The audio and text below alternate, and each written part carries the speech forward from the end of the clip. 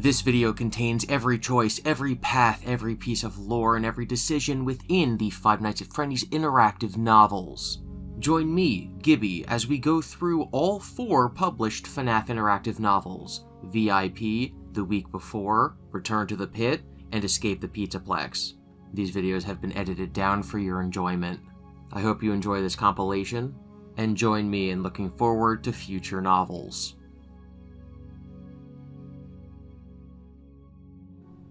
Hello everyone and welcome to the Horror Homestead. My name is Devin. Yes, my channel name and my online username is GiBi, but my name's actually Devin. You would know this if you followed me on X at GiBi_Devin. And I bring that up because today we're going to be reading Five Nights at Freddy's, an interactive novel, VIP. You, Devin, are the luckiest 12-year-old boy in the world because you just won 2 special VIP passes to Freddy Fazbear's Mega Pizzaplex. An all-day, all-you-can-eat, all-expenses paid experience for you and one of your best. You're bringing Ike, Mom says, looking at the colorful printout in your hand that shows Glamrock Freddy, pointing at you with the words, "You're a winner!" What? No, Mom, you wail. You can't think of anything less fun than spending the whole day with the mobile snot factory that is your 6-year-old brother. Yes, Ike shouts. Did that sound like a question or a suggestion? Mom crosses her arms. Either you both go, or no one goes. Poof! There goes your dream of being the most popular kid in your class. At least, while everyone competes to be the one to join you at the Pizzaplex. Fine, you sulk. You, Devin, are the unluckiest 12-year-old boy in the world, because you just won 2 special VIP passes to Freddy Fazbear's Mega Pizzaplex. For you and your little brother. Little brothers usually do not end up having happy times at Freddy's in this franchise. You have to waste one of your precious VIP passes on your brother. But this is still going to be so much fun. You can just ignore the tag-along like you usually do while you're having the time of your life. Even though you live near the Pizzaplex, you hardly ever get to go. Your boring parents don't like the flashy lights and noise, and they say it's overpriced and the animatronics are disconcerting. Which you think means they don't like the glam rock band's music. It's been ages since you were there last, at a classmate's birthday party, but it seems like the place gets bigger every year, and they're always adding new rides. As you explore the Pizzaplex, you'll face many choices that lead to various outcomes. Before you begin this adventure, make sure you have something to write on. I'm not showing the camera again. There will be many details to keep track of, and certain pages will provide special instructions you'll want to remember. You may even need to do some simple math. Sorry. For example, if you find an item that you want to hold on to, write it down for later, and when you use it, cross it out. No cheating. Ready, Freddy? Haha, haha, it's a pun. What about you? Are you ready, Freddy?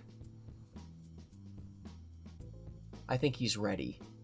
If you want to play on easy difficulty, add 2 Faz tokens to your inventory and tap touch here. If you want to play on normal difficulty, start out with only your wits and tap touch here. We're going to do normal. We're all epic gamers here. As your mom drives up to the front of Freddy Fazbear's Mega Pizzaplex, you press your face against the car window to see the giant sign over the entrance. It takes your breath away.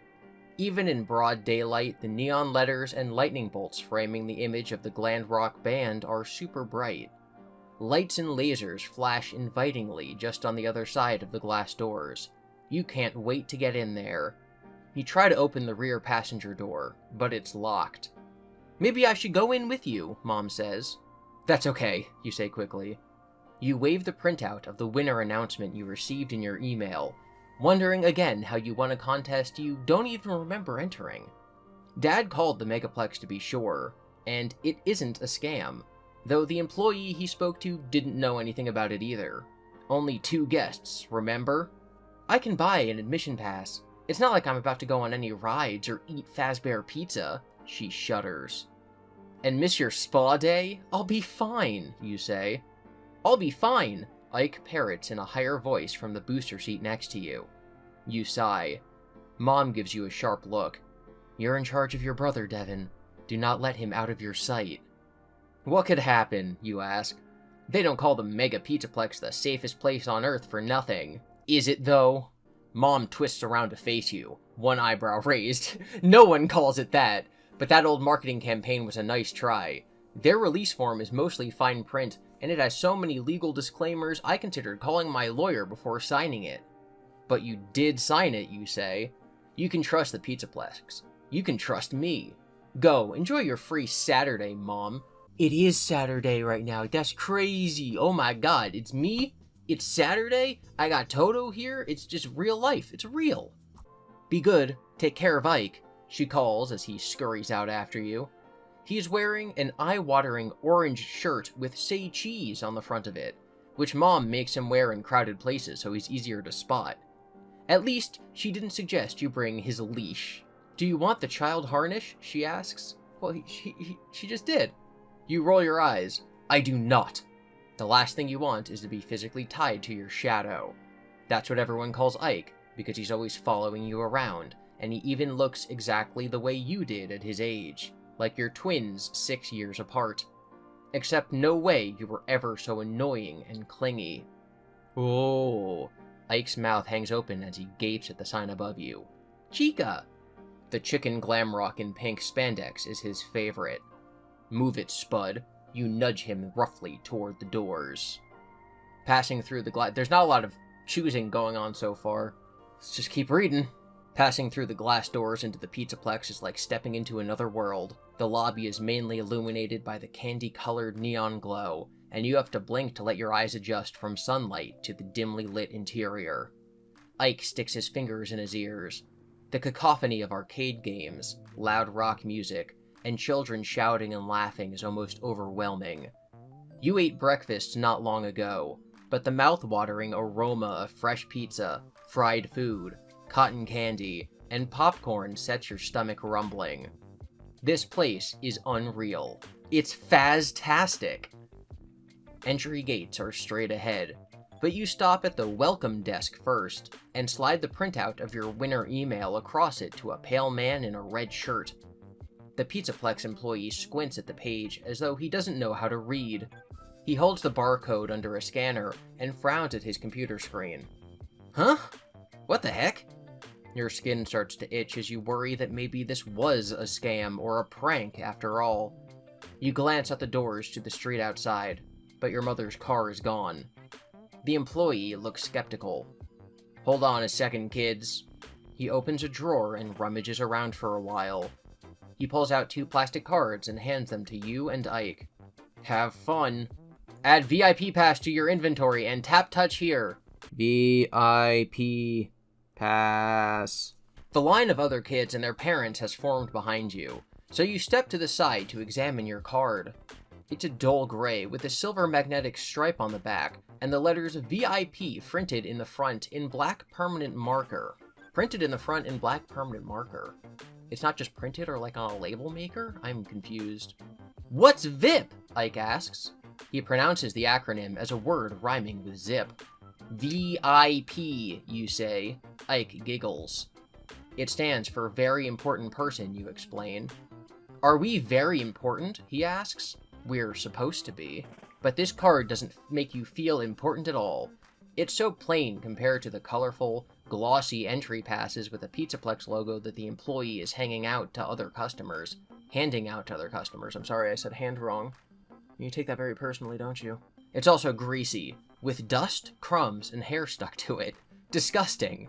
You consider swapping with Ike, but his card is covered with flecks of dried tomato sauce, so you just wipe yours against your jeans, planning to wash it off in a bathroom later. You expected the Pizzaplex to roll out the red carpet, but it seems you're on your own. Some kids are using their cards at terminals near the entrance. They must be information kiosks to help plan a visit. If you use the pass terminal, touch here. If you use the pass at a gate, touch here. I'm a very plan person, and since you are Devin, we're gonna go to the terminal. We're gonna plan our day at Disney, or Fazbear, or whatever. By the time you reach the terminals behind the welcome desk, all but one are already being used by customers. You insert your VIP pass into the slot below its screen, and it's slurped into the wall. The bouncing Pizzaplex logo disappears and is replaced with a blue screen. Terrific, you say. The machine is broken. You pound a fist against the kiosk. Give me back my card. Pixel art pizzas with white wings start flying across the screen. Then, static cackles across the image. It's glitched! Ike says. You think? You snap. The static clears to reveal the face of a pink cartoon pig with large round glasses that make his eyes look big. He wears an oversized black suit jacket with a loose red tie. Behind his head, a purple synthwave grid moves against a black background. Hi, pig, Ike says. You're super cute. You gently smack the back of Ike's head. He can't hear you, silly. It's just a recording. The pig grins. Good morning, Devin and Ike. Welcome to Freddy Fazbear's Mega Pizzaplex. He sounds like a young kid with a stuffy nose. A customized recording, you say? How do you know our names? I know a lot, he says. I am very informative pig. My friends call me VIP. Will you be my friends?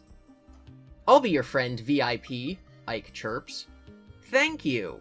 Stick with me, and we will have oodles of fun together.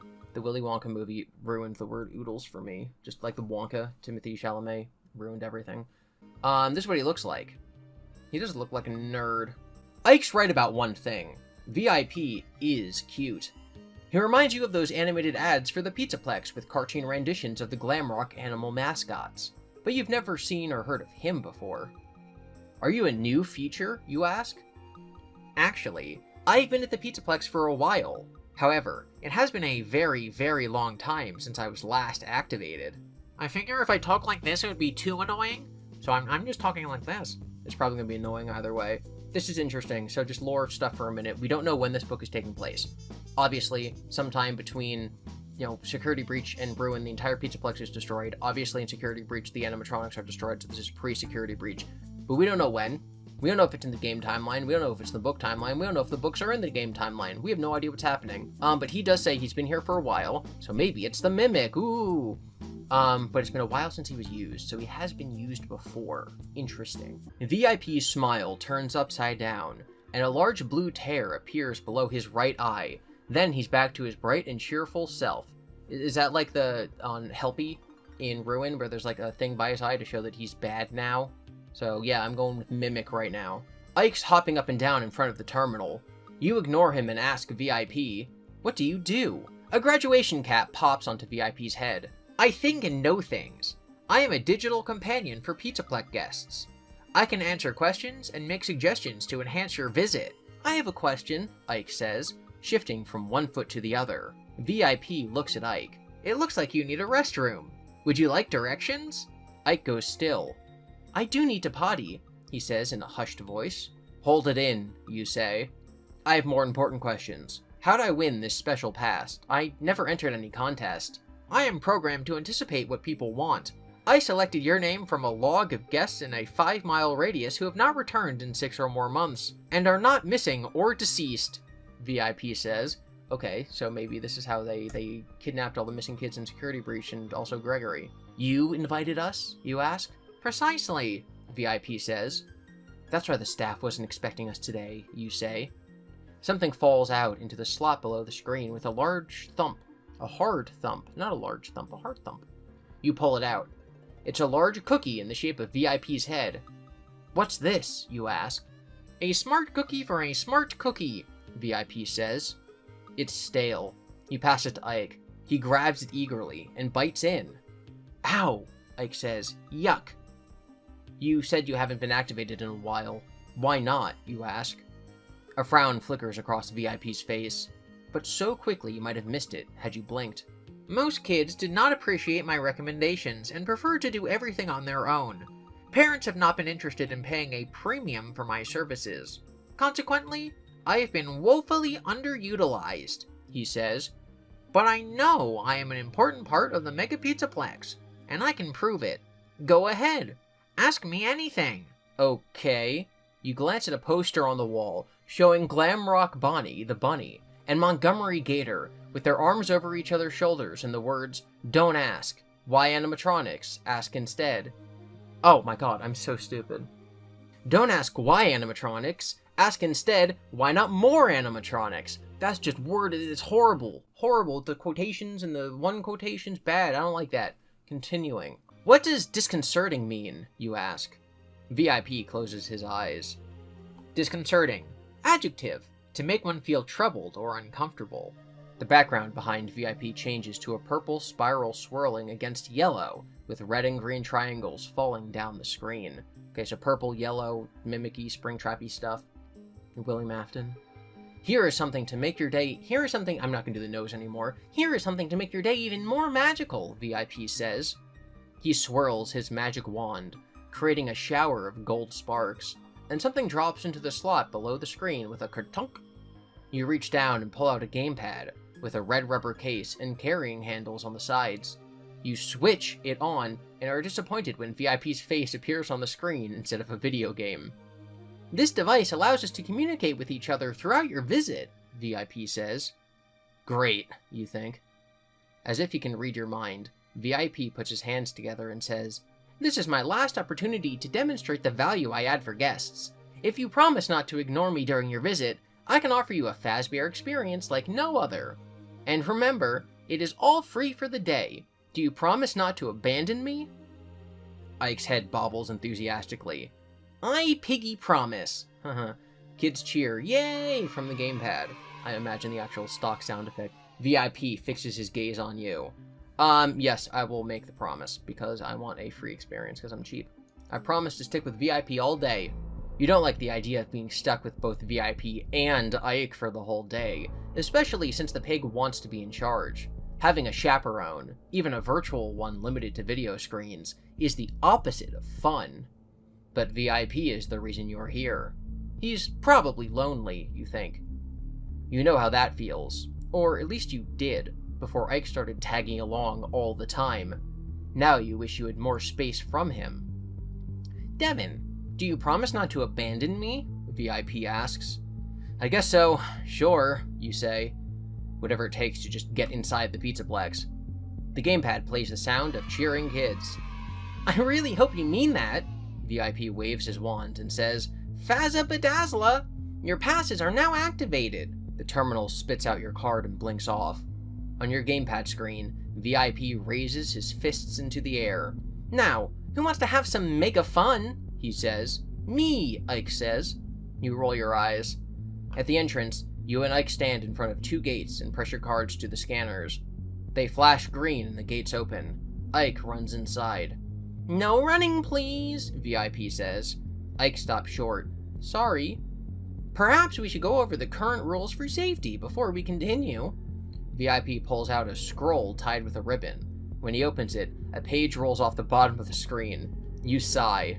There's so much to do at the Mega Pizzaplex. You hardly know where to start. As you pass through the lobby, you look at the vibrant posters of all the attractions, planning out your day. With your VIP pass, you'll finally get to go on all the rides you want. Every birthday party you've been to at the Pizzaplex only included a few tokens for the Fazcade and the boring old Bonnie Bowl. But you've always wanted to try Roxy Raceway, racing go-karts at high speeds, on the tracks, snaking through the atrium. And you're itching to go to Fazzer Blast, since you play so many first-person shooters. It would just be a lot more fun to do this with your friends than your little brother. The gamepad beeps. You glance at the screen, and VIP says, You look like you are choosing an activity. Would you like some help? No, I'm good, you say. VIP produces a bowling ball. The most popular attraction in the Mega Pizzaplex is Bonnie Bowl, and it is best to go before the midday birthday party rush. He rolls the ball toward the screen, and it cracks the glass. Animated shards tumble down, leaving behind a black background. You shake your head, but Ike pipes up. I want a bowl. We aren't bowling, you say. Bonnie Bowl, Ike shouts. VIP saunters back on screen. No yelling! Bonnie Bowl, Ike repeats. Bonnie Bowl, Bonnie Bowl, Bonnie Bowl. We head towards Bonnie Bowl. On the way toward the bowling alley, you point out other fun attractions like Monty's Maze and Fazzer Blast. But Ike can't be swayed. I thought Ike had to go to the bathroom! VIP isn't helping the situation by feeding you ads for Bonnie Bowl and tips about the game. The more he hypes it up, the less you want to do it. When you pass the Fazcade, you pause and gaze longingly at the rows of arcade and pinball machines inside. You spot your friends, Alistair, Gabe, and Emma, playing one of your favorite games, Catch That Fetch. Fetch like the character from the books novels? The doggy that kills the people? You wish you were hanging out with them instead of your brother. Too bad the Pizzaplex doesn't have a daycare, you say. But it do! They plan to build one in the expansion. Okay, so this takes place a long time ago. Interesting. Big lore. That doesn't do me much good now. You sadly continue to follow Ike. Maybe if you let him beat you at Bonnie Bowl quickly, he'll agree to go to the arcade next. Unfortunately, bowling with a 6-year-old usually takes time and patience, and you know you're going to waste a lot of your special day there. It's so unfair. Then, you spot something that could give you freedom for a little while. A merry-go-round in the play area. Once Ike is on a carousel, it's almost impossible to get him to leave. He would ride it for hours if you let him. Hours. If you ditch Ike on the merry-go-round, tap touch here. If you continue on to Bonnie Bowl, tap touch here. I'm thinking that we're gonna go bowling. Partially based on the fact that I just like bowling in general, and partly based on the fact that I would not ditch my brother at a merry-go-round if he's like 6 years old. So we're gonna go there. Promise. Excuse me? I lost? A promise is a promise, and you're supposed to keep an eye on your brother, even though you know nothing would happen to him here. If he tells your mom you left him out of sight even for a minute, you won't be allowed back at the Pizzaplex or anywhere else until you're 18. And if he doesn't tell her, he'll always have a way to blackmail you. When you get to Bonnie Bowl, Ike has to use the bathroom first. By the time he's done, a birthday party has arrived, so you end up waiting half an hour for a free lane. Bowling takes forever because Ike rolls his ball so slowly toward the pins. Even with bumpers keeping it out of the gutter, he barely hits any. It takes all your skill to let him beat you. You're so bad at bowling, Ike says when he wins. You grit your teeth. You finally get to the arcade, but your friends are long gone. Then, Ike's hungry, so you go to El Chips for lunch. All afternoon, VIP suggests activities to Ike, and Ike tells you what to do. At closing time, VIP invites you to select your rating of his helpfulness. You tap the number 1, but 5 lights up. 5 stars, VIP says. Thank you. When Mom picks you up, she says, how was it? This was the best day ever, Ike says. Mom smiles at you. You're a good big brother. Game over. Well, we did it. We did it, fam. We survived Freddy Fazbear's Mega Pizzaplex. We didn't get killed by a pig. We didn't get killed by a bunny. We didn't get killed at all, actually. We didn't get grounded. We played some nice bowling and ate some Doritos or whatever they sell at El Chips. And we're a good big brother. We beat the Michael Afton speedrun. Wow, it would be really lame if I just cut the video here. I guess we have to try again. Okay, we're doing one more path, regardless of if we go all the way to the end or if we die immediately, okay? So we're dropping Ike off at the merry-go-round. Look, Ike, they have a merry-go-round. Ike immediately stops and stares at it. As a music box version of Pop Goes the Weasel plays. 3 rings rotate in opposite directions with old-timey versions of the animatronics Freddy Fazbear, Chica the Chicken, and Bonnie the Bunny to ride on. No Foxy? Where's Foxy? Funtime Fox... I need to just keep reading. I need to stop commentating. Funtime Foxy sits at the prow of a small pirate ship, pointing the way forward with his hook. And there's even a Balloon Boy hot air balloon, and Mr. Cupcake seat. I want to ride that, Ike says in a hushed voice. Maybe after Bonnie Bowl, you say. No, I want to ride it now, Ike says. I don't know, you say. Please, Ike says. You smile. Okay, if you really want to, I guess we can do Bonnie Bowl later. You wait in line, and as soon as the gate opens, Ike races for one of the Chica seats. He climbs in. I'm going to go to the arcade while you ride this, you say. Just stay here until I get back. VIP wags a finger and shakes his head. Children should not be left unattended. You're tired of this very irritating pig. You put the gamepad on the seat next to Ike. Then you keep an eye on him. Please do not go, VIP says. The background strobes yellow and white. You said you would not abandon me. I'm not abandoning you. I'll be back. Eventually. Find your friends at the Fazcade. You find your friends, Alistair, Gabe, and Emma in the Fazcade. They're surprised to see you. Yeah, I won a VIP contest. You show them your special pass, but they aren't impressed by the plain plastic card. Gabe cracks up. What is that? You obviously just made that yourself. Emma shakes her head. That's just embarrassing. You bet the gamepad would have convinced them you're telling the truth, but if you go back for it, then you'll be stuck with VIP and Ike again. Your friends don't seem that interested anyway. Alistair is trying to get the high score and catch that fetch, but when he runs out of tokens, he gives up. Let's get out of here, he says. Come on, hang out a little longer, you say. Let's go on some rides. We've been on all of them so many times, Gabe says. They're boring. I could eat, you say. Maybe the Glamrock animatronics are performing soon. Animatronics are for little kids, Dev. I meant we could watch them ironically. Why don't you come with us, Emma says. We're going to play the new Dino Shock at my place. Usually I can figure out what these are parodies of. BioShock? In Year of Our Bear 20, whatever this is? Mid-2020s? I guess they are making a new BioShock. Yeah, I don't know. Nah, I think I'll stay a while, you say. Right, enjoy your VIP pass, Gabe winks. They laugh and walk off. Alone and annoyed, you play around... wait, Gabe... There's a Gabriel as an MCI victim, but I don't think that Emma, Alistair are other names. But Gabe totally is. Continuing. Alone and annoyed, you play a round of Catch That Fetch and take some satisfaction in easily beating the high score. Before you can enter your initials, the screen scrambles. When it stops glitching, you see VIP's face. He is one very irate pig. Around you, people are complaining. Hey, what happened to my game? What's with this pig? Are we being pranked? I just lost my token. You look around and see VIP's face on arcade games throughout the entire Fazcade. His colors are scarily inverted.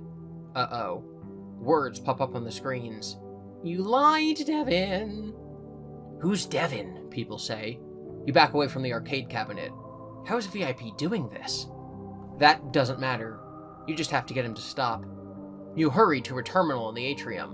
When you insert your pass, a red-faced VIP appears and says, I wondered if I should trust you, but I wanted to. Whatever happens next is your fault. They're gonna take the boy. They're coming for the boy! You have my full attention now, you say. Good. More importantly, I have your brother. VIP is suddenly wearing a shirt that says, I like Ike. Your blood runs cold. Where's Ike? Is he okay? He is fine for now. I have hidden him somewhere in the Pizzaplex. What do you want? I want you to play with me all day like you promised. You can get your brother back by winning my special game. And if I don't? VIP smiles broadly. Ike remains trapped here forever. Sorry, I had no other choice. But you do. If you report VIP to Pizzaplex staff, go here. If you take your VIP on his challenge, go here. Playing the game is the way to play the game, so we're going to move forward a little bit. I have a feeling I'm not going to win the game, though. Fine, what's your game, VIP? You say. VIP waves his magic wand, and the terminal dispenses heavy coins into the slot below the screen. You find 5 gold Faz tokens, each with the classic Freddy Fazbear on the front with the words, Since 1983 along the top edge, and Freddy Fazbear's Pizza below. You must use these tokens to earn 1,000 points at various games in the Pizzaplex by the end of the day, VIP says. If you succeed, I will release Ike. This guy's not even going to go check the carousel, is he? That doesn't sound too bad. What's the catch, you ask? I know you do not like following rules, but rules make games even more fun, VIP says. You can only play each game once, and you have to ask me for help. VIP's wand sparkles, and you hear a familiar kerchunk. You retrieve a new gamepad from the terminal slot. This one's in a pink case. Cute. Just because I have to ask VIP for help doesn't mean I have to listen, you think. Anything else, you ask? Use the gamepad to keep track of your tokens and points as you play. Remember, if you run out of tokens before you reach 1,000 points, you automatically lose, and you will become an only child. As VIP explains the rules, they appear on your gamepad screen. We're going to review the game's rules now. Remember this page and come back to it whenever you need to. Use Faz tokens to play games. Earn at least 1,000 points.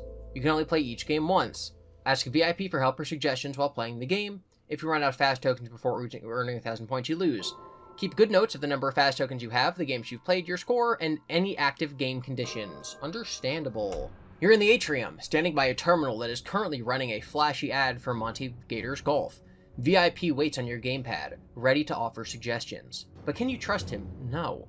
Maybe your brother wandered off on his own, or you can discover where VIP hid him as you explore. You should keep an eye out. You are facing the play area in the center of the Pizzaplex, which holds slides and kiddie rides like the merry-go-round where you left Ike. There's a long line of people waiting to use the photo booth. The Fazcade is behind you. and the entrance to Rockstar Row is to your left. From here, you can see several arcade machines stationed along the circular walkway wrapping around the atrium. You should play some of those to win VIP's High Score Challenge. Go-karts rumble along the tracks, snaking around and even over the walkway. Somehow, the rides and games seem less fun when you have to play them to satisfy VIP. Just like reading is less fun when it's a school assignment. But time's a-wastin', and you have a brother to save before the Pizzaplex closes for the night. Alright, we want points, so we are going to go to the Fazcade. Or, actually, I'm thinking I'm going to go to Rockstar Row. Maybe Chica's there, maybe Chica can help. Rockstar Row is typically your last stop in the Mega Pizzaplex, as one of the exits is on the far end. You're always impressed by the massive golden statues of Glamrock Freddy, Roxanne Wolf, Glamrock Bonnie, and Glamrock Chica. Sometimes you can glimpse the animatronics themselves through the large windows of their respective green rooms on your right. None of them are in there right now, probably out performing, visiting with guests, or hanging out in their attractions. This space gets much more crowded just before closing, but there aren't many people around right now. Since your last visit, the Mega Pizzaplex has added a cardboard cutout of the newest animatronic, Montgomery Gator, tucked to the left between Bonnie's and Chica's statues. Too bad for him, you think. There are signs about an upcoming expansion to the Mega Pizzaplex, so maybe they'll give this poor guy his own green room. He's the only member of the band who's actually green, after all. You're usually rushed on your way out, so you haven't really explored in here. Display cases along the left side of the room are filled with props and stuff, and beyond those are several doors. Maybe you'll find Ike behind one of them. Leaving already? VIP checks a wristwatch. You better hurry and play some games. Right, we're gonna go to the display cases, the doors, or return to the atrium. We're gonna go to the display cases. You walk along the row of glass display cases, glancing inside at various guitars, animatronic parts, and other props. You pause when you reach Mr. Cupcake, Ike's favorite toy when he was little. He slept with it and carried it around everywhere, and he even talked to it sometimes when he thought no one was around. Then one day, when he was about 3, he lost his Mr. Cupcake. It had to be inside the house, so all of you looked for it everywhere, but it never turned up. Your parents kept asking if you'd hidden it, even though Ike insisted over and over that Mr. Cupcake had runned away, and you still feel the sting of being blamed for something you didn't do. At the end of the display case, there's a life-size figure of a boy holding colorful balloons. You've only ever seen Balloon Boy in retro arcade games, so you take a closer look. Balloon Boy isn't a statue, it's a balloon dispenser. The red LED screen above the coin slot reads, 1 Faz token per balloon and 100 points. If there happens to be a Faz token peeking out from under its foot, there happens to be a Faz toy, whatever. How did it get under the kiosk? Okay, so we can buy a balloon, we can investigate the doors, we can return to the atrium, we can get the Faz token. I'm Misa thinking we should steal in the Faz token. There are multiple do not touch signs on the display cases, with an illustration of a child's hand inside the open mouth of a classic Freddy Fazbear animatronic with sharp teeth. But surely that warning doesn't apply to Balloon Boy's balloon dispenser. You would have to touch the machine to buy a balloon anyway, though you doubt the staff would want you moving it. You look around to make sure no one's going to stop you, but the person at the checkout desk looks sleepy and doesn't pay you any attention. You grab the kiosk under Balloon Boy's arm and try to lift it. It isn't that heavy, so you easily lift it off the coin. Suddenly, the machine says loudly in a cheerful, childish voice, "Hello?" You're so startled and let go. Thud. The machine lands heavily. You hear a piercing noise, and the display scrambles, flickering between 100 and 300 points. Uh-oh. That woke up the guy at the desk. He's looking over at you, curiously. He seems a little scared. Maybe you should test the machine to make sure you didn't break it. Even better if you glitched it to giving you 300 points. Add 1 Faz token to your inventory. Okay, so now we have 6. What are we trying to get? 1,000 points? Right? Am I dumb? 1,000 points. So, we can get 300 points if we go through the glitch, but it also might not work at all because it's glitched. I am not a hater of Balloon Boy, and I also think a balloon might help us find, what's his name? Ike, so we're gonna buy a balloon. So now I'm gonna go down to 5. I'm gonna go down to 5 tokens. You insert a token into the slot and watch in fascination as a purple balloon emerges from Balloon Boy's right fist, slowly inflates with a gentle hiss, and then rises on a string. It bobs in the air, swaying gently alongside the fake balloons mounted on the end of thin metal rods. Ike would love to see this machine in action. He's always taking his toys apart and putting them back together, studying how they work. That's a Mangle reference! Of course, usually when he's done, they don't work anymore, and he ends up in tears. Hidden speakers play the sound of giggling and a recording of a boy saying, "Take your balloon, hold on tight." The display above the coin slot reads, 100 points. Oh, too bad, VIP says. You need a lot more than that. He dives into a huge pile of gold fast tokens and swims around in them like only a cartoon can. At least you got a balloon out of it. If you can't rescue Ike, you'll just draw his face on it and maybe Mom won't notice the difference. You tie the other end of the string to your wrist so you won't lose it. Add 100 points to your score, add balloon to your inventory, remove one fast token from your inventory. Alright, we're going to investigate the doors. We're already over here. Thinking Ike could have been lured into an area close to the public, you move along the wall to your left and check out each door as you pass it. The first is a red door, hidden behind the cardboard cutout of Monty. Could this be a makeshift green room for the newest glam rock character? The next door you come to has a security shield on it. You should have thought of it before. Security has cameras all over the Pizzaplex, so maybe they can track where your brother wandered off to, or who took him there. You continue on and reach a plain door in the far corner. You get excited when you see the letters VIP on it. You lift your gamepad. Hey VIP, are you behind this door? The background behind VIP crackles with static. That is the VIP greeting room. If a guest collects 10,000 points while using the gamepad, they win an in-person meeting with me. Can I come in? VIP crosses his arms. I increased the access fee to 100,000 points. Based on your performance thus far, you will never be allowed to enter. So just move along.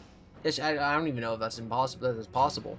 Okay, we got red door, security door. I'm going to go to the red door because Monty might be back there. You open the door and hesitate when you see a dimly lit corridor stretching ahead. A poster on the wall reads, Lost child? Don't get lost yourself. Stay in place and wait for help. Carry plenty of water. You enter, thinking you will take a quick look to see if Ike is inside.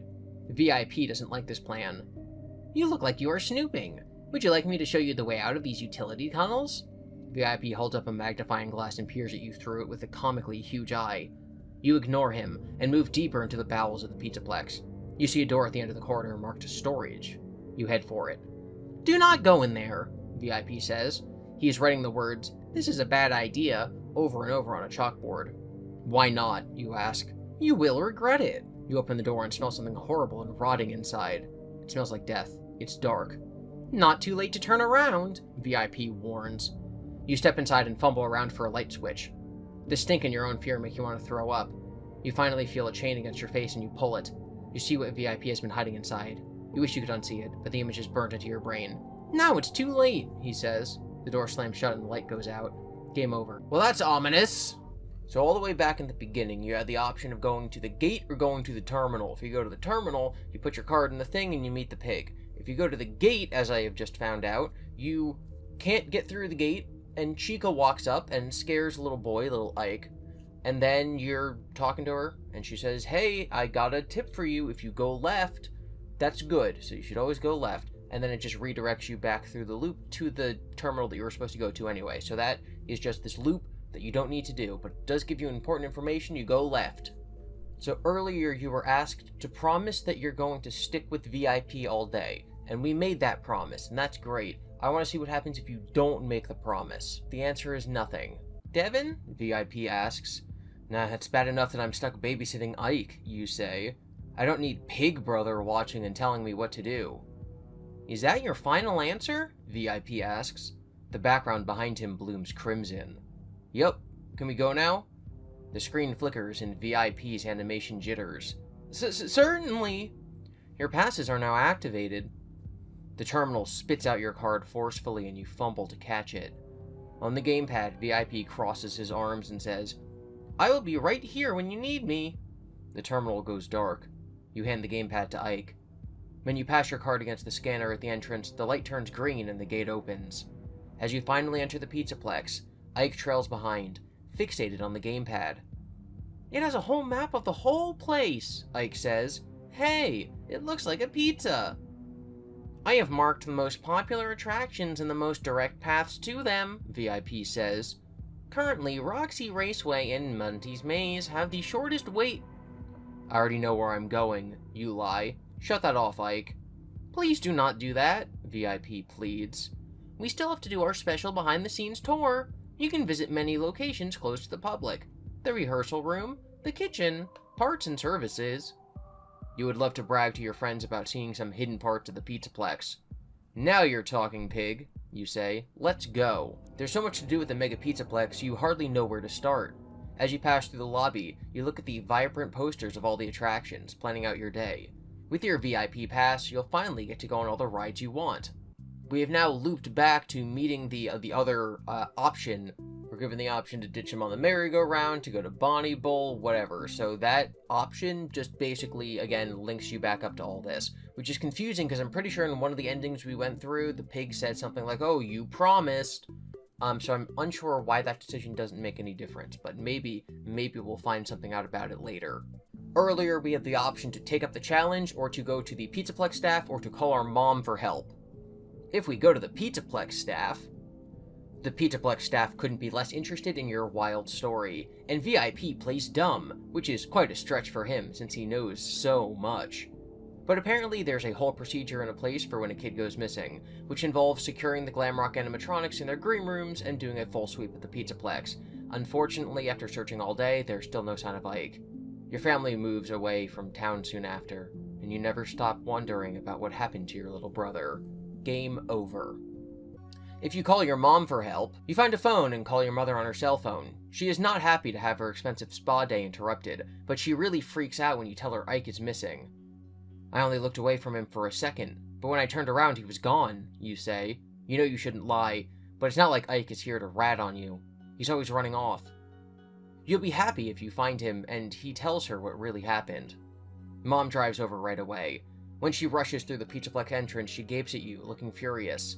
"What is wrong with you?" she yells. "What?" Then you notice Ike standing next to you, clutching the VIP gamepad. "Where did you come from?" you ask. He looks at your mother with innocent eyes. "We were just playing hide-and-seek, Mom, but Devin never came to get me." Your mother shoots you a fiery look. You are so grounded. "Get in the car, both of you, right now.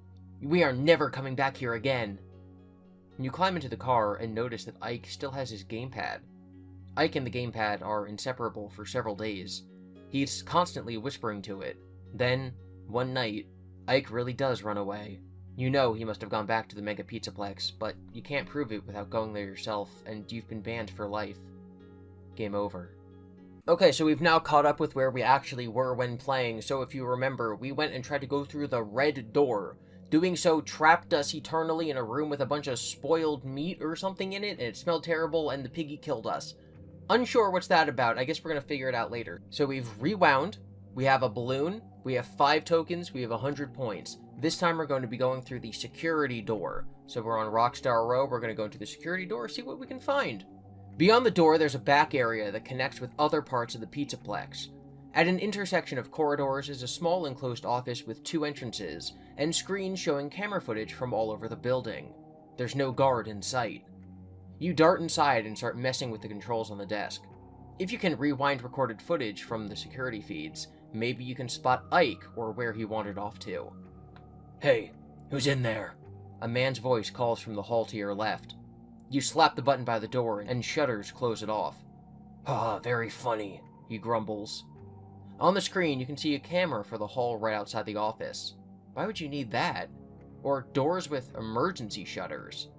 An old white guy ambles around the door on the right. You quickly shut that one too. A moment later, the door opens and the guard jingles a key ring. "This is my office, you know. Sheesh, I just went to take a leak." You consider telling him about VIP, but you doubt he'll believe you, and VIP wouldn't like it. He escorts you back out to Rockstar Row. "Now, I should ban you from this place, but consider this your first warning. And if you want a security job when you're older, call me." He hands you a shiny Fazbear Entertainment security badge and slams the door. Add security badge to your inventory. Heck yeah. Where's my inventory? Security badge. Between the balloon and the badge, now we can go wherever we want, right?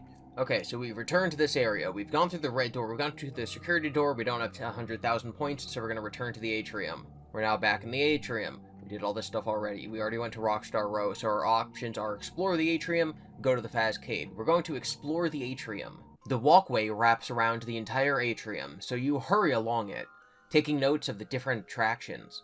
You pay particular attention to the games that don't have long lines, since you can't afford to spend your whole day waiting around for a chance to play. "You look like you're trying to pick a game," VIP chimes in. "Would you like me to help you choose?" You ignore him. Your best options seem to be Monty's Maze. Freddys Phaser Blast Challenge, and Roxy Raceway. You haven't played any of them before, but you've always wanted to try them. You just wish you didn't have the pressure of needing to win points to save Ike. If you want to see your brother again, you need to accept my help, VIP reminds you. He twirls his wand like a baton, sending glowing question marks flying out in every direction. Fine. What should I play, oh wise one? Less sarcasm, please. At this time, I recommend you play Monty's Maze, Phaser Blast, or Roxy Raceway. Annoyed about having to ask VIP for advice you didn't need, you contemplate checking out a cluster of arcade machines tucked into an alcove beside Glamrock gifts. So we have Monty's Maze, Phaser Blast, Roxy's Raceway, the alcove. I'm thinking we're going to the alcove. That's where the arcade machines are. Let's go there. In the alcove are 2 arcade games, Cyber Fox vs. Mecha Mangle, and Funtime Fantasy. You haven't seen those particular titles in the Fazcade before. You're itching to try them, but they each require a Faz token to play. You doubt you would score very high on them the first time you play, so they probably aren't worth the token or your time. The machines are placed on either side of a terminal, with a chair in front of it. This looks like it's set up for someone to watch a movie, perhaps as a distraction for a little kid. You'd wish you'd seen this earlier, because it would have been a great place to station Ike while you played these video games with your friends. I must warn you, if you continue to dawdle like this, you will never see Ike again, VIP says. The rules stipulate that you have to play games and win points. You doubt it's a good idea to provoke VIP, but you're tempted to browse the offerings on the terminal just to annoy him. So now we have the options: Monty Maze, Phaser Blast, Roxy Raceway, and Terminal. We're going to go to Terminal. You move to the terminal and are shocked to find Glamrock Freddy's head resting on the chair. What's this doing here? Your curiosity gets the better of you, so you pick it up. The head is lighter than it looks, with wires and circuits inside.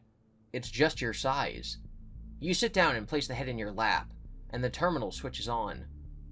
Not this thing, VIP yawns widely. What is it, you ask? Letters appear on screen. M-O-E, Mo, ready. Place the helmet on your head to begin. This is the max occupancy experience, VIP explains dismissively. With the upcoming expansion, many sections will be closed and under construction. If the building is ever at maximum capacity, stations like this can provide guests with a virtual day at the Pizzaplex. I've never heard of this before. It is experimental, and no one has volunteered to test it, VIP says. How many fast tokens to use it, you ask? It's free, because it's obviously not as good as the real thing. Even those ancient arcade games are more enjoyable. The words "Say No Mo" scroll down to the screen behind VIP. So we can put on the helmet, go to Monty's Maze, go to Phaser Blast, go to Roxy Raceway. We're following this to the end. We're putting on the helmet. It feels strange to put on Freddy's head, but once the helmet settles into place, it's rather cozy and smells like a brand new car. You can see the terminal in front of you, but the mask's eyes must also be a screen, because a heads-up display shows a full battery charge. So, okay, it's kind of like the security breach. I get it. A pleasant male voice comes from the speakers near your ears. Thank you for choosing the max occupancy experience. We know you are disappointed that the Mega Pizzaplex has reached maximum capacity, or your favorite attraction is currently under construction, or unavoidable circumstances for which we cannot be held liable have temporarily disrupted available services. You're beginning to have second thoughts about this, but before you can remove the helmet, the voice resumes. This high-quality recreation of the Pizzaplex was designed to be indistinguishable from the real thing, and in some ways, the Mo is even better. There is a very low chance of involuntary dismemberment or lobotomy. All food contains 0 calories, and during your virtual visit, all games provide 10 times their usual points, which still may be exchanged at the real prize counter. Tap Start to initialize Mo. A green button labeled Start floats in front of you. Below it is a red Cancel button. Interesting. Note that if you use the Mo, you must restart this game from the beginning. All game uses will be reset. You can keep current points and replay any games you have played. What? What? What? Huh. You must restart this game from the beginning. All game uses... So it's like none of it... So like you wake up in your house or whatever? Okay, so here's my big think theory. The door that we can't get through that says 100,000 points. You can only do that if you put on the Mo. Literally, there's no way of obtaining that many points unless you go this route. So therefore, when you go through that door, you're necessary. My guess, according to like the books and whatever, is that now that you're in VR, you're stuck in VR forever, right? Like you're basically dead. So, well, whatever. So the only way to get through the door that requires 100,000 points is to have on the VR headset. So therefore, whatever's through that door is going to be the pig being like, haha, I'm real, you can see me, because you're in VR, and you're stuck in VR forever, and now you're dead. That is my theory. That's 100% what's going to happen. Okay, so I do want to see what happens when you put the helmet on. So what we're going to do is we're going to press start and see if it loops us back to the beginning. It does not. Okay. I guess that I was wrong. You tap start with your finger, and the words, "Are you sure? Yes, no," appear on the screen. Sure, why not? You tap the Y, and slowly the virtual room around you transitions to a familiar place. You're in the atrium, standing by a terminal that is currently running a flashy ad for Monty's Gator Golf. VIP waits on your gamepad, ready to offer suggestions. You reach up and feel the Glamrock Freddy helmet on your head so you know you're in the Mo, but everything looks very realistic, right down to simulated people walking around. Pissed! VIP calls to you from your gamepad. Listen, we don't have much time. The background behind him is sky blue, with pink and white cherry blossoms drifting diagonally. Stop rushing me, you say. I'm going to play some games now, alright?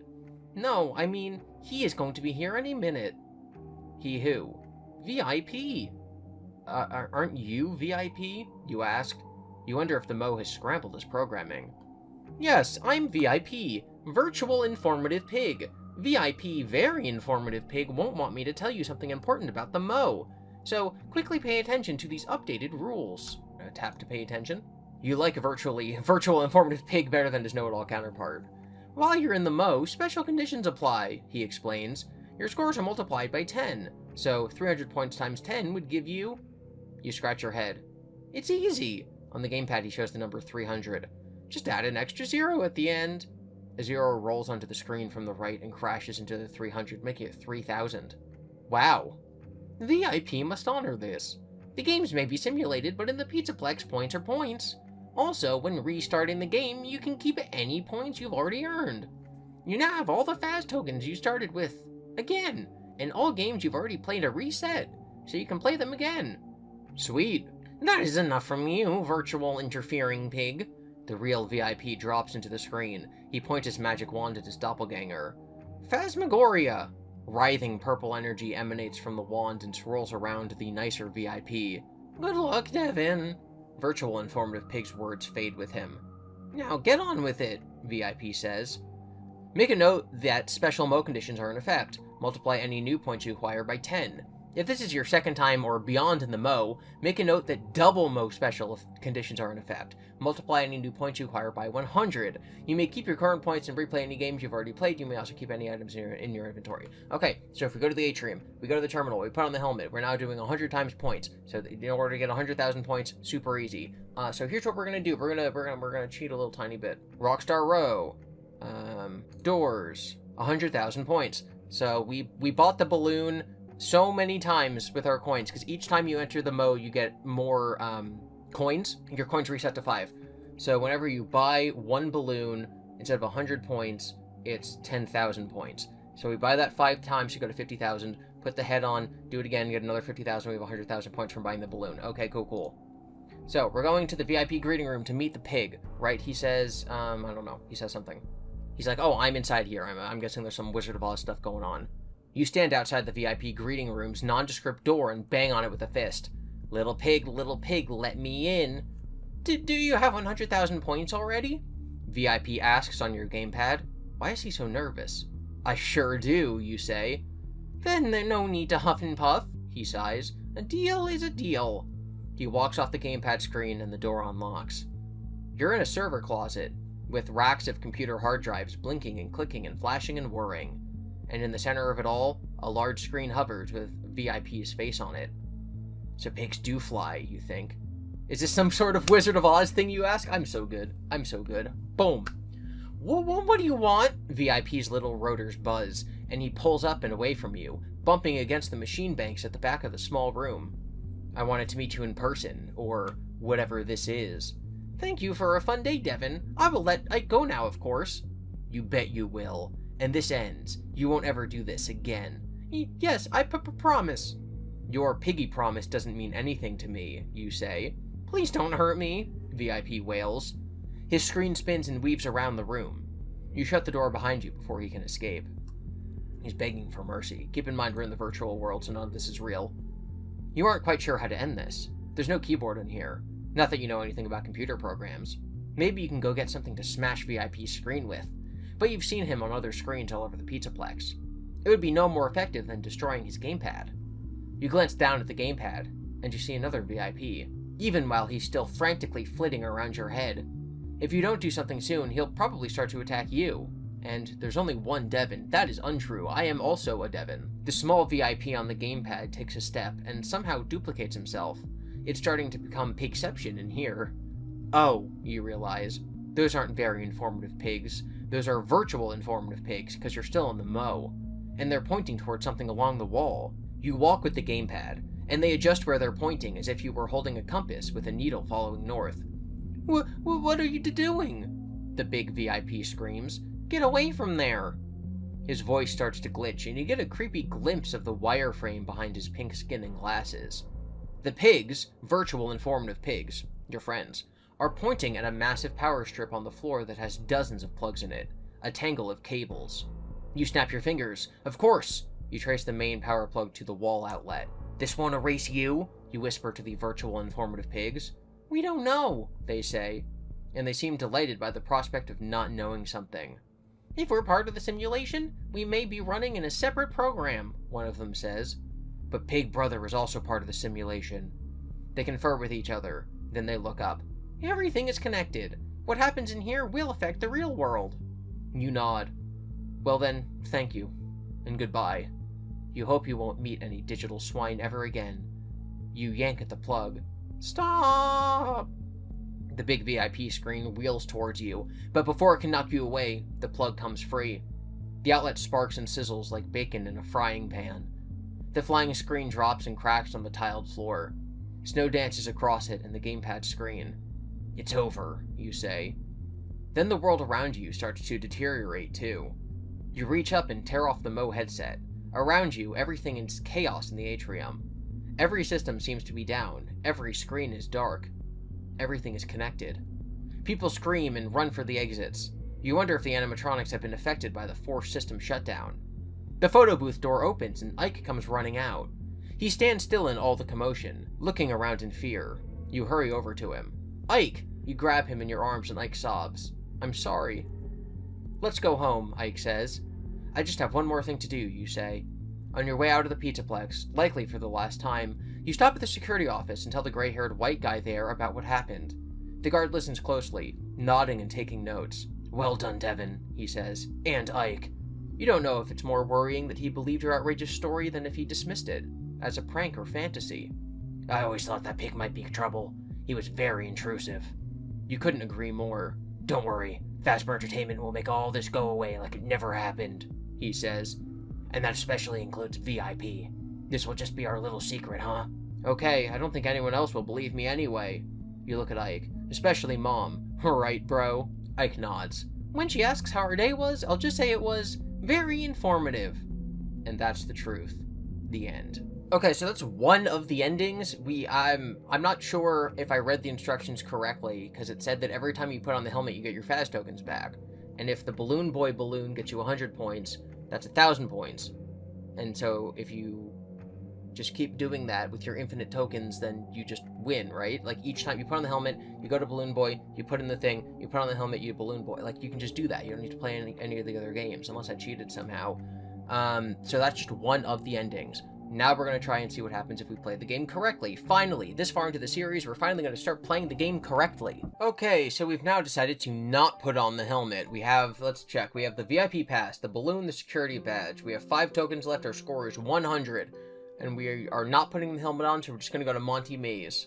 Monty's Maze is supposed to be nerve-wracking, because the Montgomery Gator animatronic stalks the labyrinth, and will carry you out if you run into him. But you've also heard that the entrance to the attraction is the scariest thing about it. A giant alligator's mouth. An Asian woman in a red Pizzaplex visor and matching shirt, with checkered suspenders and black pants, stops you from entering.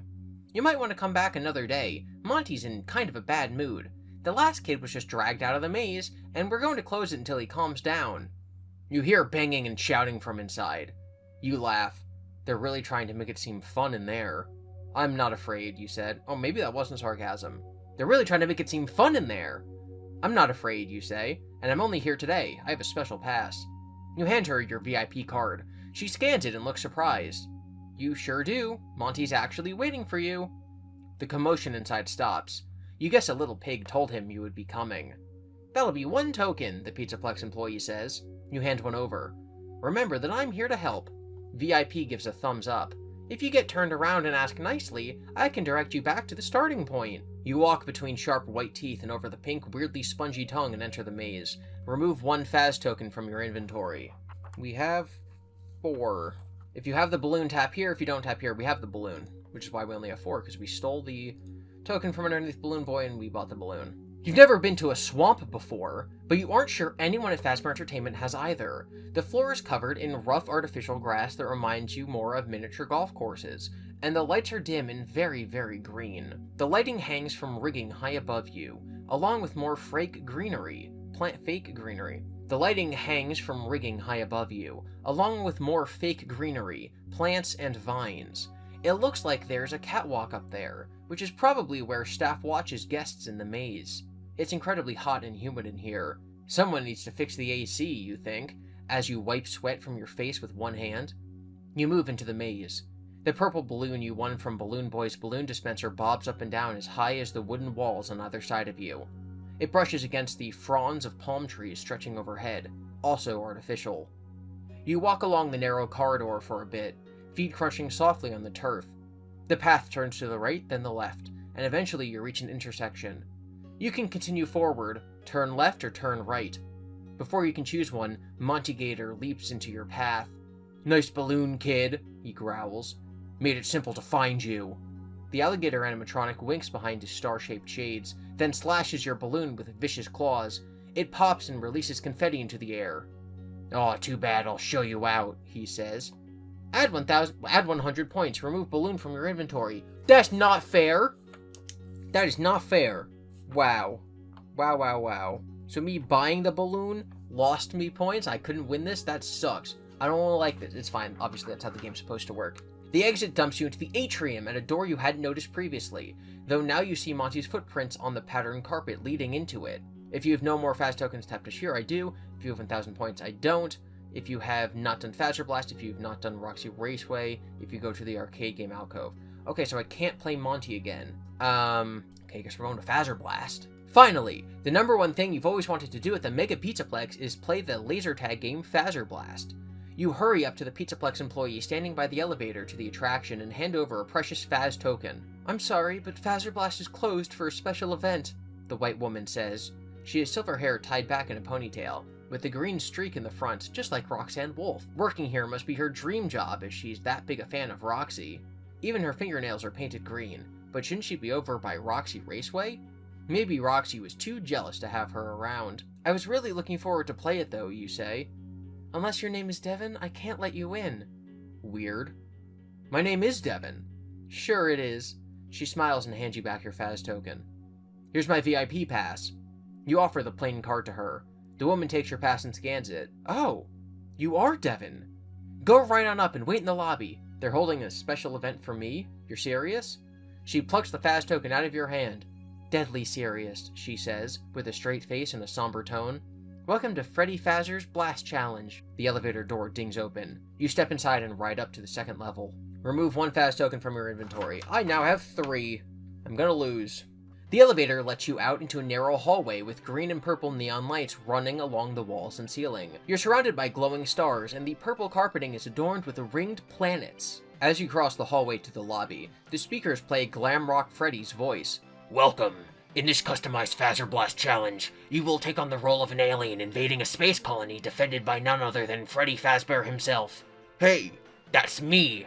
"He is such a ham," VIP says. "Shh, I want to listen to this," you say. Freddy's announcement continues. "Soon you will be fighting for your life on a hostile planet, but in case you need to know how to play Fazer Blast or want a refresher, remember these 2 rules. Number 1, no climbing. No jumping, no hitting, kicking, pushing, shoving, or shooting phaser blast in or close to other players' eyes. Being flashed in the eye may induce seizures, blindness, or semi-permanent paralysis. If you are flashed in the eyes, immediately flush your eyes with soap or water and blink rapidly until vision is restored. Rule number 2, have fun. Proceed to Armory and suit up. Kellen Goth, if you ever need a replacement for Freddy, I got you, bro. You reach the end of the corridor and find a small room filled with orange and blue tactical vests, emblazoned with a bow tie and lightning bolt. There are helmets with barriers on one side and helmets with deely boppers. Is that like alien antennas? I've never heard the phrase deely bopper. You're supposed to be the alien, so you grab the ladder, I guess. You're supposed to be the alien, so you grab the ladder, slip on a matching vest, and grab a laser gun. The weapon is gunmetal gray with a fin on top of the barrel and a grill on the bottom. The tip of the gun has a golden glow, matching the illuminated lightning bolt on the grip. While you wait for the match to start, you may practice using the phaser blast in the shooting gallery, says Freddy's disembodied voice. So you can practice or you can wait for Freddy. We're gonna practice. You head over to the gallery where a video screen shows a sepia-toned diorama of a party room, with tables and a stage. The tables are covered with wrapped birthday presents and cone-shaped hats, while classic Freddy Fazbear and Bonnie the Bunny animatronics perform on a small stage in the back. You practice shooting green and white bullseye targets that pop up throughout the room, and zap green balloons floating across it. A counter in the corner of the screen shows the number of objects you hit and miss. As you play, your accuracy slowly improves to 98%. You're pretty good at that, VIP says, but this is just a game. The real thing will be much more intense. Isn't this all just a game, you ask? Perhaps, VIP says. Music begins to play. It sounds familiar, but you can't quite place it. It's gonna be the Toreador March. VIP, what is that song? It is the Toreador March song, often known as the Toreador March, composed by George Bizet in 1875 for the French opera Carmen. Why is it playing, you ask? Freddy is here. VIP runs off screen. The speakers pipe classical music. Freddy Fazbear has entered the arena, says Freddy's recorded voice. Prepare to play the Sport of Kings. Laser tag is the Sport of Kings, you ask? Report to the blue hallway, the voice continues. Good luck. You take the doorway on the right and move through the blue hallway. You emerge into a wide open space with low partitions. Oh good, a maze, you think. In each section you can see the walls glow with a different color that pulsates from bright to dim. Red and green on the lower level, purple above you. Ramps lead up to the purple area. You should be able to see the whole arena from up there and get a sense of where the flags are. And where Freddy is. Is it even a question where I'm going, guys? We're gonna take the high ground. It's over, Freddy. I have the high ground. You underestimate my power. You love playing first-person shooters, which is why you've been so eager to test your skills with the real thing. You figure some of the best strategies apply here. Stay low and keep moving. So you stay low and keep moving as you make your way through the green area. The pulsating lights are disorienting, but you keep your head high, listening and watching. Freddy's heavy footsteps thump around nearby. That's one tactical advantage you have at least. You can sneak around silently. But he can't. However, Freddy knows this arena better than you, and he's played this game before. As an animatronic with enhanced vision, you bet he's also a better shot than you. You happen across a clearing with a flag on a podium beyond two low barriers. You press against a wall and peer around it to check out the situation. You don't hear anything. To capture that flag, you will have to push a button on the podium, which will likely sound an alert that brings Freddy straight to you. Better be fast, you think. You crouch run toward the flag, but you hear Freddy shout, "Freeze, alien scum!" No offense, Devin.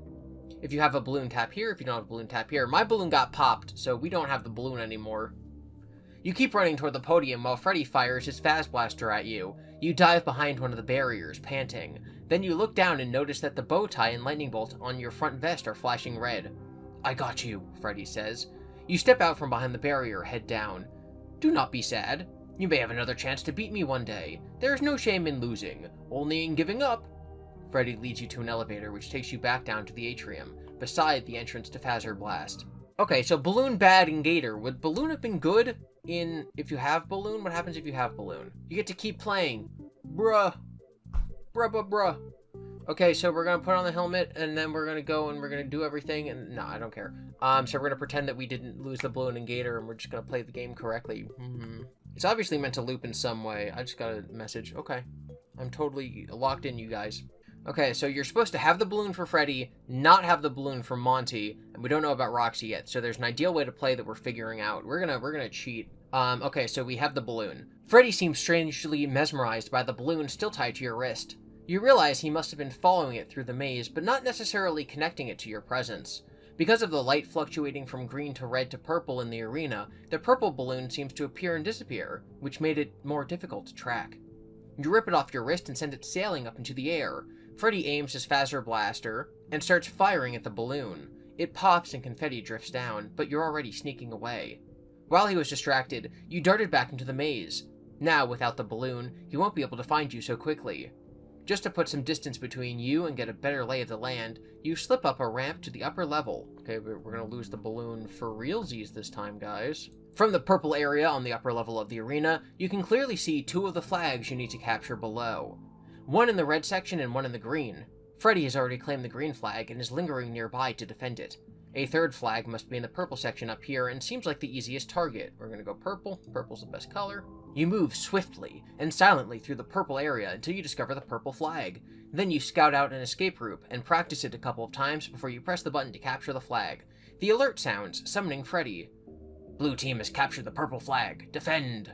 But instead of defending this flag, you follow your pre-planned escape route back down to the lower level. You make your way over to where you saw the red flag. You wait and listen, scanning the environment around you for the slightest sign of movement. Then you swoop in and smack the button to capture the flag. Blue team has captured the red flag. Defend your station. That should keep him busy, you think, bolting for the green flag. You duck behind the podium and try to make yourself as small as possible. Freddy runs into the clearing behind you. We did do practice shooting, so we're gonna do shooting. You lean out from behind the podium and smack the button to claim the green flag, at the same time that you fire your phaser blaster at the target on Freddy's chest. Bullseye. Sparks fly from Freddy's vest. You get ready for some kind of tantrum or disappointment, but Freddy smiles. You win, superstar, he says. You exercised good strategy and skill, practicing and planning ahead. Are you sure you have not played Phaser Blast before? You nod your head. I hope we can play again together sometime, but I know you have other things to do for the rest of today's visit. Freddy eyes the VIP gamepad suspiciously.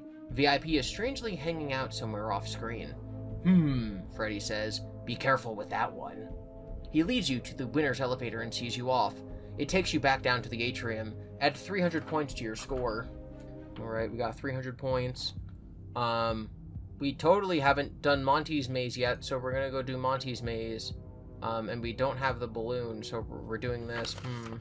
Just inside the entrance to Monty's maze, the first thing you notice is how dark and green it is, and humid. Sweat starts pouring down your face, and the air is stale and heavy. Occasionally, you get a whiff of something rotten, like food left out too long.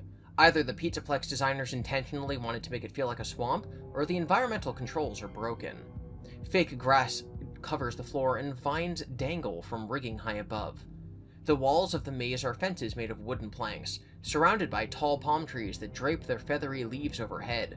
You peek through a knothole in one of the planks and see that the walls outside the maze are painted with the silhouettes of thin tree trunks and vegetation. There's no music, only the ambient sound of birds and insects, punctuated by the occasional low, rumbling roar. The sound makes the hairs on the back of your neck stand up. You walk along the narrow corridor for a bit, feet crunching softly on the artificial turf. The path turns to the right, then the left, and eventually you reach an intersection. You can continue forward, turn left, or turn right. Left is the correct option because, Chica said so. You go left and the path takes you down a series of turns and long stretches, back and forth, back and forth, back and forth. You use your sleeve to wipe sweat from your brow, and freeze when you hear a gruff, taunting voice from somewhere in the maze. I know you're here. I will find you. Despite the warm air, a chill runs through you. You pick up your pace through the corridor until you come to a wall. The only way you can go is left or right. The path to your left seems a little more worn than the one on the right, but you also see 4 deep scratches along one of its walls, like something has clawed it, something big. A marker or a warning. We're gonna go left again. The corridor stretches on for a long time. You reach a turn to your right, or can choose to keep going straight. You go straight, but after it forces you to go left 2 more times, you're pretty sure it has simply dumped you back onto the path you were on before, so you turn right. You have no clue if you're going in the correct direction or not. If only you had something to mark your path with, or a ball of string like in that Greek myth about the Minotaur and the Labyrinth. You read in school, there's a period after Labyrinth, this is a typo. Fix this, Scott. I cannot believe you left this in your book. Kids were sent into that maze as a sacrifice to the monster, but you figure Monty Gator can't be much of a real threat. The Pizzaplex couldn't stay in business if kids actually died there, right? Then again, there are so many customers every day. Who would miss a kid or two? Worried about Ike, you press on. Something heavy stomps nearby. It's coming from your left, though it's hard to tell how sound travels in here. You reach another intersection. Fog spills in from the path on your right. We're going left, we're doing Chica. Chica said to. A short distance down the path, there's another intersection. You stop short just in time. Monty is standing on your left. The punk-haired animatronic is massive and muscular. His yellow and green segmented tail swishes from side to side as he looks around. Fortunately, he's facing away from you, peering down the other corridor, but he could turn and spot you at any moment. You can run, but you can't hide, Devin, he calls out. He knows it's me, you think? Knowing that he is specifically hunting for you in the maze makes him seem more threatening. That, and the wicked sharp claws on his hands. There won't be any slipping by him on the left, unless you have something to distract him with. You think you'd be able to sneak off to the right before he turns around. Or maybe you should just wait and hope he moves on without noticing you. I do not have candy. So, ooh, candy. Candy all day? We're gonna wait for Monty to leave. Monty is close enough that you can hear him breathing. It sounds like aggressive snoring, loud and guttural, almost a growl. He stands there for a long time, listening and breathing while you try to hold still. Can animatronics smell? You think his alligator snout is painted on, just like the black spots on his green skin and his purple gloves and boots. You realize that all the animatronics aren't really wearing clothes, and almost giggle. You cover your mouth with one hand and hold your breath. You're certain that the animatronic can hear perfectly well. Finally, Monty moves off, down the left passage. You wait until you can't feel the vibration of his heavy footsteps anymore before you allow yourself to breathe again. If you go left, you'll be following Monty. You like the idea of stalking him from a safe distance. No one knows his maze better, so he might lead you to the exit. But you also like the idea of putting as much distance between you two as possible. We going left! We going left! You trudge along, wondering if you will ever find the exit. You encounter a path leading off to the right, but remember this maze's tricks. You peek around the corner to see if this just leads you back to the one you're already on. You move forward. Another choice, to your left. You explore and soon it's a dead end. You turn back and hurry, worrying Monty is about to corner you. There are more scratches along the walls here and shredded candy wrappers litter the floor. Then you reach your first fork intersection, 3 corridors in front of you, all moving forward. You sighed and ask, "What do you think, VIP?" VIP has been dozing on the screen, or pretending to. He makes a big show of waking up and blinks at you. "I think this attraction does not have much replay value. A recent data mine showed that Fazbear Entertainment is considering repurposing Monty's maze into something else. Maybe miniature golf." But which path should I take? You do not have any options left. You choose the leftmost corridor and rush through it. At the end is a green door marked exit, but Monty is guarding it. "You are here!" he shouts. I don't know why I changed my Monty voice so much. He leaps and lands right in front of you. He draws his clawed hand back and offers his hand to you. When you stop quivering, you shake his gargantuan hand. "Rock and roll," he says. "You win." Add 300 points to your score. Okay. So we were able to do that because Chica told us to go left. So we're cheating here. So we have 300 points from Freddy, 300 points from Monty, 100 points from the balloon. So we're at 700. So assuming that we win Roxy, which should also be 300 points, then we'll actually win for realsies. How many tokens do we have left? Like 3 or 3, I think. All right, we're gonna go Roxy. Although the track for Roxy Raceway threads through and above the... I wonder what happens if we had the candy. I actually don't know. Although the track for Roxy Raceway threads through and above the atrium, it has a separate entrance like all the other attractions. The front of it looks like a big red garage with a mural of Roxy in a racing jacket and sunglasses waving checkered flags over the doors. Her voice plays over the speakers. "Hi, I'm Roxanne Wolf. If you're looking for high-speed motor mayhem, Roxy Raceway is the place to be. Sign up today and be a winner. Nobody likes a loser." Harsh, Roxy, you think. You can't afford to lose today. Ike is counting on you. A black man in a Pizzaplex uniform takes your Faz tokens. Why is black capital? I don't think black should be capital. "Ever raced here before?" You shake your head. "Okay, here are the rules," he says. "Rule number 1. Go fast but not too fast. You're scored on lap time, not position. Avoid contact with walls and other go-karts. Brake before turns, let faster drivers drive past, keep hands and feet inside the go-kart at all times, drive smoothly, only use one pedal at a time. Rule number that was rule number 1.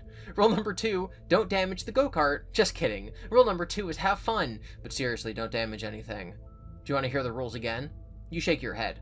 Also, you can't take that gamepad in your go-kart. Leave it in the pit area and collect it after your race. Remove 1 Faz token. Okay, we're down to 2. Go into the pit. I get it. It's a FNAF reference. There are 2 other kids in the Roxy Raceway pit area putting on silver helmets with green stripes down the center and gray wolf ears. You grab one for yourself and put down your gamepad. Since you have not been to Roxy Raceway before, it would be wise for you to listen to my go-karting tips, VIP says. He drives back and forth across the screen in the cartoon cart from the ads all over the Pizzaplex. You heard the guy at the door. I'm not allowed to bring you with me. Rules are rules, you say. Yes, rules are rules, VIP agrees. If you leave VIP behind during your race, touch here. If you sneak VIP into the go-kart, I'm going to sneak him in. Sneakity sneakity. I'm not leaving you behind. You strap on your helmet and pick up the gamepad. VIP looks genuinely touched. Thank you. You will not regret it. Fortunately, the employees in the pit area aren't paying much attention to you, so they probably won't notice you sneaking the gamepad into the go-kart. So how do I win this, you ask, walking over to the track. Be the tortoise, VIP says. What's that supposed to mean? I cannot do everything for you. I want you to win, but you have to earn it. That'll be more fun for both of us. Grumbling, you consider your go-kart options. A tall white boy, white's not capitalized. Tall white boy with long hair has already claimed the silver and purple go-kart, which you assume is based on Roxy. A short brown girl is mulling over the other 2 choices, a pink and white one, Glamrock Chica's colors, and a blue and red one for Glamrock Bonnie. Is there even a Glamrock tortoise? First time? The girl asks. You nod. Then you pick first. I don't care which one I drive. Thanks. In the first row, the Chica go-kart is in first place. The Bonnie go-kart is in the second row in second place. The already claimed Roxy car brings up the rear. Are they all the same, you ask?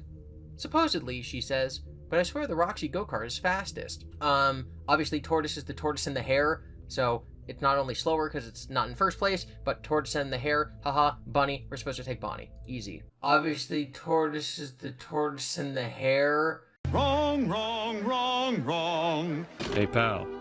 You just blowing from Stupid Town? Wrong, wrong, wrong, wrong. You're an idiot. You're wrong.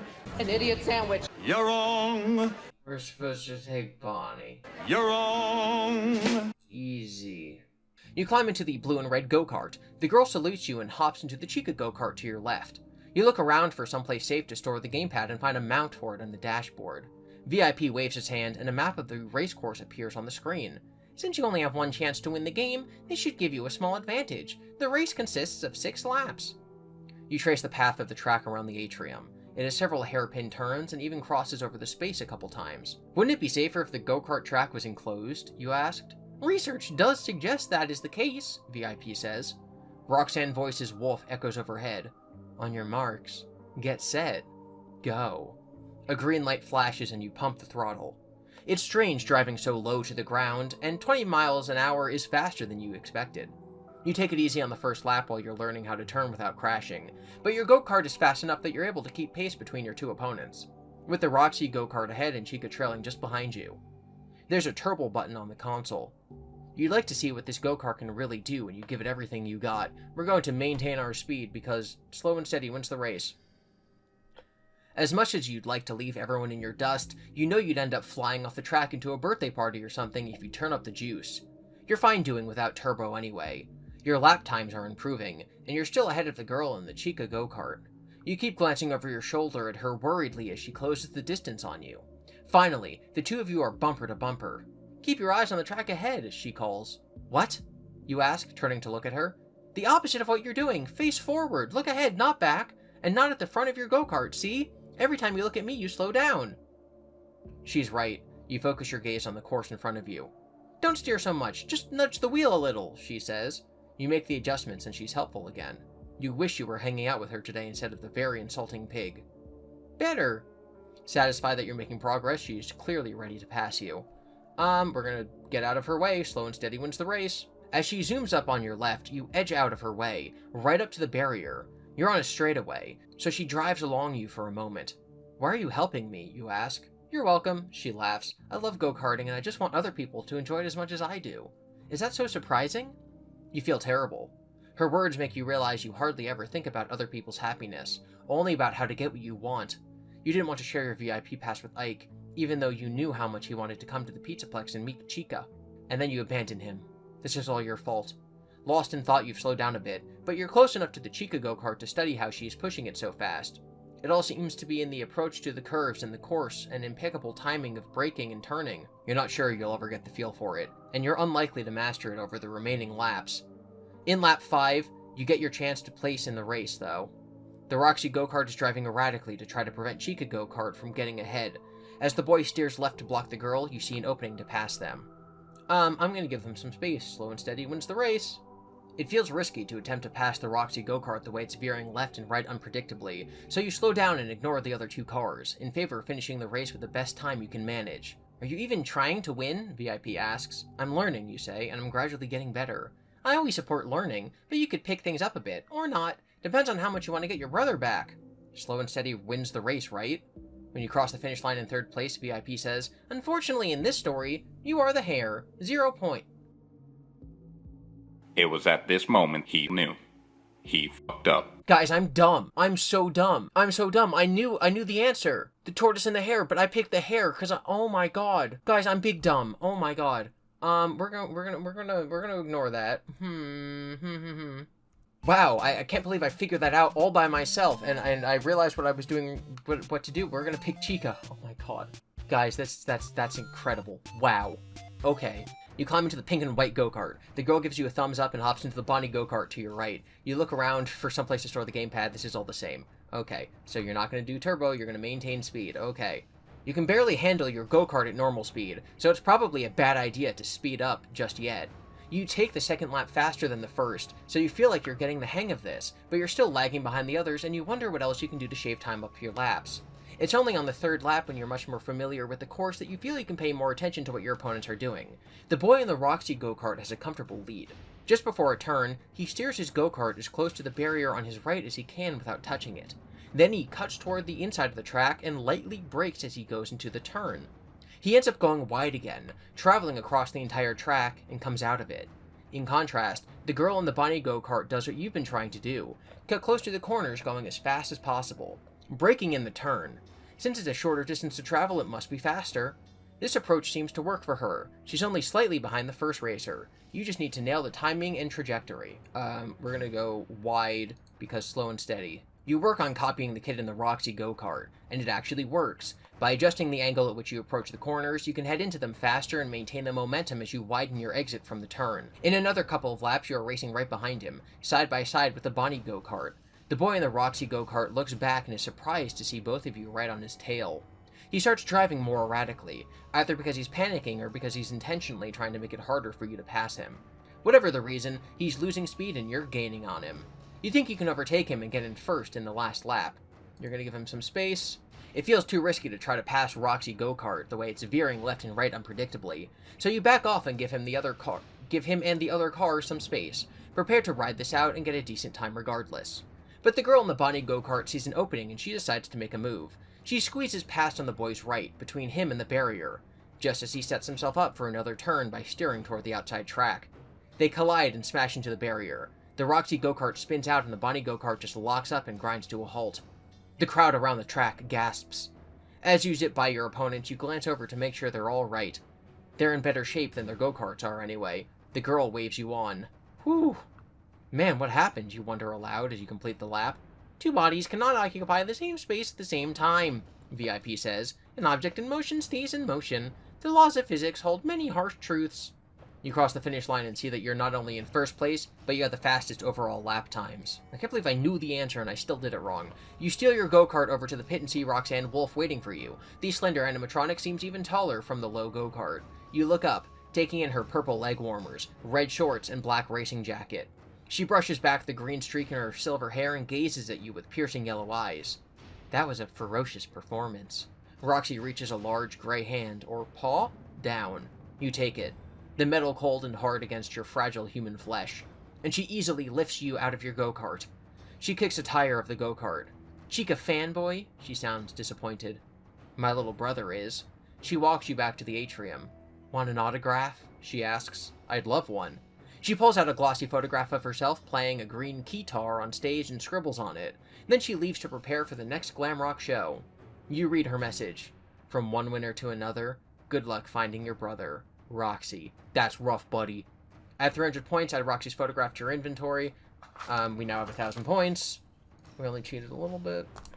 Roxy photo. 300. Okay, we have 1,000 points.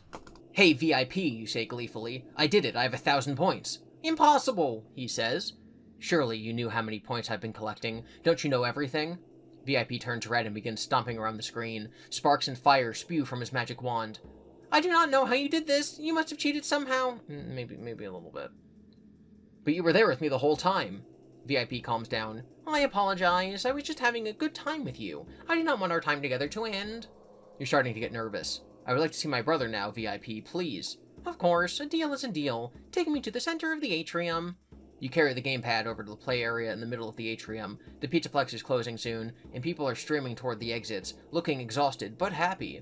VIP makes a complicated gesture in the air with his magic wand that you're pretty sure is all just for show, and the door to the photo booth pops open. We knew Ike was in there from the other ending.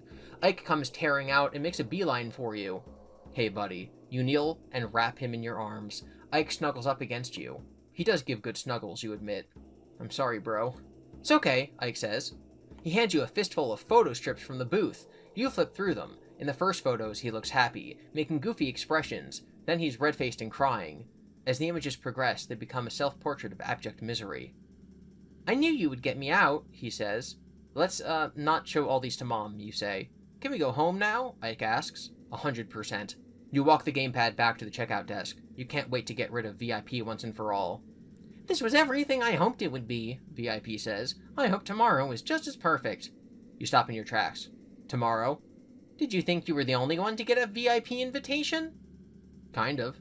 I mailed dozens of them. I can do this every day. Just think of it. So much fun to be had. Oh no, you think. What have I done? What can I do? You fear you have no choice but to get as far away from here as possible with your little brother and never return. You realize even if you warned your friends not to come back, they wouldn't listen. Now you have an idea of what it's like to be VIP. Full of knowledge, but no one to share it with. You hand the gamepad back to the Pizzaplex employee without meeting their eyes. How was your visit, they ask. Very informative. The end? And then we just kind of flipped through the book. It's a choose your own adventure, so there's multiple different paths. And I found a couple that I didn't stumble on naturally while playing the game. This very much confused me. So I'm like, okay, I guess I'm going to go through and try to find whatever paths I didn't go down originally. In the process of doing this, I saw a comment on my video saying that I would be very interested in going to the arcade in the game. I thought I already went to the arcade. There's this whole section where you go and you sit down in front of this machine and you put on a VR helmet, and that's really the only way to actually beat the game. So I thought I did that. Turns out that's not the case. Turns out there is actually an arcade. If you are on this screen where you are trying to earn points now for the challenge that VIP the Pig has given you, you have the option of going to the Fazcade, going to the Atrium, or going to Rockstar Row. Going to Rockstar Row is the thing I did the first time. It's how you find the door and the balloon boy. If you go to the Atrium, then you'll find that VR headset thing I was talking about, but you can just go to the Fazcade. Now, we were already at the Fazcade. We went there with our friends earlier, and they just kind of told us to screw off, and then they left and went home. But now I'm going there after being issued the challenge. That's what kind of confused me. I had already played a video game, the VR headset thing, and we'd already been to the Fazcade with our friends, so I just kind of thought that this had already been done, but it wasn't. So now we're going to continue on and go through this final pathway you can do within Five Nights at Freddy's VIP. Because again, people keep saying I'm going to find it very interesting. And as I can see right now, there is already a mentioning of Mangle's Quest. If you know anything about me, it should be my arcade theory, which is that I think that the arcade games within the FNAF series are much more important and much more literal than most people believe. I'll have a link to that video in the description. So let's go ahead. Inside the Fazcade, the flashing lights, jangly music, and beeping game sounds meant to spark joy and excitement only fill you with a strange depression. You left Ike alone so you could play games with your friends, and now he's gone. So are your friends. All you have left is VIP. And your guilt. Even that Chica candy crane machine near the center of the arcade reminds you of Ike. You consider trying to win him a plush Mr. Cupcake from the claw machine. It looks like the game also awards points. What else could you play to get the most points? You push your way through the kids milling through the arcade and clustered around video game cabinets and pinball tables. You can't help but look for your brother in the pressing crowd. Your heart pounds and beats with the music, your head hurts, and sweat pours down your face.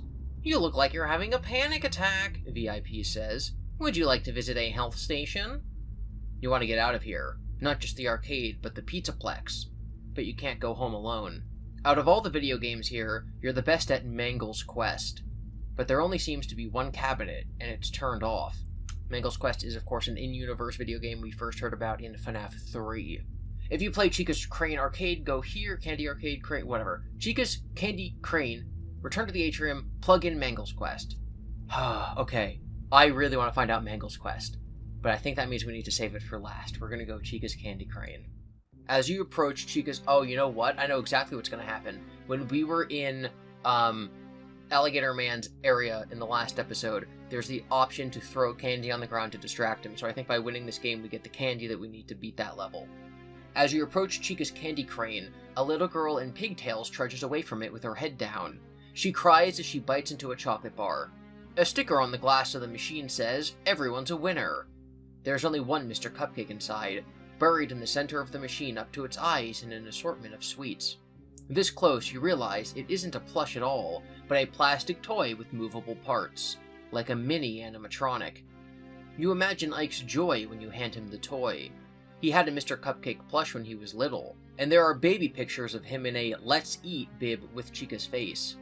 The claw of the crane game is a large, yellow mechanical hand. You slide a token into the machine and a 30-second timer counts down. You grab the joystick and jerkily navigate the claw into position exactly over the toy before the time is up. The claw descends, closes firmly around the cupcake's pink icing top. The fingers slip right off. Rigged. You smack the glass. Mr. Cupcake's eyes dart towards you and you jump back. A bag of candy drops into the tray below and 100 points flashes on the display. Add 100 points to your score, add candy to your inventory, remove one fast token from your inventory. Okay, so yes, we could have used this in the Monty Gator Golf section earlier. Not golf. Wow, that just slipped right out of my tongue. Monty Gator, what was it, maze? It was a maze? The way that we were able to beat that without the candy was because we talked to Chica in the beginning of the game and she said to always go left. That's how you beat that without the candy. Alright. Mangle's Quest. As far as I'm aware, this is the last path we have not gone down. This is the only thing in this book, this game, that we haven't done. You head over to the Mangle's Quest cabinet, hoping you can figure out what's wrong with it. Unfortunately, it seems likely that your high score will have been wiped from its memory. The screen is dark, but there's no out-of-order sign, like on the other broken games in the arcade. You peek around the back and see what the possible problem is. The machine's unplugged. You try to pull the cabinet away from the wall so you can get behind it, but it's too heavy. A couple of kids see you straining to move it, but rather than help, they laugh as they pass by. You drop to your hands and knees and reach for the loose plug on the floor. Your fingers brush against it, but you can't quite grab it. Whatever. You're about to stand up when you catch a glint from something along the clumps of dust gathered behind the cabinet. You pluck it out and discover it's a coin, but not just any coin. It's a Faz token. Talk about buried treasure. You now have an extra chance to win VIP's challenge. Add one Faz token to your inventory. That's it? Bruh, that is lame. Okay, so with that, I think we have now done everything. Besides make, like, multiple wrong turns on purpose in the other games. So we went to the Fazcade, we went to the atrium, now, okay. Okay, so we're basically done. I'm just gonna flip through all the pages, see what we can find. We went to the Fazcade, we went to Mangle's Quest, we did Candy, we went to Monty Maze, we went to bowling, and then we just, like, went home and we were bored. If you talk to Chica, you learn to go left. If you go the other path, then you don't learn that information. If you go to the security door, then you talk to the guy and he gives you oh, the badge. We never used that badge for anything, did we? Okay, so we're in Monty's Maze now. I'm gonna see what happens if you use that candy on him. You reach into your pocket and pull out the package of Bonnie Bites you won from the Chica Candy Crane machine. The candy is warm and mushy now, but you hope Monty isn't a picky eater. Incoming, you call as you throw the package at him. Monty snaps his jaws at the bag and catches it in his teeth. He chews. Muff, he mumbles. Oh, D's. D's what? He tries to open his mouth, but it's cemented closed. He starts gagging and clawing at his snout. He pries open his jaw and you see sticky brown and purple goo sticking to his teeth. He reaches in to grab it, but only one hand gets stuck inside. He manages to free his hand, but stumbles to the side to catch himself with his hand, and now his hand is stuck to the wall. You can't help but laugh, but that makes Monty even angrier. "Arg," he roars. "I'm gonna get you." His tail thrashes and he swings his free arm wildly, grasping for you. If you're quick, you think you can slip past him and go down the left corridor, or you can still head right, and you'll have a head start on him. Remove candy from your inventory. Okay, so again, like going left is the correct answer. Okay, so you make your way through. I guess you always still have to go left. Yeah, so the answer is to no to always go left, I guess. I'm curious what happens if you go in the lower... If you take the... Here we are, the low ground in the Freddy shooter game. Oh, it looks like it's the same. You're just in a green area instead of the red area. Okay, if you don't have a balloon, does he get you? Yes. Okay, there's an option where if you have no more Faz tokens, if you run out, I wonder what happens. I guess this. Okay, so you run out of Faz tokens, you lose. You reach into your pocket and come up empty. You are out of Faz tokens. Panic washes over you. VIP, I'm out of tokens. Your voice is thick with emotions. And when you blink, tears fall. Do you have 1,000 points yet? Not yet. Could I please have some more tokens? VIP considers. Of course.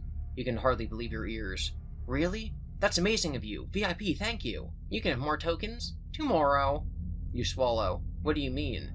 Since you played along so well today, I will give you another chance to win my challenge tomorrow. You shake your head. But what about Ike? He can't last until then. I hope that you are wrong. For his sake. What will I tell our mother? Oh, you cannot leave either. We would not want you trying to bring help back to the Pizzaplex. No, if you leave, or call for anyone to help, you will never find Ike. I can show you somewhere to hide until morning, until you can beat me. You and your brother will just be another pair of mysteriously missing kids. It will not be the first time, and I dare say it will not be the last. Game over. Interesting. Okay. So, obviously at the end of this, in the true ending, you do defeat VIP. So, he's not doing something. He's not doing whatever it is that causes all the kids to go missing in Security Breach. So it's still unclear what that's all about.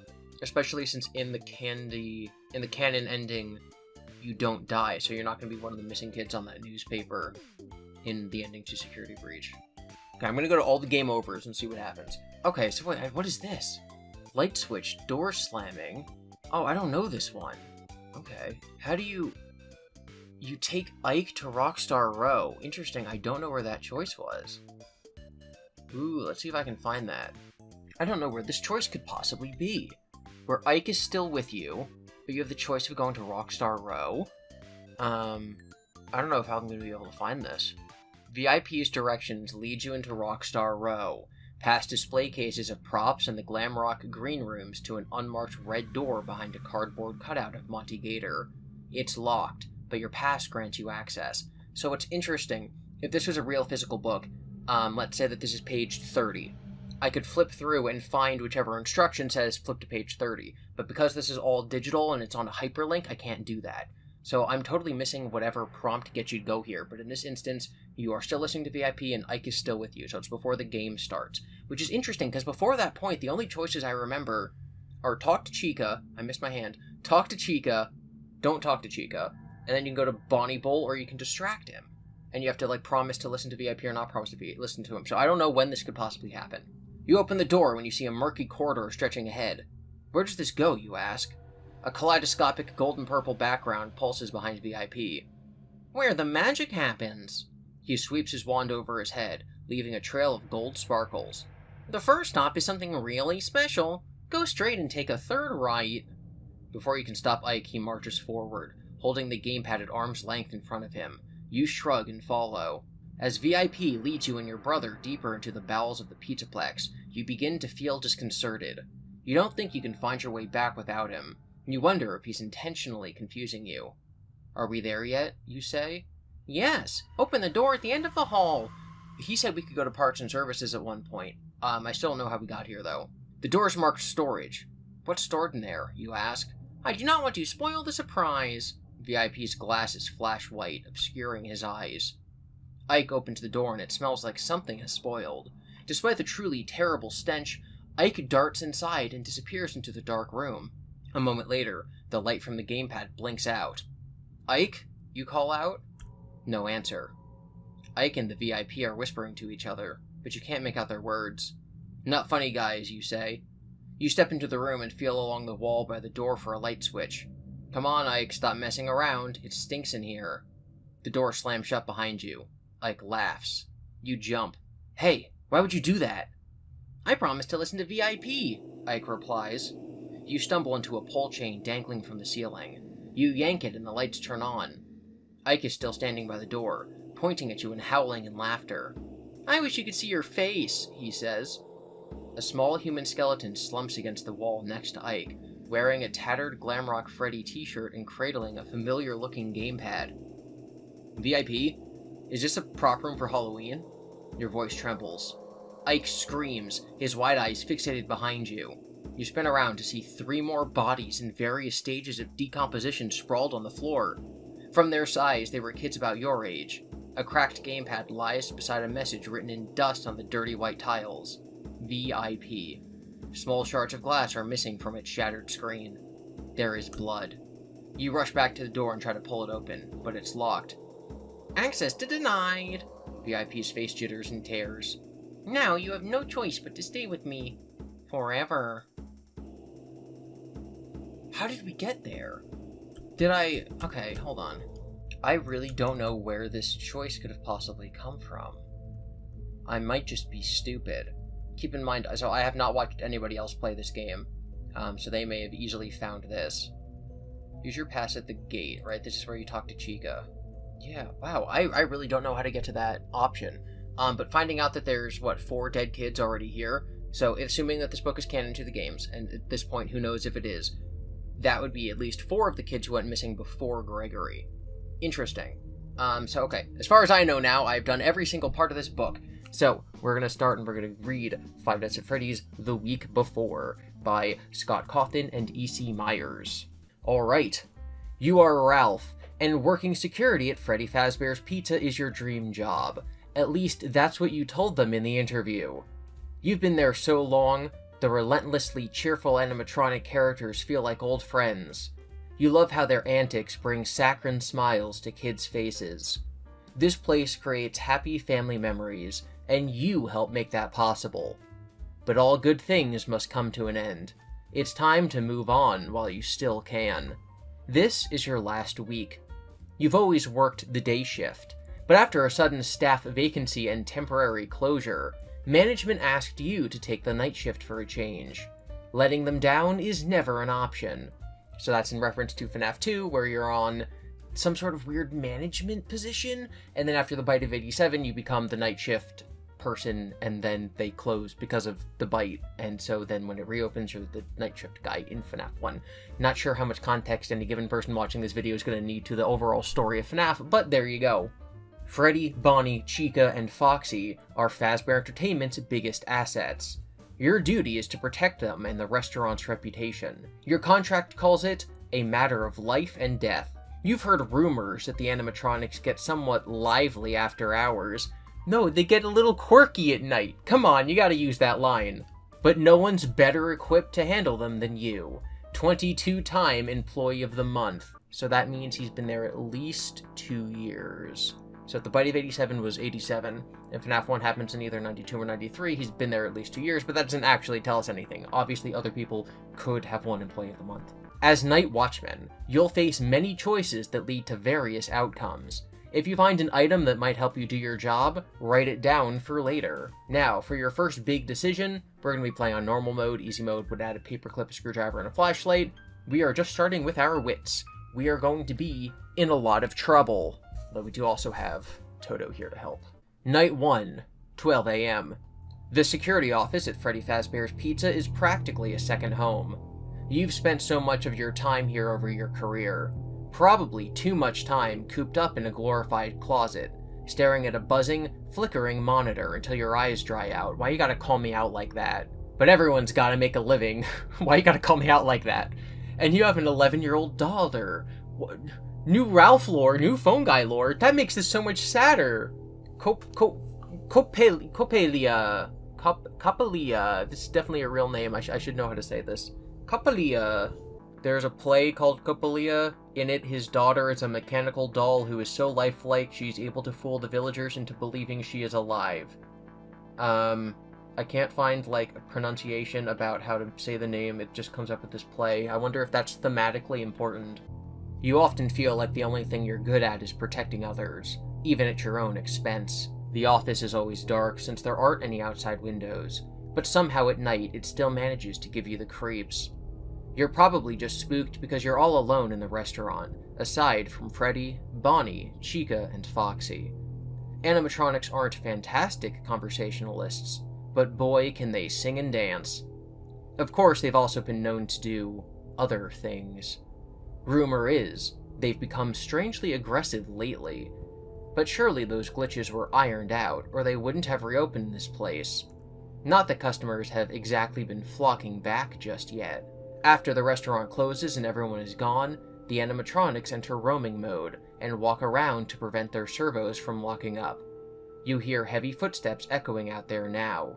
Clomp, clomp, clomp. So it seems like they've been opened, they only reopened recently, but if this is the week before FNAF 1, it's been at least a few years. That's odd. If animatronics encounter you in the restaurant at night, they should ignore you. But your safest bet is to stay in the office until 6 a.m., when they return to the stage, enter sleep mode, and recharge. Then you can go home. Management cares about their employees, and it's time-consuming and expensive to hire and train new ones, not to mention the occasional legal fees and the hassle of covering up accidents. So they installed reinforced doors on either side of the office. In the unlikely event that an animatronic visits you here, you can open and shut the east and west doors by pressing the big red buttons in the doorways. The light switches below them illuminate the east and west halls outside your office, so you can see whether anything is there. Surviving the night probably seems like a low bar for a job, but this isn't just about collecting a check. You may have to venture out of the office from time to time. The animatronics are clumsy and mindless naturally. If they break something out there, you have to go fix it and clean up the mess right away so the restaurant is ready to open, just in case any customers show up. Think of the children! Of course, your number one concern is making sure nothing happens to Freddy, Bonnie, and Chica. Oh, and don't forget Foxy. Do not forget about Foxy. There are 3 security monitors on the desk, but 2 of them are always on the fritz. Replacing them would let you see more, but you guess management spent the money on those doors instead. You use the control panel in front of you to switch the one working display to feeds from various cameras around the restaurant. You check the stage first. Your heart pounds when you see Bonnie and Chica are gone. So that's who you heard walking around the restaurant. Freddy's just hanging out up there on his own. The brown bear is dapper as always in his black top hat and bow tie. You're glad they restored the vintage animatronic with his classic look. Freddy doesn't wander much, as if he's above all that, just because he's the star of the show. Or maybe he's saving his energy for something. I'm the star of the show, you tell yourself, as you switch over to the Pirate Cove camera. Foxy is shy. The curtains are drawn, so he must still be back there. Before you locate Bonnie and Chica, you discover a situation that demands immediate attention. The lights in the men's room are out.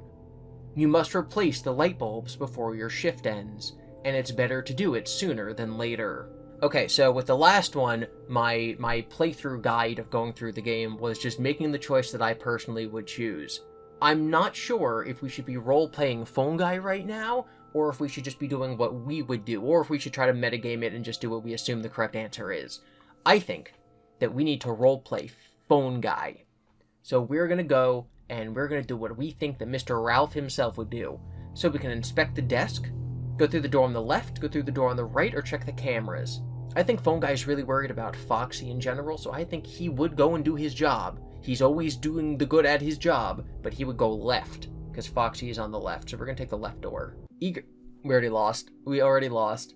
Eager to fix the restroom lights and get back to keep watch, you head out of the office through the west door. It's pretty dark in the hallway, but you have the layouts memorized, even after the recent renovations. They like to move things around here a lot, maybe to confuse the animatronics? The supply closet is just ahead on your left. You want to stop there to pick up some fresh light bulbs, since the bathrooms aren't always stocked. You'd hate to have to make a second trip. You yank the door open and try to step inside the closet, but you bump into something big, solid, furry, and wearing a blood-red bow tie. Bonnie. You recoil, raising your hands in a futile defensive gesture. An ear-splitting shriek cuts through the night as the 6-foot-plus rabbit lunges from the shadows. The last thing you see before everything goes black is his massive jaw snapping open and shut. Game over. We're gonna go right. Right is right, obviously, that's why it's the right door. The restrooms are located on the east side of the restaurant, so you head through the door on your right. You glance at the rules for safety poster as you exit the security office. You don't know why they're posted in this corner where kids shouldn't be anyway. The rules certainly don't apply to you, especially number 8, leave before dark. You laugh nervously. The hallway is decorated with cheerful stars and a checkerboard stripe matching the floor tiles, but the dim light from the lone fixture overhead makes the fading decor seem almost sinister, especially the vintage character posters for Chica, Freddy, and Bonnie. What was that? You thought you heard something, but it was far off. A clanking sound, maybe from the kitchen? The kind of sound a 6-foot-tall animatronic chicken might make if it knocked a metal pot off a counter. I'm very familiar with those sounds. More so, if a ghost knocks a porcelain bowl off of a counter, but, you know. If you know, you know. You pause and drink some water. This is a hydration check. Everybody, no matter where you are right now, drink some water. I'm not going to continue until you drink water.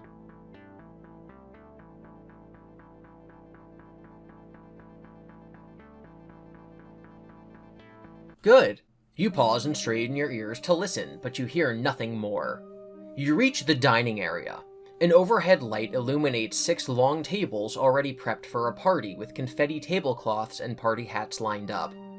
You start to make your way to the restrooms, but you freeze at the sound of slow, heavy footsteps.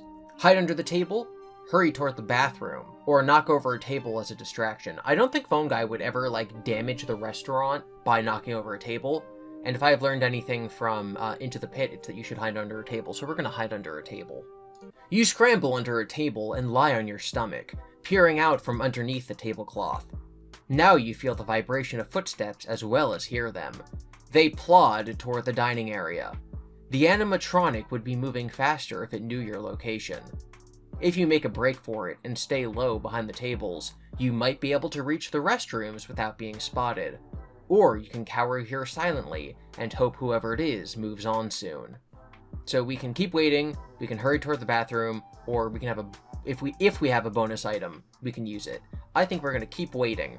I think FNAF is all about waiting for the animatronics to leave, especially FNAF 1. They say discretion is the better part of valor, so you keep hiding and waiting. Definitely not because you're too scared to budge. The footsteps cease, and you wonder if the animatronic is waiting for you. You clamp a hand over your mouth and count the dried, pale wads of gum stuck to the bottom of the table. 7. Gross.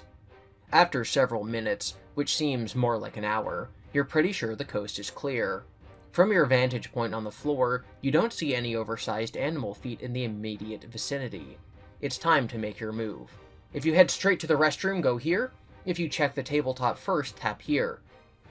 I think that we need to make sure that the animatronic didn't accidentally upset the tabletop, so we're going to check the tabletop. You crawl out from under the table and grab it to pull yourself up. Your legs are a bit shaky. There isn't a lot on the table. The flimsy white vinyl tablecloth is decorated with colorful confetti. It's disposable, so after a party, the staff can just scoop up all the plates, food scraps, and other detritus, and toss it all into a garbage bag. It's wasteful, but faster and cheaper than having to launder dozens of fabric tablecloths post-children's birthday parties every single day. 5 pointed party hats with different colored stripes are lined up in the middle of the table. Something shiny catches your eye. A foil gum wrapper. You sigh and slip it into a pocket to discard later. People just leave their trash wherever they feel like it.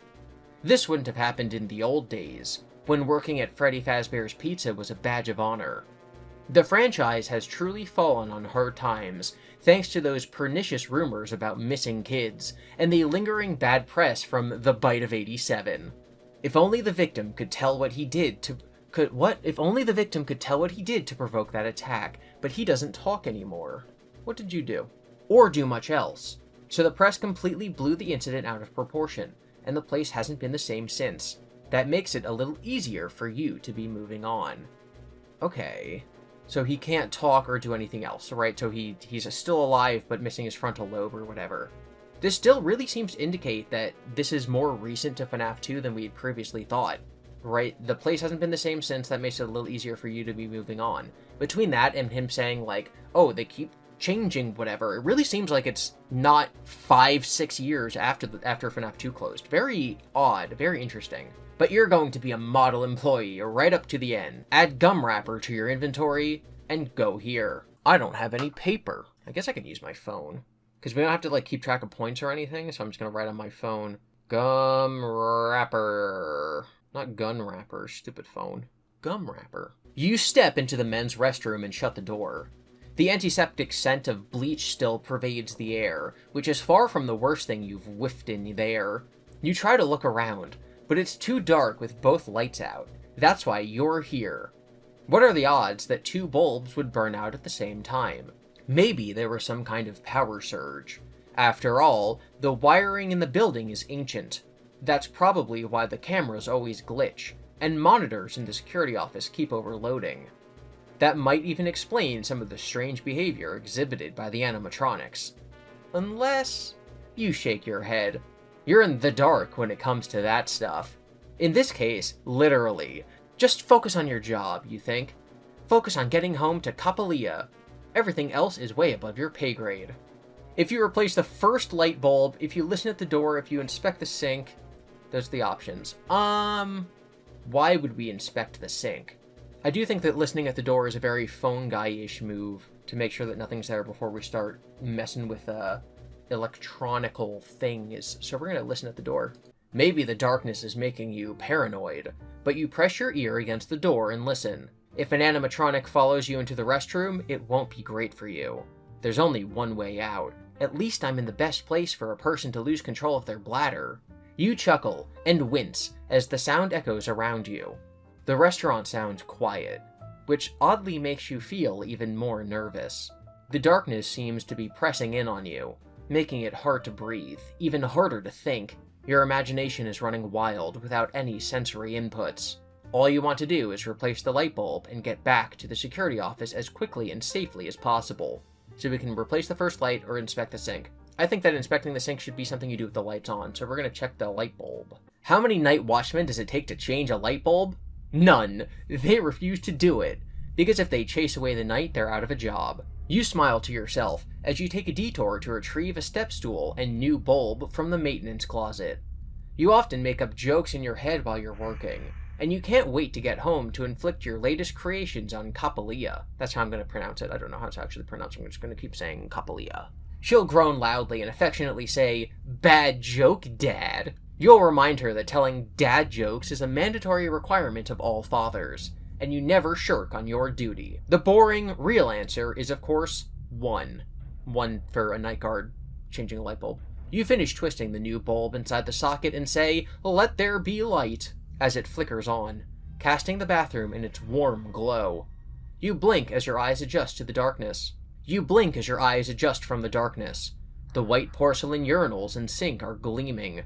This is the cleanest the bathroom will be all day. Once the restaurant opens and the kids are unleashed to eat and play, this will quickly become one of the most disgusting rooms in the facility. 1 light down, 1 to go. So we can replace the second bulb, listen at the door again, or inspect the sink. I think we should listen at the door again. Your caution pays off. You hear footsteps outside, moving much more quickly than Bonnie or Chica usually do, getting louder by the second. Is it Foxy? I think it's Foxy. While you've been in the restroom, you haven't been keeping an eye on Pirate Cove. Foxy must have left his attraction. You hope he didn't hear you working in here, but he does have big ears. They're among the few parts that still function on the tattered old animatronic. Yeah, he's on his way to the restroom right now, and you don't have much time before he gets to you. You can barricade the door or hide in a stall. If it's FNAF, you barricade the door, because you lock the door. Hide in the stall in the bathroom. It's clean. Maybe like the floor is too reflective. I think barricade the door with your step stool. Do we have anything to barricade the door? I don't know. I think we're going to barricade the door, because it's FNAF. So you close the door. Every time the next page loads, I'm like, oh no, is it going to be a game over? It's like a jump scare. It's actually like a jump scare. Oh boy.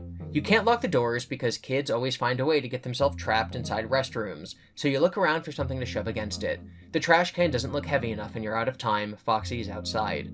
The door moves inwards and you lean your back against it, pushing it closed again with all your might, as if your life depends on it, which it does. The light bulb you just changed starts flickering as Foxy's metal hook bangs and scrapes against the door. So I think that's less like faulty wiring, that's more like ghost energy, right? Like the hauntedness, the haunted vibe-ness of the building. Foxy's trying to get you, so now the lights are flickering. Ooh. Each impact sends a jolt through your body, vibrating in your bones. You hope Foxy will just go away, but he just keeps pounding on the door and screeching. Sweat pours down your face and your feet slide on the slick tiles. You're losing your grip on the bathroom door and on reality. The door opens enough to let him get his metal hook inside. The pointed tip is just an inch away from your right eye. All you have to do is hold the door until 6 a.m.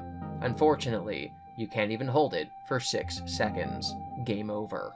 Alright, so we're gonna make the good decision. We're gonna go hide in the stall. Hide in the stall. Hide! You have to hide! You can't fit in the maintenance closet. It's too small and crammed full of mops, buckets, and cleaning supplies. Your only option is to duck into one of the stalls and stand on the toilet, like you did in elementary school when you needed to get away from the mean kids. Now you think about it, maybe that's one of the reasons you became a security guard, so you could help those who couldn't help themselves. Of course, you imagined that you would be armed in order to protect and serve, but weapons of any kind aren't allowed at Freddy Fazbear's Pizza. Nothing kills a kid's party more than seeing someone with a taser hanging out in the corner, even if he is the good guy. You dash to the first bathroom stall, but find that it's locked from the inside. It's secured with a simple deadbolt latch. You might be able to get it open if you had something thin enough to fit between the door and jamb. If you barricade the restroom door, if you try the next stall over, are there more options? If you have a paperclip. I do not have a paperclip. Okay, I wonder if is barricading going to lead to the same option? Yes, okay, interesting. Alright, so we're going to hide in the stall, and we're going to try the next stall over because we don't have a paperclip. Ooh, so this is like a dead end no matter what. Interesting. We'd need the paperclip. The next stall over is open, but before you can get inside it, the bathroom door bangs open and slams against the wall, loud as a gunshot. Foxy the pirate is here, and he knows how to make an entrance. His exposed metal feet clink against the floor as he steps into the bathroom. The porcelain tiles crack under the pressure of his weight. His eye patch is pulled up, so both of his glowing white eyes are focused intently on you. He scrapes his hook along the wall as he stalks toward you. And then he starts humming. Foxy used to sing in stage shows with Freddy, Bonnie, and Chica, until he was banished to Pirate Cove and left to be forgotten. The tune is slow and unsettling, but you can't quite remember the song, at least not in the short time you have left. Game over. Okay, so we're back to this decision. So if we listen at the door, we know Foxy's coming, which is bad. We can inspect the sink, or we can replace the second light bulb. I have a feeling if we replace the second light bulb, we're just going to die, whereas the sink might have some sort of object or item that we need, like the paperclip. So, now that the one light is on, we're going to inspect the sink, and try to live. I take that back, I actually want to do the other path first, because I think it's a dead end, and I think we're just going to die. So this is a non-canon selection, we're just completionists, so we need to do all the different deaths. Yeah, I was right. You've just removed the second burned out bulb when you hear something big run up to the restroom door. Foxy, you think, just before he bursts the door open. The tattered crimson fox gapes at you, one eye covered with a black patch, jaw hanging slack to reveal vicious teeth. His right arm is raised threateningly with a sharp silver hook on the end where his hand should be. Everything about the animatronic screams, not for kids, which is probably why his attraction has been marked out of order for the reopening. Though as far as you know, he's never bitten any kids. So yeah, it's still considering this time to be the reopening. This is really indicating that it's a lot closer to 1987 than we thought. It also says he's never bitten any kids, which might imply that he did the bite of 87, because it's saying he's bitten someone who's not kids. My personal headcanon is that it's Mangle. A lot of people like to think it's Toy Chica for some reason, because, oh, her beak is lodged in your forehead, which doesn't make any sense, because being lodged in your forehead and biting out your frontal lobe are not the same thing, so I think it's Mangle, but this might be the most evidence there is that it's actually withered Foxy. So we're going to continue. But now Foxy's literally screaming and rushing towards you.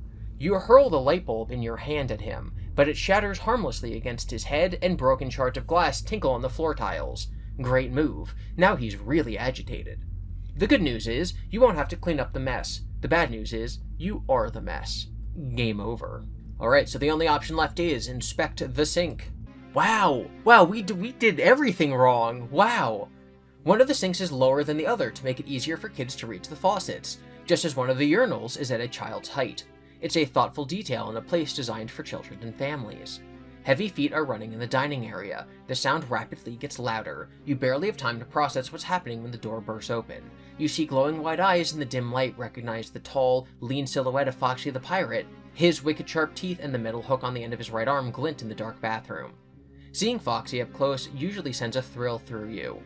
You used to stop in to see him every day at the end of your shift, until they closed his attraction and warned everyone to stay out of Pirate's Cove. So now it seems like it wasn't closed the moment that they reopened, and that it was open for a while. Interesting. The tattered animatronic rushes towards you in an eye blink. Your combined screams reverberate deafeningly in the bathroom. Your final thought before the darkness becomes permanent is, "But you were my favorite. Game over." Okay, so that means we have to check the sink before we even change the first light bulb. That's the only path here. Okay, so we're back at the initial direction. So before we change the first light bulb, we can inspect the sink. So that's what we have to do now, I guess, because Foxy's far away. Alright. Plink, plink, plink. That dripping faucet is so annoying. You can't concentrate on anything else. You turn to your right and feel for the sinks as you edge along the wall. When you reach them, you tighten the hot and cold water taps until the drip stops. The sink is filled with water. It appears that something is clogging the drain. You probe it and feel something soft and slimy. You pry it loose and squish it in your fingers. It's slightly sticky. You raise it to your nose and sniff tentatively. Chewed gum. Ew. With the obstruction removed, the water drains out of the sink, gurgling down the pipes. Add chewed gum to your inventory and turn back. So the only options we have, I guess we can listen, we listened at the door already. We can check the first bulb without listening at the door first, which I guess takes less time still. So, no, this is the same. Okay, so we changed one, and if we change the second one, we die. And if we listen at the door again, and hide in the stall, or do whatever, we die. So no matter what, we die no matter what if we don't have the paperclip. Huh. So no matter what we do, if we don't have the paperclip, we lose. So you need the paperclip to get here. Alright, so I guess we really do have to go all the way back to the beginning. Alright, so now we're back to the first choice. Wow. So we can go left, which kills us. Go right, which gets us into a big loop with Foxy, and we lose no matter what we do without the paperclip. We can inspect the desk, or we can check the cameras. So I guess we're going to inspect the desk for a paperclip.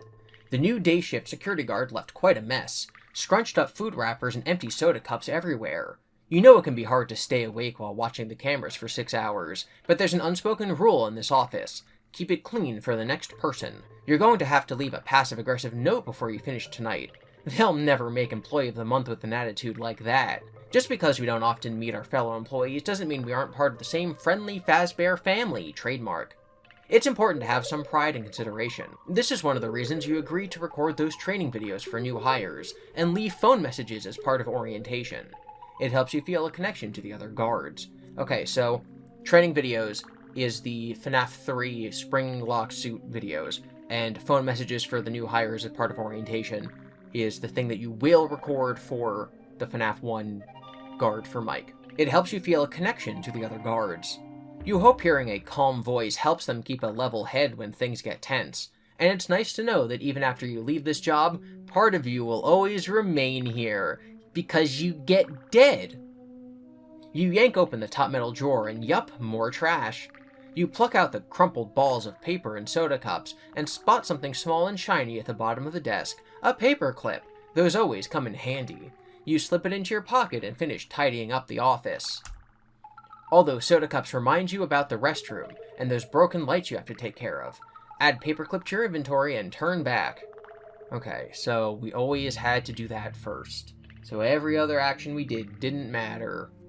I wonder, okay, so I'm starting to think that we lose if we check the cameras, because it's the only non-dead end. So, check the cameras to die? No, huh. It's always a good idea to check the monitors to see where the animatronics are at any given time, especially if you're thinking about leaving the office. You quickly click through the camera feed. Freddy's on the stage, but he's moved since the last time you looked in on him. He's facing the camera now, his eyes seemingly glazing into my soul, like I did when I told you guys to drink water earlier. His eyes seemingly gazing into your soul, as if to say, I know that you're watching. You shudder. Who watches the watcher? White eyes peer from behind the curtain in Pirate Cove and then blink out. Not so fast, Foxy. You can't find Chica anywhere, but the camera in the kitchen has been broken for a while. It only picks up audio, no video. Something is in there, rattling pots and pans and banging cabinet doors. The giant yellow chicken has a voracious appetite. Sounds like she's a bit peckish and looking for a midnight snack. You get it? 'Cause she has a beak, and peckish means hungry. Bonnie. Where's Bonnie? There, in the West Hall, heading toward the security office. Okay, so we were supposed to look at the desk to get the paperclip, look at the camera to know not to go to the left side, so then we know how to go to the right side, so then we go all the way to the bathroom, and we hit under the table. I wonder what happens if you knock... Okay, if you go straight to the bathroom, do we lose? Yes. Okay, so we're in the main party room. Previously, we hid under the table, but this time we don't do that, we just go straight to the bathroom. You don't like being out in the open here. If you can make it to the restroom, you can try to block the door to keep the animatronics out while you replace the light bulbs. You race toward the restroom, the rubber soles of your shoes squeaking on the red and blue vinyl tiles. But remember, the animatronics are surprisingly fast when they want to be. You only make it halfway across the dining room before the powerful yellow arms grab you from behind. Your blood-curdling screams drown out the whir of animatronic servos and cracking bones. So Chica kills us, I think. Alright, so we go through the right door. This time, I want to see what happens if we knock over the table as a distraction. This is the only option we haven't done yet. We die as well. A loud noise might distract the animatronic long enough for you to slip by. Tipping over the table will make another mess for you to clean up later. But the important thing is to make sure there is a later. You grab one side of the table and heave, flipping it. It falls with a crash, knocking over a row of plastic chairs and sending shiny paper hats flying. That should do it. You're about to dart toward the restroom when you spot both Bonnie and Chica in your way. They see you at the same time and dash toward you. You spin around and run away, right into Freddy Fazbear's crushing embrace. Alright, so the only thing to do is you duck under the table. Oh, I guess you can, we kept waiting. Basically, at this point, I'm just looking to get all the game overs. I wonder what a bonus item means. Okay, so hurry toward the bathroom or bonus item. I don't know if bonus item means the paperclip. No, I didn't want to read any, massive spoilers there. But I guess I don't have the bonus item. That skipped, all the way to the end. Wow, that's a good thing I didn't, look at literally any of that. Okay. We're going to leave without waiting again. You don't like being out in the open here. Okay, so this is the same ending. So, okay. So we're gonna go, and we're gonna keep waiting, and then we're gonna go... We check the tablecloth to get the gum wrapper or whatever. Replace the first bulb. Then we're gonna listen at the door. Foxy's here. Hide in the stall. Use the paperclip, and use it. So Foxy's coming to get us. We can't barricade the door, so we're gonna hide in the stall, but it's locked, so we need the paperclip. You check your pockets for the paperclip you found earlier. Got it. You straighten out the wire and then bend one end of it up to a right angle. Foxy isn't the only one with a hook now. You insert your new makeshift tool between the door and frame and fiddle around. It only takes you a second to catch the knob of the bolt and slide the lock open. The door swings out toward you. You slip into the stall and pull the door closed. You don't believe this. The door won't stay shut. The slide bolt is jammed now. Oops. And you can't lock the door. What rotten luck. Foxy's footsteps stop right outside the restroom. What now? You can try the next stall over. You can hold the door shut if you have the chewed gum and want to use it. So we do have the chewed gum because we checked the sink. So we're going to use this chewed gum. I'm guessing that we die if we do anything else. You pull the wad of chewed gum from your pockets and pick lint off of it. It's still soft and slightly sticky. You wedge it into the door lock and the door stays closed. You sigh with relief and crouch on the toilet, tucking your feet under you and out of the view. The restroom door creaks open and bumps against the wall. Someone is there, waiting in the doorway. Waiting. Watching. Waiting. Somehow, you manage to remain perfectly still, and eventually, whoever it is, leaves. Alright, so we can peek under the door and look outside. We can open the door and go outside or peek under the stall. We're cautious, so we're going to peek under the stall. You lower yourself gently to the floor of the stall, freezing any time you make the slightest sound, and waiting for a moment before you continue. Soon you are lying on your belly, grateful that the restroom has been so thoroughly cleaned. You peer out from under the door, no sign of the metal legs and feet of Foxy's exposed endoskeleton. From here you can glimpse a sliver of the restroom hallway, and beyond that, the dining area. All is quiet. You lie there for a few minutes to be sure you're alone, and to settle down and catch your breath. That was too close. You're getting nervous about being outside the security office, with its cameras and door locks to make you feel, well, more secure. But before you can head back there, you need to finish your job for the night. You stare up at the second broken light bulb. "You're the only thing standing between me and home tonight," you say. "So I'm talking to inanimate objects now, and myself. That's awesome." You've been through a lot already. You're tempted to leave now, knowing that someone on day shift will have to replace the bulb and fix that bathroom door. If you don't. But like you said in one of your training videos for the restaurant, you can't spell team without M and E. After the bite of 87, you heard some of the staff twist that around to, "You can't spell team without M-E-A-T." You didn't much appreciate that. People deal with tragedy and loss in their own ways, sometimes with humor. But hey, at least it shows that they were listening during orientation. Okay, you can replace the second light bulb or look inside the second bathroom stall.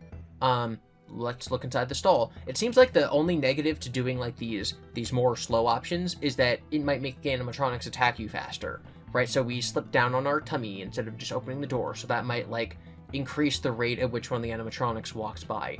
But we're gonna look in the second stall. The close call with Foxy has you on edge, jumping at shadows and constantly glancing over your shoulder. You're pretty sure the second bathroom stall is empty, so why do you hear hoarse, garbled whispers coming from inside? You can't make out the words, but it sounds like someone is reciting poetry, or a song, or a children's rhyme? Or maybe it's a jingle from a TV commercial. Something something stains, something something remains? It's probably an ad for laundry detergent, but where's it coming from? You pull the door towards you slowly. Empty. Or not quite. A ballpoint pen is lying on the floor at the base of the toilet. You don't know how the cleaning crew missed that, but you're definitely going to shove it in their face. You step into the stall and retrieve the pen. The door of the stall bumps closed behind you. Your pulse quickens as you imagine yourself being trapped here, but you force yourself to turn around calmly. That's when you see the words written on the inside of the door in angry scribbles of ink. "It's me. Yes." Weird. You'll have to leave a note for the crew to scrub that off first thing in the morning, and you'll be sure to suggest to management that they add no vandalism to the list of rules. You exit the stall and go replace the second broken light bulb. Add ballpoint pen to your inventory. Okay, so, interesting.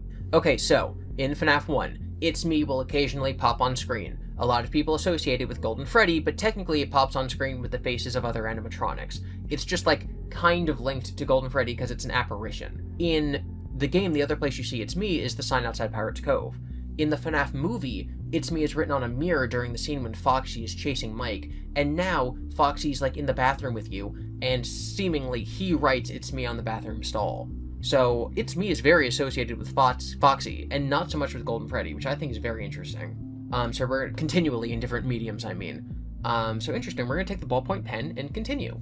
You replace the second light bulb even faster than the first. The later it gets, the more dangerous it is to be outside the security office. You haven't been watching the cameras, but you have to assume all the animatronics are walking around now. With the bathroom once again bright and cheerful, you can head back to safety. But getting there will be very unsafe. You return the step stool to the maintenance closet and dispose of the old burned out bulbs in the trash. You glimpse your reflection in the wide mirror. You look terrible. The light reveals deep shadows under your eyes. Transitioning from the day shift to the night shift is already starting to fatigue you. Again, so that makes it seem like he's really only been doing night shift for a short amount of time. This is very interesting. It really makes it seem like it has not been 5 or 6 years since the bite of 87. It making you question what's real and what isn't. At least it's only for a week, and then you can rest as much as you want before diving back into your job search. A position is opening up for security guard at your daughter's school, and you really hope you get it. But middle schoolers can be just as difficult to handle as animatronics. In some way, Freddy, Bonnie, and Chica, and Foxy are just big, terrifying kids. You hope you don't run into any of them on your way back to the office. Better hurry, your shift is almost over. If you leave the restroom right away, if you listen at the door. We've been cautious up to this point, so we're gonna listen. You're itching to get moving, but you press your ear to the bathroom door and listen. It sounds quiet out there. You grab the handle and are about to open the door when you glance down. Faint light from the dining area seeps in under the door, but it's interrupted by 2 shadows. Those could be feet, you think. Really big feet. The moment stretches out for a long time. Your knuckles are white. You're gripping the door handle so tightly. But then the shadows are gone and you hear footsteps moving away. You've been breathing shallowly this whole time, worried you'd be heard, so you take in a deep breath. It's now or never. You sneak back to the security office without encountering any more animatronics. By the time you get there, it's 5:45 a.m. Your shift is almost over. You check the cameras. To your relief, Bonnie, Chica, and Freddy are all present on the stage, and the curtain is drawn at Pirate's Cove. Previous night watchmen have reported the animatronics behaving strangely, but like everyone else, you dismissed their wild stories. Sometimes, people fall asleep staring at the camera feeds and they imagine things, bolstered by the old rumors and stories. The mind can be a funny thing, making it hard to distinguish hallucinations from reality. Now you feel bad for not believing them, and you know that if you tell others about what happened tonight, they won't believe you either. Perhaps they would even discourage you from talking about what you've seen. You would never do anything that would harm Freddy Fazbear's Pizza. You've put too much time in, put so much of yourself into your job that you're practically a part of it yourself. You never pictured yourself leaving, but it seems like the best time to go, especially considering everything that happened tonight. Just 4 more shifts left. You can do this. If you tidy up before the end of your shift, do here. If you sit down and wait for 6 a.m., do here. If you have the bonus item, use it. I do not have the bonus item, so we're going to tidy up. You start putting the security office back together the way it should be for the next shift. You toss all the garbage from the desk into the trash can. The sight of those food wrappers and soda cups sets your stomach growling. You haven't eaten in the last 6 hours. You clear out junk from the yellow lockers at the back of the room as well, including a year-old packet of toaster pastries, and you choke down anyway because you're hungry. Yum. You return to the desk. 5 minutes go by. You click through the cameras. The animatronics are still where they belong. Already the events of the night are starting to seem like just a bad dream. Your attention falls on the poster behind the TV. Celebrate! Celebrate, it implores in bright bubble letters above a group photo of Bonnie, Freddy, and Chica. These lovable characters couldn't be capable of the horrors you've just experienced, could they? Maybe you've just been misinterpreting everything. This place can have that effect on people when it's late, and you're tired and hungry, and lonely. You stare at the image while moving your head from side to side. From some angles, it looks like there's a bulge in the paper. Before you can investigate, a red light starts blinking on the telephone. Do we investigate the poster, or check the phone? I think we need to investigate the poster. That seems very suspicious. You lean over the desk to get a closer look at the poster. There's definitely a bump on the wall under Freddy Fazbear's nose, giving it a 3D effect. There's one thing you've always wanted to do to Freddy, but the pizza place has rules, and you're a stickler for rules. You even wrote some of them. Number 6, don't touch Freddy. You poke your index finger at Freddy's nose and are surprised to hear a honk. Even more surprising, something behind the poster falls to the floor with a soft clatter. You push the chair out of the way and crawl under the desk. It's even more disgusting down here, with crumbs and something dark and sticky on the dingy old carpet. It's just soda, you tell yourself, wiping the palm of your hand vigorously on your pants. Way at the back, you find a thin plastic card lying next to the wall. You haven't seen one of these in a long time. They stopped issuing them to employees because there was so much turnaround.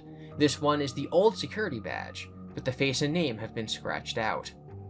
Who was this, and who hid it here? Add the card to your inventory and tap touch here. You watch the clock on the desk as the numbers flip over from 5:59 to 6 a.m. Yay, you survived your first night at Freddy's. All is quiet as you leave the security office and pass through the restaurant. You step outside and take in the fresh, cool air, happy and grateful to be alive. Even the early morning light seems too bright after the darkness of the pizza place. You lose all sense of time in there, since most of the windows are in different parts of the restaurant. So there are windows. Interesting. There isn't a cloud in the sky. It looks like it's going to be a beautiful day. Too bad you'll have to sleep through most of it once you send Coppolia off to school, and then it won't be long before you're back here for your second night. Who knows what that will bring. You lock up the restaurant, wave goodbye to the sleeping animatronics inside, and head home.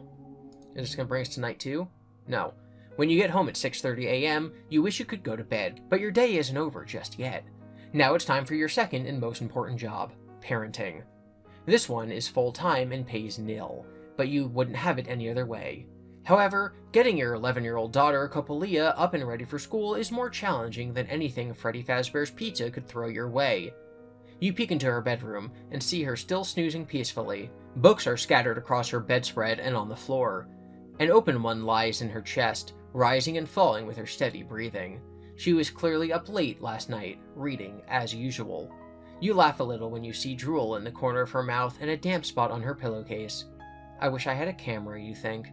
So you study her a little longer, trying to hold on to this memory for later. You go into the kitchen to make breakfast. intentionally banging pots and pans around as you cook eggs and bacon. You can't help think of Chica, and you force the thought away. You're off the clock now, and you will not let the animatronics live rent-free in your head. The combination of Coppelia's alarm clock and the aroma of bacon is enough to wake her. She pads out into the kitchen in her rocket ship pajamas, hair a tangled mess, and her face lights up when she sees you. "Missed me, huh?" you say, twirling your spatula. "No, I just love bacon so much." She gives you a hug, and by extension, the person making it for me. You laugh. "But seriously, I missed you," she says. "While you were sleeping?" "Especially then. I never sleep well when you aren't home." "I hate leaving, but it's just for this week." She sees the concern. That really makes it seem like it's only been 1 week since the place reopened. Like this is the only week that he's on the night shift. That's really weird. She sees the concern on your face and puts a hand over her mouth. "Oh, Dad, I didn't mean to guilt trip you. I'm fine, really. Mrs. Andrews always looks in on me, and she hears everything that goes on around here." "That's an understatement," you smile. You're grateful to have someone close by to watch the house when you're away, but you've never worried that Coppelia will get into any trouble on her own. If anything, she's keeping an eye on kindly Mrs. Andrews, who had sadly lost her own daughter at a young age years ago, and has been overprotective of the neighborhood kids since. Is that Susie's last name? Do we already know that from Vesper Frights? I know it's different continuity, but interesting. Interesting. Coppelia reaches for the tray of cooked bacon. You slap her hand away. "You're not getting 1 slice of bacon until you're dressed for school." She sticks out her tongue and disappears into her room. I want to read this again. Yeah, years ago. So even if this is only like 1988 or whatever, then yeah, the MCI in 85 was years ago. Interesting. Coppelia comes back in record time with her hair neatly tied in a ponytail, a bedazzled purple t-shirt, tights, and a jean jacket. That's just so 80s. It must be the 80s. That is so 80s.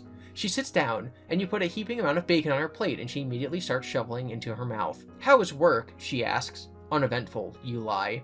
"Sounds like my dream job," she says, sitting at a desk in the middle of the night, pushing buttons. "I would catch up on so much reading until boredom kills me." "You would not be killed by boredom at Freddys," you say, "and promise me you'll never work there." She laughs. "Okay, sure." "And how was your day?" You catch up with each other while you eat breakfast. Then she notices the time on the Kit Kat clock and jumps up. "My bus!" She shoves another piece of bacon in her mouth and grabs her backpack by the kitchen door. She rummages around in it. "Crud, do you have a pen? I have to finish my homework on the bus." You raise an eyebrow. "Why didn't you do it last night?" "Because I couldn't find my pen. Keep up, Dad." Good thing we have the pen from earlier. If you have the pen, remove it. Yeah, so we have the pen, so we're gonna give it to her. You grab the pen from your pocket. "Here you go. Don't lose this one." You toss it to her. She catches it expertly. She should really be on a sports team, but all she wants to do is read, tinker with projects in the basement, and play the Sega Genesis. Sega Genesis release year 1989. Okay, so it's at least 1989. Interesting. She's a great kid, you think?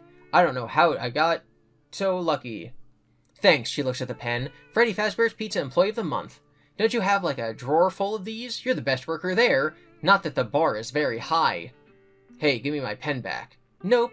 She twists the pen and discovers there's a screwdriver inside. "Wicked." "Yeah, you probably shouldn't be bringing that to school." You stand up. "I'll find you another pen." The bus honks outside. "Too late, gotta go." She runs to the door. A moment later, she runs back and gives you a kiss on the cheek. "Love you." And then she's gone, with your pen in hand. You already miss her. At least working the night shift doesn't take away your time together. Though you don't like the idea of leaving her home alone, even under the sometimes too careful, watchful eyes of the neighbor. Just 4 more days, you yawn and head to bed. Alright, so that's the end of night 1. I definitely want to go back in this video and see what those other options would lead to, right? So let's just go back a little bit. Wow, there's like a lot here. That's so, like, what is all this? I guess the end of night stuff might all be toward the end of the book. Oh lordy. Okay, wait for me to figure out how to get back to where I was. Okay, so we're back in the bathroom. You had the option to peek under the stall, which is what we did, or just open the door. So we're gonna just open the door. You quietly open the stall and tiptoe to the door. The heavy footsteps are growing more distant. You take a quick look outside the restroom and see Foxy ambling through the dining area on his way back to Pirate Cove. You wipe a sleeve across your damp Brow. Wow, that was close. Your fingers ache and twitch from holding the stall door closed. You're going to file a very stern complaint letter to the maintenance staff for leaving a stall door broken until the next shift. You check your watch, it's just after 4 a.m. and you still have a job to do. Okay, so that didn't change anything. If we don't look in the second stall, then we don't get the pen, which is the only change there. So earlier we waited at the door, so we're in the bathroom. We need to get back to the office. We waited at the door. If you don't wait at the door, this happens. You can't wait to return to the security office, so you yank the bathroom door. Bonnie is in the hallway. The 6-foot-tall rabbit animatronic looks down at you with malevolent red eyes, groaning softly. His strained voice sounds uncannily human. You only have a split second to act if it isn't already too late. You slam the door, slip past him. Let's slam the door. Oh, we're actually alive. You slam the door on Bonnie's grinning face and hold it shut. He doesn't try to get in. He continues groaning for a short while, and then you hear his footsteps moving away. Phew, that was too close to call. There's no telling what Bonnie wanted with you. You just hope he's on his way back to the stage and won't be waiting for you at the security office. Okay, then you get back to the office. Okay, so I wonder if you go the other path. Try to slip past him. Bonnie seems bulky and slow. You think you can slip past him and run away. You're wrong. As you exit the bathroom, he seizes your left arm in a vice-like grip. No matter how much you pull and push, you can't get free. The more you struggle, the more he squeezes your arm. The pain is excruciating as your bones break. He ignores your screaming and drags you roughly across the dining area by your broken, useless arm. You go limp, dragging your heels to try to slow him down, but he carries you as easily as his electric guitar. Your throat is raw, same, and you can't scream anymore, and there's no one to hear you, anyway. The agony causes you to drift in and out of consciousness. You're vaguely aware that Bonnie is taking you backstage, where animatronic parts are stored for eventual maintenance. He drops you on the floor and turns to pick up a spare yellow Freddy costume. Yellow Freddy costume. He walks towards you with it while you use your good arm to scoot away from him. Bonnie wants to put you inside the suit for some reason, even though there's no way you can fit inside along with all its motors and servos. If you manage to live through your experience, you'd be surprised at how much of you he managed to squeeze in. Game over. Interesting. Okay. Interesting. So there is a yellow suit in the back of FNAF 1, which technically we were not aware of. We just know that, like, Golden Freddy appears in your office. We didn't know that he was physically there. So now we're in the office. We got there safely. We can tidy up, or we can just wait for 6 a.m. I think if you just wait for 6 a.m. Wait, what? Wait down for 6 a.m. You still find the ID card. Interesting. Okay, so we're gonna check the phone. So, okay, if you wait, then you get the ID card. If you check the poster, you get the ID card. So the other option is to check the phone. What if you wait here? Okay, so then you don't get the card. Alright, so we're going to check the phone. So, in this instance, we're probably not going to get the ID card. The black office phone is dusty, but the headset is smudged. There are smaller smudges on the 1 and 9 buttons. Someone has used it recently to call 911. Some people around here know you as the phone guy. Confirmation, it's canon, Ralph is the phone guy. Because of your voice messages that are forwarded to new hires with reminders, tips, and encouraging words to support them during their orientation week. Ironically, you don't use the phone much yourself. You record the messages, and management schedules them to go out automatically. They've probably been using the same ones for ages. Maybe you should update them before you go. Yeah, that makes the most sense. A faded scrap of paper taped to the phone has a handwritten list of extensions of various locations around the pizza place. Backstage, parts and services, dining area, party room 1, Pirate Cove. Another number is provided for voicemail. The red light continues blinking on the front of the phone. Someone has left you a message. You can call backstage, dial home, or call voicemail. We're gonna have to do all of these. This is crazy, guys. Backstage. You pick up the handset and dial the extension for backstage. The line rings and rings. The line crackles and clicks intermittently, but no one picks up. You're not sure what you expected. You're here alone tonight with the animatronics, and it's not like they can answer the phone. And they certainly can't pick up the phone and call you. Still, as you replace the handset, you feel an odd sense of relief. This has been such a strange night. Part of you wondered, worried, whether someone would pick up. At this point, nothing at Freddy Fazbear's Pizza would shock or surprise you. But that comes from having worked here for so long. You've seen almost everything, right? That's why you're somewhat happy to be working the night shift. New experiences. So you are new on the night shift, but in FNAF 2 you said that you'd probably work the night. Okay, so FNAF 2 closes because of the Bite of 87 / the DCI. And then FNAF 1 opens and you're not the night guard, but now you're the night guard. Weird. You hope when you're done, you can help put these rampant rumors about the animatronics to rest, and make sure the next person in this chair knows exactly how to survive in this job for a long time. It's the perfect way to close this chapter of your life. Tap touch here. Okay, so you can only call one thing. So, yeah, the only thing you can do is call one of the numbers, and that told us nothing. So we're going to dial home and see what happens. You'll be home in less than an hour, but you really want to hear your daughter's voice right now, to make sure she's okay, and to let her know you're okay. A parent never stops worrying. You pick up the receiver and dial your home phone number, but all you hear is a series of clicks and silence. No ringing, no dial tone. Then you remember, you have to dial a code to access an outside line, but you can't remember anyone ever telling you what it was. You bet management doesn't want anyone calling outside the pizza place when they're supposed to be working, especially during a security shift. It seems like a bad policy, though. What if there was an emergency, and you had to call the police or fire department? At least you won't have to deal with management's eccentricities for much longer. As you replace the receiver on the phone, a nagging thought in the back of your mind wonders if you made a mistake keying in your home phone number. You shake your head. This first night has been so unsettling. Your imagination is really running wild. You're sure you have nothing to worry about. Okay, so maybe like now the animatronics know your phone number, except because of the limitations of this being a book game, we know that that's literally not impossible. That's literally not possible, because there's no way of it knowing which of these options you picked. So we're going to do the final option, which is voicemail. That blinking red light captures your attention. You don't remember whether it was there when you returned to the office or whether it appeared while you were tidying up. You assume it's an automated message sent by the system, but you can't quell your curiosity about it. You pick up the receiver and push the flashing red button, which automatically dials voicemail. Welcome to Freddy Fazbear's Pizza, answering service. Please enter your 4-digit access code at the sound of the beep. Beep!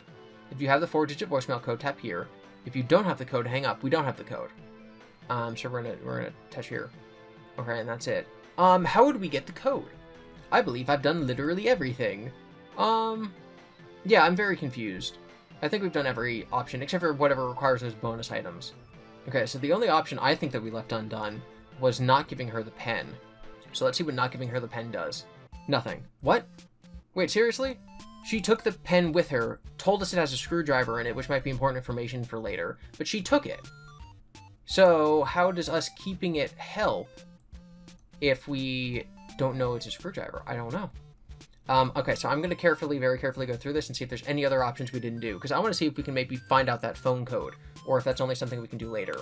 Alright, so I just quickly clicked through the entire chapter, and it looks like we did every option. So I'm not sure how we're supposed to have that voicemail code, unless it's something like, because obviously you can play through with this bonus item, whatever, so it's possible that like after you beat the game, you go back and you have like a bonus game mode. So like the canon ending is you die, and then the non-canon ending will be like you live, but you can only do that if you play the canon ending. That's my guess. Flipping through the pages, it definitely looks like there's supposed to be pictures that pop up, like of Bonnie or Chica, like, coming to get you, and because of the format of this being an ebook, for whatever reason, they're not loading on the same page as the words. So sorry that we missed those. Night 2 on Ralph the Phone Guy's adventure through the week before FNAF 1 takes place, where he's definitely gonna die, because that's how the story goes. You yawn. Time to make the donuts. You usually start your shifts repeating the well-known catchphrase from those donut commercials. But there aren't any coworkers here to laugh along with you. See, this goes back to something I said last episode. It really seems like he's only starting to do this nighttime shift recently. It's very the timeline here is very odd. The timeline of FNAF is very odd. Wow, how weird. But yeah, I don't really know what's going on yet. The only people who ever laughed were the new hires, the first time you said it. And they were only being polite since they thought you were their boss. But you're nothing if not consistent. It was easy to do the right thing every day at work here. But at night, it's hard to know what the right thing to do is. You're in unfamiliar territory. Fortunately, you're not only consistent, you're persistent. You never give up trying until you get a job done. You hope that's one of the better qualities Kapalia picks up from you. Kapalia is your daughter. You also hope you'll be around for a long time to teach your daughter even more lessons about how to live and survive in the world as she grows up. You won't be, because you die. As much as you love this job, you want more for her future than a dead-end career as a security guard.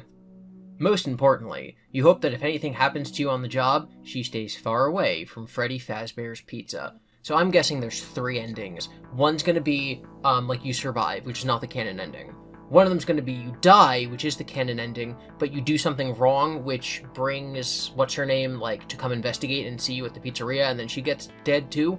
And then the canon ending is you die, but your daughter stays away. That's my theory. Alright, we can check the show stage, check the dining area, or check the restrooms. We should check the stage to see if there's been any movement yet. You punch the button for the show stage. Freddy and Chica are there as they should be, but Bonnie has already left. No wait, Bonnie is still there. Most of him anyway. His body is on the stage, but his head is gone. Who would steal the head of an animatronic bunny? Punk kids, you think? Daredevil teens from the high school and community college sometimes try to break into the restaurant. If they succeeded, they would want to bring back a souvenir of their bravery. You laugh, imagining someone shouting, "Bring me the head of Bonnie the Rabbit!" Of course, if anyone actually succeeded in breaking into Freddy Fazbear's Pizza after hours, they would be the ones in danger of losing their heads. Figuratively and literally. But this is no laughing matter. You have a real problem now. You have to find and reattach Bonnie's head before the place opens in the morning. As terrifying as animatronics can be to some young children, they'll really freak out if they're greeted by a headless one. Or maybe no one would notice. Alright, we can check the dining area camera, the restroom camera, or the backstage camera. I think it's likely that his head's gonna be backstage, so we're gonna check there. Maybe maintenance had to remove Bonnie's head to work on it, and no one told you. No one ever tells you anything. If so, the head would probably be in the parts and services area behind the stage. You switch over to the backstage camera. A large metal endoskeleton rests at the end of the work table. You see masks for Chica, and several variations of Freddy, but no Bonnie head. Power cables dangle down from the ceiling. That's a fire hazard if I ever saw one, you think. You consider raising your concern with management, but they hardly ever take employee suggestions. A little voice inside you says it might not be a bad thing if this place burned down, as long as it doesn't happen until after you collect your last paycheck. And no one, human at least, is in the building at the time. You also notice an empty Freddy Fazbear costume propped up in the corner. At least you assume it's empty. You're curious, but not curious enough to go back there and check. That's definitely Golden Freddy. They called him Yellow Freddy earlier. Yellow Bear Man. The camera pans across the room once more, and you notice that there are no parts for Foxy the pirate back there. Foxy! You quickly switch over to the Pirate Cove camera. The curtain is wide open and the cove is empty. Too late, footsteps run toward the office. Foxy bursts inside and screams in your face. We got dead because we checked the back room. Okay, so we're gonna do the same thing. Actually, no, what if we don't check the show stage? Let's check the dining area. Let's try to lose on purpose a little bit. You punch the button in for the dining area. Just like last night, the tables are set for a big party, with tablecloths and party hats all laid out. You wonder if the room was used at all. It looks exactly the way it did yesterday, as if nothing has been touched, or the staff is simply meticulous about placing everything exactly where it should be. When you do the same job day in and day out for years, you get pretty good at it. There is one thing out of the ordinary. Bonnie's head lies in one of the aisles between the party tables. It must have fallen off and rolled down there. It's a good thing that happened after hours, because nothing sets off customers more than a malfunctioning animatronic. A head detaching and bouncing off the stage would probably result in some kids needing therapy, not to mention their parents.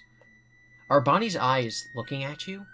The head is lying on its side, but its eyes are trained right on the security camera. Is it a warning? A cry for help? You shake your head. It's just an optical illusion, and indeed, when you look back at the monitor, Bonnie's eyes are looking in a different direction. You need to go reattach Bonnie's head and make sure this doesn't happen again, especially during a performance. So you can go left door or right door. So interestingly, we learn the same information, which is that Bonnie's missing a head, but we get less options.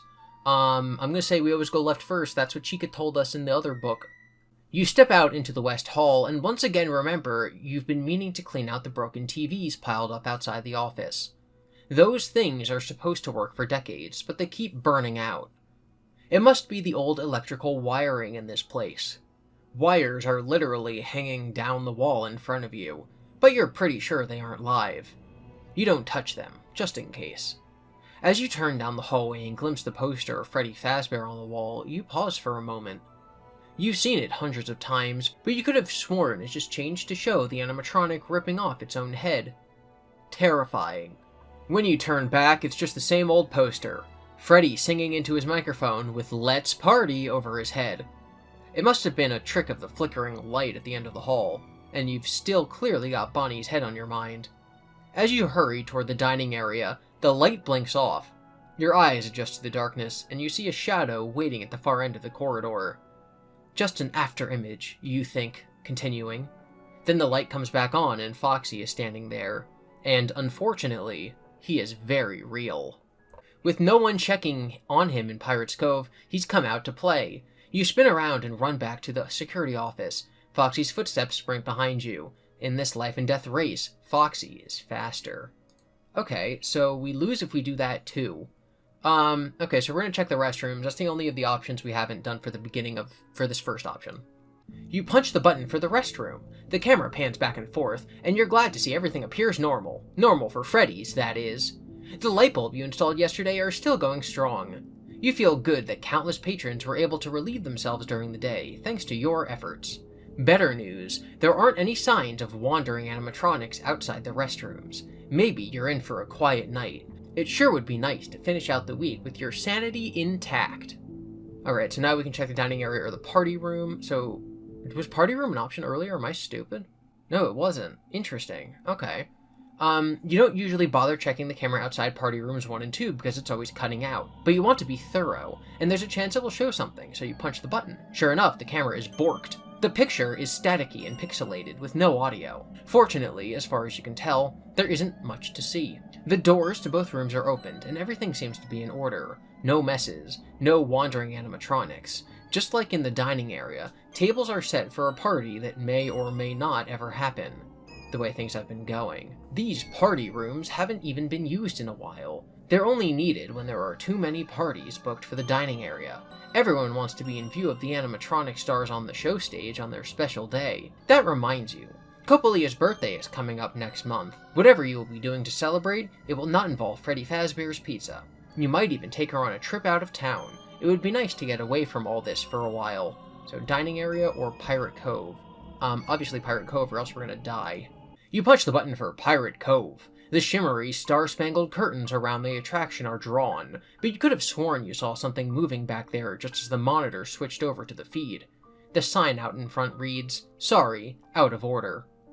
You made that sign and placed it there yourself, the day they decided to shut Pirate Cove down and sealed Foxy inside. What a terrible day. You crave order, and you need order in your life. That's what called you to security. You keep order, like sheriffs in the Wild West. Only instead of a star-shaped badge, yours is a shield decorated with Freddy's face, proudly identifying you as security for Fazbear Entertainment. It's one of your most prized possessions, and you're going to have to turn it over in 4 days. That out-of-order sign has plagued you for too long. It's a reminder that things around here have very much not been in order for a long while now. It's just taken you some time to see it, and to admit to yourself that there's nothing you can do to change it. Since nothing is moving at the show stage or Pirate Cove now, this is the best time to head out, to find Bonnie's head. Go to the dining area.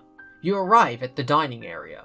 Bonnie's head is lying on the floor, staring vacantly at the stars and streamers hanging from the ceiling. But something else catches your attention.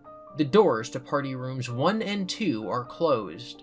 Those were previously open when you saw them on camera, but the feed in that section is notoriously glitchy. It's possible you didn't see them clearly the first time.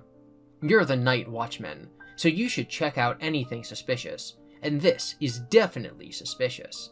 Those party rooms are a perfect hiding place, and it's not like the animatronics to go around opening and closing doors. You still have to take care of Bonnie, but it's not like his head is going anywhere. So much for an uneventful night. If you go to Bonnie's head, go here. If you go to party room 1, go here. And here's a picture of Bonnie's head on the floor. Okay, I think that we need to check out the party room, because yeah, Bonnie's head ain't going anywhere by itself. You open the door to party room 1 and turn on the lights. It's basically a miniature version of the dining area for private birthday parties or overflow space. When someone hosts a party here, they get a visit from Freddy, Bonnie, or Chica as part of the package, but they rarely use Freddy for such functions. It's also company policy to have a security guard posted in each room while the animatronic is present, a duty you have often performed. But that was before the restaurant closed. Interesting. Since it reopened, these rooms haven't been needed, and of course you're on the night shift now. Okay, so, big interest right there. So we know that the physical building of FNAF 2 and the physical building of FNAF 1 are not the same building. So this means there's a time before this location closed, and then there's now after the reopening. That sentence basically confirms to me the theory that the MCI FNAF location and the FNAF 1 FNAF location are the same physical building, but is separate from FNAF 2. Interesting. Interesting. Wow.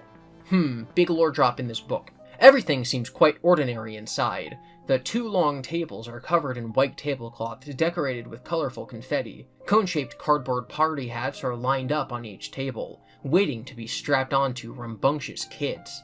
You smile, thinking back on better times. For a while, you would have said Freddy Fazbear's Pizza was the happiest place on Earth, if you weren't worried about infringing on a trademark. Approaching steps snap you back to the moment and remind you how much this place has changed. You consider hiding, but you have plenty of time to check out Party Room 2 before the animatronic reaches you. You can hide in Party Room 1 or open Party Room 2. It said we have plenty of time, so we're gonna go to Party Room 2. You hustle over to Party Room 2 and open the door, or try to. It's locked. You're not even sure who has the key to this door. These rooms aren't usually locked. Interesting. Naturally, now you're even more curious about what or who might be inside there. The footsteps are closer. They're coming from the direction of the show stage, but you can't tell which animatronic it is. You hope you won't get to find out. Unless you can figure out how to get inside this room, your only option is to try to get back to the adjacent party room and hide there instead. Okay, so hide inside Party Room 1. If you have the ID card, you may use it here. If you have the master key, you can use it here. We do have the ID card. We have the old ID card. Do not have a master key, so we have the ID card. We're going to use that. So this is Party Room 2 that we've managed to unlock. In movies, people use credit cards to jimmy open locked doors. You pull out the IT card you found earlier. The thin plastic is flexible, but sturdy enough that you should be able to slide it between the door and the frame and push open the latch. But you have to be quick. The animatronic is almost here. It actually works. The door opens and you duck inside the room and close the door behind you. The footsteps go right past and fade away. You wipe sweat from your forehead. You switch on the lights and look around. What was so important about this room? There's no one here. It's practically a mirror image of Party Room 1, but with striped tablecloths instead of white and party hats decorated with confetti. It also has a wide window looking out at the tree line behind the restaurant and the mountains beyond that. Only it's dark now, so all you see is the room reflected in the glass. So again, if this is game canon, this now confirms the Freddys is a standalone building theory, as opposed to the Freddys is inside of a mall theory, which was a previous theory that people thought. You hardly recognize yourself, or the fear in your face. You turn your attention back to the tables. One of the party hats is slightly out of alignment with the others. You nudge it back into place, but meet some resistance. Something's under the hat. You lift up the paper cone and find a Fazbear Entertainment branded Zippo lighter. Someone must have left it here after lighting birthday candles. Tisk tisk. Okay, so we're going to add that to our inventory. We have the gum wrapper, the ID card, the lighter. We use the gum, we use the paperclip, and we give the pen to our daughter. So that's what we have. No master key, no bonus items or whatever that was. Bonnie's head is what you came here for. You walk over and pick it up. Oof! It's heavier than it looks, and something sticky leaks onto your hands. Machine oil, hopefully. You're glad it didn't leave a mess on the floor. Even after all this time, this is the closest you've been to an animatronic. One reason being the smell. These things haven't been washed in ever? There's something sharp and sour about the stench, like food left out to rot, or roadkill. You wrinkle your nose. It's very unpleasant.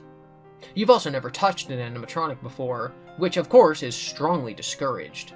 The fur is matted and kind of greasy. There are probably things crawling inside it. You don't want to hold this any longer than you have to. You turn it around in your hands until Bonnie is looking at you. Let's go get you patched up, you say. Bonnie's eyes blink and swivel toward you. You're so startled you almost drop the head. It probably just happened because you were moving it around. You look up at the stage. Bonnie's torso is still up there, and so is Freddy Fazbear. But now, Chica is gone. Should you go up and try to reattach the head, or look for tools and instructions at Parts and Services behind the stage? Parts and Services seems reasonable to want to go to. You open the door at the back of the stage marked Employees Only. Though you're an employee, you've never needed to go back here before. You step into the backstage area, what staff has taken to refer to as P&S, Parts and Services.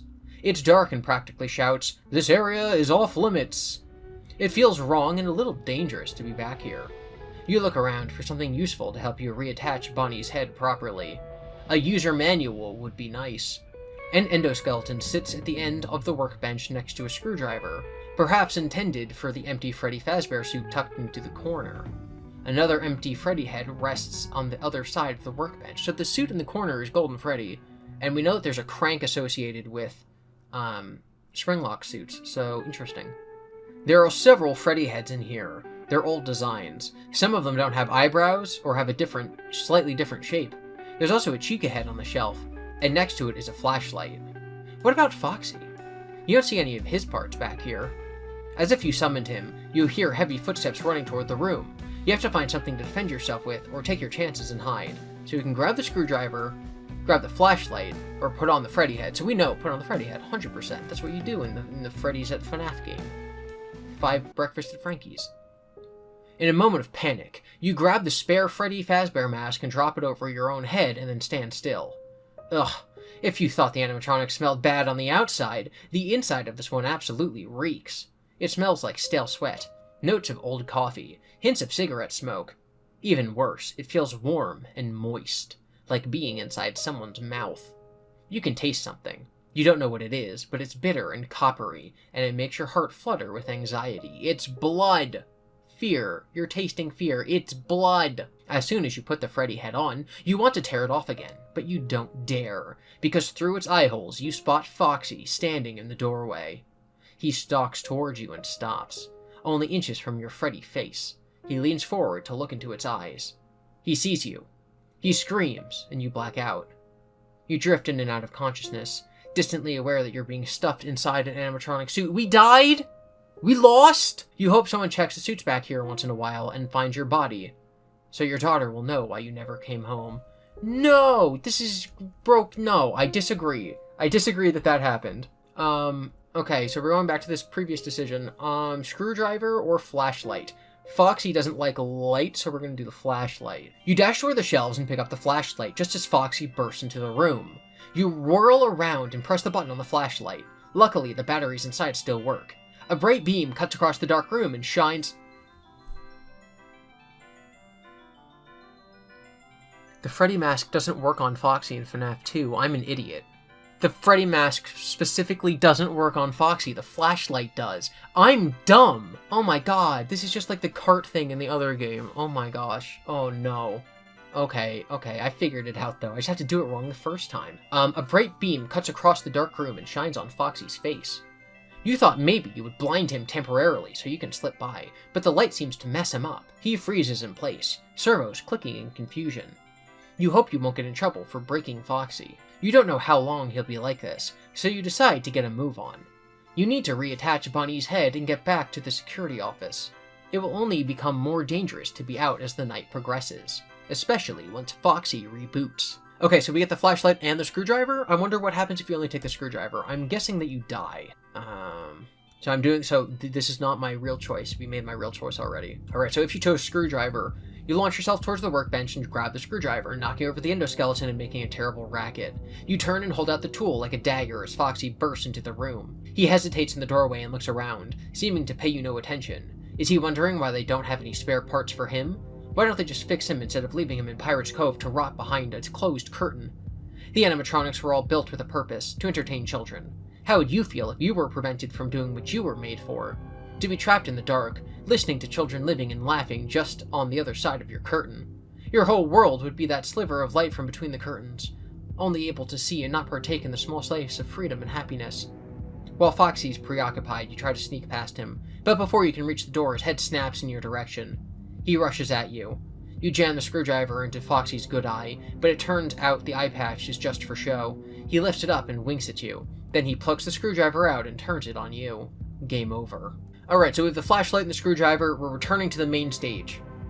You climb up onto the show stage and look out, imagining an audience of boisterous kids and frazzled parents. Staff and customers are not allowed up here.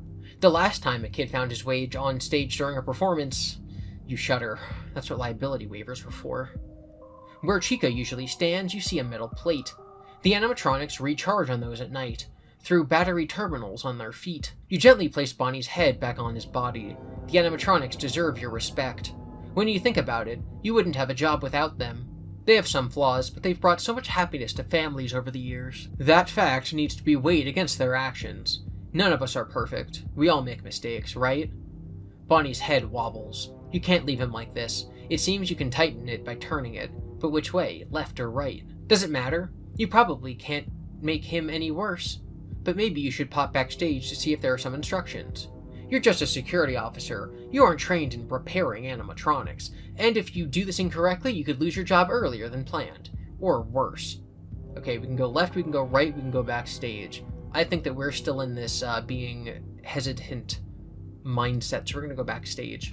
You open the door to the backstage. You open the door to the back of the stage marked employees only. Though you're an employee, you've never needed to be back here. You step into the backstage area. We did this already. What? Did this loop me incorrectly? Return to the stage show. I don't know which way to turn it. I'm gonna go left, but it didn't tell me. You twist Bonnie's head to the left and something clicks inside. His eyes focus on you. Is he fixed? His head starts twitching and his mouth opens wide. You glimpse another set of teeth deep inside his maw.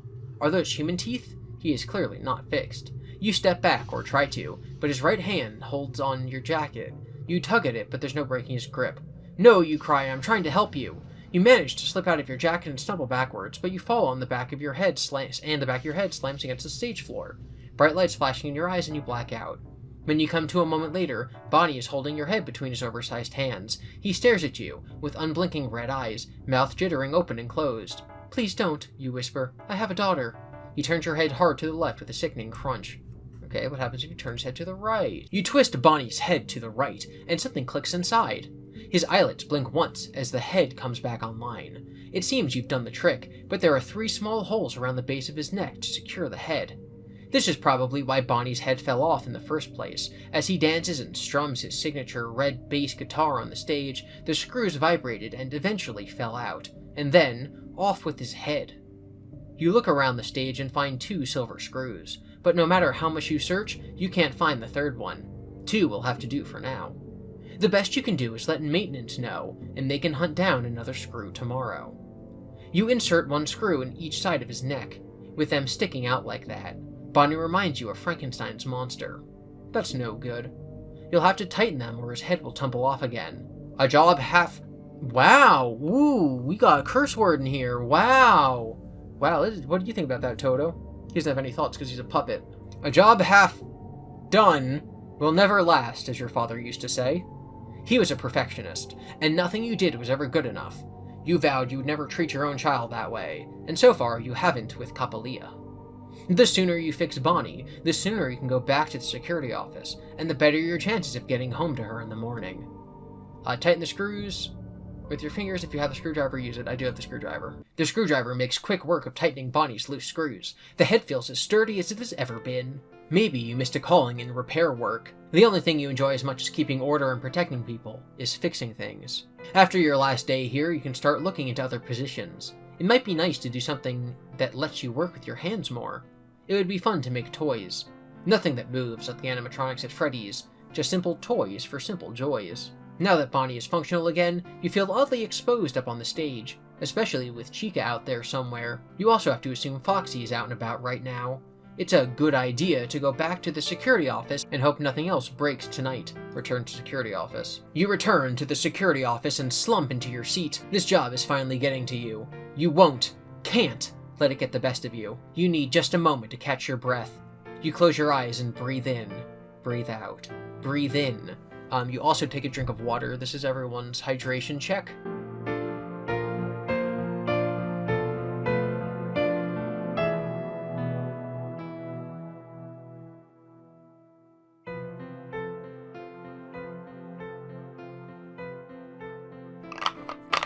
Make sure you're hydrated, folks, or Toto will jump scare you. A sound startles you awake. Oh no, you've fallen asleep on the job. After all the times you've warned night watchmen to always stay vigilant and faithfully reported those who shirked their responsibilities and dozed through a shift, You're embarrassed and annoyed at yourself. It's just that you're having trouble adjusting to the late hours, and dealing with the animatronics is wearing you out. You can beat yourself up later. Something woke you. A sound. Or wait, was it 2 sounds? You're still disoriented from your unintentional nap, but you think you heard footsteps approaching the door on your left, and someone groaning from the door on your right. You could have dreamed them up, or you could be in imminent danger. You only have time to act on one potential threat. Your clock reads 5:55 a.m., so you only have to survive the next 5 minutes. Left door or right door? Okay, so something is approaching on the left.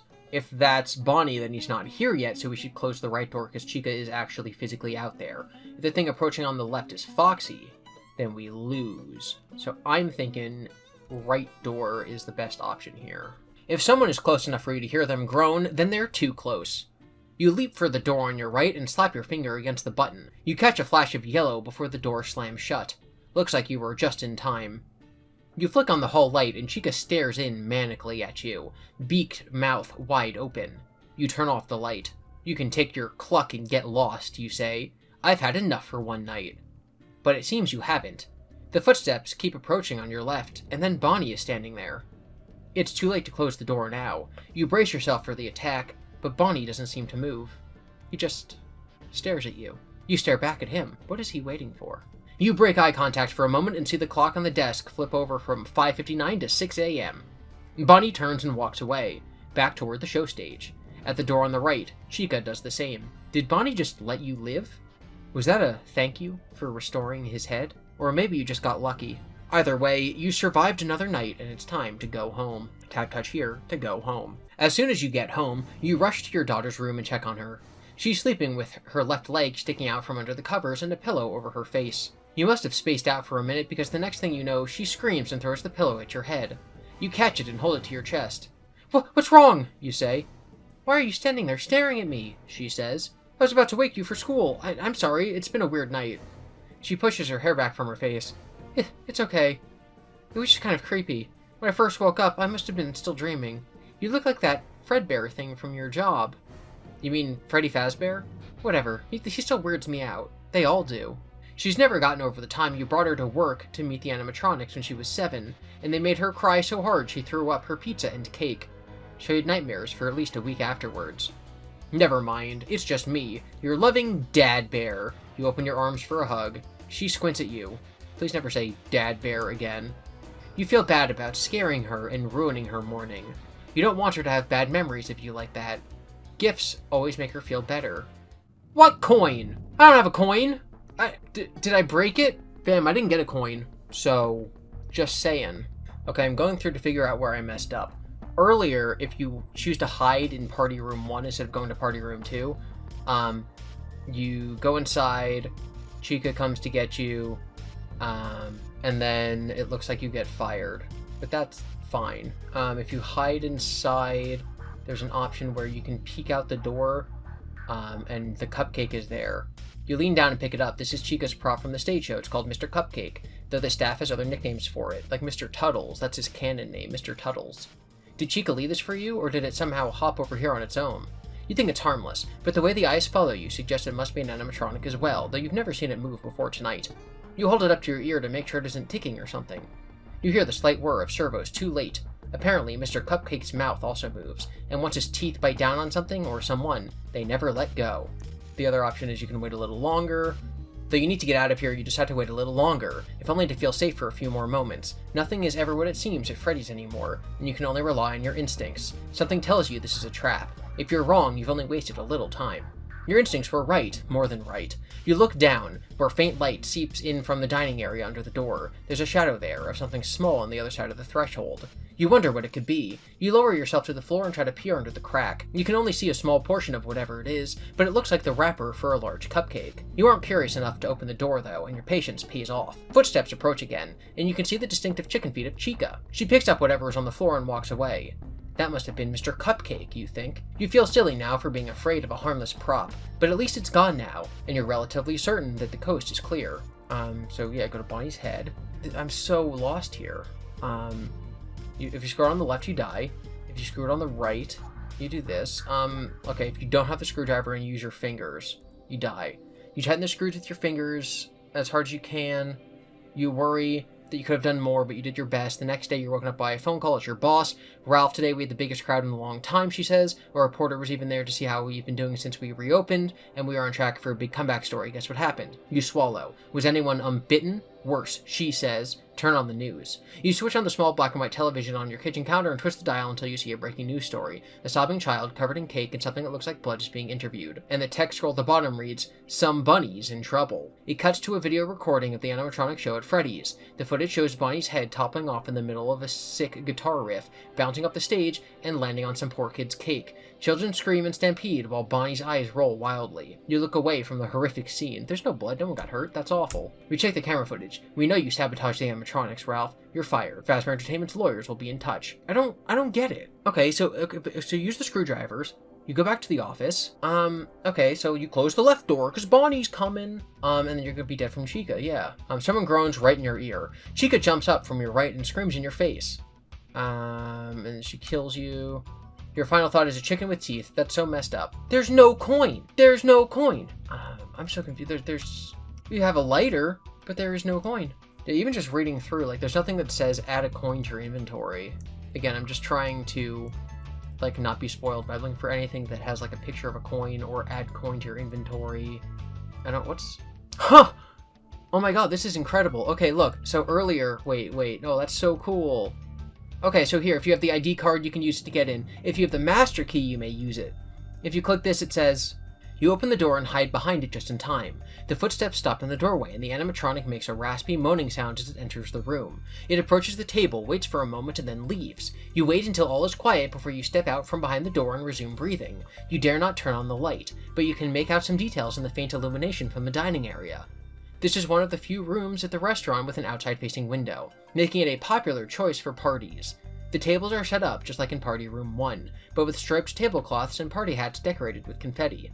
One of the cardboard hats is overturned on the table closest to the door, where the animatronics stopped. You wonder why they would knock that hat over and then leave. You close the door softly and switch on the lights so you can see better. You look around and see a note pinned to a Freddy Fazbear poster marked, "Let's party. You ready?" A message is spelled out in letters cut from the newspaper. You read it. A master key is not in this game. You are the one who must live with your shame. You know what they say, cheaters don't win, but those who might try make the purple man grin. The game has crashed. Okay, so it's to catch cheaters. There is no master key. That's really cool. Yeah, but the purple man, ooh, he's in book now. But yeah, no, okay, I just went through, like, all of these options, and there's no coin. There is no coin. What kind of coin you coining about right now? I'm just so confused. Yeah, I don't know what this coin thing is, so we're gonna keep the coin. I think that there's a broken link here, because if you go backstage and then go to Bonnie's head and then go backstage again, it just loops the Foxy thing? That might be an error. I'm not sure. Okay, we're gonna give her the coin and see if it says something. Oh, hey, I got you something. You flip the plastic coin over to her. The coin falls on her superhero bedspread, and she grabs it. She holds it up and closes one eye to inspect it with the other. I just said that your freaky robot friends freak me out, and this one is the freakiest of all. Foxy was always my favorite. She looks at you. That explains a lot about you. I wasn't expecting this kind of attitude until you were a teenager. I'm almost, she says. You're not. And don't be in a rush to grow up. Anyway, that is a collectible gold treasure coin. She bites down on it. It's fake. You grimace. It was kind of dirty. It's all scratched up and mangled. Fine, you hold your hand out. Give it back. She flips it in the air and catches it. I love it, because you gave it to me. You smile. Even if it's just some junk you found on the floor at work or something, it's nice to know you were thinking of me. Always, kiddo, I'll go make breakfast while you change for school. If I get heads, you have to make pancakes. She flips the coin again and it comes up Foxy. Pancakes! I never agreed to that, you grumble, but you go to the kitchen and start mixing the batter. It's only after she leaves for school that you remember Foxy's head is on both sides of the coin. What coin? There was no coin. I have been lied to. I'm very confused by many things. Not sure where we get the coin. Not sure if there was an issue with that looping Foxy thing. And I'm also unclear about this whole, using the bonus item thing. My book crashed. I hate the future. What I was trying to say before I got stuck on page like 1013 and then it refused to go forward anymore is that on the end of night 1 when you're talking to your daughter, you have the option of giving her the pen. The pen is an optional item, so if you didn't get it, then you just don't give it to her. It says, do you give her the pen? And it's like, I don't have the pen. With Night 2, it's like, do you give her the coin, yes or no? It assumes you have the coin no matter what you pick, which is just poor writing. If you're not guaranteed to have the coin, they should have worded the question differently. They did it correct in Night 1, they just did it wrong in Night 2. Anyway, we're going to continue with Night 3. This is Mr. Ralph himself, Mr. Phone Guy Ralphington, says, you feel well-rested and excited about going to work, just like you used to, until you step inside the dark and dreary security office. Somehow, all your enthusiasm deflates and you feel exhausted, as if you hadn't slept for 8 hours, as if you have always been in this office and you will always be in this office. You settle into the seat and sigh, feeling like you've aged 5 years in the 5 seconds it took for you to come and sit down. It must be this midnight shift. Working as night watchmen, you lose touch with all the good parts of the job that motivate you each day. There are no coworkers to catch up with. You don't see the smiling kids' faces and hear their happy laughter. And you don't get to see the animatronics the way they're meant to be seen, as entertainers instead of vengeful stalkers. When you go outside into the sunlight, your memories of the night before seem to dull and fade. When you are safe at home, talking to Capelia, you question everything that happened, and you come to the same conclusion. You imagined it. It wasn't that bad. After all, you're alive. If the animatronics were really alive and hunting you, what would be your chances of surviving 1 night? 2? 5? Really darned slim. Maybe these lapses in memory are some survival mechanism. How can you go home to your daughter each morning and live a normal life knowing such horrors exist in the world? How could you leave her each night and come back to work here, knowing you might not ever see her again? Only if you forget. So the survival mechanism is forgetting, which I think is pretty good characterization of all of the security guards. Like, yeah, how do people still work at Freddys after the bite of 87? After, the fact that there's such high turnover in the company. There are just some people, like Ralph, who have that just like compartmentalization where, yeah, it's a living, it's work, I gotta do it, it's not that spooky when you leave, I just imagine the noise. He's a guard from Skyrim. Oh, it must have been the wind. So, some people don't have that survival mechanism, and so they leave after a week. Some people do, and then they're Ralph, and they work there for 10 years. So I do like this post-hoc justification for some of the characters, some of the character motivations throughout FNAF. But you also have a job to do. You've always been the responsible one, even as a kid. No one had to ask you to do your homework before watching TV and riding your bike. You were, and still are, what they call an overachiever. And yet you ended up working security at Freddys. So many people don't understand that, but you tell them, some things are more important than a fancy job and a big paycheck. I love those animatronics, and I make a difference when I go to work each day. Do you still believe that? Did you ever? Do you still believe that? That's a FNAF 4 quote. We are still your friends. Do you believe that? It's close enough. It's interesting to note, but I don't think it's pointing out that Phone Guy is Psychic Friend Fredbear. You sit up straight and switch on the security monitor. Time to make the donuts, you mutter. That's a Dunkin' Donuts commercial reference for all you Zoomers out there. A child laughs behind you. I should have stopped to make a joke there. A child laughs behind you. You spin the chair around and look behind. I'm a little spooked right now. I keep glancing over my shoulder and seeing something vaguely human-shaped behind me, and it's just like the ID's fantasy doll and then the Ritos doll. You spin the chair around and look behind you. There's nothing there but lockers and shadows. Pull yourself together, Ralph. Only 3 more nights. You begin as you always do, pushing buttons. You cycle through all the camera feeds on the monitors, and everything is copacetic until you hit the party rooms. What the...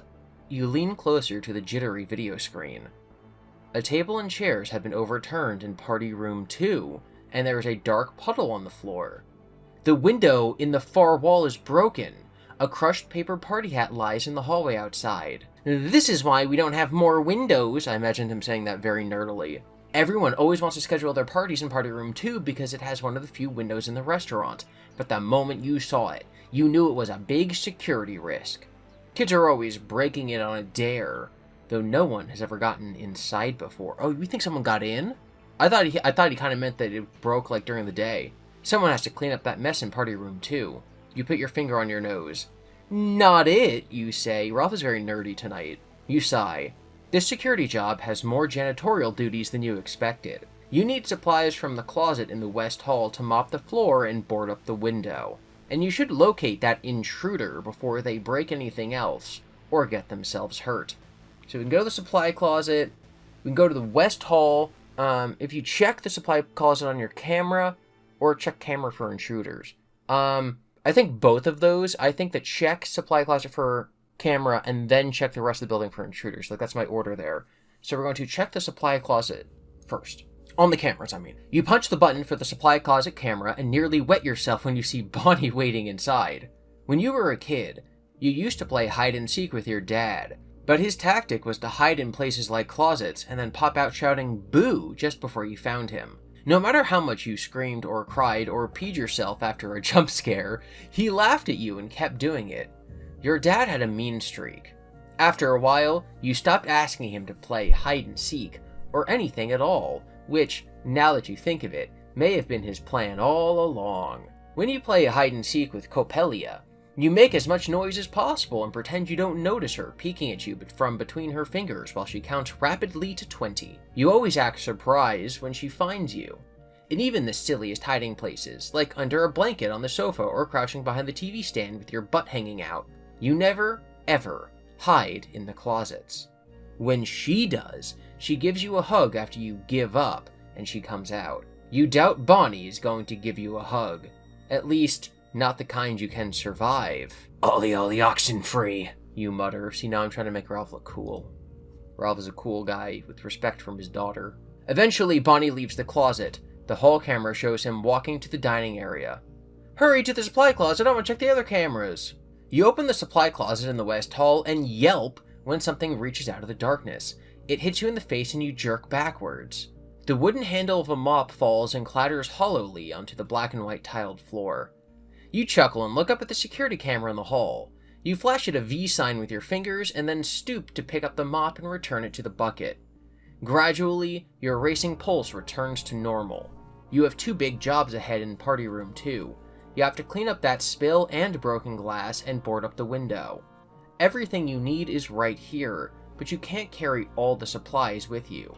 You'll have to make 2 trips, but you're not sure which task you should complete first. This is the choose your own adventure. Do we clean up the spill first, or do we bore up the window first? Like, oh my god, this is just as exciting as those adventure books from the 60s where you're like trapped in the Amazon forest with cannibals. Go away.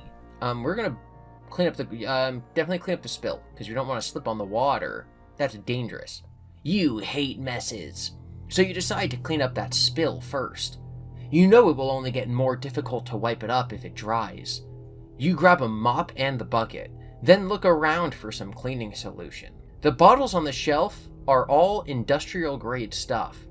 High concentration bleaches and stain removers. You bet this is what people use to clean up crime scenes. Despite its smell and appearances, Freddys is a sanitary place, and management is always reminding staff to keep it clean and tidy, at least in the public spaces. You kick at a crumpled piece of paper someone has left in the closet and roll your eyes. But you want to set a better example, so you pick up the paper and smooth it out. It's an old newspaper clipping with an ominous headline: Kids vanish at local pizzeria, bodies not found. You hastily ball up the article again and toss it in the trash where it belongs. Those poor children, you think. Those poor parents. You heft a jumbo bottle of bleach. It's heavy and a lot to juggle with the mop and bucket. Should you fill the bucket here, or carry the bottle to party room 2 with everything else? If you fill the bucket here, tap here. If you fill the bucket in party room 2, tap touch here. I'm always a fill the bucket here type person. You empty the bottle of bleach, and your eyes tear up from the fumes. You pour in pine-scented cleanser, hoping it will help dilute the potent mixture and make things smell a little nicer. You're about to lug the full bucket into the hall when you hear footsteps approach. Big, heavy steps. Bonnie could be coming back. I think it's the intruder. You shut the door and wait silently inside the closet for the footsteps to pass. Your eyes, nostrils, and throat are burning. You stifle a cough. The footsteps proceed down the hall toward the security office. Good thing you aren't in there right now. You might be able to sneak out and get to the dining area without being noticed. You have to take the chance because you can't stay here much longer. The liquid in the bucket looks like it's smoking. Acrid fumes rise up. You blink, barely able to see anymore. It feels like ice picks are being stabbed into your pupils. You try to open the door, but it's stuck. You push on it hard, bracing yourself against the back wall. Bottles fall from the shelves all around you and the mop tumbles. The bucket tips over and the floor is flooded with the poisonous cleaning product. I was just trying to be safe and helpful. You cough and cover your mouth. Red spittle and froth speckle your palm. Help, you gasp. Your vision swims and then, mercifully, you pass out. In games or not, you should never mix household chemicals. Ever. Alright, we're going to start the night over just because I want us to go... We're going to go straight to the supply closet because Bonnie's going to kill us. Still grumbling about having to clean up after other people's children, you head to the supply closet in the West Hall. You just want to get this over with, and it's going to take most of the night to sweep up broken glass, mop that spill, and cover up the windows. And you bet you'll be the one to get the blame for the damage, even though it happened between closing time and your shift starting. That's what I thought. You pull open the closet door, but you can't find the mop because there's a giant bunny in the way. Oh no, it's Bonnie! The animatronic is suddenly in your face, head twitching violently and teeth gnashing. The next morning, the daytime security guard is shocked to find blood splattering the West Hall in front of the supply closet. Geez, some people are so lazy, he says. The mop is right there. He reaches inside the closet and starts mopping you up. Okay, so we're going to make the same decisions. We're going to check the supply closet clam room. We're going to skip past Bonnie. We're going to go to the supply closet. We want to clean up the spill first, but this time we're going to fill a bucket in the party room. It doesn't seem wise to handle chemicals in a confined space like the supply closet. So you place them... Why are they in there? You can't have a supply closet that's not properly, fumigated for supplies. What are you doing here? So you place the bottle of bleach in the bucket with the mop and drag them to party room 2. You flip on the light. It's a horror show. The spill inside looks like blood. A lot of blood. It smells like blood too. A bitter, metallic scent you can almost taste, like copper. You dag, and then throw up your dinner. Now you have an even bigger mess to clean up. You empty the jug of bleach into the bucket and get to work, mopping up the blood and vomit. The stench and fumes might be overpowering if not for the shattered window in the far wall, which lets in fresh air. I wonder if you'd done that first, if you would have lost. Even though you hate bodily fluids when they're outside the body, where they shouldn't ever be, you find you enjoy work like this. When you're done, the floor is clean, and no one would ever be able to tell that some person, or some animal, lost a catastrophic amount of life-giving blood in this room. If there's no evidence, it may as well have never happened. Management will be pleased. You're so busy admiring your handiwork you don't hear the footsteps until they're almost right outside. If you hide under the table, if you leave through the window, if you have the bonus item. I think if we leave through the window, we're going to lose. So we're going to leave through the window first and cut ourselves on the glass and get fired. You race toward the broken window and catch Chica's reflection in a sliver of glass remaining in the frames as you dive outside. You roll in the dirt. The shards of glass slice your hands, but you clamber to your feet and run away from the restaurant. You make it maybe 30 feet before something grabs you from behind. You tumble and see a blur of yellow fur and Chica's chicken feet. She's splattered in blood, but you aren't sure if it came from whoever broke into the restaurant or from you. You've always told the night watchmen it isn't safe to leave in the middle of the night. It's better to wait until the end of their shift, but you didn't really know why. Just repeating what management told you, and they supposedly have a good reason for everything. I'm so shaking right now. The idea that Chica can leave the building through a broken window to come grab you. I don't know, I kind of always thought that they were stuck to the premises of the building. That's wild. I don't know, it's like video game logic, right? Oh, I'm in a safe area. I'm not in the pizzeria anymore. The animatronics can't get me. Oh yeah, they can. This is what happens when you break the rules. You have only yourself to blame, but it's a shame that Coppelia will have to suffer for your incompetence. At best, you'll end up another newspaper headline. At worst, Fazbear Entertainment will cover all this up and your daughter will never know what happened to you. If there's no evidence, it never happened. I like how that came back. You think Chica's going to drag you back into the restaurant, but instead, she carries you out into the woods.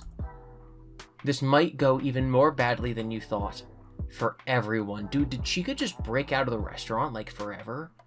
Yo, this was crazy. That's That's I don't know if you guys can really tell about my legs tapping. I was like so on edge from that. Wow, I don't know. It kind of seemed like it broke through the bounds of what is normally allowed in this setting. That was creepy. That creeped me out. At first I thought that it wasn't going to be Chica. It was going to be whoever broke in who was behind you. But no, that was wild. Okay, so we're going to go to the same thing. We're going to hide under the table. We lose anyway. You duck under the table. That's only a pun because people think Chica's a duck. You duck under the table and peer out under the striped tablecloth. You recognize Chica's chicken legs, but they're splattered with red like a grisly Jackson Pollock painting. Chica walks around the room. Is she wondering what happened to the blood? You remember the mop and bucket next to the door. Chica knows you were here.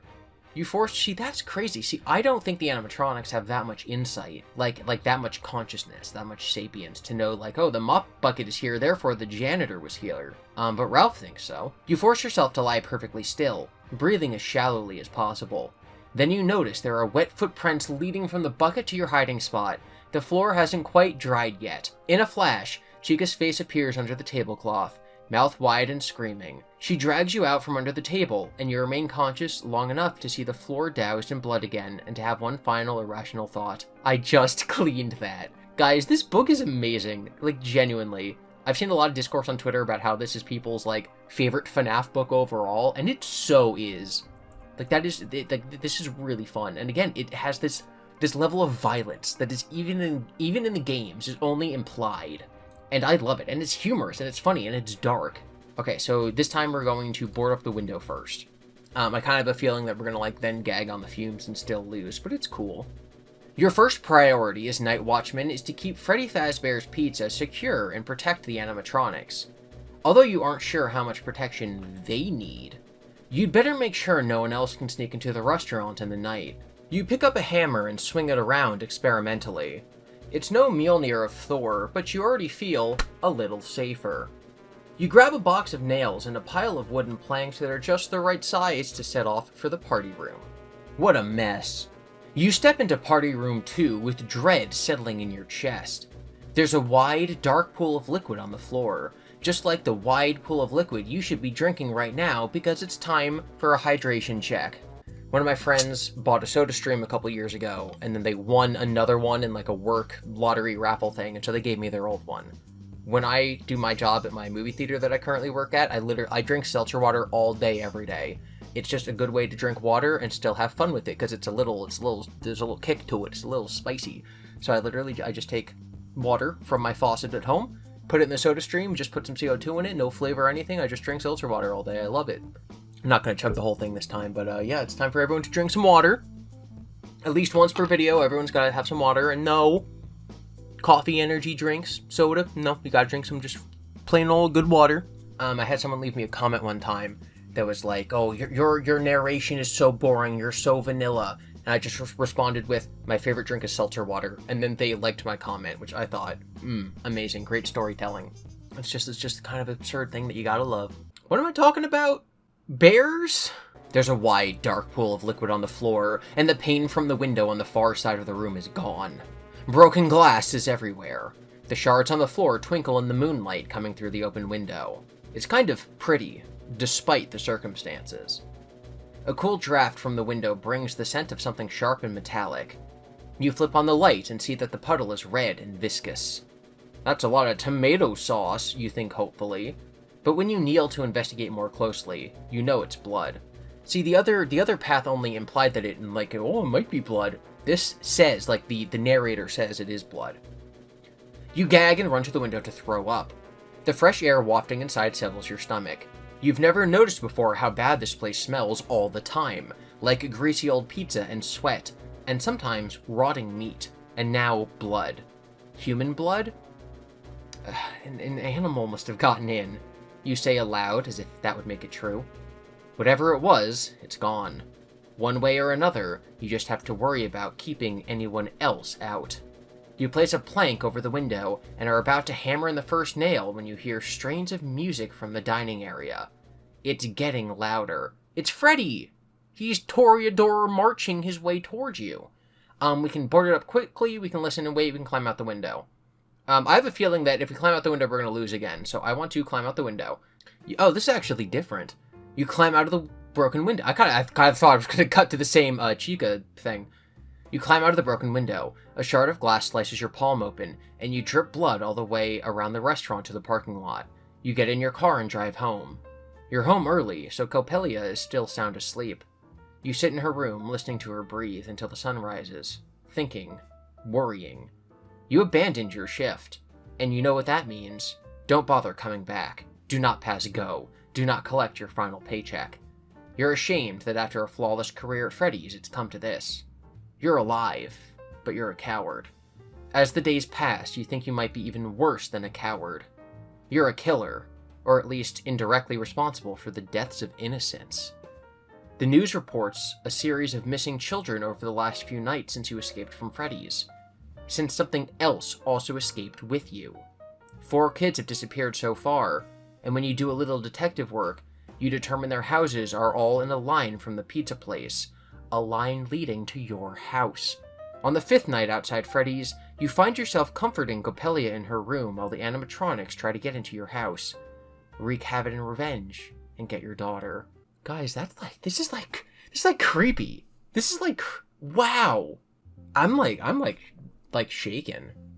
I'm like so shaken I couldn't even make a joke and say shook. I started saying a lot of phrases ironically.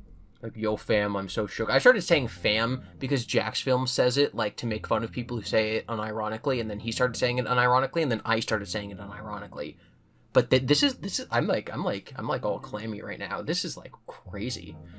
Whew, okay. Okay, so Mjolnir. Sure hope you guys appreciated that I had to go downstairs to grab my hammer to do that little bit. Okay, so we're not going to climb outside the window. We're going to listen and wait, because we hear footsteps behind us inside of Party Room 2. Or not footsteps, we hear music coming. Listen and wait. Music of unknown origin in the middle of the night feels ominous. Right now isn't the time to move or make noise. You tiptoe to the open door of Party Room 2, and you grip the handle of the hammer tightly as you listen. You've heard this song before. It's a march, played on a music box or something. As far as you're aware, none of the animatronics have a built-in music box, though you think you've seen one over by the prize counter. That's some pretty crazy Freddy lore.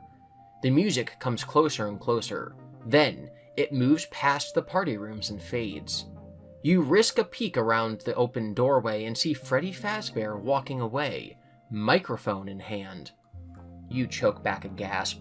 This is the first time you've seen Freddy out like this, on his own.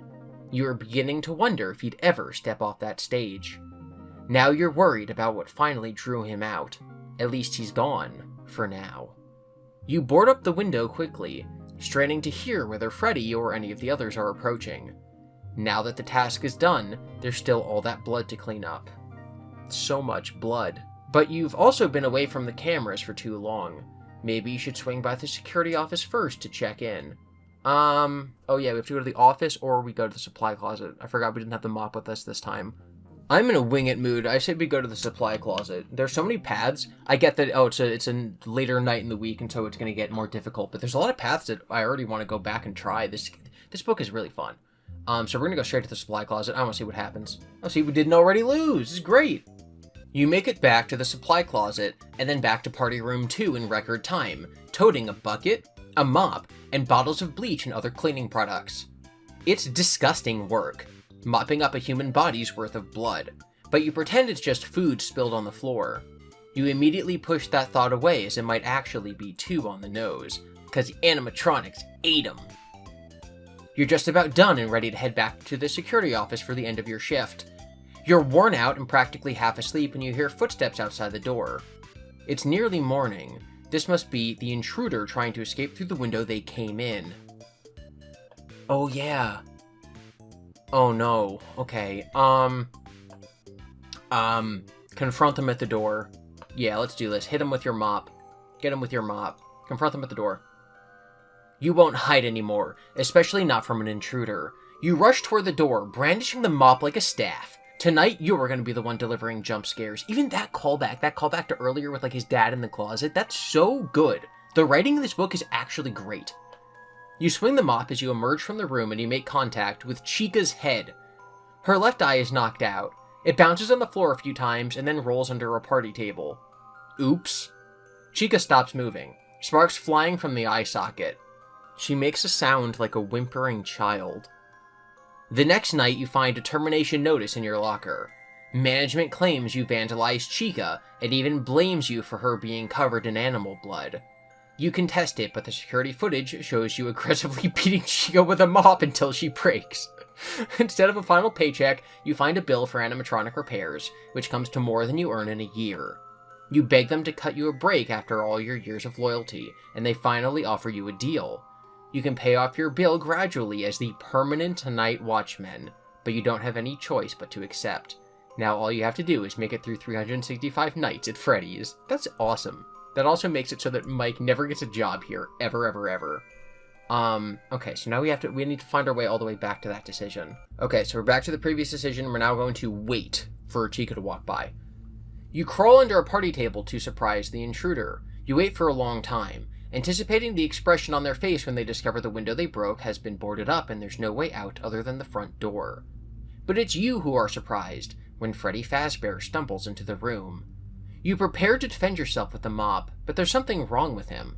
He's staggering around, bumping into tables and chairs. His suit looks saggy, and his head is on crooked.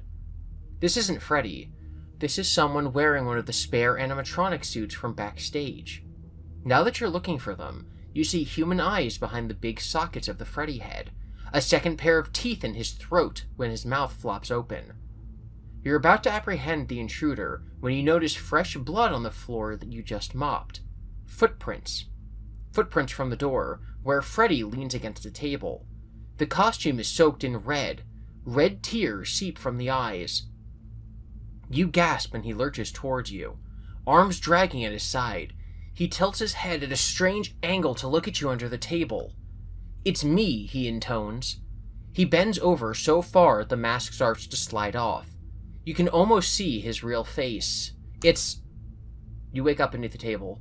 It was just a nightmare. Screw you! Like, honestly, come on! Oh, come on! Wow. Okay, but obviously I think that if you fall asleep in the pizzeria, your dreams are going to actually be haunted by the ghost. Obviously, that's why you're going to hear him say, "It's me." That's rude. I hate that. You're rude. It seems safe. Let's go back to the security office. Okay. I'm guessing that this path that I stumbled on is like the way to finish the night, but I'm not going to get whatever secret item that you're supposed to get, like the pen or the whatever. The ID card. So I'm probably just going to like not... Wait, what? You get back to the security office a few minutes before the end of your shift. You sit back in the chair, sipping cold coffee while cycling through the different cameras throughout the restaurant. Maybe this job isn't so bad after all, you think. It's been a while since you checked the cameras, so it takes a moment to track down the animatronics. Freddy is hanging out in the West Hall, but it's already 5:55 a.m., so he should be returning to his charging platform soon, and you'll be going home. Chica seems to be banging around in the kitchen, and Bonnie is in the dining area, on his way back to the stage. You yawn. All in a night's work, your eyelids are feeling heavy. Suddenly, you snap them open and jolt forward on your seat. You hastily slap the button for Pirate's Cove. The curtain is wide open. The sign in front of the attraction reads, "It's me," and Foxy is gone. This is the second time now that he said "it's me." Because he's in the security office right now. You forgot to keep an eye on Foxy, and now he gets to play. But it'll all be okay, you reassure yourself, since this is all just a dream. You must still be asleep under that table in the party room. You'll wake up any minute now. Okay, so this entire pathway, we got dead. I think there were some choices we could have made in the middle there, but now that we're back at the beginning. Okay, so if you go to the supply closet, you die. We started by checking the supply closet camera. We have not done either of the others. Go to the supply closet, board up the window first, go to party room 2, try to board up the window quickly. We haven't done this yet. So Freddy's getting closer with the Toreador Mart, so board up the window quickly. You love music, but hearing it in the middle of the night in an empty restaurant can't be good. The animatronics are programmed to travel only through certain areas of the restaurant, but they're already moving beyond their approved areas and their approved actions. What if they see this open window as an opportunity to leave? In that case, you need to cover the window, not only to keep the others out for their own safety, but also to keep the animatronics in. You nail boards over the broken window as quickly as you can. Each time you hammer a nail into wood, it sounds like a gunshot. The music is loud, too. So loud you can't even think. Like it's inside your head. A killer earworm. You can't name that tune, but you've heard it in old cartoons you watched with your daughter. It might be from some famous opera. You find yourself pounding each nail in rhythm with the music. There, done. You hammer the last nail just as the music stops. Finally, I can think again, you think, and your very next thought is, why did the music stop? Broken glass crunches on the floor behind you. You turn and see Freddy Fazbear staring at you with vacant black eyes. You back up against the boarded up window. He isn't going anywhere. Unfortunately, neither are you. We're gonna go check the camera for the supply closet, then we're gonna go to the supply closet, then we're gonna go and board up the window in party room 2. We're gonna listen and wait, and then we're gonna go to security office, because this is the only one we haven't tried yet. We are now in the security office after we did the window, we did the floor, now we're back in the security office. Okay, so we did the window, but we have not done the floor. So we're returning to the office to check the cameras probably, to then go back to the closet to mop up everything. Freddy went toward the show stage on the west end of the dining hall, so you stick to the east side. You plan to return to the security office via the east hall before continuing to the supply closet to finish your tasks for the night. But as you pass the kitchen, you think again about the intruder who broke into the party room and lost a lot of blood. The only place they could be hiding is in the kitchen, since the camera is only transmitting audio. It's on your way. Maybe you should duck in there to check things out. I don't know why I kind of thought the intruder would be like some hooligan, like in the FNAF movie. I don't think it's like, no, it can't be, okay, depending on where you place the Springtrap incident, you could say it's William, but in my theory, William's already inside the walls. So I wonder who broke in. Very odd. Okay, we are going to either stop in the kitchen or go to the office. Let's stop in the kitchen. You slip into the kitchen, just to make sure that no one is hiding in there, and maybe to grab a little snack, since you haven't eaten in hours. That's one of the benefits of the video feed being out in the kitchen. No one will be the wiser. And if anyone does notice some food missing, you can always blame Chica. You hit the jackpot. There's a yellow cupcake on the metal counter with pink frosting. An unlit candle sticks out of the center. This must have been left over from a birthday party. Maybe one of the kitchen staff meant to take it home and forgot. You poke the frosting. It has a hard outer layer, but it's soft underneath, as fresh as food gets around here. You lick the frosting from your finger. Delicious. Without questioning the wisdom of eating random food you find lying around. You're about to pick up the cupcake when you hear footsteps approaching quickly. You better get out of sight. You want to take the cupcake with you, but it might work better as a distraction if you can light the candle and draw attention to it. So we can hide behind the counter, use the lighter. Okay, so yes, obviously that's the correct option. We have the lighter from the previous night because we went into party room 2. I guess, yeah, okay, so we're going to do the correct option, which is use the lighter. I'm sure the other way will kill us.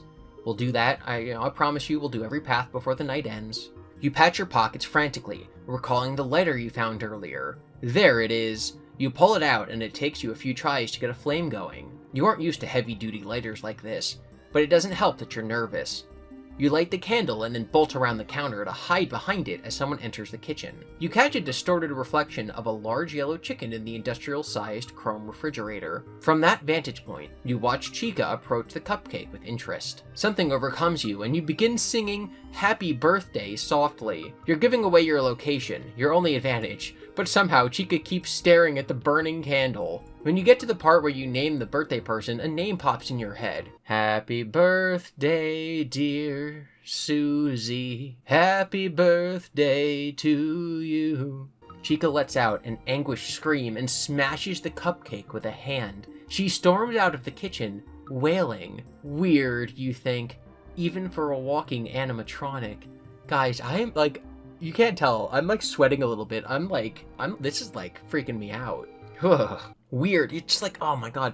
Obviously thinking like, oh, all these kids got murdered and they're possessed these animatronics. Obviously it's a very dark thought. It's a very dark story, but you don't think about it that way when you're like, oh my god, my favorite is Foxy. You don't think about the child who's killed and is possessing his metal endoskeleton.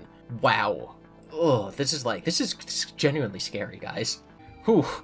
Weird, you think, even for a walking animatronic.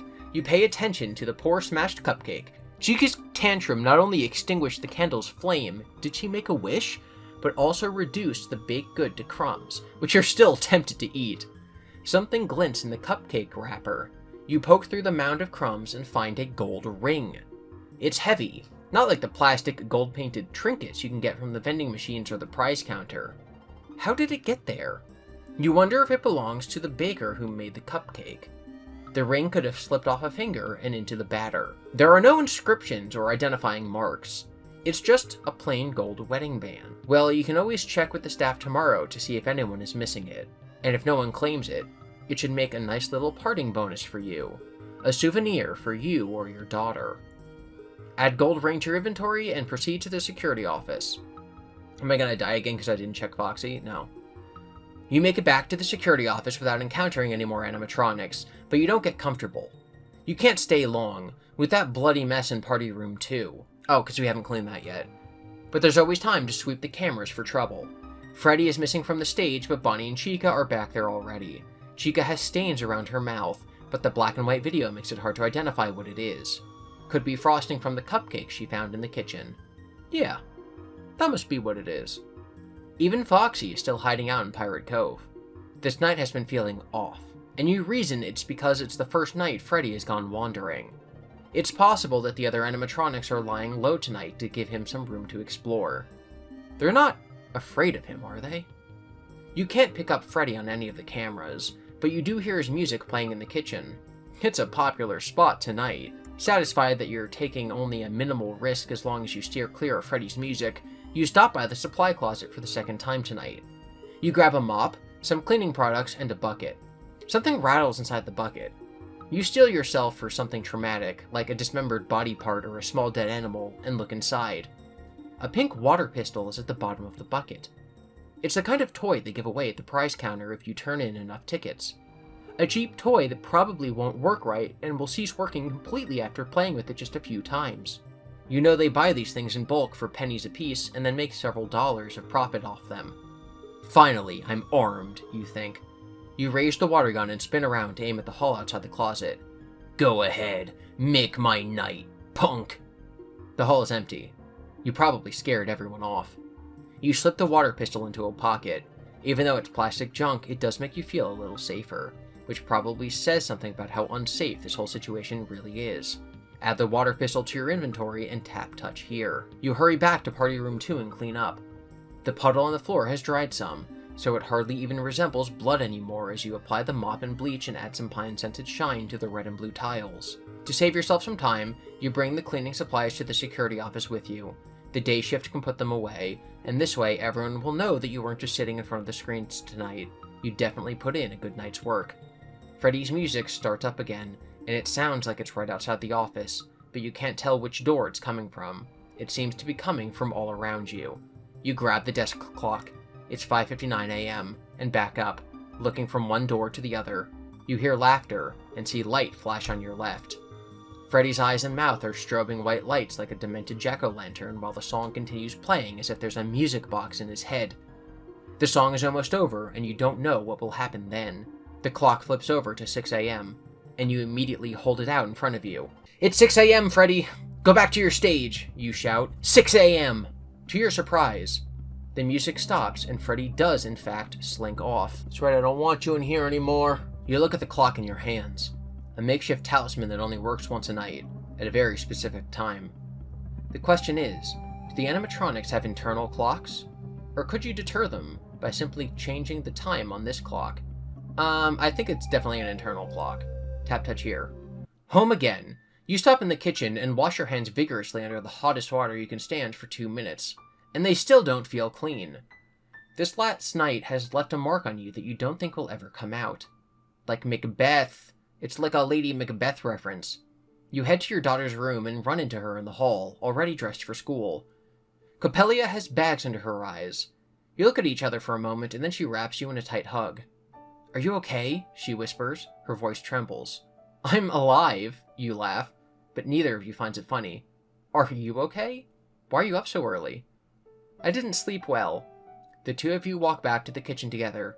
She holds onto your arm. Someone called last night, looking for you. Who? When? She didn't say. She called a minute after you left, hoping to catch you. Did she leave a message? She said she would, and then she hung up. There wasn't a very good connection. Huh.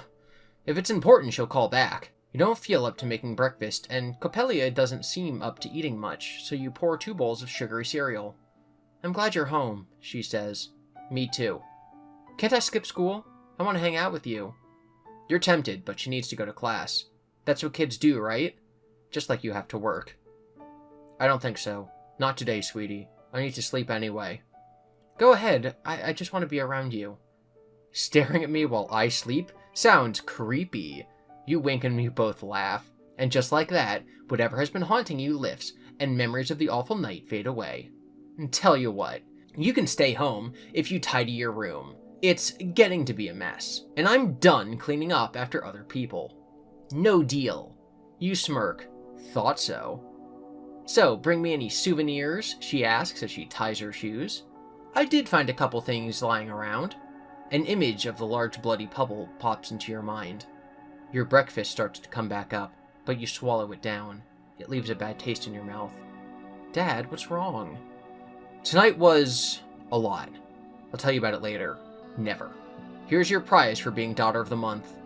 You reach into your bag. If you have the gold ring, give it to her. If you have Mr. Cupcake and want to hand it to her, I don't. If you have the water pistol and want to hand it to her. If you flash her a thumbs up and send her off to school. We have the gold ring and the water pistol. I'm going to give her the gold ring. We do not have Mr. Cupcake. There's obviously other paths that we didn't do. We're going to go back and do them before the episode's over, but we're going to give her the gold ring. She inspects the gold ring. Don't bite down on it, you say hurriedly. I think it's real gold.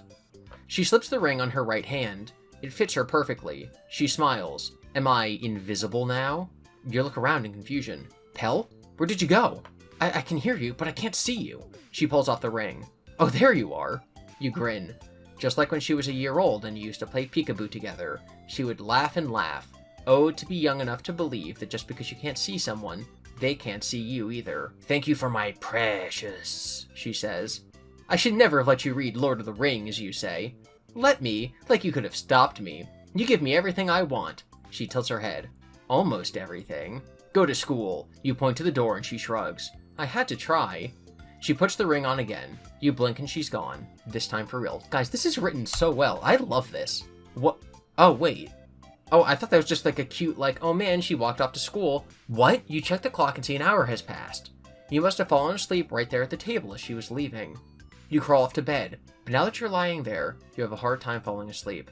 Remove the gold ring from your inventory and go to chapter 4.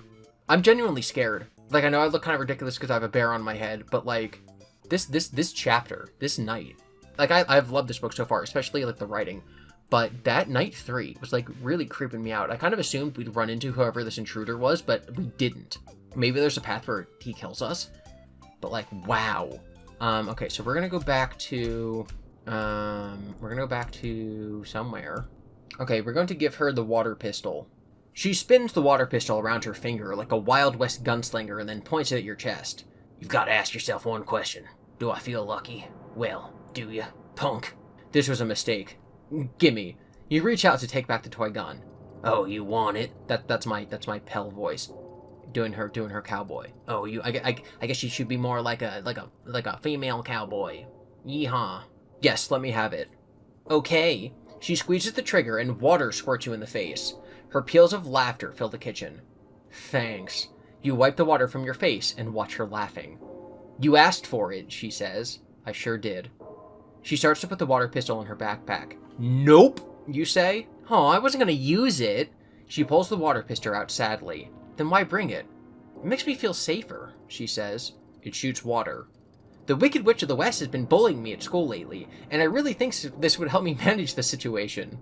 You're not going to murder the Wicked Witch of the West. Leave it here. It'll be waiting for you after school. What a world. She puts the toy down on the coffee table. What about you? I'll be here too. She smiles. Good. She leaves and you head to bed. When you close your eyes, all you see are the horrors of the night. Then you feel your damp hair and you laugh and fall asleep. Alright, so I probably canonically gave her the ring. That's what we're going to do from now on. But there's so many other paths we didn't do for night 3. I'm guessing of these 4 first original options, one of them's going to lead to immediate death, and one of them's going to lead to like a branching path that we could have taken. So the options we did not do are the West Hall camera and check for intruders. I figured that checking for intruders was going to be the wrong option, But we're gonna do that, and we're gonna see if maybe we can tell who broke that window. You cycle through each of the cameras once more, this time checking carefully for someone who shouldn't be there.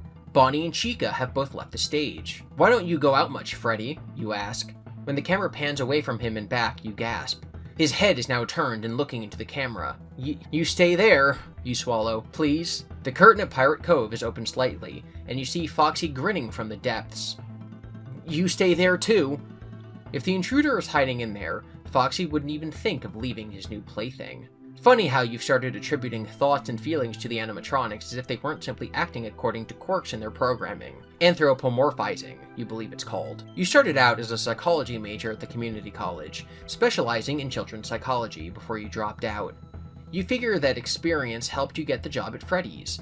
Not that you use psychology much anymore unless you're trying to convince your daughter to do something she doesn't want to do. Maybe you should have studied artificial intelligence instead. After checking everywhere, the only place the intruder could be is in the kitchen. There's no picture, but you hear someone banging around. If someone's in there with Chica, they'd better be hiding. Yo, we think the intruder left the cupcake there with the gold ring? Okay, so this just linked us back to the other options. Okay, so the only option we have not done is check the other hall. The supply closet, okay, so the West Hall. This is the only option that we haven't done from this beginning. You pull up the feed for the West Hall before you go out there. It shows the long corridor leading to the dining area, with the supply closet door on the left. There are several new children's drawings taped on the wall to your left, but they're unsettling images of children with fat teardrops falling from their eyes. Some of the kids have X's for eyes. What? You shudder. Kids can be so creepy. Even your daughter, Coppelia, used to draw pictures when she was younger that seemed innocent to her, but felt more like threats. Like when she drew you without your head for some reason, saying that it was resting. Or the drawing of the two of you eating pancakes where she was passing you a fork by stabbing it into your side. Adorable. They're just drawings, though. They don't have to mean anything, right? You're about to get up and head to the supply closet when the light at the far end of the hall flickers and the camera goes fuzzy. They need to get an electrical engineer in here before the place gets another health code violation. As you watch, the supply closet door opens. Bonnie steps out. You cover your mouth with a hand. Bonnie walks away toward the dining area. That was a close call, but it should be safe now, for a while. In the supply closet, and then they meet up. They all meet up again. Okay, did I miss any options? I'm gonna go through all these trees and try to see any options I may have missed, so I'll be back in a minute. Okay, so one of the options we didn't do when we were in the kitchen is because we had the lighter, we did that option, we lit the candle. What we did not do is hide behind the counter, so we're going to hide behind the counter in the kitchen with Chica coming. You hop over the counter and drop down behind it softly a moment before someone enters the kitchen. Did they see you? You crouch with your head below the counter, muscles tensed and ready to run or fight, whatever you must do to survive. A large shadow on the wall, cast by light from the doorway, suggests your visitor is one of the animatronics. The round profile looks like Chica. The animatronic bumps into the baker's rack, and a pot clatters to the floor. Definitely Chica. Chica has a big appetite. Her bib reads, "Let's eat," after all. But you've never seen her actually eat anything. Sometimes she carries around her little cupcake companion, Mr. Tuttles, or they hand her a prop pizza slice for a party. You have a sudden image of her pecking someone to death with her beak, and then using her eerily human teeth to tear into their flesh. You hold back a shudder at the horrific thought. She's doing something at the counter, but you can't determine what. A few minutes later, she leaves the room. You slowly raise your head to look out. Yes, Chica's gone, but unfortunately so is the cupcake you were going to eat. In its place, Chica has left her prop companion, Mr. Cupcake. Alright, so we're going to now examine Mr. Cupcake, Mr. Tuttles. Mr. Cupcake looks like a birthday cupcake you just lost to Chica. The birthday cupcake you just lost to Chica. Only bigger with a fake lit candle and large haunting eyes. You swear those eyes follow you as you get closer to it. An optical illusion, you think. But your hands tremble as you reach down to pick up the abandoned prop. Just like your hand should tremble as you reach down to subscribe to this channel, and like it, as well as turning on the bell for notifications. It's heavier than it looks, probably 10 pounds, easy. You assumed it would be hollow or some cheap plastic, but it's metal. And you wonder if it has some rudimentary animatronic parts inside that interact with Chica during her stage performances. Begrudgingly, you admit to yourself that it's kind of cute. Guess I can't leave you in here all by yourself, you say. Someone's liable to try to eat you. You can always return it to Chica later on. Maybe you can use it to distract her at a crucial moment, or it can just be a souvenir to remember your time here. As if you could ever forget. Add Mr. Cupcake to your inventory and proceed to the security office. Okay, so now we're back in the security office. This is all the same. At the water pistol. Oh, interesting. Okay, so no matter what, we always get the water pistol. And our options were either the ring or Mr. Tuttle's. Okay, so now I'm home. I'm talking to Coppelia. I'm going to give her the cupcake. Is it going to eat her? She inspects the toy cupcake. Don't bite down on it, you say. It's not a real cupcake. She turns it from side to side. It's cute? Was that a question mark, you ask? I think so. She squints at Mr. Cupcake. I mean, it's goofy, so I kind of like it. Doesn't that chicken carry this around? Chica. Right. Don't you think it's messed up that chicken wings are on the menu when one of the stars of the restaurant is a giant chicken? You sigh. They're called Chica's Hot Wings, too. That's above my pay grade. She stows Mr. Cupcake in her backpack. Thanks, Daddy. I'm going to show this to my friends at school. I'll see you later. Be good, have a good day. As tired as you are, it takes you a while to fall asleep. You're so annoyed when the phone rings a couple hours later. Yo, wait, what's happening? You pick up the handset and bark. What? Are you Coppelia's father? A woman asks. You sit up in bed. Yes, is she all right? We were hoping you could tell us. She didn't show up for school this morning. Was she on the bus? No one has seen her since yesterday afternoon. You drop the phone and run outside to the bus stop on the corner. You find Coppelia's backpack there, torn to shreds, her books and papers scattered and blowing in the wind. Yo! Mr. Tuttle's ate her! That's crazy. No, I'm guessing that Chica, came and grabbed her. Wow, dude, that's, so dark. Wow. Restart this scene. Okay, so I can go back here. The only option we haven't done is giving her a thumbs up. That's dude, guys, I love this book. Okay, thumbs up just brings you to night 4. So I'm pretty sure I did everything, meaning that we don't get to see who the intruder was. No matter again, we're going to just keep assuming that the book's canon to the games, because that's what we're assuming right now. Someone broke into or out of the restaurant, bleeding. There was glass on the floor outside, but that's a whole thing that doesn't really matter, because if you break glass, the broken shards are actually going to end up being behind you. It's a whole thing. So someone broke into or out of the restaurant. There's a puddle of blood on the floor in the party room. Chica is specifically covered in blood. He has this weird vision of her pecking someone to death. We don't know if that's real. He did find out psychically that her name is Susie. Again, I've always been of the belief that there's something haunted about the building, right? It's the Indian burial ground trope. It's, oh, this area is haunted-ish. The paper plate stalls move, and the pictures on the walls change, and you find the crumpled up piece of paper from the MCI that technically shouldn't be there. So Chica's covered in blood on the floor, someone broke in. You didn't find them, which is kind of crazy. And you don't even really think to care. We do know from the previous chapter that the night before this night, so the day that you're cleaning up after, was the biggest party they've had in a while. This book's been wild. I'm so happy that the book is this good. I love Night 3 more than anything in this franchise in a while, and so we're gonna see how Night 4 goes. Just to pull the curtain back a little bit for you guys, between recording this episode, I was watching the GT Live where he's reacting to Hyperdroid's video about the crying child's name being Dave, and I'm just literally I'm still riding the high of that discovery. Hyperdroid is still I'm still cheering for you, buddy. I'm so happy that happened, and I'm so happy that Matt Pat's recognizing it, and you guys should be happy that it's hydration time. I didn't think I was going to get you this early in the video, did you? Don't worry, I'm not going to wait to ask you to like and subscribe until later. Now we're going to commence with Night 4. Night 4, 12 a.m. Ralph, you know something is off as soon as you arrive for your shift tonight. Way off. It doesn't take a detective to figure that much out, because all the lights are on at Freddy Fazbear's Pizza, like it's open for business. Only, it's midnight. So maybe someone forgot to switch off the lights on their way out, but it isn't as simple as that. Like the good night watchman you are, you check the security cameras before you do anything else, and what you see has you both baffled and anxious. The animatronics are more active than usual, especially for this hour. They seem to be having a party in the dining area. Freddy is up on the stage singing his clockwork heart out, while Bonnie and Chica are showing off their moves on the dance floor below.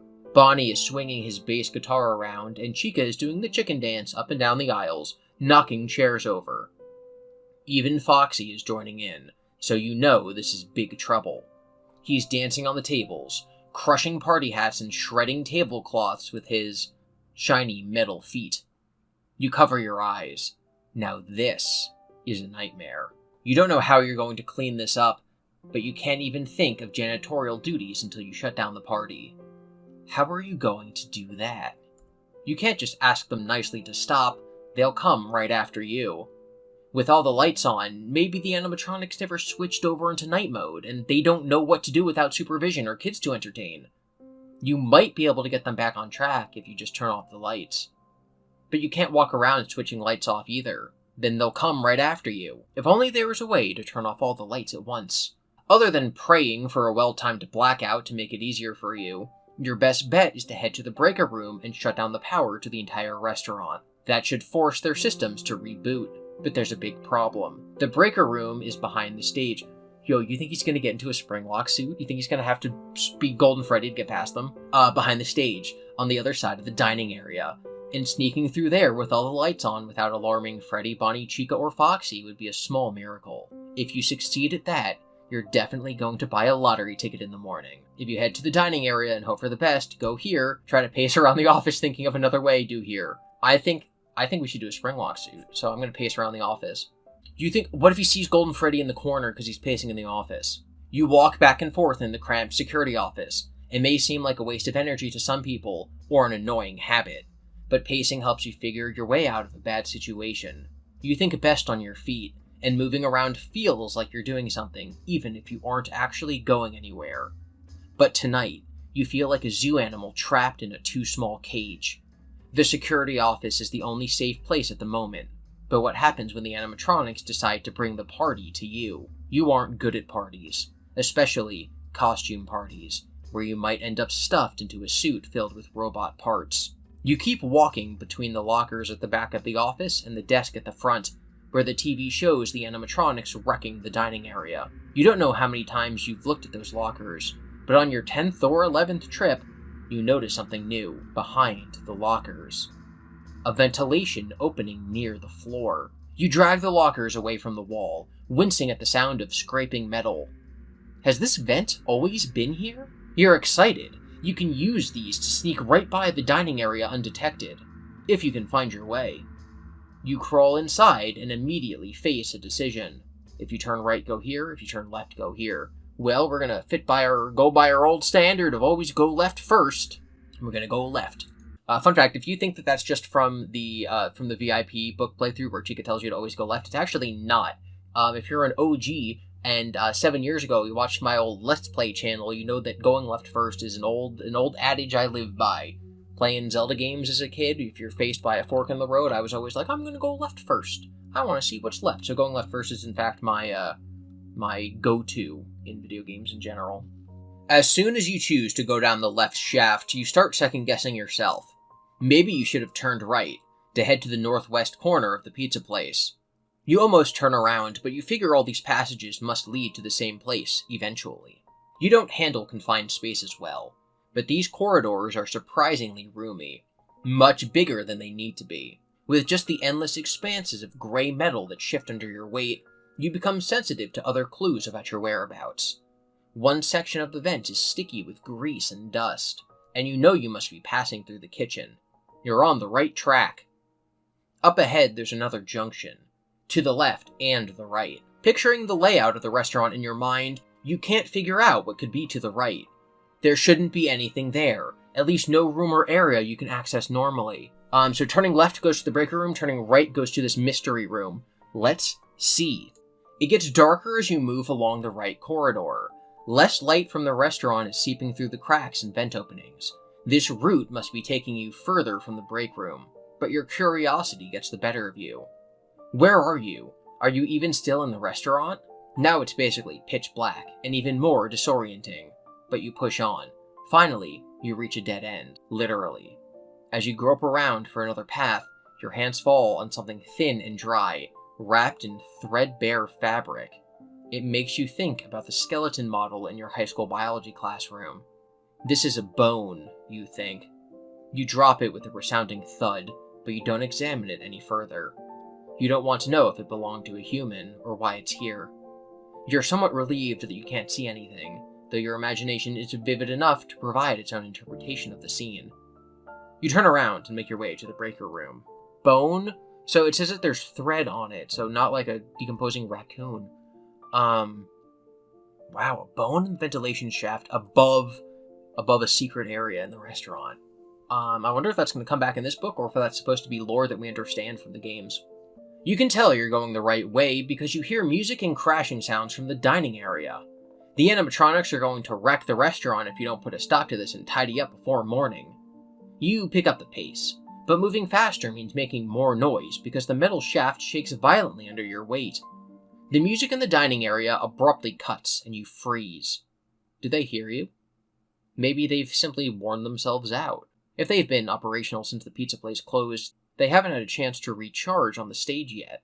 If that's the case, all you need to do is climb out of the vent, shut off all the lights, and somehow move the animatronics back up to their charging platforms. Could it really be that easy? So if they're out of batteries, then they can't do anything. We can exit to go and do that, or we can keep moving forward. I think there's a lot of reasons they may have stopped. They may have stopped because that intruder guy is still here. I think we should continue moving forward in the vent to try to get to the breaker room. Because if they're disabled, then nothing can hurt us there. You stick to the plan. Sometimes the animatronics are more dangerous when you can't hear them. And just because the music has stopped doesn't mean they have. You keep moving forward. You should be hitting the breaker room any minute now. Your knees hurt from crawling on them, and your hands are caked with grime. You keep having to brush cobwebs and tiny spiders from your hair and neck. You're going to take a long, hot shower when you get home. You reach another corridor branching to your right, sooner than expected. Does this go to the breaker room? Or somewhere else? If you listen for clues to where you are, go here. Head right, go here. Keep moving forward, go here. I'm a very listen to music type guy. Listen for clues type guy, so... The silence makes you nervous. You don't want to move for fear of making too much noise and being detected by the animatronics. And without their music playing in the dining area, it's harder to orient yourself in the vents. So you wait and listen. The only sounds you can hear are your own heartbeat pounding in your ears and your shallow breathing in the confined space. But waiting pays off. The music in the dining area resumes. It seems to be coming from the corridor on your right. The music should muffle the sound of your movements in the vent, and there's a good chance all four animatronics are still partying together in the dining area. You push on to get a look ahead, and there it is, the breaker room. Unfortunately, a grate is covering the vent, but you can see the power panel on the wall, agonizingly out of reach. You're about to kick at the cover to try to pop it off when the music abruptly stops again. You listen, but footsteps echo in the vents from all over the restaurant. The animatronics could be anywhere and everywhere. You have to shut off the lights, and fast. Okay, so they probably only stopped the music because they could hear you when they wanted to hear you. So it's a good thing we didn't go and check on them. They would have made us dead. So we can kick off the vent, or wait and hope for more music, or use the bonus item. They're not going to start the music again. There's going to be like one red underneath you, and then a mouse is going to scare you, and you're going to gasp, and Foxy's going to get you. We're going to kick off the vent cover. We're going to run to that outlet. We're going to flip off the switch, switchy off the flippity. And like waiting for, like whenever it loads like this, I'm always worried it's going to have like a big game over. It's literally like a jump scare. There we go. I was worried the book was going to be broken. You're so close to your goal. You decide to risk it and kick that cover off. If you're fast and lucky enough, you'll be able to turn off the power before anyone can get into the room. You start kicking at the grate, but it's sturdier than you expected, considering the deteriorating state of everything else around here. Each impact of your shoe against the metal grill only seems to bend it and make a tremendous banging noise. This must be why they call it the breaker room, you mutter between kicks. Because you have to break your way in. Someone groans. Fair, you say. Not my best dad joke. Who groaned? What are you talking about? Your daughter would have hated it too, but she isn't here, thank goodness. So who was that? You glance over your shoulder and see not a little girl, but Chica the chicken crawling towards you, head twitching, beak snapping, eyes red. You kick harder at the grate until it finally explodes outwards and clatters against the wall, dangling by one resilient bolt. You propel yourself out of the vent and scramble to your feet in the breaker room. Chica screams and continues crawling toward you. You hold up your hands and back away. Come on, the joke wasn't that bad. You're so focused on her, you're surprised when Foxy bursts through the door and gets to you first. Game over. I don't know, I always have this thing about how Susie is characterized a lot more than any of the other MCI kids. And so Susie potentially groaning at this dad joke is very funny to me. Very, like theorist funny, not like haha funny. Okay, so we're gonna hope for more music. We're definitely gonna guide, because Chica's just gonna get us. You hold out a little longer in the hopes that the music will resume. Your patience is rewarded. Chica's in the vent. What are you talking about? Chica's rewarded. Your patience is rewarded when a new song begins. Not the dance music from the dining hall, but Freddy Fazbear's music box renditioning of a classic piece. Closer than the dining area, and coming closer still. You fight the urge to hide in the vent, not trusting an animatronic to sneak up behind you while you're preoccupied worrying about Freddy. Freddy is still some distance off, so you kick at the metal vent cover until it finally pops free and clatters to the floor. The music is louder now, and the tune is almost over. You don't want to find out what will happen when it ends. Crawl into the breaker room. The room is unfriendly to human life. Exposed power conduits run along the ceiling, and power cables and wires dangle down from the walls and the ceiling. You don't want to touch any of them. The air around you buzzes with electricity. It's at least 20 degrees warmer in here than anywhere else in the restaurant. It would be really easy for a fire to start in here, you think? No one would ever question it. Sweat drips down your forehead and back as you study the power control panel. There are 5 round buttons, like elevator buttons, faintly glowing green. Green is good. It means they're on. You should be able to just push them to turn off power to each area of the restaurant, but you don't know whether you need to press them in a certain order or risk shorting out the entire system. All your life, you've gotten used to not pushing buttons, especially when you don't know what they do. But it seems like that's your official job lately. Well, this is what you came here for, so you better do something. Do I have 5 options? I do. No, I have many. One at a time, left to right. All the buttons at once. Try to figure out a certain sequence. The only downside to figuring out a certain sequence is that Freddy might get me because the music is winding down, but that's what I do. I would see what happens. Let's figure out a sequence. Sequence this out. Nothing is as it seems at Freddy Fazbear's Pizza. There must be a trick to this, or this is all a trick. You stare at the glowing buttons on the control panel. The metal around them is scratched. These faint lines could be numbers telling you what order to press the buttons in. You rub your eyes. This place is getting to you. You look around for other clues. There's a faded poster of Bonnie on the back of the door. The intended way to enter and leave this room. That could be significant. Why would someone put a mascot poster in here? Only staff would ever come to the breaker room. In big bright letters, the poster reads, "Party time!" But the word time is scratched out. You've played enough point-and-click adventure games to realize this might be a hint. You need to press the buttons to shut down the partying. Wait, there are 5 buttons, and 5 letters in the word party. P-A-R-T-Y. What if each button is 1 letter, and you need to press them in alphabetical order? So the second button would be the first, because it's a P. You press it, and the light changes from green to red. Now A is next. You push the first button. You're so certain you're onto something, you miss Freddy entering the room. To shut you down, game over. I'm so glad that game over was on another page, because I thought that was the right answer. I loved where that was going. That is so sad. That is so sad for 5 seconds until we try the other route. Alright, we're gonna push them all at the same time, like you're playing a game of hide-and-seek in an elevator in a hotel and it's 2007. The buttons are close enough together that you can just push them all at the same time. That could be kind of a fail-safe, you reason, because there's no way someone would do that by accident, but it would be easy to push all the buttons at one time. You place your left thumb against the first button, and spread the fingertips of your right hand over the remaining 4 buttons. You feel something like a tingle or tickle in your hands, and the buttons hum at your touch. The hair on your head lifts away as if charged with static. Here goes, you say. You push all 5 buttons simultaneously, and the panel starts sparking. The buttons flash and start to scald your skin, but you can't pull your hands away. Your muscles are locked in as 1.21 gigawatts of power pump through you, your hands completing a big electrical circuit. You smell something like cooking bacon and burnt hair, and then it's lights out for you. Okay, we are going to push them one at a time from left to right, the final option in this room. Okay, let's not overthink this, you think. Or maybe you should overthink this. This place has been making you question everything and second-guess yourself at almost every step. But sometimes you need to follow your instincts and use common sense. That's why they hired you, isn't it? Isn't it?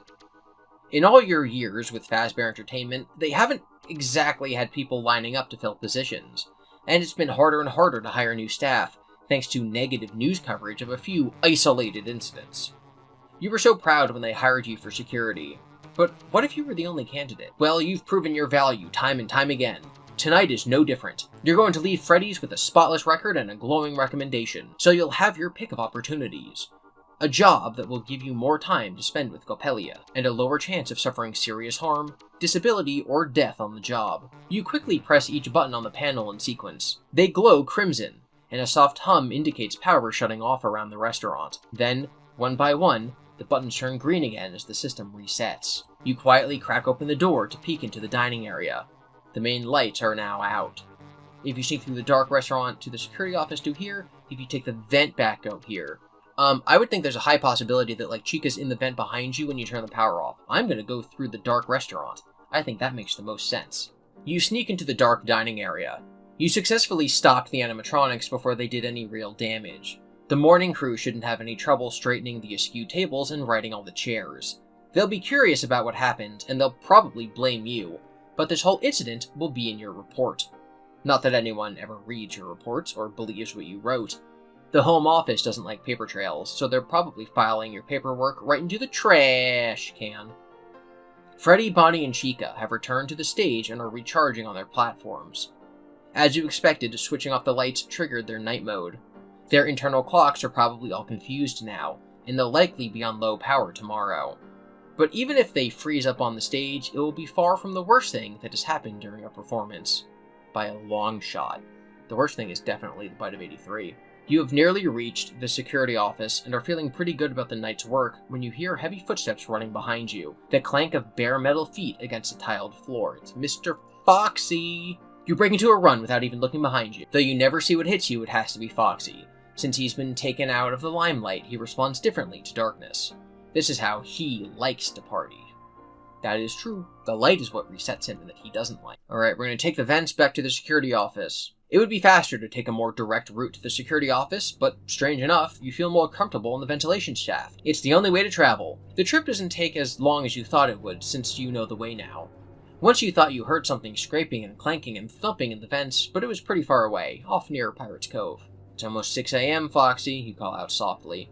While you doubt he heard you or would listen if he did, for some reason he does not come after you. When you crawl out of the vent into the security office, you see the clock reads 5:57 a.m. It's close to quitting time.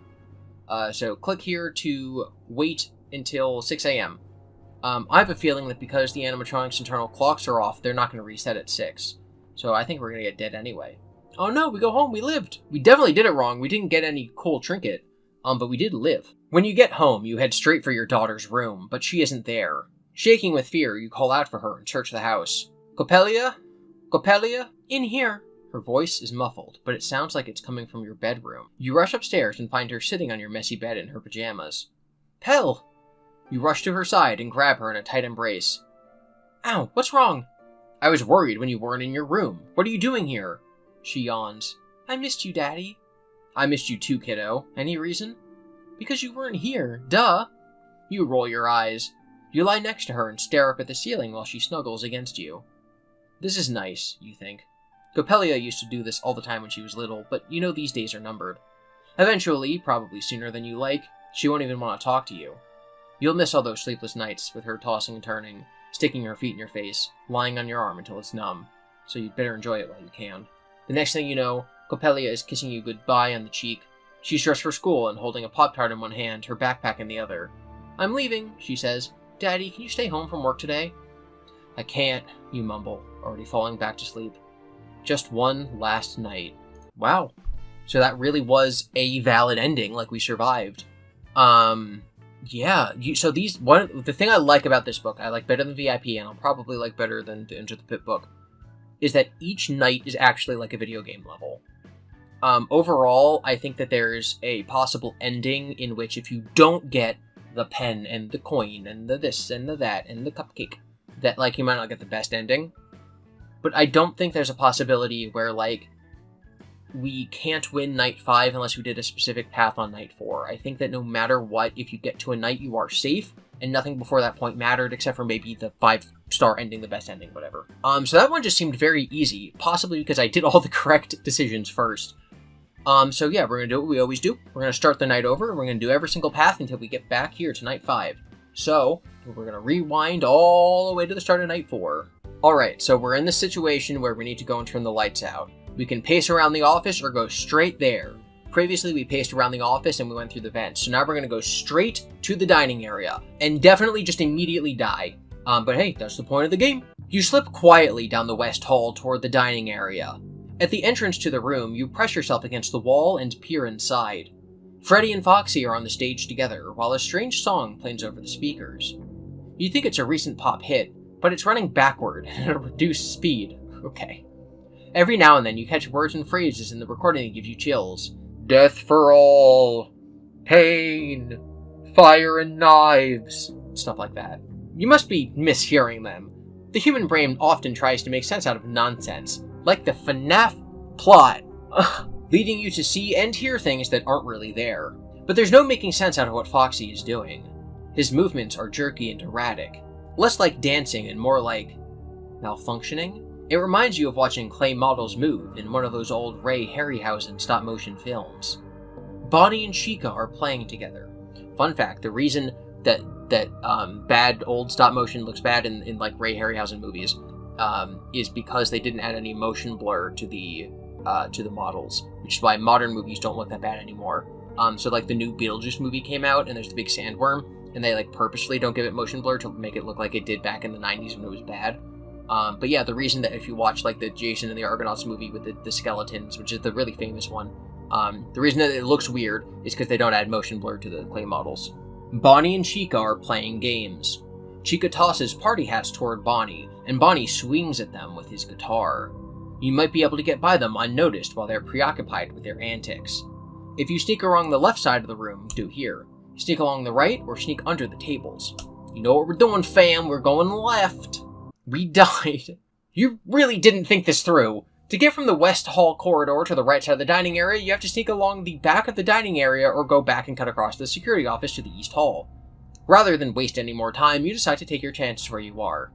Just keep dancing, you think. With all the lights on, the animatronics notice you right away, and they're delighted to have an audience. You barely make it halfway across the room before Bonnie snatches you up. They give you the best seat in the house at the front of the dining area. It gives you a perfect view of the stage, where Freddy, Bonnie, and Chica perform increasingly disturbing songs and dance routines. You have no choice but to watch and hope that their batteries wear down eventually, and try not to think about what they'll do when they get bored. Game over. I like that one, actually. It's pretty funny that like Bonnie sits you down in a seat because he thinks he's still in performance mode. Alright, so this time we're going to sneak along the right side of the room, which should be shorter. You're already on the left side of the dining area, so it's a shorter trip to the north end, and you want to spend as little time in here with the animatronics as you can. You crawl along, keeping behind the tables and out of their line of sight. But there's a big gap between the tables near Pirate's Cove. They don't want anyone sitting too close to the entrance. You keep an eye on Freddy, Foxy, Bonnie, and Chica. You know what's really interesting is whenever they list the animatronics, it's typically in the order Freddy, Bonnie, Chica, Foxy, which just kind of makes sense, like those are the sort of order of importance of the characters. But right here, Freddy, Foxy, Bonnie, and Chica, it's just like a different ordering of things. I wonder if they're supposed to be like a corporation-approved listing of the order of the animatronics. Obviously, Freddy will always come first. But yeah, whether or not Foxy or Chica is last is interesting. When their attention is elsewhere, you sprint toward the next table. When you're halfway across, the music abruptly stops. You instinctively dive roll to your left, through the curtains into the dark entrance of Pirate Cove. You bruise your shoulder, but that likely hurts less than being forced to occupy the same space as an exoskeleton in a mascot suit. The animatronics didn't see you. They're still going about their business. Another song starts up, playing backwards. Misery, agony, but for how long? You might be trapped in Pirate's Cove for a while, waiting for your chance to move forward. But this is also a rare opportunity. You've never been back here before, and with Foxy enjoying his comeback tour with the old band, you can look around the area while he's gone. Maybe there's another way to the breaker room through here. If you look around Pirate Cove, touch here. If you peek through the curtains to keep it safe, go here. We're looking around Pirate's Cove? Of course we are. As you look around Pirate Cove, you consider why you've never been back here before, even during the day. The only reason you can come up with is Foxy makes you uncomfortable. You used to love watching him perform, and as a lifelong fan of pirate stories, he was always your favorite of the Fazbear mascots. But seeing him up close and personal was a different story, and you have to admit, he's scary, especially in his current state of disrepair. Especially when you know what the animatronics are truly capable of. You just never want to be alone with Foxy in a room, especially on his home turf. There he is. There's our boy. It's a shame they had to shut this area down, though. It was popular with the kids, and you can tell the designers put a lot of work into it. They built a veritable cave of wonders, with treasure chests and glittering piles of gold and jewels around Foxy's charging platform. They're all fake, of course, but they're so convincing. You want to stuff your pockets with them. They really should pay us more, you think, but just remember what happened in the Goonies. You gotta give him the treasure back. That's what happens in the Goonies. At the very back of the cove, you find a nook with a pedestal and an old-fashioned scale, a beam with pans suspended at either end. The pans are filled with gold and trinkets. The pan on the left is slightly lower than the one on the right.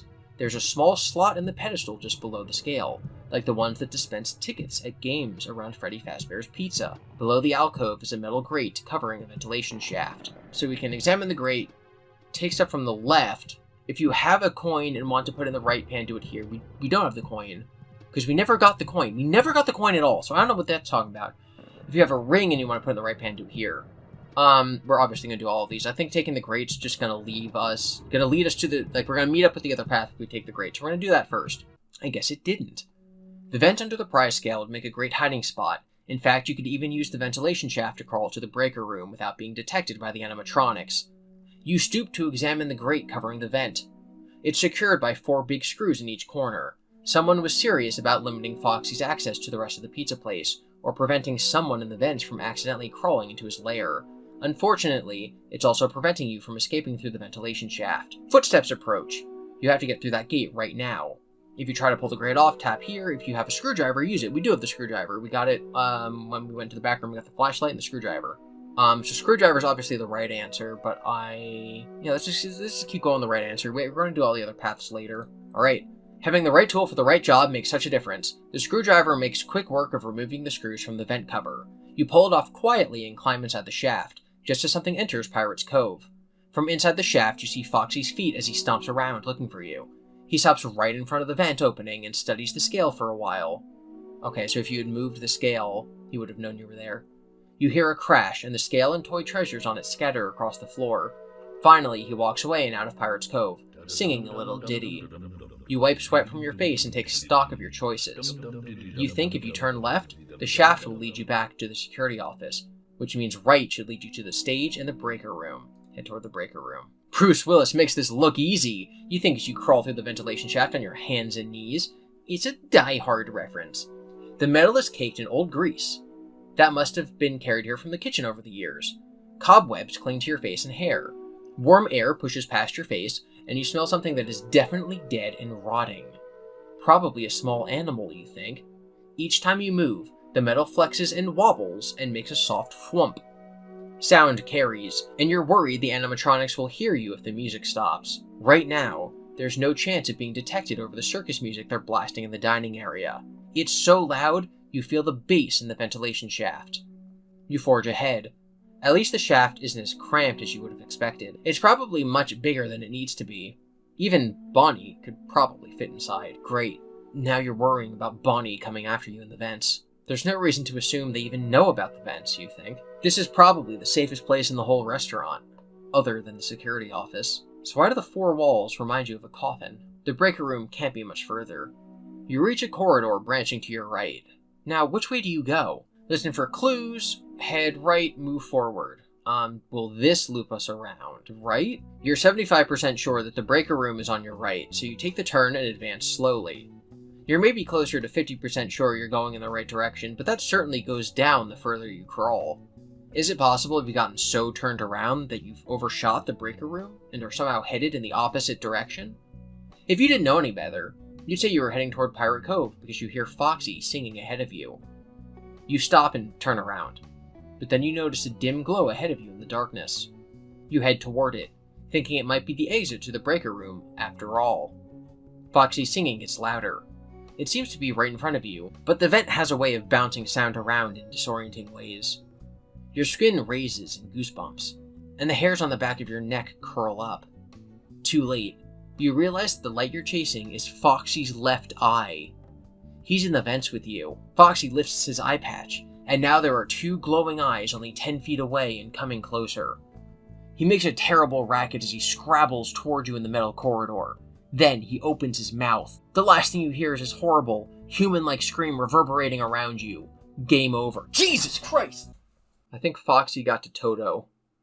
I'm gonna have to take him to the vet right now. I'll be back in a minute. Alright, we're all good. He got a little scratch. We had to go get him fixed up, but he's happy now, isn't that right? Yeah, he's scared. He doesn't like this story. It's too scary for him. Okay, so if we go right, Foxy gets us. We can go forward or look for clues. So we're going to go forward. You decide to keep moving. If you miss the correct turn, you'll just back up and try again. Some dust filtering down from the top of the ventilation shaft makes you sneeze. You stop and wipe your nose with the back of your hand, and it's only because you pause for that moment that you hear something moving behind you. Thump, thump, thump, thump. Whatever it is was keeping pace with you, so you didn't notice the noise until now. From the way the metal trembles against your palm, it's something larger and heavier than you. Your size and speed are the only advantages you have over Freddy, Bonnie, and Chica, so you move faster, hoping you can get out of the vent before your stalker catches up. There's an exit ahead, and you were right, it's the breaker room. You put on another burst of speed, but before you reach the end of the shaft, you feel a sharp pain in your right leg. You look back, there's a giant fish hook stuck in it, dragging you backward. Wait, not a fish hook, it's a pirate hook, belonging to Foxy the Pirate. Just your luck, as he's the one animatronic you can't outrun. You grab onto the grate covering the vent as Foxy keeps pulling. You grit your teeth against the pain of the steel grill digging into your fingers, holding on for dear life until you black out. Okay, so if you go forward, you die to Foxy. You go right, you die to Foxy. So we're going to listen for clues to where we are. The silence makes you nervous. You don't want to move for fear of making too much noise and being detected by the animatronics, and without their music playing in the dining area, it's harder to orient yourself. Wait, oh, did we catch up with the other... Yeah, okay, so we caught up with the other story. We caught up with the other path. So, that is all the paths.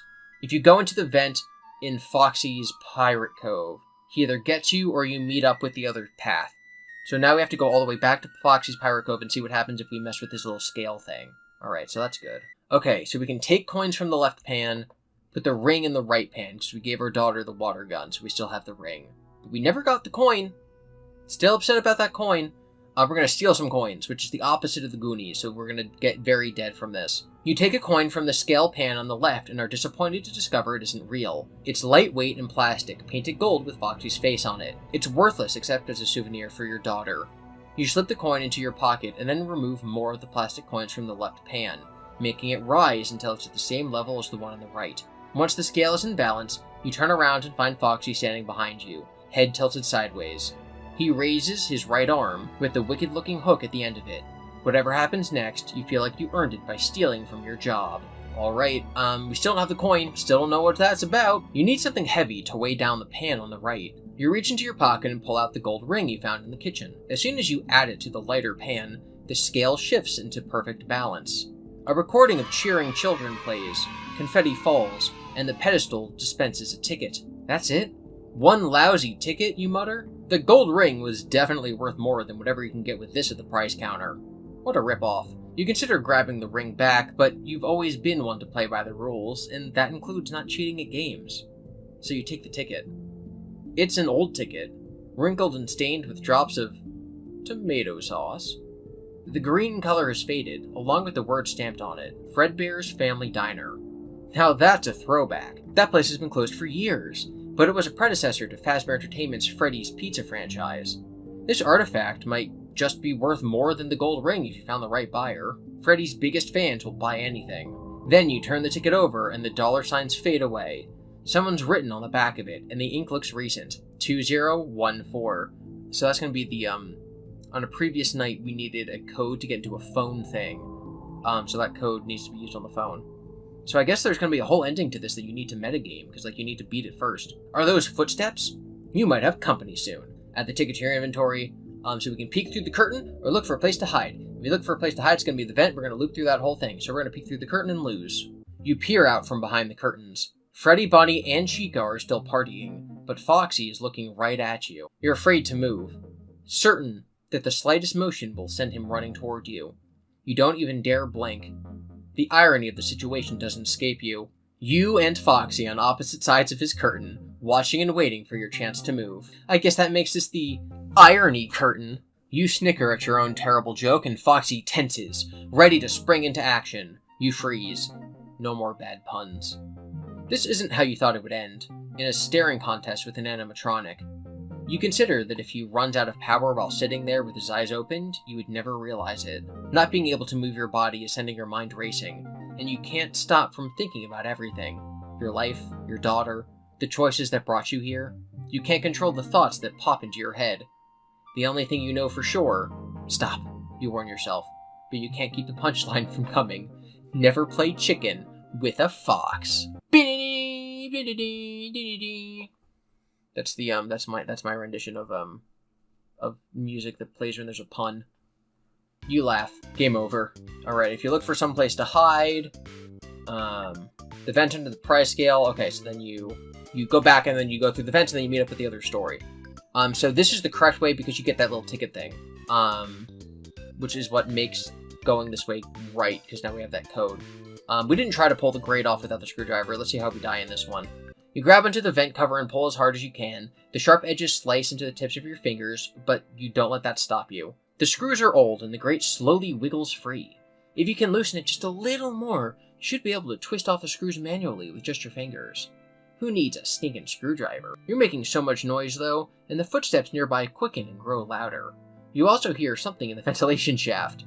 Thump, thump, thump. You think it's just your exertions echoing back to you, until a face suddenly presses up against the metal grate. Bonnie.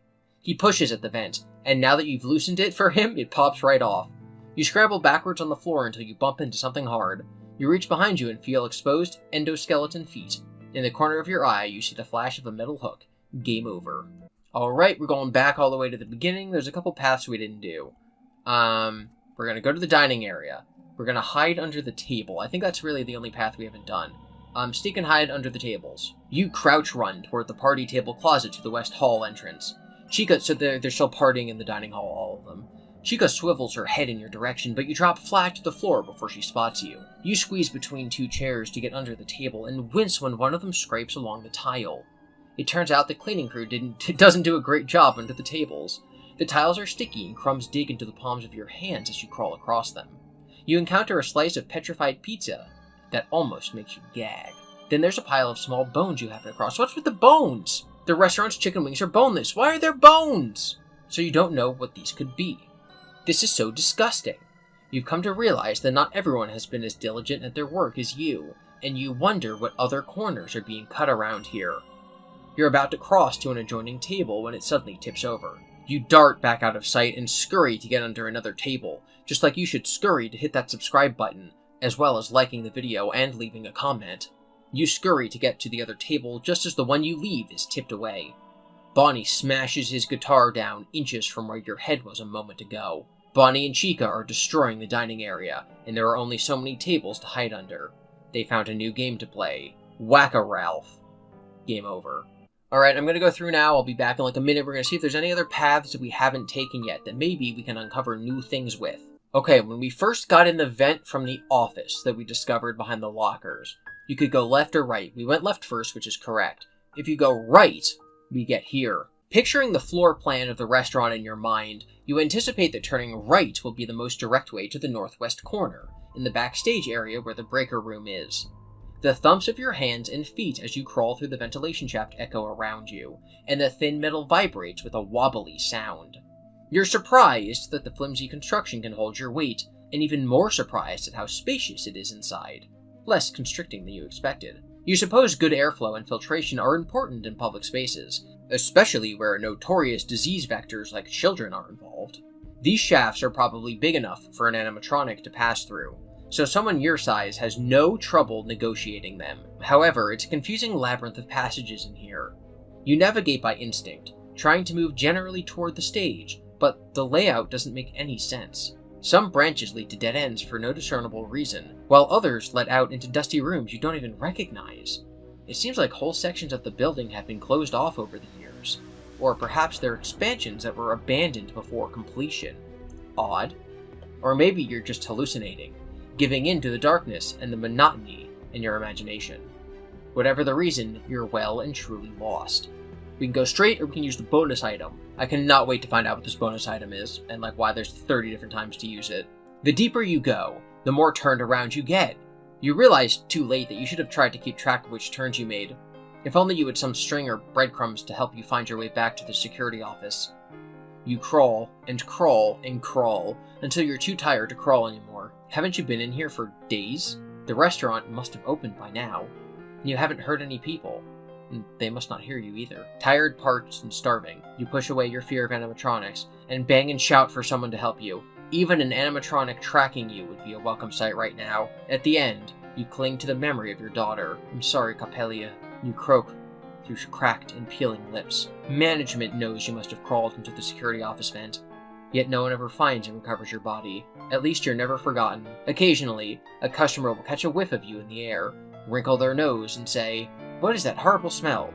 Did something die inside these walls?" Staff like to tell stories about the security guard who vanished to new employees, so they know they should never, ever crawl into a vent. Long after you're gone, your cautionary tale saves many lives. Alright, we're looking for more paths. Let's go forward. Pathy, paths. Paths. Trails and paths. Alright, just because I'm still confused on this whole coin thing and whether or not we should have it, if you try to put the coin on the side to make the scales balance, it says, you reach into your pocket and pull out the coin with Foxy's face that you found on your second night. Of course it belongs here. You carefully place the coin on top of the mound of coins and plastic gems in the pan on the right. Nothing happens. The plastic coin barely adds any weight to the pan and the scale doesn't shift at all. You wonder if you could just nudge it with your finger. It's not like a boulder's going to chase you if you mess with the balance. But an alarm might go off, and that could bring something worse. You can always outrace a boulder, but not Foxy. If you don't have anything heavy to put on the right pan, maybe you need to take coins away from the one on the left. If you take them from the left, then you get caught stealing. If you put them on the right, then you win. If you put them on the breaker, then you go to the break. Alright, so then that loops back around to the other option. Alright, well, it seems like that really is all the paths here without that bonus item that we still don't have. I do actually think the game's probably broken with this whole coin thing. But we are now on to Night 5, the final night, unless you look at the table of contents or read the back of the book where it tells you there are 6 nights. You start your last shift ever at Freddy Fazbear's Pizza with mixed emotions. This has been a killer week, but you handled everything well, and the events of the last 4 nights have reminded you that you're still very good at your job. The animatronics require... no, they deserve caretakers who appreciate them and understand them, and you've always been just that. And yet, you can certainly do without the high stress and anxiety that you might not survive until morning. Your daughter needs someone to take care of her, too. The night watchman can always be replaced, but she only has one dad. Okay, technically fathers can be replaced, but there is definitely only one Coppelia, and you'd like to be in her life as she grows up. That's what all this is for. So you can get a job with a lower mortality rate and a better work-life balance. For some reason, you've had a hard time remembering each night after you go home, until you come back to work the next day. Like it says in your employee handbook, what happens at Freddys stays at Freddys, unless there's major coverage in the papers and nightly news. Friendly reminder that Coppelia's name comes from a play in which there's a girl who's a robot doll thing. It's also interesting for him to say that he can't be replaced, but then maybe he can be? Like, I know that he's talking about, like, foster parents and adoptive fathers and stuff, but, like, maybe he's a robot, or maybe she's gonna be a robot. You know, you always gotta keep your toes on. That's not the expression. You always gotta keep on your toes when you're reading this kind of thing. One of the drawbacks of working the late night shift is there are no coworkers to see you off on your last night. You always thought if you left this job, the company would throw you a big going-away party celebrating your many years of service. Then again, considering what can happen at Freddy Fazbear's Pizza parties, you're probably better off not drawing too much attention to yourself, as sweet as it would be to hear Freddy sing for He's a Jolly Good Fellow to you. Actually, it turns out the restaurant didn't even open today. You don't know why. Maybe it was because the dining area was such a mess, you think guiltily. That doesn't affect your shift, though. Except, who knows what the animatronics have been up to all day on their own. Which reminds you about the job you have to do. This is no time to fall asleep at the wheel. You switch on the monitor and check out the show stage camera. Your seat isn't even warm yet before you jump up from it in surprise. The stage is empty. It's just after midnight. The animatronics are way ahead of schedule. They could be restless after being alone all day. Hopefully, they aren't upset about their party last night being interrupted. They might be seeking out revenge. Or they could be angry that you're leaving. You've been a part of a Fazbear family trademark for so long, perhaps they don't want you to go, or they don't want you to get away. You laugh off these ridiculous notions as you punch buttons to check each camera.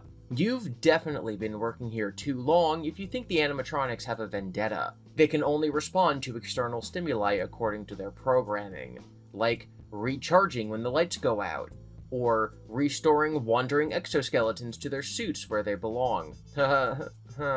You find the animatronics immediately. Bonnie is at the far end of the West Hall, heading toward the security office. Freddy is in the dining area, making his way down the aisle toward the security office. Foxy is halfway through the curtains of Pirate Cove, also probably on his way to the security office. Who told them you're leaving? How do they know? You swallow your panic and keep clicking around. Chica? Where's Chica? The kitchen camera is dark as usual, but you don't hear anyone in there. Chica could be anywhere. You glance over at the open door on your right. She could be anywhere. We can close the left door, we can close the right door, we can listen to the kitchen feed, or we can check the vents. I think that check the kitchen feed is the kind of slow and steady wins the race way here. Nope. You switch back to the audio feed from the kitchen and crank the volume on your monitor, leaning closer to the speaker.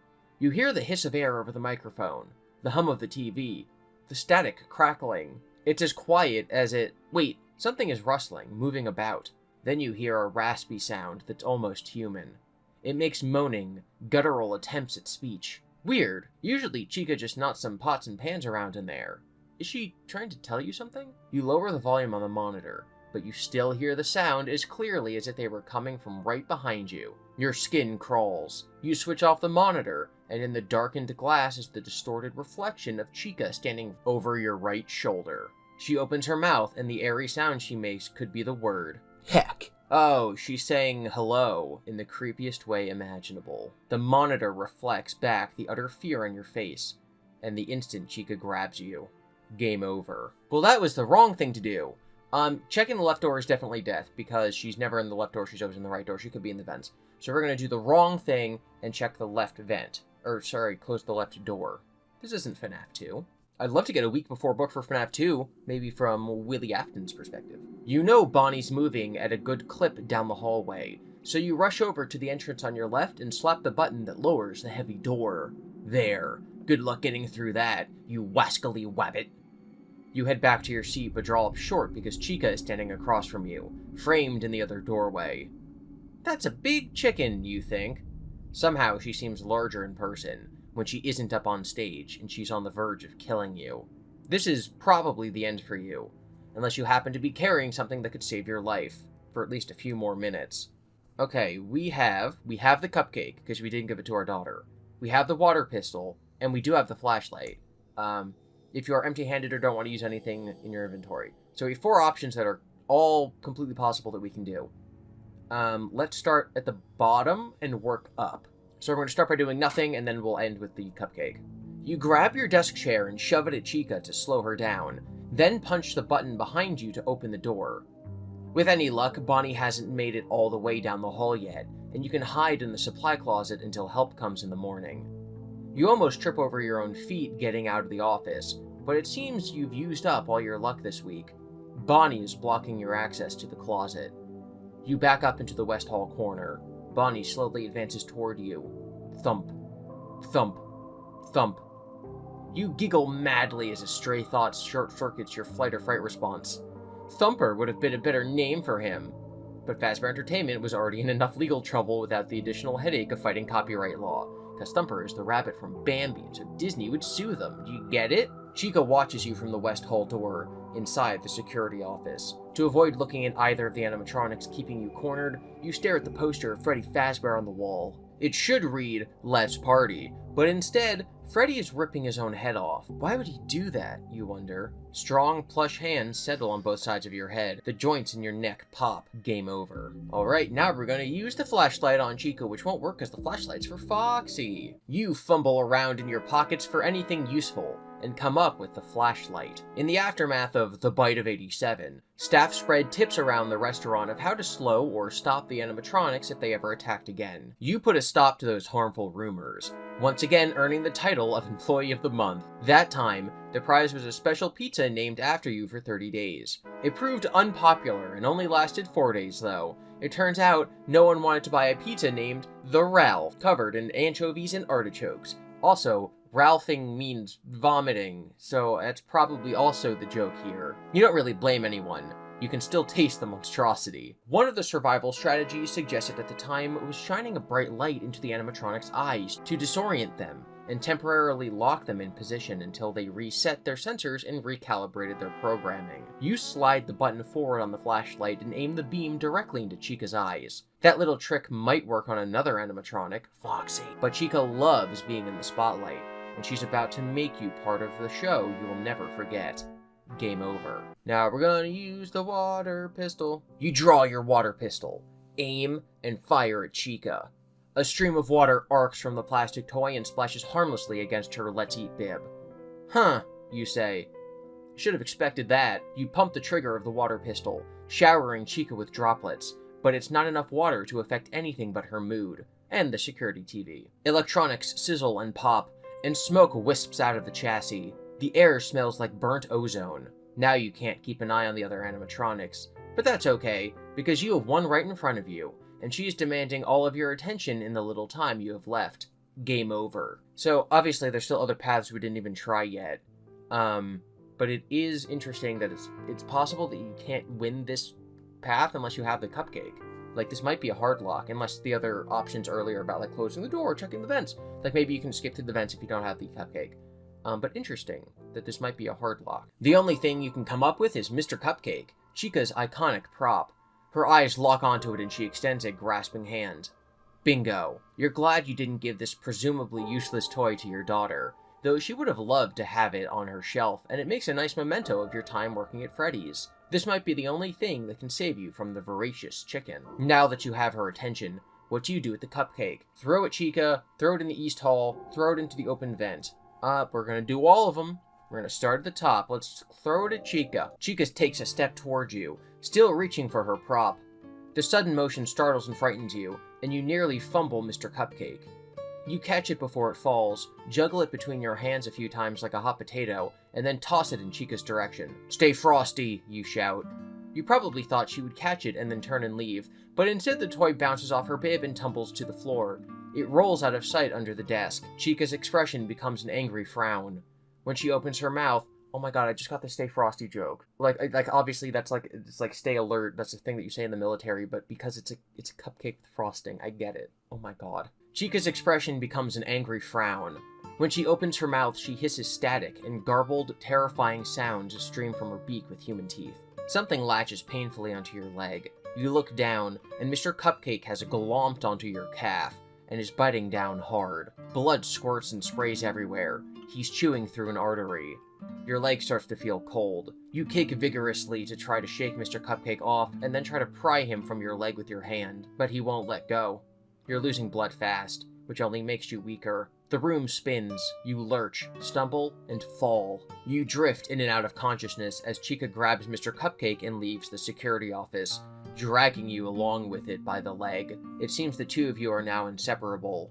Until death do you part. Game over.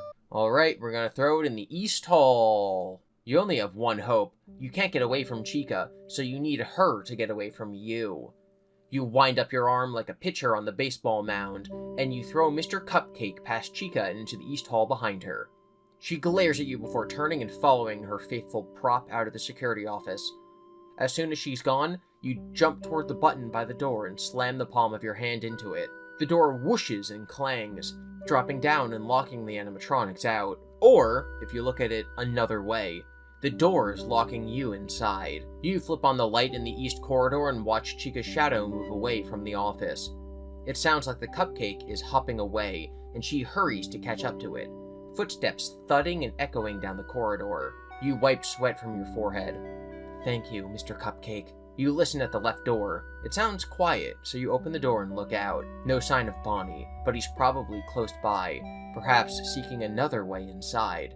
Oh, another way inside would be the vent, yeah. We're gonna check the cameras again. I'm big smart enough to know that he's in the vent, because that's what it says, but I'm still gonna check the cameras. You pull up the camera for the West Hall to check on Bonnie's progress, but he isn't your main concern anymore, because Foxy is racing toward the security office. You jump up and close the left door to block Foxy, but his footsteps are loud and fast in the hall. He could reach the door before you can shut it. Act fast. Close the left door, hide in the vent, use the water pistol. The water pistol doesn't work on Foxy. The flashlight works on Foxy. Why don't we use the flashlight?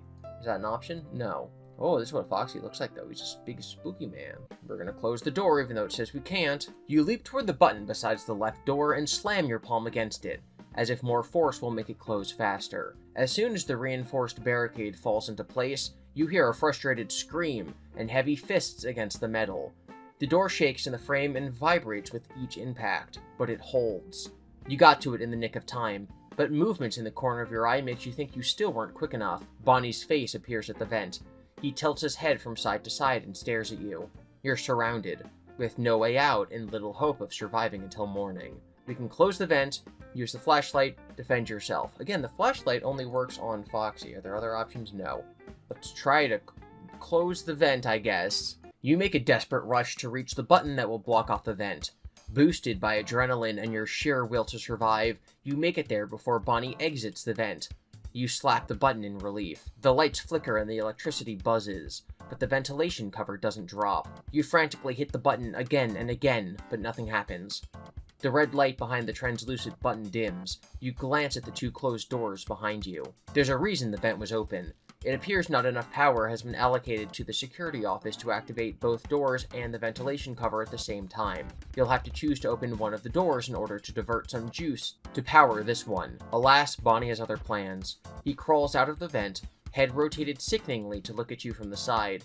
He opens his mouth to emit a low, murderous chuckle. Game over. Alright, we're gonna use the flashlight. You pull out your flashlight and hold it in front of you with both hands. You press the button to turn it on, and a bright beam of white light cuts through the darkness. You shine it directly into Bonnie's face.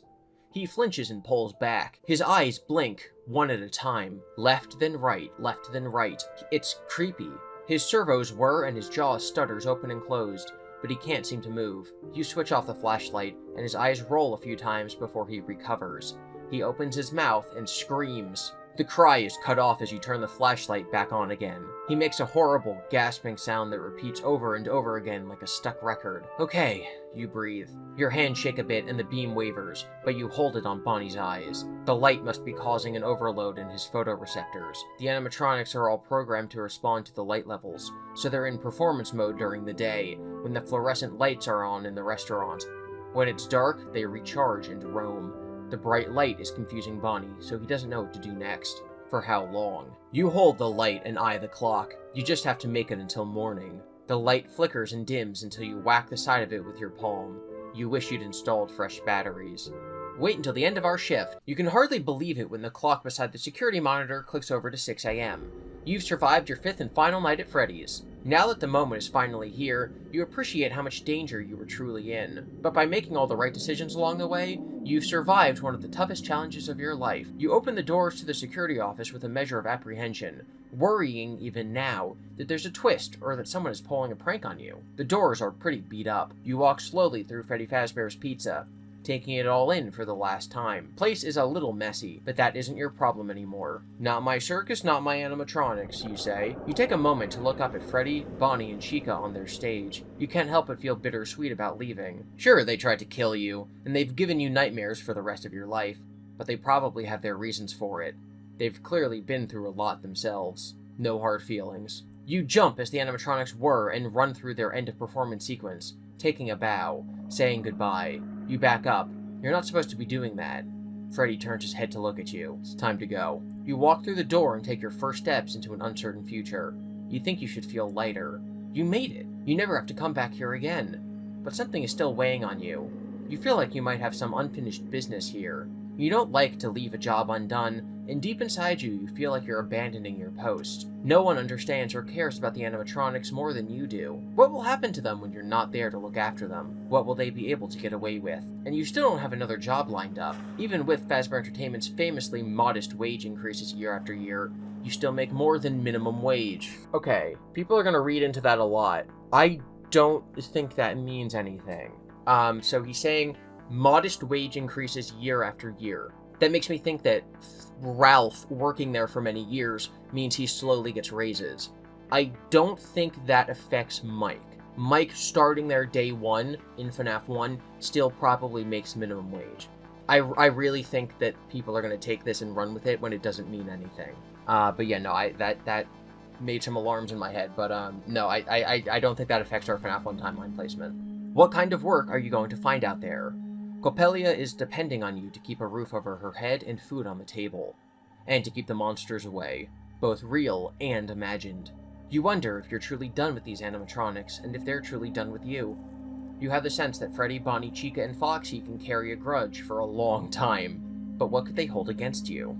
The worst thing I've done is lived, you say. That might be enough. You can think about it later. Right now, you can't wait to get home to your daughter. You're looking forward to getting a good night's sleep. The end?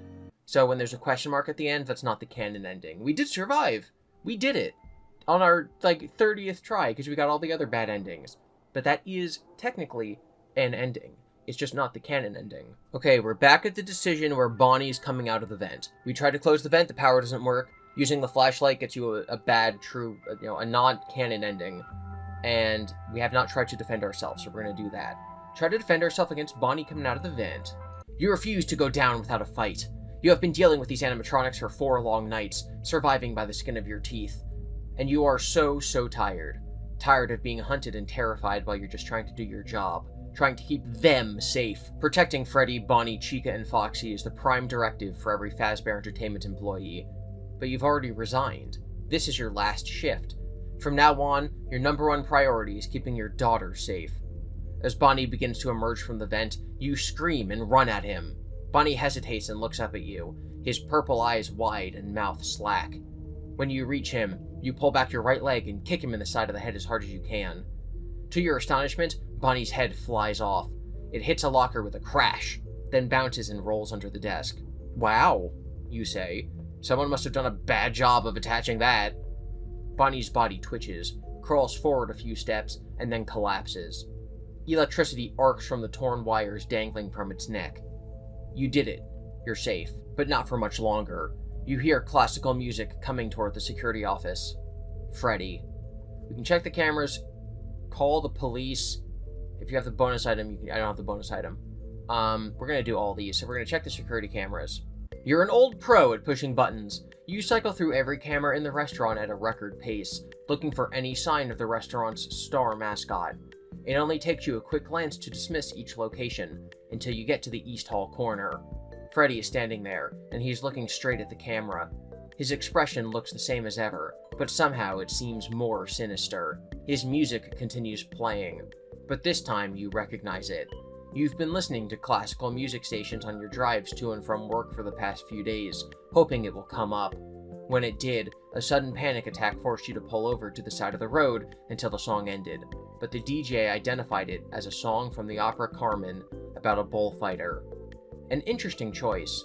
Is that how Freddy sees himself? Or is it a challenge to the listener to stand up and fight? You choose to fight. In this instance, it means locking your eyes on that monitor and watching Freddy. As long as you're looking at him and his song is playing, you don't think he will attack. It's a long night, watching Freddy, hoping that no one will sneak in through the vent and get you while you're preoccupied and essentially helpless.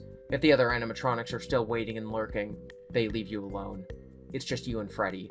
Your whole world is that small rectangular screen with the grainy image of a murderous animatronic bear in a top hat. You blink as little as possible, though your eyes are burning and blurring with tears. It seems each time you do, the posters on the wall change. One moment, there's a list of restaurant rules behind Freddy. The next, it's a newspaper page showing a headline about missing children. You want to read it, but you know the moment you shift your focus to anything other than Freddy, you'll be lost. But he keeps trying.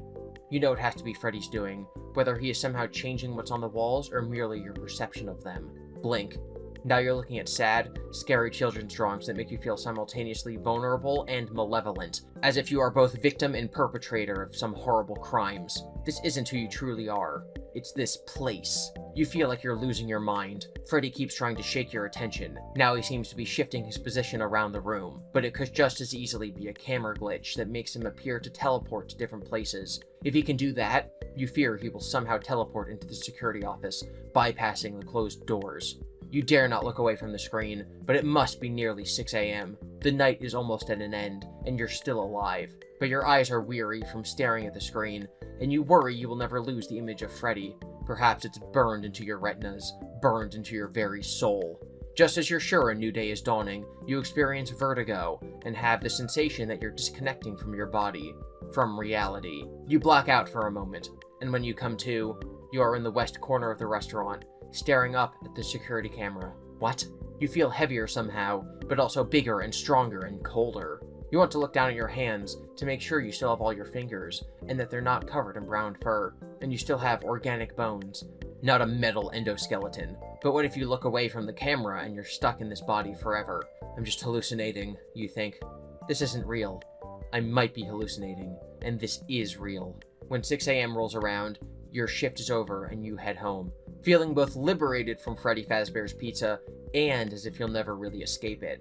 So much of your identity is caught up in that restaurant, it can't be that easy to let go. You enter your house and look for Coppelia. She must still be asleep, so you go to her room to wake her up. The door creaks open and a lump under the bed covers moves. Her head pops up, hair a tangled mess as usual. She yawns big. Just as she is opening her eyes, you wonder if she will like the new you. Game over. I love that. I love that.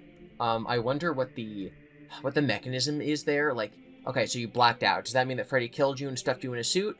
Or, because it was saying that Freddy was, like, inside of your soul, that you actually, like, transported your remnant to the animatronic, right? Like, who knows how that actually works, but I loved that. I don't know if you guys can tell whenever I get all, like, twitchy and jittery, but, like, that was actually scary. That was very effective.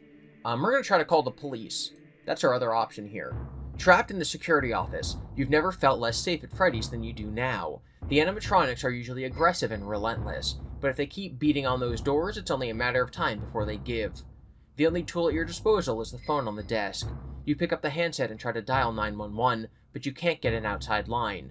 You never did learn the access code that would allow you to call it. Yes, I do. It's 2014. But that doesn't mean you're completely helpless. You start dialing the extensions of other phones around the restaurant, the dining area, the kitchen, backstage. On the security cameras, you pick up the ringing, and immediately the banging ceases as the animatronics are lured away.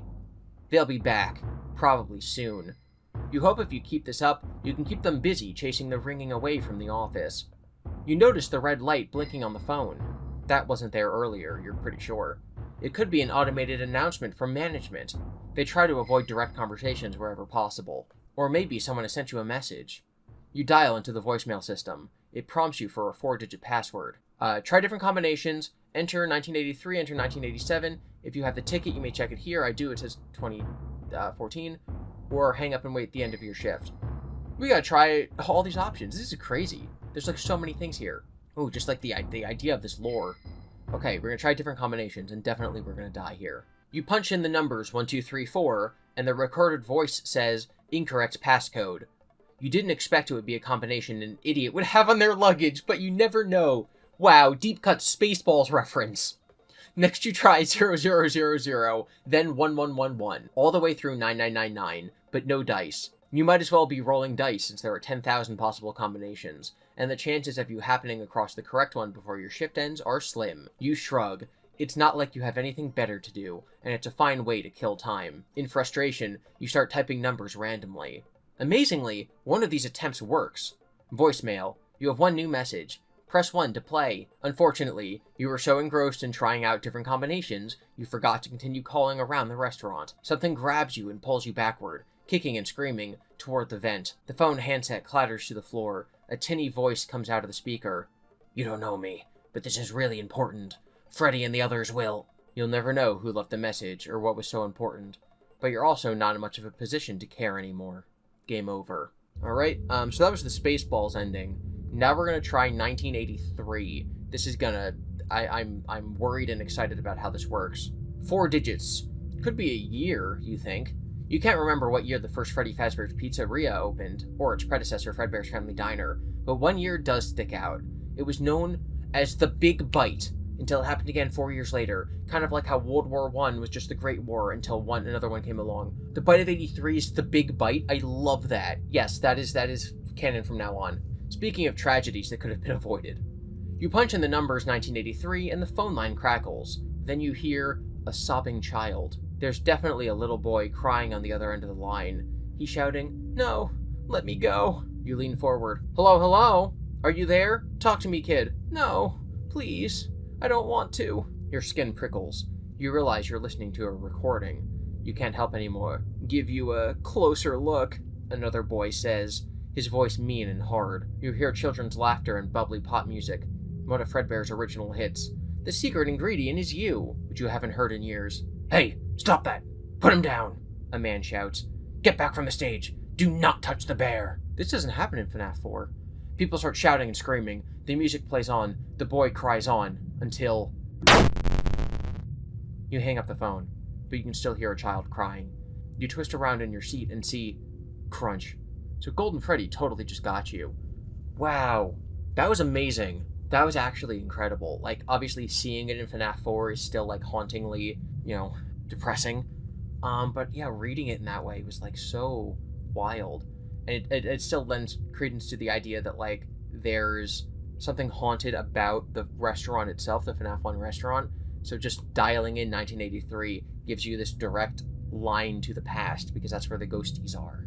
Okay, so now we're going to try 1987. Maybe this will tell us who the bite got the bit from. 4 digits could be a year, you think. You can't remember what year the first Freddy Fazbear's Pizza opened or its predecessor, Fredbear's Family Diner, but one year does stick out. Who could forget the so-called bite of 87? You shudder. It's amazing that the human body can live without the frontal lobe. You punch in the numbers 1987, and there's a long pause before you hear 2 garbled words, slowed down. Idosapticaroni. That's incorrect. Passcode backwards. It takes you a moment to understand it said incorrect password in reverse. The voicemail system is glitching out. You try typing the numbers again. Or should you enter 7891 instead to get it back to normal? This time you hear a series of clicks and the whir of a tape deck being rewound. Then a voice speaks. It sounds familiar. Then you recognize it as your own voice. You're listening to a recording you made some time ago for new employees. Someone has edited it. Oh, hey, good job, night 5. Keep a close eye on things tonight, okay? We don't have a replacement for your shift yet, but we're working on it. So just get through one more night. Hang in there. Good night. Thanks for the words of encouragement, past me. You wish you could leave a recording for that guy. Keep dialing to the end of your shift.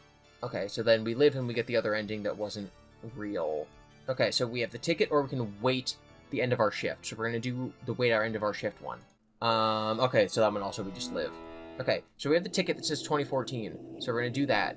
You reach deep down into your pockets and fish out the prize ticket you found in Foxy's Pirate Cove. Now that you look at it in better light, you're not positive that those dark stains are from food at all. It's because when you first got it, it said tomato sauce. Okay, so this also makes me think, 1983 and 1987 do something. 2014, I've always been a strong believer in FNAF 3 taking place in 2015. Maybe this is hinting that it's 2014. Big think. You check the back of it, and just like you thought, there are 4 numbers written there in pen. 2014.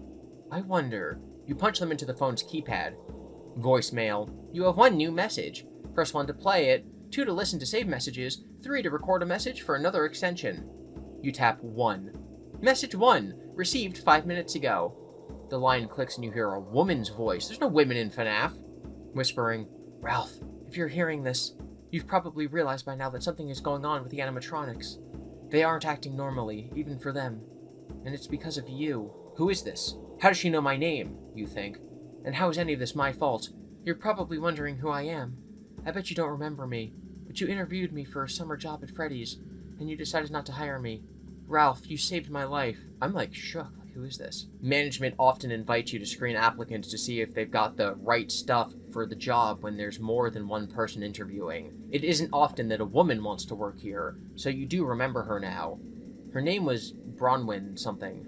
Only thing is, you gave her a glowing recommendation and were surprised when management didn't hire her. Backwards, that's New Norb. I don't think that means anything. You might have been influenced because Bronwyn reminded you of your daughter. Bronwyn. That's totally a real name. Now I have to look up Bronwyn. There's a character in a novel, How Green Was My Valley, named Bronwyn. So let's see. Alright, so there's a lady named Bronwyn Morgan, who is a different character's sister-in-law, a gentle, insightful woman to who goes to when he's troubled or wants to learn information that the adults hold from him. She is the mother of young boys Gareth and Taliesin. Okay, so a motherly character with whom he's always been in love.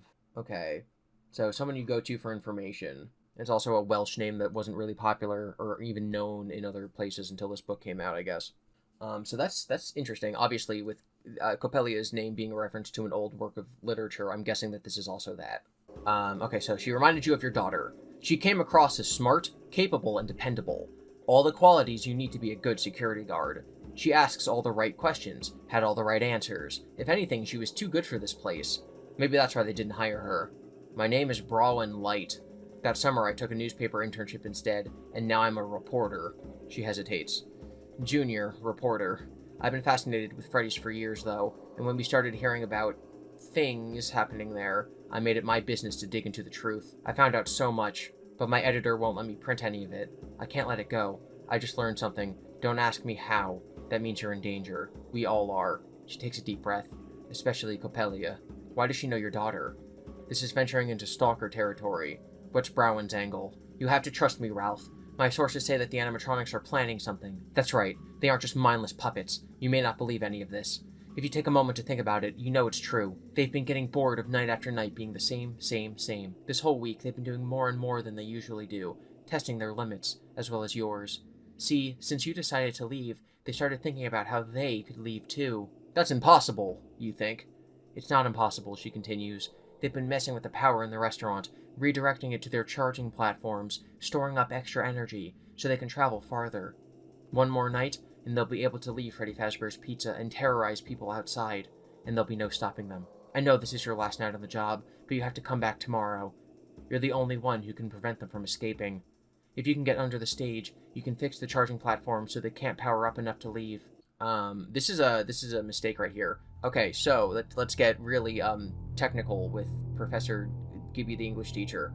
So see how this paragraph starts with a quotation mark, and it does not end with a quotation mark, but the next one still starts with one.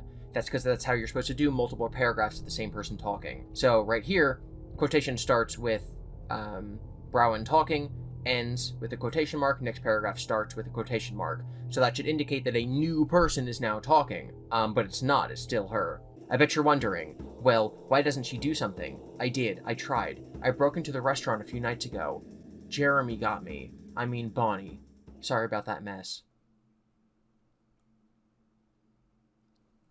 So not only is she dead now, but wow, just referring to Bonnie as Jeremy, that's so dark. I've held on as long as I can, but I can't make it any longer. She laughs bitterly. So this is my last night, too. Don't worry about trying to save me. It's too late. Just worry about saving your daughter. Save everyone else. Please, Ralph. If you find my phone in the restaurant, do me a favor. Call my mother. Let her know what happened to me. She'll know what to do, and if we're lucky, she'll find my research and the stories I've written, and we'll be able to make sure that Fazbear Entertainment never... Oh. You hear a child's laughter, and then a monstrous mechanical roar. The line crackles and you hear strange tones and noises. Then Browin speaks again, but her voice is garbled and low. It's me. Click. End of message. You sit for a moment in silence, watching the clock tick over to 6 a.m. When you try to play Browin's message again, it's gone as if it had never happened. You could have hallucinated it, you think. That would be the easy way out. You survived your 5th and final night at Freddys. You never have to come back here again. You get to leave and go home to your daughter and put this place behind you. Browin was practically a stranger. You don't owe her anything. But she chose to run to danger, to give up her life to protect other people. You were right about her. You sigh. It's not over. Okay, so now the night's over. So this path, we're going to have to go to night 6. Obviously, I want to rewind and do other paths in this night. But now we're going to go home and we're going to talk to Coppelia. You don't remember the drive, and also the bonus item for redoing the night is totally going to be her cell phone. You don't remember the drive home or falling asleep on the couch, but you wake up and Coppelia is sitting at the end of the couch, your feet in her lap, while she plays a video game. What time is it? You struggle to sit up. Dad, you messed up my high score. She keeps operating the controller. It's 11. 11 p.m.? It's pouring and gray outside the window, but it's clearly daytime. Shouldn't you be in school? You said I could stay home today. I did? You rub your bleary eyes. I don't remember that. You crashed pretty hard when you got home from work. You hear a digitized crashing sound from the TV as the pink car collides head up with a purple car. She shakes her fist. Purple car! Wow, okay, that's rough. So she's playing Midnight Motorist, the arcade game. She sets the controller down and shifts to face you. How does it feel? Huh? Being done with that job. You frown. No, Dad, no. You're done, right? You quit? I might need to go back tonight. I left some unfinished business. Let someone else finish it. You were wrecked when you came home. This week almost killed you. I just put it all behind you. I'll eat PB&Js if you're worried about the money. Copelia presses her hands together. Please. This is where you need to be right now. But you still lie awake at night worrying about how long you can keep her safe. The end. If you sign up for overtime, tap touch here. Okay, so we could end here, or we could go to night 6. So let's see if we go to night 6. Okay, so we're not going to follow this path. We're going to go all the way back to night 5, and we're going to do all the paths we haven't done yet, because there's a lot of other paths. Alright, so start of night 5, Chica could be anywhere. So, listening to the kitchen feed, you get killed in the vents. Closing the left door, Chica gets you, right? Is that what happened? Alright, so we can close the right door or check the vents. We know Bonnie's going to be in the vents at some point, but we're going to close the right door. In the pit of your stomach, you feel certain that Chica is about to breach the security office, so you shut the door on your right, just in time. Someone bangs on the reinforced steel from the other side. "'Tis some visitor," you mutter, tapping at my chamber door. "Only this and nothing more." You flip on the hall light and see the distinctive shape of Chica. She keeps pounding on the door and shrieks. "Quoth the chicken, nevermore." You laugh shakily. You often crack jokes when you're nervous, but this close call has got your pulse going. At least you know where all the animatronics are now, or where they were a few minutes ago. A lot could have changed already. Last you checked, Bonnie was on his way down the west hall to mess up your night. But you don't hear him now. He could still be lurking nearby, or maybe he's lost interest in you. Check the cameras, close the left door, check the vent. Let's check the cameras. You pull up the camera for the west hall to check on Bonnie's progress, but he isn't your main concern anymore, because Foxy's racing towards you. You jump up to close the door to block Foxy. Okay, so this does link back to a different one. If you close the left door, you survive, I think. So we haven't hidden in the vent or used the water pistol, so we're gonna hide in the vent. You run and dive for the open vent at the back of the security office, and quickly you worm your way inside. You turn around and press yourself flat against the cold metal floor, peering out and trying to control your breathing to make as little noise as possible. Foxy bursts into the office and looks around wildly for you, his eyes burning white in the dimly lit room. He opens the right door, allowing Chica to enter the office, and together the two of them study the TV. They push buttons to check the different cameras around the facility, to check for you. The sight of the animatronics working together, operating technology, gives you a sick feeling in your stomach. This is more than a fluke in their programming, some faulty logic loop. They're acting strategically, with intent, and that intent is to murder you. Your breathing is shallow and you're drenched in cold sweat. This is bad, but it gets worse when you hear moaning on your left, echoing down the ventilation shaft. Foxy and Chica hear it too, and they're coming to investigate. Shaking, knowing this is your end, you turn to the left. Tears obscure your vision, but you see a large, blue blob crawling toward you. So, game over, Bonnie gets you in the vent, which we knew would happen. So now we're going to water pistol Foxy. All you have is the water pistol, so you draw it and take a defensive stance, just like you practiced in the mirror after watching the Lethal Weapon movies. This child's toy is far from lethal, but it makes you feel better, and you hope that Foxy doesn't recognize that it's harmless. Foxy bursts into the office and wastes no time rushing at you. Even though you knew he was coming, his sudden, aggressive appearance startles you, and you reflexively fire your gun at his chest. Water squirts from the pistol into a tear in Foxy's mascot suit that exposes the endoskeleton within. Shockingly, the water sizzles, and sparks shoot out of the chest cavity. Foxy jerks and stutters to a stop, his hook and exposed metal hand just inches from your neck. The acrid smell of cooked electronics reaches your nostrils. The light in Foxy's eye dies, and for a moment regret overwhelms you. You wish it hadn't come to this. He's down for the count for now, but there's no time for a eulogy. You brush past him and hurry to the back of the security office. You punch the button to close the ventilation cover, and the metal grate kerchunks into place. Not a moment too soon. Something is moving around inside the ventilation shaft, but now you hear strains of classical music. You sigh. Freddy Fazbear is on his way.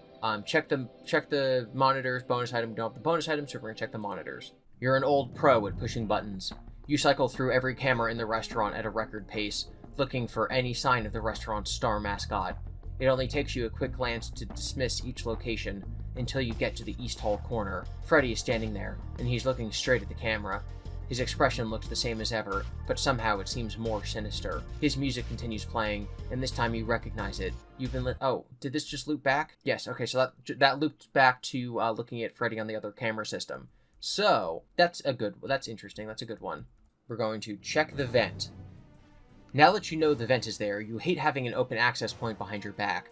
You'll feel much better knowing that it's secured, so you scramble to the rear wall of the security office and crouch down in front of its low rectangular opening. It's dark. You sigh and get down on your hands and knees so you can poke your head into the vent. You look to your right and squint, but you can't see into the depths of the shaft. You also don't hear anything but the soft whoosh of circulating air. It seems safe enough. Maybe the animatronics don't know about this path to the office. You retreat from the space and climb to your feet, dusting off your hands and pants. You turn and your blood turns to ice. Bonnie stands at the left door and Chica is at the right. They look at each other, then slowly turn their heads to focus on you. You drop to the ground and try to escape into the vent, but strong hands grab your legs and yank you backwards. Bonnie and Chica pull your legs in opposite directions, like when you and your daughter break the turkey's wishbone at Thanksgiving. I wish, snap, game over. Okay, so Chica has gotten into the office. This is the time when we're supposed to use the cupcake. So we use the cupcake. We have the option to throw it at Chica, throw it in the East Hall, or throw it in the open vent. We've thrown it at Chica and said stay frosty, and it doesn't work. We've thrown it in the East Hall, and that's what you're supposed to do. We have not thrown it into the open vent. You maintain eye contact with Chica as you toss Mr. Cupcake into the vent to your right. The toy bounces around in the metal shaft. Chica becomes enraged, and she rushes at you, screaming. At the same time, Mr. Cupcake sails through the air and lands on the floor between you. Chica staggers to a halt, and the two of you stare down at the object. Something has taken a big bite out of the top of it, exposing the electronics inside its rubbery outer layer. You turn toward the vent and squint to see what or who is inside. Meanwhile, Chica backs up and leaves the office with the deformed Mr. Cupcake. What could have scared Chica away, you wonder in horror. You decide to beat a hasty retreat as well, but before you even have your coat on, loud knocking emanates from the ventilation shaft. You crouch to get a better look inside.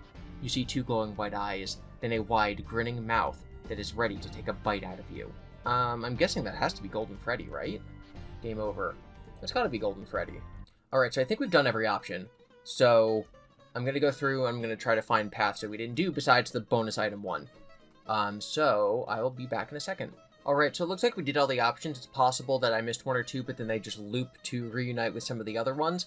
But we have now completed night 5 of the week before, leaving us with just one night left. Although, as we all already know, we're going to have to replay the whole game again with the bonus item, which we're pretty sure is going to be Browen's cell phone. Alright, so let's go. Management approved your request for overtime without asking any questions. They let you know they're still looking for your replacement, as there hasn't been any responses to their advertisement yet. We'll see how it goes tonight, you tell them. If you fail tonight, they won't need a night watchman, and they'll have a much bigger problem on their hands.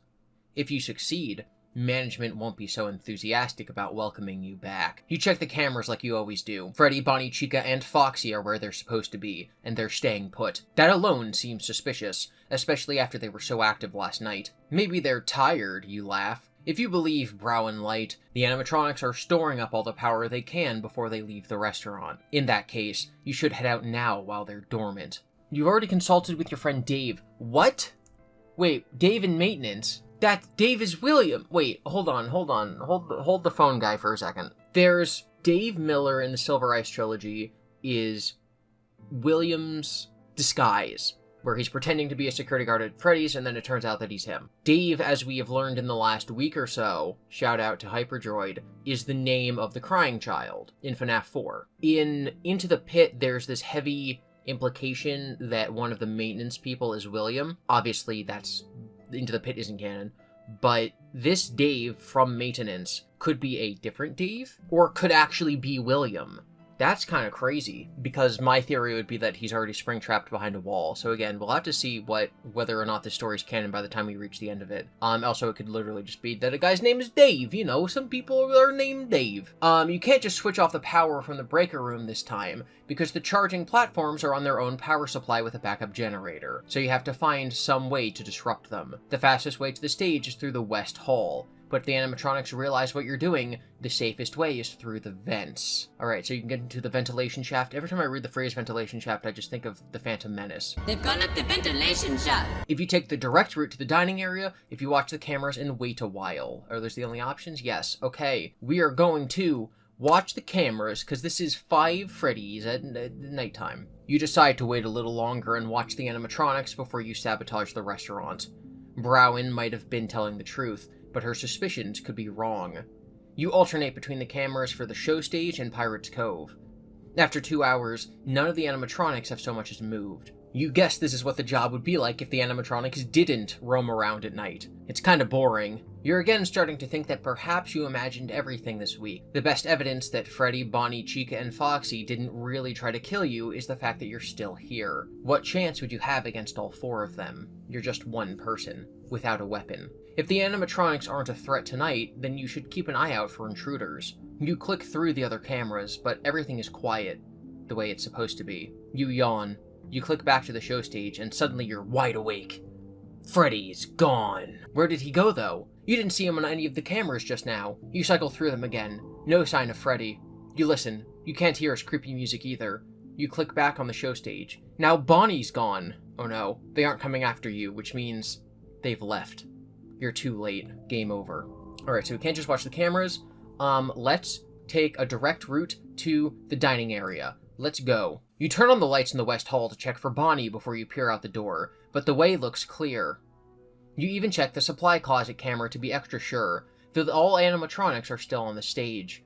Then you walk cautiously down the West Hall toward the dining area, stopping and listening every few feet. Nothing. Your experiences this week have conditioned you to fear the worst, to jump at every sound and shadow. By the time you get to the dining area and see Freddy, Bonnie, and Chica in their usual positions with no sign of movement, you're starting to feel a little silly about it all. Well, let's get this over with. I don't know why I made Ralph Southern. Well, let's get this over with, you say. Your voice echoes in the empty space. You watch the animatronics, but they don't react to your presence at all. It's hard to believe they could be planning to escape the restaurant. Where would they go? What's their goal? You walk around the stage to the access panel near the back. This is where the staff selects the songs the trio performs. The lights, sound, and choreography are programmed for each of their 30-something musical numbers, but there are manual overrides in case something happens. You should be able to use it to manage their power usage. There's also a hatch beside the panel that opens into the crawl space under the stage. So access panel to change their batteries, or crawl space to disconnect them. I think if you start changing their performance stuff, they're going to notice you're there, so you should turn off the power first. This just makes it so they can't charge themselves. Browen said you had to get under the stage. You have to trust that she knows something you don't. That's why you're here in the first place. You crouch in front of the corrugated metal hatch in the floor and place your fingertips on it. You feel a slight vibration and heavy footsteps moving fast. Alarmed, you glance up at the stage, but the animatronics are still there. Then what? The answer comes to you even before you turn and see him barreling toward you. Foxy. Browen didn't mention him, and of course his charging platform is over in Pirate Cove. He's in even rougher shape than usual after last night's attempt to kill you, and you suspect that he isn't part of tonight's escape plan. Really? You think they're leaving without Foxy?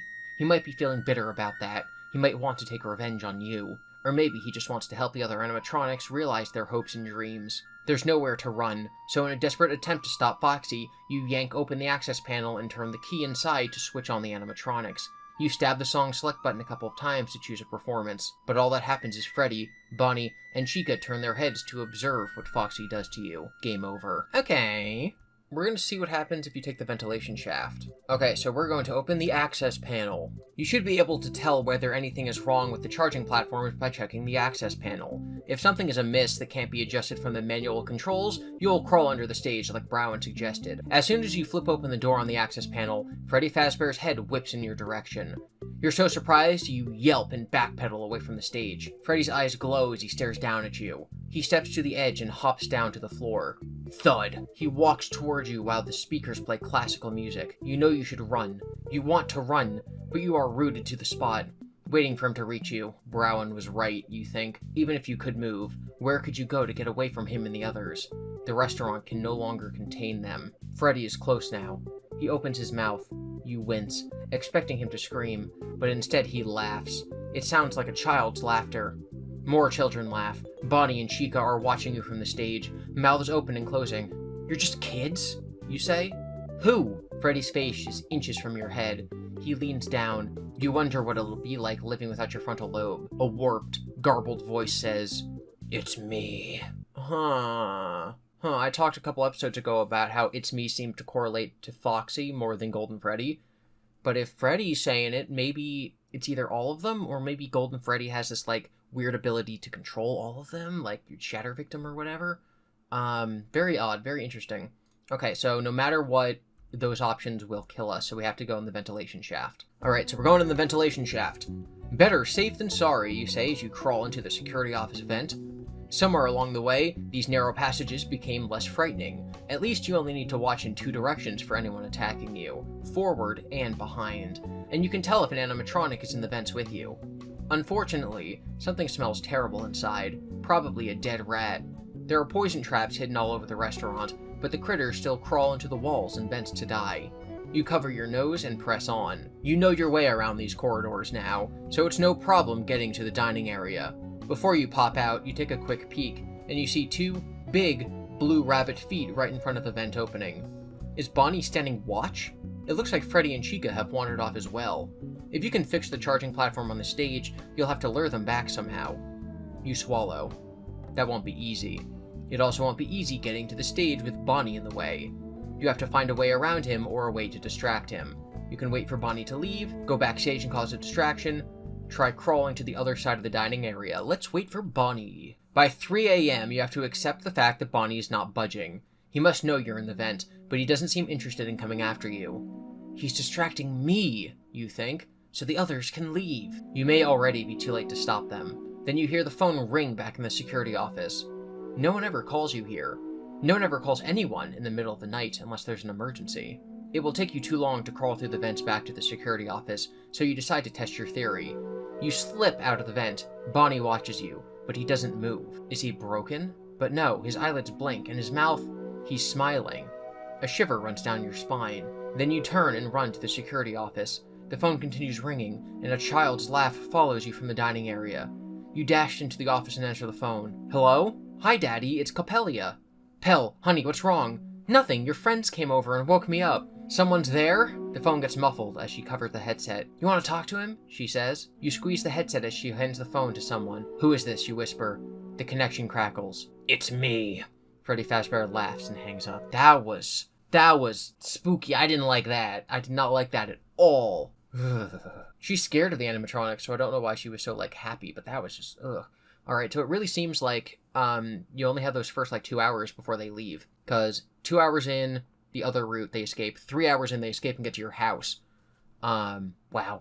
Alright, we're gonna go backstage and cause a distraction. Alright. You leave Bonnie behind and make your way through the vents to the backstage opening.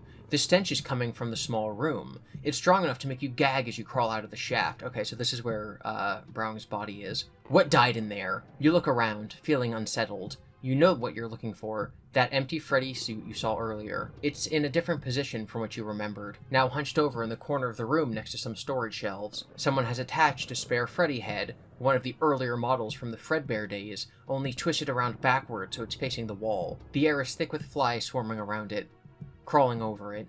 Something is in its right hand. Every fiber of your being is screaming for you to look away. Get away from here. But you have to see. You are standing right in front of the costume now, close enough to recognize the object in its hand as a large mobile phone. I'm so sorry, you whisper. You can take the phone, or remove the head and look inside. Jesus. We have to remove the head. We have to see her head. With trembling fingers, you try to remove the head, but it's stuck fast. Flies swarm around you, buzzing and brushing against your face and hands. You squint your eyes and hold your breath against the putrid scent of rot. You try twisting the head from side to side, and it starts to give. You gradually work it all the way around, and something dark and thick oozes from the neck seam. You peer through the dark holes, and get a glimpse of what's inside. You see a body with a name tag. Browen, or what's left of her. You turn and vomit. When you look up through the tears and flies, you see Bonnie standing over you, holding another Bonnie head. He wants to return your favor of reattaching his head, only he has to remove your old one first. That is horrific. I love how dark this can get. And I've said this a couple times, but it's because, in my opinion, it's because there are, because these aren't canon endings, it's okay for it to be dark, in my opinion. But yeah, no, that's crazy. That's like, it's horrific. You take the, okay, so now we're taking the phone. You take the mobile phone, saying a silent thank you, and wipe it off your pants. And wipe it off on your pants. You scroll through the contacts. There are some entries named in codes like deep dish, and others labeled backstage, dining area, and restrooms. She's entered the numbers for every phone in the restaurant, and home numbers for many of the employees. The last one she dialed is security office. Heavy footsteps approach the door to the room you're in. You see a shadow under the door. You need a distraction, and now you've got one. You press enter and dial the security office. Far off, you hear the phone ring. The shadow disappears and the footsteps hurry away. You keep the line ringing and stand up. You place a hand on the Freddy head and say, I'll finish this. Add the mobile phone bonus item to your inventory and head to the stage. I think we're actually going to pause here. We're going to pause here and we're going to go back to the beginning of the night. Because I want to take the ventilation shaft and I want to go the long way around to the dining area and see what happens. You decide to go around Bonnie to the other side of the dining area and sneak to the stage from there. You thought you knew your way around these vents, but you get impossibly lost after a few minutes. I should be there by now, you think. It's like they've moved around since the other night. You crawl around for almost an hour without getting any closer to the stage or finding any openings you can exit from. You're drenched in sweat and grime, and dead bugs and webs cling to your skin. It stinks and you can't breathe. You swear that the corridors are getting narrower. Then you hear metal rattling and the thumping of someone else in the vents, closing in on you quickly. Bonnie? Foxy? Who cares? You have to get out of here. Your knees and elbows throb from crawling, but you crawl like you've never crawled before. You take one turn after another, trying to lose your pursuer, but they only get closer and closer.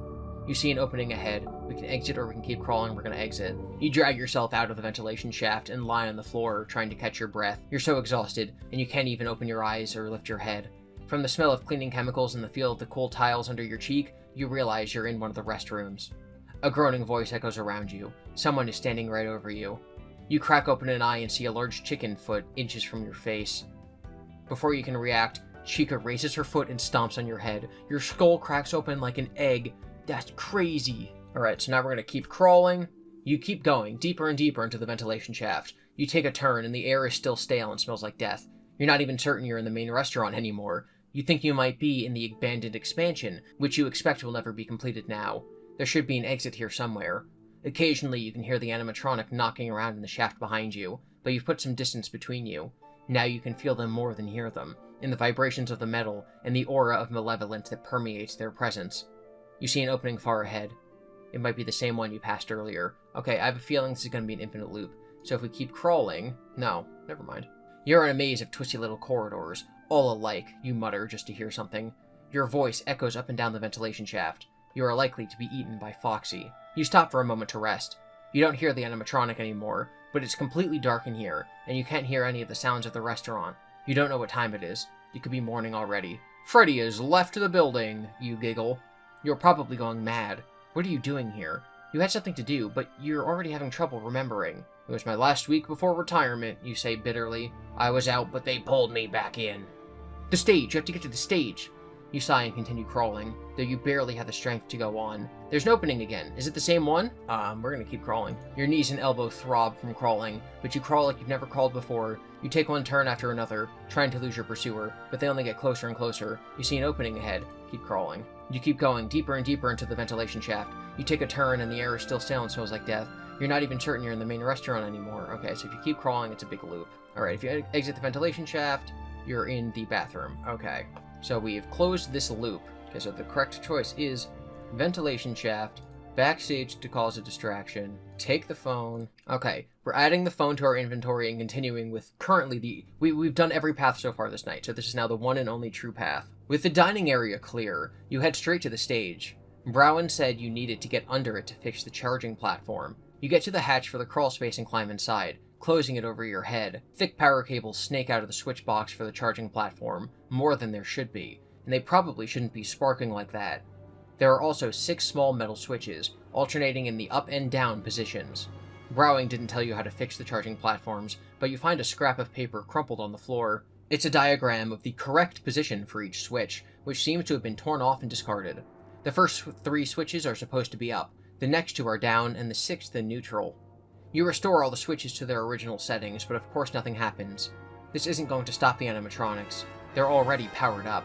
So you need to short them out or drain their batteries back to normal. You can flip all the switches up, you can flip all the switches down, those are the options. I'm saying up, we're gonna blow them up. Let's blow up the chicas. Hoping to overload the animatronics, you flip all 6 switches to the up position. The switch box hums and gets warm to the touch, and blue electricity arcs from the cables to every metal surface in the crawl space. From below, the charging platform sparks and buzzes dangerously. You clamber out of the crawl space and slam the hatch shut. The lights in the dining area flicker. You may not have much time before you blow every fuse in the place. How are you going to get the animatronics back up on that stage? If you get up on the stage and make noise, do here. If you go to the access panel and start up a show. Yeah, let's make some noise ourselves. You climb up to the stage and look out at the empty dining area. You picture it filled to capacity with kids and parents, like it was in the good old days. Then you blink, and everyone is dead. The tablecloths and floor slick with blood. You rub your eyes and shake your head. When you look up again, everything is back to normal. I have a bad feeling about this, you say, because you're Han Solo, apparently. Also, it's hydration time. I don't want everyone to just stop and drink water. I want everyone to stop and think about the reasons for why they drink water. Are you doing it to feel better, so you don't have a headache, so you can run for longer, just so that you don't feel the weight of crushing time passing by you as you think about the last time you actually drank some pure water and realize it's been way too long? Come and get me, you call out. Bonnie, Chica, Freddy! But they don't come. Maybe they see through your ruse, or they've already left the building. You laugh. After all this time, a week of sneaking around, making as little noise as possible. The moment you become an easy target, they're nowhere to be found. You sit on the edge of the stage, kicking your legs against it. It's almost 6 a.m. You survived yet another night. You're going to go home and grab Coppelia and get out of town as far as you can go, farther than the animatronics can travel, even if they manage to recharge. A shadow moves, slipping from Pirate's Cove. You forgot about Foxy, but he didn't forget about you. Game over. We're gonna go through the ventilation shaft, then we're gonna go to the backstage area, then we're gonna go and take the phone, then we're gonna keep going and add the phone to our inventory, then we're gonna go and flip all the switches up, then we're gonna go and we're gonna go to the access panel to start a show. You hurry over to the access panel and open it. Inside is a small green LCD screen, a number pad, and a silver lock with a silver key already inside. That's a security issue. You turn the key and the stage lights come up, brighter than usual because of all the juice flowing into them. Energy crackles along the charging pads, but you hope the animatronics don't notice. There's supposed to be a manual with a list of codes for songs and other commands, but you don't know where it is, so you punch in some random numbers until music starts playing. It's an upbeat number with lots of bass. That should make Bonnie happy. The phrase 44, power up your life, appears on the display. One of your favorites. This does not appear to be a real thing. The recorded announcer introduces the animatronics on the stage, and they come. Unable to resist their programming, Freddy, Bonnie, and Chica take their places. As soon as they step onto their charging platforms, their limbs go rigid and they start shaking and smoking. Their eyes light up and explode, showering the stage with sparks. They scream. Then the lights go out and fall silent. The animatronics slump, heads down, arms slack. Puppets with their strings cut. Their fur is scorched and the smoky dining area smells like burned barbecue. Sadness watches over you. Freddy, Bonnie, and Chica are dead. You succeeded in stopping them, but you failed your promise to protect them. Go home. We're gonna go home and Foxy's gonna kill us, 100%. It's still only 4 a.m., but you don't see the point in sticking around Freddy Fazbear's Pizza, and you can't wait to get home to see your daughter. When you get there, all the lights are on in your house, and Coppelia is waiting for you on the couch in the living room. Hey, what are you doing up, kiddo? You sit next to her and sink into the cushions. You didn't realize how tired you are and how much your body aches until now. You feel like you haven't stopped moving all night. All week. You've been running on adrenaline so long, it's a miracle your body hasn't completely shut down already. I had a nightmare, Coppelia says. You chuckle. Yeah, me too. 3 of them. But it's over now, she says. Yeah. Wait. Did I say 3 nightmares? I meant 4. What's wrong, Daddy? She asks. I forgot about something at work. What is Foxy going to do there, all on his own now? They're going to shut down the restaurant, this time for good. You're sure of that? That poor old pirate. Someone knocks on the door. Coppelia stands up. Who could that be? One of the best things about your job was that work never followed you home. Until now. Don't go near that door, you shout as the knocks turn into slashes that reduce the door to splinters. Foxy breaks in. I thought Foxy didn't have enough power to, go anywhere, really. You jump up and move between Foxy and Coppelia. Foxy points his hook at you and screams. Leave her alone, you shout back at him. You cast your eyes around your house for something you can use to fight back and protect your daughter. What the heck, is that Foxy the pirate? Your daughter says. Who taught you to talk like that, you say.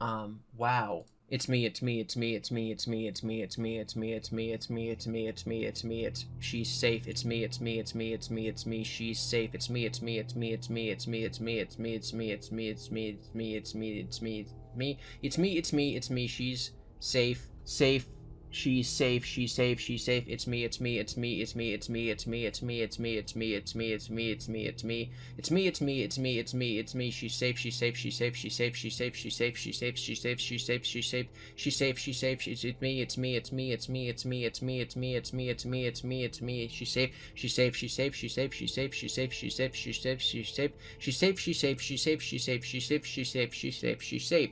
She might also be Coppelia. She's safe. You smile and go to sleep. The end. That's the real ending. Because it has the asterisk. That's the real ending. Golden Freddy kills you on night 6? That can't be right. Yeah, so she space is Coppelia. Now that you have the mobile phone bonus item, empty your inventory of everything but the phone, then tap to cheer for a brand new adventure. So Golden Freddy does kill you. Hold on. There's seeming, a woman saying, it's me, thank you, you did it, she'll be alright, she's safe. The woman has to be the lady who died, so like it's not like Cassidy saying one side thing and Dave saying the other. Wow. Wow. Okay. We still have to do the other endings. Okay, so we used the water pistol to kill Foxy the first time. We have a different item or ballpoint pen. I think these are the only options we haven't done. So if you gave her a ballpoint pen, go here. So we gave Coppelia the ballpoint pen, and we're fighting Foxy at the door. I'm still kind of shook from that other ending. Coppelia raises her left hand and brandishes a ballpoint pen. I know they say the pen is mightier than the sword, you say, but they never defended themselves against a 300-pound animatronic fox possessed by the vengeful spirit of a murdered child. She twists the pen and pulls off it's a screwdriver, and pulls off one end to reveal the flathead screwdriver. That's one of the Freddy Fazbear Pizza's Employee of the Month rewards. She doesn't wait for Foxy to attack, she lunges at him and jabs the pen into his left eye, the one not covered by an eye patch, temporarily blinding him. You both flee the house and get into your car, driving north as far as you can go. Coppelia uses the mobile phone to call the police and warn them about an animatronic on the loose, but they don't believe her and suggest you both come in to file a report in person. She hangs up. You eye the rearview mirrors, fearing you'll see Foxy chasing after you. We'll be alright, you say. He has to run out of power sometime, but there's one more person we should call. Can you dial Mom? Mom's alive? I kind of thought that, Mom was dead, not that they were, divorced or something. You want me to call Mom? Coppelia fiddles with the phone. Not your mother. Browen lights. We owe her our lives, and her mom deserves to know what happened to her. Oh, okay, so because she's using Browen's phone. So the mom contact in Browen's phone will be, yeah, whatever. Why is that a game over? That just seems like it's an ending. That just seems like it's a legit ending. That's kind of sad. Also, the idea that, her mom's alive? Interesting. Alright, we gave her a different item or nothing. You make an excellent point, she says. I've got nothing. Foxy rushes towards her, but you tackle him to the floor while Coppelia watches in horror. When Foxy begins eviscerating you with his hook, she screams and picks up the phone. She weighs it, looking from the phone to Foxy. Run! You gurgle. She takes the phone and runs with it into her bedroom. You hear her calling for the police, then you black out. When you regain consciousness, the door of Coppelia's bedroom has been destroyed. Pell! You cough. You're cold and can't stand, probably because most of your blood has seeped into the ugly carpeting beneath you. You grab the phone cord and pull it back to you, but it's no longer attached to the phone. The end of it is roughly cut, like sharp teeth bit through it. You lie on the floor, listening to sirens that never arrive, and rewinding all of your choices, trying different ones, hoping for a better outcome, so that you play the whole game in your mind as you're dying. You don't mind sacrificing yourself for your daughter. You only wish you knew she'd be alright without you. As you slip away, you dream that Foxy returns to your home with Chica. Chica looks different without her bib. She leans over you, and in your daughter's voice she whispers, "It's me." That's so dark. That's so rough, guys. Alright, so I think that's all the paths. I'm gonna double check, and then I'll be right back. Alright, everyone, well, we did all the paths, except for, obviously, this bonus playthrough.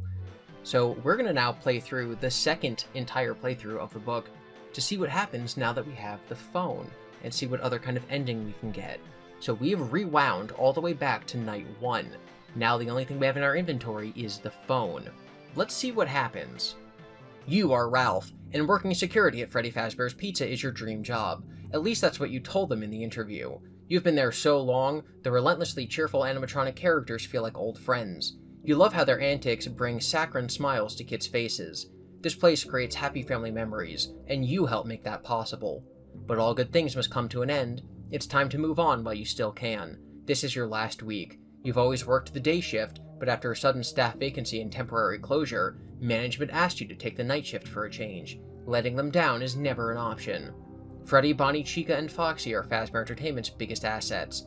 Your duty is to protect them and the restaurant's reputation. Your contract calls it a matter of life and death. You've heard rumors that the animatronics get somewhat lively after hours, but no one's better equipped to handle them than you, 22-time Employee of the Month. As Night Watchman, you'll face many choices that lead to various outcomes. If you find an item that might help you do your job, write it down for later. Now for your first big decision. Play on normality. We only have our wits and the phone. The security office at Freddy Fazbear's Pizza is practically a second home. You've spent so much of your time here over your career, probably too much time cooped up in a glorified closet, staring at a buzzing, flickering monitor until your eyes dry out. But everyone's got to make a living, and you have an 11-year-old daughter, Coppelia, to provide for. You often feel like the only thing you're good at is protecting others, even at your own expense. The office is always dark since there aren't any outside windows, but somehow at night it still manages to give you the creeps. You're probably just spooked because you're all alone in the restaurant, aside from Freddy, Bonnie, Chica, and Foxy. Animatronics aren't fantastic conversationalists, but boy can they sing and dance. Of course, they've also been known to do other things. Rumor is, they've become strangely aggressive lately, but surely those glitches were ironed out or they wouldn't have reopened this place. Not that customers have exactly been flocking back just yet. After the restaurant closes and everyone is gone, the animatronics enter roaming mode and walk around to prevent their servos from locking up. You hear heavy footsteps echoing out there now. Clomp, clomp, clomp. If animatronics encounter you in the restaurant at night, they should ignore you, but the safest bet is to stay in the office until 6 a.m., when they return to the stage, enter sleep mode, and recharge. Then you can go home. Management cares about their employees, and it's time-consuming and expensive to hire and train new ones. Not to mention the occasional legal fees and the hassle of covering up accidents, so they installed reinforced doors on either side of the office. In the unlikely event that an animatronic visits you here, you can open and shut the east and west doors by pressing the big red buttons in the doorways. The light switches below them illuminate the east and west halls outside your office so you can see whether anything is out there. Surviving the night probably seems like a low bar for a job, but this isn't about battling the clock. You may have to venture out of the office from time to time. The animatronics are clumsy and mindless, naturally. If they break something out there, you have to fix it and clean up the mess right away so the restaurant is ready to open, just in case any customers show up. Think of the children! Of course, your number one concern is making sure nothing happens to Freddy, Bonnie, and Chica. Oh, and don't forget Foxy. Do not forget about Foxy. There are 3 security monitors on the desk, but 2 of them are always on the fritz. Replacing them would let you see more, but you guess management spent the money on those doors instead. You use the control panel in front of you to switch the one working display to feeds from various cameras around the restaurant. You check the stage first. Your heart pounds when you see Bonnie and Chica are gone, so that's who you heard walking around the restaurant. Freddy's just hanging out up there on his own. The brown bear is dapper as always in his black top hat and bow tie. You're glad they restored the vintage animatronics with his classic look. Freddy doesn't wander much, as if he's above all that just because he's the star of the show. Or maybe he's saving his energy for something. I'm the star of this show, you tell yourself as you switch over to the Pirate's Cove camera. Foxy is shy. The curtains are drawn, so he must still be back there. Before you locate Bonnie and Chica, you discover a situation that demands immediate attention. The lights in the men's room are out. You must replace the light bulbs before your shift ends, and it's better to do it sooner than later.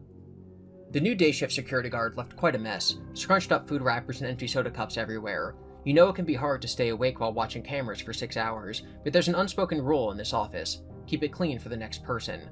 You're going to have to leave a passive-aggressive note before you finish tonight. They'll never make Employee of the Month with an attitude like that. Just because we don't often meet our fellow employees doesn't mean we aren't part of the same friendly Fazbear family trademark. It's important to have some pride and consideration. This is one of the reasons you agreed to record those training videos for new hires and leave phone messages as part of orientation. It helps you feel a connection to the other guards. You hope hearing a calm voice helps them keep a level head when things get tense, and it's nice to know that even after you leave this job, part of you will always remain here. You yank open the top metal drawer and yup, more trash.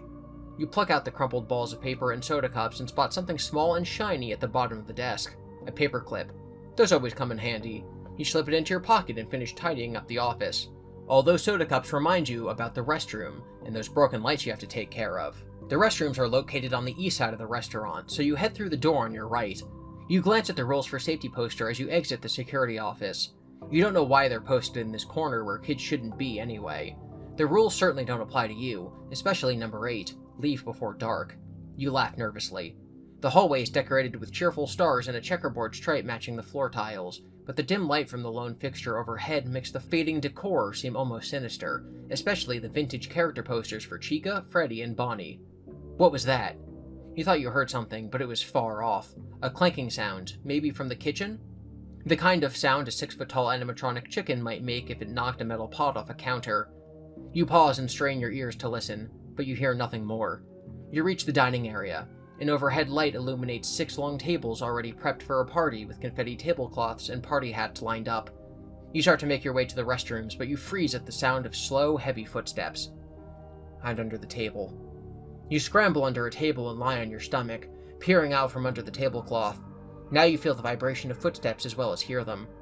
They plod toward the dining area. The animatronic would be moving faster if it knew your location.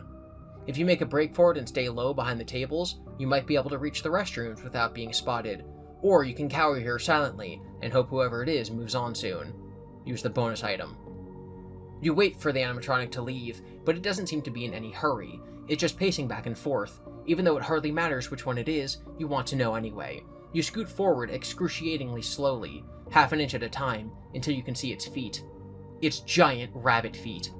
I thought a rabbit's foot was supposed to be lucky, you think. Bonnie could be here all night. If he heads back to the stage to recharge just before 6 a.m., you won't have enough time to fix the light bulbs in the bathroom before your shift ends. And then it's a goodbye Employee of the Month streak. This is your last week on the job, but you've put so many good years of your life into it. You'd hate to throw it all away and ruin a perfect record. Suddenly, you remember the mobile phone you have. Maybe you can use that somehow. If you call another phone in the restaurant, it might distract Bonnie. Or you could call for help. The animatronics aren't supposed to behave like this, and you worry they will only get worse if you don't do something. Call the security office, call the party rooms, call the backstage, call the police.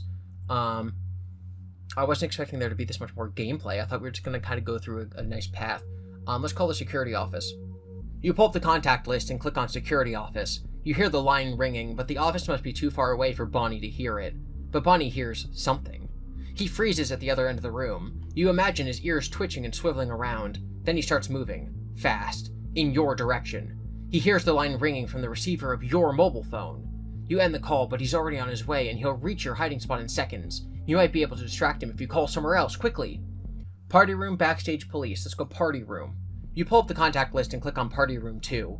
The line rings in the mobile phone's receiver, and then a second later, you hear a ringing phone from the far end of the dining area. Bonnie freezes right in front of the table you're hiding under. You think he somehow found you, but he turns and is gone. His footsteps recede as he heads for the party room north of your location. You grip the phone tightly as it continues to ring, trying to keep your hand from shaking. Your plan worked, but it won't take Bonnie long to realize no one is in the party room, and he'll come back looking again. Better not waste this opportunity. Proceed to the restroom. So then now this is normal, so we're going to rewind and we're going to do a different call. So we're going to call backstage. You pull up the contact list and click on backstage. You can barely hear the phone ringing in this distance, but it's loud enough to get Bonnie's attention. He runs off toward the sound of it. You keep it ringing on your mobile phone and climb out from under the tables, so you can get to the restroom before Bonnie returns or another animatronic comes after you. As you stand, the line clicks. Someone picked up the backstage phone. You squeeze the mobile phone in your hand and listen, holding your breath so as not to make a sound. Garbled whispering, the sound of a child crying, and then a deep, distorted voice in a burst of static says, "It's me." We can respond with, "Who are you?" or hang up and proceed to the restroom. We're going to say, "Who are you?" "Who are you?" Static crackles in the receiver, and then the line goes dead. The phone is dead too, shorted out, or the battery drained or something. The screen is dark and the keys no longer respond. It feels surprisingly cold in your sweaty hands. You shake your head. You hear a child laughing. Even though the call was disconnected, but there can't be a child here, not at this hour. You call out, "Hello? Who's there?" The laughter continues, increasing in volume. You can't stand the grating sound of it anymore. You drop the mobile phone and clamp your hands over your ears. The sound doesn't lessen at all. It's in your head. It's in you. You start laughing along with it. Even when something grabs your leg and pulls you backwards, out from under the table, you keep laughing as you're dragged across the dining room and toward backstage, where an empty animatronic suit awaits you to complete it.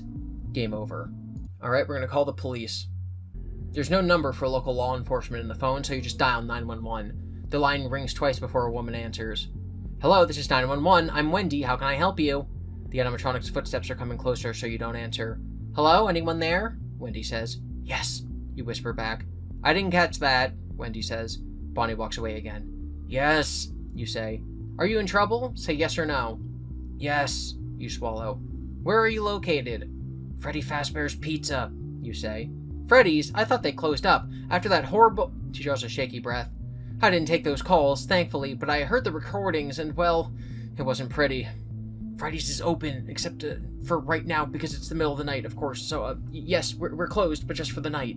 Kids like to pull pranks, trying to break in there after dark. No good will come of it. You wouldn't catch me there at night. You'd have to be a grade-A idiot to... I'm the night watchman, Ralph, you say. She's quiet for so long you think she may have been disconnected. The night watchman? Then what are you calling me for? There's something bad here. The animatronics, they... Something snatches the phone from your hand and ends the call. You scream as you're dragged out from under the table. Try again. Game over. Okay, so we're supposed to call backstage, and then we're supposed to hang up and go to the restroom, and then this all plays out as normal. You step into the men's restroom and shut the door. The antiseptic scent of bleach still pervades the air, which is far from the worst thing you've whiffed in here.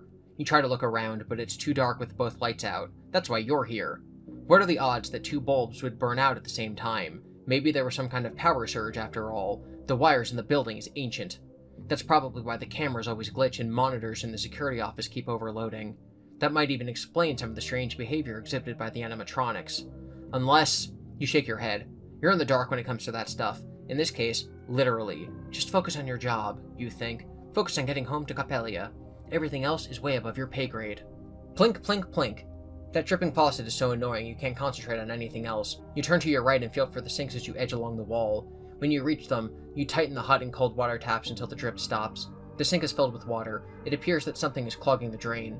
You probe it and feel something soft and slimy. You pry it loose and squish it in your fingers. It's slightly sticky. You raise it to your nose and sniff tentatively. Chewed gum. Ew. With the obstruction removed, the water drains out of the sink, gurgling down the pipes. How many night watchmen does it take to change a light bulb? None. They refuse to do it, because if they chase away the night, they're out of a job. You smile to yourself as you take a detour to retrieve a small step stool and new bulb from the maintenance closet. You often make up jokes in your head while you're working, and you can't wait to get home to inflict your latest creations on Capellia. She'll groan loudly and affectionately say, "Bad joke, Dad." You'll remind her that telling dad jokes is a mandatory requirement of all fathers, and you never shirk on your duty. The boring, real answer to the question is, of course, 1. You finish twisting the new bulb inside the socket and say, "Let there be light," as it flickers on, casting the bathroom in its warm glow. You blink as your eyes adjust to the darkness. The white porcelain urinals and sinks are gleaming. This is the cleanest the bathroom will be all day. Once the restaurant opens and the kids are unleashed to eat and play, this will quickly become one of the most disgusting rooms in the facility. 1 light down, 1 to go. Listen at the door. Your caution pays off. You hear footsteps outside, moving much more quickly than Bonnie or Chico usually do, getting louder by the second. While you've been in the restroom, you haven't been keeping an eye on Pirate's Cove. Foxy must have left his distraction. You hope he didn't hear you working in here, but he does have big ears. They're among the first parts and still function on the tattered old animatronic. Yeah, he's on his way to the restroom right now, and you don't have much time before he gets to you. Hide in a stall. Hide! You have to hide! You can't fit in the maintenance closet. It's too small and crammed full of mops, buckets, and cleaning supplies. Your only option is to duck into one of the stalls and stand on the toilet, like you did in elementary school when you needed to get away from the mean kids. Now that you think about it, maybe that's one of the reasons you became a security guard, so you could help those who couldn't help themselves. Of course, you imagined that you would be armed in order to protect and serve, but weapons of any kind aren't allowed at Freddy Fazbear's Pizza. Nothing kills a kid's party more than seeing someone with a taser hanging out in the corner, even if he is the good guy. You dash to the first bathroom stall, but find that it's locked from the inside. It's secured with a simple slide bolt latch. You might be able to get it open if you had something thin enough to fit between the door and jamb. Use the paperclip. You check your pockets for the paperclip you found earlier. Got it. You straighten out the wire and then bend one end of it up to a right angle. Foxy isn't the only one with a hook now. You insert your new makeshift tool between the door and frame and fiddle around. It only takes a second to catch the knob of the bolt and slide the lock open. The door swings out toward you. You slip into the stall and pull the door closed. You don't believe this. The door won't stay shut. The slide bolt is jammed now. Oops. And you can't lock the door. What rotten luck. Foxy's footsteps stop right outside the restroom. What now? You pull the wad of chewed gum from your pocket and pick lint off it. It's still soft and slightly sticky. You wedge it into the door lock and the door stays closed. You sigh with relief and crouch on the toilet, tucking your feet under you and out of view. The restroom door creaks open and bumps against the wall. Someone is there, waiting in the doorway. Waiting, watching, waiting. Somehow you manage to remain perfectly still and eventually whoever it is leaves. You lower yourself gently to the floor of the stall, freezing any time you make the slightest sound and waiting for a moment before you continue. Soon you are lying on your belly, grateful that the restroom has been so thoroughly cleaned. You peer out from under the door, no sign of the metal legs and feet of Foxy's exposed endoskeleton. From here you can glimpse a sliver of the restroom hallway and beyond that the dining area. All is quiet. You lie there for a few more minutes to be sure you're alone and to settle down and catch your breath. That was too close. You're getting nervous about being outside the security office, with its cameras and door locks to make you feel, well, more secure. But before you can head back there, you need to finish your job for the night. You stare up at the second broken light bulb. "You're the only thing standing between me and home tonight," you say. "So I'm talking to inanimate objects now, and myself. That's awesome." You've been through a lot already. You're tempted to leave now, knowing that someone on the day shift will have to replace the bulb and fix that bathroom door, if you don't. But like you said in one of your training videos for the restaurant, you can't spell team without M and E. After the bite of 87, you heard some of the staff twist that around to, you can't spell team without M-E-A-T. You didn't much appreciate that. People deal with tragedy and loss in their own ways, sometimes with humor, but hey, at least it shows that they were listening during orientation. You look inside the second bathroom stall. The close call with Foxy has you on edge, and constantly glancing over your shoulder. You're pretty sure the second bathroom stall is empty, so why do you hear hoarse, garbled whispers coming from inside?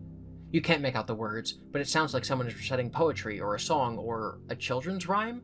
Or maybe it's a jingle from a TV commercial. Something something stains, something something remains. It's probably an ad for laundry detergent, but where's it coming from? You pull the door towards you slowly. Empty.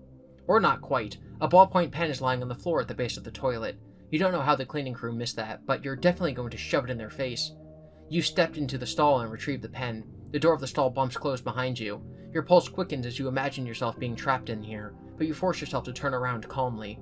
That's when you see the words written on the inside of the door in angry scribbles of ink. "It's me." Weird. You'll have to leave a note for the crew to scrub that off first thing in the morning. And you'll be sure to suggest to management that they add no vandalism to the list of rules. You exit the stall and go to replace the second broken light bulb. Add ballpoint pen to your inventory. You replace the second bulb even faster than the first. The later it gets, the more dangerous it is to be outside the security office. You haven't been watching the cameras, but you have to assume all the animatronics are walking around now. With the bathroom once again bright and cheerful, you can head back to safety, but getting there will be very unsafe. You return the step stool to the maintenance closet and dispose of the old burned-out bulbs in the trash. You glimpse your reflection in the wide mirror. You look terrible. The light reveals deep shadows under your eyes. Transitioning from the day shift to the night shift is already starting to fatigue you, making you question what's real and what isn't. At least it's only for a week, and then you can rest as much as you want before diving back into your job search. A position is opening up for a security guard at your daughter's school, and you really hope to get it, but middle schoolers can be just as difficult to handle as animatronics. In some ways, Freddy, Bonnie, Chica, and Foxy are just big, terrifying kids. You hope you don't run into any of them on your way back to the office. Better hurry, the shift is almost over. You listen at the door. You're itching to get moving, but you press your ear to the bathroom door and listen. It sounds quiet out there. You grab the handle and are about to open the door when you glance down. Faint light from the dining area seeps in under the door, but is interrupted by two shadows. Those could be feet, you think. Really big feet. The moment stretches out for a long time. Your knuckles are white. You're gripping the door handle so tightly, but then the shadows are gone and you hear footsteps moving away. You've been breathing shallowly this whole time, worried you'd be heard, so you take in a deep breath. It's now or never. You sneak back to the security office without encountering any more animatronics. By the time you get there, it's 5:45 a.m. Your shift is almost over. You check the cameras. To your relief, Bonnie, Chica, and Freddy are all present on the stage, and the curtain is drawn in Pirate's Cove. Previous night watchmen have reported the animatronics behaving strangely, but like everyone else, you dismissed their wild stories. Sometimes people fall asleep staring at the camera feeds and they imagine things, bolstered by the old rumors and stories. The mind can be a funny thing, making it hard to distinguish hallucinations from reality. Now you feel bad for not believing them, and you know if you tell others about what happened tonight, they won't believe you either. Perhaps they would even discourage you from talking about what you've seen. You would never do anything that would harm Freddy Fazbear's Pizza. You've spent too much time in, put so much of yourself into your job that you're practically a part of it yourself. You never pictured yourself leaving, but it seems like the best time to go, especially considering everything that happened tonight. Just 4 more shifts left. You can do this. You use the bonus item. You're looking forward to retiring from this place, but you also just realize that this is the beginning of the end for you. You only have so many nights left at Freddy's, and that's kind of bittersweet. You're feeling a bit nostalgic and thinking about your legacy as the phone guy, so you decide to leave a message for the next person in this chair. Only this time, you want to tell them the truth. everything they need to know to make it here. Well, not everything. Management screens these messages, so you'll have to insert some strong hints. You don't remember the number for the voicemail system on the office phone, but this mobile phone has it on speed dial. You connect to the messaging service. Beep. Hello? Hello? I wanted to record a message for you to help you get settled in on your first night.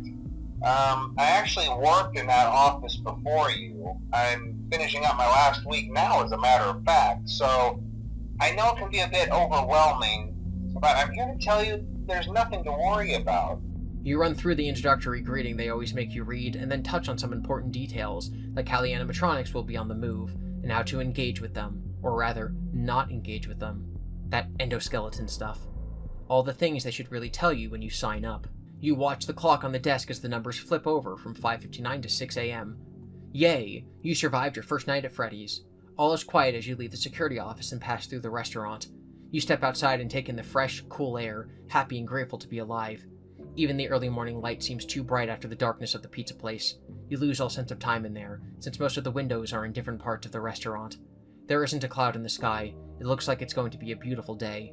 Too bad you'll have to sleep through most of it once you send Coppelia off to school. And then it won't be long before you're back here for your second night. Who knows what that will bring. You lock up the restaurant, wave goodbye to the sleeping animatronics inside, and head home. When you get home at 6:30 a.m., you wish you could go to bed, but your day isn't over just yet. Now it's time for your second but most important job, parenting. This one is a full-time and pays nil, but you wouldn't have it any other way. However, getting your 11-year-old daughter, Coppelia, up and ready for school is more challenging than anything Freddy Fazbear's Pizza could throw your way. You peek into her bedroom and see her still snoozing peacefully. Books are scattered across her bedspread and on the floor, and an open one lies in her chest, rising and falling with her steady breathing. She was clearly up late last night, reading as usual. You laugh a little when you see drool in the corner of her mouth and a damp spot on her pillowcase. I wish I had a camera, you think.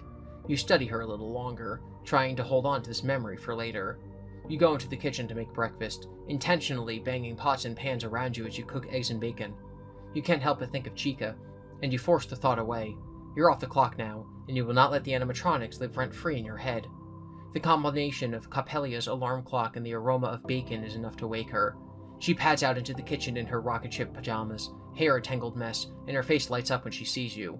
"Missed me, huh?" you say, twirling your spatula. "No, I just love bacon so much." She gives you a hug, and by extension, the person making it for me. You laugh. "But seriously, I missed you," she says. "While you were sleeping? Especially then. I never sleep well when you aren't home. I hate leaving you, but it's just for this week." She sees the concern on your face and puts a hand over her mouth. "Oh, Dad, I didn't mean to guilt-trip you. I'm fine, really. Mrs. Andrews always looks in on me, and she hears everything that goes on around here." "That's an understatement," you smile. You're grateful to have someone close by to watch the house when you're away, but you've never worried that Coppelia will get into any trouble on her own. If anything, she's keeping an eye on kindly Mrs. Andrews, who had sadly lost her own daughter at a young age years ago, and has been overprotective of the neighborhood kids since. Coppelia reaches for the tray of cooked bacon. You slap her hand away. "You're not getting one slice of bacon until you're dressed for school." She sticks her tongue out and disappears into her room. Coppelia comes back in record time with her hair neatly tied in a ponytail, a bedazzled purple t-shirt, tights, and a jean jacket. She sits down and you put a heaping amount of bacon on her plate that she immediately starts shoveling into her mouth. "How was work?" she asks. "Uneventful," you lie. "Sounds like my dream job," she says. "Sitting at a desk in the middle of the night, pushing buttons, I would catch up on so much reading until boredom kills me." "You would not be killed by boredom at Freddys," you say, "and promise me you'll never work there." She laughs. "Okay, sure. Now how was your day?" You catch up with each other while you eat breakfast. Then she notices the time on the Kit Kat clock and jumps up. "My bus!" She shoves another piece of bacon in her mouth and grabs her backpack by the kitchen door. She rummages around in it. "Crud, do you have a pen? I have to finish my homework on the bus." You raise an eyebrow. "Why didn't you do it last night?" "Because I couldn't find my pen. Keep up, Dad." You give her your pen. You grab the pen from your pocket. "Here you go. Don't lose this one." You toss it to her. She catches it expertly. She should really be on a sports team, but all she wants to do is read, tinker with projects in the basement, and play the Sega Genesis. She's a great kid, you think. I don't know how I got so lucky. "Thanks," she looks at the pen. "Freddy Fazbear's Pizza Employee of the Month. Don't you have a drawer full of these? You're the best worker there. Not that the bar is that high." "Hey, give me my pen back." "Nope. She twists the pen and discovers there's a screwdriver inside. Wicked! Yeah, you probably shouldn't be bringing that to school. You stand up. I'll find you another pen. The bus honks outside. Too late, gotta go! She runs to the door. A moment later, she runs back and gives you a kiss on the cheek. Love you! And then she's gone, with your pen in hand. You already miss her. At least working the night shift doesn't take away your time together, though you don't like the idea of leaving her home alone, even under the sometimes too watchful eyes of the neighbors. Just 4 more days. You yawn and head to bed. Night 2, 12 a.m. You yawn. Time to make the donuts. You usually start your shifts repeating the well-known catchphrase from those donut commercials, but there aren't any coworkers here to laugh along with you. The only people who ever laughed were the new hires, the first time you said it. And they were only being polite since they thought you were their boss. But you're nothing if not consistent. It was easy to do the right thing every day at work here, but at night it's hard to know what the right thing to do is. You're in unfamiliar territory. Fortunately, you're not only consistent, you're persistent. You never give up trying until you get the job done. You hope that's one of the better qualities Coppelia picks up from you. You also hope you'll be around for a long time to teach your daughter even more lessons about how to live and survive in the world as she grows up. As much as you love this job, you want more for her future than a dead-end career as a security guard. Most importantly, you hope that if anything happens to you on the job, she stays far away from Freddy Fazbear's Pizza. Check the dining area. You punch in the button for the dining area. Just like last night, the tables are set for a big party, with tablecloths and party hats all laid out. You wonder if the room was used at all. It looks exactly the way it did yesterday, as if nothing has been touched, or the staff is simply meticulous about placing everything exactly where it should be.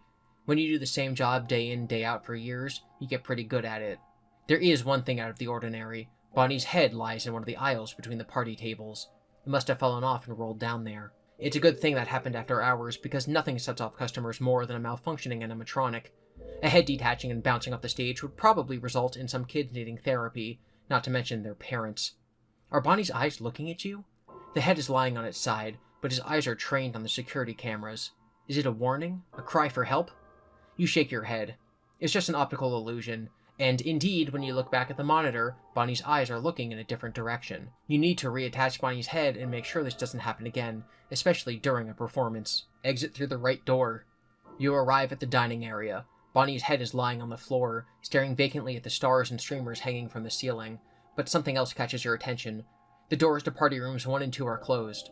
Those were previously open when you saw them on camera, but the feed in that section is notoriously glitchy. It's possible you didn't see them clearly the first time. You're the night watchman, so you should check out anything suspicious, and this is definitely suspicious. Those party rooms are a perfect hiding place, and it's not like the animatronics to go around opening and closing doors. You still have to take care of Bonnie, but it's not like his head is going anywhere. So much for an uneventful night. You go to Bonnie's head. Bonnie's head is what you came here for. You walk over and pick it up. Oof, it's heavier than it looks, and something sticky leaks onto your hands. Machine oil, hopefully? You're glad it didn't leave a mess on the floor. Even after all this time, this is the closest you've been to an animatronic. One reason being the smell. These things haven't been washed in. Ever?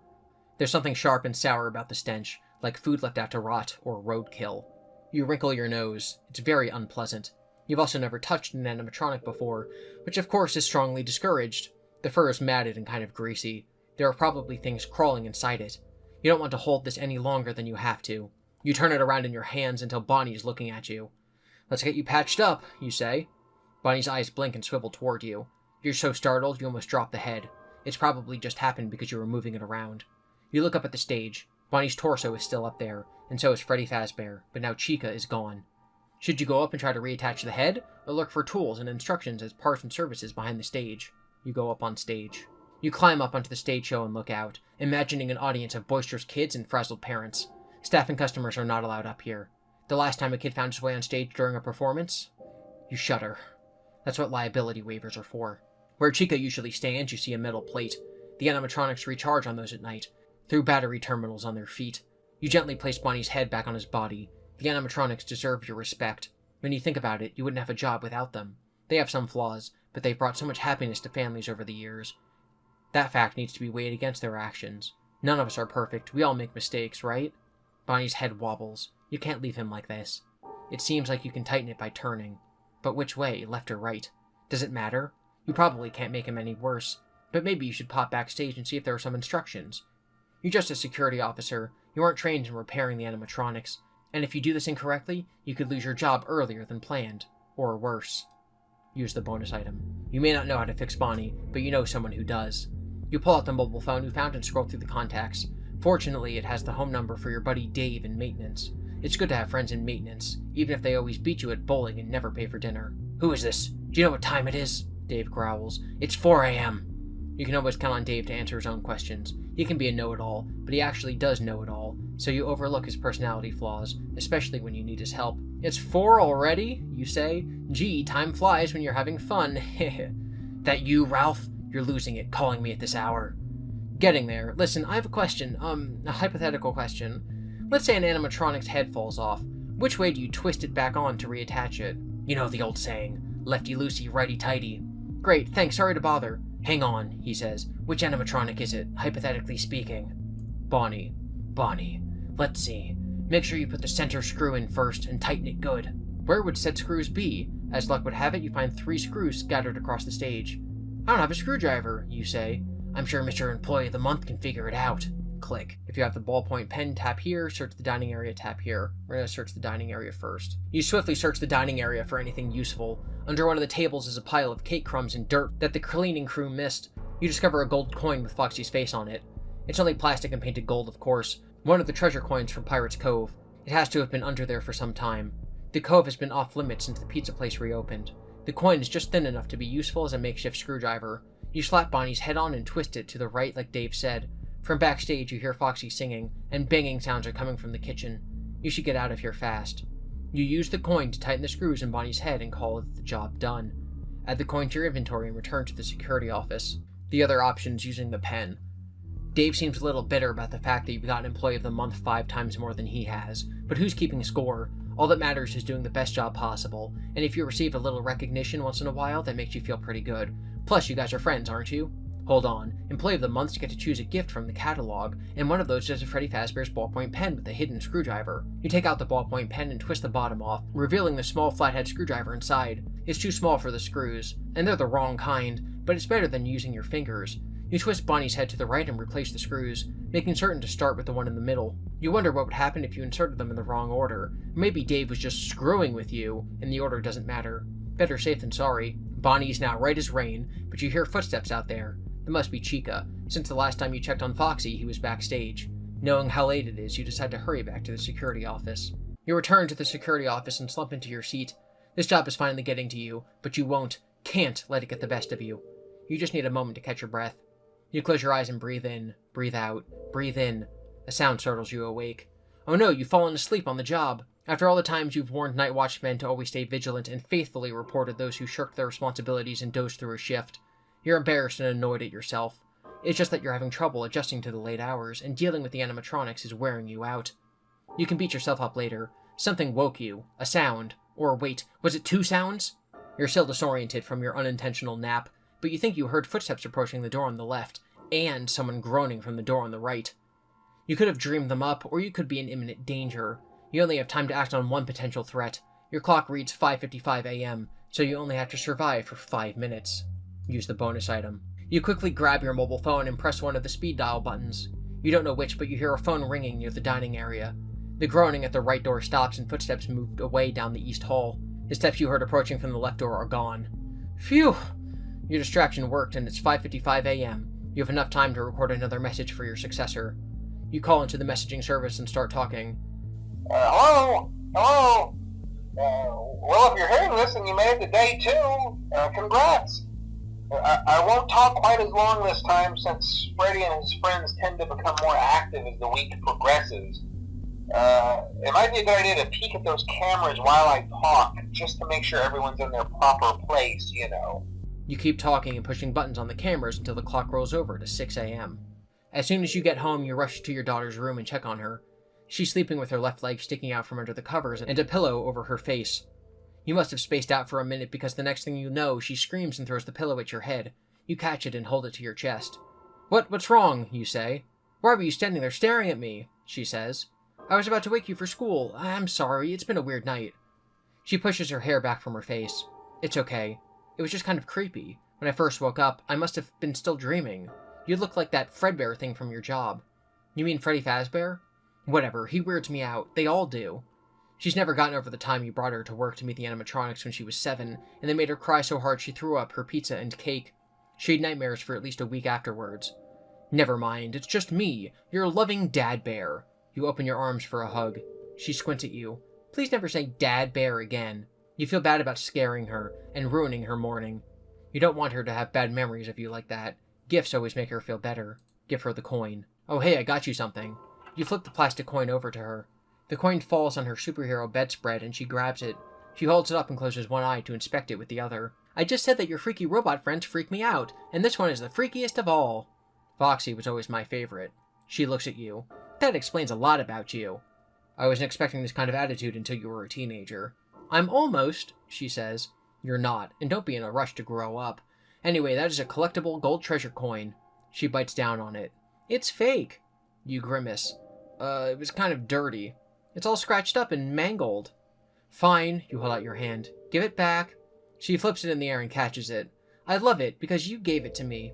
You smile. Even if it's just some junk you found on the floor at work or something, it's nice to know you were thinking of me. You sigh. Always, kiddo. I'll go make breakfast while you change for school. If I get heads, you have to make pancakes. She flips the coin again and it comes up Foxy. Pancakes?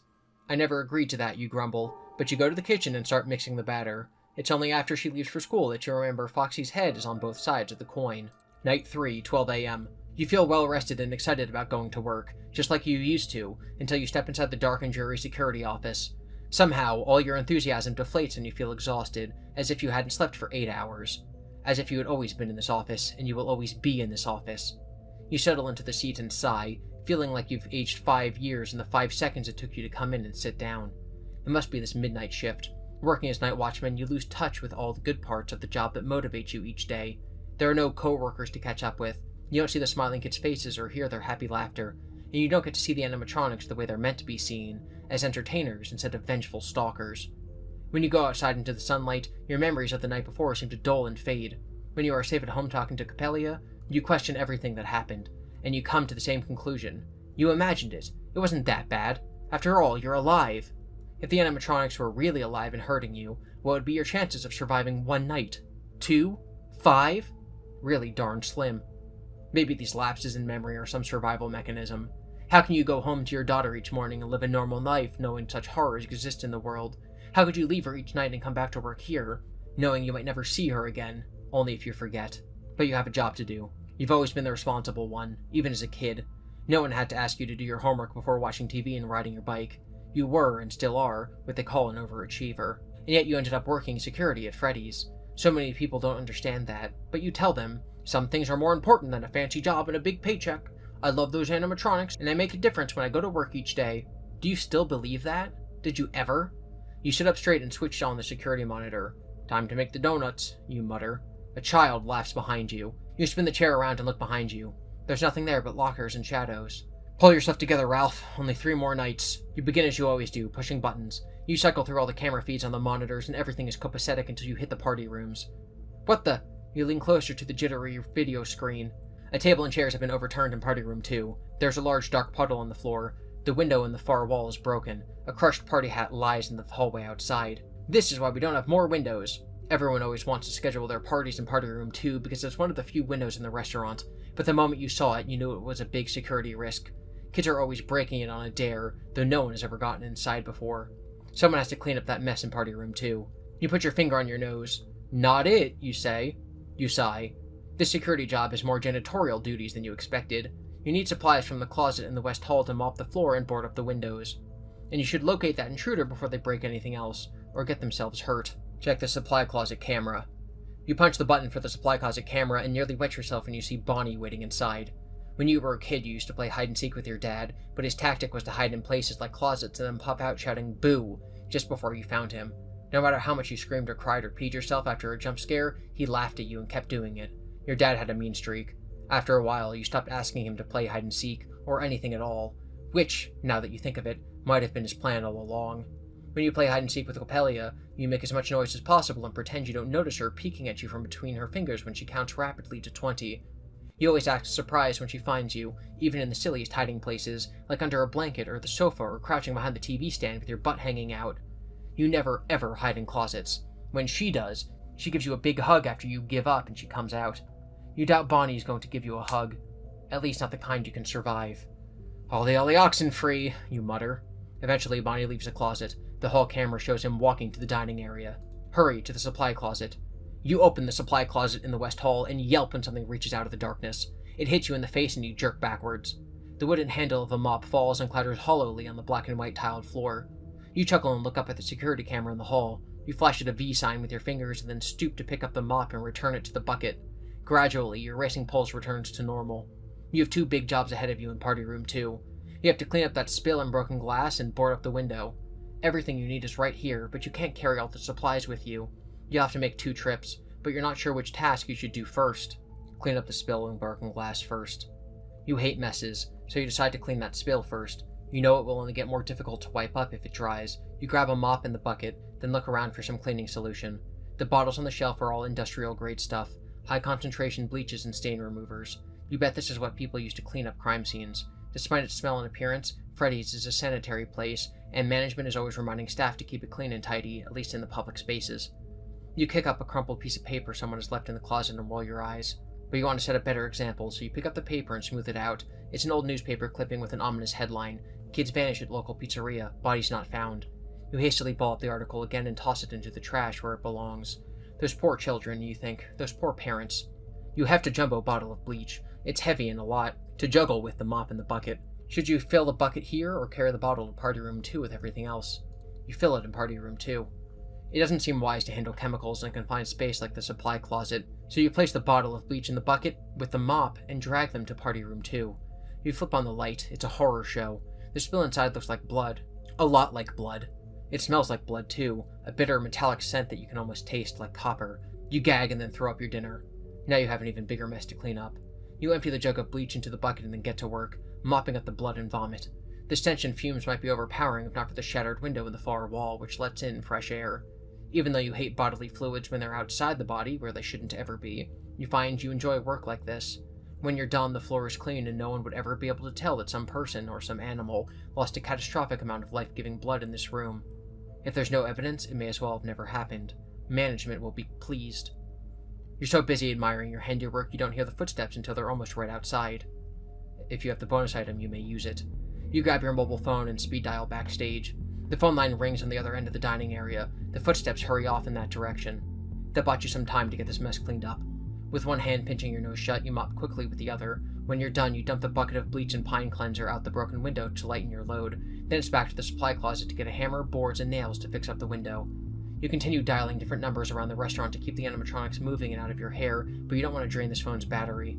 You're certain the loud hammering is going to bring an animatronic or two your way, so you call the security office to get them as far away from you as possible. Then you board up the window and beat a hasty retreat. In the hall outside the party room, you ring backstage one more time to lure anyone away from the security office and clear your way back, but this time, someone picks up the phone. The intruder? You'd almost forgotten someone else might be in the restaurant. Static crackles on the line, and you hold your breath to listen closely. All you can hear are the faint echoes of children's laughter. Then the line goes dead. The screen of your phone lights up with a message. Save them! By the time you make it back to the security office, you are so done. With this night, with this job, with Fazbear Entertainment, and most of all, with the animatronics. But it's nothing a good night's sleep can't fix. You're sure you'll be feeling much better tomorrow when you come back to work. Tonight has just been a lot. You can't stop thinking about the mess you mopped up in the party room. That pool of blood used to be a person. Possibly. Probably not. Even if someone broke into the restaurant and got a closer look at the animatronics than they bargained for, no one deserves to die like that. There wasn't anything left to identify, so if anyone is waiting for them at home, they'll never know what happened. Maybe there'll be another one of those faces on the back of a milk carton. Unless you didn't see any sign of the intruder in the restaurant, but perhaps they'd been there all along, hiding in plain sight. Like inside one of the unused suits in the room behind the stage? You pull up the backstage camera feed. Bonnie is in there now, but you're more curious about the Freddy suit on the work table, wondering if it's actually empty.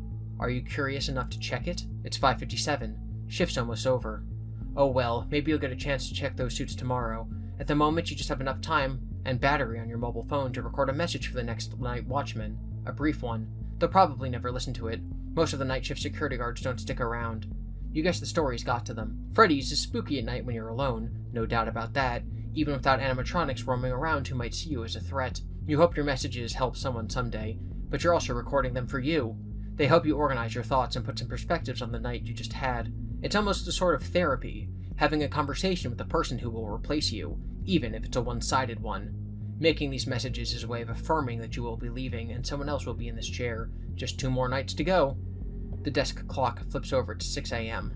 Home again. You stop in the kitchen and wash your hands vigorously under the hottest water you can stand for 2 minutes, and they still don't feel clean.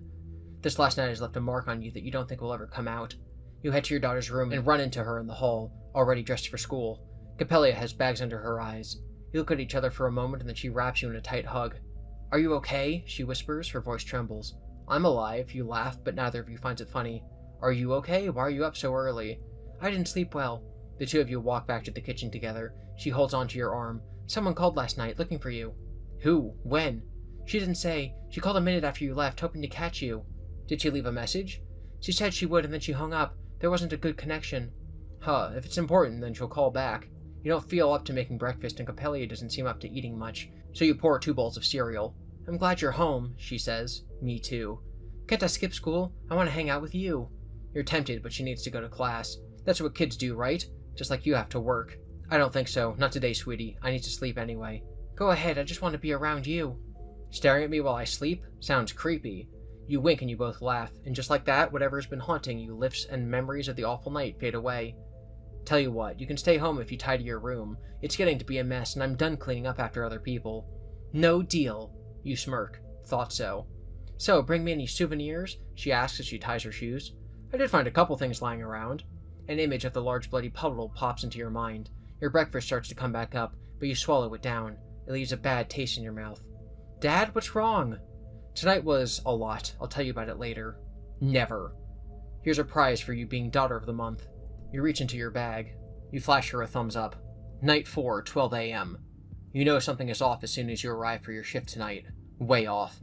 It doesn't take a detective to figure that much out, because all the lights are on at Freddy Fazbear's Pizza, like it's open for business, only it's midnight. So maybe someone forgot to switch off the lights on their way out, but it isn't as simple as that.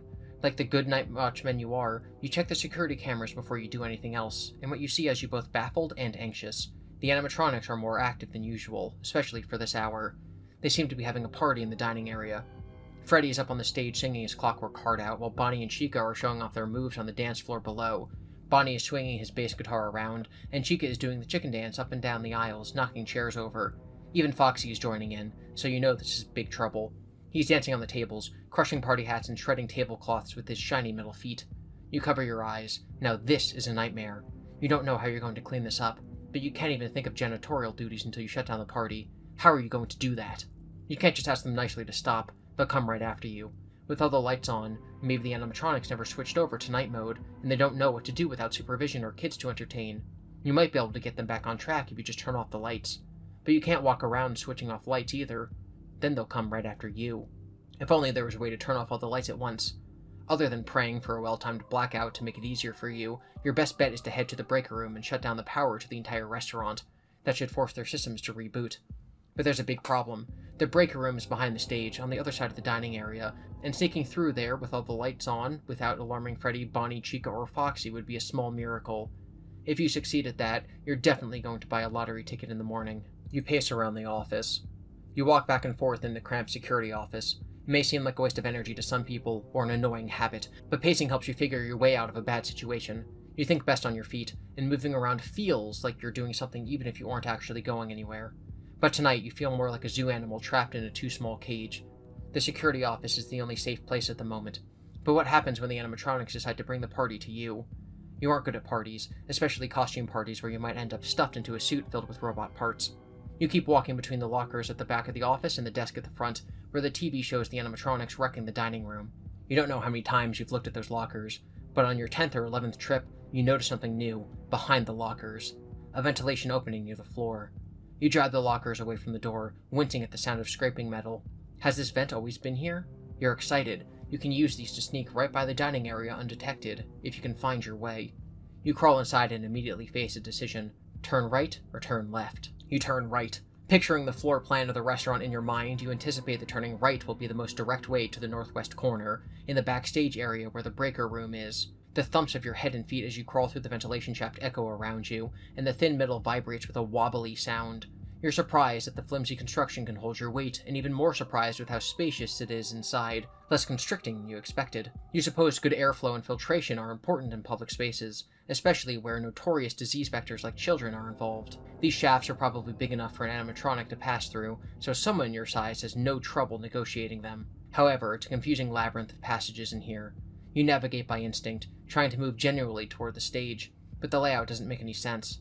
Some branches lead to dead ends for no discernible reason, while others let out into dusty rooms you don't even recognize. It seems like whole sections of the building have been closed off over the years, or perhaps they're expansions that were abandoned before completion. Or maybe you're just hallucinating, giving in to the darkness and the monotony in your imagination. Whatever the reason, you're well and truly lost. Use the phone. Each time you shift your weight in the ventilation shaft, the metal groans and the footsteps outside pause. When they resume, they're closer. It's only a matter of time before the animatronics get into the breaker room, and then you won't be able to stop them. Or worse, they may get into the vents. A distraction would buy you some time. You take out your mobile phone. The battery indicator is low. You've been using it intermittently for days, and you don't have the right charger for it. Hopefully, it can get you through the rest of the week. You want the animatronics as far away from you as possible, but you know if you dial the security office phone directly, they won't be able to hear it, to be drawn to it. So you dial a series of numbers in sequence to lure them away. First the dining area. You hear the phone ringing and the footsteps close by move toward it. It's working. You wait 30 seconds and then dial Pirate Cove. You can barely hear that phone from here, the sound echoing in the vents. After 30 seconds pass, you call the security office. You can't hear the phone ring from here, but you trust it has taken some of the heat off you. You keep the line open while you kick off the ventilation grate. It falls to the floor with a clatter that you hope won't bring the animatronics right back. Crawl into the breaker room. This room is unfriendly to human life. Exposed power conduits run along the ceiling and power cables, and wires dangle down the walls from the ceiling. You don't want to touch any of them. The air around you buzzes with electricity. It's at least 20 degrees warmer in here than anywhere else in the restaurant. It would be really easy for a fire to start here, you think? No one would even question it. Sweat drips down your forehead and back as you study the power control panel. There are 5 round buttons, like elevator buttons, faintly glowing green. Green is good, that means they're on. You should be able to just push them to turn off power to each area of the restaurant, but you don't know whether you need to press them in a certain order or risk shorting out the entire system. All your life you've gotten used to not pushing buttons, especially when you don't know what they do, but it seems like that's your official job lately. Well, this is what you came for, so you better do something. You push the buttons from left to right. Okay, let's not overthink this, you think. Or maybe you should overthink this? This place has been making you question everything and second-guess yourself at almost every step, but sometimes you need to follow your instincts and use common sense. That's why they hired you, isn't it? Isn't it? In all your years with Frazmere Entertainment, they haven't exactly had people lining up to fill positions, and it's been harder and harder to hire new staff, thanks to negative news coverage of a few isolated incidents. You were so proud when they hired you for security, but what if you were the only candidate? Well, you've proven your value time and time again. Tonight is no different. You're going to leave Freddys with a spotless record and a glowing recommendation, so you'll have your pick of opportunities, a job that will give you more time to spend with Coppelia, and a lower chance of suffering serious harm, disability, or death on the job. You quickly press each button on the panel in sequence. They glow crimson and a soft hum indicates power shutting off around the restaurant. Then, one by one, the buttons turn green as the system restarts. You quickly crack open the door and peek into the dining area. The main lights are now out. It would be faster to take a more direct route back to the security office, but strange enough you feel more comfortable in the ventilation shaft. It's the only way to travel. The trip doesn't take you as long as you thought it would since you know the way now. Once you thought you heard something scraping and clanking and thumping in the vents, but it was pretty far away, off near Pirate Cove. It's almost 6 a.m., Foxy, you call out softly. While you doubt he heard you, or listen if he did, for some reason he does not come after you. When you crawl out of the vents into the security office, you see the clock reads 5:57 a.m. It's close to quitting time. When you get home, you head straight for your daughter's room, but she isn't there. Shaking with fear, you call out to her and search the house. Coppelia? Coppelia? In here, her voice is muffled, but it sounds like it's coming from your bedroom. You rush upstairs and find her sitting on your messy bed in her pajamas. Pell! You rush to her side and grab her in a tight embrace. Ow, what's wrong? I was worried when you weren't in your room. What are you doing in here? She yawns. I missed you, Daddy. I missed you too, kiddo. Any reason? Because you weren't here, duh! You roll your eyes. You lie next to her and stare up at the ceiling while she snuggles against you. This is nice, you think. Coppelia used to do this all the time when she was little, but you know these days are numbered. Eventually, probably sooner than you like, she won't even want to talk to you. You'll miss all those sleepless nights with her tossing and turning, sticking her feet in your face, lying on your arm until it's numb, so you'd better enjoy it while you can. The next thing you know, Coppelia is kissing you goodbye on the cheek. She is dressed for school and holding a Pop-Tart in one hand, her backpack in the other. I'm leaving, she says, Daddy, can you stay home from work today? I can't, you mumble, already falling back to sleep. Just one last night. Night 5, 12 a.m. You start your last shift ever at Freddy Fazbear's Pizza with mixed emotions. This has been a killer week, but you handled everything well, and the events of the last 4 nights have reminded you that you're still very good at your job. The animatronics require, no, they deserve, caretakers who appreciate them and understand them, and you've always been that. And yet, you can certainly do without the high stress and anxiety that you might not survive until morning. Your daughter needs someone to take care of her, too. The night watchman can always be replaced, but she only has one dad. Okay, technically fathers can be replaced, but there is definitely only one Capella, and you'd like to be in her life as she grows up.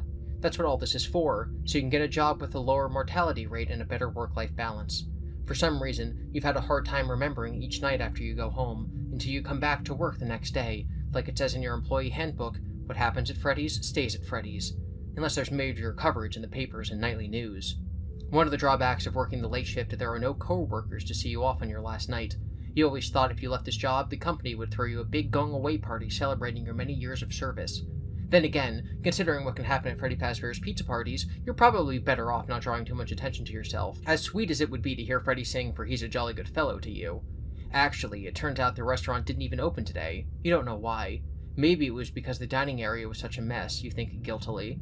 That doesn't affect your shift though, except who knows what the animatronics have been up to all day on their own. Which reminds you about the job you have to do. This is no time to fall asleep at the wheel. You switch on the monitor and check out the show stage camera. Your seat isn't even warm yet before you jump up from it in surprise. The stage is empty. It's just after midnight. The animatronics are way ahead of schedule. They could be restless after being alone all day. Hopefully they aren't upset about the party last night being interrupted. They might be out seeking revenge. Or they could just be angry that you're leaving? You've been a part of the Fazbear family TM for so long, maybe they don't want you to go. Or maybe they don't want you to get away. You laugh off these ridiculous notions as you punch buttons to check each camera. You've definitely been working here too long if you think the animatronics have a vendetta. They can only respond to external stimuli according to their programming, like recharging when the lights go out or restoring wandering exoskeletons to their suits where they belong. Ha ha ha! You find the animatronics immediately. Bonnie's at the far end of the West Hall heading toward the security office. Freddy's in the dining area, making his way down the aisle toward the security office. Foxy is halfway through the curtains of Pirate's Cove, also probably on his way to the security office. Who told them you're leaving? How do they know? You swallow your panic and keep clicking around. Chica? Where's Chica? The kitchen camera is dark as usual, but you don't hear anyone in there. Chica could be anywhere. You glance over at the open door to your right. She could be anywhere. You close the right door. In the pit of your stomach, you feel certain that Chica is about to breach the security office, so you shut the door on your right, just in time. Someone bangs on the reinforced steel from the other side. "'Tis some visitor," you mutter, "tapping at my chamber door, only this and nothing more." You flip on the hall light and see the distinctive shape of Chica. She keeps pounding on the door and shrieks. Quoth the chicken, nevermore. You laugh shakily. You often crack jokes when you're nervous, but this close call has got your pulse going. At least you know where all the animatronics are now, or where they were a few minutes ago. A lot could have changed already. Last you checked, Bonnie was on his way down the West Hall to mess up your night, but you don't hear him now. He could still be lurking nearby, or maybe he's lost interest in you. Check the cameras again. You pull up the camera for the West Hall to check on Bonnie's progress, but he isn't your main concern anymore, because Foxy is racing toward the security office. You jump up to close the left door to block Foxy, but his footsteps are loud and fast in the hall. He could reach the door before you can shut it. Act fast. You use the water pistol that we totally have. All you have is a water pistol, so you draw it and take a defensive stance, just like you practiced in the mirror after watching the Lethal Weapon movies. This child's toy is far from lethal, but it makes you feel better, and you hope that Foxy doesn't recognize that it's harmless. Foxy bursts into the office and wastes no time rushing at you. Even though you knew he was coming, his sudden, aggressive appearance startles you, and you reflexively fire your gun at his chest. Water squirts from the pistol into a tear in Foxy's mascot suit that exposes the exoskeleton within. Shockingly, the water sizzles and sparks shoot out of the chest cavity. Foxy jerks and stutters to a stop, his hook and exposed metal hand just inches from your neck. The acrid smell of cooked electronics reaches your nostrils. The light in Foxy's eye dies, and for a moment regret overwhelms you. You wish it hadn't come to this. He's down for the count, for now. But there's no time for a eulogy. You brush past him and hurry to the back of the security office. You punch the button to close the ventilation cover, and a metal grate kerthunks into place. Not a moment too soon. Something is moving around inside the ventilation shaft. But now you hear strains of classical music. You sigh. Freddy Fazbear is on the way. You use the cell phone. You cannot wait for the night to end, preferably with you seeing the sunrise on your way home to your daughter. The likelihood of that scenario is decreasing by the second as you hear Freddy Fazbear's signature music draw closer. It seems to be coming through the open vent behind you. You aren't even certain anymore that Freddy or the other animatronics obey the laws of reality. For all you know, he can just teleport into the office, or anywhere else he wants to be in the blink of an eye. Maybe that's why he doesn't move around that much. He doesn't have to. With wary resignation, you pull out the mobile phone. What you do next may be the last thing you ever do. Call for help, call phone, record a message for your replacement. We're gonna call for help first. 911, what is your emergency? As quickly as you can, you tell the switchboard operator everything, and surprisingly, she believes you. It might help that you can hear the animatronics banging against the door, Freddy's maniacal laughter, and the creepy circus music, punctuated by the sound of children crying. I always knew something was off about that restaurant, and I don't mean the cheese and the pizza. I don't know about killer animatronics, but it sounds like something is going down. I'm sending a squad car. An animatronic on the hallway lets out a terrifying scream. I'll send 2 cars, she says. Sit tight, sir. Help is on the way. You were so relieved that she was able to hear everything happening right now, you were starting to think it was all in your head. What if it is all in your head? Even the 911 call. In that case, of course you heard what you wanted to hear. Pretty soon you hear something else. Police car sirens, a banging and crash as they beat down the door to get in. Gunshots. The cavalry has arrived. You're saved and reunited with your daughter. Fazbear Entertainment can't fire you anymore, but they do sue you for defamation and destruction of private property. Worst of all, you're never quite able to believe what you're seeing and hearing again. Part of you is convinced you're still in the restaurant, and that it will never, ever let you leave. Game over. That was a dark one, I liked that. Okay, we're gonna call home. I'm guessing the canon answer is a replacement for your, message for your replacement, obviously. With that said, it is night 5, so you should be dead already, unless the nights aren't necessarily coinciding. Mike's nights aren't coinciding with Phone Guy's nights. Phone Guy's night 5 could be Mike's night 4. Especially since right now they are banging. Oh, yeah, right now they're totally banging on the doors. So this is the night that they get you, right? Right? We'll see. I'm actually pretty excited. With a trembling finger, you dial your home number. It's early in the morning and you hate to wake up your daughter, but you want to hear her voice. You need to let her know that you would never abandon her. The line clicks and Coppelia's groggy voice answers. Yeah? Is that how you answer the phone, you say? Yeah, Dad, what time is it? Late, or early, depending on how you look at it. How's work? Are you coming home soon? Oh, I wish. Is something wrong?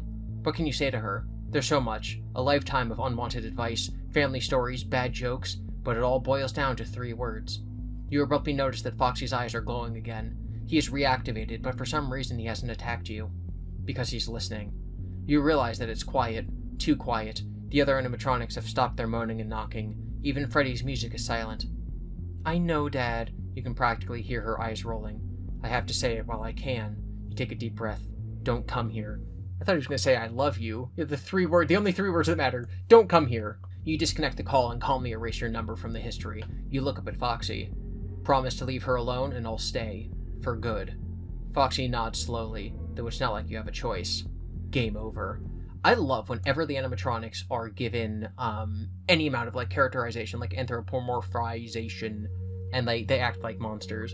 I think the community thinks a little too much about how like the children inside the animatronics are like guiding them, which is not the case. The children's life force is animating them, and they are like evil kind of. No, yeah, I love it. I love it. You know, they're like animals. That's what the puppet says in UCN. You know, I love this characterization of the animatronics. And the book, obviously, its favorite is Foxy. Its favorite has always been Foxy. Alright, so we're leaving a recorded message for Mike. It looks like this is going to be your last night. It's some consolation that you will continue on in some way. Through your daughter, yes, but also through your legacy here at Freddy Fazbear's Pizza. You might even end up saving someone's life one day, through these recordings for the next person who will sit in this chair. Whoever that poor soul may be. Do you have any last words? Maybe something that could help succeed where you failed? Don't overthink it. You dial the number for the recording system and start talking. Oh, hey! You never left a message for them last night. This will be sent on, their 4th night? I love that they addressed that. Amazing. Hey, wow, day 4. I knew you could do it. Hey, listen. I may not be around to send you a message tomorrow. Animatronics are banging on both doors. They're obviously getting agitated. They probably don't want you to make this recording. It's been a bad night here. Bang, bang, bang, bang. For me. I'm kind of glad that I recorded my messages for you. When I did. Hey, do me a favor. The banging gets even louder and doesn't stop. You keep talking over it. Maybe sometime you could check inside those suits in the back room. I'm gonna try to hold out until someone checks.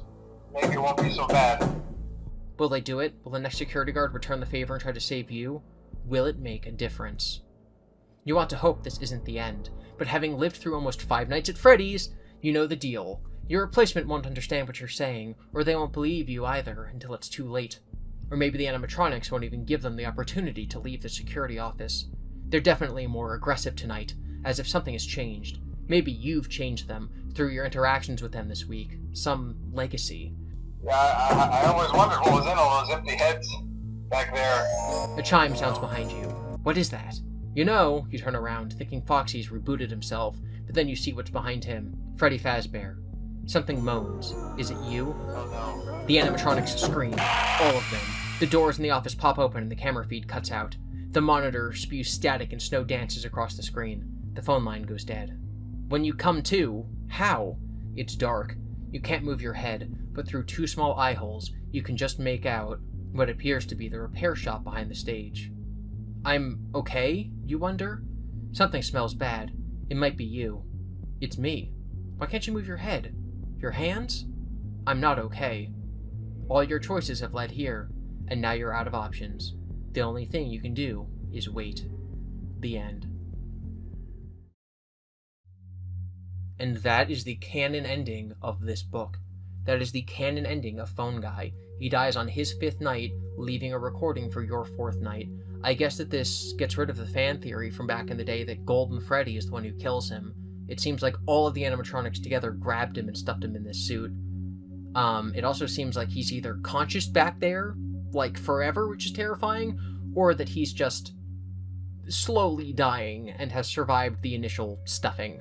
But yeah, that is technically the ending of this story. This was obviously only like the beginning-ish of Night 5. I'm going to go through and see if there's any more locations to use this bonus call.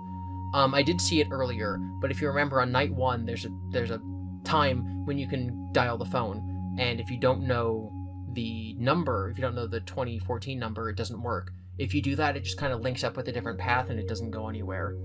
But yeah, so I'm going to go through now and see other places to maybe use the phone. This was interesting. If you technically want to do it right, you need to get the water gun, but like not give it to your daughter. That's the only way to get this like proper canon ending. I'm also going to say, usually in the previous book in VIP, the little asterisks next to the end meant that was the canon ending. It also said, and that's the truth, which I thought might be a reoccurring thing in the books. This is the canon ending. But there's no asterisks, and it doesn't say, and that's the truth. So that means that there's going to be a lot of discourse about which ending is the real one. Also, the fact that you need to have this magic phone on your first night to even get this ending, kinda weird. We'll discuss this at the end of the video. If you skip ahead to Night 6, so if you don't follow this properly canon path all the way to the end, and you do get to Night 6, you get to the section where you're in the endlessly looping ventilation shafts. While you're in there, you have the option of using the bonus item and calling somebody. If you do that, you get into this area. You aren't making any progress in these vents and you don't have much time. You slide the mobile phone from the back of your belt and scroll through the contracts. You need to get to the stage, so you dial the dining area and strain your ears to listen. There, the ringing phone is very distant and barely audible. You've really gotten turned around in here, but now you have a sonic beacon leading you in the right direction. You keep the phone line open and follow the sound through the corridors until it's loud and clear. You spot an exit up ahead and are both relieved and concerned that someone else has already torn off the metal ventilation cover and crumpled it up like a discarded candy wrapper. At this point, you don't care if there's an animatronic waiting for you. You are done with these vents. You disconnect the call and clamber out of there. You seem to be all alone in the dining area, even though the ringing phone should have attracted the animatronics. You worry that you're already too late. You hurry to the hatch for the crawl space and wriggle inside. The switch box for the charging platform has cables snaking out of it, more than there should be. There are 6 small metal switches, alternating in the up and down positions. You have no idea what you're looking at. It's time to dial a friend. Call Dave. Ralph, Dave yawns. This is becoming a habit. How did you get my home number anyway? That's not important, you say. So, I'm in the crawl space under the stage. There are 6 switches, and I think someone's been messing with them. What? Dave sighs. I'm coming over. But I better get overtime for this, or it's coming out of your pay. No, you say. I don't want you to die. You shouldn't have to come out here in the middle of the night. Can't you just talk me through them? Do the switches map the position of the diagram taped to the power relay? You look around, but you don't see any such diagram, and you tell him so. Alright, what position are they in? He asks. The first one was up, the second one is down, then up, then down, then up, then down. Dave swears. You gotta fix this, Ralph. There's no telling what will happen to the animatronics if they get too much or too little power. It could cause all sorts of malfunctions, damage their batteries. Send them on a murderous rampage? Dave is quiet. Not funny, Ralph. Sorry. Here's the correct configuration. You ready? You might want to put on some rubber gloves for this. You don't see those either, but you're sure it'll be alright. Dave tells you to flip the first 3 switches up and the next 2 down and leave the last one in the middle. Sparks fly and you get a little jolt as you follow his instructions. That should do it, Dave says. Hey, I thought you quit. Wasn't last night your last shift? I just had some unfinished business, you say. This is my final night at Freddys. Well, it's been nice working with you. Good luck, and lose this number. Click. Thanks, Dave. I'll miss you too. You study the power relay, waiting for something to happen. Then you realize this isn't going to change anything. You just put the switches back how they're supposed to be, but the animatronics are already powered up. The only way to stop them now is to overload them the way Dave said you shouldn't, or drain the excess charge from their batteries. How do you do that? You doubt Dave will tell you how to sabotage the animatronics if he even takes another call from you, so now you're on your own. And then that links up with the other takes. That's actually the last page of the book. So now we get the About the Authors page. And that is the end of Five Nights at Freddy's the week before, an interactive novel. I am shocked by how good this book was. Like, genuinely, I think that you could take this book, physical book, probably not the digital one, and like give it to anyone, even someone who doesn't know anything about FNAF lore, and they would probably enjoy playing through it. It is so well written. It is so, like, both as a game, like it's fun to play, the gameplay is good, and also just like the prose is so good.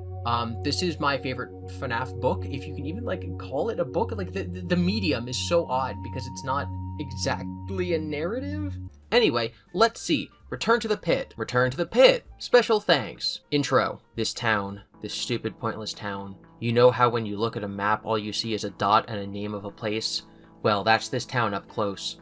Just a dot with a name. Your name is Oswald, and you're a 10-year-old 5th grader, and you hate it here. This town is just plain terrible.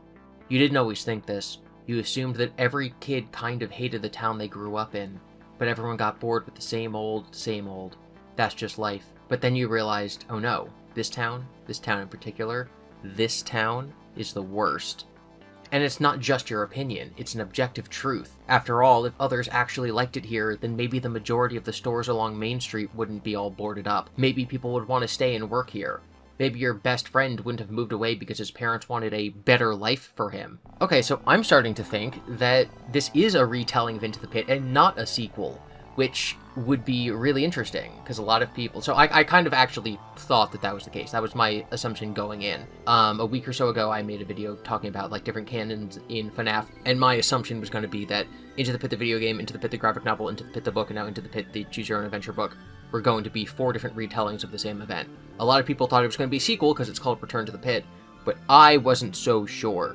So this is interesting, because it means we're going to get to play through the story. I think a lot of people are going to interpret this as meaning that this is the game's canon version of that story, and we'll see. We'll see as we go. Yes, this is the kind of town people run away from. A couple years ago, when there was a game shop and even a movie theater, maybe people would have stayed then. But now you'd better run away fast from it. Run away and never look back. But not you, not your family. No, your family has been here for generations, and Mom has a good job at the hospital.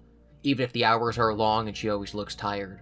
So evidently that means you're stuck, because no one in the history of time ever changed their mind about a thing. If you want to play on easy difficulty, add a pair of yellow bunny ears and half of a Fazbear coin, normal difficulty. We're not plebeians here, we're going to play normal. I forgot that we need pads of paper for this. Pads of paper, pads of paper. My pad of paper has Pokemon on it. I literally don't remember his name. It's a big bear man.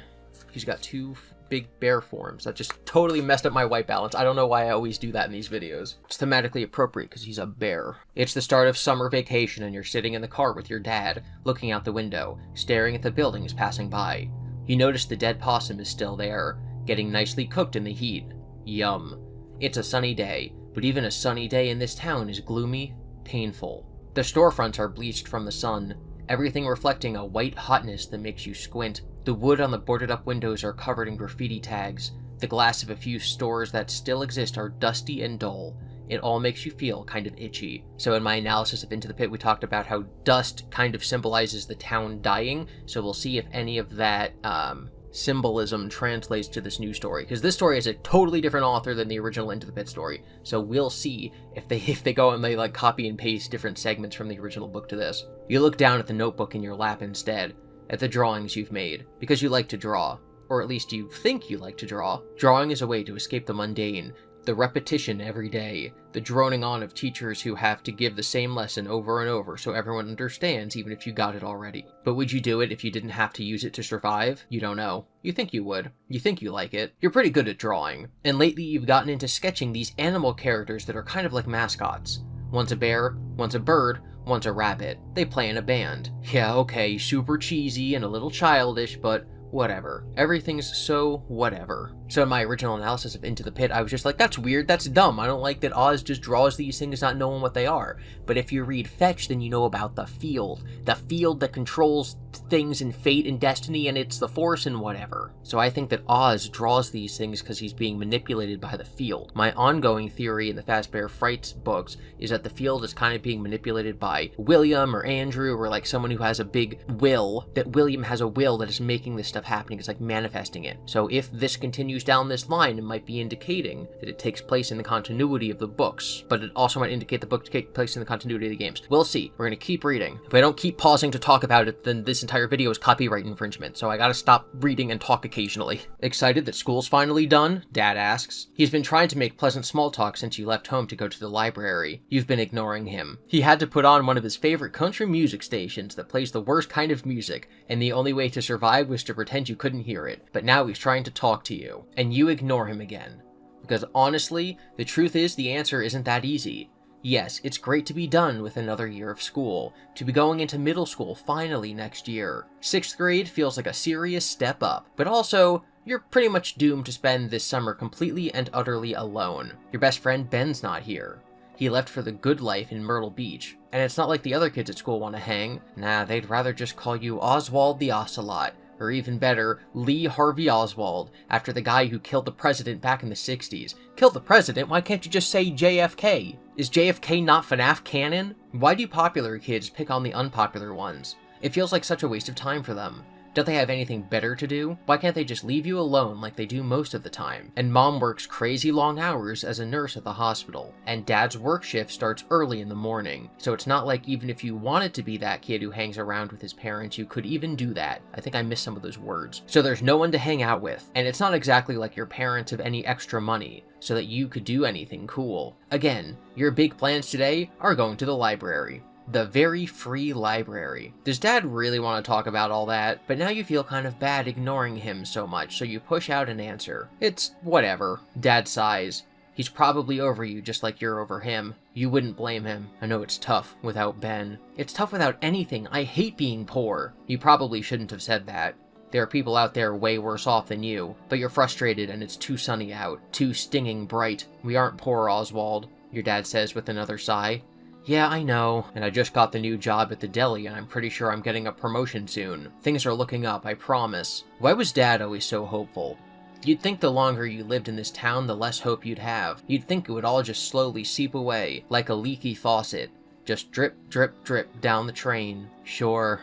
You look at your sketch of the singing bear. His eyes kind of freak you out even though you drew them in the first place. Hey, I have an idea, Dad says. Dad usually has plenty of ideas, not always good ones. Why don't you go to Jeff's Pizza after you're done at the library? Get yourself a soda and a slice. How does that sound? Could be a new summer tradition. It sounds a bit like bribery. Like he's trying to make you think a piece of pizza is as amazing as a summer at the beach. It also kind of sounds okay. After all, pizza is your favorite food. Okay, whatever, at least it's something to do, and pizza tastes good. If you agree with this plan, tap here. A piece of pizza isn't going to make everything better. You don't want Dad to think he can just bribe you. If you say you aren't interested, tap here. Well, we gotta go the wrong way first. You always go the wrong way first, guys, in these Choose Your Own Adventure stories. We have to go, so, in case you haven't watched my other videos, I don't know why you wouldn't have, but in case you haven't watched them, we try to get every single ending. So we're gonna go on the wrong path here and instantly get a game over. Let's see what happens. Ooh, it's not instant game over. You have the strangest dream. You are swimming in an ocean. Maybe it's Myrtle Beach, where Ben is. Does this imply that Myrtle Beach is close to where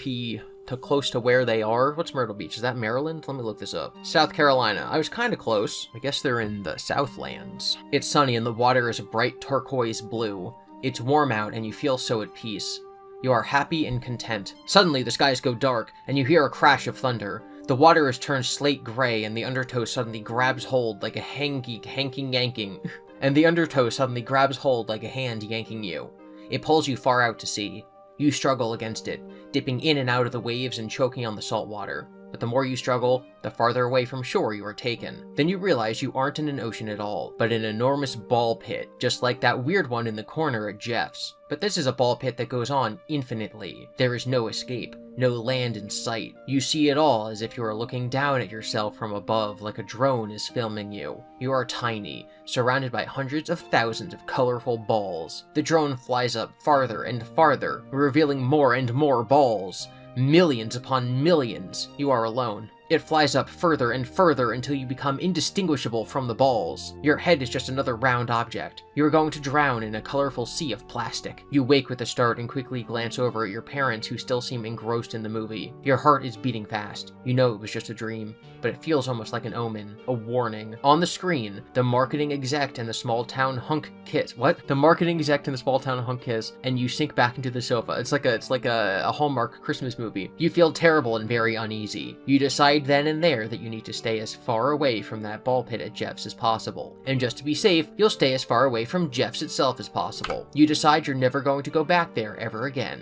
And the next day you follow through with this dedication. Let's see what happens here. After you're done at the library, you walk home. You walk past Jeff's Pizza and the smells wafting towards you are pretty amazing. But you look at the rusty sign and the large boarded up windows of the old expansion next door and know you've made the right choice. Expansion next door? Is that a part of Freddys? It's just all too depressing for words, and definitely too depressing to just go hang out inside there. You continue your summer like this and the boredom seeps into every part of your life. You start picking fights with your dad just to have something to do. The fights get worse and worse and they continue into the school year until you finally just start ignoring each other so you can get through the day. You realize you must have really upset Dad because he always pushes you to talk about anything, even if you're really mean to him, but he's probably just as worn down as you are. The idea of apologizing to him does occur to you, but it feels like too much effort. Besides, he should be the one to apologize to you first. He's the one who gave you this boring, stupid life. You continue to ignore him. Ignoring is easy and becomes a habit fast.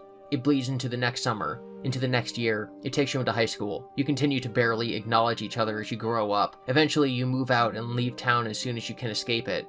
You try to answer the odd dad text, but you just don't care anymore. It's so much easier not to care. Eventually, you lose touch completely. There comes a day when it's the last time you ever communicate with him. Game over.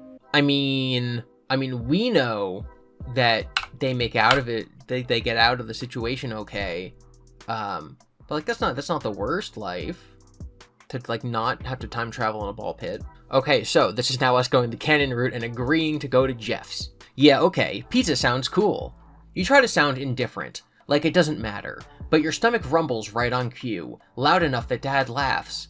Thank you so much for that, traitorous stomach. Great, I love it when a plan comes together. That's something Dad likes to say because there's an old TV show where someone said that all the time. It's an A-Team reference. Dad likes old TV shows and films. You guys watch old science fiction movies together all the time. Some of his favorite are the old Japanese kaiju movies where it's super obvious the monsters are actors wearing rubber suits. Monsters are just actors wearing rubber suits? I wonder if that's thematically relevant to FNAF Freddys, which is kind of fun sometimes. Okay, so maybe you kind of like old things too. You pull up in front of the library. It's easy for Dad to stop the car on the street because no one's around. There's never anyone around in this town. Why you even have that single traffic light is anyone's guess. Like 2 cars travel by an hour. Dad hands you cash for the pizza and you mumble a quick thanks. You just need to get out of the car even if it means going into the library. You slam the door behind you a little too loudly. You didn't mean it to seem that aggressive. You glance up, but Dad just waves happily at you and you don't feel guilty anymore. You dash inside the library before you can feel any more feelings.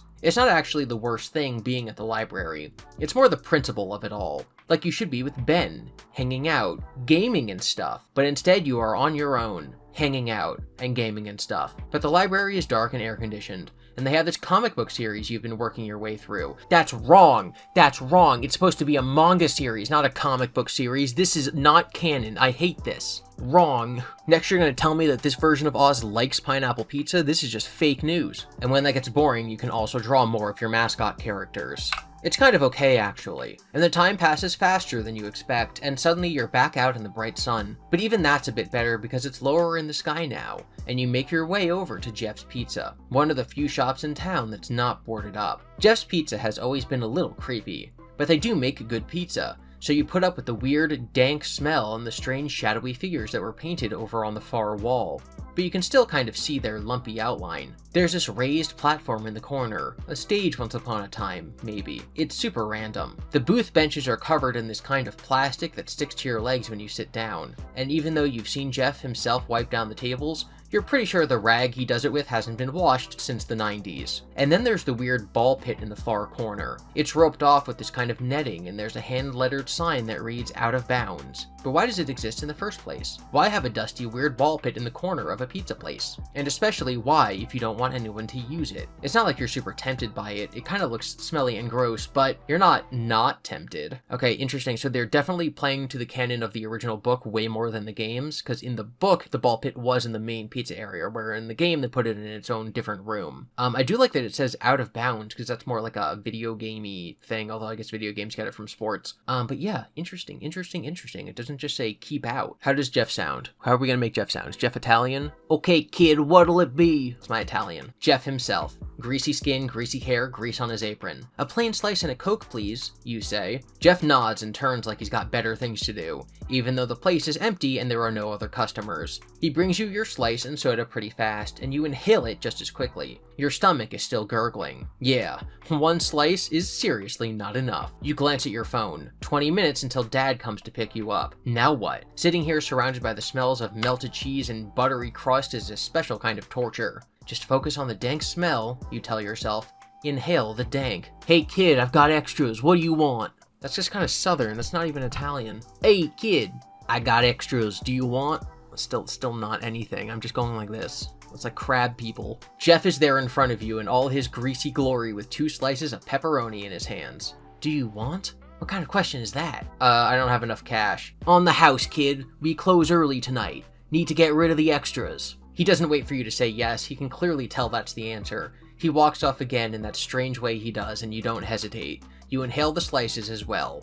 So good. Yeah, okay, maybe Dad's plan isn't terrible. Maybe you can do this again tomorrow. Or maybe, like with everything else, it'll start to get boring. And it's not like you'll get free slices every day, and one slice isn't enough and just kind of feels disappointing. Nah, it's been pretty fun, and what else do you have to do anyway? If you stick with the library followed by pizza plan tomorrow, tap here. Yeah, you're over it. Tomorrow you're just going to visit the library. Tap touch here. What are we going to do, Toto? That's right, we're going to visit the library. Fine, you'll stay and watch the stupid rom-com. Is that the decision that we just made? You know, the other books had, like, wrong broken links too. That's odd. Okay, we'll see. Fine, you'll stay and watch the stupid rom-com. It'll be a good distraction. And also, you feel a bit bad bringing Mom into all this. I think that link was broken. I don't think this is where we were supposed to end up. She was really looking forward to family movie night. So you sit down on the opposite side of the room from Dad, at the end of the couch, and start to watch. Cheesy music plays, and there's a shot of a skyline of some big city. One that has so much stuff to do in it. Huh? Places to go, things to do and see. Adventures to be had. How are you jealous of some people in a rom-com? The first few scenes involve the main character and her friends hanging out. It just reinforces how totally alone you are. Why do people like watching these movies? They are way more depressing than tragedies. As the story gets going, you find it hard to focus. You aren't exactly jealous anymore, but you're also not seriously interested in whether Joanna from marketing will fall in love with the small-town hunk she went to prom with when she was a teenager. You find it laughable that she is so happy coming home to this tiny town after leaving the big exciting city. This seems like it should take place before the dream scenario where he dreamed that he was in the ocean, right? Yeah. Oh my god, no, this is wrong. This is just broken. Hold on. She seriously has no idea what she's in for. The same boring stuff, the same boring people. Even the small-town hunk will get on your nerves one day, you think, trust me. You are so over all this. You can feel exhaustion seeping into you, like some outside force, like the town itself is leaking into you. You don't exactly notice when you fall asleep, but it happens. And then we go back to this part, yeah, swimming in the ocean. I think that link is broken. I don't think this is correct. Okay, look, there's a decision here. You get up in a huff and stomp upstairs, or you cross your arms and watch a rom-com. I didn't get to make this decision. I literally think that these are broken. Huh. Very odd. Or maybe it's just, literally, it could just be that it's not as well written as the other two stories, and it's like, oh, if you pick this path, then you get this big section. If you pick a different path, then you get this section, which is like the first section cut in half, and you pick a different path, then you just get the last page where you lose. Like, maybe that's what's going on, but if that is what's going on, super lame. Okay, so I guess that the path we have to pick is that you are going to continue to go to the restaurant. Dad is a little too thrilled how well his whole library and pizza idea went. You roll your eyes, but he's not watching. He's just keeping his eyes on the road, like there'd be anyone to crash into. He probably could do that thing they do in movies, where the driver just starts talking to the passenger and looking right at them and still make it all the way home safe and sound. As it is, you do make it home safe and sound, and Dad suggests watching one of those old terrible but also kind of fun monster movies he likes, that you maybe like too. Maybe. Just a bit. Oh, come on, you say, pointing right at the screen. You can basically see the guy's head inside the monster's mouth on the costume. That's what makes it awesome, Dad replied with a laugh. Another eye roll. This time Dad sees. Suddenly, you're beamed in the face with a couch pillow. You can't help but laugh. It's so cheesy. Nothing wrong with being cheesy, replies Dad. You shake your head, but you don't stop watching the movie or anything, because of course you do have to see if the mech lizard is going to defeat the giant zombie butterfly or not. You finish the movie, you go to bed, you wake up and smell pancakes. Pancakes are always a nice smell to wake up to. Morning, hun, Mom says as you slouch your way into the kitchen. You're still tired, but you have an exciting full day of going to the library ahead of you, so you'd better be up and ready for it. Wow, you're even sarcastic to yourself inside your brain. Hey, Mom. You sit at the table and she gives you a peck on top of your head while placing a plate of pancakes in front of you. How was yesterday? She asks, passing you the syrup and then turning back to the stove. It was fine, because it was. That's kind of all it was, really. It existed. It happened. That's about all anyone could say about it. Okay, the pizza was pretty good, but that's kind of pathetic to choose as some sort of exciting highlight. Well, I'm glad it was at least not terrible, Mom says. Yeah, at least not that. And then you get ready for another not terrible day. The same old, reading more of that comic series, eating more free pizza. Evidently, Jeff has a ton of pizza just lying around or something. Maybe he should stop making so much? But you're not going to suggest anything to him while he's handing you the extra slices. And then Dad picks you up when it's the same cycle over and over again. Day after day. You run through that one comic series and start another. Your mascot band is now on tour, and you draw them in locations around the world. The pizza still tastes good, but maybe it's getting a little boring.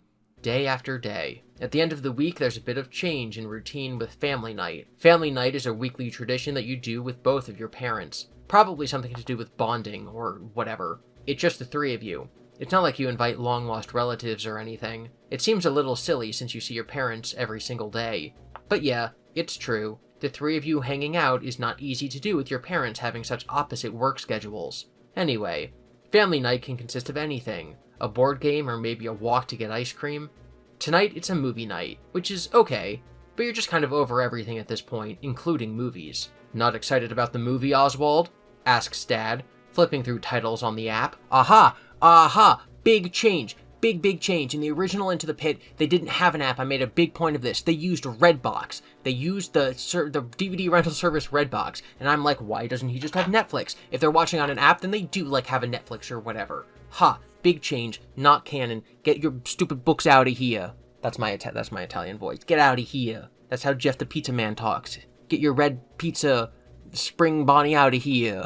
You shrug. I'm just kind of over everything. Nothing ever changes. It's the same every day. I wish we had money. Money isn't the most important thing, Mom says softly from her chair. Yeah, you know that. She says that a lot. And even though you know you shouldn't say it because it'll make Mom sad, you add, I hate the summer. It's so stupid. I don't want to watch a stupid monster movie. But you like monster movies, Dad says. Too much of anything is dumb. I just want to do something different, hang out with kids my own age, not like my parents. What's wrong with you? Why are you being so mean? Maybe you're just so over everything that you can't hold back all those angry thoughts in your brain. You're too tired to play nice. I know it's not what you want. Yeah, because why would anything ever be what I want? Lower your voice, young man. Why should I? I'm angry. Because I'm your father and I'm telling you to. Okay, you two, knock it off, says Mom with that trademark mom voice that just cuts through everything, even a fight, and makes everyone in the room shut up. I'm serious, that's it. I'm making you both watch a rom-com. The thing is, rom-coms are just as stupid as old monster movies, so what's the difference? But also, you are just over hanging out with your parents, being around anyone really. So you can get up and huff and stomp upstairs to your room, or you can watch the rom-com. But if you watch the rom-com, it's going to link up with the other things that we already passed. What page is this? Page 9?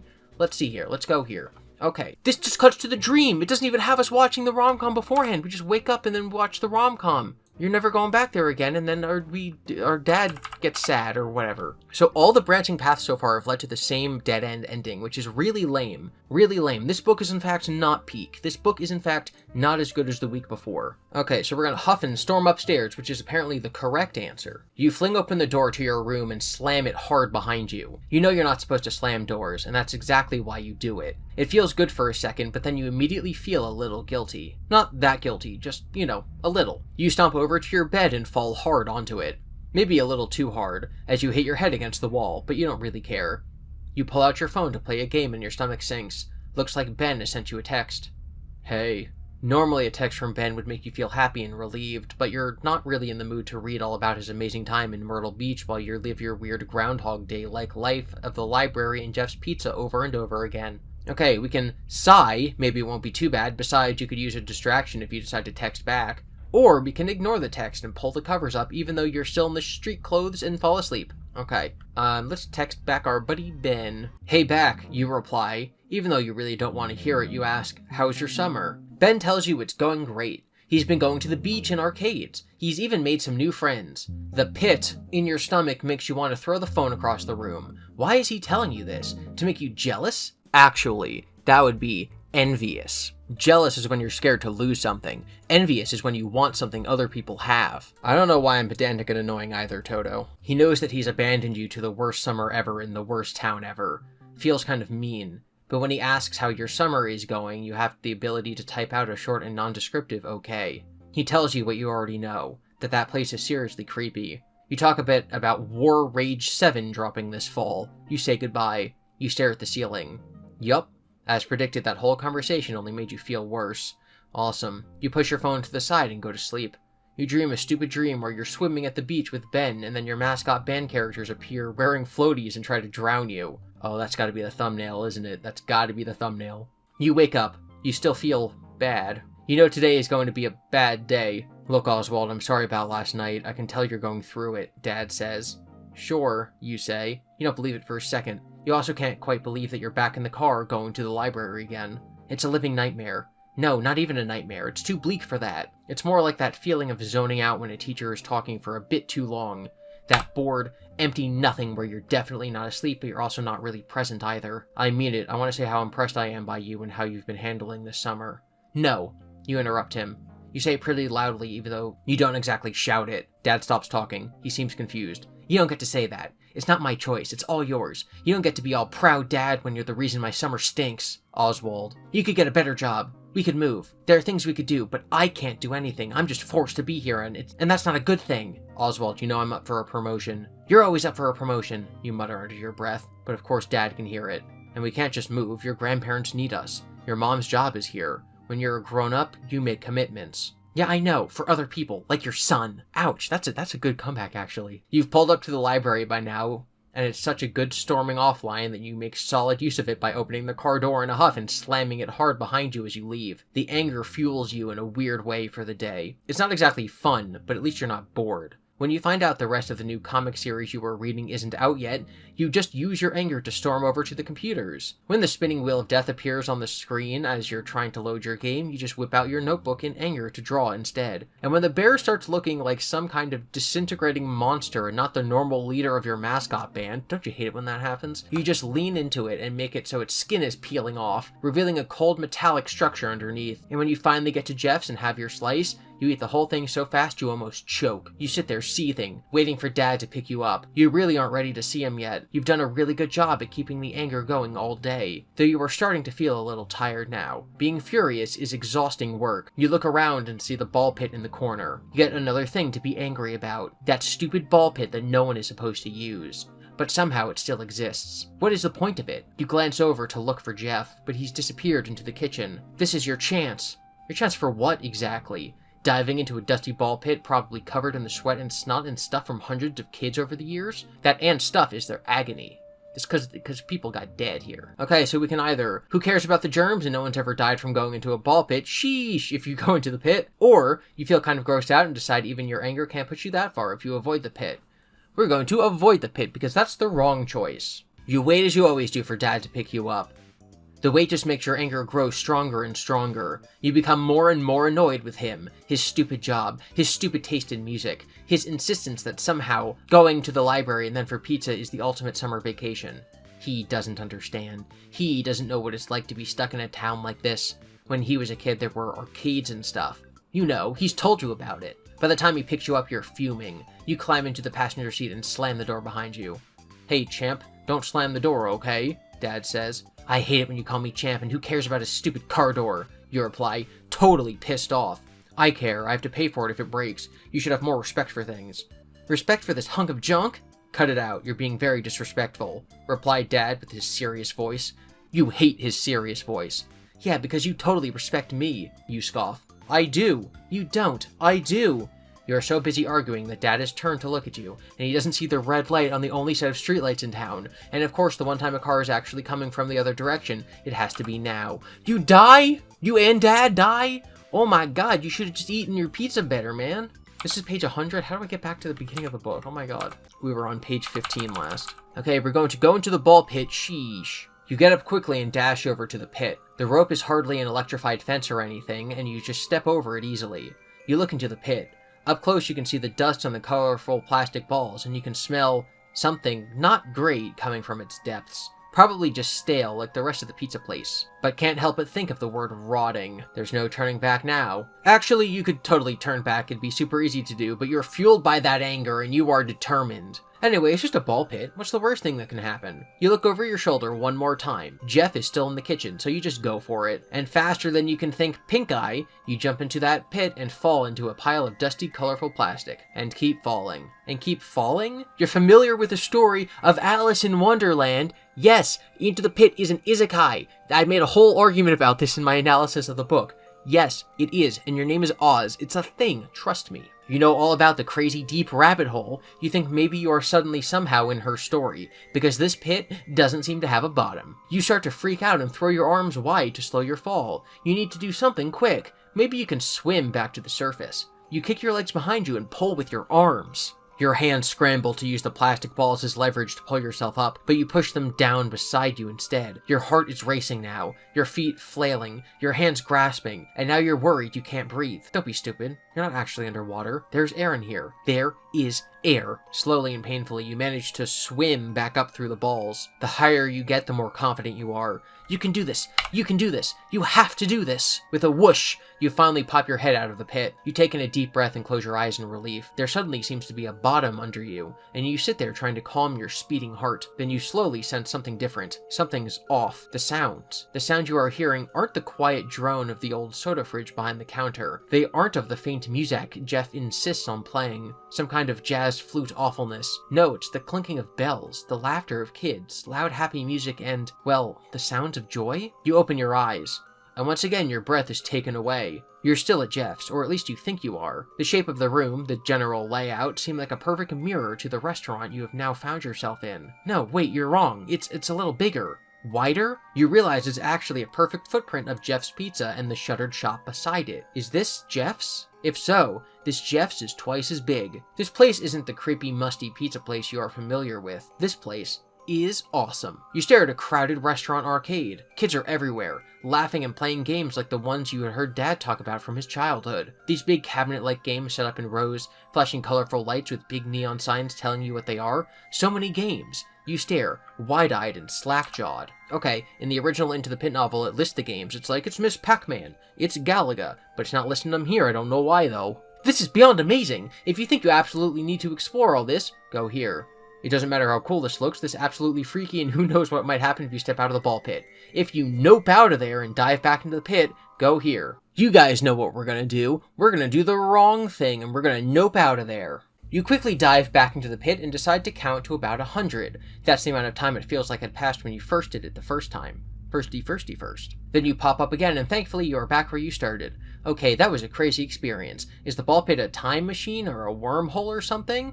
You're okay not knowing the answer. You feel a huge sense of relief, then suddenly you are grabbed from behind. You look down at your chest in time to see a pair of yellow fuzzy arms like a person wearing a mascot costume. You only have a moment to process the thought when you are pulled deep into the pit, into that infinite pool where it's tough to tell which way is up. You kick and try to pull yourself away from the arms, but they are tight around you and you slowly surrender. You float in the pool of balls, the arms wrapped tightly around you. They never let go. You are now doomed to exist in the ball pit for all time. That's amazing. I love that. That is spooky. Okay, so this is beyond amazing. We're going to absolutely explore all of this. You stand up in the pit and notice you aren't alone. Little kids are playing in the dusty balls at your feet and you feel a little silly being surrounded by them. You smile awkwardly at a 3-year-old who stares at you intensely as they try to shove an entire red ball into their mouth.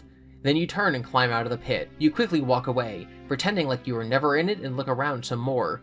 This is truly incredible. You feel a buzzing of excitement, a feeling you didn't know you were still capable of feeling at all anymore. You feel happy. You wander over to the arcade games, which seem to extend into that shop next door to Jeff's. There are so many. There's skee-ball. In the games they call it pizza roller, not skee-ball. There's whack-a-mole. There's pinball. Then there are all actual arcade games, some of which you still play now on the computer. Wrecking Crew, Road Blaster. Wrecking Crew? The Mario game with Mr. Spike Man? 1980. Okay, so the arcade game predated the version on the NES. Okay. They got a Nintendo game in here, so I guess they had to clear that with someone. Except for they don't really actually have to do that. It's a whole thing. It's a copyright thing. Like, you can just mention, in a book, you can just, like, mention, like, the copyrighted movies and stuff exist, which is why it's so weird when they go out of their way to not, right? Like, they could have literally just said, we're watching Godzilla, but instead of that, they have to allude to, like, a mecha lizard and then a zombie moth. Why not just say Godzilla if you can say Wrecking Crew? I don't know. It's weird. I don't care where you are. We're not going to continue until you take a drink of water, so we're waiting. The waiting game sucks. Let's play Hungry Hungry Hippos. It's hard to see the gameplay with so many kids surrounding each of the machines. Kids are waiting for their turn, placing tokens along the edge of the machines to hold their place. They cheer one another on and also sometimes chirp at one another too. Everyone is just so energetic and hopped up on sugary drinks and pizza and dessert. It's simply wonderful. You arrive at a game that no one is playing. There's no line or anything. You wonder if it's out of service or something, but it's glowing and music is playing through the speakers. There's a pixelated yellow rabbit face smiling at you on the screen. Above it is the title 8-Bit Escape. At the coin slot there's a sign that reads, Special Gold Token Only. If you don't have the special gold token, tap here. If you do have it, tap here. How are we supposed to get the special gold token? Okay fam, I have a theory. We're on page 17. So the only path we haven't gone down yet is back on page 13 when there was a choice to do something different. So we're going to go to page 13. Okay, so we had the opportunity to not text back Ben. That's the only path we haven't done yet. So let's see if what happens. We don't text back Ben that one night. Oh, okay. If you don't text back Ben, you die, or you and your dad drift apart and you hate each other? Okay, so I guess we have done all the routes. Okay, so if you're playing the game as normal, there's literally nothing, like, it's impossible for us to have the special gold token. So what I'm thinking is at some point in the story in the future, it's going to be like, oh, you've reached the non-canonical good ending, now you have to go back in time, start over with the special gold token to unlock the canonical bad ending or whatever, which the other stories have done. So, we don't have the gold token. I am going to write down that we have to come back to page 17 at some point, but we do not have the gold token. You shrug. It's okay, you don't need to play a game right now. What you need is to keep exploring because everything about this is insane. You wander back down the rows of arcade games, continuing to check out what everyone's playing. Looking over the shoulders of kids, looking over the shoulders of the kid playing the game. What? Looking over the shoulders of the kids, looking over the shoulders of the kid playing the game. So, I think I get it. It's so crowded in here. It's amazing. You wander back into the main part of Jeff's Pizza, and then you notice those strange shapes painted over the wall at Jeff's are visible. They are, well, they look like... You furrow your eyebrows as you stare at them rising behind the wall of banquet seats filled with families eating pizza. They look like your drawings. A bear, a bird, a rabbit, all playing in a band. You take a step to look closer. Below them, written in a colorful scrawl, is Freddy Fazbear's Pizza. Okay, so that's where you are. Not Jeff's, not anymore. Or is this what it used to be? That's actually a good question. The games and everything suggest you're somehow in the past, but maybe you're in a different dimension? See, at this point in the Into the Pit novel book is when he goes, Toto, I don't think we're in Kansas anymore, which would have been a great opportunity, because then I could have been like, Toto, we're not in Kansas anymore. But instead they go with the Alice in Wonderland reference. This guy's name is Toto, if for whatever reason this is the first video you're watching on my channel. Basically, you know where you are, but when are you? You look carefully at the people around you. You really examine them, looking for clues. You check their hairstyles, big and over the top, The girls with side ponytails, the boys large and poofy. The clothes look different too, lots of neon. Like, seriously, a lot of neon. Too much neon, really, if anyone asked you, which they didn't. It's all old-fashioned and a bit funny. You grin. Suddenly, loud music blares, much louder than the ambient music just playing around you. You spin on your heel, click your heels together, is that what you're doing? No, you're spinning? And find yourself staring at the platform, that old empty stage. Except now it isn't empty anymore. On it stands 3 life-size versions of your drawings, in their band, and they're playing a song together. Their movements are static and robotic, and you realize these are animatronics programmed to move in sync as if they are really playing the music. There's a group of little kids watching and laughing and wearing party hats. You're not really sure what's making them laugh like that.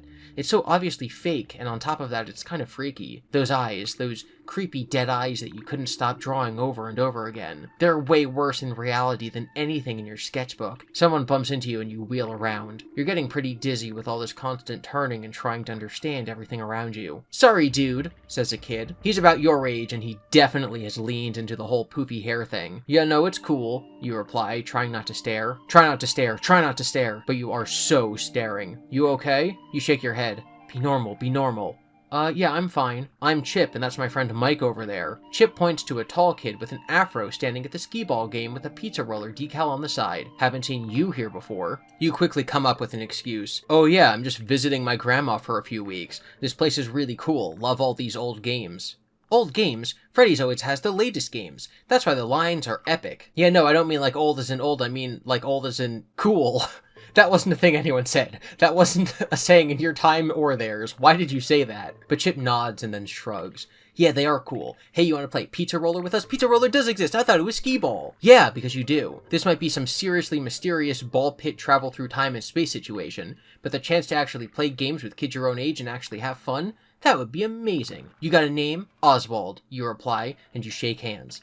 Then quickly you head over to Mike, who's holding the game for you. You are not good at it. That's me playing Into the Pit for the first time, playing the Pizza Roller game. But they are taking it a bit easy on you at first as you figure out the mechanics. And sure enough, a few games they stop pulling their punches, and you even beat them a few times. You laugh at your first victory and high fives are had all around. You look across the room as Mike sets up for the next game. You know you're grinning like an idiot, but man, it feels so good to be happy for once. That's when you notice the person in the big yellow rabbit mascot costume standing in the far corner by some kind of back door. It's creepy, a lot like the animatronics on stage, but not as colorful. More like the costume had seen better days. It feels like the rabbit is staring right at you, but that's not possible since there are so many other kids here. It's just the fake eyes. Just one of those tricks where no matter where you are, it looks like they're watching you. Yeah, totally. That. You are kind of mesmerized by it, even though you know it can't be staring right at you if you decide you need to go over and check it out, or you ignore the rabbit. We're gonna go and check out the rabbit and probably die. You walk over to the rabbit.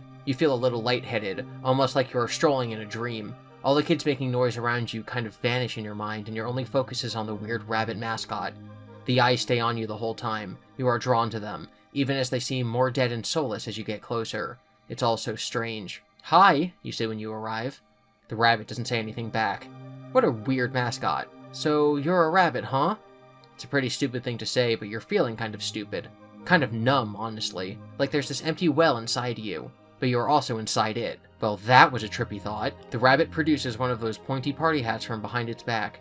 It's blue with blobs of green sparkles. An elastic dangles from the bottom. You stare at it. What are you supposed to do with this hat exactly? Does it want you to put it on? It's not your birthday. You don't know anyone here except Mike and Chip, and they don't seem to be celebrating a birthday or anything. Besides, you can't even remember the last time you wore a birthday hat for anyone's birthday. They're kind of babyish. You look back up at the rabbit. It still says nothing. Somewhere deep beyond the weird numb empty feeling, your gut tells you no if you back away from the rabbit and return to your friends, or if you take the party hat. If you guys don't think we're taking the party hat, you're not paying attention. Let's go. We're gonna go die here. Or we're not dying, I guess. You put on the hat, placing the elastic around your chin, feeling it dig into your skin. You start to feel even more dizzy. The room is kind of spinning now and you find it hard to stay standing, like you've spun very fast in a circle and then stopped. That strange numb feeling you were feeling is kind of all floaty. It's even more dreamlike but also different, like you aren't even you asleep dreaming. More like you're in someone else's dream, observing it from a far distance. You don't feel like Oswald. You don't even feel like a person, really. This is interesting. Okay, so he's putting on the hat and now he's like kind of inside the memory of one of the MC TBI kits. You find yourself following the rabbit down a hall. Where did this hall come from? You turn to see a door shut and closed behind you.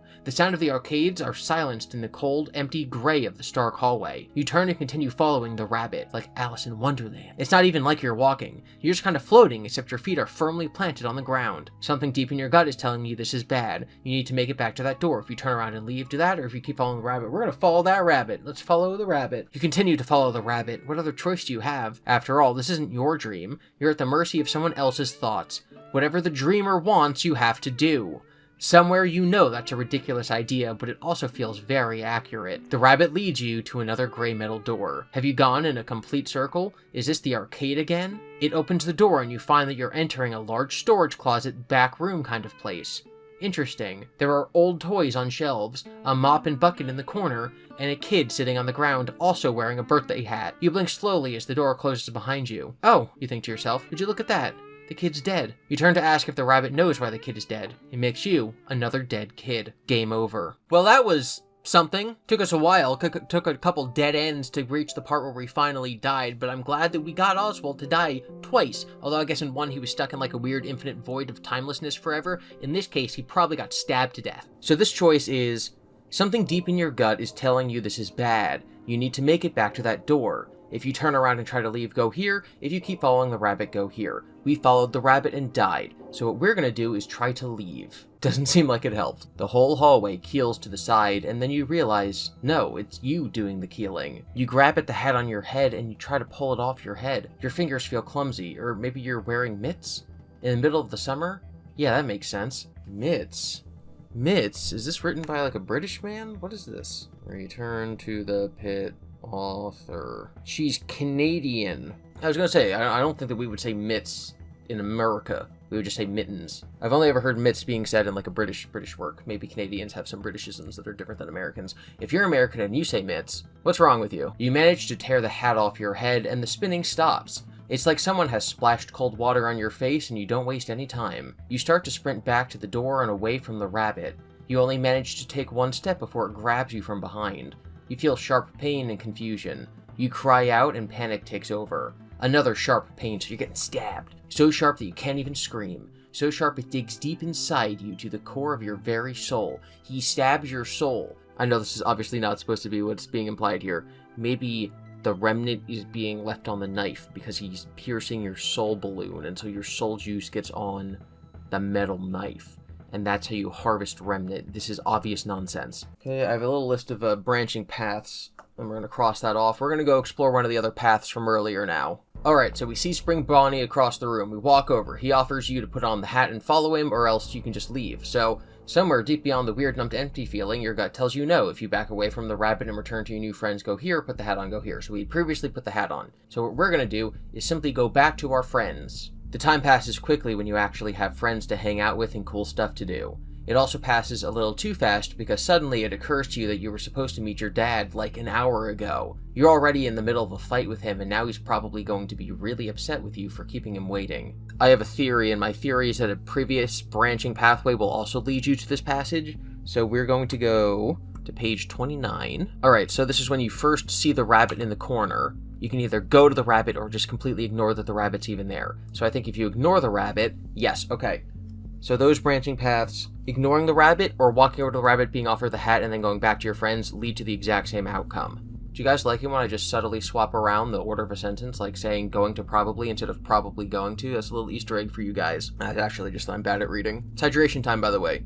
Drink some water. That is, of course, if the ball pit is really some kind of wormhole that you can predictably take back to your time. What if it just sends you further into the past, or another dimension, or maybe into the future? What are the rules, and what is the science behind magical ball pits? This is the stuff they really ought to teach you in school. Speaking of pits, you get a really big one in your stomach. This awful sinking feeling? No, you can't freak out just yet. You can probably still get home. There's no reason not to assume so. Hey guys, I'm sorry, but I need to head out, you say.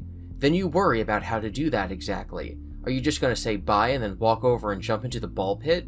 That wouldn't seem weird at all. But luckily, Chip says, "Yeah, dude, us too. It was gnarly meeting you, man." He sticks out his hand and you shake it again. You shake Mike's too, and you watch as they walk out of the arcade together. Okay, well that was good timing. You quickly look around and no one is watching you. except for that rabbit, but maybe it isn't even watching you. It's hard to tell what the mascot's eyes are actually focused on. It's like they are looking at everything and nothing at the same time. You dash over to the pit and without any hesitation, you jump in. This time it doesn't feel like falling. You sink under the surface and wonder, what now? Should you just wait?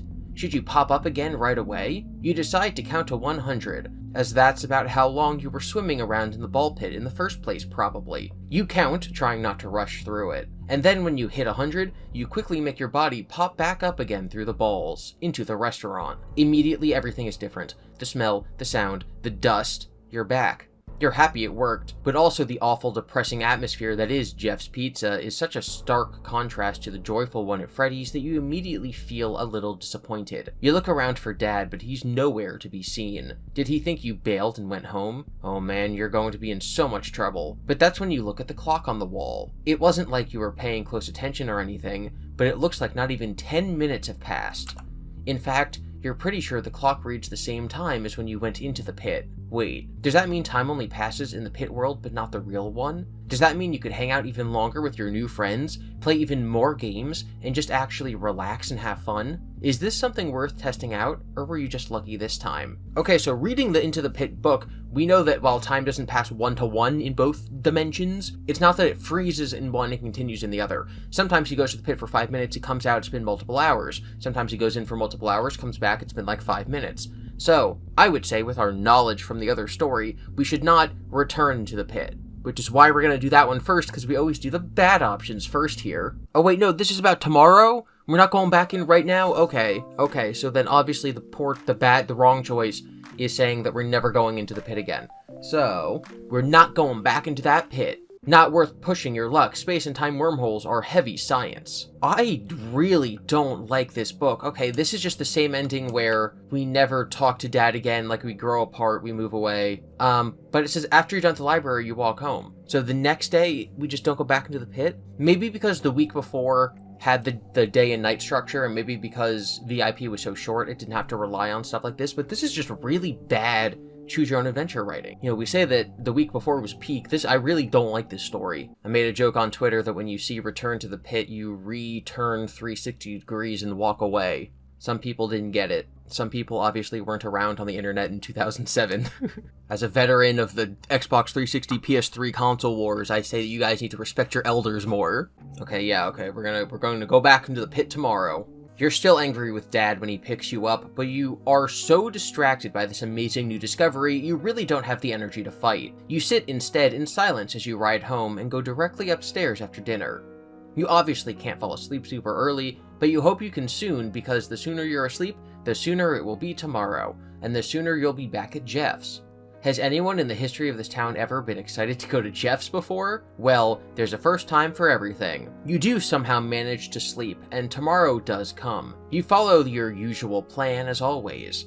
It's so much harder to focus on playing an online game at the computer at the library when Freddys awaits you. And then you're at Jeff's, and then you've had your extra slices, and then you are alone with the ball pit. Quick as anything, you dash over and immediately jump into it. It doesn't seem so deep this time, nor does it seem quite so icky. The dust, the worries about pink eye, the smell, it kind of all doesn't matter as you count to 100. You cross your fingers and pop your head back up and find yourself in that Fazbear's place. A wave of relief washes over you as you realize this is something that can be repeated, that you actually can have an amazing summer, that everything can be bright and cheerful and neon. This is huge. You try to see if Chip and Mike are anywhere, and while on the hunt you check out more of the games in the space. You even manage to catch a glimpse inside an office where a conveniently located wall calendar informs you that it is the year 1985. That should be kind of terrifying to learn, but it's only all the more exhilarating. You're officially in the past, and it's awesome. Chip and Mike find you, and you think it's pretty awesome to have people actually look for you. Chip's hair is sprayed and gelled into that perfect fluff on his head, and Mike is wearing a Back to the Future t-shirt. They grin at you, and of course you grin back. "Hey Oz," says Chip. "Oz?" "You know, like the Wizard of Oz. No one's ever called you that before?" You think of all the names the kid at school have called you. None of them because they like you. All of them to upset you. But a proper nickname by people who like you? That's freaking amazing. "They do now," you say, and your grin is so big your cheeks hurt. Going from no friends to friends who just gave you a cool nickname? Best summer ever. No offense, Ben. We ordered pizza, way too much, so you're sharing it with us, says Chip. It's an order, not a suggestion. And even though you've had your slices at Jeff, you are so not going to disobey such a tasty command. As the three of you head over to Chip's booth, you notice that yellow rabbit still standing in its corner, just staring. How weird.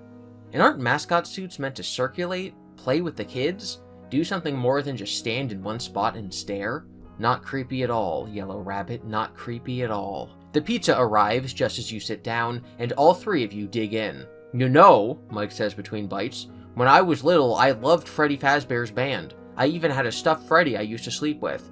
Now I look up at that stage and those things give me the creeps. It's weird, huh? How stuff you like as a little kid gets creepy when you're older? Chip helps himself to another slice. Like clowns. Or dolls, adds Mike. Or rabbit mascots, you think to yourself. But you don't say it. Because it's like neither Chip nor Mike have noticed it in the corner, and that's a little weird. And you don't want to talk about anything weird. The three of you do good work on the pizza, and in no time at all you finished it and are back in the arcade area. You feel kind of guilty as you head over to Skee-Ball, that they've been paying for everything. But just as you arrive at the game, you feel a weight in your pocket. You reach in and pull out a handful of game tokens. You glance in the pile to see if there's a golden one. No luck. Game's on me, you announce, and the guys cheer. You play Skee-Ball and then move on to air hockey, which you learn you are super fantastic at. So much so that you get the top of the leaderboard and win a ton of prize tickets. Dude, you need to choose a prize. You nod and go over to the prize counter. Everything is kind of junk, but it's cool junk. There are a few things that catch your eye. The coolest and most practical thing is a flashlight, which you would actually totally use. Then there's a Freddy Fazbear action figure, which looks just like your drawings and could be a fun souvenir of your time travel adventures. Last, there's a pair of yellow bunny ears. So we can choose flashlight, action figure, bear, and that's it. We get pictures of them. Oh my, oh no. Okay, obviously I think that we as smart, shrewd players should pick the flashlight because it'll be useful. The toy is sentimental and the rabbit ears are obviously bad. I have a feeling this is going to cause many different paths. We're going to go what I'm going to say the bad option, which is going to be the rabbit ears. This might label us as like a kid to be dead. You all laugh at the bunny ears, and you wonder if it's maybe time to ask them about the rabbit. But when you turn to look at it standing in its corner, something inside you tells you no. It's the field, it's the 0 point field, it's giving you the force powers to know what not to do at a stoplight. I'm just babbling nonsense at this point. You quickly shove the ears in your backpack and get back to playing games. The conversation turns to movies, but you keep glancing over to the corner, looking at the rabbit. Seriously? You liked the Eternal song? It was so boring, Mike is saying. You're not really paying attention. Again, it's the same thing as the original Into the Pit story. They can say Back to the Future, but they can't say the never-ending story. Weird. They can say The Wizard of Oz, but they can't say the never-ending story. Also they can't say Godzilla. Oh, come on, it's good. You just have bad taste, right, Oz? Chip says. You hear your new nickname, but it doesn't fully register until he asks you again. Oh, yeah. Dude, says Mike. What? Chip is laughing. See? He agrees you have bad taste. Shoot, you hadn't actually heard the question. Now you feel bad. Well, what movies do you like then? Asks Mike, scoring in air hockey. The lights flash and there's the sound of recorded cheering of a crowd. You realize this is a complicated question. You could say you like those old monster movies. Those are even older than the 1980s. But if you say that, they might think you're a huge nerd. But you can't say any movies from after 1985, and it's not like you keep track of exact movie dates. You decide to take a swing and hope you're right. E.T.? Dude, that's like from 3 years ago. You need to seriously get out more. Do they not have movie theaters where you're from? Sure they do. They also have Netflix and YouTube, but you can't tell them that. It's still a good movie, you say quietly. You're embarrassed, and so used to being bullied for your taste, you can feel your cheeks turning red. Yeah, it totally is, but let's make a plan to see a new movie together so we can get you into the future, says Chip with a smile. You look at him. No mean comment? No making fun? Just quick teasing and then a plan to hang out more? This is the ideal male fantasy. You're not used to this. You wish you could actually go to a movie theater with these guys. Well, maybe you can. You don't actually know if you're able to leave the arcade or not. There's a thought. Could you explore the whole 1985 version of your town? Could you go farther? Like to a big city like New York or LA? Could you see what the whole world was like in 1985? And could you do it all and still be back at Jeff's in time for Dad to pick you up? The possibilities are kind of endless. Your mind is seriously blown. You could have adventures in the past and the present. Or, you suppose, Chip's and Mike's futures. Into the future, you say with a bit of a smile. If only they knew. Okay, I'm scoping out the scene. I've got tokens on 3 games now. One of them has to be free. Be right back, says Chip. Yeah, I'll go grab drinks. Oz? Asks Mike. I'm good. And you really are. Better than good. For the first time in a long time, you feel that you actually belong. You lean against the air hockey table and look over at the rabbit. It's still staring at you. You're feeling pretty awesome now. Pretty up for anything. Suddenly it raises a hand and crooks its finger at you in that come here kind of motion. You look over your shoulder. Is it signaling you? Looks like it. Super weird. Here are some options, and based on our previous experience in this book, it seems pretty likely that if we choose the bad option, it'll just loop us back to the page that we already went to, but we'll explore, we'll see. I'm really not liking this book, guys. Okay, you don't have time to deal with weird rabbit, so you shake your head and turn back to the table and wait for the guys to come back. Or, you're full of confidence and think, what the heck, if you check out what the rabbit wants. Okay, we're going to check out what the rabbit wants. It's going to loop us all the way back to page 100 and whatever. Oh no. Oh, I was wrong. It's a new passage. The book did something right. You walk over to the rabbit. You feel a little lightheaded now, almost like you're walking in a dream. All the kids making noise around you kind of vanishes in your mind, and your only focus is on the weird rabbit mascot guy. The dead eyes stay on you the whole time. You are drawn to them, even as they seem more soulless as you get closer. It's all so strange. Hi, you say when you arrive. The rabbit doesn't say anything back. What a weird mascot. So you're a rabbit, huh? It's a pretty stupid thing to say, but you're feeling kind of stupid. Kind of numb, honestly. Like there's this empty well inside you. But you are also inside it. Okay, that was a trippy thought. The rabbit turns and opens the door it's standing next to. It looks back at you. Oh, it wants me to follow? You think? Maybe you shouldn't, but you kind of want to, so you do. You find yourself following the rabbit through the door and down a dull gray hallway. You're not sure why you're doing this. Yes, you are a little curious, but it doesn't feel like curiosity is motivating you forward. Suddenly, the rabbit turns quickly, too quickly for a normal person in a clunky mascot costume. It lunges at you in some kind of attack, opening its mouth wide and revealing sharp, spiky teeth. Do you have the flashlight? No, we do not have the flashlight. You throw your hands up to protect your face, but it does nothing against the razor-sharp teeth of the rabbit. It bites down hard. Game over, we got bit to death. Okay, so we've now rewound, and we are choosing to not follow the bunny and just wait around for the guys to come back. You hang with Chip and Mike a bit longer. They still want to talk movies, and you make a mental note of all of them so you can watch them at home when you get a chance. Eventually, they have to leave, and even though you feel like you can just hang out at Freddys forever, you wait until they're gone and then head over to the ball pit. Sure enough, you pop back out in your own time, and just in time too, since Dad arrives a few minutes early. You wonder if Jeff's noticed you've been using the ball pit. He probably doesn't care. He probably forgets it even exists. Dad, you say as he drives down Main Street, was there ever another restaurant where Jeff's is now? You're trying to be all cool about it. You can't imagine your dad would be particularly suspicious or anything of this question. But he furrows his eyebrows and this expression passes across his face, like a cloud floating across the sun. Yeah, I guess, he says. Suddenly, he seems super focused on the empty road. Yeah, someone mentioned something about a Freddy's arcade thing, like way back in the 80s? Dad takes a deep breath. Then he says, yeah. In 1985, you were probably close to my age. Did you ever go to the arcade there? Why is Dad, who loves to talk so much, now suddenly super clammed up about everything? I liked arcades. I don't know if I went in 1985. It closed around then, I think. So, yeah, I don't know.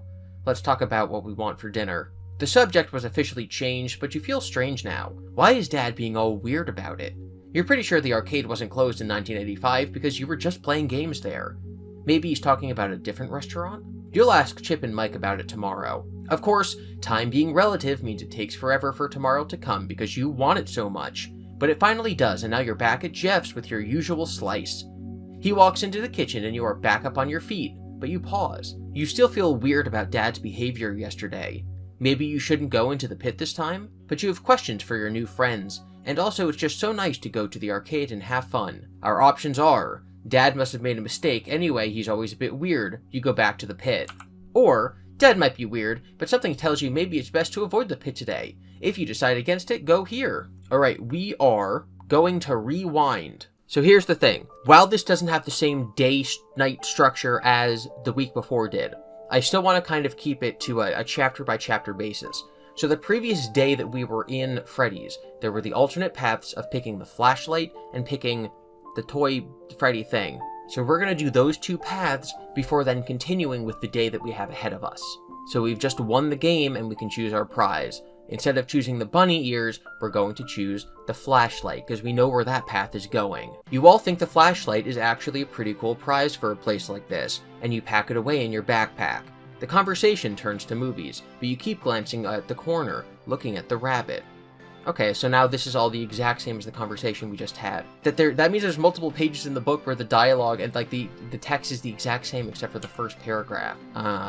Yeah, this is all the same. Grab drinks. Okay, so we're going to follow the rabbit, and we do have the flashlight. So he's going to attack us, but we have the flashlight. Instinct takes over and washes away any of that weird, empty feeling. You are alert, and you brandish the only thing you've got that's close to a weapon. The flashlight. You turn it on and shine it directly into the rabbit's face. You expect it to raise its arms to shield itself from the light or to stumble a bit in the brightness. What you don't expect is for it to fall backwards, hit its head, and start to convulse. Its whole body starts shaking like there's an earthquake. It staggers and stumbles and falls into a pile of garbage waiting by the back door. You should run, but you stand there instead, perfectly still, waiting for the rabbit's next move. It lies there, lifeless. And that's when you see red spreading across the suit. You realize what has happened. It's been impaled on something, or the spring locks went off. You don't waste another moment. You turn as fast as you can and run away. You rush through the door back into the restaurant, and your senses are assaulted by all the noise and lights. What was once a pleasant, exciting atmosphere now feels chaotic and disturbing. You don't bother to look for Chip or Mike. You only have one goal: to get home, to get back to your time, to boring Jeff's, to boring Dad, to your boring life. Oh man, boring sounds amazing just about now. You race across the restaurant to the ball pit, but it's gone. It's like it never existed. In its place is a small party area and a group of little kids celebrating a birthday at a table. There is cake and plates, and the kids are all wearing party hats. You reel around. Where is it? It has to be somewhere, anywhere, but you can't see it. You're trapped in 1985. Forever. So it seems like when the rabbit pulls you into the back room, it's sort of like transporting you into now like a version or a time period in the restaurant where the MCI has happened. And so you go in, a party area, and a group of little kids celebrating. Because they're wearing party hats, it makes me think that those are representations of the MCI kids. So this would look more like Happiest Day, as opposed to like there's actually just some little kids sitting around. You're kind of like walking over into Happiest Day. So I'm guessing when you first follow the rabbit, you're now like in a different time period thing. We obviously know from further context from other Fazbear Fright stories that the ball pit is not actually time travel. You're actually kind of like visiting a weird remnant world full of ghost memories, and so that does make sense. But it's interesting to know that this is the flashlight path, meaning we now have to go back and do the Toy Freddy path. Not the Toy Freddy path, the Toy of Freddy path. Alright, we're going to choose the Freddy Fazbear action figure. You hang with Chip and Mike a bit longer. They still want to talk movies, and you make a mental note of all of them so you can watch them at home when you get a chance. Eventually, they have to leave, and even though you feel like you could just hang out at Freddy's forever, you wait until they're gone and then head over to the ball pit. So this is completely different. Sure enough, you pop back out in your own time, and just in time too since Dad arrives a few minutes late. You wonder if Jeff's noticed what? Wait, is this the same? Yeah, okay, so this just links up with the other thing. This book's bad, fam.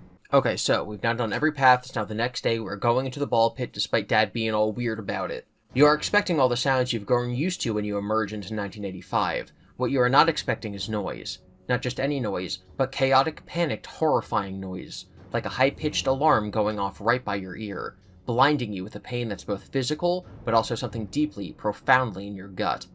The screams hit you first, blood-curdling and like something out of a horror movie. The sound comes from all directions as your eyes focus on the chaos in front of you. No one is playing games. No one is eating food. Everyone is running around, calling out names, frantic in their search for something or someone. There's a crowd building at the exit, and everyone is trying to get out, but making it impossible by pushing and shoving at one another. A small child is a sobbing, snotty mess next to you in the ball pit, just sitting there screaming his little lungs out. He's scooped up by his mom, who doesn't even seem to notice you.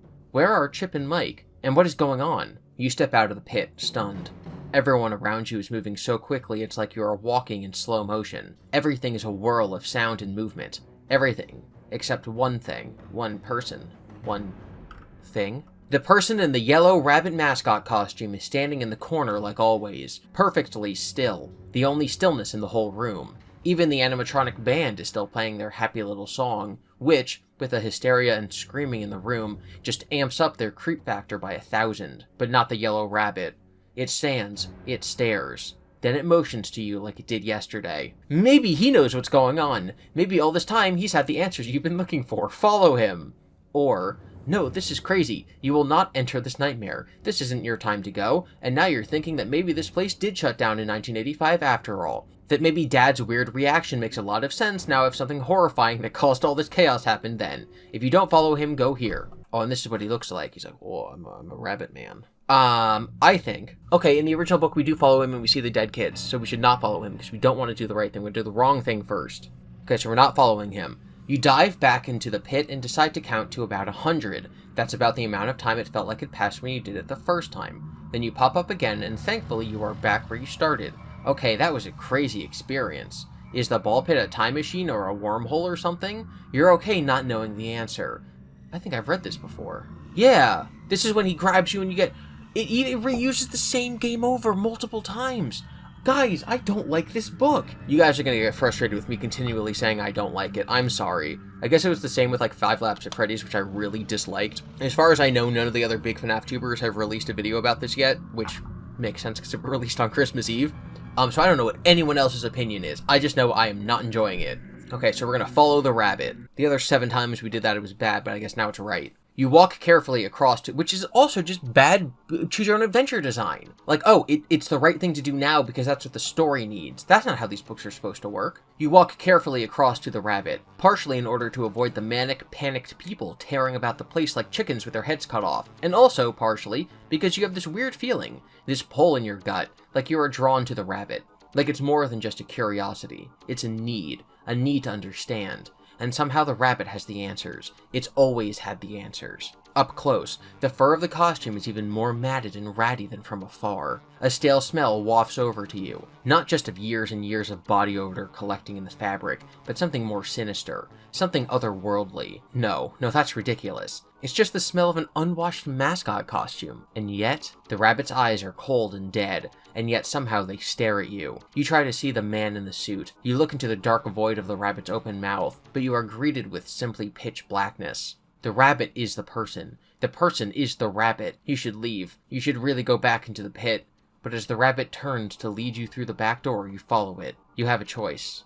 Or do you? You follow it down a hallway, one of those industrial spaces that are so glaringly opposite of the fun and careful design of the public space. Just a hall of gray. Walls, ceiling, floors. There's the odd poster on the wall. Some with public health and safety in mind, some with Freddys band on them advertising special birthday parties. You find the public health and safety ones way more enticing somehow. You come to another gray door. The rabbit opens it, then stands back. It wants you to go first. That feels wrong somehow, and yet, you go first. Your eyes adjust to the darkness. You're in a storage room. What's so interesting about that? You don't see the kids initially. The first thing you see is the party hats. You see their colorful, pointy shapes, in all the darkness and in all the gray, and they draw you further into the room. A few more steps in and that's when you see them. The kids wearing the hats, sitting there, on the floor, propped up, lifeless, like dolls. Except they aren't dolls. They're human kids, and they're all dead. The horror washes over you, making you lightheaded and dizzy. You want to throw up. You want to scream. You need to run.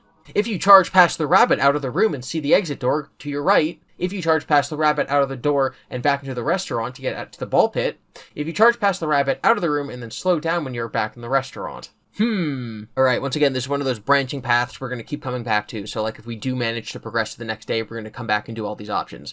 Obviously, the wrong one is the exit door, because that doesn't work. We're going to do the exit door. You race toward the back exit door as fast as your feet can carry you and fly through it. The harsh light of day blinds you for a moment, but you blink hard several times, and are able to finally acclimate to the brightness. You look around. The door has slammed shut with a bang behind you. Thank goodness. This gives you a chance to find your bearings. Though you can't take too long since the rabbit can burst out of there at any moment. You just know it. There's an alley that leads out onto Main Street.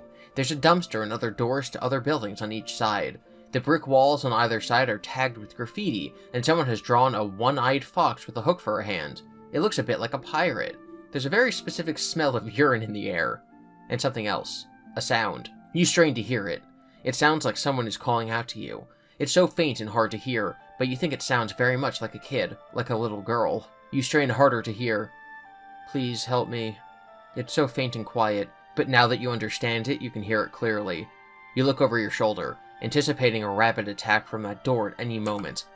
Do you really have time to find and help this girl? You don't! You feel terrible, but you need to keep going. Or, you can't just do nothing, decide to follow the sound. We're obviously going to do nothing, because it's the bad choice, so we're going to ignore her, and then probably we'll die. You run out of the alley and find yourself in the middle of Main Street, out of breath and overwhelmed. You wheel in a circle in place. Everything looks the same, but also a bit different. The old boarded-up buildings look clean and have shops in them. Windows are washed. The front of the arcade extends into the building next to where Jeff's Pizza is in the future, or the present, or whatever any of this is. Suddenly, time moves forward around you, like someone pressed a fast-forward button. The world blurs and speeds past, and you can barely make out what you're seeing. Cars and people, and day and night, over and over with dizzying haste, and then it stops. You look around and see Jeff's is back. The arcade is boarded up, the windows and stores look dull and lifeless, just as you're familiar with. And yet you aren't annoyed by it like you usually are, because you realize you're back in your own time. Relief washes over you, and you walk over to Jeff's onto the sidewalk. But then, you see a reflection of yourself in the window. Your hair is flecks of gray, and your hairline is so far up your forehead, it's basically at the back of your head. Your face is lined. It hits you hard then. Not only has the world around you aged, but so have you. You are now old, like in your 40s. Okay, math.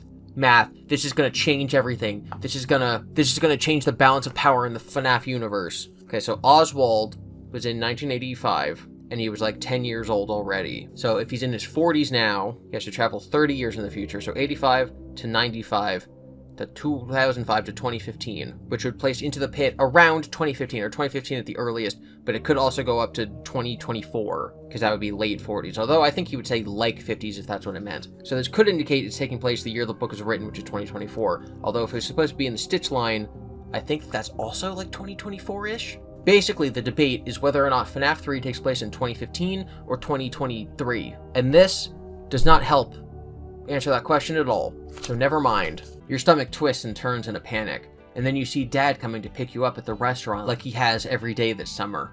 You see him go inside and hear him ask where you are. You approach the pizzeria and go inside. What do you mean he was here a minute ago? Where is he now? Dad's looking a little panicked. You have to say something. Do something. You approach them. Okay, so I know this sounds weird, but I'm actually right here, you say to Jeff and Dad. They both stare at you like they have no idea who you are. Look, it's me, it's Oswald. I traveled through time. Even as you say it, you don't need to see their freaked out expressions. They think you're crazy, and honestly, you think you might be crazy too. Sir, I think it's best if you left. If I was the dad, I would think this man kidnapped my son. Dad says in a tone he saves for serious moments. Dad, it's me, you insist. Leave now, says Jeff. He has his phone at the ready to call the cops. You don't know what to do other than to do what they say, so you leave and cross the street, hiding yourself behind a small group of trees to observe and wait. You watch as there is panic when you aren't found. Police come. Dad speaks to them. Jeff speaks to them. You wonder what Mom will think when she finds out about all this. You can't do anything to help, even though you are probably the most helpful person in this town for all this. No one will believe you. You're not even sure you believe you. So you just continue to watch, to experience, to feel useless. You observe it all. Mom hears the news about you and is devastated. It seems like the whole town tried to find you. Posters go up and eventually fade. Your dad is on the news. You've become a missing person. You are never found, even though you are right here. You are right here, to live your life from this point on as your older self with a different name, and no one ever knows what happened to you. Why? No, you just go home, right? It's like the old, like, you see your person and your buddy's a robot, and you're like, prove that you're the real one. You go home, and you're like, hi Mom, I know literally everything about you. I know everything that's happened. They might think you're a stalker, but at the same time, if you just look like yourself but older, he'd probably resemble his dad a little bit. It makes sense. Do a DNA test. I don't know if I'd believe it, but it's better than not even trying. He has a cat named Jinx. See if Jinx the cat, is friendly to him. Okay, so we hear the girl screaming. We're gonna follow the sound of the girl screaming and save her, I hope. You listen hard to follow the sound of the girl crying for help. You walk slowly, your head tilted a little to aim your ear, trying to push out all other distractions and just focus on your sense of hearing. Please, help me. There it is, a little louder now, just a little farther up the alley. You make your way to a pair of wooden doors that lead down into some kind of cellar. There doesn't appear to be a lock on them. Still, with your luck, they'll be impossible to open. It seems like we're kind of falling into a different story here, where he just happens to find a kidnapped child in a basement. You have to bend over and pull each door up with both hands. It's an awkward angle as gravity is fighting you, and you've never been particularly strong. But the first door actually comes up a bit with your tug, and that small accomplishment makes you want to pull harder and harder. You pull the door up enough that the gravity grabs it from the other side and it falls open. Hard. You can see cement stairs, and now you hear, "Hurry, please!" You pull at the other door, and it's just as tough. But now you have confidence and you fling it open in half the time. You stare down into the cellar. The cement stairs lead into darkness. Well, this isn't creepy at all. Are you coming? Well, there's no turning back now, you suppose. You are able to take a few steps down the stairs, and your eyes are able to adjust to the darkness as more steps materialize before you. Then you see her. Or it? Is this going to be like Eleanor or something? You stop on the third step down. About 5 more steps away from you, sitting in the shadow, you see a toy doll that resembles a little girl. She has red hair and pigtails, and is wearing a red dress to match her hair. Her face, legs, and arms are bone white, and she has a blood-red nose and crimson circles under her cheeks. Her entire appearance is unnerving. She is silent. "Hello?" you call out. "Is anyone there?" Maybe the girl who owns the doll is trapped further into the darkness. "Please help me." The voice sounds like it's coming from the doll, but that makes no sense. Then again, time travel and creepy rabbit mascots also make no sense. You are seriously freaked out, and you are so done with this rescue mission. Abort! Abort! You turn around. The rabbit is there, standing above you. You stare at it for a moment, and then it shoves you, hard. You fall down all the steps onto the cement floor, cracking your head against it. You can feel something wet and warm oozing from beneath you. The rabbit starts to walk down the stairs towards you, backlit by the bright sunshine outside. He is a giant silhouette, looming. You hear the sound of laughter beside you, high-pitched giggling. You turn your back to look at the doll. She sits there, perfectly still, but the laughter gets louder and louder. Her head suddenly snaps to look at you.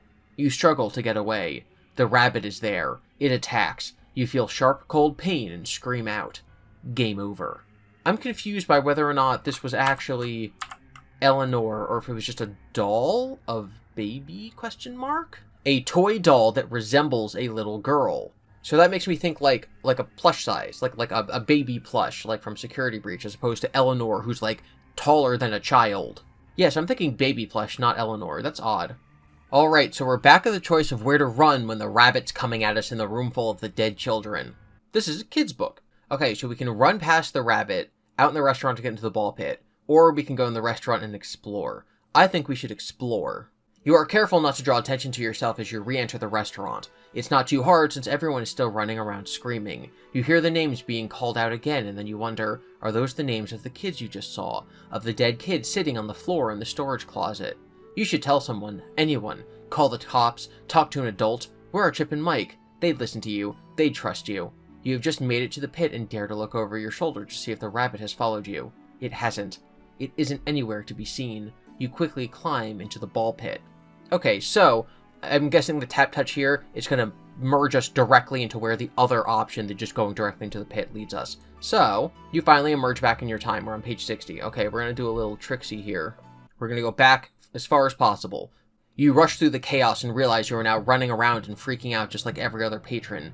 How fun it is to fit in. Not now, sarcastic brain. You glance over your shoulder, but the rabbit isn't coming after you. You aren't about to take any chances and actually speed up. You are full-on sprinting toward the ball pit as if you are determined to get first prize in a race. You make it and dive into it like it's a pool, just head first, even though you have no idea how deep it's going to be this time. Your hand just grabs something small and solid as you reach downward, pulling yourself into the pit.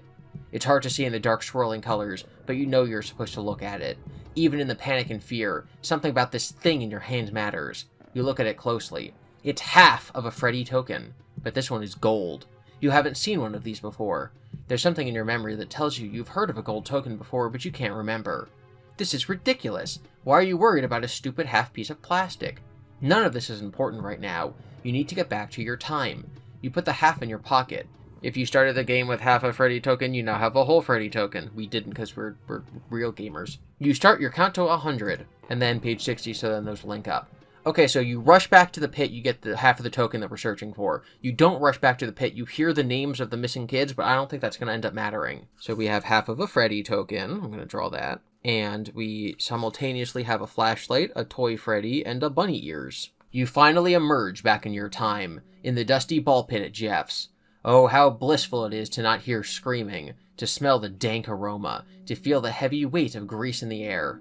You're home, in your stupid, boring time. Maybe boring isn't such a bad thing. It's better than dead kids and chaos, that's for sure. Your wave of relief is quickly replaced by a heated feeling of panic when you notice your dad walking around the restaurant booths, looking for you. Shoot, he's early. Dad spots you and marches over. Oswald, what are you doing? I was just in the ball pit, which is pretty much the most obvious thing ever to say. Dad looks seriously annoyed. I've been looking for you, calling your name and everything, and you've been hiding in a dirty old ball pit? Why would you waste my time like that? No, you don't need this. Maybe if you go back into the pit, you'll come out on a different day and you can just play games again with your friends. Or, you feel bad and climb out of the ball pit to face your dad's anger. Okay, so that's the one that we're supposed to do, and then he's going to get grabbed. So we're going to go back into the pit and probably just instantly die. You dive back into the pit and away from Dad. You feel a little guilty and almost immediately decide you're going to turn back around and face the music. You shouldn't just ignore him like that. He doesn't deserve it. Just as you are about to turn around, you suddenly find yourself face to face with the giant yellow rabbit mascot. You have no idea what it's doing there, and you are stunned, too shocked to move or say anything. It reaches out for you and grabs you hard, pulling you down further into the pit. Deeper and deeper, it draws you in close, and then, though it's hard to see, it opens its mouth wide, revealing rows of razor-sharp teeth. You struggle and cry out, "Dad!" But it's too late. The rabbit bites down hard. Okay, now we're going to do the real thing. We're going to crawl out of the pit, and then the rabbit's going to pop up and take Dad. You stand up in the pit as Dad marches over. What were you thinking, hiding in that nasty old thing, he says. Didn't you hear me calling out? Sorry, I was distracted, you say as you climb out. Distracted is putting it mildly. Dad does not seem impressed by that excuse. He shakes his head at you. Pretty sure you were ignoring me. You haven't been very nice to me lately, and I don't think I deserve this. You really had me worried. You lower your eyes. You don't want to admit he's right, but also he has no idea what you've been through in 1985, and you don't think you can control your emotions right now not to cry. Dad leans over the pit, examining it more closely. Look how dirty this is. Your mother... Suddenly a pair of yellow arms launches through the balls and grabs Dad around his torso. You cry out and leap back as Dad is pulled into the pit and is completely submerged. There's chaos under the balls, and you see your dad kick out his leg, and then it falls back under. You finally snap out of your shock and quickly dive into the pit, pulling balls out of the way while trying to dig for him. Has he been pulled into the past? Dad! You cry out. Dad, are you okay? A pair of ratty large yellow ears emerges from the pit, followed by those eyes, dead and soulless. Those eyes you know way too well now. The rabbit mascot stares at you, the rest of its face and body still submerged. You stare back. Fear has got you in its grasp. It feels both cold and hot, and now you've forgotten how to breathe. You stumble back and grab onto the edge of the pit. The rabbit rises slowly, standing tall and looming over you. It stares out into the restaurant, and then, with a sharp, sudden movement, it is staring down at you. You scramble backwards, pulling yourself over the edge of the pit and falling onto the floor, your legs kicking out from under you as you try to get yourself to standing. The rabbit walks toward you, stepping out of the pit easily, and still it comes for you. You want to scream. You need to. At least yell for help. But you can't, as you are now paralyzed with fear. You stop trying to stand. You just stare. The rabbit continues to loom over you. Then it extends its hand, as if to help you up. You can't take it. You certainly don't want to take it. But you feel that familiar pull at your middle, and for some reason, you take its hand. You are brought to standing. You now stare at each other, and finally you have the ability to speak. What did you do to my dad?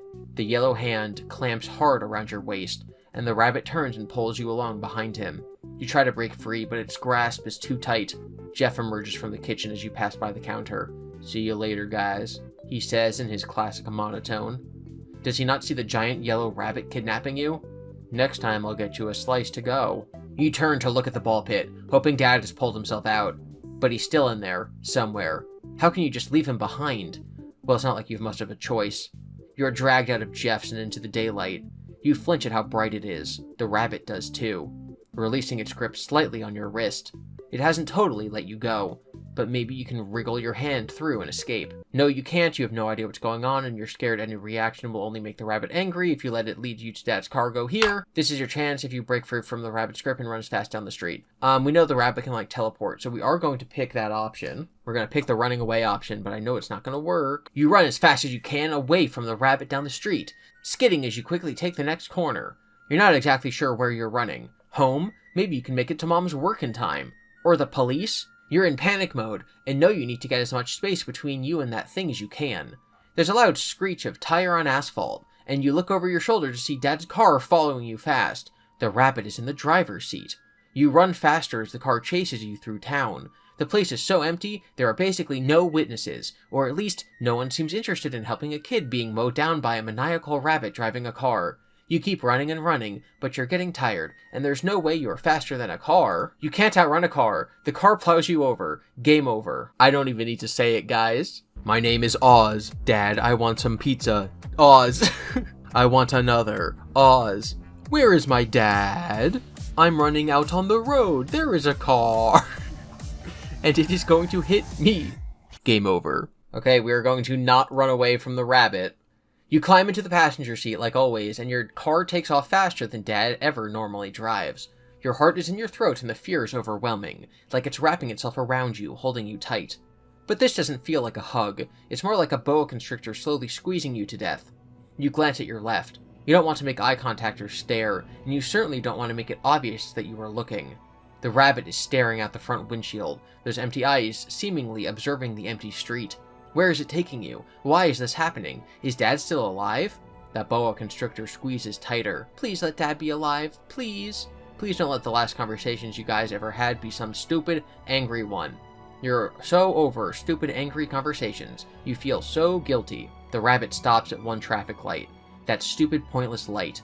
Obviously, no cars are coming from any direction, and yet this freaky rabbit costume guy obeys the rules of the road. Even when it's pointless? Why is that something you're thinking about? You should jump out of the car now while you have a chance. You need to escape, to get some help, or save Dad. Yet why does it feel pointless? Like even if you tried, the rabbit would catch you. So we can jump out of the car or stay. I think if we jump out of the car, it'll probably be the same ending where we get hit. Okay, so remember the last time, we read the whole page about him running down the road, and then it said click here, and it clicked then where the page where we get hit by the car. I think this is going to be a different first page with a click here at the end, and it's going to be the same passage where we get hit by the car. Because this book is bad. Okay, we're gonna run away. Yeah, see? I knew it. I knew it. Oh, well that's just good page real estate. Shut up, Hand, you're not Toto. I just think it's bad, lazy badness. Okay, we're gonna stay in the car. The light finally turns green, and you continue on your journey. You realize as you go that the rabbit is taking the same route Dad always does to get home. Wait, is it taking you back to your house? Why? And how does the rabbit know the way home? Just another question to add to the pile in your brain as he takes every correct turn and pulls up in front of your house. You thought for sure this was a classic kidnapping scenario, but does a kidnapper usually take a kid right to their own front door? To be fair, you have limited experience with kidnapping, and definitely zero experience with yellow rabbit mascots who attack dads and drag you across town with them. You are led inside your own house and your cat, Jinx, wanders up in that way she always does, like she doesn't care that you finally came home. She just happened to be passing by the front door the second you showed up. But instead of flopping onto her side for scratches, her tail turns pinecone poofy and she hisses at the rabbit, running away like you probably should have in the car. In a way, it makes you feel a bit more sane. This whole situation is seriously freaky. It also makes you feel determined again to get out of it. I'm just gonna go to my room, you explain to the rabbit who just stares back at you. But it lets you go and you dart up the stairs into your room as fast as you can, closing the door behind you. You're alone and safe, for now. Time to set a plan, any plan, into motion. Okay, we can crawl out the window and escape, or text Mom. Text Mom is what happens in the book, so we're going to crawl out the window. You cross your bedroom and carefully open your window. You look down. Man, 2-story somehow looks way taller from up here than it does from the ground. Are you really about to do this? Escape from your house by going out the window? You've seen enough movies to know people do it all the time. Or maybe that's just a lie to make a story sound more interesting. Well, what other choice do you have? It's this or what? Try to escape through the door with a rabbit in the house? Nah, that's not a good idea. You examine the drop below you. There's a wooden trellis that runs under your window into the ground.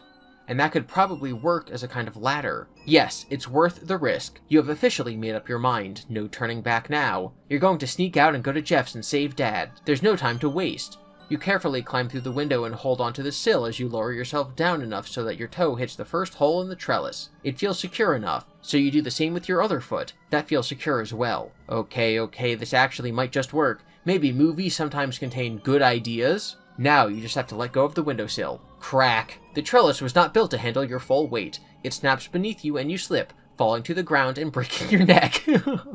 Game over. Fam, you ever break your neck from like an 8-foot drop? Okay, we're gonna send Mom a text. Mom comes home 15 minutes later. You hear her open the front door and slam it shut. Okay, so maybe she isn't quite as calm as you thought she'd be. You're usually the only door slammer in the family.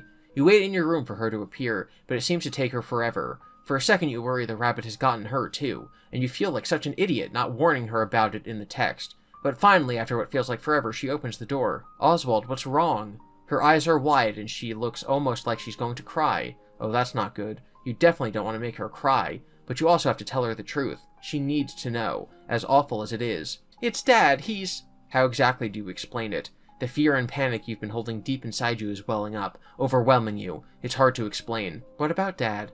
He's gone, you finally eke out. What do you mean, gone? She reaches up and pushes your hair back from your forehead, and you realize then that you're a sweaty mess. He's at Jeff's. You can't explain it, but you have to. Honey, are you okay? Dad's here, I just saw him. He's taking a nap in our room. You don't fully understand what she said. It doesn't make sense. Dad is definitely not home. He's deep beneath the surface of a ball pit. Maybe in the past, maybe dead. You know this for a fact. Or do you? You think hard to yourself. When would he have come home? You would have heard the front door like when Mom came home. But also, why would she lie? Maybe you've been so distracted you missed it? Maybe, now here was a thought, maybe the rabbit thing wasn't real. Maybe it was Dad all along, just like Jeff implied. Maybe you're going crazy and just seeing rabbits everywhere? Not that that would be a good thing, but it would be better than something bad having happened to Dad. He's okay? You ask. He's home? Mom nods. She looks worried and now holds the back of her hand to your forehead. Does she think you're sick and have a fever? You're not sick. You're just...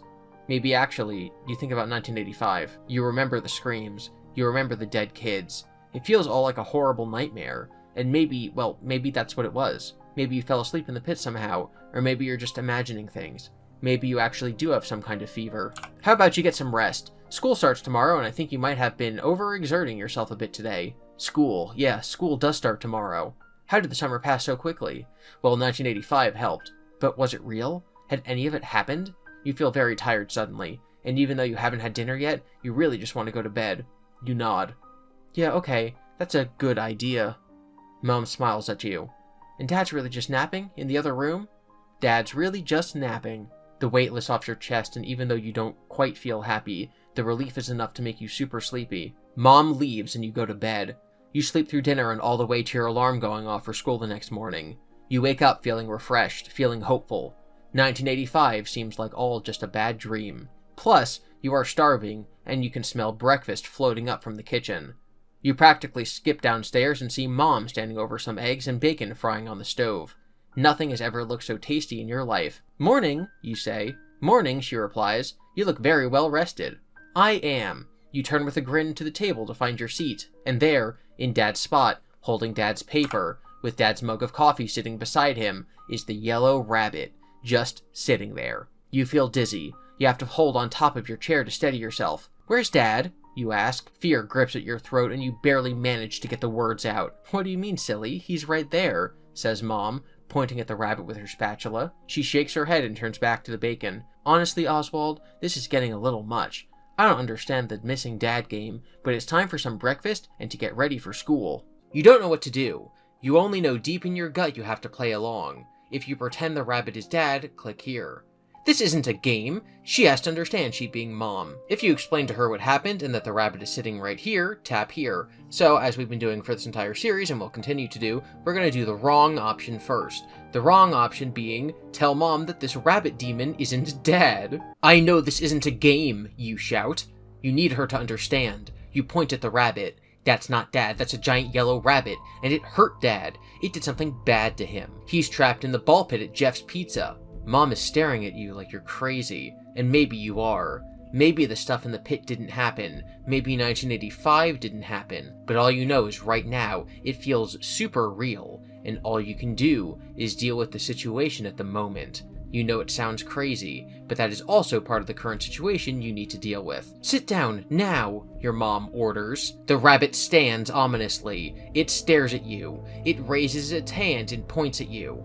You don't know what he means, but you know it's a threat. No! You pick up the thing closest to you, which happens to be a pancake from the stack, and throw it at the rabbit. The rabbit takes a step back and sits down hard on its chair. Oswald. You grab another pancake and another. The rabbit is distracted and seems almost as confused as you are. You run out of pancakes and so take advantage of this moment of confusion and run like heck out of the kitchen, down the hall, and out of the house. You stand on the lawn panting, freaking out. Now what? We can run next door for help or go to Jeff's. We're gonna run next door. There's no time to lose. You don't even bother running down the street to the sidewalk. No, you cut across your lawn, jump over the short hedges that separate the two houses, and barrel up the steps to the dark green front door of your neighbors. You knock loudly, incessantly. Someone has to be home. Please, please let someone be home. The door opens, but it's definitely not Mr. or Mrs. Brown. Another mascot is standing in front of you. What? No way! Oh my god, this is new lore! This time it's not a rabbit, but a large chicken. Chica, you say out loud. You've learned the names of the Freddys animatronic band members well by now. Freddy the bear, Bonnie the purple rabbit, and Chica the chicken. Wearing the way too cheerful Let's Eat bib and holding the way too pink cupcake with the eyes and buck teeth. Chica cocks its head to the side as you stare in horror. Slowly you back away, 1 foot behind the other, staring into the hollow empty eyes of the yellow bird. You look at the Let's Eat slogan. There's something terrifyingly gruesome about that. You feel sick to your stomach. You don't know what's going on. Maybe this truly is a nightmare. Maybe you'll wake up. Wake up, Oswald, wake up! Suddenly you're grabbed from behind by 2 very familiar yellow arms. You have almost no time to register what's happening as both the chick and the rabbit descend upon you.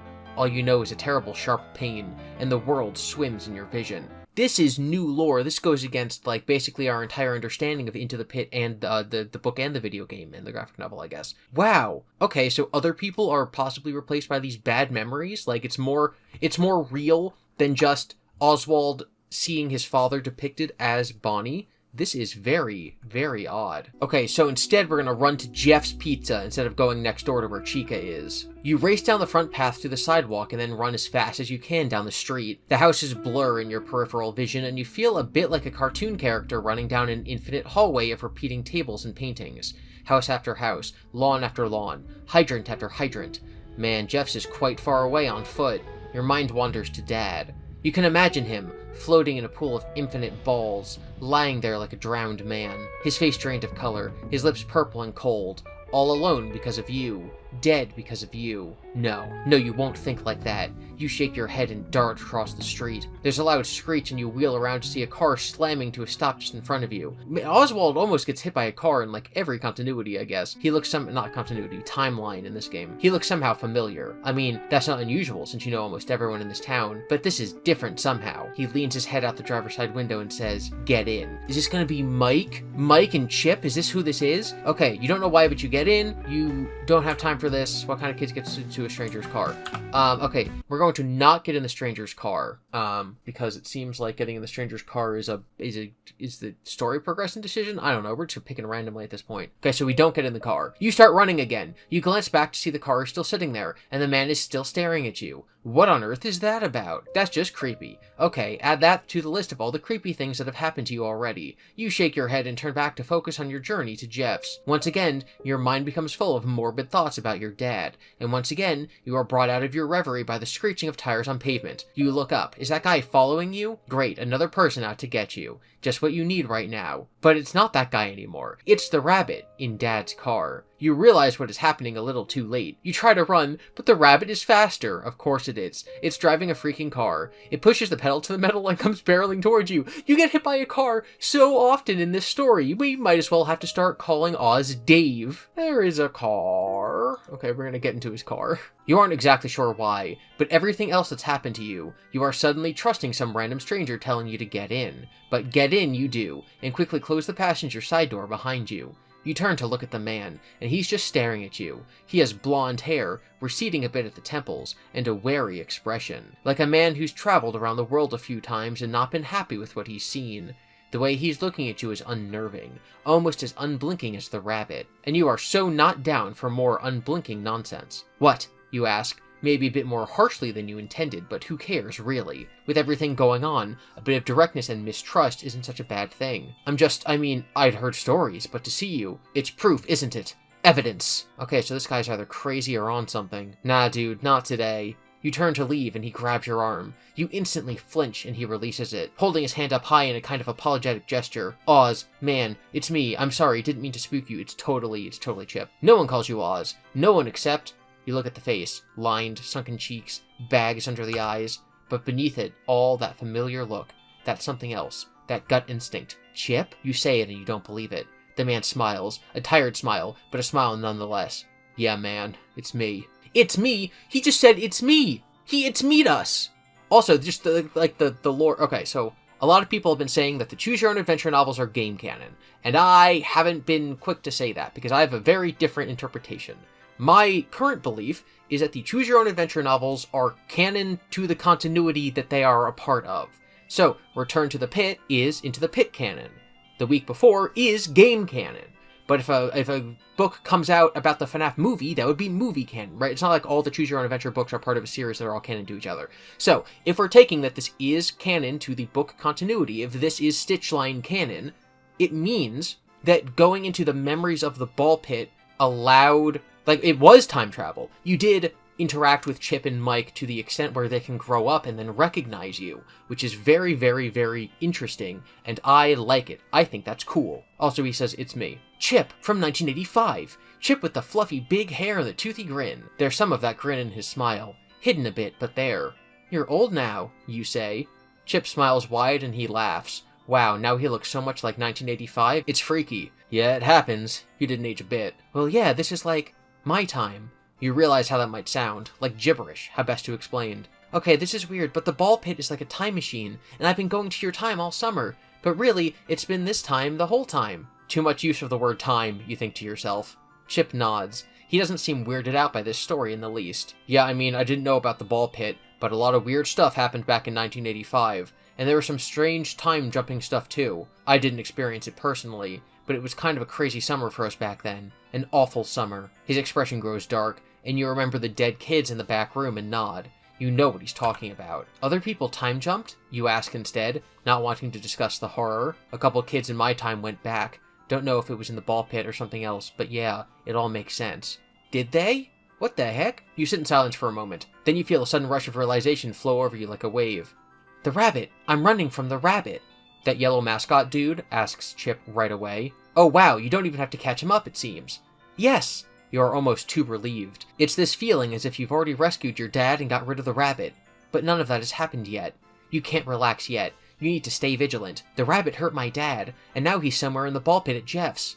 Jeff's is where Freddys used to be, you explain. And meanwhile, the rabbit has taken over my dad's life and I don't know what it wants, but I'm pretty sure it wants to kill me or something. It's freaky, and I don't know what's going on. Chip nods along to everything you're saying like he's heard it all before. His expression is serious and determined. That rabbit is bad news. Trust me. We all know that. I totally believe it's done that. Not the first time it has time-jumped either. No one's managed to destroy it. He takes a deep breath and then exhales. Not yet. It's terrifying. Oz, I've put together a team to take down the rabbit once and for all. We've been waiting for it to appear in this town again, and well, it looks like it's now or never. We were meant to meet today. Will you join us and help us end it? Okay, I hope this is where the story goes. I hope that we never get back on track with Into the Pit. I hope that we have a rabbit fighting team party of people. We get Michael Afton, we get Buff Helpy, just like the Avengers of FNAF characters fighting the evil rabbit man. That would be so stupid. But like the whole franchise is stupid. Like I love it. I hope that happens. I hope it's not just like you click it and then oops, it turns out he was Chica the whole time. He was lying to you. I hope we get the FNAF Avengers. So our options are, oh heck yes, you say. You are so ready for this. If you join Chip's team, tap here. I'm sorry, I'm just a kid. I can't do it. But I believe that you guys can. If you are so relieved from someone else, you can take over. Okay, that's... okay. We're gonna do that because I think it's the wrong option. Chip looks a little disappointed, but he nods. Yeah, that makes sense. I shouldn't have asked you anyway. What kind of grown-up am I? He laughs a bit to himself. It's weird thinking of you as a grown-up. I just saw you the other day as a kid, you say. It is kind of trippy to think. Chip has this far-off look on his face now and he shakes his head slowly. I'm trying to remember what I was like in 1985. You were really cool, you say. Yeah? Oh yeah. And well, I don't know. Chip furrows his brow as he looks at you. And what? It's dumb, but you were also really nice to me. That's not dumb. You shrug. I guess not. It shouldn't be. but I feel like being nice isn't exactly something that's seen as cool. And you were both. It meant a lot to me. Not a lot of kids are nice to me. That's awful, says Chip. Now he's feeling sorry for you, and you didn't mean for that to happen. You feel pretty pathetic. Nah, it's fine. It's whatever. I like being a loner. But you and Mike were awesome and made this summer a lot better. Before the whole rabbit thing happened. You're now feeling more than just anger and fear about the rabbit. There's bitterness, too. You had a good thing going in 1985, and that rabbit totally ruined it. Mike! Oh man, I forgot he was still living here back then. Haven't heard from him in like 15 years. 15 years? You haven't even been alive for that long. It's crazy to think you could have a whole friendship with someone and then not see them for longer than a person had been existing. I feel that. Yeah, he moved with his family the next year. He's in Boston now, married with kids. Whoa, you say. Chip laughs. Wait, okay. So he hasn't seen him in 15 years. He moved away the last year. So so he has seen him since he moved to Boston. Because it can't possibly be 2001 right now. No, it can't be because there's Netflix and there's smartphones. That's just a weird thing. Okay, it's whatever. Oh no, is that the time, he says, suddenly looking at the clock on the dashboard. Sorry, Oz, but I have to go. Have a rabbit I have to take down. Totally! You are not about to hold him back. There's nothing that matters more to you than the destruction of this rabbit. You quickly open the door and jump out into the street. Good luck, you say. Thanks, Oz, he replies. And hey, Oz, yeah? I always thought you were pretty cool, too. Oh no, we're gonna lose! You grin at each other, and then you close the door. Chip speeds off and you watch him disappear around the corner. You feel a really weird mix of feelings. Happy to have seen Chip again, kind of sad he is all grown up, scared that he might not defeat the rabbit, hopeful that he will. Time travel is more complicated than you thought. It didn't just mess with space and time, but your emotions as well. You hear a sudden squeal. I swear to God, if you get hit by a car again. You hear a sudden squeal of rubber on asphalt and you look up. A car is racing right for you. And it's not just any car, Dad's car. You can see the driver now. It's the rabbit. You want to race to find Chip, to tell him the rabbit is right here and it's coming after him. As the car gets closer, you realize what is happening a little too late. The rabbit is trying to kill you with the car. This has nothing to do with Chip. You try to run, but the rabbit is faster. Of course he is. He's driving a freaking car. He pushes the pedal to the metal and comes barreling towards you. Oh my God, when it's not just reusing literal, every 7 different fail states or sending you to page 64 or whatever, when it's not just reusing passages, it's just like, how do I get Oswald killed in this time? A car! This is the greatest possible piece of official FNAF story to come out after Jackie's Box, because in my head the entire time, all I'm thinking is, there is a car, and it is going to hit me. Okay, so we're gonna rewind. We're going to join the Freddys Avengers. I'm running out on the road. The drive is long and winding, and you leave your bleachy, dusty town for rolling hills of patchy yellow fields and dry dirt. The long, hot summer has made its mark here too, and even though you're breathing in the artificial cold from the car AC vents, you can still smell that heavy heat in the air. You turn down a dirt road that throws you around in your seat.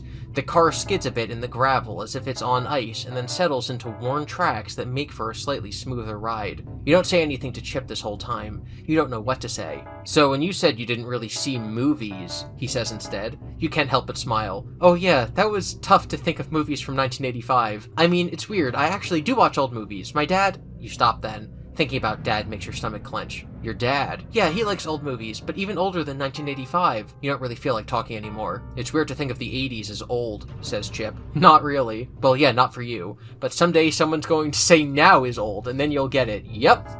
If you're watching this, you're probably younger than me by 10 years at least. And you one day will feel like nowadays are weird being called old. Gives you a grin, but you're just feeling worse and worse. You feel like you've abandoned Dad, that anything could be happening to him. You think about your fights and how you always say his taste in music is terrible. Probably the same as what Chip is saying. Stuff was cool once, and now it isn't. And the stuff you like probably won't be cool someday. Not that you ever liked anything because it was cool anyway. And you do kind of like those old monster movies. Man, you feel bad. The car turns down a driveway, long and winding, with pine trees flanking each other. At least these are green, unlike the other kinds of trees that seem ready for fall with browning, yellowing leaves. You finally pull up to a large barn, the kind that's one story and used more for tractor and other vehicle storage than for animals and hay. The white siding makes you squint. As you step out of the car, you can smell the very familiar smell of cow manure. There are a few people milling?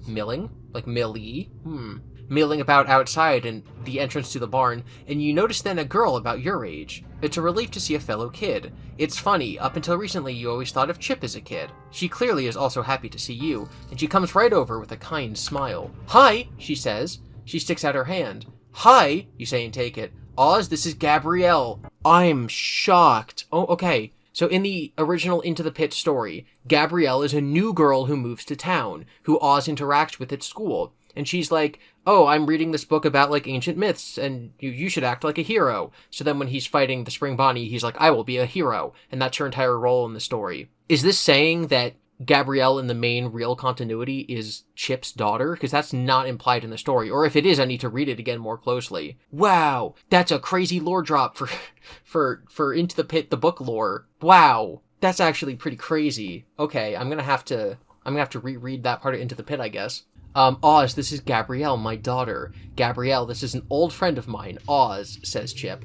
I mean, not that old. She smiles as she shakes my hand firmly and then releases it. Long story, I say. Dad, I'm going to be late for school, she says, turning to Chip. Yeah, sorry, sweetie. Oz here held me up. I think you're going to have to skip today, is that okay? He asks. Gabrielle nods. I'd much rather help you out here anyway. I'd rather be a hero than just read about them. You notice then she's carrying a big book with some kind of monster on the cover. That's my girl, says Chip, and it's so weird to think of him as a dad that you kind of want to laugh. But also, you know, it isn't the right moment for that. Come on, let's get this meeting started. Okay, so if you go the other route, if this other route even exists, where you just go to school and you meet Gabrielle on the first day of class, then, like, does it imply that she's Chip's daughter? He looks over at some adults standing in the shade of one of the trees. Let's get going. They nod, and all of you head into the shadows of the barn. There are half dozen other adults already inside, sitting on some folding chairs and a bench along one wall. It doesn't look super organized or anything, but you're just happy you don't have to face this rabbit on your own anymore. You and Gabrielle choose a pair of old barrels to sit on, and you both sit there dangling your legs and waiting for something to happen. What's going on? You whisper to Gabrielle. We're just waiting for the leader, it's all good, she reassures you. Oh, I thought your dad was the leader. She shakes her head. Just as she does, a shadow materializes in the wide open barn doorway. First, just a pair of legs, then a torso, then a pair of long, tall ears. The rabbit walks inside. You want to make a run for it, and you wonder why everyone is still sitting there like that. There it is, says Gabrielle. Who? The leader, of course. Okay, so your dad is the leader, but he's been replaced by the rabbit? What? Okay. If you guys ever see me looking over here, it's because I'm writing down what page we're on before I make a decision. Wow! This last, like, chapter, this bit has been crazy. Like, what's even going on anymore? Okay, so we're gonna call him out for being the rabbit. Wow. What are you talking about, Oz? That's Chip. He's walking over to the rabbit, hand extended, as he turns and says that to you. Right there! It's right there! You point at the rabbit and it just stares back at you. For a creature that has zero expression on its face, it's amazing how well you can read it. Right now it appears satisfied, smugged. Oz, man, are you okay? Asks Chip. He and the rabbit shake hands and Chip makes some kind of quiet apology to it. Now you know for sure that Chip is all grown up. He's doing that dismissive things adults do when they talk to each other to reassure each other that the kid that's acting weird is no big deal. Except this is a huge deal. You can't believe this is happening to you. Not here. Not now. That's the rabbit, you say to Gabrielle. She's looking at you all weird, but she isn't being like the other grown-ups. She's actually listening. How can you tell? She asks. I mean, look at it.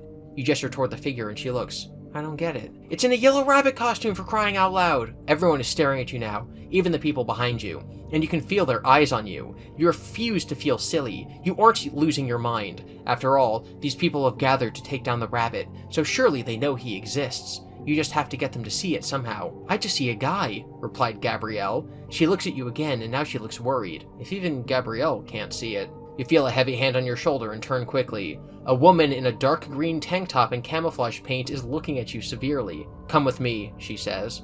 You look at Gabrielle, who doesn't seem to know what to do. She looks just as lost as you feel. Go with Ava, says Chip. I'm sorry, Oz, but maybe time travel has messed with your mind a little bit. We can't have you just having these outbursts when we have a mission to accomplish. So unless Ava's a character from a Fazbear Fright story I haven't read, she might be original to this, I'm not entirely sure. What does that mean? Are you going to kill me? You sit there, defiant, not ready to go anywhere. Chip sputters and holds his hand up. Kill you? What? Of course not. We just need to keep you safe until the mission's done. Ava? The woman behind you grabs under your arms to lift you off the barrel, and she is very strong. You realize fighting it will only make things harder for you. Okay, I'm coming, you say. You get up and are led down to the other end of the barn, past all the people staring at you as you go. They think you're crazy. You worry a little bit that you are.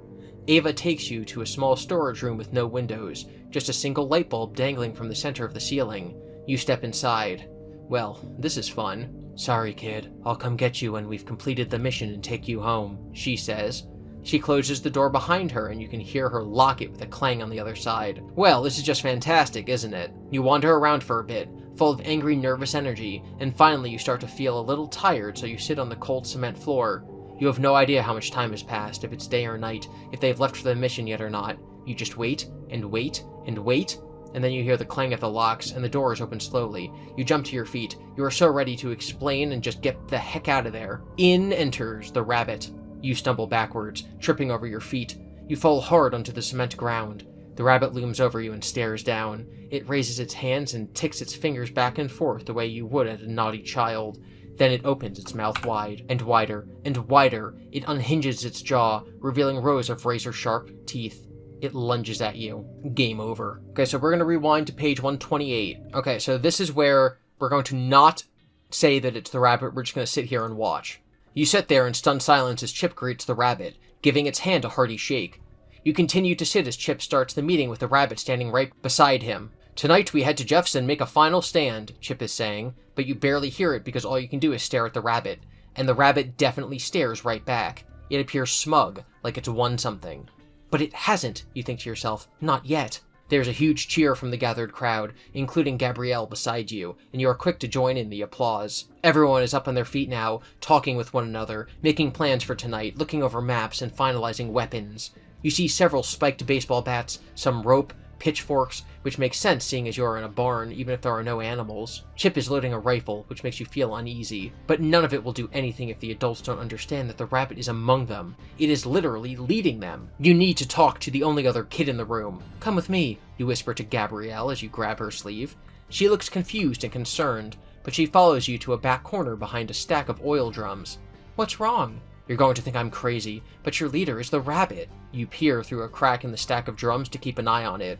The rabbit is talking to a woman in a green tank top and camouflage pants. That's Ava. Or rather, she's talking to it. The rabbit is just standing and staring at her, expressionless. Gabrielle joins you to peek. How do you know? Okay, so in this continuity, if one of the MCI kids' names is Gabriel, it's possible that Chip named his daughter after the victim, which answers that question, which is a question I had when I read into the bit of story about why Scott would have a character named Gabrielle in a story where Gabriel is an important name. Anyway, continuing. Because it's dressed like a rabbit, you say. You look at her carefully. Does she seriously not see it? It looks like a man to me. You feel your heart sink. But everything my dad said about how clever the rabbit is, I wouldn't put it past it to disguise itself like this. It feels so good to be believed that you just want to give her a big hug, but that would be weird, considering you've only just met. I wonder why you can see it as its true self, she adds. You shake your head. I have no idea. Maybe it's because I time traveled? You time traveled? She looks seriously impressed. Yeah, that's how I met your dad. My dad? Yeah, we met in 1985 when I time traveled. He was just a kid, our age. It doesn't feel like this is the time to explain all this. That's crazy. You shrug. It's weird. When everything in your life is crazy, it all starts to feel very normal. So, she says after you say nothing, what should we do? Okay, we're gonna tackle the rabbit, or we do nothing. So this entire storyline is weird, because, like, this can't be the ending of the story, right? Like, the true ending has to be that we go in and save the dad in the ball pit. Unless, like, okay, my thought is that this is the fake ending. It's gonna be a happy ending, we kill the rabbit, save the world, whatever. And then we get the golden ticket, and then it's like, play the story over with the golden ticket, and then we get the canon ending. Because the canon ending of FNAF games is never really the happy ones. This is weird. Okay, we're just gonna wait and see what the rabbit does. We can't do anything. The adults won't believe us. Trust me, I've tried. I think we have to wait and see what happens. Hopefully the rabbit will slip up, you say. It's unsatisfying, but you know it's the right thing. It's not like you can just take this crazy rabbit by yourselves. And you are in a room with a bunch of adults and weapons. Surely at some point that might help. Yeah, and it would be dangerous. I mean, I'm not even supposed to be here. I was supposed to be at school, replies Gabrielle. Yeah, me too. And for some reason, even though it's not the point of everything happening, you ask, what school do you go to? We just moved, so it was going to be my first day, Westbrook Middle School. You can't help but laugh. That's my school. Oh, funny. I guess we would have met there, huh? You nod, and you wonder if in a different universe, what would have happened if you just met her as a friend during a normal day under normal circumstances. Okay, again, because I don't know what's going to happen in this book. Is that going to be an possible path that we take? Or is the alternate universe the main series books? How weird, quote, normal seems now. Let's just wait it out and see what happens, you say. But let's make sure not to go anywhere alone. We don't want it to corner us or anything. I think we're safe as long as there are other people around. Makes sense. And that's what you do. You make your way from your little hiding spot back out into the open. You're trying to be as chill as possible, just looking at everything everyone is doing. You wander over to the woman in green and look down at the blueprints to Jeff's pizza she's studying. You see the ball pit in the corner. That should be our primary focus, you say. She looks at you. That's where the rabbit comes from. That's the portal to another time. She looks at you even harder. Just, trust me on that one, you say, and slowly back away from her. You see her turn back to the blueprints and make a mark on the spot you pointed out with a pen. Well, at least she's listening to you, even if she thinks you're crazy. You wander over to Chip and his weapons. You pick up a bat. It's weighted down with the barbed wire wrapped around it. You are reminded how terrible you are at gym class. You okay? Asks Chip. A little nervous, honestly. You put down the bat. You pick up a length of rope. I don't want, like, a weapon or anything. You don't? Why not? And I wouldn't let you have one anyway. Then why is he here? You can't help but laugh. It's weird, you acting like an adult with me. Protective, you know? Chip grimaces. I guess. Just remember, I didn't actually time travel. I've lived the last few decades in real time. I've grown up. There's something harsh in the way he says grown up, but you can't tell if he is telling you off or he's mad about getting older. You can't really tell what's going on at all anymore. Totally, you reply. You put down the rope and wander over to another group of adults sitting and talking in a small circle. You feel safe keeping your back to the wall surrounded by adults, but you always keep an eye on the rabbit's whereabouts. You think it is probably doing likewise with you. Time passes and the sun starts to set. You can't believe you've been here all day. There's a shift in the energy then, and you sense that time is coming soon. Time for action. Alright everyone, let's do this, Chip announces loudly to the group. Everyone is up on their feet, finalizing plans and grabbing weapons. Gabrielle runs over to you and looks at you with wide eyes. Yup, it's happening. What is happening? What will happen? That's a whole other question. Oz, Gabrielle, you're with me, says Chip, approaching. You'll stay in the car. Dad, we can help, insists Gabrielle, but you're not exactly upset to be left out of things. No, Gabrielle. As you follow Chip to the car, you run a little to step in next to him. Hey, can you make sure to look for my dad? You ask. Chip nods. It's just, he's in the ball pit somewhere. It's bigger than you think it is. It's like a whole pool, or maybe even the size of a lake. You really need to search. Chip holds open the back seat door for you, and Gabrielle hops in. He isn't making eye contact with you. Chip, dude, you say. Chip looks down at you now. Please, my dad. He looks at you and you don't exactly know what he's thinking. Finally, he nods. After we take care of the rabbit, we'll find your dad. Thanks. Now, get in. You jump in besides Gabrielle. The woman in the green tank top gets in the passenger side up front, and Chip is in the driver's seat. Soon you are leading a caravan of cars and trucks down the twisting driveway.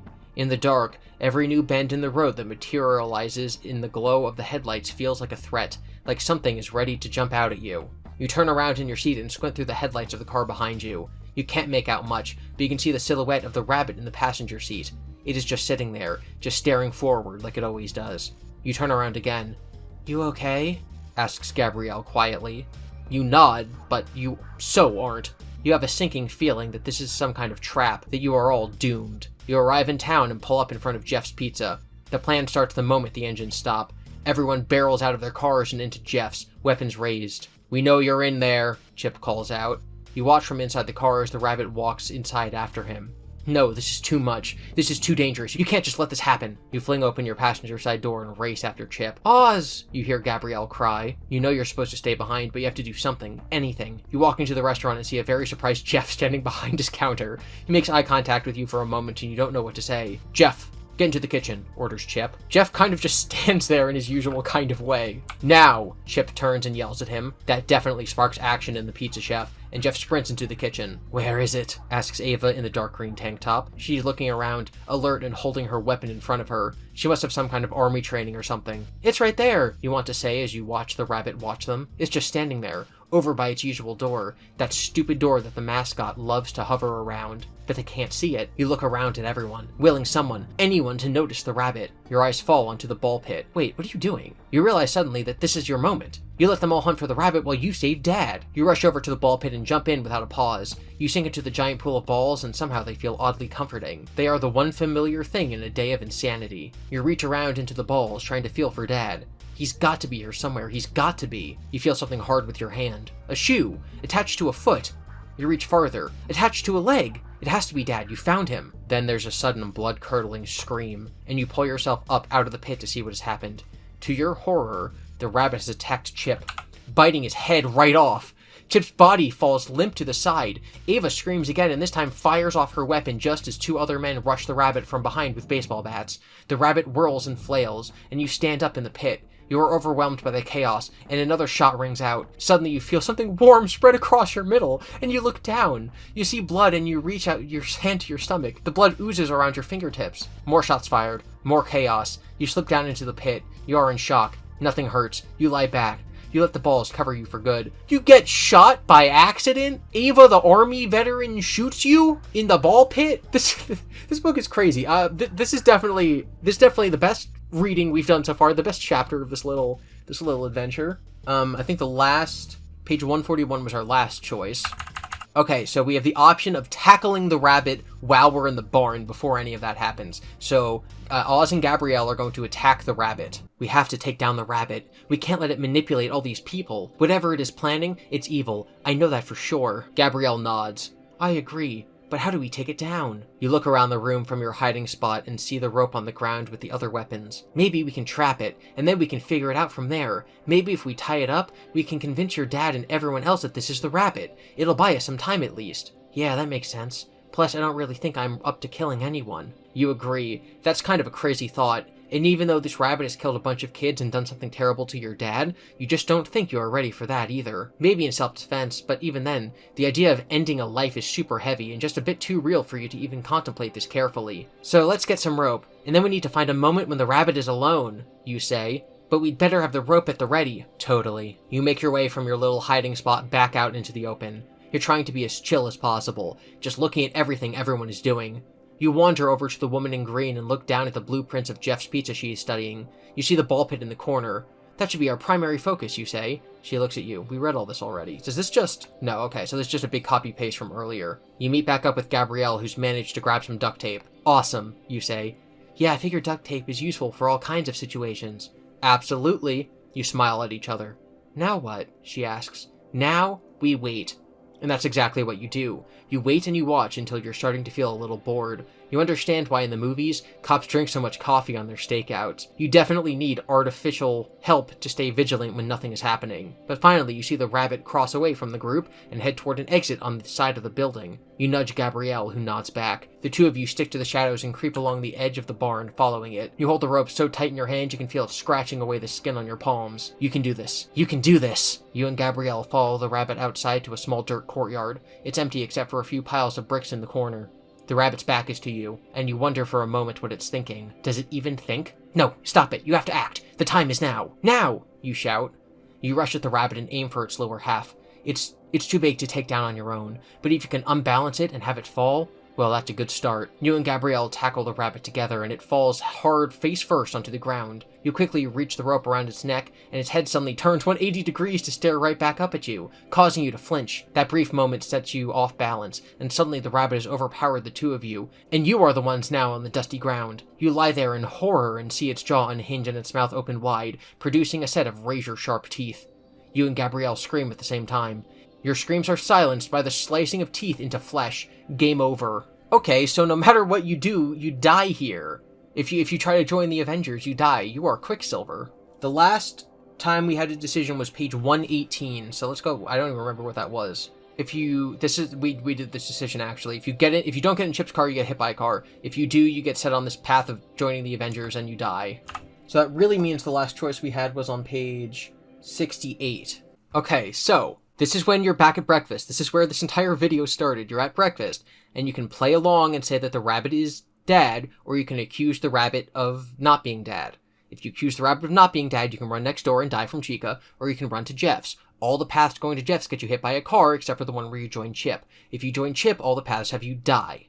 So, the only thing we can do is play along that the rabbit is Dad. You manage to swallow a few bites of breakfast sitting opposite the rabbit. It doesn't do anything, just sits there reading the paper.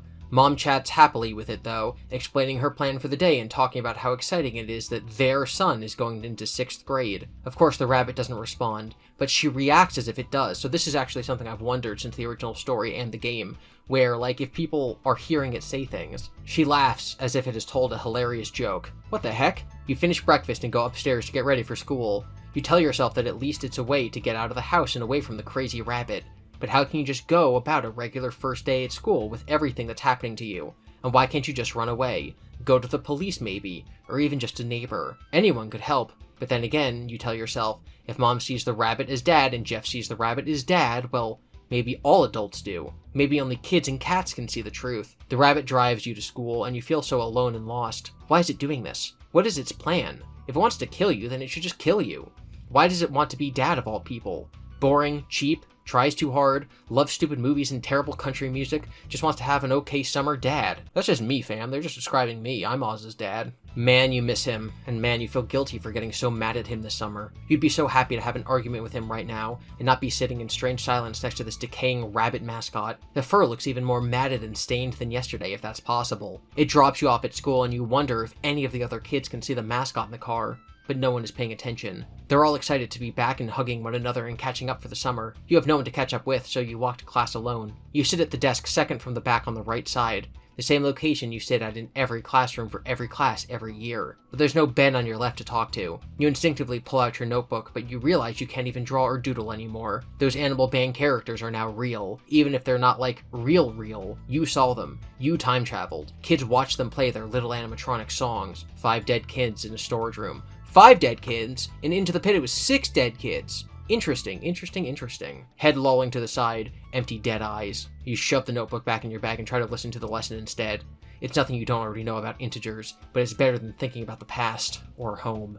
At lunch, you wander over to the old swing set at the far end of the schoolyard. No one ever hangs out there. The grass is all overgrown, and the grounds crew seem to have forgotten it exists. But now someone is sitting on one of the swings, a girl you've never seen before. Hi, you say.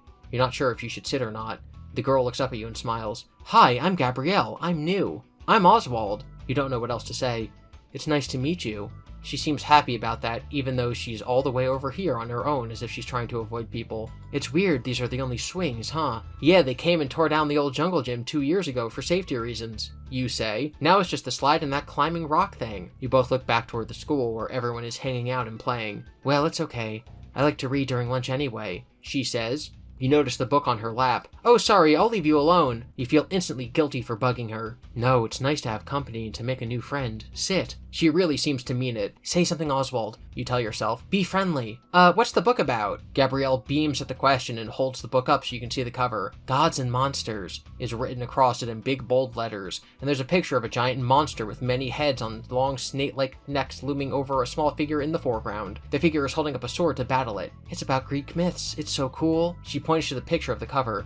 This is the Hercules myth that I just finished reading, about him fighting the Hydra, and now I've started reading about Theseus. Her excitement is infectious, and for the first time since you saw the rabbit at the kitchen table, you feel a little happy. You want to know more. You can ask her to tell you about Theseus, or ask her to tell you about Hercules and the Hydra. Alright, so I think in the main story, she tells you about heroes and that inspires you, whereas asking about the Hydra might tell you how to defeat the bad guy. So we're gonna go Hydra first, because I think that's the wrong path. That's really cool. Hercules fought that crazy-looking monster, you ask? You've obviously heard of Hercules before. He's some kind of ancient hero. Plus, there are like a million movies about him. But you realize you don't actually know much about the guy. Just his name, really. You lean in to look more closely at the book's cover. The monster makes you think a bit about those old kaiju movies Dad likes so much. You feel a pit in your stomach when you remember what happened to him. You feel extra worse for that one small moment you actually forgot about it. That's maybe the worst part about horrible things happening. Life also happens. And sometimes, life makes you forget the horrible thing, and then that just makes you feel super guilty. I'm going to take a point of order here to be pretty serious and not really talk about the book. But everyone in life is always going to go through something. You're always going to have a hard time, something tragic's going to happen, and you're going to feel bad. And then exactly this kind of thing is going to happen. You're going to be sad, you're going to feel like you're supposed to be sad, and then you're going to hear a joke, and you're going to laugh. You're going to watch some old sitcom on TV, and it's going to take your mind off things. And then your mind's going to go back to the sad thing, and you're going to feel guilty about forgetting it, as if the thing that you should be doing is feeling sad that it happened. And that's just the wrong mindset to be in. If you're sad, if you're going through something hard, and something can bring levity or distraction to you for even a moment, that's a good thing. If something can make you laugh when you're tragically depressed, that's good, and you should never feel guilty about forgetting about something like the loss of a loved one or some worldwide tragedy that's going on. It's understandable that Oz feels this way, and a lot of people do feel that way, but if you ever find yourself in that situation, you should not feel guilty for feeling like that. Try to look for the happiness, try to look for the light, try to do things to distract yourself, and just try to find things that make you smile and happy. Back to the funny jump scare bear game. Yeah, Hercules has all these challenges he has to do, and one of them is fighting a Hydra that regrows its head when he chops them off. It feels impossible to defeat it, but then he thinks his strategy through and realizes he has to solder the nets shut with fire so they don't grow back.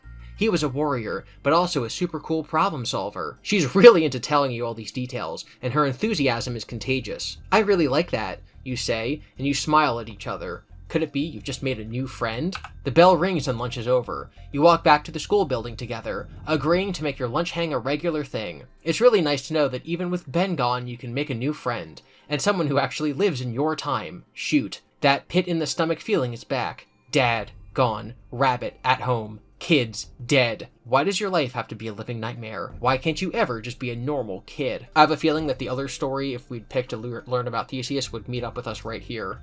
The school day ends too quickly. Okay, we're on page 78. We're gonna ask her about Theseus. Huh, I've never heard of Theseus before. I don't think. Who's that, you ask? You've obviously heard of Hercules, and he's been in a ton of movies and stuff, but this guy? No idea.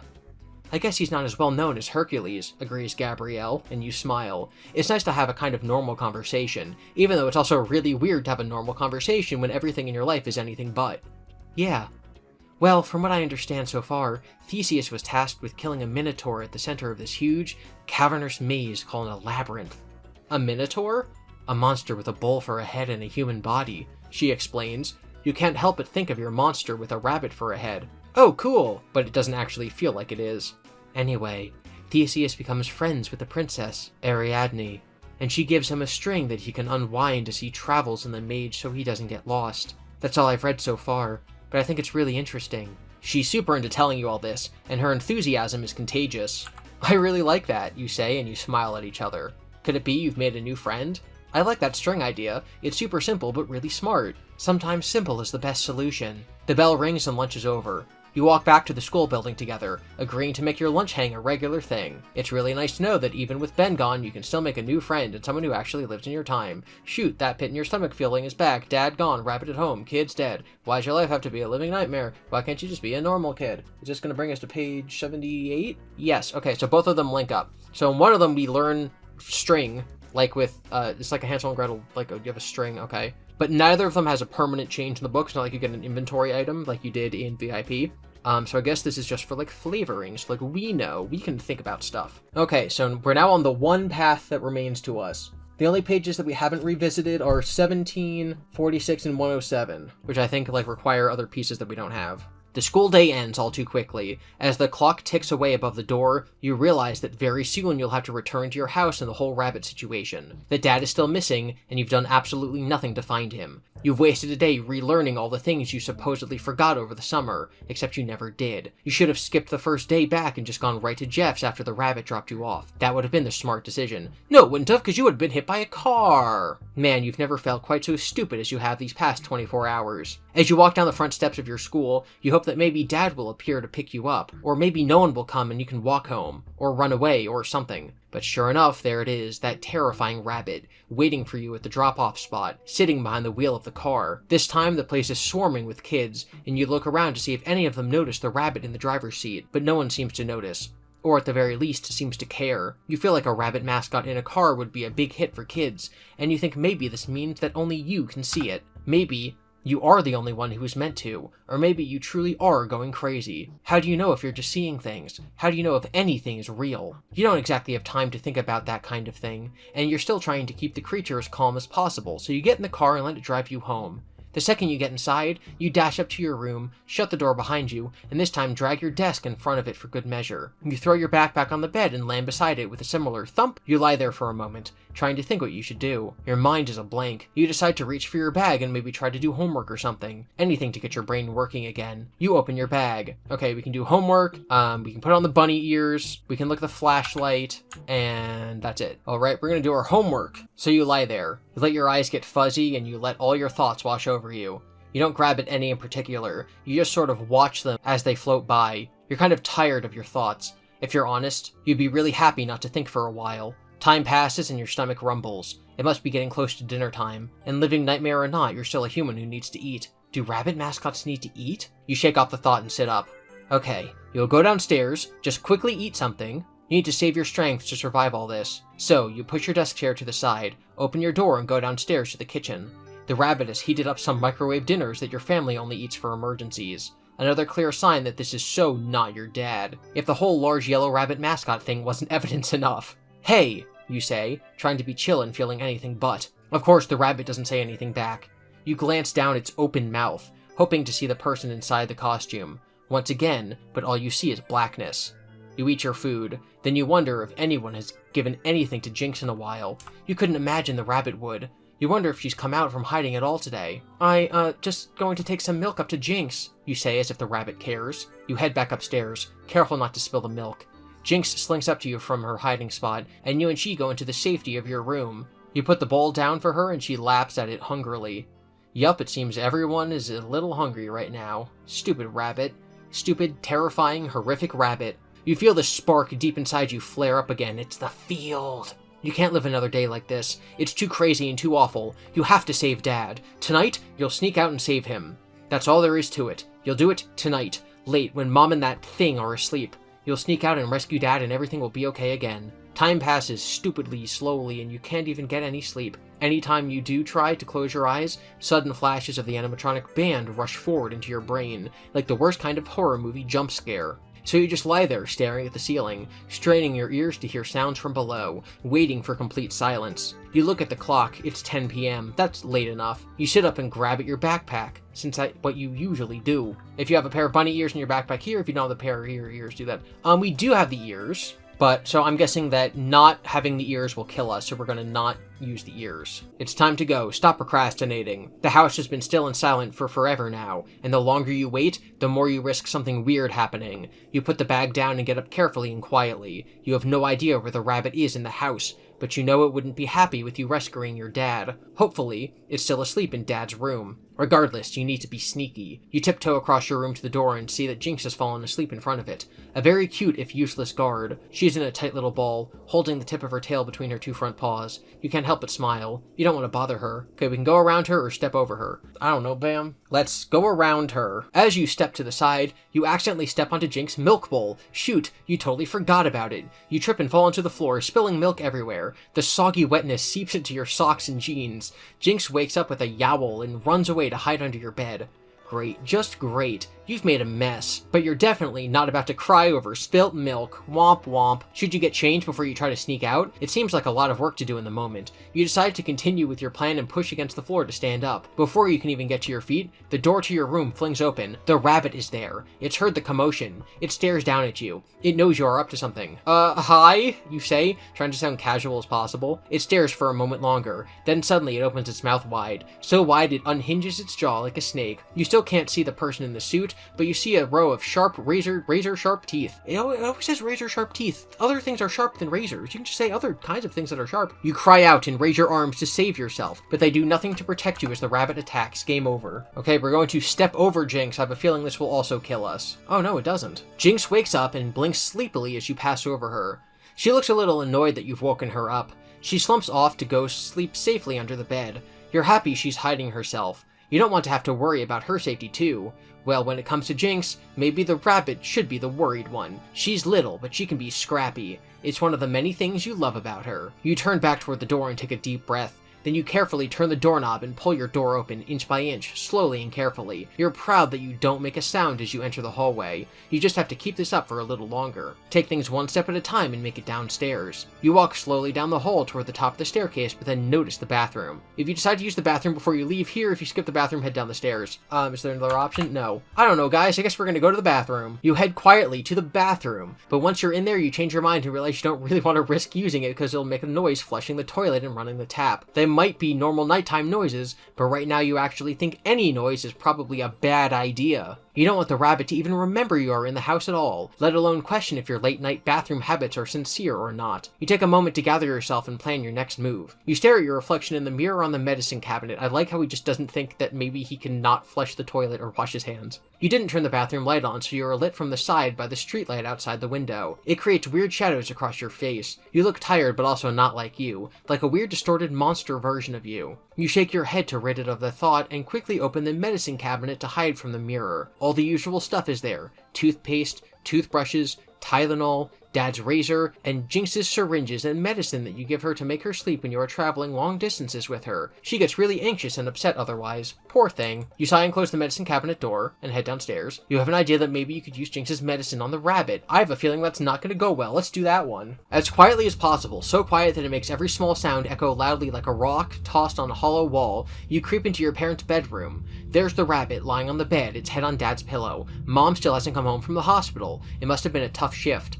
You look at the rabbit carefully, trying to examine the situation. It's really hard to assess what's up with the mascot. They always look exactly the same, and their eyes don't close when they sleep. But the rabbit is unmoving, and its breathing seems slow and measured. Maybe it actually is asleep? How can you know for sure? You're suddenly not so confident about your plan. The idea of entering the room, crossing over to your dad's side of the bed, and stabbing this creature with a syringe seems incredibly stupidly dangerous now. Do you try to drug the rabbit, regardless of your fear? Yeah, of course we are. You take in a deep breath and release it very slowly, through your mouth. You can do this. But you have only one shot at this, literally and metaphorically. So you need to be patient and take your time. One foot in front of the other, step by step, you carefully walk over to Dad's side of the bed. Being this close to the rabbit makes your stomach clench and your pulse quicken. You can also now smell that weird, stale, moldy scent that seems to live in that terrible matted yellow costume. It makes you a little dizzy and nauseated, but you are focused. You raise your hand over your head and aim the syringe right at the rabbit's heart, or at least where you hope a heart is. Does such a monster have a heart? Literally, metaphorically. You bring your hand down fast, but suddenly the rabbit has you by the wrist and sits up in one quick motion, relieving you of the syringe with its other hand. You cry out and try to wrench your arms free, but it has you tight in its grasp. You pull and pull, and the rabbit tackles you off the bed and onto the floor. You are pinned beneath it. It's the rabbit's turn to pull its hand back high over your chest with the syringe. No! You cry out, but it's too late. You feel the sharp stabbing pain of the syringe piercing your chest. You open your eyes wide and gasp, and then you feel a heaviness overtake you. You close your eyes to sleep. You never wake up. Hey, at least it's a more creative death than being hit by a car for the 18th time. Okay, so we're going to not stab it. You assess the staircase in front of you as it disappears into the dark void of downstairs. Has it always had this many stairs? Has it always looked this steep? Why does a simple set of stairs you've used every day your whole life suddenly look like some imitating obstacle out of a high-level video game? And how are you supposed to approach going down them without making a sound and drawing the attention of the freaky rabbit? Okay, so I'm guessing that a couple different paths are probably going to lead us right here. If you decide to go down them as quickly as you can, go here. If you keep with the plan of taking everything slow, go here. I wonder what our options would be if we had the flashlight. Okay, we're going to go really slowly. Slow and steady wins the race, that's what they say, right? You realize in that moment the saying actually comes from an old fable about the tortoise and the hare, about them racing, about how even the hare is quick, the tortoise's slow determination makes him the winner. Well, how perfect is that then? You'll be the tortoise to defeat the rabbit. See, this goes back to my thing about, like, these books all being written not by ghostwriters, but by, like, different authors, with, like, Scott and Scholastic overseeing it. Because this whole thing about the tortoise and the hare was also done in VIP. We've had 3 stories in the series, and 2 of them have been like, well, haha, the tortoise and the hare is relevant to this situation. Okay? It's like where in Spider-Man No Way Home and Doctor Strange 2, they both make jokes about Spider-Man shooting web out of his butt because I guess the writers of each movie thought the joke was funny and didn't see the other person's script while they were developing them. It's bad. Just don't do that. Just, like, change it. Just take this line out because we already used it in the other story. It's silly. You just need to take the stairs one by one, step by step, and you'll be outside in no time. Shouldn't be too hard, you hope. But as you take the first step down, you hear an all too familiar creak. It's funny how a creaky staircase is meaningless to the point that you totally forget it's a thing, and then suddenly it could become literally life and death. You turn your head quickly to see if the rabbit heard you.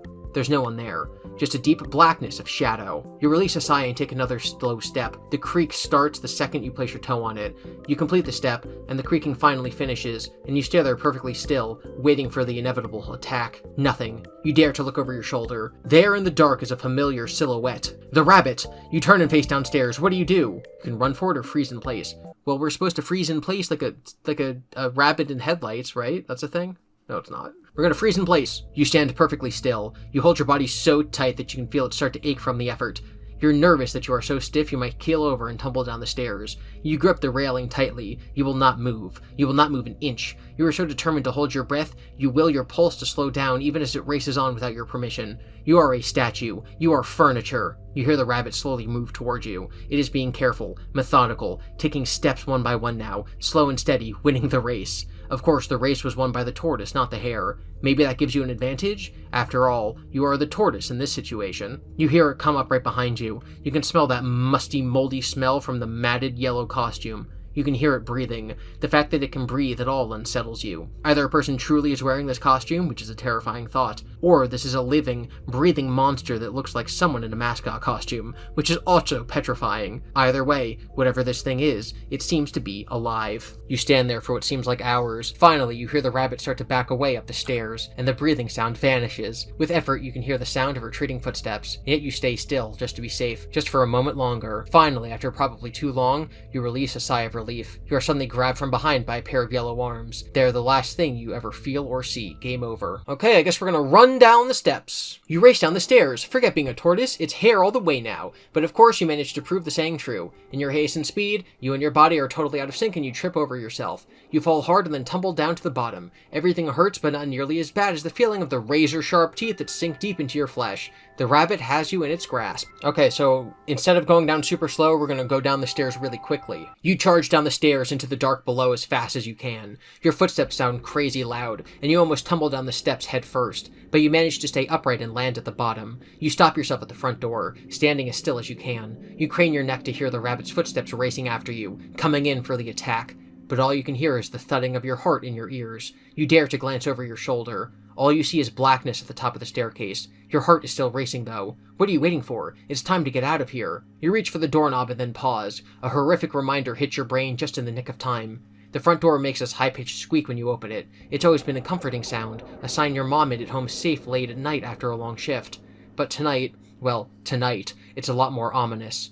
And it could definitely attract the attention of a creepy rabbit. Maybe you should use the back door instead, but that could just waste precious minutes. Okay, so we can use the front door, which is squeaky, or take the time to cross the house. We're gonna take the front door. We're gonna be quick like a rabbit. Nope.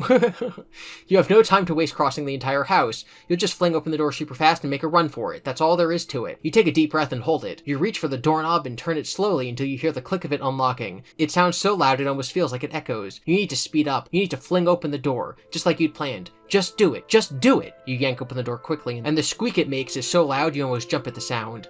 Did the rabbit hear too? You turn to see if it did, just as it launched itself at you. Jaw unhinged like a snake with rows of razor-sharp teeth. Wow, the razor-sharp teeth are in a snake mouth again. We've never seen this imagery. Like, I know... No, actually, I take that back. I don't know. If you're gonna read this book, you're probably gonna do every single path. You cannot just copy and paste large pieces of text in different paths, and you should use different metaphors and similes and imagery. I don't know why the week before was so good at this, and even VIP was so good at this, but this one isn't. I don't get it. You feel sharp pain and cry out. It's unlike anything you felt before. I disagree, because I felt those razor-sharp teeth like 30 times in this book. Okay, we are going to go to the back door. You're getting kind of good at this, going carefully and staying quiet thing as you move as quickly as you think is safe down the hall to the kitchen, and then to the back door on your toes. You hold your breath as you open the door, but it's always been nice and quiet and doesn't let you down. No creaks here, thank goodness. You step out into the cool evening air and shut the door as carefully and quietly as possible, hoping it doesn't click too loudly. You glance up at the window on the second floor, the one belonging to Mom and Dad's room. Or Mom and the Rabbit's room now? No, that's just not a thing. And definitely won't be a thing after tonight. After you rescue Dad, you make your way down the side of the house to the street and then you start to run. You just turn right and race out into the dark street. You don't look behind you to see if the rabbit has figured out you've escaped yet. Instead, you just focus on the pools of light from the street lamps, dashing as fast as you can from one pool to the next, desperately avoiding the shadows. You've never been that great at gym class or anything, but the need to rescue Dad and your fear of the stupid rabbit keep you running the whole way to Jeff's. Coach Garcia would be proud. You don't really even realize you've run that far until you arrive outside Jeff's door. You're panting hard and sweat is pouring down your brow. Is this what it feels like to do sports? It's kind of exhilarating, you guess, but also kind of the worst. You try to catch your breath as you go inside Jeff's. You didn't actually worry it might be closed so late at night until you enter and realize, wow, Jeff stays open late. For what customers exactly? You wonder. But you're not going to question something that you are so grateful for. What would you have done if he'd been closed? Break a window? Unlikely. Jeff looks at you funny. We only serve whole pies at night, he says. Oh right, you need an excuse to be here. I just wanted a soda. Yeah, that's totally believable. What kid crosses town and shows up at a pizza place just to order a single soda? You inwardly roll your eyes at yourself. But Jeff just shrugs and goes back into the kitchen. Gotta put the next pie in the oven, I'll be back. Really, it's more than you could have asked for, because the second he disappears is the second you dash over to the ball pit. You stop yourself short, realizing you shouldn't just dive into it. You might be sent to 1985 in the murder restaurant, so you crouch down and leave over the edge of the pit, rummaging as much as you can through the balls. He has to be here. Surely he's in here. Your terrified dad is in 1985, and then what will you do? It's not working. You can't feel anything. You have no choice. You have to go into the pit. You have to follow tradition. If you end up in the past, well, hopefully Dad's there too. You dive into the pit and the balls cover you up, filling in any space and making you feel really claustrophobic in here for the first time. You think it's probably not about the ball pit itself. It's probably just you feeling trapped in the whole situation, a kind of metaphor. And then you realize you haven't started to count to 100 yet, and you really can't waste time thinking about all this stuff. So you start to count to 100, and you just tell yourself you won't climb out of the pit or anything. You will avoid the risk of 1985 and stay safe under here, and just keep looking for Dad. And when you find him, immediately count to 100 again. 100! You wait to hear the sounds of 1985. You hope for the beeps and dings of arcade games, but you fear the screams. Instead, you feel something hard against your back and you spin in place. You reach out for it. A boot! You reach along the boot and feel an ankle. The sensation when you discover it is like being electrocuted. Dad? Oh, you hope it is. There's a leg and a torso, and then you reach up for his face and hope it's a real one and not some stupid mascot head, and you take a deep breath. You feel skin and stubble. It seems so familiar. It has to be, Dad. It has to be. You quickly count to 100 again. Then it's time to get the two of you out of the pit. You've read stories about moms lifting whole cars off their kids, how adrenaline does crazy things to the human body. Heck, it made you run nonstop to Jeff's. But as you pull and pull out who you really hope is your dad, you are struck by your ability to rise to the surface with him in your grasp. You emerge out of the ball pit, mercifully at Jeff's, and pull the body behind you. It's so heavy, yet somehow you're doing it. You drag the torso up above the balls. It feels impossible, but you do it. You turn to look at it. It's Dad! It's him! You found him! Oh, please don't be dead, Dad. I'm so sorry for all our fights. They were so stupid. You think all this as you pressed your head against his chest, listening for a heartbeat.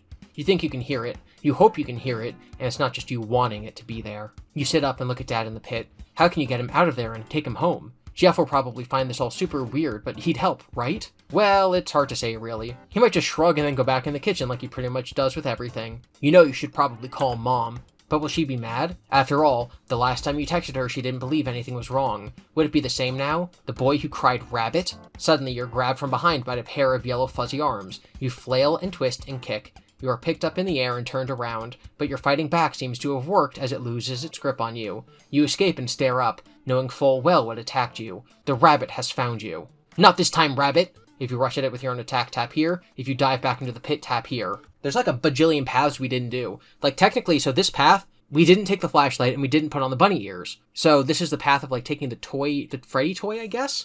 So, like, this is the climax, but I have a feeling that no matter what we do, we're gonna have to lose, because this can't be the real climax. This can't be the best ending. We're gonna dive into the pit and die, probably. Yep. The ball pit becomes an infinite pool, colorful balls upon balls. There is no up, there is no down, there is no escape. The world is just plastic balls now. You sink and sink. You try to swim up to the surface, as you have before, but there is no surface. Just oblivion in the form of plastic balls in every direction around you. Your body relaxes into the realization. You feel nothing but hopelessness, but in that feeling, there is a sense of freedom. You don't care. You don't care about anything. About yourself, about Dad, about the rabbit.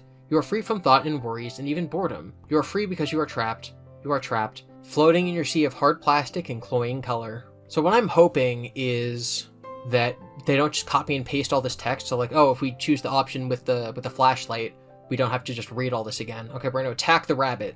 You spin to face the rabbit. It's standing between you and Dad, still in the pit, looming at you like it likes to. No, not this time. Not this time. Your adrenaline is still coursing through you and you rush the rabbit, launching yourself at its lower half. If you can push it off balance, maybe you can send it into the ball pit and back to 1985 where it belongs. It staggers back, not falling off its feet, but into the netting surrounding the pit. The useless netting that you finally realize has served its purpose of keeping people at bay in the worst possible moment. The rabbit steadies itself and then, with surprising speed, lunges at you, pinning you against the wall by the pit.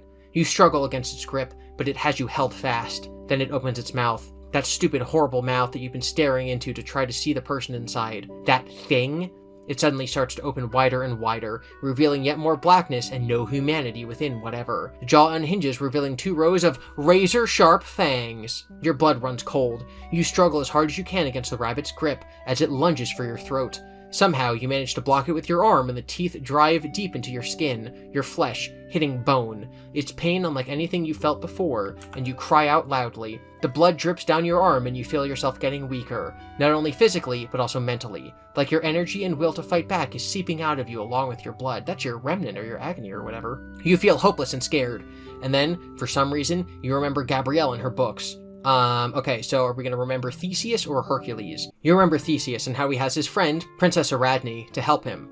How you wish you had one now. You feel certain Gabrielle would actually come to your aid. You only just met, but she was really nice and enthusiastic about everything you had to say. She seems to genuinely enjoy your company. Besides, she loves reading about heroes. You bet she wouldn't mind being one. A Hercules or a Theseus or an Ariadne. And then you remember the string. String, of course. Yeah, so again, this is the canon ending where the rabbit gets hanged in the string of the ball pit. You use all the strength that is left within you and wallop the rabbit in the face with your free hand. It's hardly a hard punch, but it's enough that it releases its grip on your arm. You lunge at the netting around the ball pit to grab it and pull it toward you. You will entangle the rabbit with the string. The rabbit catches you by your other arm and wrenches at it hard, breaking it with an easy snap as if it was nothing more than a twig. You scream out in pain. Your head swims. You feel bile rise up in your throat. You release the netting and fall to the ground useless and ashamed. The rabbit rises up before you and looks at you one last time. Please don't, you ask futilely. What? No, this is supposed to be the real ending. It stares at you, with pity maybe, like it is disappointed in your attempt to defeat it. Then it opens its mouth, unhinging its jaw again in that horrible snake-like fashion. You have nothing left in you to defend yourself. You close your eyes and brace yourself for the attack. It chomps down on you, and the last thing you remember is a piercing white-hot pain. I was wrong, I guess. So we're gonna do Hercules. Every head that Hercules cut off grew back twofold,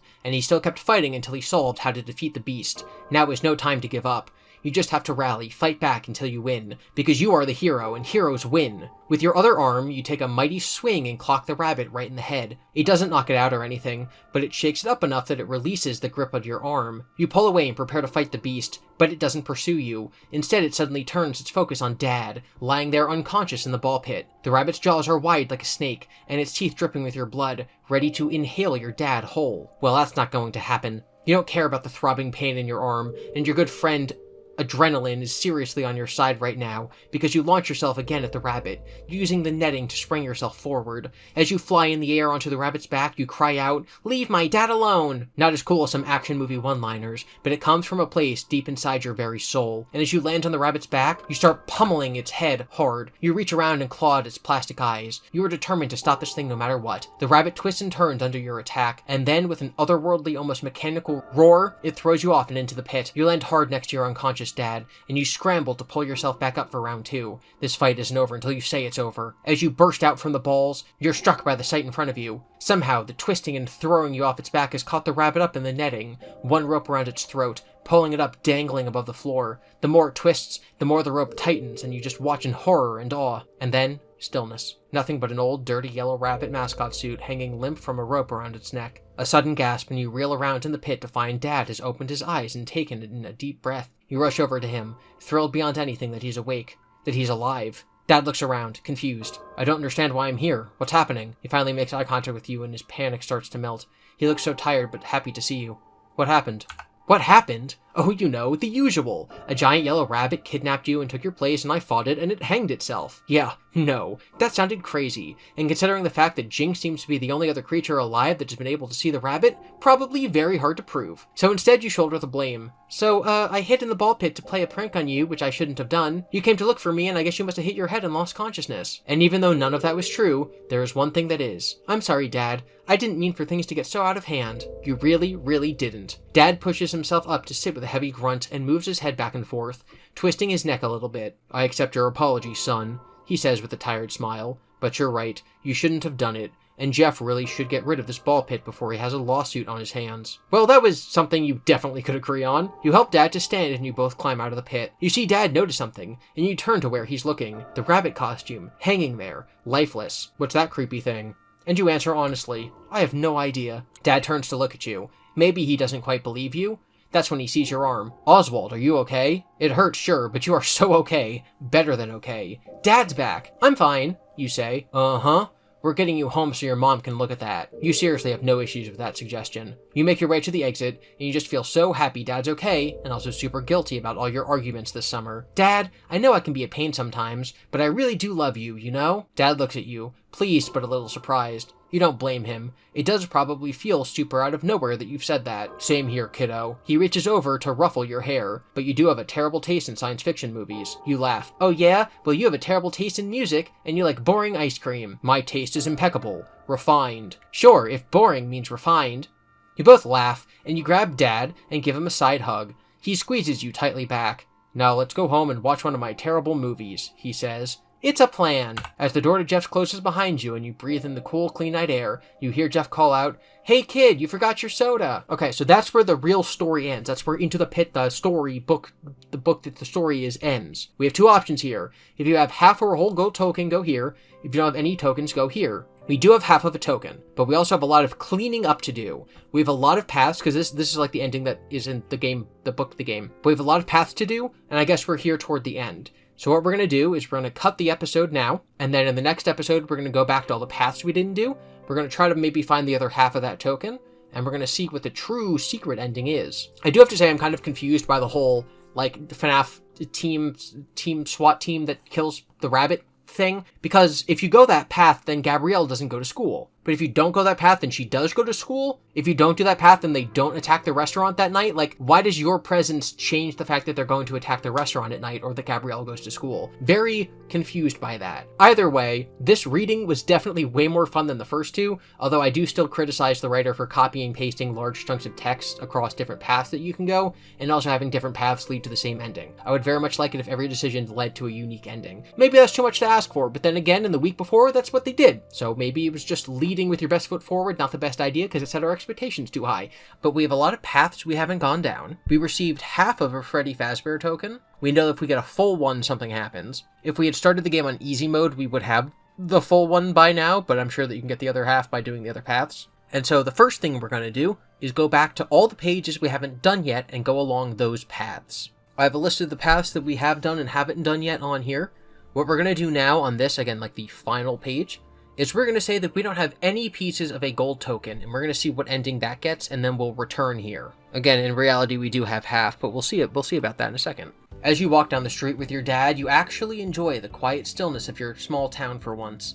You look around, appreciating Main Street and how the street lamps make it look a bit like a scene out of a movie. You notice something glint in one of the lights as you approach. You bend down and see half a gold token on the ground. You pick it up and notice that you are standing next to a wall of windows, boarded up like they always are. This is that extended arcade games area that used to be part of Freddys. You shake your head and can't quite believe everything you've been through this summer. You put the half token back where you found it, and then you pick up your pace to catch up with Dad. Together you walk home happily, but you can't help but feel like something is missing. Okay, so I guess that's the hint as to where the other half of the token is. So if you have half a token or whole a token, go here. Okay, as you walk down the street with your dad, you actually enjoy the quiet stillness of the town around you, blah blah blah. Okay, so this is the exact same thing that we just read. It's a little different, so we pick up the tokens. You can't quite believe everything you've been through the summer, you look at the coin. If you have the other half, if you already have a whole coin. So you can only have the whole coin if you did the easy mode. We did the hard mode, but we do have the other half. So we're gonna go on like the correct thing where we already do have the other half of the token.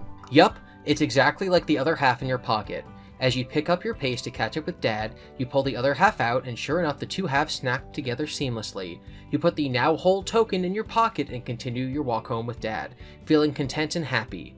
Add the golden token bonus item to your inventory, and tap touch here for a brand new adventure. Okay, so now this will let us start over back on page 17 or whatever, where it's like, if you have the token, press here. So I guess that now we do the New Game Plus mode. So the canon ending of the story is going to be that we do the whole thing, but we have the gold token. Unlike the week before, there was never a consistent hey buddy, if you have the special magic cell phone, do this. so I'm not sure what doing this other path is going to lead us to. We'll see, I guess. Okay, so one of the paths, when you're going down the stairs, multiple paths just lead to the same outcome, so even though there were some of them we didn't pick, they all lead to the same thing. So this path is take the syringe and go and stab the rabbit, or just continue down the stairs. We're going to just continue down the stairs, and then this just links up with another path, so again, we don't need to worry about this. Okay, so like, we don't go to the bathroom. And yeah, again, okay, so if we go to the bathroom, we have all these choices. If we don't go to the bathroom, we just go down the stairs, which links up to the other 7 paths where we just go down the stairs. Okay, so when we're leaving, we chose to not take anything out of the backpack. You had the choice of nothing, the bunny ears, or the flashlight. We chose nothing, and now we're once again being given the choice of the bunny ears. Previously, we'd chosen nothing, but now we do have the bunny ears, so we're going to pick the bunny ears. So finally, we have a real choice. There are those darn bunny ears, still sticking up from behind your gym shorts. They look even more ridiculous now than before. You have the same thought you had earlier. If you put them on, maybe the rabbit will leave you alone. That same crazy thought. Nothing else seems to have worked, so maybe it's time for some crazy. Alright, we're gonna not put them on. It's time to go. Stop procrastinating. The house has been still and silent forever now, and the longer you wait, the more you risk something weird happening. You put the bag down and get carefully up and quietly. You have no idea where the rabbit is in the house, but you know it wouldn't be happy with you rescuing your dad. Hopefully it's still sleeping in Dad's room. Regardless, you need to be sneaky. You tiptoe across the room to your door and see that Jinx has fallen asleep. Okay, so now we're given the same option we were given last time. Okay, we're going to put on the rabbit ears. You pull the ears out of the depth of the bag and hold them in your hand. You don't remember them looking quite this ridiculous before. You suppose that in 1985, things tend to look less so because, well, everything is over the top. The bright neon, the huge hairstyles, the wild makeup choices that some of the girls had with the bright blue eyeshadow and super pink lipstick, everything is so gaudy and fake looking. So a pair of yellow fuzzy bunny ears are practically understated. Also, when you're surrounded by flashing games and a wall of prizes, it all kind of just blends together. Anyway, even if you feel a little silly doing this, you made a decision and you might as well try. Here goes, quite literally, nothing. You put them on and feel stupid. Really, really stupid. Something sharp on each end of the plastic band, just by the top of your ears, suddenly pierces into your skull, clamping on, hard. It's shocking and sudden, and you should cry out in pain, but for some reason, you feel actually quite relaxed. Super relaxed. It's like the stabbing into your flesh is a welcoming feeling. Something you realize that you've always needed and now finally have. You feel good. You feel very bunny. You are one with being a bunny. Yes, this is right. This is good. Is this how Candy Bunny feels making FNAF content? You wander out of your room like you are floating. Like your feet don't even touch the ground. You are looking for the rabbit and head to your parents' room. You discover the rabbit lying on the bed on top of the covers, with Mom next to it. They are watching some kind of documentary on bunnies on the TV. Oh, and look, Mom is wearing bunny ears too. You go and sit between them. Mom gives you a little squeeze and you sink back into the pillows next to her. This is exactly what you wanted. To sit with your bunny family watching your bunny show. You look at the rabbit who looks at you, and even though its expression doesn't change, you know it is happy too. Family night. Together you all watch the show. Forever. That's not a bad ending. It's the bunny family ending. That's kind of funny. What does this do to the lore though? That you can just win a bunny ear magic prize from Freddys? Okay, so the original decision of what to take out of the backpack. We had the bunny ears, nothing, and the flashlight. You did the nothing and then the bunny ears to get the ending we just got. So now I'm just going to do the bunny ears. Maybe it'll give us the exact same ending. I think this is the exact same path. Yes, okay. It's all the same. Okay, so really that just puts off being bunny until later. So we're going to use the flashlight. What? Hold on. This is either broken or something's wrong. Okay, look. Just your books and your homework. You change your mind and close the bag. So if you tap touch here, so this is page 78, we're given this option. Tap touch here, it brings you to page 80. Okay, if we choose the flashlight, it brings you to page 80. So the flashlight and doing nothing bring you to the same thing. I wonder if this link is broken or if this book is just really, really bad. I guess we'll have to explore at the very end of the series. What I like to do is click through every single page to see if there's any like hidden pages that nothing links to. I think this is broken. I think there's supposed to be a flashlight chapter here, but the link is dumb. So far in both of the other Choose Your Own Adventures books, there's been something broken or wrong with them. So I'm guessing that's what's happening here. Okay, so now I guess we're starting the correct series of events for the real true ending of the story. You are Oswald. You go into the pit. You arrive in the 80s. Your friends. You see an arcade machine. You arrive at a game that no one is playing. There's no line or anything. You wonder if it's out of service or something, but it's glowing and music is playing through the speakers. There's a pixelated yellow rabbit face smiling at you on the screen. Above it is the title, 8-Bit Escape. At the coin slot, there's a sign that reads, Special Gold Token Only.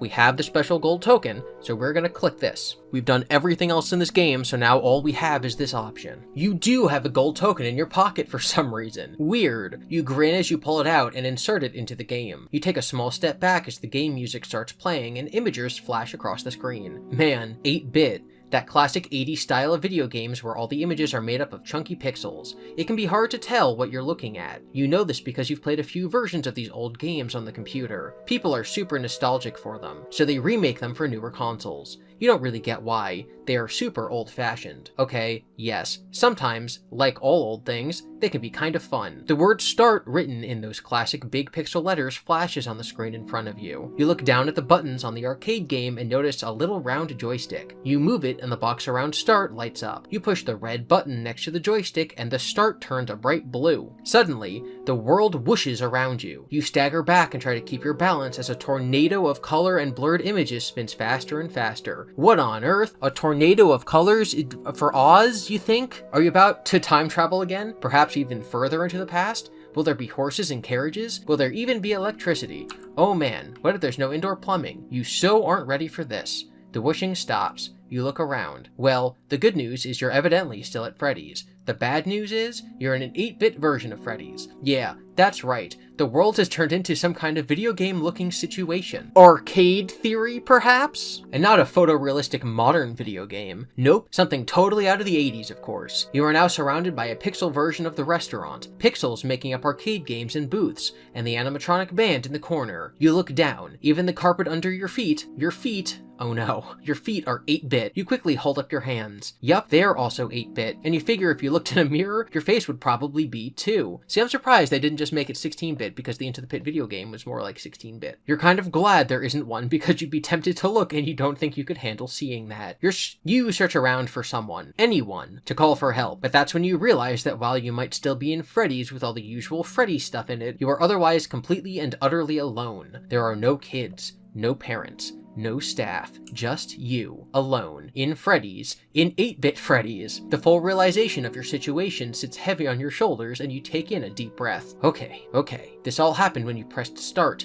Maybe there's a way to stop? And look at you, it's a little 8-bit black and white Freddy boy. You decide to explore the space. Where would a stop button be hiding? It's weird, rocking around an 8-bit world. Everything has hard edges, and you bump your knee against a table, wincing from the pain. You look down. A tiny square tear has appeared in your jeans, and also teeny tiny red square dots. Is that pixel blood? Are you bleeding? Can you get injured here? Or worse? Great. Just great. Just what you need. To be trapped is one thing, but being trapped knowing you can get hurt? That's another. You swallow hard. Well, if you can, you can, and the only thing you can really do about it is to not die. You'll just have to avoid it. Man.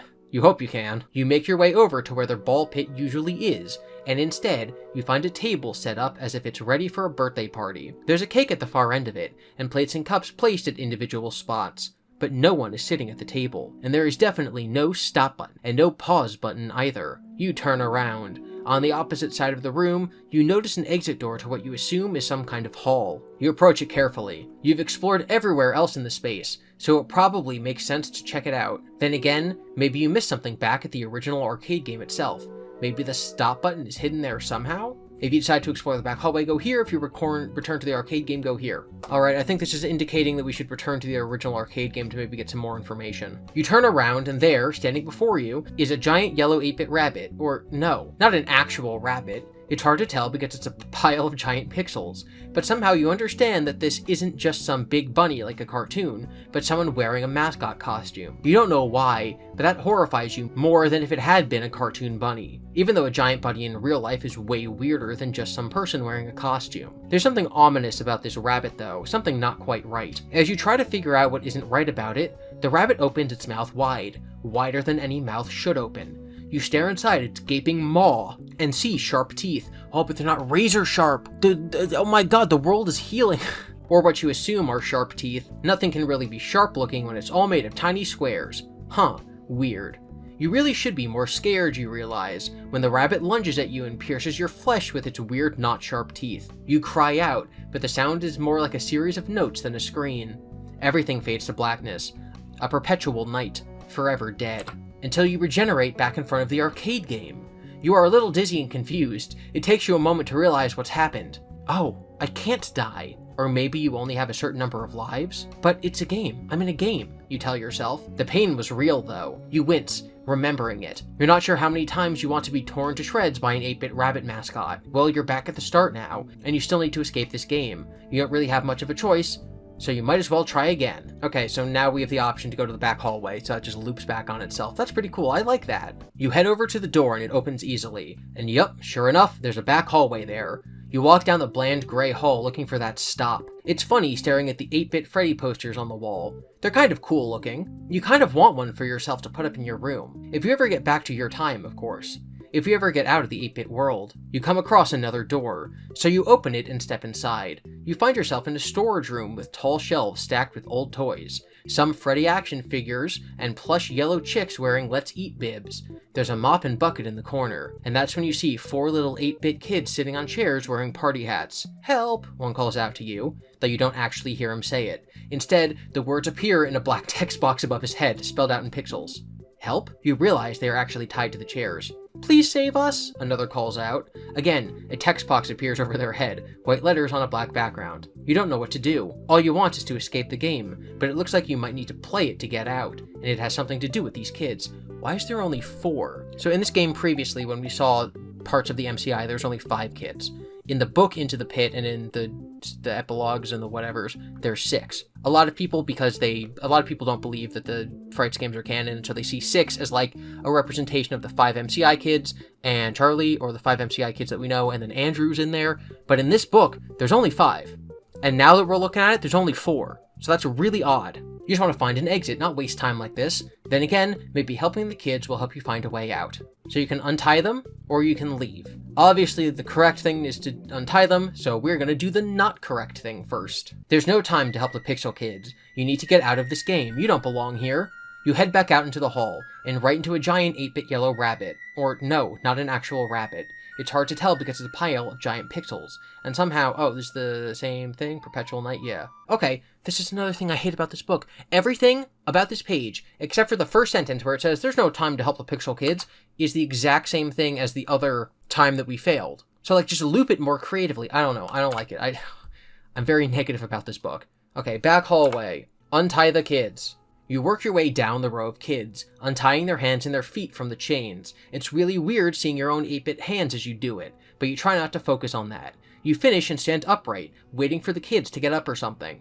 But they don't move. You walk around them one more time, just to double check you've untied everything. You can't see anything that might be holding them down. What are you supposed to do exactly? What am I supposed to do? You say, or at least you try to say it. Your words come out as jumbled sounds, almost more like notes on an instrument than words. Why don't you at least get a text box too? Seems unfair. Well, this is frustrating. You hear a bang from down the hall and spin on your heel to look at the open door. Next, you hear heavy footsteps heading your way. You turn again and see a giant box of party supplies in the corner.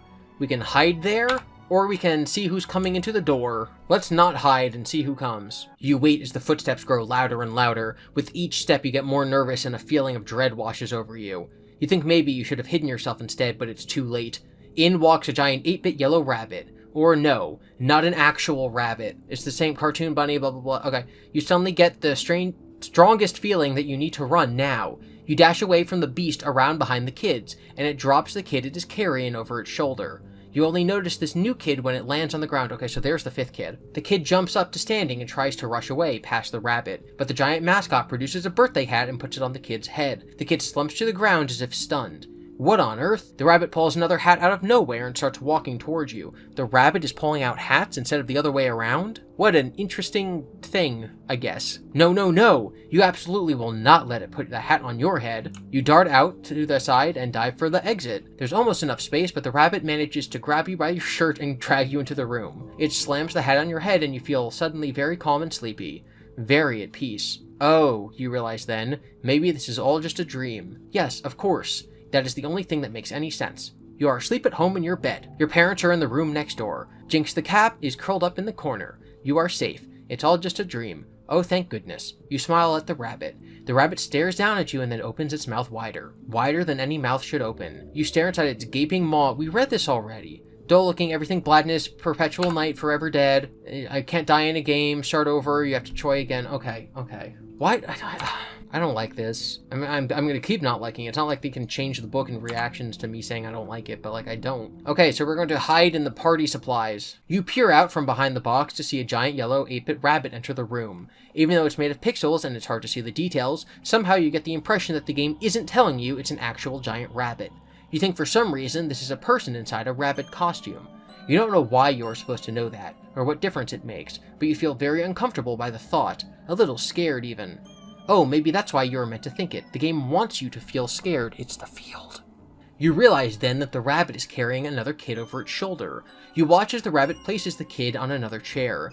The kid tries to run away, but the rabbit catches him as he rises from the chair and pushes him back down on it. Hard. The rabbit quickly places a party hat on the kid's head, and suddenly the kid sits perfectly still. The rabbit then ties the kid to the chair like the other kids had been tied up, and then leaves. You feel adrenaline pumping through your veins. You understand what you have to do now. You wait a beat longer to make sure the rabbit isn't on its way back anytime soon, and when you feel like enough time has passed, you quietly sneak out from your hiding spot and move over to the kids. You untie the new kid. Then, as quickly as you can, you remove all the party hats from the kids' heads. The moment you do, the kids are instantly up on their feet. They can move around freely now. "Thank you," appears above a girl's head. "We need to escape quickly," appears over the boy to her left. Okay, that's the next task. You might as well treat this like an actual video game. A video game where you can get injured and bleed pixels, but still. Time to escape the back room. We notice a ladder in the corner and we can vent, or we can peer around the corner to see if the coast is clear. Let's peer around the corner and see what happens. You peer around the corner and look both up and down the hall. The coast is clear, no rabbit in sight. Your plan was to go back into the restaurant and out the front entrance to escape, but now you notice there's a back exit to your right. Maybe it would be safer to go out that way, so you don't risk any potential rabbit run-ins? Yeah, we're gonna go out the back exit as fast as we can. You lead the kids as quickly as you can to the back exit of the building. You push hard against the door and it doesn't budge. You try again and again and again. You have no choice. You have to try to exit through the restaurant. You make your way back along the hallway, past the storage room, to the door back into the restaurant, and carefully open it, looking into the space. You see the rabbit standing by the birthday table. You see the exit to the outside on your right. You can do this. You have to do this. Once again, you gesture for the kids to follow you.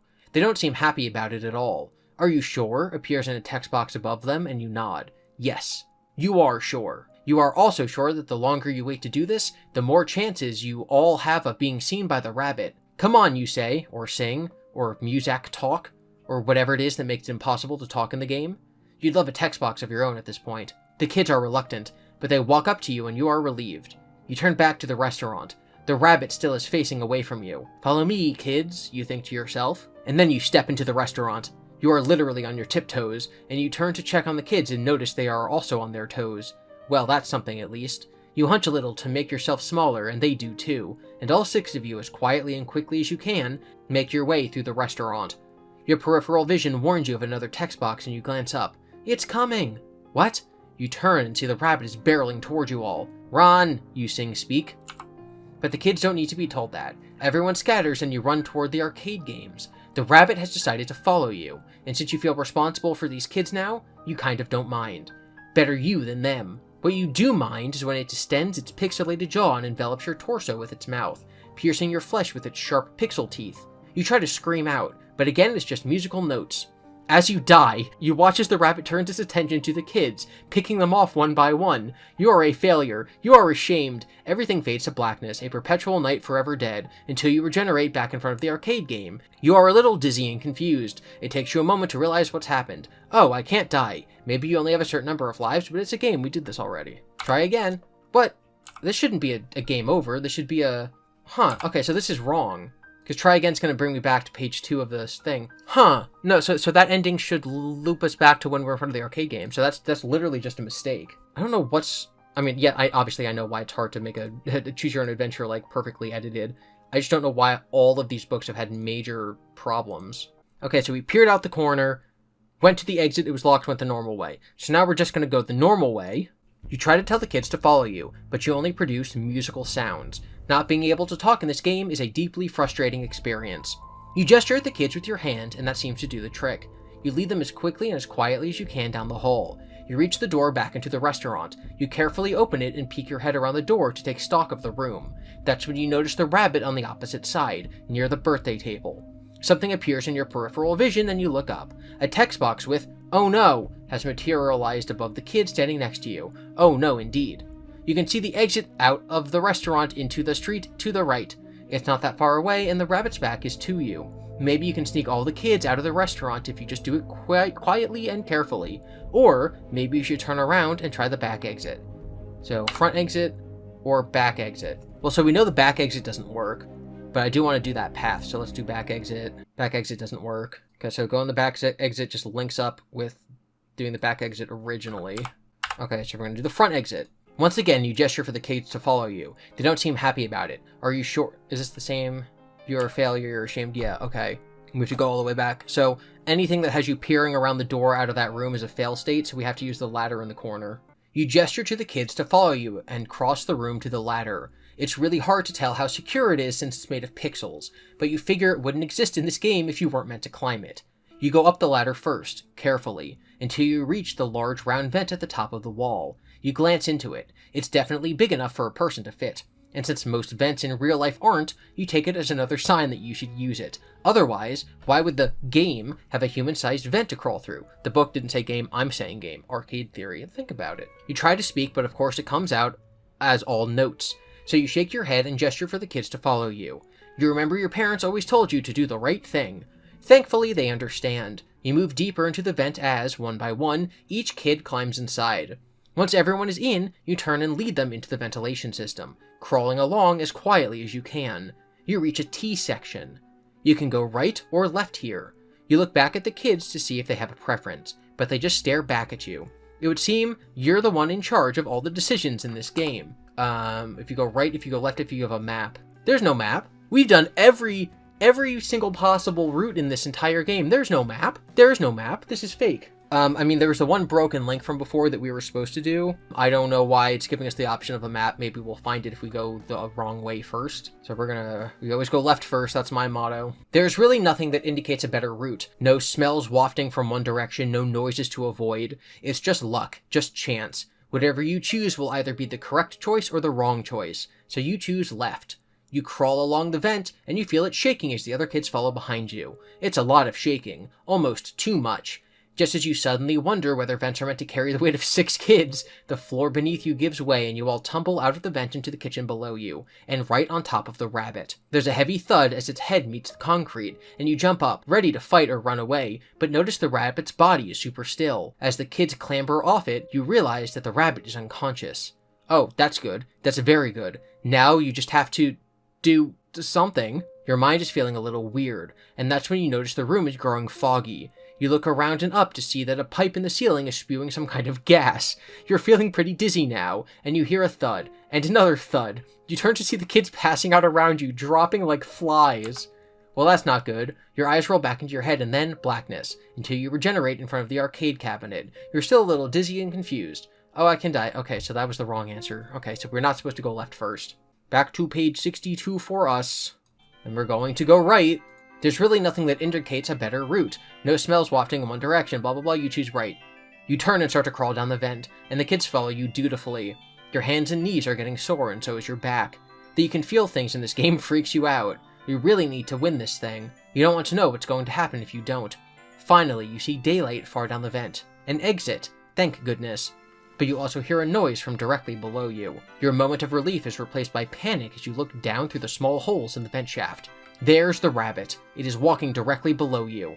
We can go extra fast, we can freeze in place and hold our breath, and that's it. I'm thinking that no matter what, these are bad options, because the whole game, it's never been like, oh, if you're smart, you will pick the right option. It's like, oh, if you're lucky, you'll pick the right option. So I guess we're gonna go extra fast. You speed down the vent as fast as you can, and feel from the vibrations behind you that the other kids are doing the same. You really hope the vent doesn't collapse under the activity. You reach the light and glance down through the holes below you just to make sure the rabbit isn't somehow beneath you.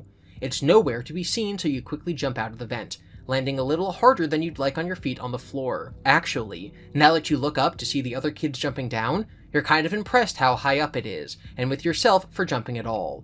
Not just for the excellent landing. You have managed to jump down into the main part of the restaurant. You are so grateful you chose to go right, you almost want to cry. Now you need to get out of here. You turn to the kids, but one of them has taken this moment to sit at the birthday table. He's smiling and looks not at all concerned about the rabbit.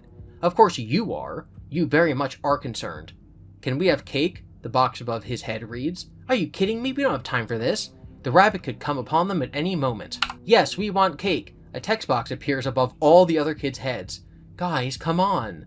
They all sit at the table. Priorities, people. Suddenly, the back door to the hall flings open and the rabbit is right there. It makes its way slowly but steadily toward all of you by the birthday table, heading right for the kids. You gesture wildly at the kids, but they just sit there smiling at you.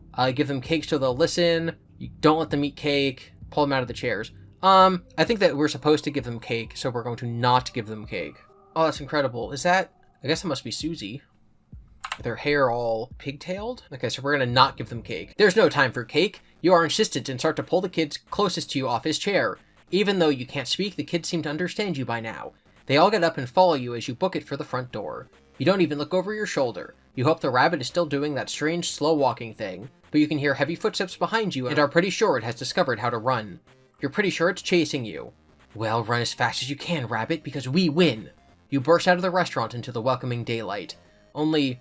no, it's not daylight. It's just an empty white space above, around, and below you. Your whole body feels weightless and you realize you're floating. You see the kids are floating too.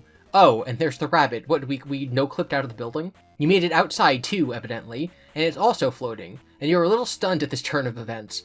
Your legs float up and you can see your feet. You notice the little pixels that make up your body seem wider apart than they were before. You look at your hands. Yes, you can definitely see white breaking through your skin. The pixels float wider and wider apart and you realize you are crumbling into little pieces, disintegrating pixel by pixel. The kids are disintegrating now. The rabbit is as well. Your pixels float apart and mingle with everyone else's pixels. It all starts to mix together. You are no longer you. You are one with the pixels, with the whiteness, with the other kids, with the rabbit. It is not exactly a feeling of peace, but it is a feeling that this is right. This is your forever, forever, until you regenerate back in front of the arcade game. You're a little dizzy and confused. Oh, I can't die. Don't have much of a choice, have to try again. Okay, I like that ending. I like that we just Thanos snapped ourselves, I guess. Okay, so we're going to give them cake. Before we give them cake, which I'm sure is the correct ending, I want to see what happens if we freeze in place with events, because I'm sure it's a fail state. I'm also starting to think that maybe the map is a fake item to, like, catch cheaters or whatever. So if you're in the vents, you stay as still as you possibly can. You don't even breathe. You just stare and watch as the rabbit stands there beneath you. What is it doing? Why is it just standing there? Can it hear you with those giant ears? No, that's stupid. The ears aren't real. He's a mascot. Can he smell you? Well, that seems even stupider. You feel like you're going to pass out, but the rabbit finally walks off behind you. You wait a moment and then take a deep breath. Suddenly, there's a crash from behind, and you turn to see large yellow arms reaching up through the bottom of the vent, grabbing and twisting, pulling on the torso of the kid behind you. The thrashing causes the vent to buckle, and you hold on to the metal with the tips of your fingers. Oh, there's no way this is going well for you. The entire vent shaft collapses off the ceiling and you fall hard into the hallway. You, the kids, and the rabbit. The rabbit grabs you as you fall, pulling you close, and somehow twists and breaks your neck. Blackness, death, forever. Until you regenerate in the front of the arcade. I can't die, let's do it again. Okay, we're going to give the kids cake. You run over to the cake and quickly start cutting it into pieces. This is madness. You glance over your shoulder. The rabbit is still coming for you. It's now halfway across the room. Thank goodness it somehow doesn't seem to know how to run. As you serve the first piece of cake, you feel ridiculous, but for some reason, now you kind of feel like this is the right choice. It calms you down a bit even as you sense the rabbit's imminent arrival. You continue to serve cake, cake, cake. So this is interesting because, like, Take Cake to the Children is a real arcade game in the FNAF games, and also the kid sitting down and cake being present, etc. is like a happiest day thing. So I wonder if there's going to be some people, because there are people who thinks that this book is that we're reading right now is games canon. Are they going to be like, oh my god, Oz was the Take Cake bear? Or, oh my god, Oz is the puppet? Like, come on. And final piece of cake to the girl with curly hair. You stand over the kids as in unison they all dig into their slices and take a bite. As they chomp down on the cake, you can't help but look over at the rabbit again. Is it here yet? Is it going to attack you all? You notice instead that it's stopped in place. Well, that's good at least. Then it starts to convulse, like it's being electrocuted or something. It spasms and flinches and bounces in place. And then, right in front of you, in front of the kids, in front of the cake, it explodes into a million pieces. Instinctively, you crouch and hide your head under your arms, bracing yourself against the flying pixels, but they miraculously avoid you and the kids. You look up and the coast is clear. The kids are cheering, the word appears over their heads. and then a giant blue winner appears. It's so big you worry it's going to fall on you and crush you. But then you realize, oh, winner! Suddenly the world rushes around you again. That colorful whoosh like at the start of the game. You understand in this whirlwind that you've won the game. You are quite proud of yourself. The whooshing stops and you steady yourself. You are standing in front of the arcade game again, and the game is so totally real, not made up of pixels or anything. You quickly look at your hands and are more than relieved that they are your hands. Real human flesh and blood and bone and all the other stuff people are made of, hands. You can't help but smile. You look up and realize you aren't in the past anymore. You're back in Jeff's Pizza. But since when did Jeff's have old-fashioned arcade games? It's then that you hear the noise, the din of customers enjoying their food. You look around and see the booths are full. There are a couple of waiters running around delivering sodas, and Jeff looks happy and satisfied behind his counter. Still kind of greasy, but a lot less pathetic looking. As for you, well, you're standing in a corner with 3 other arcade games against the wall. You realize only then that you're where the ball pit used to be, but there's no ball pit anymore, just happy, colorful video games. On the wall beside where you're standing is a framed newspaper article. You read the headline, "Kids saved from certain death, whole town rejoices." There's a picture of a person in a mascot suit being handcuffed by police, and 5 kids watching with their parents. There is a date too, 1985. 1985? Wait, did you do that? Hey Oswald, having fun? You jump and turn. It's Dad. Yeah, I think I beat the game.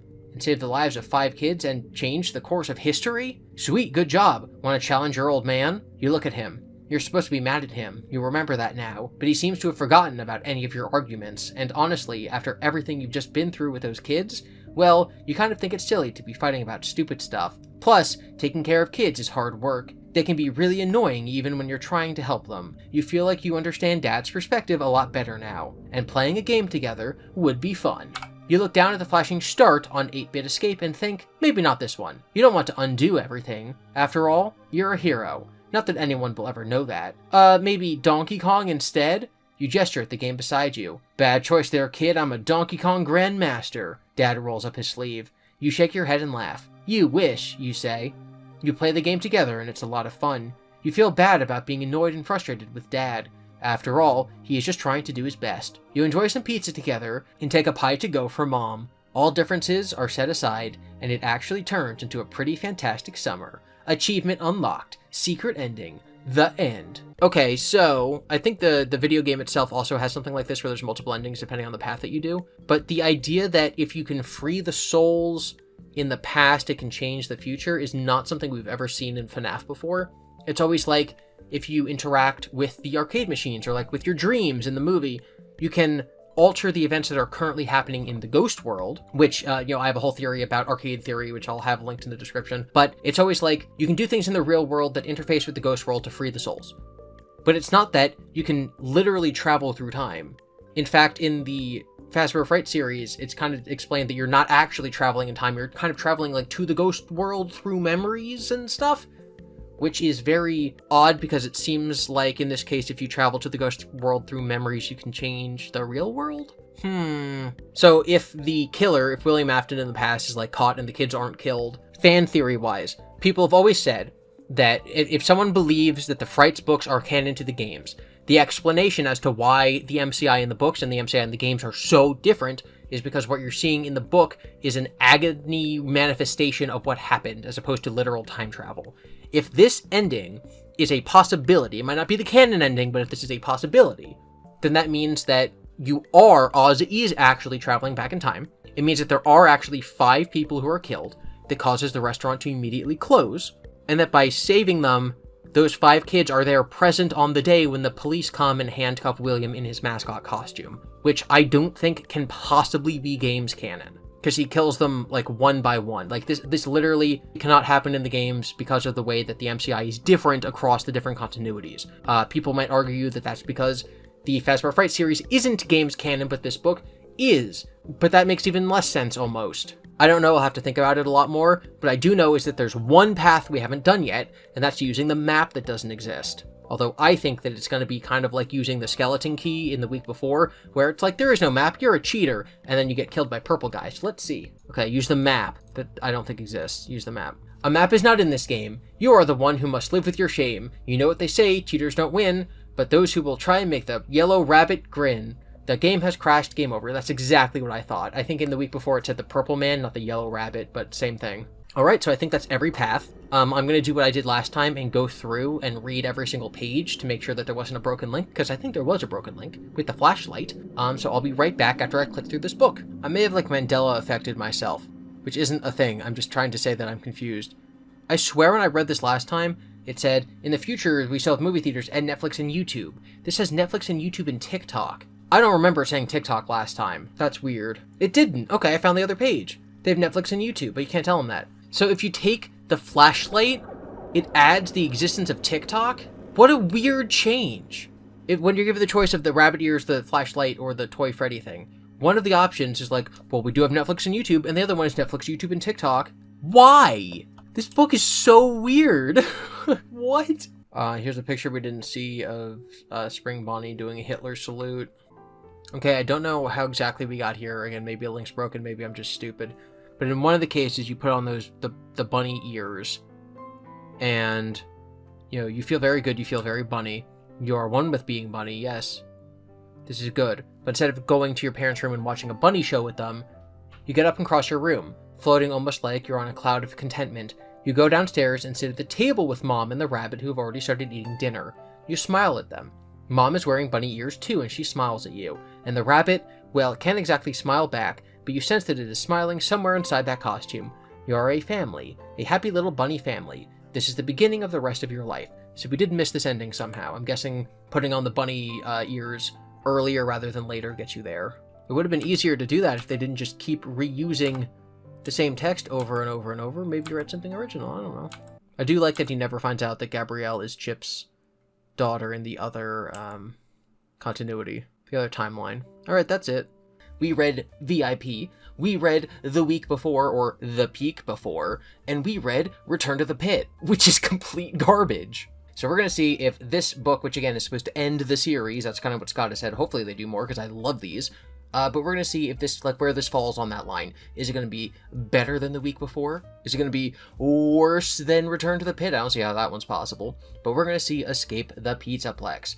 This is, of course, starring Cassie from Ruin, and it takes place before the events of Security Breach. She's going to be meeting up with Gregory and Glamrock Freddy and having a little adventure. I've actually done a reading of the preview of these pages already on T-Dread's channel. I uploaded a version of that on my channel too.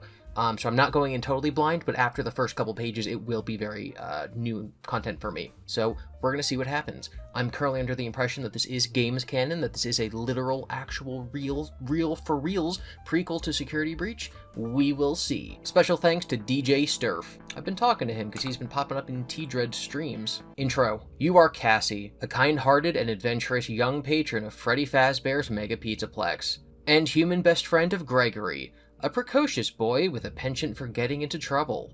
Lately, you and Gregory have taken to hiding in the Pizzaplex after hours in order to play once everyone has left. You enjoy the animatronics more than you like most other kids your age, especially Roxanne Roxy Wolf, who has been your idol ever since she came to the rescue of your birthday party that no one showed up to, and made it the best birthday you ever had. Like Gregory, you have a fondness and aptitude for computers, and have an intimate understanding of the Pizzaplex and its workings, thanks to your father's work as a fast technician. This means you and Gregory know exactly how to take advantage of all the fun options the Pizzaplex has to offer at night. Sure, it gets a little weird once the people are gone and only the animatronics and bots are left, but weird is just another term for cool, right? Be careful though. Security has gotten much tighter lately due to Gregory's mischief. Management has splurged on renovations, along with adding keypads and intercoms.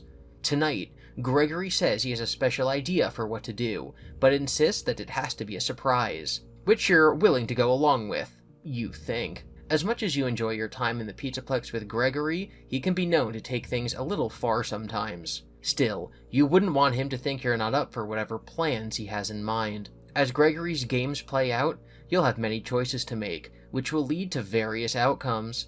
If you find an item that might help you during the night, write it down for later. But first, you have an important decision to make. If you want to play on easy difficulty, add flashlight, bunny keychain, and food service keycard to your inventory. If you want to play on normal difficulty, start out with only your wits and tap touch here. We're of course going to be playing on normal difficulty because we are pro Five Nights at Freddy's gamers. I gotta get a pad of paper for in case I start winning things. Where's the paper? There's the same pad of paper I had on my desk last time when we played one of these with Urshifu on it from Pokemon. It's been sitting there since the last book came out. Alright, the fact that there's night 1 makes me think that there's going to be 5 nights, which is kind of interesting because if you follow the way that the week before worked, there are obviously ways to lose each night, and then there were like sort of bonus ways of winning each night, right? Like you could get the item or not get the item. So I'm guessing there's going to be like a normal path and then a best path where you obtain all the items or information you need, and then like a you died path, like a bunch of you died paths. So we're going to try to get the best ending. This video is probably going to go on for about an hour or until we reach a satisfying conclusion. I'm going to be uploading a new one of these videos every day until we're done with the story, but for now we're going to begin with night 1. It's finally closing time. I can't say that word normally. Closing time. It's finally closing time at Freddy Fazbear's Mega Pizzaplex. Shrouded behind a thick pillar in a dark corner, you and Gregory hide and wait for the last of the Pizzaplex patrons to trickle out the front entrance. After a while, the last of the families leave, carrying their arcade prizes and half-empty plastic souvenir cups, and the heavy door snaps shut, locking after them. A few cleaning bots appear, sweeping through to gather up all the dropped popcorn and discarded candy wrappers as the lights dim, leaving only the neon signs to cast their sharp, vivid glow across the main lobby. It gets quiet. So quiet you can hear the faint buzz of those lights, and Gregory's breathing where he hides behind you. "Everyone's gone," Gregory finally says. "Let's go."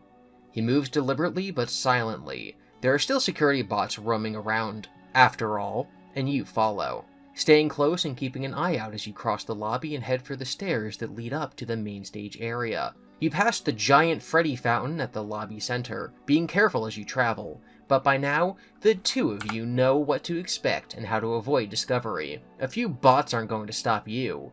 At night, the Pizzaplex becomes your playground, and what a playground it is. Even when empty, there's a bussy energy to the space. Busy? Bussy? It must be busy. That's weird. I would put bussy, right? Like people are bustling around, I don't know. A busy energy to the space. It's like there's a song playing, something you can't quite make out, but one that never stops even at night. Me and T-Dreads talked about whether or not that might be like an illusion disc sound going on to make it seem like there's just some weird noise in the lobby, maybe to keep people in their places, maybe it's to run certain animatronic programs. Like there's a song playing, something you can't quite make out, but one that never stops even at night. Not that you can really tell that it's night. Other than the lowered lights, the Pizzaplex feels almost the same at night as it does during the day. Almost. Gregory moves like he has a plan already, though he didn't bother to mention anything earlier when you both were waiting for everyone to leave. But at this point in your friendship, you can tell when he's got an idea in mind. A good idea? If only he'd give you a hint or two. "Where are we headed?" you ask. "Shh," he says, but gestures for you to keep following. You realize your destination soon enough. Heading past the main stage, you enter the hall where the mascots, the Glamrock animatronics, have their green rooms. They run in a line, first Freddy's, then Roxy's, then Monty's, and finally Chica's. Roxy is your favorite, but Gregory leads you into Freddy's green room, where Freddy is standing in the corner. From the way Gregory runs over to him, it's clear Freddy has been waiting. The animatronic comes to life as you approach, eyes going bright, and a wide smile stretching across his face. "Hello, Gregory," Freddy says happily. "Hello, Cassie. Are you ready to play the game?" "Game, you say? What game?" Gregory turns back to you with a mischievous twinkle in his eye. "Tonight, we're going to play hide and seek. You and I are going to hide, and Freddy's going to seek." Okay, so if you played Security Breach, you should know a couple things. 1, Freddy has no idea who Gregory is. 2, I mean that's really the important one. If you play Security Breach, Freddy has no idea who Gregory is, and Gregory kind of pretends that he's never really talked to Freddy before. So yeah, this is weird. Obviously, this means that by the end of this book, we're gonna find out why this happened. If Gregory and Cassie are like best friends with the animatronics and they come in the Pizzaplex at night and hang out, the animatronics would know who they are. Or if Vanessa's currently a night guard, then like she would be aware that they're there. Which means at some point, Freddy loses his memory. My current theory, and this is just based on a lot of other FNAF stuff, if you don't like the theories, too bad. My current theory is that the thing that controls every single aspect of the Pizzaplex is the Mimic. And so all of the personalities of all the animatronics are actually the Mimic, giving them like their routines for what the character should do. On top of that, I think the entire building, the entire Pizzaplex, is haunted. That the Tangle, the blob that's in the basement, is made up of all the remnant and agony of all the previous characters who were burned in the FNAF 6 fire, and so it's kind of this internal battle in the building between the Mimic's AI programming that is running everything on a literal physical level, and the intentions and wishes of the ghosts and spirits that are haunting the building. And so every machine in the building has like the ghost remnant that's haunting it that wants it to do one thing, which would be protecting kids, and then the Mimic AI that it has to follow because that's its actual programming. So every single robot or computer screen in the entire building has like its literal programming and then what the ghosts want it to do. And so in the beginning of Security Breach, when Freddy like goes into factory reset mode, he loses contact, his Wi-Fi turns off, he goes into airplane mode, and he loses contact with the Mimic program. And so now the only thing governing him is the influence from the spirits. So that's my theory. So that's why he's like a good guy in the game. Whereas all the other characters are like influenced by the Mimic because the Mimic's trying to stop you or trying to get you to go and free him. I don't know. So I think that that's when he loses his memories, when he resets at the beginning of Security Breach. But maybe we'll find out more information as this book goes on. I want to see if my theory is proven correct or false by this book. And I'm going to be very disappointed if it tells us nothing. Let's go. Tonight we're going to play hide and seek. You and I are going to hide, and Freddy's going to seek. Oh, okay. You were a little worried about what Gregory had in mind, but hide and seek is simple enough, and it even sounds like fun. What are the rules? Pfft, Gregory says. We don't need rules. We can hide anywhere in the Pizzaplex, but the first one to get found by Freddy loses. Wait, says Freddy, holding up a finger. Don't forget, Gregory. There is one rule. You both get a head start before I start looking for you. That's my glam rock Freddy voice. A head start sounds reasonable enough, though Freddy doesn't elaborate on how long you have to hide. When do we start, you ask? Gregory smiles. Now, he cries, and dashes off before you can protest. You pout and cross your arms. Typical Gregory, not outright cheating, but he certainly could have given you more warning. Time is ticking, Freddy says. You don't waste another moment. You run off. But by the time you get into the hallway outside the green room, Gregory is long gone. You take a few more steps, then slow, unsure which way to go. After all, the Pizzaplex is huge. The Superstar Daycare, Chica's Mazer size, the prize counter. There are so many places you can think of to hide that you don't know where to start. The hallway leads off in opposite directions, so picking which way to go would be a good start. Your gaze is also drawn to the door to Roxy's green room, which is a short walk away, and open. Roxanne Wolf, with her wild silver hair and edgy punk rock style, is your idol. You can still remember how sad you felt when you had your birthday party at the Pizzaplex and none of the kids you invited showed up.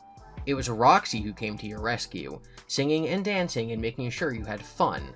Because of her, it turned out to be the best birthday ever. And Roxy has been your favorite member of the glam rock animatronics ever since. You know the Pizzaplex like the back of your hand, but if anyone would know a good place where Freddy wouldn't know to look, it would be Roxy a good place to hide.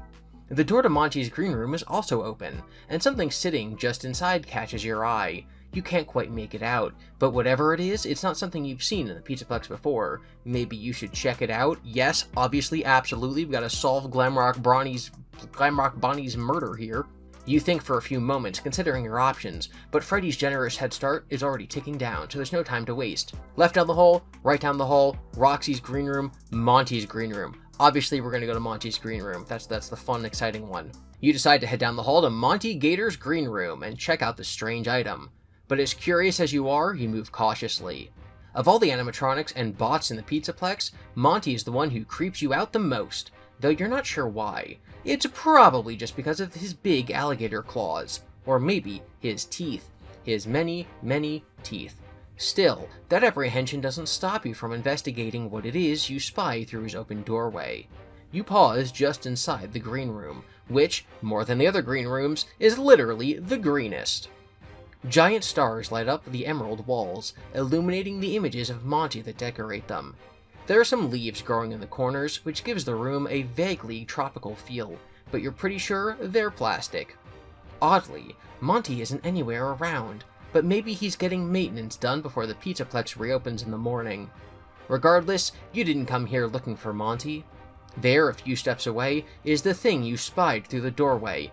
A crate. A sleek, brand new crate. It's not small, but it's not as big as some of the storage crates you've seen in other parts of the Pizzaplex either. What could be in there? A new decoration for the walls? Maybe an upgraded instrument, or what's his name, Monty's upgraded claws he killed Bonnie for? You move closer, your curiosity getting the best of you. You've never been good at ignoring a mystery.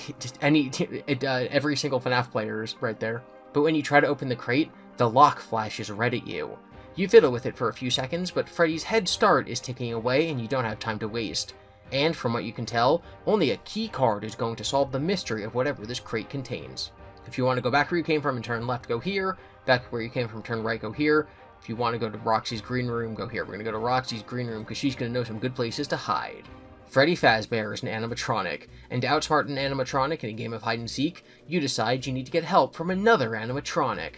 Plus, you always like a reason to visit Roxy. You run to the open door of her green room and go inside.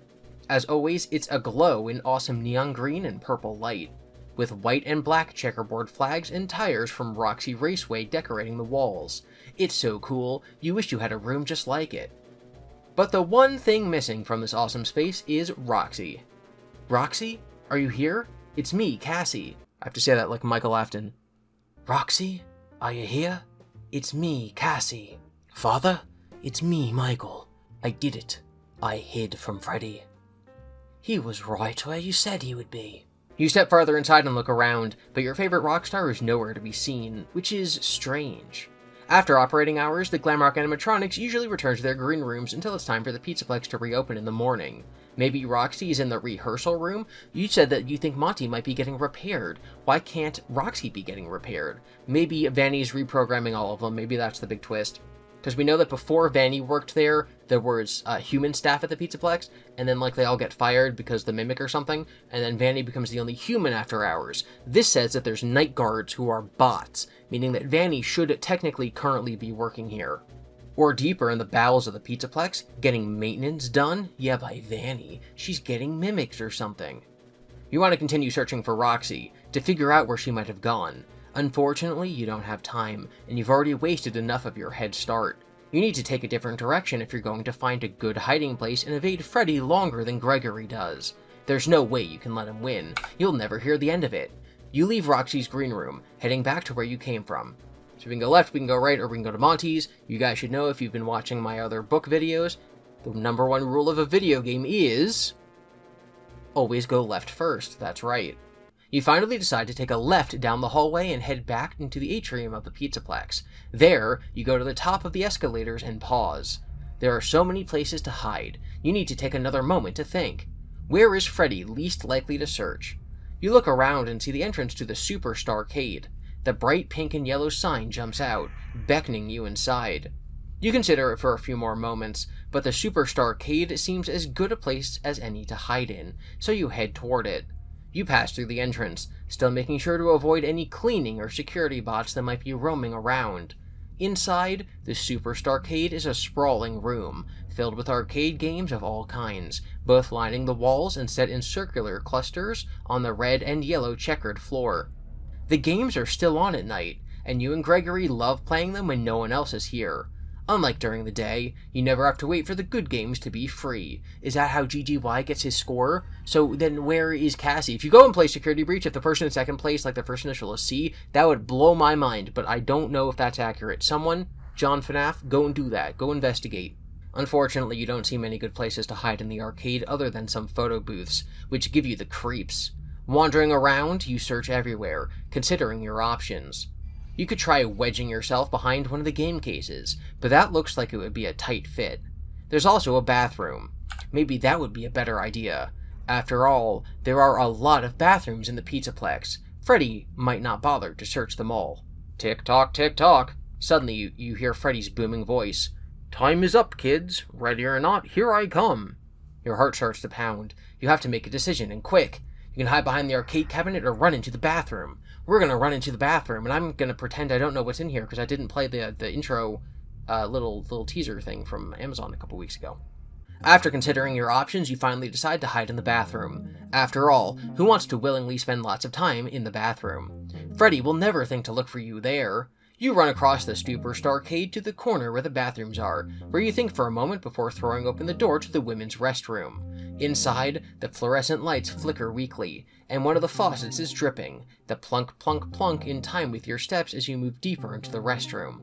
To top it off, there's a damp, vaguely unpleasant smell, like water that has been standing too long. You start to regret choosing this as a hiding spot. Certainly there are cleaner, brighter, and less smelly spots in the Superstarcade. But there's no time to turn back. Freddy could come into the arcade looking for you at any moment. There are 3 stalls that you can hide in, all the same electric shade of pink. The color's the only thing that brightens the room. You consider them for a moment. If you hide inside and stand on the toilet so your feet aren't visible, you should be safe. But which one do you choose? There's stall 1, there's stall 2, and there's stall 3. We're gonna do stall 1 first and see what happens. Stall 1 is the closest, so you run to it, closing the door after you. Being careful not to slip, you climb up on the toilet cover. It's even darker in here. The lights directly overhead have burned out and no one has replaced the bulbs. Beyond the door, the working lights continue to flicker, a faint fizzing sound accompanying each flash. Definitely not the cheeriest spot in the Pizzaplex. You crouch and start to wait, trying to stay as small and unnoticeable as possible. With any luck, wherever Gregory is chosen to hide will be more obvious, and Freddy will find him first. That hope grows the longer you crouch, even as your legs begin to ache from awkwardly huddling on the toilet. Every few minutes you stand up to let them stretch, taking the chance to look over the edge of the stall and across the bathroom, to the exit door. There's nothing to see, of course. Then suddenly you hear noises from beyond the door, but they're strange, and at first you can't tell what they are. Something heavy is falling. Once, twice, then there's a sound like breaking glass. Gregory! It's Freddy's voice. He's in the Superstarcade. Cassie. But Freddy sounds weird, not as cheery as he did when you began the night. Come out, wherever you are. Is this part of the game? There's another crash, and you start to have a sinking feeling that no, it's not. Where are you? Freddy roars in the distance. Your skin turns cold. Something is wrong. Something is terribly wrong with Freddy. You remain still, not sure what to do. If Gregory were here, maybe he could do something. Talk to Freddy, check his programming, but Freddy doesn't listen to you the way he listens to Gregory, and you don't have anything to interface the animatronic with. It's obvious what you need to do now. Find Gregory. And hope that Freddy doesn't find him first. You shift slightly, straining to hear what's happening outside in the Superstarcade. The noises have disappeared, which is encouraging. If Freddy's given up and moved on, that will give you the chance to slip out and go look for Gregory. Bam! The bathroom door slams open. Come out! Freddy's voice is low, almost a growl. In the stall, your fingers tighten, clawing into your legs. If you'd heard him coming sooner, maybe you could have run, but now, all you can think is, you're trapped. Freddy lurches into the bathroom, each step heavy and sharp against the tile floor. Through the cracks in the stall walls, you see his form pass by. He doesn't stop. Wherever you are... Then you hear Freddy pause. In the resulting silence, you hold your breath, your heart pounding. There are faint sounds of movement, as if Freddy is searching the bathroom. Freddy says faintly, then again, sounding more intense this time. You bite the inside of your lip. Is he satisfied? Will he move on to search somewhere else in the Pizzaplex? The cracks in the stall wall darken again as Freddy's form steps in front of the stall. A whimper escapes you. Slowly, the stall door creaks open, revealing Freddy. His teeth are bared, eyes wild. Found you, he growls. There's no time to understand what's happened or to try to reason with him before he reaches for you. You clamp your eyes shut and scream. Then, laughter. When you open your eyes again, Freddy's chest is open, revealing Gregory within. Your friend is grinning from ear to ear. What? You don't understand. Got you, Gregory announces, and starts laughing again. A toilet? Well, at least you're in the right place in case you peed your pants. You blush, understanding now. It was all a joke.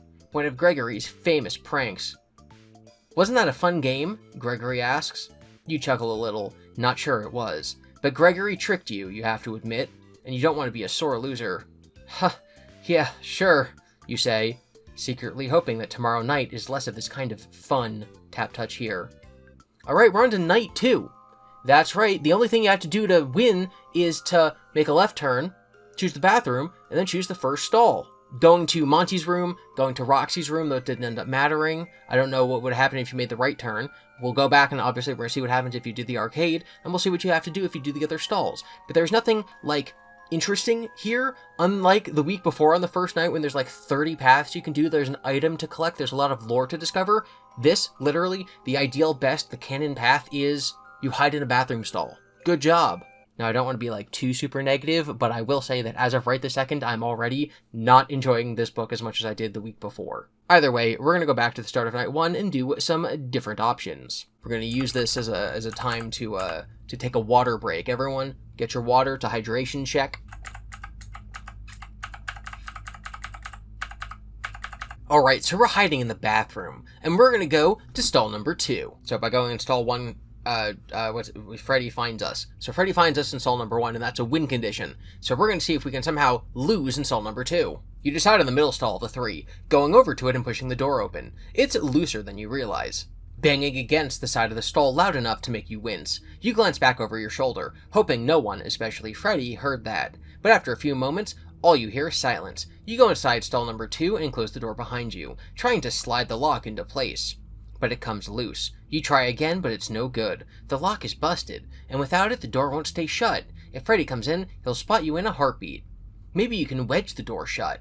You push it back into place, fishing around in your pockets and bag for something to shove into the gap near the hinge, something that will keep it from swinging back open.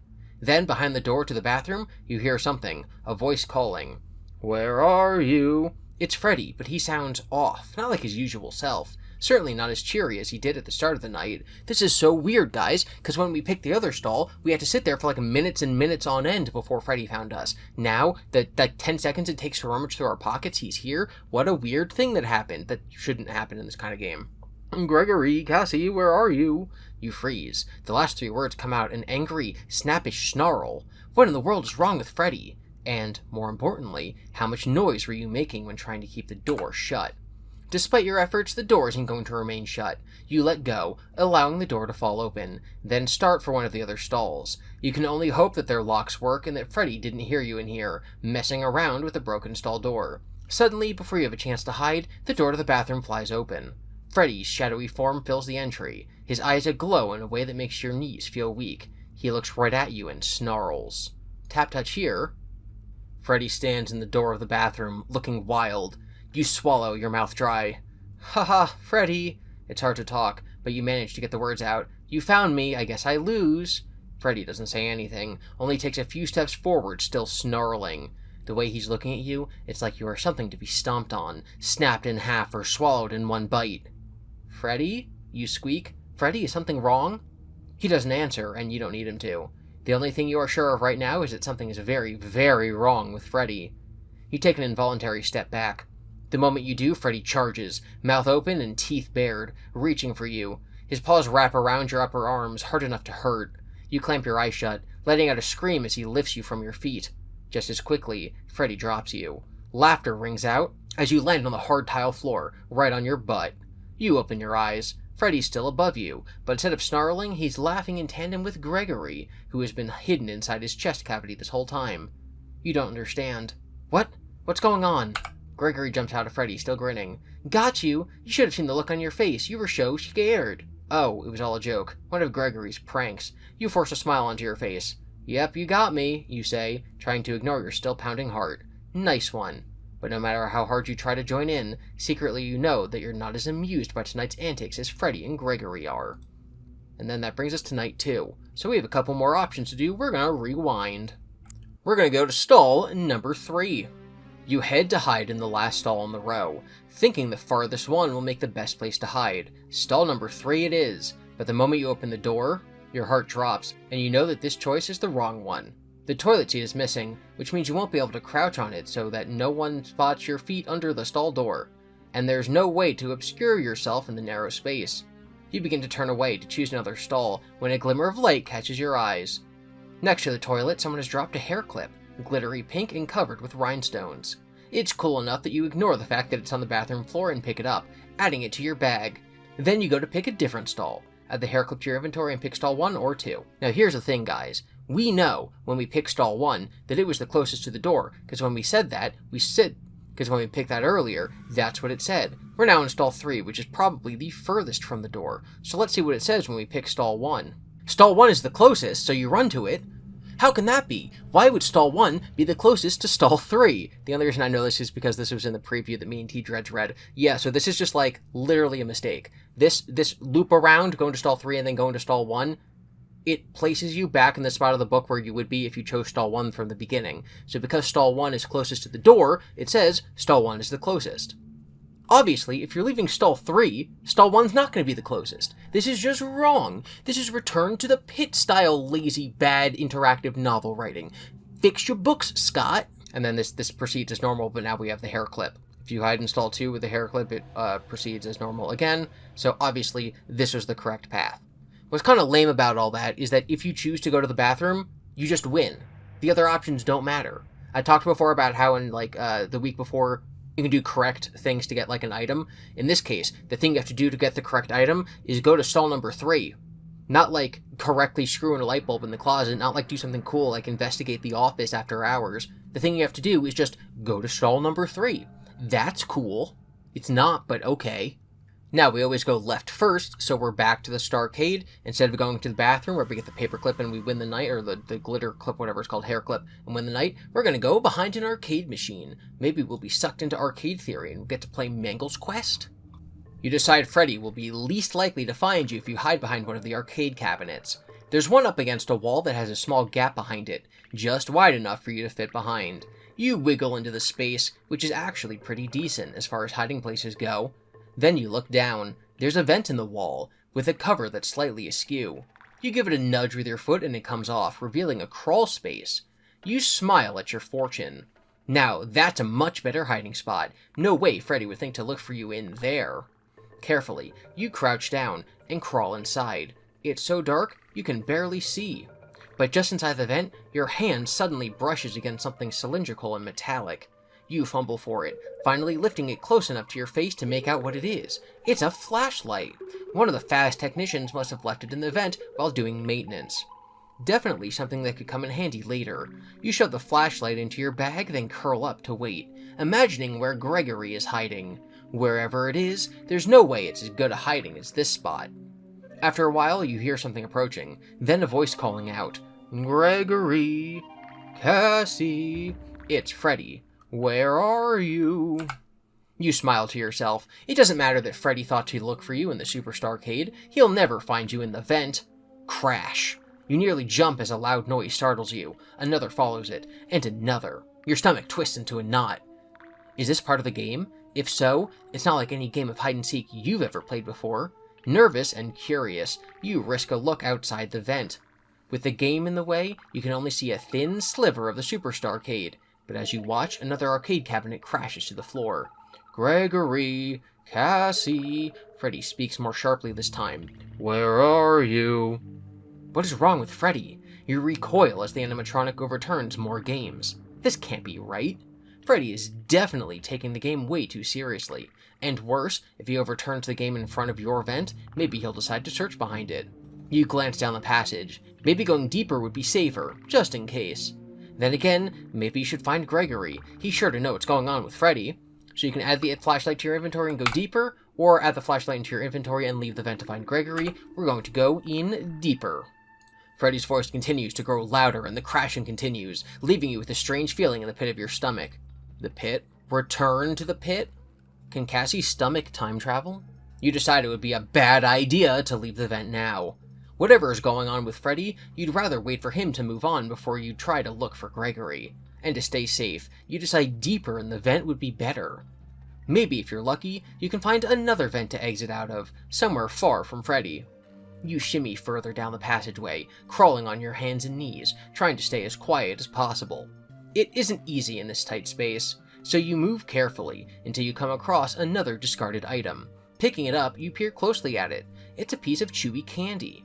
Must have been a very careless Faz technician to leave all their stuff behind, but it's your candy now. You put it into your bag, then continue making your way into the depths of the Pizzaplex, away from the Super Starcade. but in your haste, your hand slips. Before you can catch yourself, your elbow knocks against the wall of the vent with a loud metallic clang. You freeze. Was that as loud outside the vent as it sounded inside? Your heart starts to throb in your ears, and the air turns thick, making it difficult to breathe. Did Freddy hear you? Add Teethy Chew to your inventory and tap touch here. So we have the flashlight and the Teethy Dentist Chew, I don't know. You wait for what seems like forever, but you don't hear anything outside the vent. Then you take a deep breath and let out. Suddenly, okay, so I have a feeling that if we chose to just leave and not go deeper, we would just wind up here. Suddenly, back at the opening of the vent, there's a loud crash. More light fills the space, but only for a moment before a dark form blots it out. "I found you," cries Freddy, laughing maniacally. "I found you." His face fills the whole of the opening, his robotic eyes wide. You don't like the look on his face. It's too bright and too angry at the same time. You don't know what's going on, but this isn't the Freddy that began the game with you. His face disappears and is replaced by a hand, which reaches out for you, grabbing at the air. You scramble, trying to get away, but you only make it a little farther down the vent before something blocks your progress. It's a grate. In the low light earlier, you never saw it. You're trapped. "I found you," Freddy cries again and again. He lunges, hand closing around your ankle painfully. He yanks you out of the vent onto the floor of the Superstarcade. "I found you." Freddy looms above you now, scowling, his eyes wild in a way that makes your blood run cold. Something is very, very wrong with him. "You lose." Freddy reaches for you again. You scream. Suddenly, Freddy's chest opens up and Gregory bursts out, laughing hysterically. "Well, what? You don't understand." Gregory starts to say something, then stops, laughing, overtaking him. Freddy, now looking normal, chuckles with him. "I got you," Gregory finally blurts out between giggles. "Look how scared you were." It's only then that you understand it was all a prank. "Oh," you blush, smiling a little, even though you don't feel like it. You were really scared, thinking Freddy was going to hurt you. Still, now that you know it was only one of Gregory's jokes, you feel a little silly, maybe even embarrassed. "Yeah, I guess you got me." "See?" Gregory says. "I told you it would be a great game." Still forcing a smile onto your lips, you nod. You don't really agree, but you also don't want Gregory to think you're no fun. "Just wait," Gregory smirks, that mischievous look from earlier back in his eyes, "until you find out what I have in mind for tomorrow." Tap touch here, we're gonna tap touch here, we're gonna go to night 2, we're gonna rewind. But now we do have multiple paths, multiple things that we can do or not do, right? Because if we do the other path, we have the hair clip. If we do this path, we have the gum and the flashlight. So if we choose to take the flashlight and leave the vent to find Gregory, you don't like the way Freddy sounds as he searches for you. Something seems to be wrong with him, given what he's doing to the video games. Maybe he's simply taking the seek part of hide and seek too seriously. But you're not willing to risk that, and if anyone would be able to figure out why Freddy's acting the way he is, it would be Gregory. You need to find your friend before Freddy finds you. This means you have to leave the vent. This is easier said than done, though, with Freddy right outside somewhere, lurking in the arcade. Moving to the opening of the passage, you peek out into the dark, but you can't see much farther than your vantage point.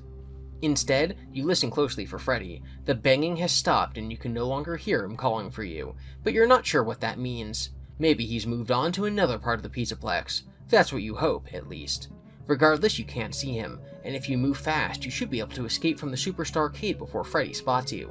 Moving as quietly as you can, you climb out of the vent, then creep around the edge of the game case. Suddenly, Freddy steps into view. Okay, so I was wrong. At first, Freddy simply stares down at you, frowning. His eyes look weird, almost wild.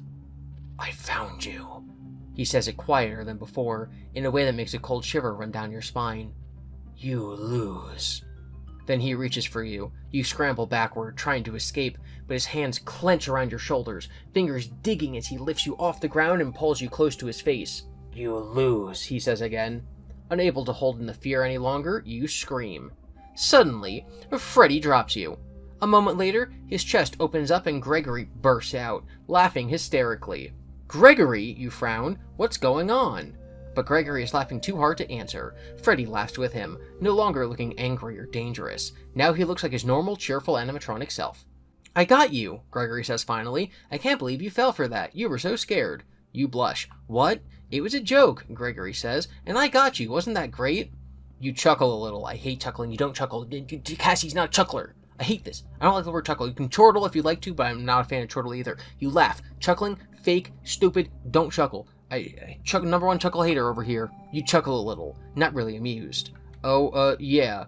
You don't want Gregory to think you're a stick in the mud, but it's clear that the prank was funnier to him than it was to you. Just wait, Gregory grins. Tomorrow night we're going to have even more fun. This game is dumb. This game is stupid. There was no way to lose it. We're gonna see what happens if we go right instead of left.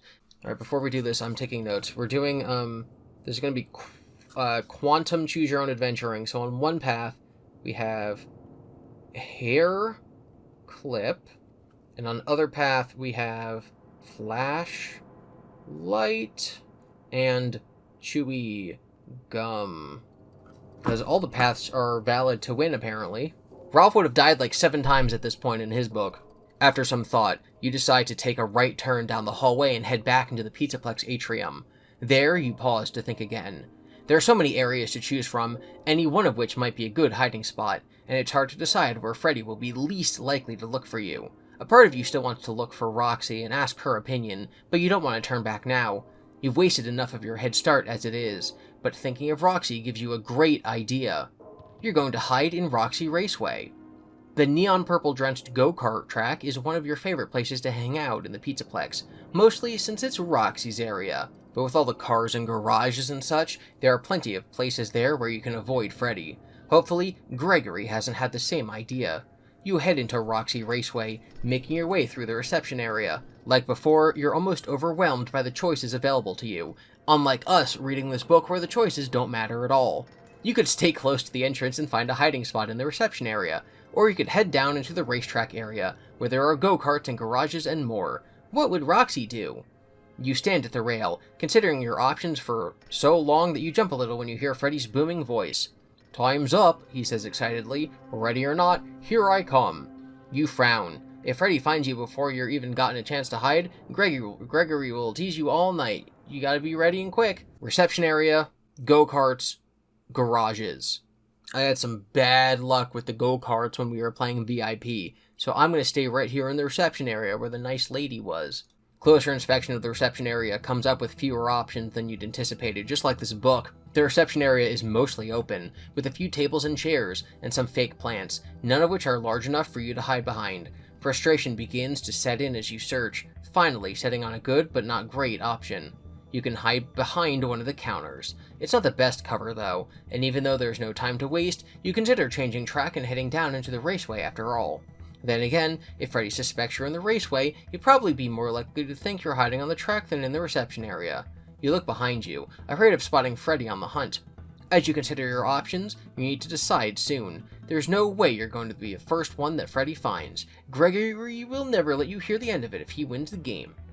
As the seconds tick away, it's almost like you can hear them. There's no more time to waste. With every minute that passes, Freddy might be getting closer. So you can stay in the reception area, or you can go to the raceway, or you can go to the garage. So I guess now more time has passed, which makes these different. Either we're staying in the reception area, we're going to duck behind this desk and see what happens. You slip behind the reception desk, only to realize immediately that there's not enough cover, only a narrow counter overhang with an overturned trash can behind it.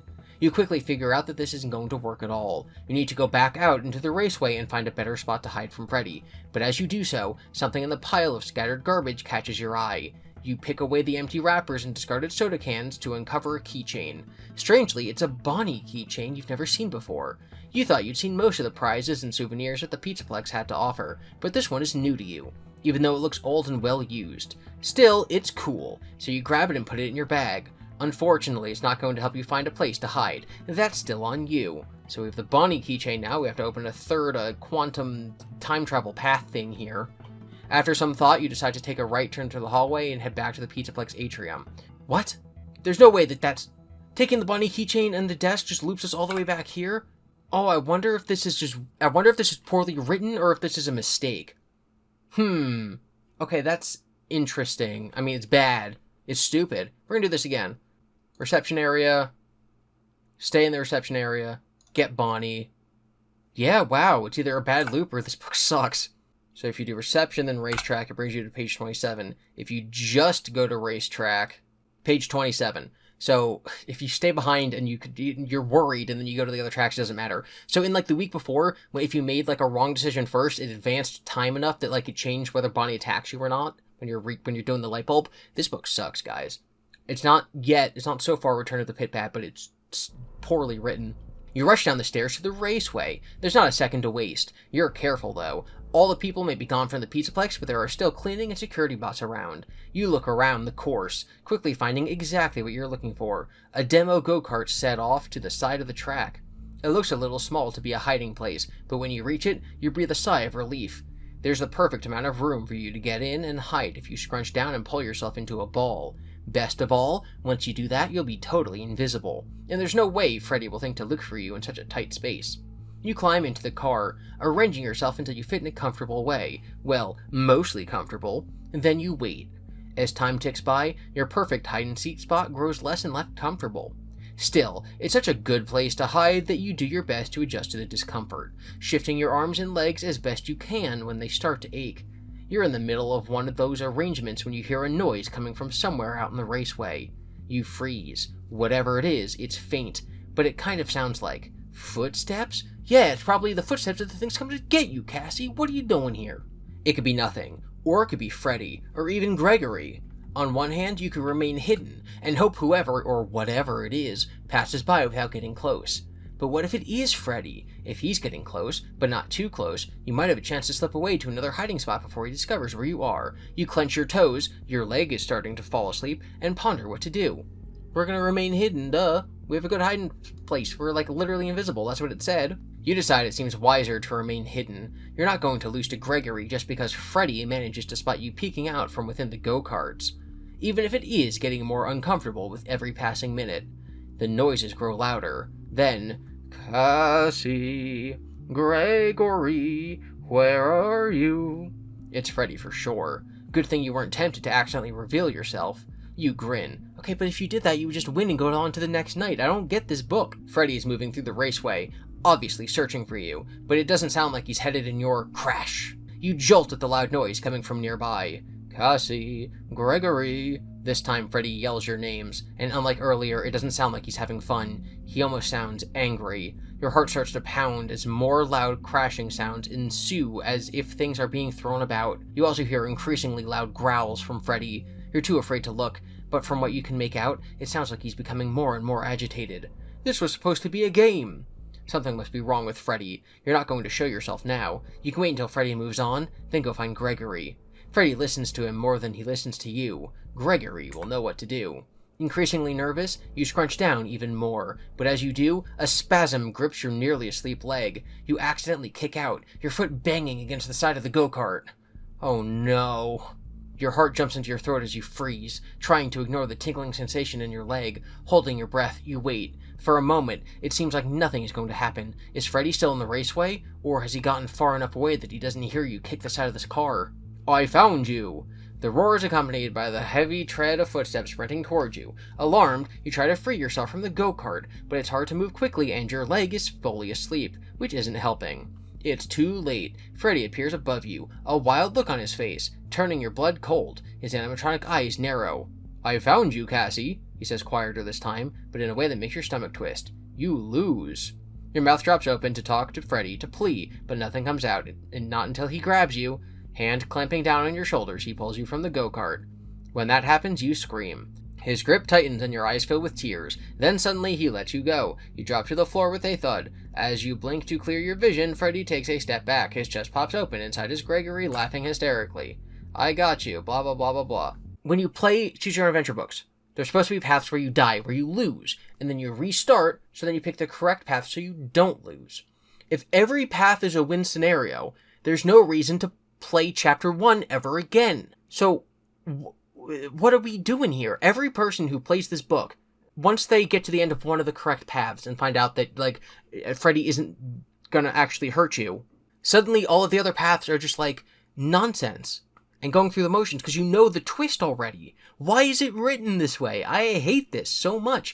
Obviously, because, like, Freddy's a good guy and he's not really gonna hurt you, he has, like, every time he finds you, needs to be a pass, but then just don't write it that way. I hate everything about this. This is stupid. Okay, we're going to go to the go-kart, and we're going to peek out when Freddy's nearby. So instead of remaining hidden and then our leg cramps up and gives us away, we're going to peek out to see where Freddy is. Maybe something different will happen this time. Curiosity about the noises on the raceway gets the better of you. Shifting as slowly as you can, you untwist yourself from the confines of the go-kart until you are in a position to take a discreet look outside it.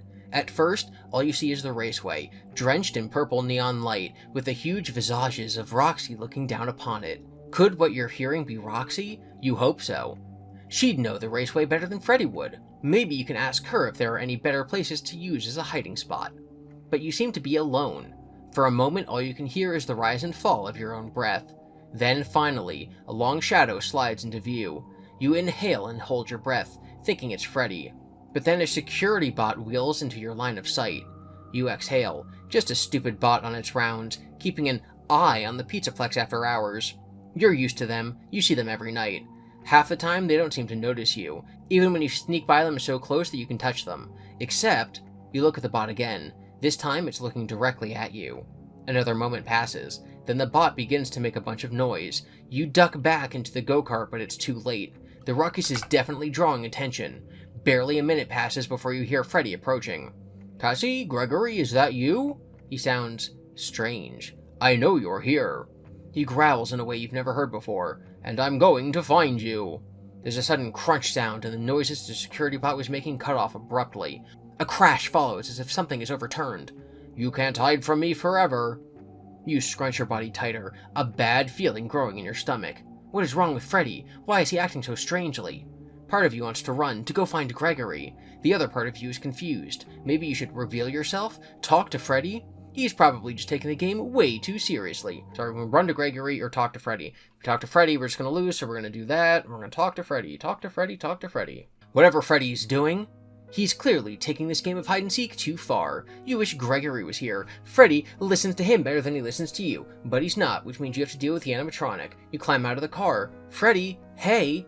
Freddy started to move away, leaving behind the remains of the security bot, now a crumpled pile of pieces, but he freezes as he hears your voice. Slowly, he turns. You do not like the look in his eyes. "What are you doing, Cassie?" Freddy says slowly in a low voice. "You're supposed to hide from me." "I know." You take a step closer, holding up your hands. "But I think you are taking this game too seriously, Freddy. It's supposed to be fun." Freddy's eyes narrow. "But I am having fun." "Well, you found me, which means Gregory wins. Let's go find him. We can look together." "But I don't need to find Gregory." Freddy cuts in, a little louder. He starts moving menacingly toward you. "I found you, which means you lose." You step back again, but the car is still behind you. There's nowhere to go. "Freddy." "You lose, Cassie." Freddy lunges at you. You scream in terror. Then, an instant before he reaches you, Freddy stops. His chest opens up, revealing Gregory within. He's laughing. "You lose, Cassie," he says in a mocking voice. Freddy joins him, chuckling, and looking way more normal than a moment ago. And that's when you get it. There's nothing wrong with Freddy. It was all a prank orchestrated by Gregory to scare you. You relax, though your heart is still pounding in your chest. "Haha," you say. "Yeah, I guess you fooled me." "You should have seen how scared you were." Gregory jumps out of Freddy into the floor, nearly doubling over with laughter. "Told you this game would be fun." You smile and say nothing. Sometimes you think that you and Gregory have very different ideas of fun. And that's a win condition. Let's go back. Let's go back. Let's go back. We're going to try to run away to find Gregory. The next crash sounds a little farther off, and you make a decision to try to find Gregory. You're careful to climb out of the go-kart quietly, so as not to give yourself away. Where the security bot had stood moments ago is now a pile of what can only be described as metal shards and fragments. Freddy isn't anywhere around here. Is he still in Roxy Raceway? You can't see everywhere, so you're not sure, but if you're quick, it's a straight shot to the stairs. If you can run up them, it's a relatively easy way back into the Pizzaplex. Still looking at the dismantled pile of security bot, fear grips you, and you begin to run. You bolt across the raceway. You make it most of the way across, and the stairs appear to be within reach when a huge shadow emerges at the edge of your vision. Two hands reach out and grab you, then twist you around. It's Freddy. At least you think it is. There's a wild look in his eyes. It's Freddy, but not the same fun Freddy you started the game with. "Freddy," you stammer. "What are you doing?" You ask the question, but something tells you that you're not going to get an answer. At least, not one you like. "I found you," he growls. "That means you lose." Freddy's grip tightens painfully. "Time to pay the price." After that, all you can see is teeth. You can't help it, you scream. A moment later, Freddy's grip suddenly loosens, releasing you. Freddy's chest bursts open, revealing Gregory. Ha ha ha ha ha ha ha ha ha ha ha. Then Gregory gets you. Yay. going to take this opportunity to get another drink of water. I have to drink with a straw because of my mustache. Life was way easier without my mustache. Fam, I gotta carry like a comb around with me everywhere because of this thing. I never know whether to style it like straight down or like out and across. I don't know. Mustaches are hard work. So we're not going to hide in the go-kart. We're going to hide in the raceway garage. You head down into the raceway. When you're not in a rush, you like to admire the grand, twisting track and remember how many times you've driven the go-karts over it. Sometimes when you don't feel like racing, you love simply sitting in the spectator stands, cheering on the races that run from the moment the Pizzaplex opens until it closes at night. But right now you have a mission, and you can't get distracted, though you may ask Gregory if you can race go-karts once your game of hide-and-seek is over. On one side of the raceway, garages run along the wall, fitted with workbenches, and all the tools needed to maintain the go-karts in their top condition. You spot one garage that has a bunch of gray storage crates stacked in one corner, piled up nearly to the ceiling, a perfect place to hide. You head into the garage and work your way into the space behind the crates, which is just large enough to give you a nice space to sit and wait, which you do.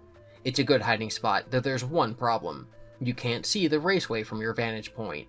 Also, the crates muffle what little noise there is. With nothing to see and unable to hear if anyone is getting close, it doesn't take long for you to grow bored. Gregory's hide-and-seek game seemed like a good idea at first, but waiting to be found isn't quite as exciting as you thought it would be. We got a good idea and a bad idea in this chapter. That's incredible. It's the double GiBi right there. Or it's a full GiBi right there. Because GiBi stands for good idea, bad idea. But if you don't remain still and quiet, Freddy might hear you. There's no way you're going to let Gregory win without a fight. Still, as the minutes pass, you consider ways to break up the boredom. You could peek around the edge of the crates or keep watch on the raceway. Or, some of the crates look like they would open. You could look through them. Who knows what might be inside them. So here's what's going to happen. So the other path, we got the flashlight or the gum and the hair clip. This path, we're getting the Bonnie keychain and probably another item from this path. So it's just like a bunch of different options we could have done. So you can stay quiet, we can peek to see if there's anything happen, or we can rummage through the crates. We're just gonna stay quiet. We're gonna see what happens. What page are we on? 28 is where we have to go when we inevitably win. You decide the best course of action is to remain quiet, which turns out to be a good idea. Because just a few minutes later, you hear your name being called.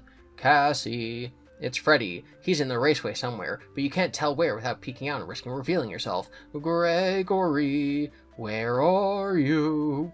You smile to yourself. This hiding place is too good. There's no way Freddy's gonna find you here. All you need to do is stay quiet until he passes through the raceway. Crash. Ready or not, I'm going to find you. The anger in Freddy's voice causes you to flinch, almost as much as the crashing noise does, which is quickly followed by another one. It sounds like Freddy is overturning tables and chairs, but you're too afraid to look out.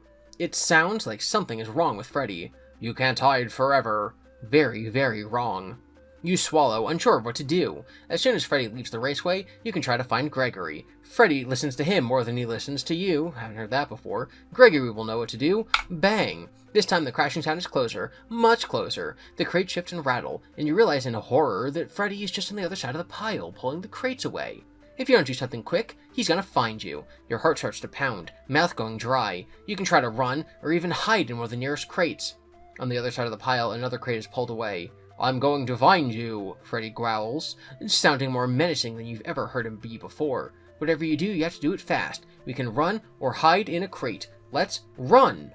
Freddy continues to rip the crates away one by one, inching closer. You can't wait any longer. You need to find Gregory, which means you need to run. You make a break for it, slipping through the narrow opening between the crate and the wall. Occupied with the pile, Freddy doesn't seem to notice you at first, giving you the chance to get out of the garage and back onto the floor of the raceway. The stairs up to the entrance aren't far. You just need to... A hand clamps down on your shoulder, and he yanks you backwards. Found you, Freddy roars in your ears. Freddy, what are you doing? You try to struggle, but you can barely breathe as he pulls you into a bear hug. His arms wrapping around you, getting tighter, tighter. I found you, Freddy growls into your ear. That means you lose. The hug draws even tighter. You fight, but it doesn't do any good. Freddy is far too strong. The last of your breath comes out as a scream. Then suddenly you drop to the floor. You gasp, able to breathe again. That twist around, ready to run, but as you watch Freddy's chest burst open, revealing Gregory inside, he's laughing. What? You stammer. Gregory, what are you? Got you, he announces, and suddenly you understand. It was a joke, a prank. Ha ha ha ha ha. Rewind. Okay, so instead of running out of the crate, we're going to hide in a crate. Freddy's getting closer. There's no way you'll be able to run without him spotting you, so you decide to try hiding inside the crate instead.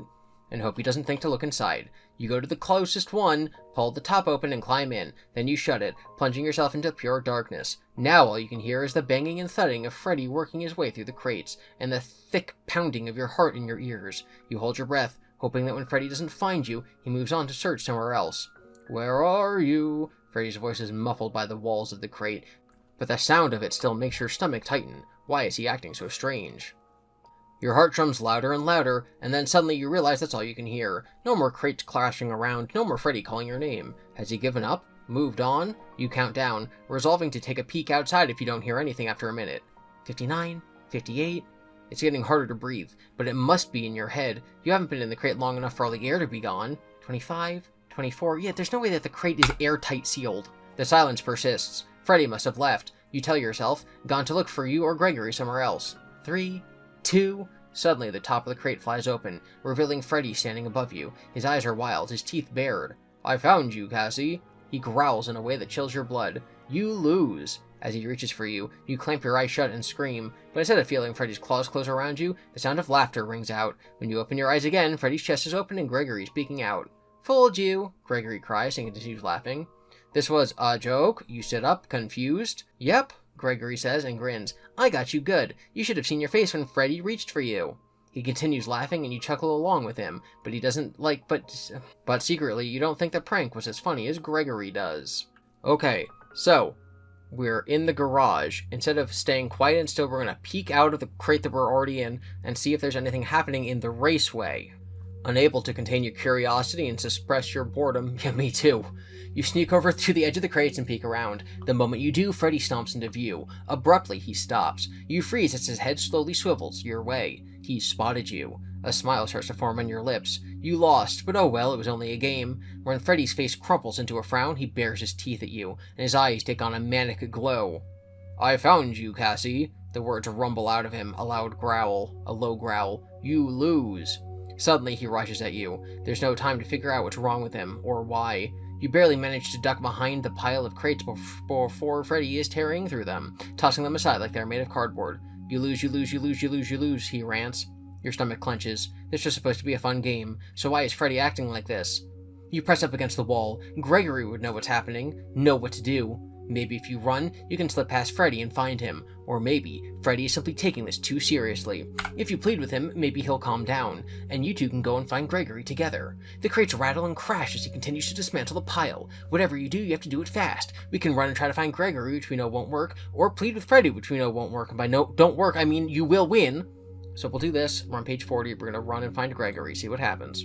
Freddy's already seen you, so you might as well make a run for it. You slip through the opening behind the crates, and then around the go-kart being repaired in the garage, putting it between you and Freddy. But he spots you immediately, tossing away one last crate before coming straight for you. One clawed hand reaches for the go-kart, tossing it aside like it's a toy car. You can't help it. You freeze, backed up against the workbench as Freddy approaches. You open your mouth, but it's like your voice is broken. And you can only manage to squeak as Freddy reaches for you with both hands and clamps down on your arms. He shakes you, which finally dislodges the scream from your throat. You want to fight, but Freddy is too strong. There's nothing to do except close your eyes and hope it's over fast. Then suddenly, Freddy stops shaking you. A moment later, you drop to the floor of the garage, landing hard on the concrete. Familiar laughter rings out. When you look up again, blinking away the tears, Freddy's chest is wide open. Gregory hops out of it, nearly doubled over in amusement as he points at you. We fooled you, Cassie, says Freddy jovially. He looks and sounds normal again. We did, cries Gregory. You should have seen the look on your face. Slowly, you understand. Gregory's game for tonight wasn't a game. It was a joke. Another one of his pranks. You try to laugh along with them. Yeah, I guess you got me. See, says Gregory, I told you tonight would be awesome.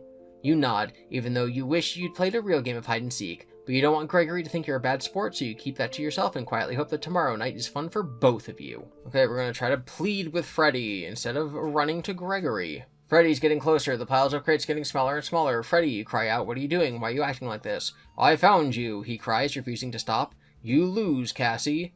You gasp for breath, terrified as Freddy continues to dig his way toward you. Where is Gregory, you wonder? What would he do in this situation?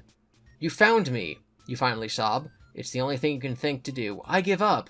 At last, Freddy breaks through the crates. Then he stops and simply stares at you. You relax. You gave up. That's all you needed to do, apparently. It's like the best episode of Doctor Who. Suddenly, Freddy's scowl deepens. He bares his teeth and repeats, "You lose, Cassie." You've never heard him sound like this before. In a way that makes your blood run cold. Whatever is coming next, you know it's going to be bad. "And now," Freddy says, "you have to pay the price." He reaches for you, cornered. The only thing you can do is close your eyes and scream. Suddenly, the sound of laughter fills your ears. When you open your eyes again, Freddy is taking a step back. His chest is open. Inside sits Gregory, grinning ear to ear. "Ha!" He climbs out of his chest, dropping to the floor. "We got you." "Yes, Cassie," Freddy says happily, sounding like his normal self again. "We got you." Your cheeks turn warm as you understand. This was one of Gregory's pranks. He didn't want you to play a game of hide-and-seek. He was trying to scare you. "Oh," you say, tongue-tied. "Yes, you fooled me." "You were really scared there for a second," says Gregory. "Don't worry, Cassie. It was just a fun game, like I said it would be." You smile reluctantly. "Yeah, it was," you say, even though, deep inside, you don't totally agree. Redoing the same events over and over, just to get, like, the same ending where, like, you get found out, but that's technically the win state that you're supposed to do, is like the other best episode of Doctor Who. I shouldn't say the best ever, just the two best 12th Doctor episodes. They're called Mummy on the Train and Help, I'm Trapped in a Sundial. I'm probably right about that, that sounds right. Okay, so the only option in the whole game that we haven't done yet is rummage through the crates.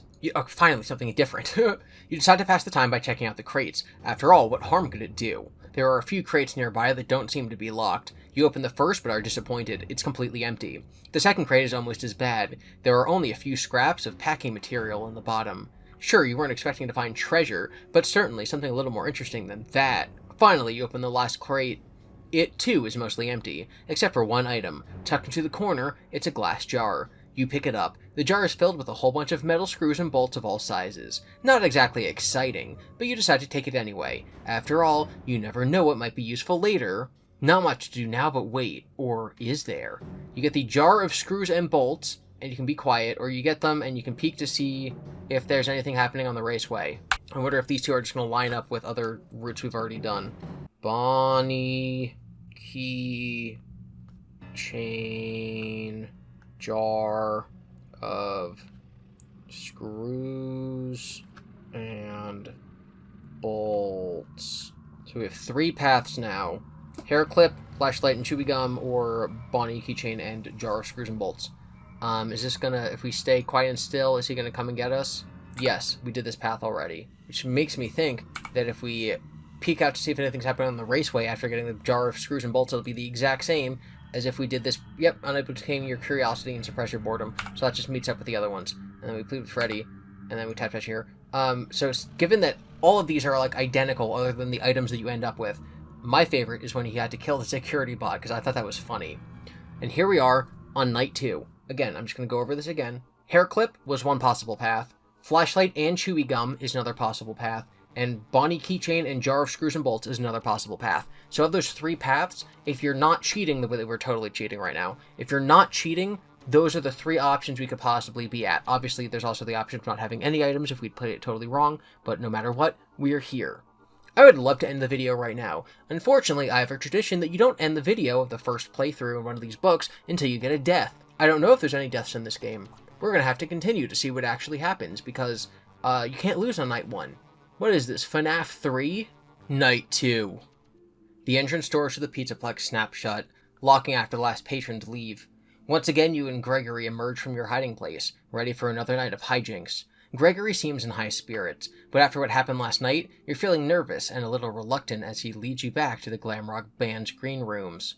Don't worry, Gregory reassures you as you head up the lobby stairs. No tricks tonight. We can play a real game of hide-and-seek. You slow down a little as you get close to Freddy's green room. I don't know, why don't we just play hide-and-seek alone tonight? Just the 2 of us. Whoever hides from the other the longest wins the game. Gregory scoffs. What fun is that? Besides, he passes by Freddy's room without going in. I've already set tonight's game up. He turns into Monty's green room and heads over to the animatronic, who's leaning against the wall. The Glamrock Gator appears to be waiting for the 2 of you. I wonder if each of the first 4 nights is going to be with a different Glamrock animatronic, and then the 5th night's going to be like, Vanny? You hesitate in the doorway. What do you mean?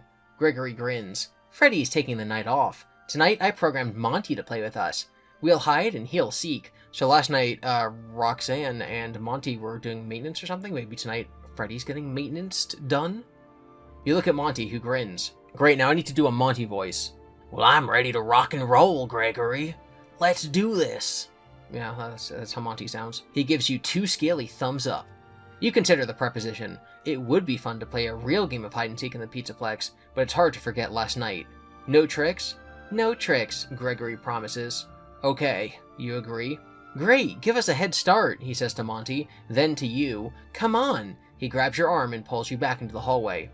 Where should we hide, you say? How about Monty's Gator Golf? Maybe he won't think to look in his own part of the Pizzaplex. Gregory rolls his eyes. No way. I have a much better idea. We should go hide in Bonnie Bowl. We're gonna die. Monty's gonna kill us.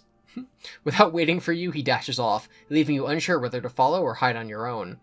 Wait, you call after him. What if we hide together someplace Monty never goes? Like the backstage office, where the stage controls are? You can follow Gregory, you can go to Monty's Gator Golf, or if you want to compromise and hide in the backstage office. I'm gonna say we're gonna go to Bonnie Bowl. We're gonna solve this mystery. I'm gonna Scooby-Doo it.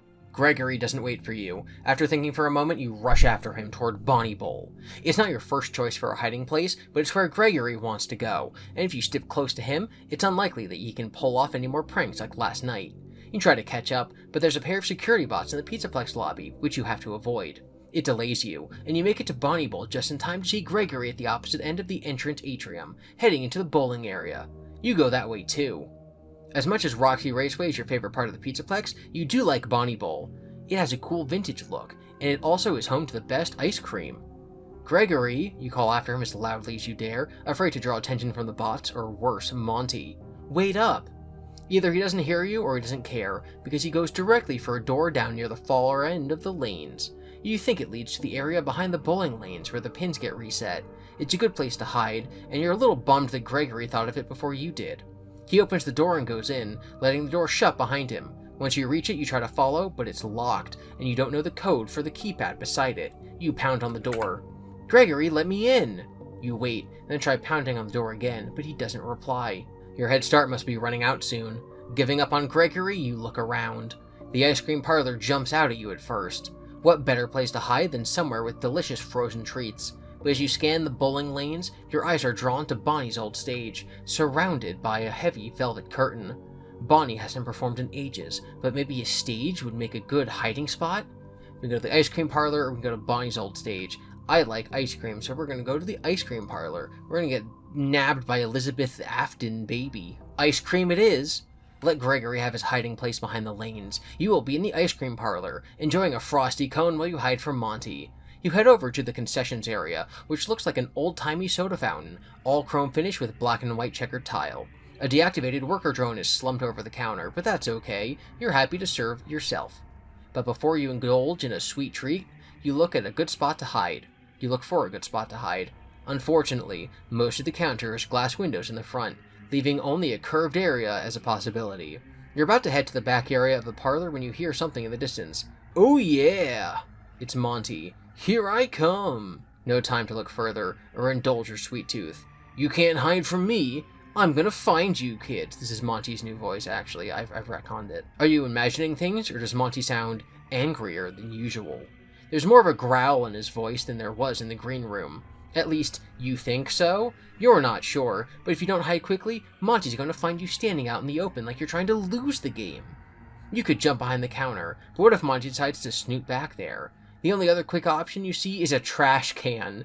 You hesitate, wasting precious seconds as you debate which option would be best. Trash can or behind the counter? I think we gotta go with trash in the gang. You run over to the trash can, praying that the cleaning bots have already emptied it. You're in luck. The bag inside is clean. You climb inside, pulling the top down right as Monty calls out again, this time much closer. You kids can run, but you can't hide.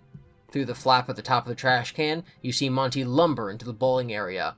His voice sounds angry, but maybe that's part of Gregory's programming? After all, he promised no tricks tonight. I'm gonna Monty's head suddenly jerks to one side as if an electrical jolt hit him. Find you!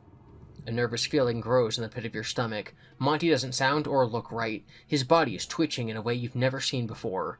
Suddenly, a cleaning drone buzzes by. Drawn to the movement, Monty whips around, his tail colliding with the bot, which goes flying.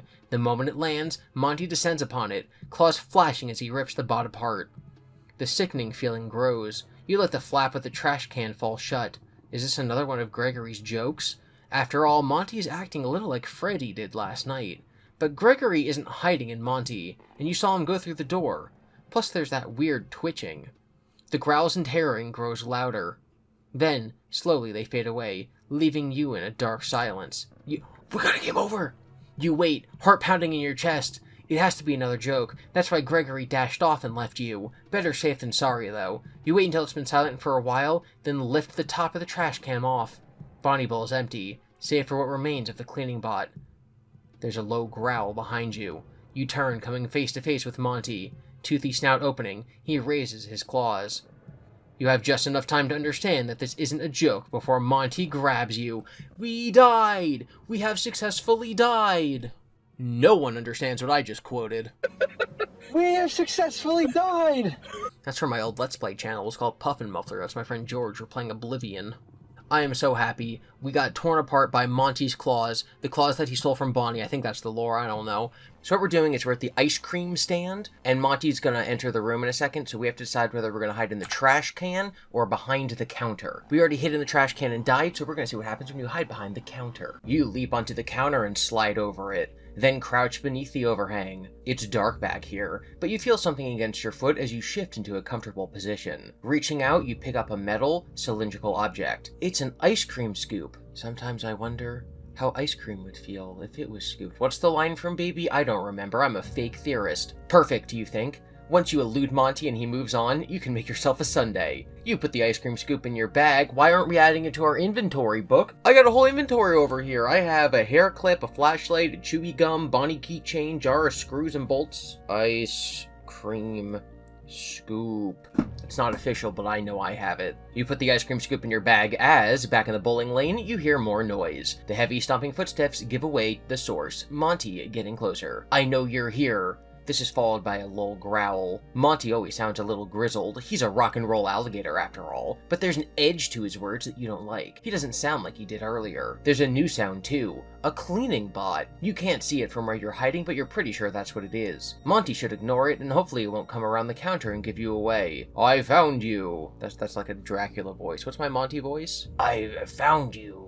I'm an alligator. You jump and nearly scream, expecting to look up and see Monty standing above you, only to realize he doesn't sound close enough. Instead, you hear a crunching sound, followed by the scream of metal being torn apart. You clamp a hand over your mouth and risk a peek. In the corner of the ice cream parlor, Monty is bent over a now twisted pile of what used to be a cleaning bot. You retreat back behind the counter. Monty isn't supposed to do that. Is this another one of Gregory's games? Or has something gone awry with Monty's programming? Either way, it seems like a good idea to try to escape to somewhere else. Somewhere safer. You could sneak out of the parlor while Monty is still occupied with the bot, or make a break for it. Head for the door Gregory went through and try to get your friend's attention. Your heart pounds as you consider what to do. We do get the ice cream scoop, oh my god. They also keep introducing the phrase good idea and bad idea. I like to think this is a reference to me. They use the name Devin in VIP. They're saying good idea, bad idea, which is what GiBi stands for in this book. Clearly I am FNAF canon, guys. Scott, if you want someone to write your next books, you can always hit me up. I write and I know FNAF lore. Isn't that a quote from something? Like, I blank and I know things. That's a quote from like a movie or a TV show.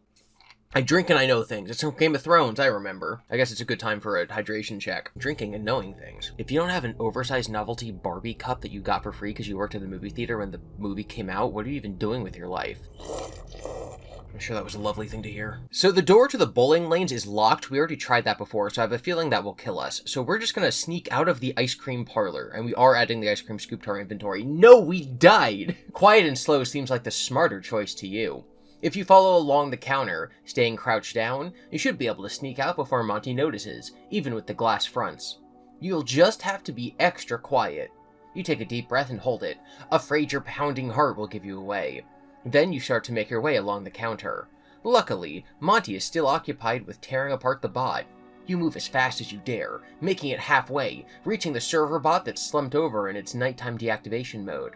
It's in the way, but you quietly slip around it, taking care not to accidentally bump it. Ice cream time! Suddenly the server bot springs to life. Its eyes light up and it twists towards you, brandishing an ice cream scoop like a weapon. Do you want some ice cream? I found you. The server bot's flailing alerts Monty. He drops the cleaning bot and comes racing towards you, teeth bared, claws out.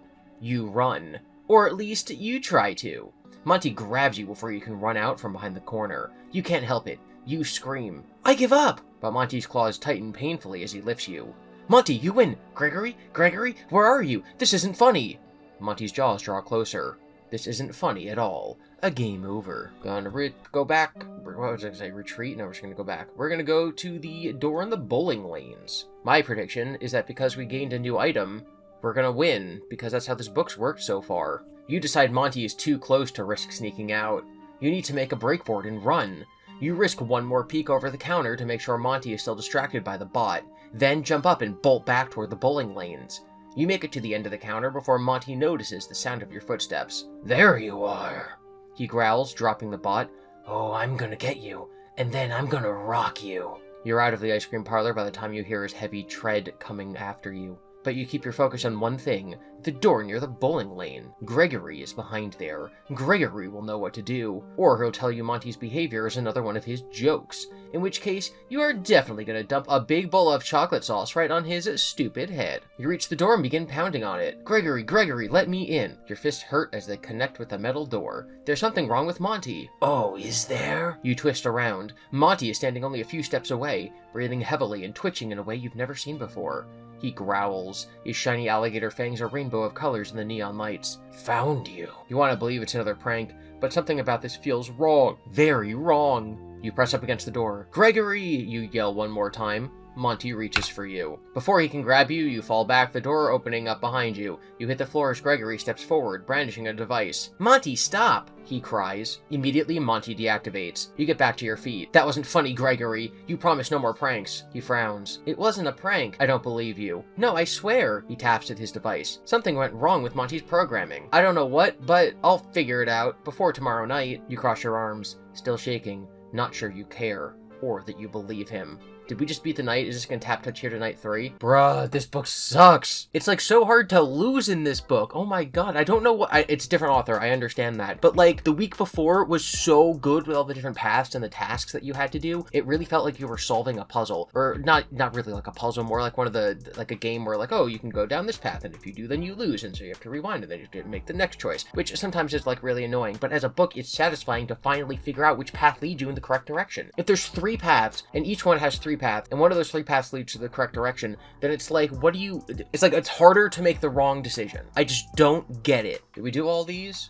No. Gregory pulling pranks on you is this book's version of getting hit by a car and then return to the bed. Okay, so instead of going to the ice cream parlor when we enter Bonnie Bowl, we're instead going to go to Bonnie's old stage and see what happens next. You're curious enough about Bonnie's old stage that you wander over to it. It's surrounded by a velvet curtain, with a sign that says the attraction is temporarily closed, which has been there as long as you can remember. Interesting, because I think that Cassie used to go to the daycare when she was a kid, so she's been coming here for years. I just kind of assumed that Gregory and Cassie are like 10 or 11. So it's interesting that it's been closed for that long. No, that doesn't make sense, because the Pizzaplex has only been open for a couple years. I don't know, guys. Dust tickles your nose as you pull aside the curtain, letting what little light there is from the neon signs fall inside. The small stage is empty, save for more dust and a few stray discarded napkins. But a door on the back wall draws your attention. Even from here, you can tell that it's locked, with no indication of where it goes. Strange, you think, but there's no time to ponder it. There are noises behind you, coming from back toward the entrance to Bonnie Bowl. "Oh yeah," Monty croons in his rough rock and roll voice. "Here I come." Shoot, you weren't paying attention, and now you're almost out of time to find a hiding spot. Your options are limited with Monty nearly upon you. You could hide behind the curtain. Maybe Monty wouldn't think to check an area that's been out of commission for so long. Or, the only other option you see is a nearby trash can. If you're quick, you should have just enough time to get the top off and climb in. Okay, so let's do trash can again. We did trash can first last time. Trash can gang. Trashy gang. You run over to the trash can, praying that the cleaning bots have already emptied it. You're in luck. The bag inside is clean. You climb inside, pulling the top down right as Monty calls out again, this time much closer. "You kids can run, but you can't hide." Through the flap at the top of the trash can, you see Monty lumber into the bowling area. His voice sounds angry, but maybe that's part of Gregory's programming. After all, he promised no tricks tonight. "I'm gonna Monty's head suddenly jerks to one side as if an electrical jolt hit him. "Find you." Wait a minute, hold on. Wait, no. Oh my god. If you hide in the ice cream parlor, one of the options is to get in a trash can. If you hide behind stage, one of the options is to get in a trash can. They both lead you to the same page. No matter which trash can you hide in, you get the same page where this drone thing comes and gets you. No way. They just reuse. That's so lazy. That's awful. At least in Return to the Pit, when there was like, oh, if you go down the stairs or you go to the bathroom, then you go down the stairs, at least both lose states, like going down the stairs had different pages written. It was annoying reading the same like passages over and over, but at least they were different. This is crazy. I think I'm right. I think I'm right about this. Wow. Wow, that sucks. This book sucks. We're gonna hide behind the stage curtain, I guess. With no time to lose, you climb up on the stage and draw the curtain closed, leaving only a tiny slit through which you can peer out into Bonnie Bowl. You wait, dust tickling your nose. It's not long before Monty comes stomping into view. Something seems strange about his movements, though. They're twitchier than normal, as if he's been receiving little jolts of electricity every so often. Strange, you think. But maybe he's due for maintenance? You can't run, you can't hide, Monty half sings, half growls. Does he sound weird, too? Monty takes a few more steps, head swinging left and right as he surveys Bonnie Bowl, searching. Then, a violent twitch nearly sends him toppling to one side. He catches a table at the last moment, claws scraping over it, leaving deep furrows. Then, suddenly, a cleaning bot comes into view. Normally, Monty would ignore it, but instead he growls viciously and lunges for it. Found you! His claws sinking to the bot. When he rips his hands away, parts of the bot go flying. Your fingers tighten on the edge of the velvet curtain. That's not right. Is Gregory playing another joke on you? That's what you want to think, but Monty's twitching might indicate something actually wrong. Your mouth goes dry as you realize that if Monty comes closer, he might find you. And if he repeats what he did to that bot, that's only if he looks behind the curtain. You reassure yourself, and maybe he'll leave without bothering to look here. Still, you're scared enough to weigh your other options. The only one that makes any sense is behind you, the door, but it appears to be locked. If you remain behind the curtain and hope Monty leaves, if you have the bunny keychain, which we do because we cheated on night 1, we have every item. Alright, so we do have the keychain, but we're going to do the other path first because I'm guessing it's going to be a loss, and I'd rather lose and then rewind and win instead of win and then rewind and lose. Keep in mind, if we do this path, we don't get the ice cream scoop, so that's interesting. So we're going to remain behind the curtain and hope Monty leaves. You don't have much of a choice. Drawing the curtain fully closed, you're plunged into pure darkness. Behind the curtain, Monty continues to stomp around. You can hear his footsteps, low growls, and the occasional bang or crunch. Let's rock, Monty calls out, sounding too close for comfort. Don't you want to rock with me? You do not want to rock with Monty. If this is another one of Gregory's pranks, it's not funny, and you're going to give him a piece of your mind. Monty's getting closer. You can hear the gator growling now, right behind the curtain. You're sure if you drew it back now, he'd be right there, close enough to touch. Seconds tick by, sweat beating on your forehead as you listen. Inhale, exhale. Inhale, exhale. Any moment, you expect Monty to rip the curtain aside. Then you hear footsteps again. Monty's moving away. Thank goodness. You let out the breath you were holding, then inhale. Dust from the stage travels up your nose. You try to stop it, but it happens too fast. Achoo. The sneeze sounds like an explosion in the small space. It's followed by the thudding of steps, and before you get a chance to think, Monty tears the curtain away, exposing you. He growls, eyes wild, teeth bared. Found you. You should give up, plead, something, but as Monty reaches for you, all you can do is scream. A game over. Can't believe we died to sneezing. Okay, we have the bunny keychain, so we're gonna go further behind the curtain. If you could get through the door of the stage, maybe you'd be safe. Wait! Suddenly you recall the Bonnie keychain you found earlier. Digging it out of your bag, you pop the Bonnie head off to reveal a key. You go over to the door and try to get the key into the lock. It's not easy in the dark, but finally you get the key in. It fits perfectly. The moment you turn it, Monty rips the curtain away. He twitches, eyes glowing with fervent anger. Found you. Panicking, your fingers nearly slip from the key, but you manage to turn it as Monty jumps onto the stage. You shove the door open and slip in, slamming it shut just in time. Monty's entire weight slams against it, rattling the frame. But thankfully it locked behind you. Monty pounds on the door, making feral sounds that cause your blood to run cold. Oh, I'm gonna get you, Monty cries. Bang. Bang. Bang. His fists beat against the door. You swallow hard. Gulp. As the frame strains under each blow, the door looks sturdy, but soon you realize that it isn't going to last long. It's all you can do to shakily get to your feet and look around. Your stomach drops as you do. There's nothing here, just some old tables and chairs, and beat-up cardboard cutouts of Bonnie. No other doors, no windows. You're trapped. Help! You don't know what else to do. Gregory, help me. Monty's gone crazy. Monty has gone crazy, Monty echoes in a mocking way. A splinter of door falls away. The blows pause as an eye appears in it, like the cover of the book. That's what the cover of the book is. So this must be like the most canon route ever. Monty says, "There you are. Gonna get you." The attack resumes, and within moments the door is demolished. You back up against the wall, but there's nowhere to run, nowhere to go. With a growl, Monty bursts through the remains of the stage door and lunges at you. You scream. Right before his claws reach you, Monty suddenly deactivates, his whole body freezing and going limp. Gasping for breath, you look behind him. Gregory is there on the stage, a device in hand. "That wasn't funny," you cry. "You said no more pranks." "Gee, this Glamrock deactivation device sure would have come in handy in security breach, Gregory." "It wasn't a prank," Gregory replies. "I swear I don't know what happened. Something went wrong with his programming." Mad and still terrified, you want to yell more, but the way Monty was twitching, maybe there was something wrong with him. "I'll fix it before we play again," Gregory promises. You nod, but you're not sure you want to play any more of Gregory's games. So if we use the bunny keychain, we don't get the ice cream scoop. I don't think that affects anything, because we can still have gotten the bunny keychain and get the ice cream scoop, it's just that we don't use it. So that's fine. I'm guessing that the expectation of the writer was that most of the fun gameplay would come from which path you take. Instead of cheating the way that we are actually playing through the book correctly. Like, you get to this part, and you don't have the Bonnie keychain because you went a different path the previous night.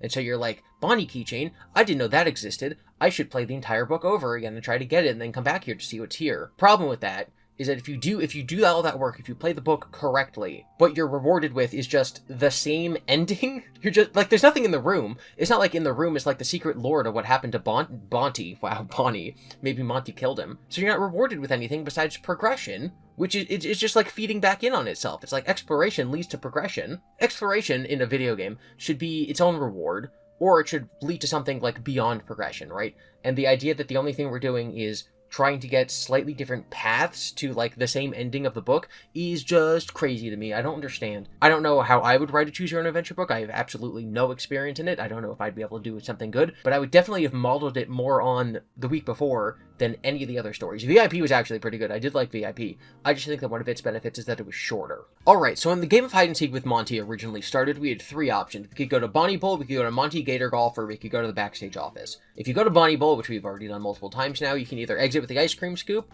or you can exit with nothing.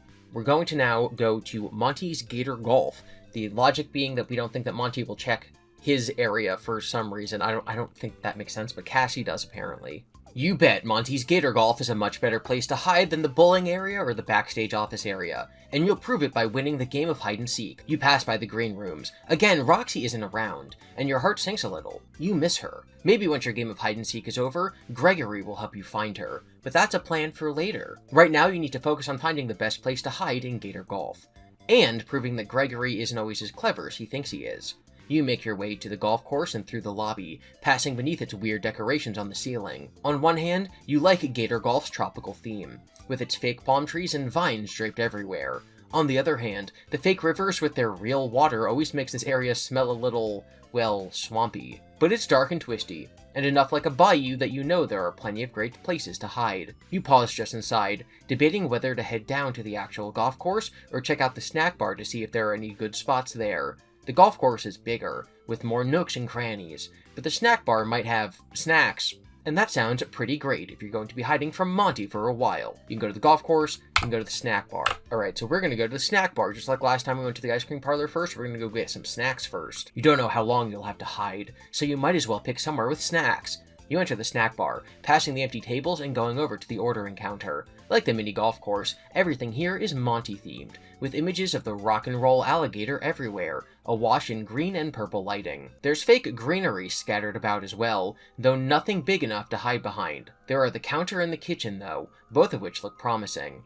Maybe in the kitchen you can cook yourself up an order of the swamp fries on the menu, which you hope are more appetizing than they sound. Except, you don't know how long a head start Monty's giving you. Gregory is probably hiding already, and you don't want to give him the satisfaction of being caught before you've even had a chance to hide. But the area seems empty for the moment, so maybe you have a few minutes to explore the snack bar further? We can go to the snack bar before hiding, or we can grab a snack and then hunker down. We're gonna grab a snack first. That's why we came over here. Although I will say, the fact that in Bonnie Bowl and Monty Gator Golf, the options are to get a snack, like, even though they're different options, it still feels like you're just making the same choice, right? Like, I don't know, it seems like the option where you can be repetitive or not, it's choosing to be repetitive. At least with Return to the Pit, which is a book that I genuinely despise, the entire Avengers route, which is just a full dead end, is at least something. It's at least exciting, right? Like, if that book just had less options where you're hit by a car, and if the lore kind of made more sense, it could have been great. This is just like nothing, right? One of the reasons I think this is worse so far is just because there's nothing here. There's no substance. You're not letting Gregory beat you at this game, which means you're not going to risk Monty coming in without you having found a good hiding spot. There's a corner behind the snack bar counter, which wouldn't be a great spot normally, but there are some boxes nearby that, if you pull them closer, will cover you. And even better, there are a bunch of snacks behind the counter. You grab a bag of chips and then wedge yourself into the space, pulling the boxes over until you have a perfect spot. No way Monty will notice you here. Then you wait. It's kind of boring, and your hiding spot gets less comfortable over time, but you don't mind. The longer you can hold out, the more likely Monty will find Gregory first. You're just beginning to feel hungry enough to open the chips when there are noises nearby. Footsteps. Heavy ones. And then growling. It's Monty for sure. You can hear him talking. Gonna find. Look here, look there. Find you and then. But who is he talking to? You strain your ears, but whatever Monty is muttering doesn't seem to make sense.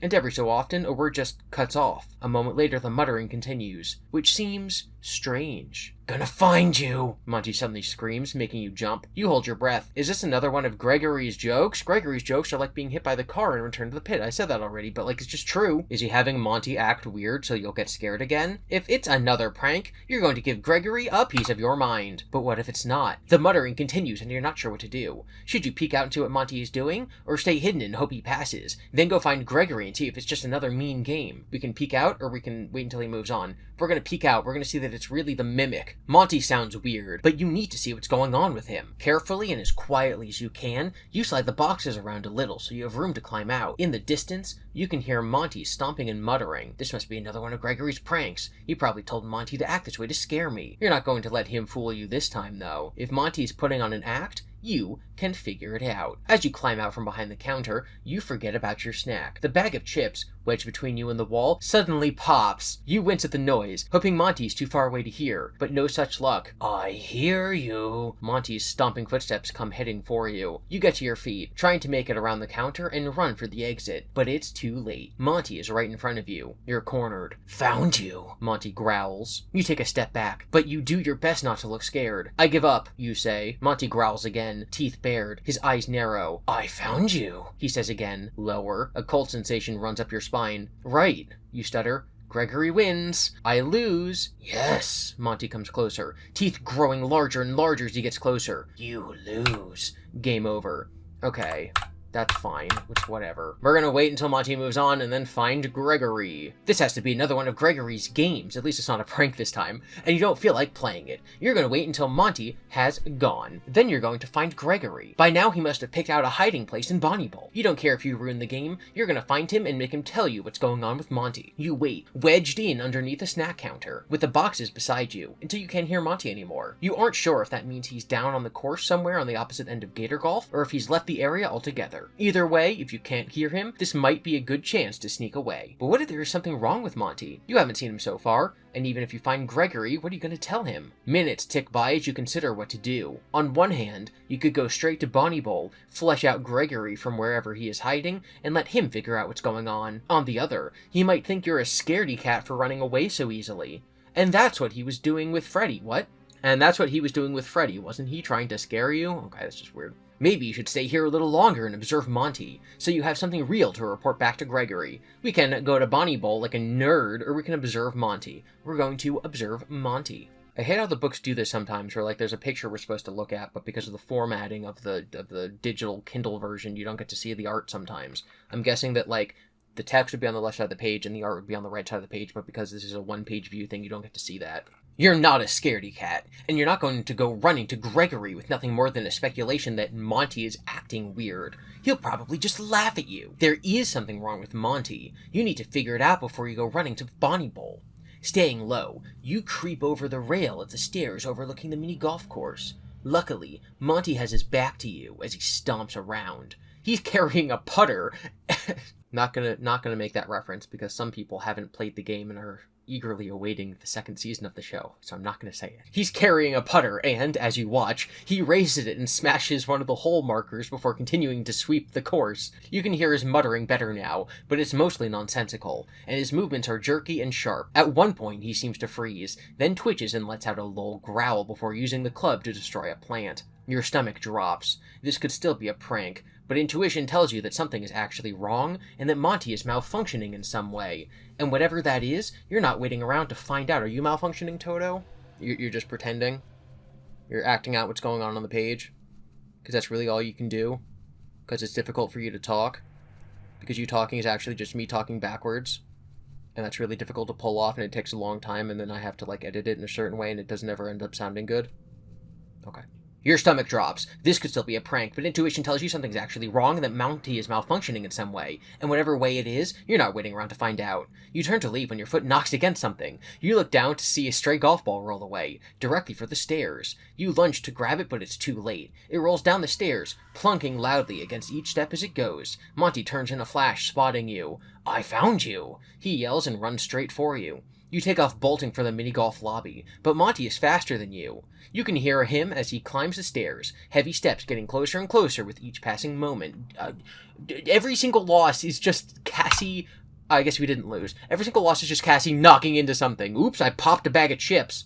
Oops, I just tripped over something. "Help!" you yell at the top of your lungs as you run. "Gregory, help!" You make it to the Pizzaplex lobby, getting halfway across before Monty grabs you. You scream again. "Found you!" Monty snaps, jaws inches from your face. "You lose." You can't fight, Monty is too strong. Then suddenly, the animatronic freezes. You push away, freeing yourself and falling to the floor as you hear your name.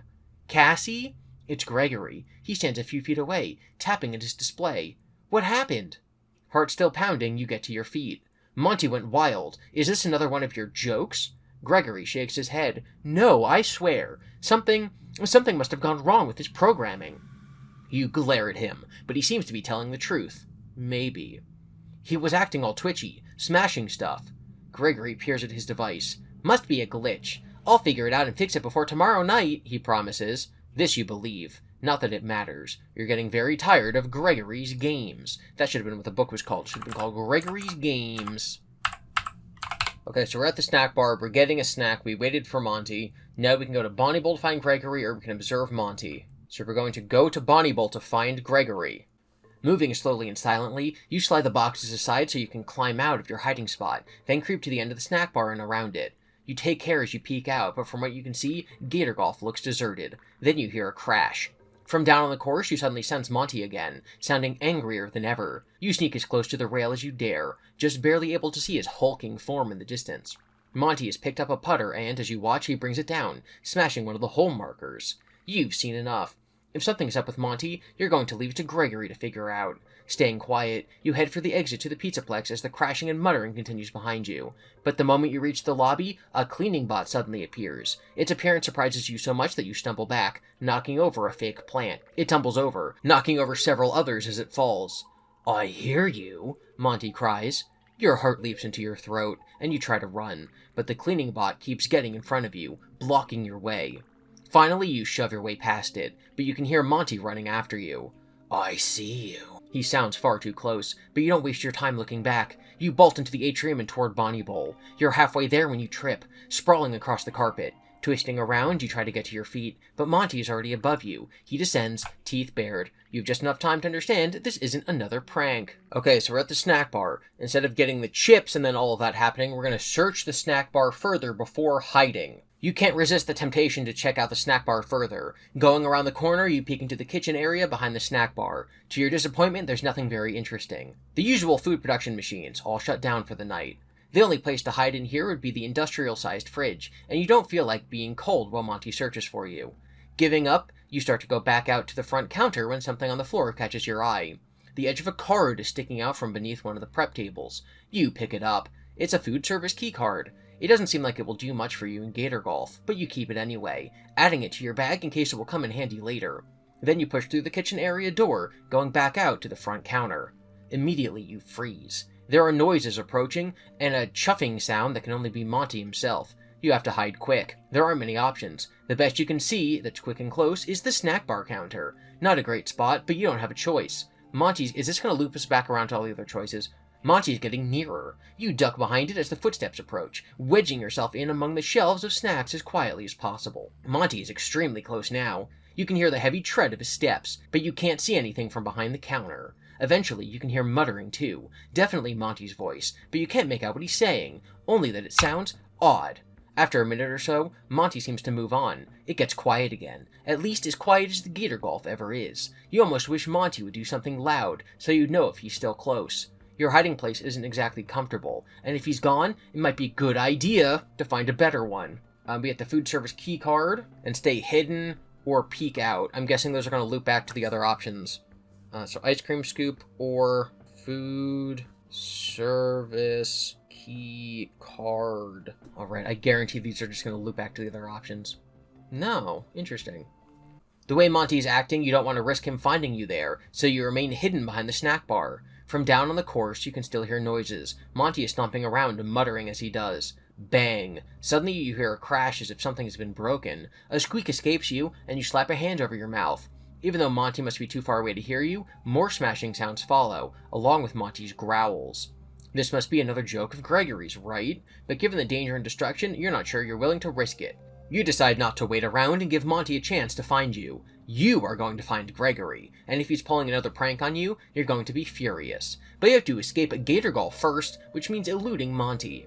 He's still on the course, so your best chance is now. But should you make a break for it and run, giving Monty the chance to find you, or crawl your way out of the mini-golf area, which will be slower but less risky?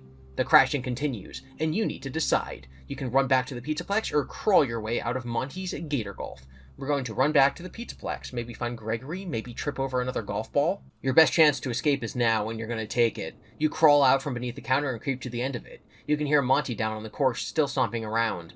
"I'm going to find you," he screeches, and the furious sound of his voice is what gets you moving. You jump up and dash forward, not caring if you're visible as you sprint across the snack bar area and toward the exit. In your haste, you hit a chair as you pass, overturning it with a crash. You wince but don't slow. If Monty didn't know you were here before, he does now. "There you are. Gonna get you, Cassie." Your heart rises into your throat when you hear Monty yell your name. You know you shouldn't, but you glance back over your shoulder. Monty is flying up the stairs, eyes burning with anger. His movements are uneven and twitchy, but that doesn't appear to be slowing him down. In fact, he's gaining on you. "Help!" You run for the Gator Golf lobby as Monty's steps get closer. You can hear him growling, nearly on the back of your neck. You can't help it. You scream. "Help!" You burst out of Gator Golf and back into the Pizzaplex lobby. "Gregory, where are you? Something's wrong with Monty." You barely get the words out before a clawed hand snaps down on your shoulder. You trip, but Monty grabs you before you fall, lifting you off your feet and twisting you around. Teeth. All you can see is teeth. The heat coming off his glitching circuits hits your face, and you freeze. You can't fight. Monty is too strong. "Caught you," Monty says with a low growl. All you can do is close your eyes. Then suddenly you drop. Your feet hit the floor and you stumble backward, nearly falling. "Cassie?" Gregory stands a few feet away, a device in hand. "Are you okay?" At first you can't speak. "That wasn't funny," you finally spit out. "You promised no more jokes." Wide-eyed, Gregory shakes his head. "It wasn't a joke. I don't know what happened. Something with Monty's programming. It must have glitched."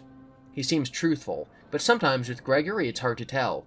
He was twitching, acting really weird. He nods as if that makes sense. "Must have been an error. I'll fix it before tomorrow night." You cross your arms, but don't say anything. Fixed or not, you're not sure you want to play any more of Gregory's games. Okay, so there is a legit way to get the food card, which is doing everything we just did. Okay, so we have the food card. Instead of running... Okay, we're going to peek to see if Monty is gone with the food service card. Oh, we're going to die. All you can do is scream. You're not exactly sure what's going on with Monty, but your hiding spot is definitely not as good as you'd like it to be. If you move fast, you should be able to find a better one. But first, you need to make sure that Monty is far enough away that he won't spot you. You creep to the end of the snack bar and peek around. You can't see much of the mini-golf course from here, only the snack bar and the stairs down. A lone cleaning bot is rolling around near the exit into the Pizzaplex. You wish you knew exactly where Monty is at the moment, for from the sound of it, he's heading down to the course. This is your last chance to get out of here. Staying low, you come from behind the snack counter, keeping an eye on the cleaning bot. The last thing you need is it spotting you and alerting Monty to your presence, but the coast looks clear now. Whew, that was better than I thought I could do. I missed a couple words in there, but I don't know, it was pretty coherent, I think. You're just about to bolt for the exit when the sound of heavy chuffing comes from behind you. Found you, you turn. Monty snuck up behind you. He's staring down, strangely blank-eyed. I thought last time when he was chasing us, his eyes were angry. Now he's strangely blank-eyed. Which is it? Is he mad, or is he like, he's like soulless, like he's got nothing going on up there? Every few seconds, his head twitches. You know what that means, right? You take a wary step back. Okay, Monty, you found me. I give up. Gregory wins. His eyes narrow. Wrong. It means you lose. Before you can run away, Monty grabs you, claws digging into you as he lifts you off the ground. All you can do is scream. Okay, so that's all the snack bar paths, so we're going to do the mini golf course path. I don't know where you're going to hide in a mini golf course. Maybe like in one of the holes. Is there like really big holes on the golf course? I don't know. We'll figure it out. The moment you get to the bottom of the stairs to the mini golf course, you spot the perfect place to hide, the giant alligator mouth. You can go all the way into the back of it where it's dark. Monty will never think to look for you there. You make your way over and carefully climb into the mouth. The tongue is really soft, but it's shadowed enough in the back of the mouth that you must be invisible from the outside. You get comfortable next to a pair of fangs and wait. As the minutes tick by, you start to regret not grabbing a snack from the snack bar on your way down. Who knows how long it will take Monty to... Suddenly, you hear noises in the distance, getting louder. Crouching lower, you watch as Monty comes into view, making his way across the mini golf course. He's moving slowly and deliberately, searching as he goes. You stifle a giggle. He's carrying a golf club, as if he plans to play a few holes while he looks. Gonna find you, he calls, stomping down the stairs. At the bottom, he seems to jerk, almost missing the last step and stumbling a little. Find you, he repeats, with another spasm. This time in his arm. The last few words sound angry, and you start to feel uneasy. Monty continues onto the course, muttering and jerking in a way that doesn't seem right. Or is this another one of Gregory's pranks? You're going to be so mad if he pulls that again. I'm going to be so mad if you mention it again, Cassie. I know you're here. Monty suddenly screeches, then raises the golf club and swings, smashing one of the hole markers. You throw a hand over your mouth to keep from making a noise as the giant gator moves out of sight. What's wrong with Monty? Another joke. It has to be. But the way Monty is moving, as if there's something wrong with his limbs. Freddy didn't act like that. Uneasiness fills you. Maybe you need to get out of here before Monty finds you. Make a distraction and run. Or just keep watching him. See if he gets any weirder. There's also a fearful part of you that's saying to just stay hidden. Let Monty move on. You're not sure what to do. We can peek out of the gator and watch Monty. We have the jars of screws and bolts to use as a distraction. We can stay hidden. We're gonna peek out and see Monty first to see what he does. Maybe we'll get some lore clues as to what's going on with him. Monty's acting weird enough that you want to observe him further. Maybe if you do, you can figure out what's wrong with him. You creep forward slowly, thankful that the soft tongue of the giant gator head swallows your steps. You get closer to the front of the mouth, crouching down so you're still partially hidden by a row of teeth. Monty is a little way away, stomping around the course with the golf club clenched in one fist. He's still twitching and acting increasingly strange, continuing to talk to himself, low, so you can't make out the words, but he doesn't sound happy. Suddenly, a security bot, drawn by the smashed hole marker, comes rolling up to investigate. Monty twists around suddenly, and lets out a loud growl. He lunges at the security bot, which doesn't seem to understand the danger as Monty raises the golf club and swings it. There are loud clanging noises as it connects, again and again and again. Within moments, Monty has reduced the security bot to a twitching pile of metal and wires. That's definitely not right. Panic grips you, and before you realize it, you're running, leaping out of the gator's head and bolting across the river bridges.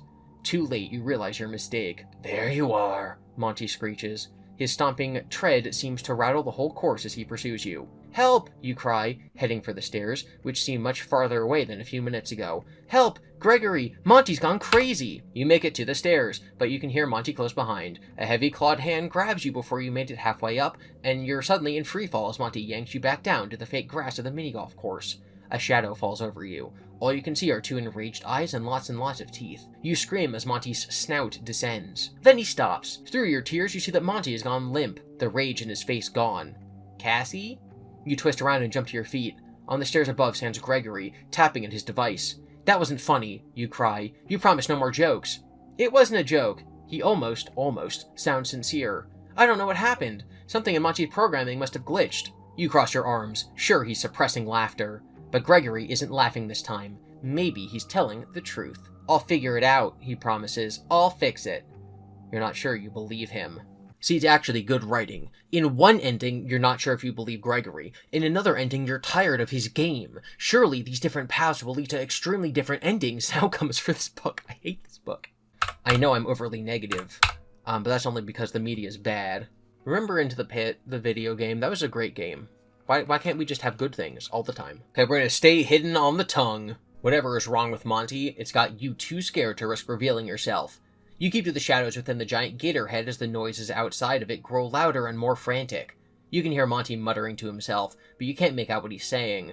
There are crashes and clangs, and every few minutes, Monty stomps into view, twitching and stumbling as he makes his way around the course.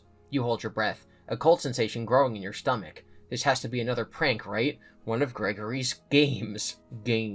And yet no matter how hard you try to convince yourself of this, you can't manage to be brave and confront Monty. I thought you weren't a scaredy cat, Cassie. In the other timeline, you're not a scaredy cat, but in this one, you're not brave enough to confront Monty? Or even make a run for it. Instead, you scrunch yourself down among the gator teeth, hoping that it's dark from the outside as it seems on the inside. Slowly, the noises start to get quieter, then they stop. You hope Monty has moved along to another area of the Pizzaplex, so you can go find Gregory, find out if this is a joke, or if something really is wrong with Monty. You're just about to summon the courage to sneak out and make sure Monty is gone when you hear his footsteps again. He stomps into view, stopping directly in front of the gator mouth. Slowly his head turns your way, twitching once before going still. Then his eyes light up. They shine directly onto you. What, so this ending he just finds you through no fault of your own? Found you? Monty says, moving forward and blocking all chance of escape. In the faint light, all you can see are eyes and teeth. You have only a moment to understand that this isn't a joke before Monty strikes. What? You didn't even do anything! You didn't do anything! We're gonna use our jar of screws and bolts as a distraction. Whatever's going on with Monty, it's definitely not right. Maybe it's another one of Gregory's pranks, or maybe not. Either way, you're not willing to let Monty catch you. Luckily, you have just the thing to use as a distraction. You reach into your bag and pull out the jar of screws and bolts that you found on Roxy Raceway. You creep to the edge of the gator mouth and reach out. If you roll it, aim it just right, this really is the thing I referenced earlier.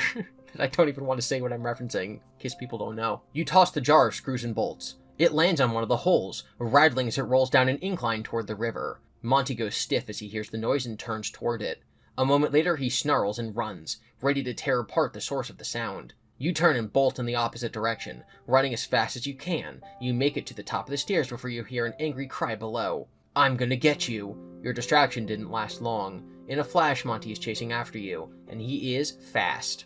Help! You cry as you run toward the Pizzaplex lobby, the sound of Monty's footsteps getting closer and closer. Help! Gregory! Where are you? Something is wrong with Monty. You burst out of Gator Golf, but only make it a few more steps before a clawed hand grabs your arm and jerks you backward. You scream as you land on the tile floor, skidding across it. A few steps away, Monty watches you, licking his lips. He bares his teeth in a snarl. The animatronics have tongues? Monty has a tongue? Ready or not. His head twitches to one side, eyes alight and angry. Oh yeah, you're not ready. There's nothing you can do. You close your eyes. Heartbeats pass. Nothing happens. You open your eyes again to find Monty has stopped barely a step away. He's gone limp, somehow deactivated. Then you see Gregory. He's standing behind Monty, a device in hand. Not funny. You jump to your feet and stomp toward him, jabbing a finger his way. You promise no more jokes. It wasn't a joke, Gregory says. You glare at him, suspicious. I swear, he insists. Something went wrong with Monty's programming. Monty was acting super strange, twitching and stuff. Part of you wonders if Gregory's telling the truth, but only part. Whatever it is, Gregory continues, I'll fix it, before tomorrow night. Even if he does, you think to yourself, you're done with hide and seek. Okay, it didn't tell us to remove the jar from our inventory, which makes me think that the jar is never going to come up again later in the book for it to matter whether or not it's still in our inventory. So I guess the jar no longer matters, because it didn't tell us to remove it, which I think is kind of lame and inconsistent with the way that the other books work. Lame. Because even if that's true, and like for gameplay purposes, it doesn't matter if we have it or not for the rest of the book, it should at least like trick us into thinking it might be important. I don't know. Like remember in VIP when like whether you had the balloon or not was important based on which path you did first? I miss VIP, the better Pizzaplex story. Okay, so we did Gregory, Bonnie Bowl, and we got the ice cream scoop. We did Monty, and we got the snack card. We're now going to compromise and hide in the backstage office. This should have most lore, because it's like backstagey stuff. Upon hearing your suggestion, Gregory slows, thinking for a moment, which is a bit of a surprise. He has a tendency to ignore your suggestions. He says, the backstage office might actually be a good place to hide? Maybe Monty won't think to look somewhere so close to the green rooms. You suppress a smile as he comes back. It's nice to be listened to for once. It's a short trip to the backstage office, but the moment you get inside, your mood sinks. There's no obvious place where two kids can hide. Maybe you could get under the consoles that run along the wall. But if Monty thinks to check in here, he'll spot you right away, and there's nothing else to hide behind or in. You blush, wishing your suggestion had been better. Gregory scowls as he looks around. No way this is gonna work. He doesn't bother to search any closer or discuss it further with you, as he only turns around and leaves. You hesitate, torn between taking the time to look around more or finding a more promising place to hide from Monty, and now Gregory isn't even around to help you decide. You can go back to Gator Golf or search the backstage office further. If you go back to Gator Golf, does that just loop around to that option? Yes. Okay, so that's silly. Okay, we're going to search the backstage office more. You haven't given up on hiding in the backstage office quite yet. You do a sweep of the room, looking all over the control panels. With their buttons and lights and switches, they are as tempting as candy, and you wish the game hadn't started so you could play with them instead. Gregory isn't the only one who loves programming and techie stuff, but you aren't sure how long a head start Monty's going to give you, so there's no time to waste. Hiding under the consoles isn't going to work. You find a few promising panels set into the wall, probably for storage, but unfortunately they are all locked. As time ticks by, it becomes increasingly clear that this idea is a bust. You are about to head somewhere else to hide when a shiny glimmer of red catches your eye. On top of the filing cabinet, someone has stashed a can of Soda-Roni. The night is long and you might get thirsty while you hide, so you take it. At least you got one thing out of your visit to the backstage office. You figure you might as well head to Monty's Gator Golf. This is the artwork of the Soda-Roni, I guess. I hate it. So it's very possible to get the Soda-Roni and the snack card. Soda-Roni. Alright, so here's the possible parallel universes we're in. We could have the hair clip and the ice cream scoop. The hair clip, the food service card, and the Soda-Roni. The flashlight, chewy gum, and ice cream scoop. The flashlight, chewy gum, food service card, and Soda-Roni.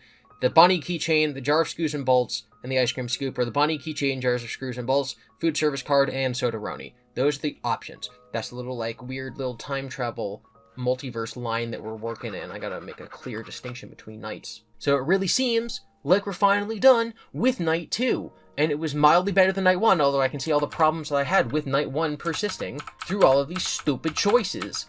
The fact that, no matter whether you go to Monty's Gator Golf or Bonnie Bowl, it still, makes you choose behind hiding in a snack bar or whatever. One of the options is oh, you win, or oh, you win, but you use an item. So then, what was the point? That seems like it's the harder option.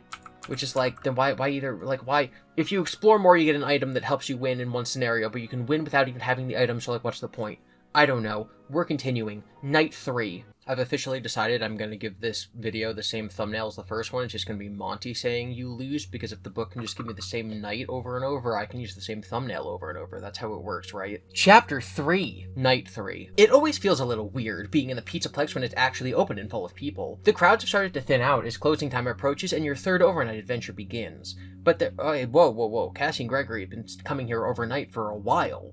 They've had way more than just 3 overnight adventures. Even in a row, it's implied that they come here basically every night. Also, where's your parents? Where's Gregory's parents? Cassie, what are you doing? But there are still plenty of families milling about, playing games, picking out prizes, and scarfing down the last of their popcorn and pizza. You're lingering with Gregory in a remote corner, watching as Freddy lumbers about the lobby, waving and snapping selfies with kids.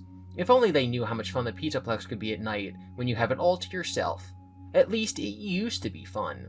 The last 2 nights have left a terrible feeling in the pit of your stomach. Nervous, your stomach can time travel, so that's actually very important. Maybe give agony in there. Nervous about whatever Gregory has in store. He swears he's fixed the problem with Monty, but you're not sure you believe him. In fact, you're not sure there's a problem to begin with. Maybe it was an intentional glitch added by Gregory. His games have been getting so serious lately, so real.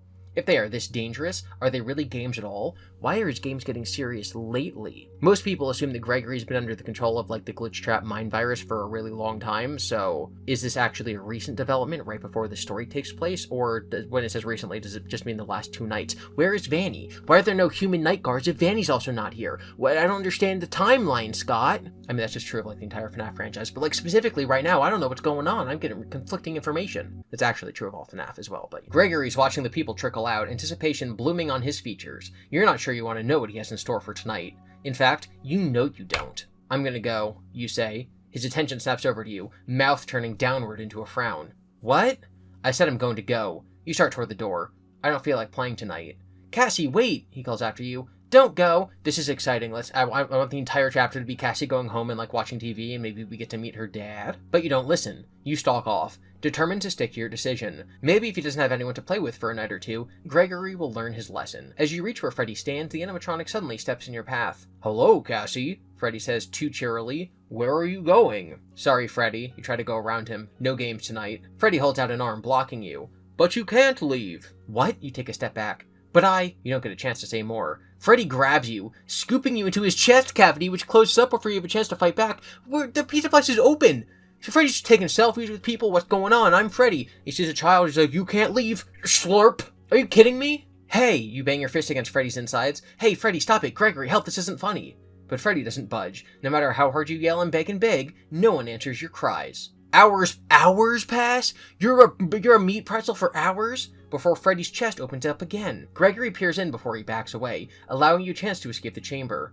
You tumble onto the floor of Freddy's green room. Gregory! You're so mad you don't know where to start. You jump to your feet, hands balled into fists. Why are you being so mean? I can't believe you! Cassie, I didn't do anything! Gregory throws up his hands, face tight with apprehension. It was all Freddy. You could have stopped him. You have a remote that can control literally everything. You could have stopped him. I don't believe you. You snap. You take a deep breath and let it out. Why are you bothering? You turn on your heel, ready to make for the exit. If Gregory thinks you're sticking around to play after this, he's got another thing coming. But Freddy grabs your arm, holding you back. It's true, Cassie. I'm sorry, but I had to keep you safe. Safe? After the last 2 nights, it doesn't seem like your safety matters to Gregory or Freddy. What are you talking about? I'm afraid the Pizzaplex is being... Freddy pauses, thinking. Cleaned. You aren't sure what Freddy means, but you don't like the sound of it. Gregory? He nods. The Pizzaplex has activated a reagent. It's sweeping the whole Pizzaplex, getting rid of all the organic matter. Like you and Gregory. Your stomach clenches. I think Freddy and I can stop it, Gregory continues, but we need to get you somewhere safe while we work. Why didn't Freddy just let you leave then? You could have just left, then you wouldn't be in danger. Also, shout out to DJ Stir for telling me it's pronounced reagent and not regent, so I didn't make an idiot of myself reading this entire story. You're wary. This sounds like the setup for another prank. Where? The kitchen, Gregory says. We can hide you in there and focus on stopping the reagent. Still nervous, you follow Gregory and Freddy to the main kitchen, where all the food machines have been shut down for the night. Yeah, isn't food organic matter?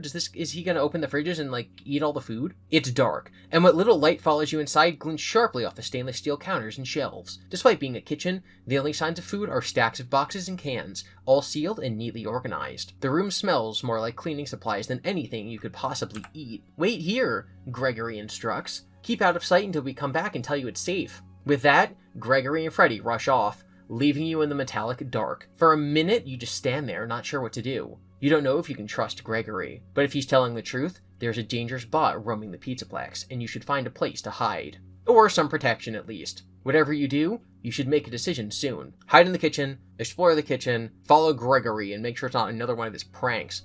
I'm guessing it's going to be the same as always. Exploring the kitchen is going to get us an item. Oh, no, this is definitely going to be... It's at the beginning of the night, so we're going to have 3 different paths, and they're all going to, be potential winners and potential losers and potential items. We're going to switch it up. We're going to explore the kitchen. We're going to choose the middle option. Gregory said to hide, but after the last 2 nights, you feel better if you had protection of some kind. Even though you're not sure the reagent actually exists, you begin looking around the kitchen. The room is sprawling and dark and eerily quiet compared to during the day, when it would be bustling with service robots making pizza and hot dogs to feed the hungry Pizzaplex patrons. It's so big that, if Gregory's telling the truth, you may not have time to spend searching everywhere. There are lots of counters, with a lot of prep equipment. There are also dozens of cabinets that might hold something you can defend yourself with. And, tucked in the back, there's a walk-in refrigerator. Who knows what you might find in there? You glance back at the kitchen door, unsure of what to do, but knowing that whatever it is, you should do it soon. Fridge, cabinets, counters. Fridge and cabinets have food which is organic matter, so the reagent will kill us. I know it's not actually what's going to happen, but it seems like it's a logical thing that could happen. We're supposed to be using our brains because this is a choose-your-own-adventure, so our previous knowledge of what's actually happening should inform our decisions, but that's not how these books actually work. We're going to go to the counters. You're not sure what you hope to find, but you begin scouring the counters, looking around the various food machines, all shut down for the night. Working methodically, you go up and down the rows, but there's not much to be found. After a while, you begin to feel silly, especially given the events of the last 2 nights. You can't shake the feeling that this is another one of Gregory's games. It's a strange prank. Stop talking about games and pranks, I swear to Freddy Fazbear. It's a strange prank, to be sure, but maybe instead of trying to scare you, he wants your night tonight to be super boring? Weird for sure, but you wouldn't put it past him. Suddenly, the door to the kitchen creaks open. You turn, expecting Gregory and Freddy to be there, to tell you this was all another joke, but instead there's an unfamiliar bot. It's unlike any of the other ones you've seen in the Pizzaplex. It's bigger, with ugly, insect-like eyes, and 2 arms that end in spray nozzles. On its back are several chemical tanks. A cold feeling runs over your skin. Gregory wasn't joking. And now the reagent has spotted you. You try to run, but it's blocking the door. There's nowhere for you to go and nothing to defend yourself with. You can only watch as it raises its arms and begins to spray some sort of gas into the air. It burns the moment it hits you, filling your nostrils, running down your throat, making your eyes water. You start to cough, but it doesn't help. It's as if the reagent has wrapped metallic hands around your throat and is choking you. Desperate, you try to call for help, but Gregory, for Freddy, for anyone, but you can't breathe. The world starts to swirl, your vision going dark around the edges. The last thing you see is the reagent rolling forward, coming straight for you. We got poisoned, gassed to death. We got World War I. So we're gonna go in the fridge this time. You decide to head for the fridge first. It's the only place where you won't have a view of the kitchen doors while you search. You pull the handle and the door swings open, a blast of chilly air hitting you in the face. Inside, the walls are lined with shelves. There isn't that much real food to see, mostly cartons of batter, packaged toppings, and a box of hot dogs. You pick up a block of packaged cheese that looks more like plastic than food. Maybe it wouldn't hurt the Pizzaplex to add a vegetable or two to its menu. But you're not going to be able to defend yourself with hot dogs or cheese. You search a little more, but disappointment grows as you find nothing interesting. Then, just as you are about to leave, something cylindrical beneath one of the shelves catches your eye. It's a screwdriver. You're not sure why it's in the refrigerator, but you decide to take it. Who knows, maybe it will come in handy. You get a screwdriver in the cabinets or a screwdriver in the counters. Okay, so when we went to the counters just now, it said that we didn't have a weapon to defend ourselves. So now we will have a weapon to defend ourselves because we have the screwdriver. Screwdriver. Alright, so we're gonna go to the counter because we have a weapon now. Nope, we just die. It's the same path. Okay, we're gonna go to the cabinets with the screwdriver. There are cabinets running beneath all the long kitchen counters, and if you are going to find anything useful, that's where it's going to be. You start to the nearest one, pulling open door after door. Some are empty, others have cooking equipment in them, and supplies to make all the Pizzaplex's snacks, like boxes of pizza dough mix. But no matter how many cabinets you search through, you can't find anything that you might use to defend yourself. Gregory should have picked somewhere better to stash you. Then again, you're not sure he's even telling the truth. Maybe this is a prank too, a bad one, where you spend the whole night in the kitchen, bored to... You freeze as you hear a creaking sound. Crouching down, you watch as the kitchen doors open slowly and a bot rolls in. It's not like any you've ever seen before. It's big, all dark... Well, I've seen it before because we did another ending. All dark gray metal and blank, buggy eyes that search the kitchen as it moves, 2 arms and in nozzles, and you see tanks attached to the bot's back. This must be the reagent bot. Gregory was telling the truth. Your heart pounds as the bot moves farther into the kitchen. If you stay where you are, it's only a matter of time before it finds you. But you can't run. It would spy you instantly. You look around frantically, trying to find a way out. The cabinet you just searched is almost empty. You could fit inside, but what if the reagent starts looking into them? Maybe you should crawl along the kitchen counters. Try to make your way through the room to the doors. If you can get to the exit, you can make a run for it. So hide in the cabinet, crawl for the exit. Keep in mind we have the screwdriver. I don't know if that's important, but we have it. We have a screwdriver. And also flashlight, chewing gum, Bonnie keychain, etc. We're going to hide in the cabinet. There's no time to waste. The reagent could spot you at any moment. You climb into the cabinet you just searched, pulling the door closed. In the dark, all you can hear is your heart pounding and the sound of the reagent moving around the kitchen on its search. It must be going up and down the aisles. You hear it draw close, then move farther away. Then close again, then away. Until suddenly, everything goes quiet. You wait, ears straining. Minutes pass without any hint of where the reagent is now. You're not sure what to do. Maybe the bot finished searching the kitchen and moved on, but you can't be sure of that. Fear grows, pressing on your chest like a heavy weight. If only this was one of Gregory's pranks, you'd welcome a joke, even a bad one, right now. Inside the cabinet, everything remains as quiet as a grave. Maybe you should peek out and see if the bot is still there. Then again, if the reagent hasn't left and you open the cabinet, it might see your movement. Staying put might be a better idea. But the longer you do that, the better the chance that the reagent might decide to start searching the cabinets. In the stifling dark, neither choice seems like a good one. You can peek outside or you can stay hidden. We're gonna stay hidden. It's the sunk cost fallacy, which is kind of like reading this book. There's no way to tell if the reagent is still in the kitchen, so to be on the safe side, you decide to stay hidden within the cabinet. You shift, trying not to make any noise as you wait. Minutes tick by. In the dark, with fear gripping you, it's hard to tell how many. The only thing you know is that you really wish this was one of Gregory's jokes. You'd happily take a prank. Stop talking about pranks, I swear! Even a mean one at this point. Wherever Gregory and Freddy are now, you can only hope that they are working on a way to stop the reagent. If they can't, you may not make it until morning. With every beat of your heart, I can still feel your arms, and I'll go sit on the floor wearing your clothes. You expect the door to fly open, for the reagent to discover you, but there's nothing. No movement, no sounds, until a hiss begins. At first you don't understand what it is. Then the smell hits you. Chemical and harsh, burning your nostrils and eyes. This must be the reagent's fumes. It didn't find you, but it sets its chemicals off anyway. Smothered within seconds, you grab for the door, but it's like your body doesn't want to work. Your limbs feel like they are 100 pounds each. You start coughing. It's as if a hand is around your throat, squeezing. A different kind of darkness comes over you, one that drags you down, swirling with vertigo. Somewhere in the distance, outside the cabinet, you think you hear a voice. A familiar voice. Roxy? Then there's nothing. See, this is good. Okay, we got a game over, because we made the wrong choice. So instead of hiding in the cabinet, we're gonna leave because, Roxy's there. So, like, we've gained information that we can use in our next attempt, which is that Roxy's right outside the door, so that's obviously the correct answer. We're going to exit. Yeah, we're going to peek outside and see if the reagent is gone. You can't hide in the cabinet forever. You listen again, hoping to hear movement, but everything is still silent. Taking a deep breath, you open the cabinet door a crack to try to spot the reagent. You don't have much of a view, though. There's no movement, so if the bot is still around, it must not be looking where you are. You risk pushing the door out a little farther and slipping out, staying in a low crouch. Slowly, you peek over the edge of the counter. The reagent is standing on the other side. Its head snaps down, eyes zeroing in on you. A scream catches in your throat as the bot raises its arms and points at you. A moment later, gas begins hissing out of the nozzles, filling the air. A sickening chemical smell overtakes you. You gag and duck back into the cabinet, pulling it shut. Your eyes and throat burn. And though you pull your shirt up over your nose, the air is already saturated with the reagent's concoction. You decide to make a run for the exit, but the moment you move, vertigo seizes you, and you can't seem to make your arms move right. They're too heavy, as if made of lead, and even though the cabinet door is right in front of you, it might as well be on the other side of the Pizzaplex. You're helpless. Suddenly the cabinet opens, light flooding in. A hand darts forward, grabbing you, pulling you out, lifting you. You blink, eyes flooded with tears, and briefly, you see a face you recognize. A face you love. Roxy. Then everything goes dark. Is that the end of night 3? That's pretty cool, actually. So it looks like no matter, based on spoiling ourselves right now, every single positive ending of night 3 is going to end up with us meeting up with Roxy, because night 4 starts with Roxy. Interesting. Okay, so I mean, technically we beat night 3, but like not really, obviously. We did one ending where we got the screwdriver. So we're going to cut the video here for now. Tomorrow, obviously, we'll be back with the rest of night 3 and a lot more of the book, which I'm not enjoying. I'm being a negative GiBi right now, but that's only because the book isn't that great. It just seems to be very boring. It seems like it takes a lot of the game elements that have been in the previous interactive novels and removes them. Even like just crazy lore, like the Avengers route in Return to the Pit was at least fun, right? Like when I was making the thumbnails for the Return to the Pit video, it's like Oswald gets shot by a US veteran.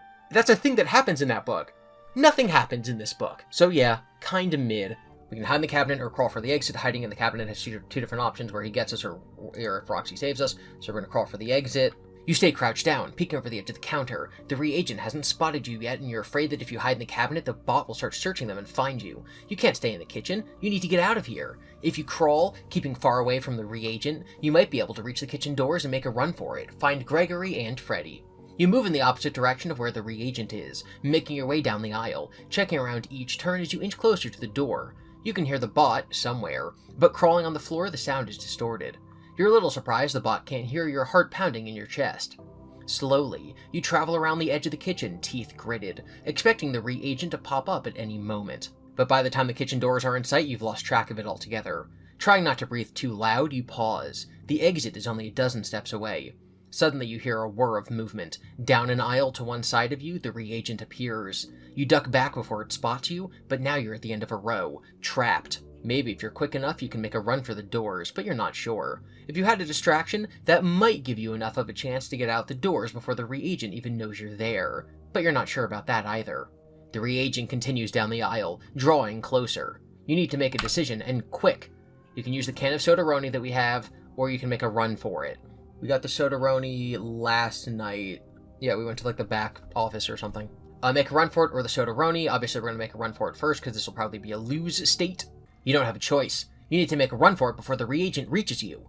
Taking a deep breath, you jump up and bolt for the door, feet pounding against the tile. Immediately, you know you've been spotted. You hear the screech of wheels against floor tiles as the reagent pursues you, but you've got a straight shot, and it still needs to navigate through the maze of counters. You can make it! Then you hear the hissing sound. You're almost to the door when the gas hits you, pervading the air around you, burning its way into your nostrils and down to your lungs. It burns your eyes, making them water. Still, you keep moving. The exit into the rest of the Pizzaplex is right in front of you, and if you can make it through the door, get into the fresh air, maybe you can find Gregory and Freddy. They'll be able to help you. You just know it. You take a last few steps to the door, throwing yourself against them, but they don't budge. You try again and again, but they refuse to open. The reagent locked them. That's interesting to know for other options. Okay, so I guess other paths we take, the doors are going to be locked. You turn, leaning into the locked exit to remain upright, blinking away tears. The reagent is stopped a few steps away, gas still streaming from its nozzles, just watching, waiting. It doesn't have to wait long. A game over. We're going to rewind to this option. We're going to use the Soda-Roni. A distraction is what you need, and, luckily, you've got just the thing to make it with. You reach into your bag and pull out the can of Soda-Roni. Thankful you didn't get thirsty before this. Yeah, we got that last night. Why do we still have it? You shake it up as hard as you can, then crack the tab and throw it in the opposite direction of the kitchen doors. It goes rolling along the floor, hissing and spitting out soda. Immediately, the reagent reacts, surging forward after the unexpected new noise. As it goes for the can, you jump up and make a break for the door. You cover the distance easily, but as you try to push through the door, they refuse to move. The reagent locked them. Good. Stifling a squeak of fear, you turn back to the bot, hoping it's still engaged with the can, but no such luck. The dark insect eyes are trained on you. You glance around, desperate, and spot the fridge. Maybe if you can get to it, get inside and lock it before the reagent reaches you? The moment you move, the reagent does too. But the counters are between you and it's hampered by them. You can make it! You're halfway to the fridge when the hissing starts. A noxious odor suddenly fills the air, burning your lungs, making you cough. You try to keep moving, but your step falters. The fridge, which seemed so close a moment ago, now looks miles away. You stumble, still gagging, and fall to your knees, then to the floor. You can't get up. The edges of your vision blur and begin to turn dark. As the world begins to fade, a dark shape appears above you. At first you think it's the reagent. Then you see purple lipstick and a streak of green hair. The last thing you see before the darkness overtakes you is Roxy reaching down for you. Remove the can of Soda-Roni from your inventory. We didn't have to remove the can of jars and nuts from our inventory when we did that last time. I think this is pretty silly. I don't think that actually has any bearing, because we can technically pass the night by getting the screwdriver without losing the Soda-Roni, right? Yes. So we don't actually need to do that, because we're cheating. Alright, so that's every option. Exploring the kitchen further to find a way to protect yourself. We can find a place to hide in the kitchen. So we're going to try hiding instead of trying to look for stuff. Gregory may not be telling the truth, but if there is a bot that can make short work of all the organic matter in the Pizzaplex, you don't want to find out. You decide to trust Gregory, despite his tendency toward tricks and pranks, and find a place in the kitchen to hide. Wandering through it, you inspect your options. There's no shortage of them in the sprawling room. Beneath the work tables, there are tons of cabinets, and full shelves line the wall, several of which look like you could squeeze behind them.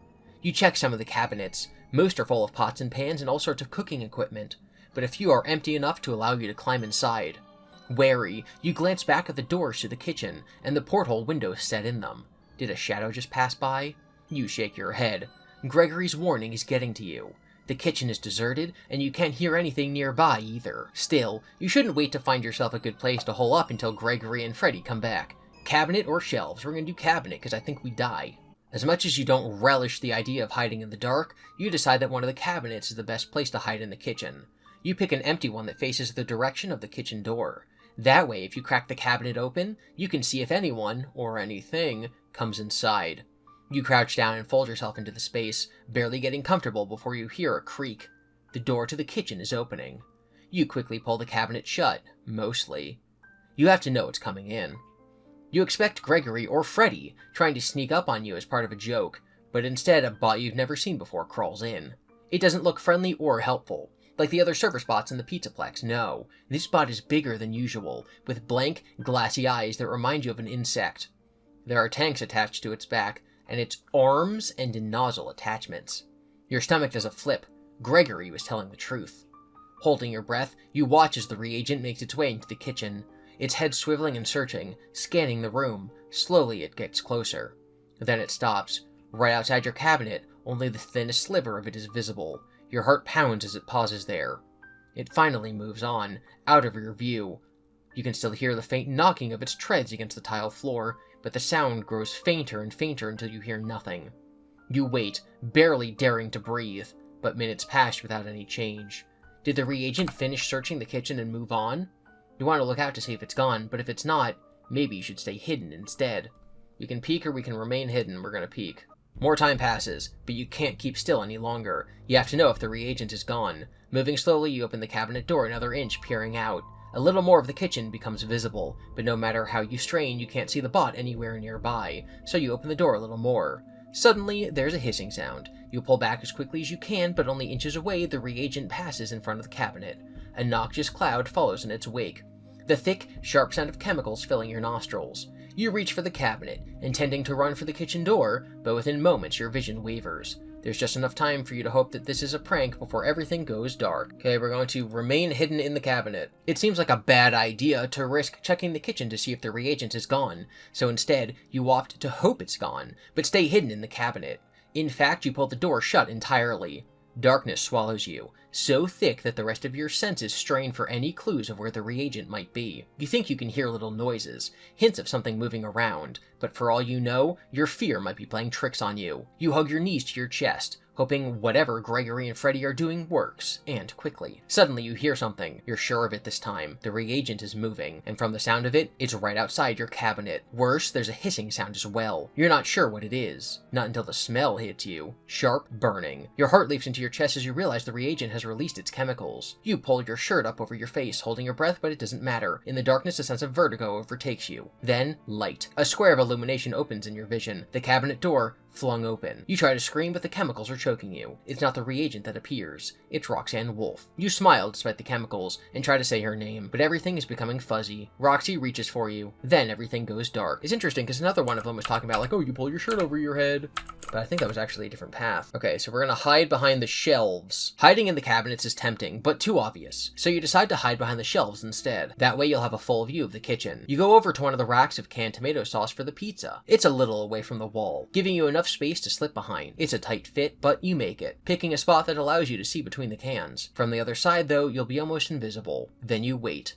And wait. Finally, so much time passes that you're sure this is another prank. Maybe instead of trying to scare you tonight, Gregory is trying to bore you to death. You sigh, shifting to lean against the wall, tempted to go search for Gregory and Freddy. The more minutes tick by, the more you're sure that they are somewhere playing games without you. Then suddenly, the door to the kitchen creaks. You stiffen as it opens and a bot rolls in. It's not like any you've seen before. It's bigger, with insect-like eyes on a head that swivels rapidly around the kitchen, searching. 2 arms and in nozzles, with hoses that lead into the tanks on its back. You suck in a breath. Gregory wasn't lying. This must be the reagent. Slowly, deliberately, it makes its way through the kitchen. You press against the wall, holding your breath as it draws closer. Then it's right in front of your shelves, so close you could reach out and touch it. It pauses, searching. Then to your relief, it keeps moving. You can't stay where you are. Any second the reagent is going to spot you. You just know it. Maybe you can cause a distraction. Make a run for it, or sneak out and hide in one of the cabinets instead. Leaning against the wall, you brace yourself. You decide what to do. Cabinet or Sodaroni will do cabinet. Oh wait, what page was that? No. Your hiding place is suddenly feeling a lot less secure.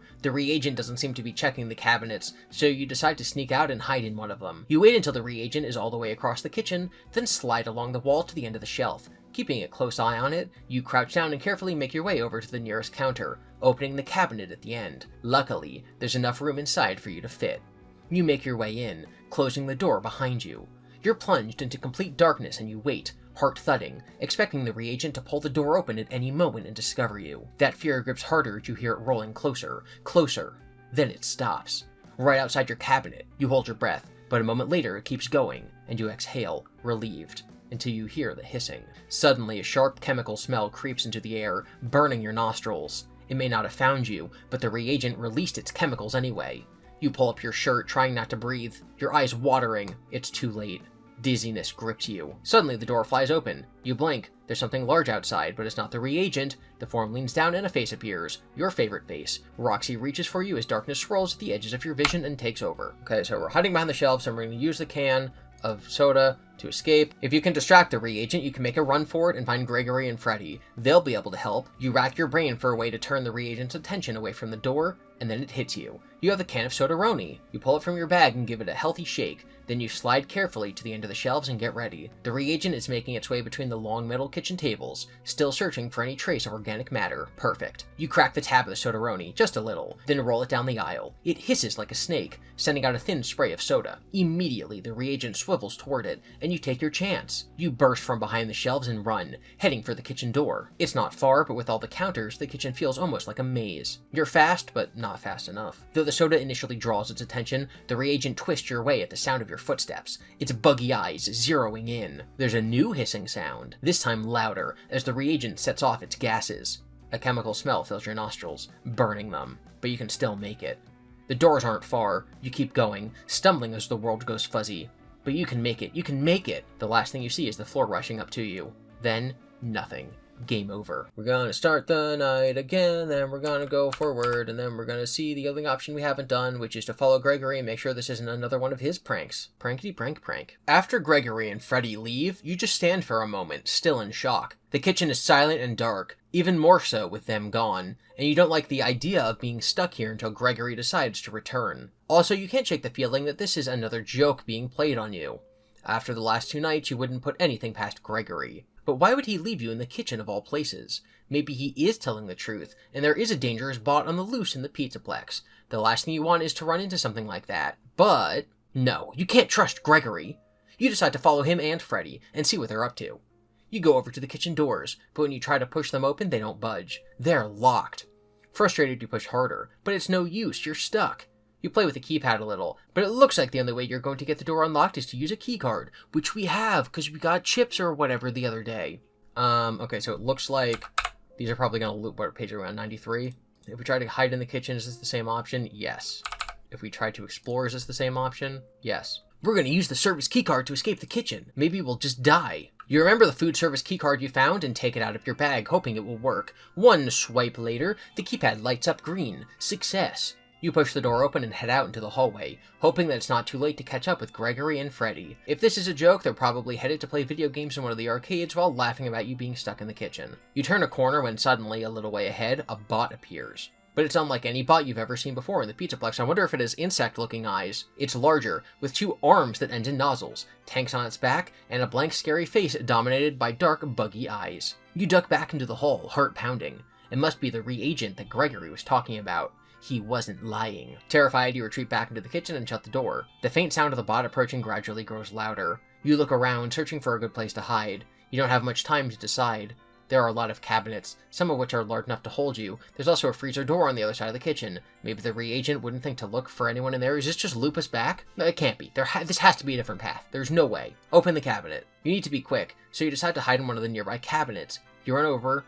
Did we do this? Okay, I don't know if this just links up with another option, but hiding the cabinet basically we just lose. Hiding the freezer is different though. If there's any way the reagent won't think to look, it's in the freezer. You rush over to it, pulling the door open and slipping inside right as a shadow crosses the kitchen door window. A moment after you shut yourself inside, those doors open and the reagent rolls in. You cross your arms, hugging yourself. It's cold inside the freezer, frost lining the walls and little icicles hanging from the shelves. Your only company is the many boxes of frozen foods and, more exciting, tub after tub of ice cream. On another night, you might have been able to have fun in here, trying all the flavors from Chica's chocolate to Roxy's Rocky Road. Gregory would definitely like it. You have the ice cream scoop, you should still have it. You wonder where he and Freddy are, and if they've managed to do anything that might stop the reagent. Whatever they're working on, you hope they figure it out fast. It's hard to hear outside the freezer, but if you press your ear to the frosty door, you could just, that would hurt. Oh my god, that sounds terrible. What if your skin gets stuck to it? Wow, ouch, ouch. You can just make out the sound of the reagent moving around the kitchen, searching. Minutes tick by. The noises grow softer and more intermittent, and then fade away entirely. Does that mean the reagent is gone, or are your ears just starting to freeze? Teeth chattering, you consider your options. You could risk looking outside to see if the bot has finished its sweep of the kitchen and moved on to somewhere else. But what if it's still out there? You look around the freezer again. If the reagent is still out there, maybe there's something you can use as a distraction, and then make a break for it. So you can peek, or we can look to see a distraction. We're on page 112, we're gonna peek. You wait and listen, hoping to get some hint of whether the reagent is still in the kitchen. But the longer you wait, the colder the room is getting. Your nose is already running and your fingers are beginning to feel numb. You can't stay in the freezer all night. If you do, Gregory's going to find you in the morning as frozen as one of the popsicles. You creep over to the door and pull the latch, opening it a few inches. Beyond it, the kitchen is full of shadows, but even though you wait,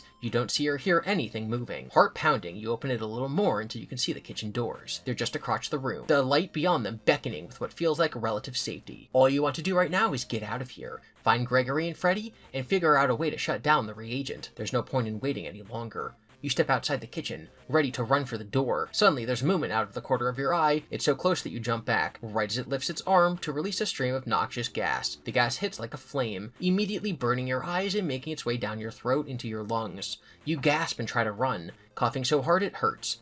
But as you move, your limbs seem to get heavier and heavier until you're barely stumbling. The kitchen doors, which looked close only a moment before, now look as if they're miles away. Still, you push yourself to reach them and the fresh air beyond. The room swims. You fall, your vision growing dark around the edges. The last thing you see is the reagent rolling closer before it all goes dark. We're in the freezer. We're going to find something in the freezer to use as a distraction. If you're going to risk going out into the kitchen without knowing whether the reagent has finished its search and moved on, you should try to find something to use as a distraction.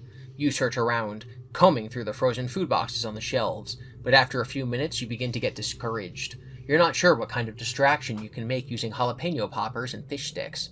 Maybe the reagent is a fan of ice cream? You give up. Pretty sure a minty gator cone isn't going to get you out of this situation. As you turn away, trying to come up with another idea, your elbow hits a box sitting on the edge of a shelf. It goes flying, spilling frozen corn dogs that clatter across the floor. Your heart jumps into your throat. Beyond the freezer door, something is moving, and fast. You rush over, holding the latch shut tight as the reagent tries to open it. It takes all your strength, but you manage to keep it closed, and after a few more tugs, the bot gives up. Still holding the door, you take a deep breath, relieved. Then the hissing begins. However, you don't realize what you're hearing until the gas begins to creep around the edges of the door. It hits you like a punch to the face, noxious and burning, making your eyes water. Unable to stop yourself, you let go of the handle, pulling your shirt up over your mouth and nose, but it barely helps. The gas keeps coming, filling the freezer. Your head starts to swim and your knees go weak. You crumple to the floor, among the strewn corn dogs that gave you away. Such a ridiculous way to go, you think, as your vision begins to go fuzzy around the edges. Death by corn dog. Suddenly, the door to the freezer flies open. You blink, resigned that the reagent has found you and cornered you. As a blurry figure steps into view, there's nowhere to run. But it's not a bot. A face you know, a face you adore, stares down at you, full of concern. The last thing you see is Roxy, reaching for you. Then it goes dark. There's no link to click, which makes me think that the next page is actually the start of the next chapter. I was correct. And Roxy gets us. So there's nothing else to do in this chapter. That's the entire chapter. There's like the worst Choose Your Own Adventure chapter ever. This is worse than chapter 1 somehow, because at least you got to explore the Pizzaplex. This is just like kitchen adventure. And maybe you get a screwdriver? Like, did I miss something? The only thing you can add to your inventory is the screwdriver, and you can lose the soda if you do it wrong. Is there any hidden magic pages here? No, there's just 7 different ways that Roxy saves you, and 7 different ways that you get gassed to death. Yeah, so you can lose this can of soda. Even if you use the key card, like, it just loops you back to the other options. What is the point? What is the point? What was the point? What's even going on here? I don't get it. Okay, night 4. What a great time to remind you guys it's time for a hydration check. Make sure you go get your water, your other beverage, preferably something without caffeine, because that might actually dehydrate you. Obviously, you can drink, like, whatever you want, but I think, like, sodas and energy drinks, those don't really count as hydration checks. This is all about, like, water, maybe some juices, maybe some sodas, but definitely not those 2 things, not coffee or energy drinks. If you want, like, an energy check, that's cool, but right now we're doing a hydration check. If you don't hydrate, the reagent will get you. Night 4. Cassie? I don't have a Roxy voice. Cassie? That's like, I don't know. That's the best I got. Cassie? Cassie?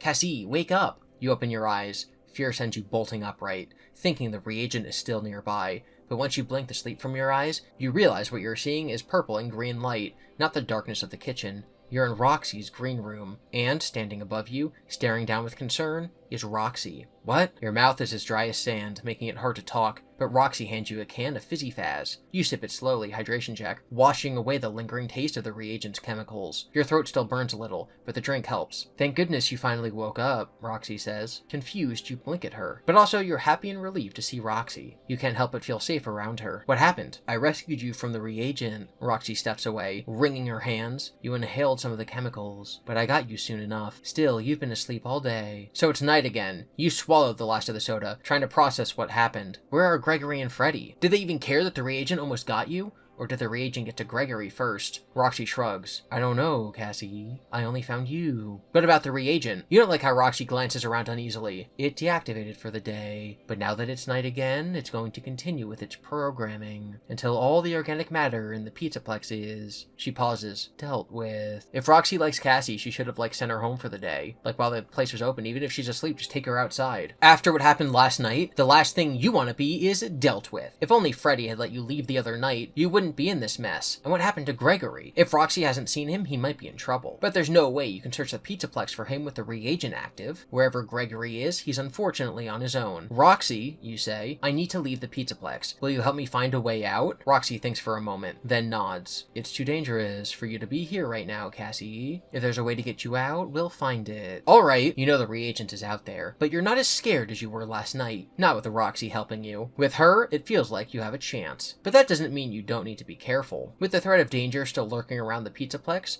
you're going to have to be smart in order to escape and not give the reagent a chance to corner you. Let's go! With Roxy on your heels, you start for the door. It would be a good idea to move slowly, making sure to search as you go. Then again, maybe it would be better to figure out exactly where the reagent is, so you can avoid it. There are monitors in the backstage office. If you check there, you might be able to see where the bot is. You glance back at Roxy, who gives you an encouraging smile. You smile back, but even with her backing you up, you're starting to feel vulnerable again. The reagent is really dangerous, and you'd feel better about traversing the Pizzaplex if you had some defenses. You're not sure where to look for something like that. The crate you saw earlier in Monty's green room occurs to you. Maybe you should check that out again and see if it has anything that can help. No matter what, you've had enough of the Pizzaplex. It's time to find a way out. If you have the executive clearance keycard, which we don't, which is not an object you can get, I've been wondering, because most of these books, it's like, if you have X item that you only get by beating the book once, you can like go on a second path, and there's been nothing like that yet. So executive clearance keycard has not existed in the story this far. So this is like the bonus alternate ending, I guess.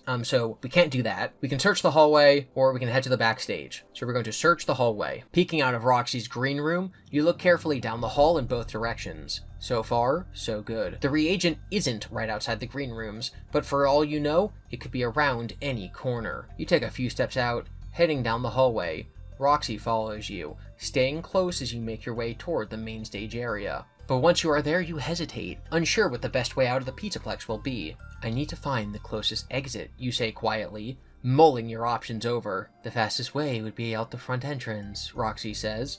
We should head that way. She's right, but that's also right in the main lobby. So if the reagent is anywhere nearby, it might see or hear you. It's not a bad idea, but you're not sure if it's the smartest one. You wish you knew exactly where the reagent was right now. I don't know, you say. Maybe we should head for a less obvious exit, like the loading dock? Roxy puts a hand on your shoulder. It's up to you, Cassie. Whichever way you want to go, I'll go with you and help as much as I can. You smile. Roxy's promise makes you feel safer than you probably are. At the same time, you're not sure which way would give you the best chance of eluding the reagent. So we can search the main entrance, we can head for the loading dock. We're gonna search the main entrance and just leave. Maybe we'll find Ike in like the photo booth. You decide you might as well take the most direct way out of the Pizzaplex. This means heading for the front entrance in the lobby. Let's go, you say to Roxy. Be ready to run if the reagent shows up. Roxy nods. I'm with you, Cassie. Let's get you out of here. You smile, grateful to have Roxy with you. With her, you feel much safer than when you were alone.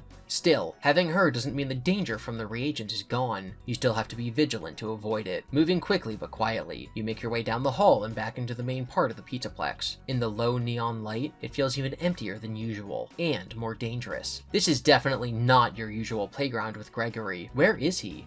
You hope he has avoided the reagent, or that he and Freddy are still working on a way to stop it. Surprisingly, your path is clear, and you're feeling hopeful about making it to the front entrance unseen, until you reach the top of the stairs. A flash of movement catches your eye below. Quickly, you crouch behind a planter. It's the bot. Moving slowly, it's sweeping the Pizzaplex as it hunts for organic material, and right now, it's blocking your way out. Luckily, it doesn't seem to be looking your way. You could stay the course, wait for it to move on, then keep going to the front doors, or you could try circumventing it, remaining on the upper level of the Pizzaplex. You look up at Roxy and press a finger to your lips, indicating for her to remain quiet while you figure out what to do. We can wait for it to move on, or we can circumvent. We're gonna wait for it to move on. As desperate as you are to get out of the Pizzaplex, you decide patience is the right way to go. Still crouched, you and Roxy wait and watch as the reagent continues to sweep below. It's sweep below. After what seems like forever, it finally moves on, rolling out of view. You wait a little longer, just to make sure it's really gone, then cautiously get up. Come on, you say to Roxy. I'm right behind you, Cassie. Silently as possible, you creep down the stairs until you reach the lobby area. There's still no sign of the reagent reagent, emboldening you. The front entrance is in sight, which means you are only steps from safely escaping the Pizzaplex. You start across the lobby, the large fountain of Freddy looming over you as you pass. Suddenly, there's movement around the side of the fountain. You jump, then catch yourself. It's only a cleaning bot, not the reagent. But the moment the cleaning bot spots you, it starts making loud noises as if it spotted a mess it really wants to clean up. Roxy! Your chest tightens at the noise. Chase it away. I'm on it. Roxy runs at the bot, which retreats, heading toward the other areas of the Pizzaplex with Roxy on its heels. This is your chance. You make a run for the front doors, not caring how much noise your sneakers make as they slap against the tile floor of the lobby. The doors get closer, closer. A large shape cuts in front of you and you skid to a stop a few feet from it. The reagent! It must have been drawn back to the lobby by the cleaning bot's noises. There's no time to think. You spin, intent on retreating, but you make it only a couple steps before a cloud of chemicals envelops you. This close, the burning sensation is even worse than last night, choking you before you can cry out. Your sight blurs as tears fill your eyes, and within moments your limbs go weak. You try to run, but it's no good. You fall to the floor, your vision going murky. The last thing you see is the reagent rolling forward, still spraying chemicals, until it's right above you. Then everything goes dark. Everything goes dark because you die, I guess. Okay, we're gonna circumvent the reagent. You definitely can't go downstairs with the reagent in the lobby, so you decide to stay upstairs and try to go around the murderous machine. You wave a hand at Roxy, who follows quietly as you leave the stairs behind to look for another way down to the front doors. But you don't make it far before you come across another shocking sight. Gregory and Freddy! To your surprise, they are right out in the open, in the prize counter, surrounded by all the Pizzaplex stuffed animals and toys. You start to cry out to Gregory, but Roxy puts a hand on your shoulder, stopping you. It doesn't take long to understand why. You can't hear what they're saying, but Gregory and Freddy appear to be arguing. Freddy is looking angrier and angrier with each passing moment. Then suddenly, he roars and raises his arms, claws out. What? What? Cassie, don't look! Roxy grabs you, pulling you close so that you don't see what follows. But even though she shields your eyes, you still hear the scream that emanates from Gregory. You struggle against Roxy, who finally lets you go. But when you turn back, a horrible sight awaits. Gregory, totally limp in Freddy's arms. Okay, I'm thinking Gregory was doing something bad and Freddy had to stop him. You stifle a scream, retreating a few steps. You know you should run to get away from Freddy and whatever madness has gripped him, but if you run, he might spot you. There are some planters nearby. If you move quickly, you can hide behind them. Whatever you do, you need to do it quickly. Hide behind the planters. There's no time to waste! Pulling Roxy over to the cluster of planters, you duck down before Freddy looks your way. Your heart feels like it's slid up into your throat as you peek through the plastic leaves, watching as Freddy stomps around the lifeless Gregory. Why did Frankie! Why did Freddy attack him like that? You glance up at Roxy, who returns your silent question with an apprehensive look, which makes you feel even worse. Now you have to evade both the reagent and Freddy. If you don't, you're gonna end up like Gregory. The planters and fake greenery provide a good hiding place, but now you're stuck, at least until Freddy moves on and the coast is clear. You hope that's soon, even if you have no idea what to do after. But one thing is clearer than ever. If you don't get out of the Pizzaplex soon, you might never leave. Is Freddy still there? Roxy whispers. Silently, you nod. There are too many plants, I can't see. Roxy shifts, trying to move into a better position. As she does, she accidentally snags your bag, pulling it off your shoulder. It falls to the floor and opens, spilling stuff with a clatter that makes your teeth clench. You scoop the items and the bag back up, but it's too late. When you look back through the leaves, Freddy is staring directly at you. This wasn't even you being clumsy, this is Roxy being clumsy. He spotted you. With only a split second to think, you have to make a decision. Run away and hope Freddy can't catch you. Or, you glance up at Roxy. Make a stand here. Try to stop Freddy for good. But is Roxy equipped for a battle like that? You can run, or if Roxy has a Monty's claws. None of these are options. These aren't real things. So we have to run. You can't stand up against Freddy, so there's only one other choice. Run. You bolt away, not waiting for Roxy as panic grips you. Whatever is wrong with Freddy, it's bad enough to have caused him to attack Gregory. You have no doubt that he will do the same to you if he manages to catch up. Your heart pounds as you bolt back through the Pizzaplex, past the stairs and into the main stage area. You don't know where you are going, only that you need to get away from Freddy and find a place to hide. Footsteps sound behind you, but you're too afraid to look back. Maybe it's Roxy, but maybe it's Freddy. If you slow down even a little bit, it might give him the chance to grab you. You skid across the tile floor, barely making a turn, then dart down a hallway. Suddenly, a dark shape rolls into view, blocking your way. You stumble, nearly colliding with it. The reagent! You don't even have time to turn before it raises its arm and releases its chemicals. The cloud hits you directly, burning your eyes and nose even worse than the night before. Still, you try to run, but you don't make it far. Within a few steps, your limbs begin to seize up and you fall to the floor. Stuck on your back, you stare up at the ceiling, struggling to breathe as the reagent slowly rolls into your view. Then, the dark overcomes you. So it's not even Glamrock Freddy that kills us, which to me means that he's not, game over. That he's not being, like, super evil. Okay, so instead of hiding behind the planters, we run away. After what Freddy did to Gregory, you need to get out of here fast. Run, you whisper to Roxy before taking off. You hear Roxy step behind you as you bolt away from the prize counter, but then you hear something else. It's Freddy, roaring monstrously. He spotted you. Faster, Cassie, Roxy cries. You quicken your step, heart pounding as you run through the Pizzaplex. You know you can't outrun Freddy forever. Already you can hear him getting closer, and if you're going to get away from him, you're going to have to be smart. You and Roxy reach the top of the lobby stairs. You pause for a moment, not sure where to go next. If you keep heading toward the backstage area, maybe you can lose Freddy. Or you can run down the stairs and try to reach the main entrance, if you can get outside. Freddy can't follow. Then you look at Roxy. She may not be acting wild like Freddy, but if she was equipped for it, maybe she could make a stand against him. Roxy waits, glancing anxiously behind you as you decide. So is this how we give her Monty's claws or something? Backstage or main entrance? If Roxy has Monty's claws. She doesn't, though. How could she? Maybe if we go to the loading dock or whatever, she can get the claws, and then we return to the front, and then we loop back to this happening. I don't know, man. I don't know. Backstage. Freddy's closing in, and you decide to keep going toward the backstage area. You start running again, searching for a good place to hide as you do. Then you spot it. The Glam Rock Beauty Salon. It's shut up at night. There's no reason for Freddy to look for you there. You run for the entrance, passing beneath the giant neon scissors. The front is filled with glass windows, but it's dark enough that Freddy shouldn't spot you if you duck behind something. Inside, you hide behind one of the swivel chairs at the hairdresser salon, the hairdresser station. Roxy, hide over there, you whisper, pointing out a dark corner of the front, out of the view of the front windows. Roxy obeys, making herself as small as possible for a giant animatronic. Then you wait, keeping silent. Minutes pass with no Freddy, and you start to relax.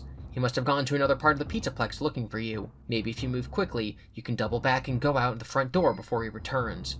You wave to get Roxy's attention, gesturing for her to go closer to the window and make sure Freddy isn't in view outside. But she doesn't understand. She shrugs, her arm catching the edge of the table covered in hair products as she does. The bottles and jars clatter to the floor. You duck back down behind the chair. Did Freddy hear that? Your heart drops as you hear a sound somewhere outside the salon. You can't help it. You peek around the chair. A dark figure fills the door, but it's not Freddy. It's the reagent! Wow! A gasp escapes you, and the bot swivels in your direction. It spotted you. You jump up, but there's nowhere to run as the reagent charges, spraying its chemicals directly at you. Roxy, you gasp, but within moments you can hardly breathe. The chemicals burn your eyes and throat, and though you stumble toward the exit, the reagent keeps spraying until the air is so filled with a viscous cloud that you can hardly see. You think you hear Roxy coming for you, but then everything gets fuzzy. Then, the floor rushes up to you, and the world goes dark. Can't believe we died again. So instead of the backstage, we're gonna run for the main entrance. After watching what Freddy did to Gregory, the only thing you want right now is to get out of the Pizzaplex in one piece. So you run down the stairs, heading for the main entrance. Roxy follows after. Freddy's getting closer, she warns. You try to pick up the pace, but your heart is already pounding and you're gasping for breath. Still, the doors are getting closer. You reach the lobby, bolting past the Freddy fountain, solely focused on your avenue of escape. Behind you there are angry growls and snarls, unlike anything you've ever heard from Freddy before. You can't believe what happened to Gregory and you don't understand why, but there's no way you're going to try to figure it out now. Finally, you reach the doors, colliding with the closest one as you try to open it and escape, but the door doesn't budge. You try it again and again, but it refuses to open. It's locked, you cry desperately at Roxy, who also tries, but it doesn't move for her any more than it does for you. It doesn't matter. You lost your chance. Freddy barrels down on you, shoving Roxy out of the way and raising his claws. You scream. But instead of attacking... I knew he was good. Freddy's chest suddenly burst open. Inside sits Gregory, a very alive Gregory, who's laughing hysterically. No way. Freddy straightens and joins him. But worse than that, so does Roxy. Are you kidding me? Are you kidding me? No. No way. No way. Cause you die. Because of their prank, there's so many paths where you just die. There is no way. You get to your feet, fuming with anger, me too, and embarrassment. This was another prank? You promised you'd stop, Gregory. Still laughing, he shrugs. I couldn't resist, especially with Roxy's help. We really got you, Cassie. Roxy saved you from, poison gas. You were knocked out for 24 hours. There is no way. Gregory's gotta be, psycho. This is insane. You look at Roxy. You were in on this the whole time? Roxy grins. Gregory said you like to be scared. Did you have fun, Cassie? No, you cry, unable to contain your rage any longer. I thought Gregory was dead and Freddy was gonna kill me next. That wasn't fun at all. Roxy looks a little chastised, but Gregory and Freddy are still laughing. You can't deal with it anymore. Without another word, you run off, leaving them all behind. Run off in the Pizzaplex or out the door. Wow. Wow. Wow. I'm so mad about how all of this is happening. So instead of going to the main entrance and dealing with all of that, we're going to go for the loading dock. You don't want to risk running into the reagent as you go through the lobby to the main entrance, so you decide on the loading dock instead, where there are doors, plenty of them, that go outside. It's probably the least likely place for the reagent to be. You head in that direction, Roxy staying close behind, and you make sure to go slow and check around every corner for the reagent. You see a few security bots making their rounds, and some cleaning bots too, but otherwise the Pizzaplex is as empty and quiet as every other night. You wonder where Gregory is right now. You hope the reagent hasn't found him, or that he and Freddy are figuring out a way to stop it. You reach the stairs that lead down to the loading dock and pause at the top of them. It's dark below. Really dark, not the kind of dark you want to be wandering around in. You press the light control set into the wall, but nothing happens. Roxy tries too. It's not working. Apparently, you don't have a choice about the pitch black path ahead. You chew the inside of your lip, nervous, but it's not like the dark can hurt you. You're so close to the exit. You take a deep breath and stand a little straighter, summoning your courage. A flashlight would be helpful right now, but you'll have to go ahead if you had to. We do have the flashlight. So the dark or the flashlight, we have both. Or sorry, well, obviously we have dark, but we do have the flashlight, right? Yes, we do, from like night 1. We're gonna go in the dark and lose, hopefully. You're hesitant to proceed in the dark, but with the reagent on your tail, you're ready to do anything to get out of the Pizzaplex alive. Roxy, stay close, you say, heading down the steps. One by one, you descend until you reach the bottom, where the neon light from above barely reaches. Without being able to see where you're going, you'll have to proceed carefully, feeling your way through. I don't know about this, Roxy says, concerned. I know. You don't know about it either. But I've got to find a way out of here. Take a few cautious steps in front of you, arms held out. Your fingers brush against something that feels like boxes. You make your way around the object, getting a little farther before your hand touches what feels like a chain-link storage lockup. You follow it, inching along, ears straining for any noises. But all you can hear is Roxy, moving cautiously behind you. You pause, spotting a red glow ahead. You wait, but it doesn't move, so you take a few more steps toward it. Hope fills you as an exit sign slides into view. It must be a door to the outside. You start for it, then freeze. The lit sign flickers for a moment as a dark shadow moves across it. There's something else down here with you. You turn back to Roxy. Run! You don't wait, darting past her, back in the direction of the stairs. Wait, Cassie, Roxy calls. It could be a cleaning bot, or... You don't want to wait for any more, not willing to risk it as you reach the stairs again and fly back up them. You're almost at the top when a dark form appears, blocking your way, the reagent. You freeze, ready to turn back, but the reagent is too fast. It raises its arms and lets its chemicals loose. You try to scream for Roxy, but the thick noxious mist chokes you instantly. It's too late. Your arms go loose. The last thing before the dark closes is the bottom of the stairs rushing up to you. Okay, so if the flashlight was on, you would have seen that whatever that is just not spooky. Is that what we're doing here? Because whatever that thing was, it was not the reagent. So I guess we'll see. You suddenly remember the flashlight you found earlier. Pulling it from your bag, you flick it on. A bright stream of light emanates, strong enough to illuminate the stairs all the way to the bottom. Slowly, you make your way down, Roxy behind you, straining your ears for any sound coming from below. You don't hear anything, but that doesn't mean much. You already know the reagent can be sneaky. Maybe it's lying in wait for you, but hopefully not. You're almost at the bottom of the stairs when you pause. You don't have a great view from here, but you have two options to proceed, left or right. The problem is you don't know which way will be the quickest route to the exit. You look back at Roxy, but she shrugs. You're on your own to decide which way to go. Well guys, if you've been paying attention, you know the correct answer is to always go left first. You creep down to the bottom of the stairs. Using the flashlight, you illuminate the area to the left of them, sweeping carefully through the dark space crowded with all sorts of crates and boxes. At first, everything looks clear. Then, suddenly, you see a bit of movement in the distance. You train the flashlight on it, then immediately pull the light away. It's the reagent. How? It was just upstairs. It's sweeping the loading dock area. There's gotta be more than one. This doesn't make any sense. Fortunately, it didn't see you. Roxy, it's down here, you whisper, pushing past her. We have to get out of here. As quickly and quietly as you can, you run back up the stairs and into the main area of the Pizzaplex.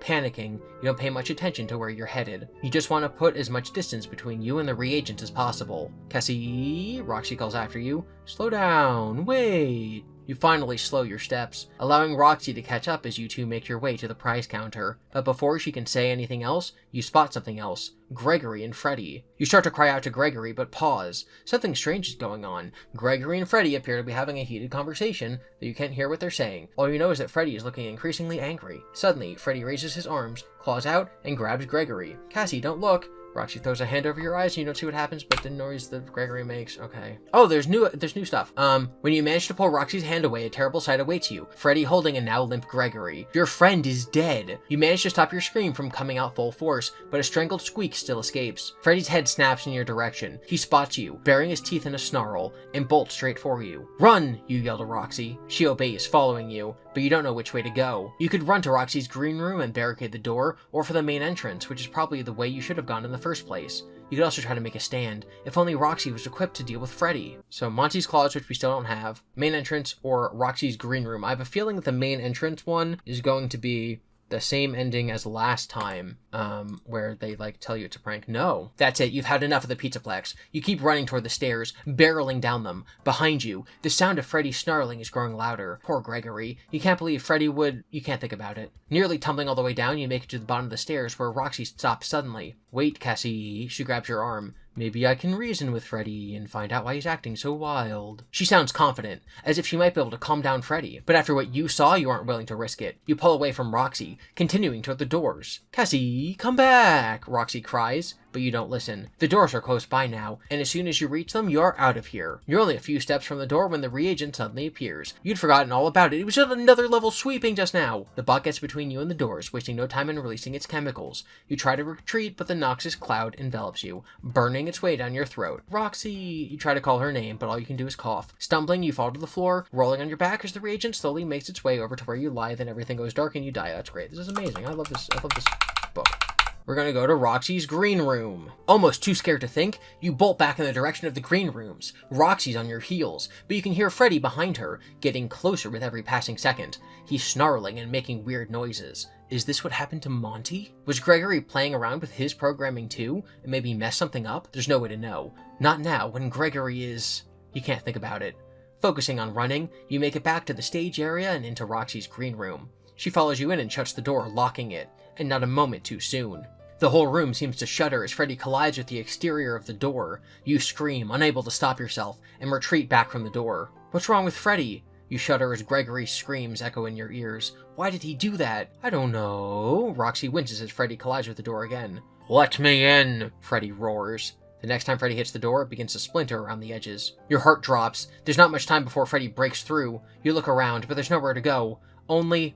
You spot a vent up in one corner of the room. Roxy, you cry out, pointing. Help me up there. Understanding, Roxy goes over to the vent and rips the cover off. Freddy slams into the door again, the cracks growing larger. Hurry! Roxy hoists you up. You grab the edges of the opening, trying to pull yourself up. Behind you, the door explodes inward and Freddy bursts in, growling as he lunges for you. He shoves Roxy aside and you fall to the floor. Suddenly above you, there's nothing but teeth. You throw your hands over your eyes and scream, but nothing happens. Laughter slowly fills the room. When you look up again, Freddy's chest is open and Gregory is crouched in there, alive, and laughing his head off. Freddy's joined in, and anger surges through you as you realize they've pulled another Frank. Frank? Who's Frankie? Who's Frank? But then, you look at Roxy and your heart drops. She's laughing too. Your anger fizzles, dampened by embarrassment and a rising feeling of betrayal. This was all a joke, you say, hardly able to speak. Gregory, I thought you were dead. And Roxy, you knew? Roxy stops laughing. Gregory said you like to be scared, so I helped him scare you. You ball your hands and fists, wanting to yell at Gregory, to chew him out for his mean prank. Instead, you say nothing more and run away. Okay, back to us being at the bottom of the stairs. This is like forever ago. Instead of going left, we're gonna go right. Remember, the reagent is down here or something. It's whatever. It's stupid. There's an exit door. Just go out the exit. Moving slowly and silently, you make your way to the bottom of the stairs and shine the flashlight to the right. The loading dock reminds you of little of a maze, though there isn't much to see. Mostly a lot of tools and equipment, plus boxes and crates of all sizes. Sweeping the beam of light around, you search, eyes peeled for any hint of movement. But you don't see any. Instead, you spot something way better. A door with an exit sign hanging over it. It's not far from the stairs, though there are a lot of boxes nearby, making it hard to tell if anything is close. But nothing ventured, nothing gained. All you want to do is get out of the Pizzaplex. Let me go first, says Roxy, in case anything is there. Good idea. You let the animatronic get ahead of you. Roxy can move pretty quietly for being so big, and you're impressed at how easily she slips between the piles of boxes. You make your way across the loading dock, the exit door getting so close you swear you can smell fresh air already. Then there's a sound behind you, like metal against metal. You spin, raising the flashlight. The reagent is merely steps behind you. You start to yell, to call out for Roxy, but it raises its arms before you can, chemicals spraying directly at you. Immediately you can't breathe, and your eyes burn like they're on fire. You drop the flashlight, which goes out. leaving the dark to close in on you. Game over. So like getting the flashlight on that other night just like didn't matter because the path that you use it on, you die. Although I guess you don't have to die. You could have just done the other path. It's whatever. Okay, did we do all of the hallway? All the hallway paths? Main entrance, loading dock. Yes. Okay, so the only thing we didn't do is go to the backstage to check the monitors or use the clearance key card, which we don't have. Actually, I have a thought. So this might not be a New Game Plus thing. This might be like a cheater, like a cheater catch thing. If it's a New Game Plus, I'm not going to look. We're going to rewind. If it's a cheater thing, we're gonna read it. Nope, not looking. Okay, not a cheater thing. The other books had stuff that was like, use the master key to open this door. And if you go on that option, it's like, there's no master key in this game, you've just cheated. And I thought that might be what it is, but it's not. You definitely feel more comfortable if you knew exactly where the reagent was. Come on, Roxy. You lead her down the hall. Let's go to the backstage office and see if we can find anything on the monitors. Good idea, Roxy agrees. Everyone's saying good idea. Cassie's saying good idea. Roxy's saying good idea. The phrase good idea and bad idea are used in this book so much. It's just, I don't know. It's not good writing. I don't like it. Which makes you feel like this is the right decision. In fact, having Roxy with you makes you feel better in general. Maybe someday Roxy will still be as good a friend to you as Freddy is to Gregory. Maybe someday Roxy will be as good a friend to you as Freddy is to Gregory. Carefully, you make your way to the backstage office and try the door, but it's locked. You try again, confused since you and Gregory have snuck inside plenty of times. But maybe with the reagent active, security levels are higher in the Pizzaplex. Roxy, can you open it? The animatronic shakes her head. Sorry, Cassie, but I don't have access. You need a backstage office keycard to open that door right now. We don't have the keycard.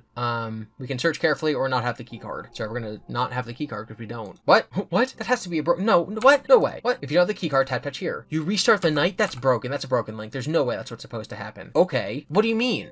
What? Okay. Peeking out of Roxy's green room, you look carefully down the hall in both directions. So far, so good. The reagent isn't right outside the green rooms, but for all you know, it could be around any corner. You take a few steps out, heading down the hallway. Roxy follows you, staying close as you make your way toward the main stage area. But once you are there, you hesitate, unsure what the best way out of the Pizzaplex will be.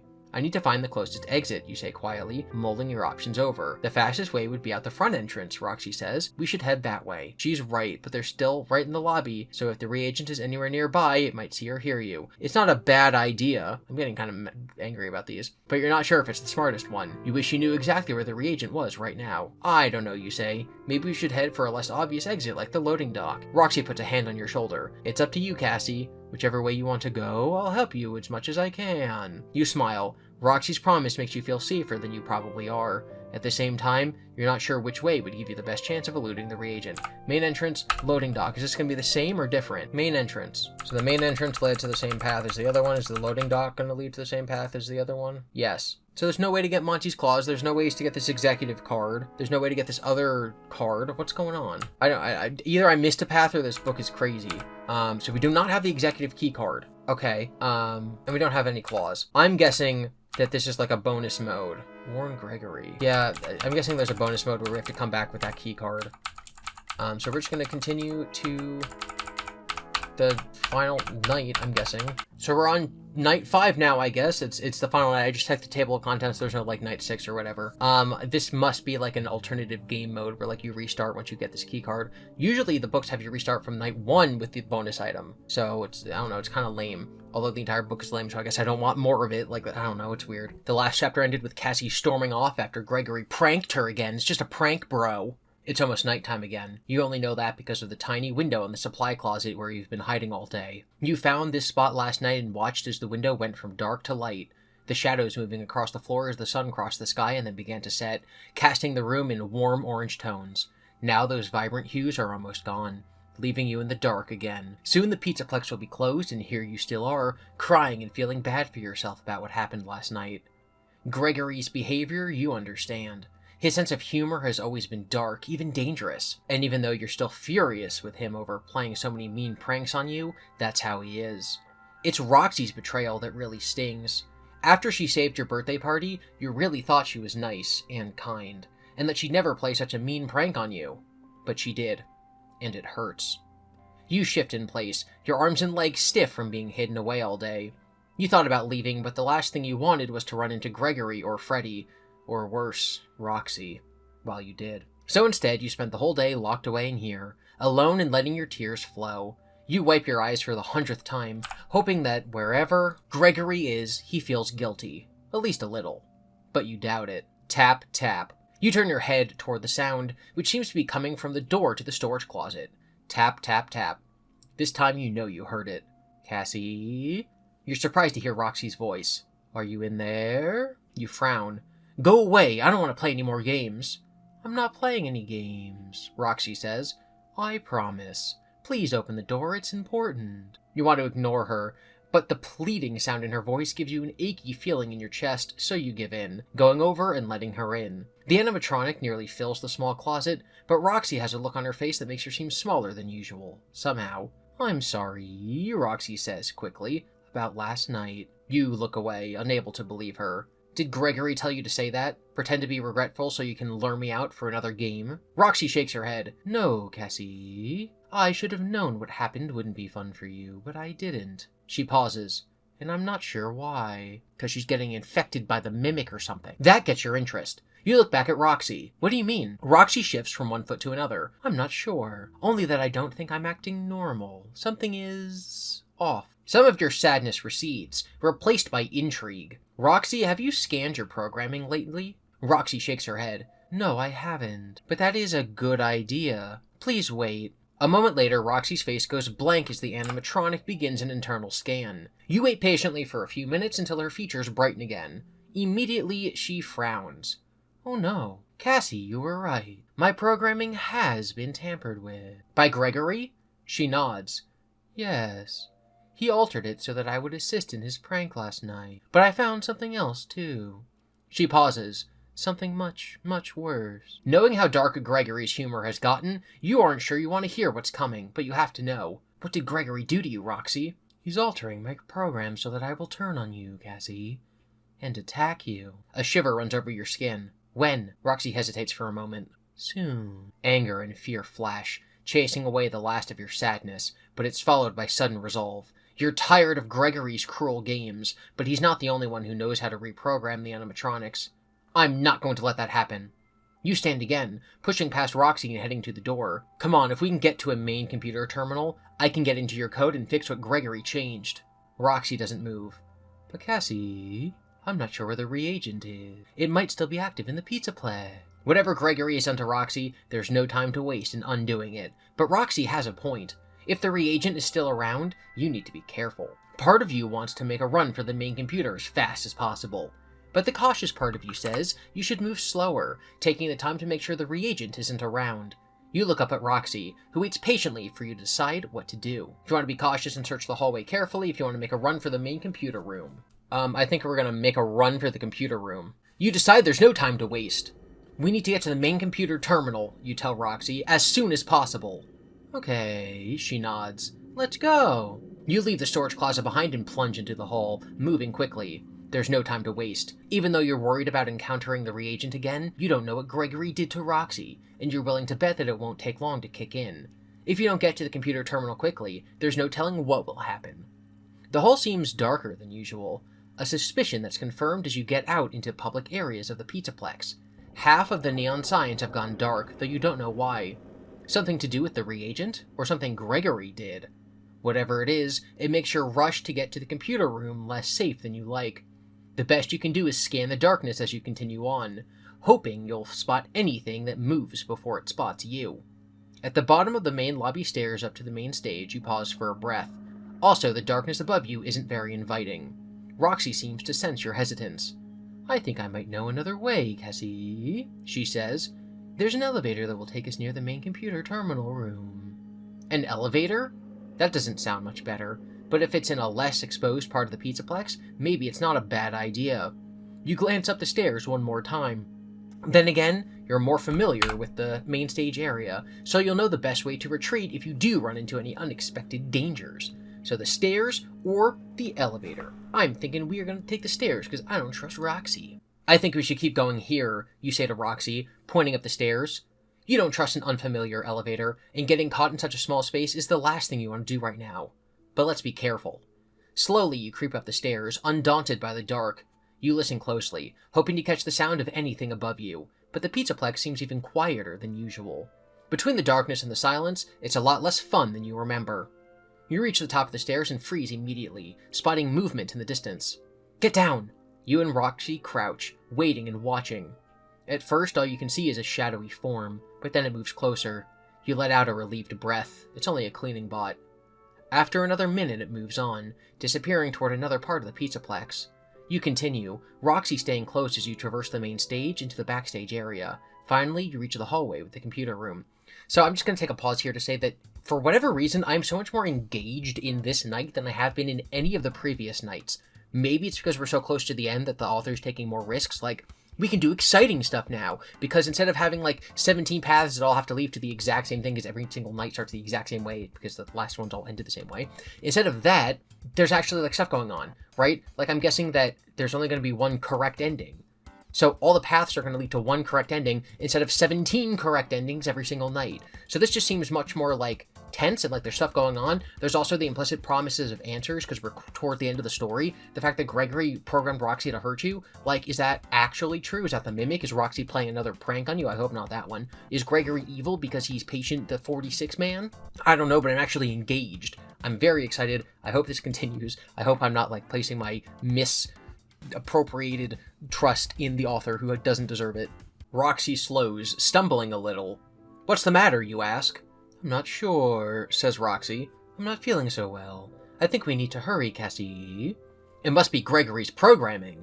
It could fully kick in at any moment. You glance back down the hall. It's really dark, and you're nervous about heading down it without knowing what's there. If you had a flashlight, which we do, you could risk checking it out, but you're not sure you can wait.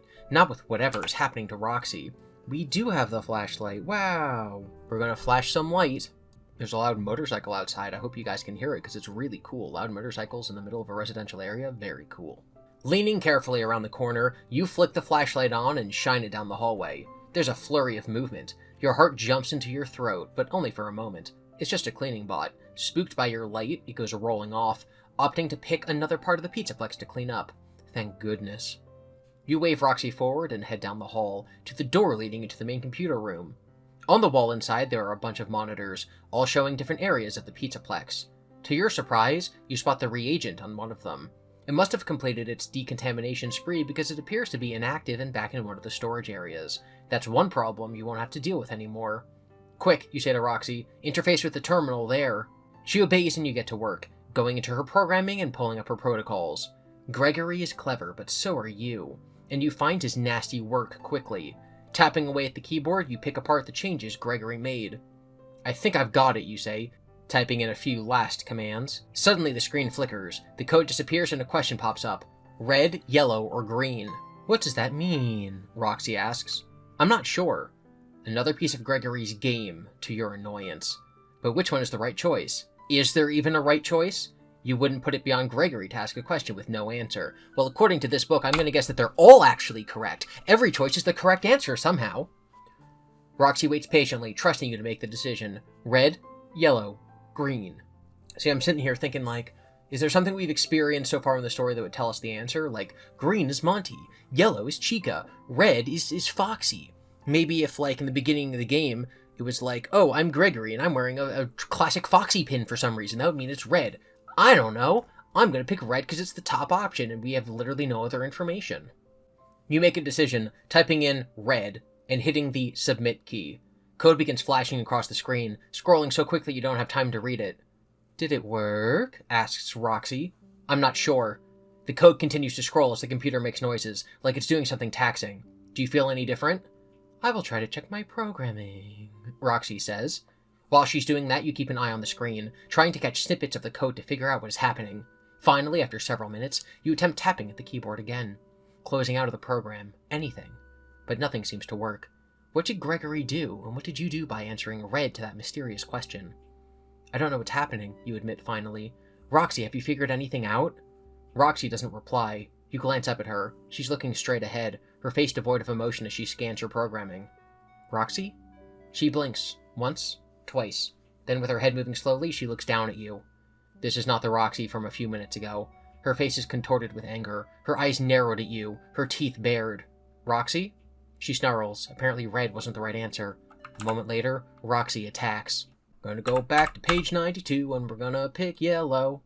You have to choose one of the colors, so you type in yellow, hitting the submit key. The screen flickers again and a large yellow exclamation point appears, flashing along with the words, please wait. Roxy leans over your shoulder. Did it work? I'm not sure. You obey the instruction, sitting patiently as the exclamation point continues to flash. Do you feel like anything has changed? Roxy shrugs. I will try to check my programming. While she's doing that, you keep an eye on the screen, annoyed. This is just like Gregory, messing with you even when he's not around. You don't know what the colors mean, but you do hope that yellow is the right answer. As you watch, the exclamation point increases in speed until it's flashing so quickly that it seems to be vibrating. Somehow that doesn't encourage you. I don't know why it's doing that, you say finally. Roxy, have you had any luck with your programming? Yes. You glance up. Roxy's answer is the one you were hoping to hear, but the way she says it is strange. Roxy, are you okay? She stares straight ahead, her face devoid of any emotion. My programming is... She trails off. Roxy? Suddenly she blinks, eyes snapping down at you. Her eyes have turned a disturbing shade of sickly yellow, and she no longer looks like the fun rock and roll wolf you know. She snarls, baring her teeth, and now it's clear yellow isn't the right answer. A moment later, Roxy attacks. Is the correct answer like Roxy's eye color? Is that what we're doing here? Green? You look up at Roxy, and a streak of... It's her hair. It's green for her hair. That's stupid. And the streak of color in her hair might as well go with the choice Roxy likes most. You type in green and hit the submit button. Suddenly, the monitors all fill with the code and begin to flash, faster and faster until there's nothing but a blur. Roxy's eyes follow the code intently, scanning it to make note of the changes being made. Then the code disappears, leaving them all blank. A green smiley face appears on the screen in front of you. You did it! Roxy exclaims. The programming that Gregory added has been deleted. You lean back in the chair, letting out a relieved breath, but movement catches your eye on one of the monitors. The security camera view has reappeared, showing one very particular thing, the reagent. As you watch, it comes to life again, immediately rolling out of sight and clearly on a mission. Did you do that? Roxy asks. I don't know. You begin typing commands into the computer, navigating through the Pizzaplex files until you find a mention of the reagent. What you see makes your blood turn cold. New mission. The words seem to fill the screen, bloody red. Sole target. And then, Cassie. Your picture appears on the monitor, a red X plastered across it. That's not good, says Roxy. No, you agree. It definitely is not. It's not going to stop until it finds you, Cassie. I know, but that doesn't mean you're going to let the reagent get to you easily. Roxy, can you help me now? If we can find a way to stop the bot or destroy it, I can escape. Anything you need, Cassie. Roxy stands up straight, confidently whipping her hair back. I've got your back. Let's turn that bot into a pile of scrap. You swell with hope, seeing how dedicated Roxy is to helping you. But even with her at your side, it's not going to be easy. You need to come up with a plan to stop the reagent and foil its new assigned mission. Roxy might be able to stand up to the nasty bot if she was equipped properly, but you could also try luring the reagent to a place where you can deal with it. The main lobby, the kitchen, the raceway, a number of options occur to you, but one thing is clear, you need to confront the reagent and destroy it before it can destroy you. Maybe at the raceway we can hit it with a car. Main lobby, kitchen, Roxy Raceway. She does not have claws, so we can't do that. Alright, Roxy Raceway, because I'm going with the meme, Jackie's Box meme.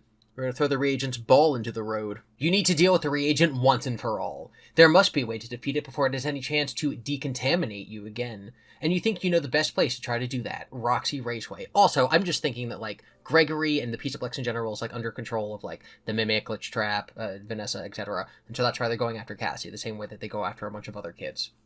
Where better to team up with Roxy and corner the bot than on her own turf? Although we also know that this story has to end with her and Gregory still being friends because she comes and helps him during Ruin. You watch the monitors, keeping track of the bot's movements as you ponder the best way to do what you need to do. Meanwhile, Roxy waits patiently beside you for your orders. Your orders. Okay, you say finally. Here's what we're gonna do. Here I am, you stand in the main stage area, spinning around and feeling a little silly as you yell and make a bunch of noise. Here I am, a contaminant, come and get me. You feel silly, but you're also scared. The last thing you wanted after the reagent cornered you in the kitchen was to come face to face with it again. And here you are, trying to get its attention. Come and clean me up, I'm right here. Your heart jumps as you hear something, somewhere. In the low light, it's hard to see what might be approaching you. You scan the area for any hint of movement. There! A dark form rolls into view, an outline that sends a cold shiver down your spine. The reagent. The moment it spots you, it freezes and lets out an angry screech. It starts to raise its nozzles, but you turn and run, not waiting around to see more. As you hoped, and feared, the reagent immediately pursues you. Your sneakers slap against the floor of the Pizzaplex as you reach the entrance to Roxy Raceway, and bolt through it. Unfortunately, the reagent is getting faster than you expected. It's on your heels as you reach the stairs, nearly tumbling down them as you make your way to the raceway floor. "Roxy, get ready!" you yell. You reach the floor and head across it to the track, climbing onto it. But you only make it a few more steps before the reagent catches up to you. It surges past you, coming around to block your way, raising its nozzle menacingly. A moment later, a go-kart collides with it at top speed. There's a vicious crashing sound of metal against metal, and the reagent goes flying, landing hard and skidding to a stop further down the track. Pulling the go-kart to one side of the track, Roxy looks back at it. Is it dead? The reagent isn't moving. "I'm not sure," you say. Cautiously, you approach the mangled bot that was, until a moment ago, the reagent. It moves suddenly, causing you to jump back. The bot is damaged, but unfortunately not destroyed. You can see it trying to raise its nozzle to point at you, which means you need to think fast. A panel on the reagent's front has been smashed open, revealing its internal circuit boards and wiring. If you had something to stab into the circuit board, that would probably take care of it. Or maybe ripping the wires out would be good enough. Either way, you have to work fast. If you have the screwdriver, do this. Try to rip it out, do this. We do have the screwdriver, but as always, we're going to do the wrong option first. Even badly damaged, the reagent is still a threat. Its limbs flail, trying to take aim at you. Moving quickly, you dart forward and reach for the open hatch on the bot's chest, grabbing the wires and yanking. An electric shock jolts through you. You cry out and stumble back, your skin burning where it touched the wires. Worse, pulling them out didn't seem to do anything. The reagent shudders again, one of its nozzles flying up and pointing directly at you. You try to cry out, but the chemicals begin to spray, choking you before you can make a sound. You turn away and try to get to safety, but you only manage a few steps before your limbs begin to tremble. A moment later, they stop working altogether. The only thing you can do is cough and gasp as you fall to the raceway floor. There you roll on your back, staring up at the shadowed ceiling above. Tears fill your eyes. Beyond the blur, a familiar shape appears. Roxy. But she's too late this time. The last thing you hear is Roxy calling your name before the darkness descends. Alright, so we're going to use the flashlight. Not the flashlight, the screwdriver. We're going to stabbity. Working quickly, you fumble through your bag, pulling out the screwdriver you found. Below you, the reagent is jerking and sparking, still determined to complete its mission despite being heavily damaged. You dodge a swinging appendage, stabbing out with the screwdriver. The metal tip connects with one of the circuit boards, snapping it free. The reagent shudders but keeps moving. There's a burbling. There's a bussy sound in the chemical tanks, and you know you don't have long. You stab with the screwdriver again and again until the reagent's innards are so smashed up it looks like a pile of trash than the insides of a mechanical creature. Finally, with one last spasm, the reagent goes still. Is it destroyed? Roxy comes up beside you, still wary. You take a deep breath and let it out. I think so. Phew. Roxy smiles warmly at you. That was close. It sure was. Now... Okay, what's the fastest way out of here? As tempting as it is to stay with Roxy now that the reagent lies still, you've had enough of the Pizzaplex for a while. I know an exit in the back of the raceway, says Roxy. Follow me. She leads you to a door with a bright red exit sign above it, and when you try it, it opens. The reagent's programming may have kept the Pizzaplex in lockdown, but that's over now. You were very brave tonight, says Roxy, looking a little sad that you were leaving. So were you. You smile at the animatronic wolf. Don't worry, Roxy. I'll be back soon. With that, you push the door open, taking a deep breath of the cool night air as you walk out of the Pizzaplex. Alive. The end? ? Obviously, in this ending, we didn't save Gregory or, figure out what was going on, so it's a not good ending. The end? ? So those are the two endings if you go to Roxy Raceway. So we're going back to where we could lure the reagent to the kitchen or the main lobby. Keep in mind, we still do not have the claws. I'm guessing that the claws are the things that were in Monty's box in the very beginning. Remember, in his grey room, it's there's a box you can't open. That's going to be his claws. Do you guys think? It can't be. Monty's claws might be in the FNAF 4 box. Alright, we're going to go to the main lobby. You need to deal with the reagent once and for all. And if you're going to do that, you decide you need plenty of space to work. Like the main lobby. You think for a few minutes, following the reagent's progression on the security monitors and making sure you don't lose it. Okay, you say finally to Roxy. Here's what we are going to do. You take a deep breath, steeling yourself. Around the corner, you can hear the reagent rolling closer, no longer sweeping for organic material, but rather for one target and one target only. You. The last thing you wanted was to ever get this close to the reagent again.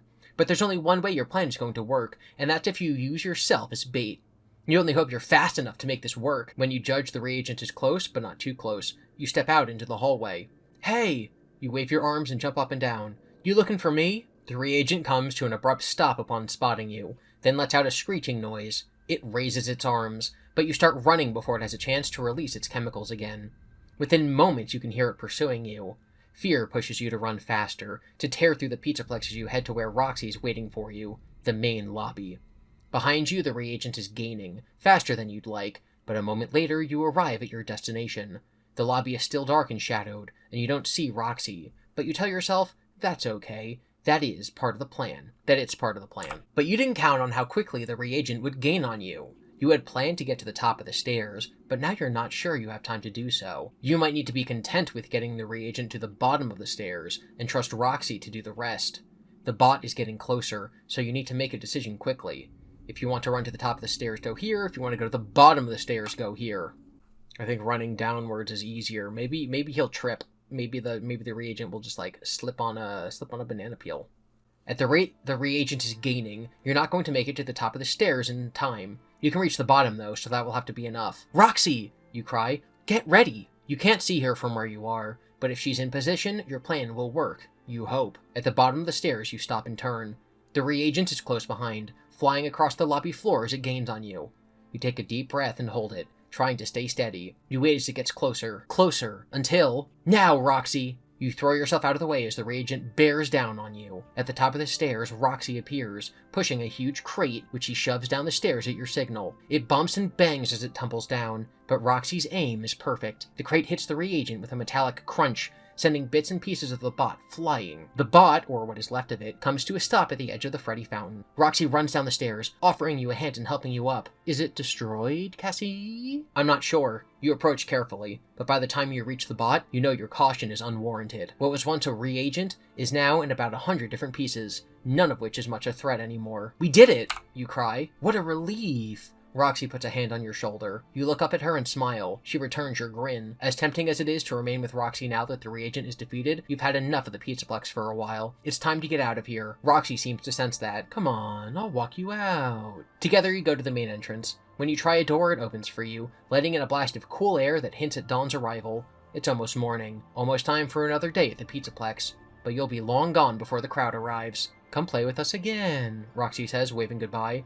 Oh, don't worry, you say, stepping through the doors and out of the Pizzaplex. I will. Basically the exact same ending. You destroy the reagent, but you don't know what happens to Gregory. This is stupid. I don't know why there's so many of these endings that basically are the same thing. Remember in the week before how, like, there were cool endings, like you become Freddy and then you go to your daughter's house, but like you're Freddy forever now? Remember how like that was cool? Remember how like you get Golden Freddy jump scared? It's me, it's me, it's me, it's me, it's me, she's safe, she's safe. Okay, remember all that cool stuff in the week before? Why isn't that here? I don't know.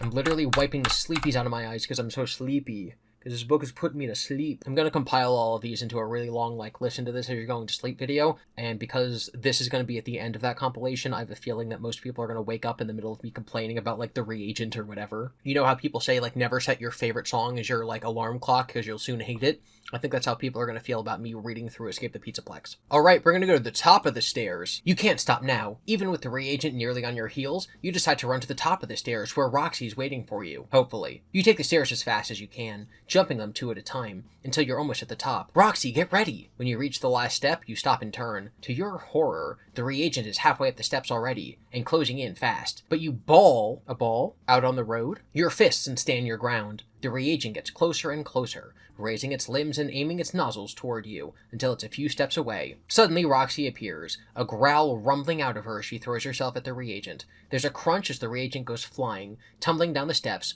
parts breaking off and flying off of it. It hits the floor of the lobby and rolls, coming to a stop against the edge of the Freddy fountain. There, it lies still. Is it destroyed? Says Roxy hesitantly. There's only one way to find out. Hesitantly? You said hesitantly! This is...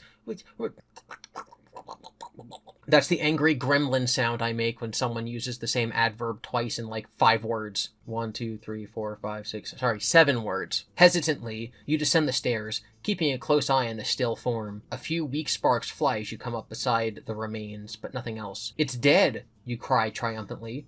Then the head of the reagent, or what's left of it, twists your way. An arm jerks upward, the nozzle pointed directly at you. A spray of chemicals hits you head on. All you can do is stumble away, gasping and coughing. You blink, eyes filling with tears and skin burning as the blurry form of Roxy comes running to you. But before she reaches you, everything goes dark. Come up with different ways of saying that she died. Stop. Oh, everything goes dark. Just stop it. There's so many other ways of, like, killing people. Stop saying good idea, bad idea. Stop just having her go dark. Okay, so we're gonna go to the kitchen. This is the only option we haven't done from this path. There were options before we went and reprogrammed Roxy, but as far as, like, these clusters of decisions, this is now the last one we're capable of doing. You need to deal with the reagent once and for all, and there's a part of you that wants payback for what it did to you in the kitchen, so that's where you decide to confront it. It will be a tight area to work, but the reagent navigated it slower than you were able to, which makes it a good place to try to trap it. Watching the reagent on the monitors to make sure you know exactly where it is, you think for a few minutes about what to do and how to do it. Okay, you get to your feet and turn to Roxy. Here's the plan. You creep around the entrance of Chica's mazer size, where you last saw the reagent on the monitors. Your heart is beating hard, especially not having Roxy there with you, but you're going to have to be brave now. If you aren't, you won't stand a chance against it. There's a sound nearby and you freeze. Ready. A shadow slides into view, one you'd have to be a fool to not recognize. A moment later, the reagent appears, attached to that shadow. It's time. The bot is turned away from you, so you jump out from where you were lurking. Hey, are you looking for me? Immediately, the reagent spins your way, letting out a metallic screeching sound. It starts to raise its arms, but you're off and running before that happens.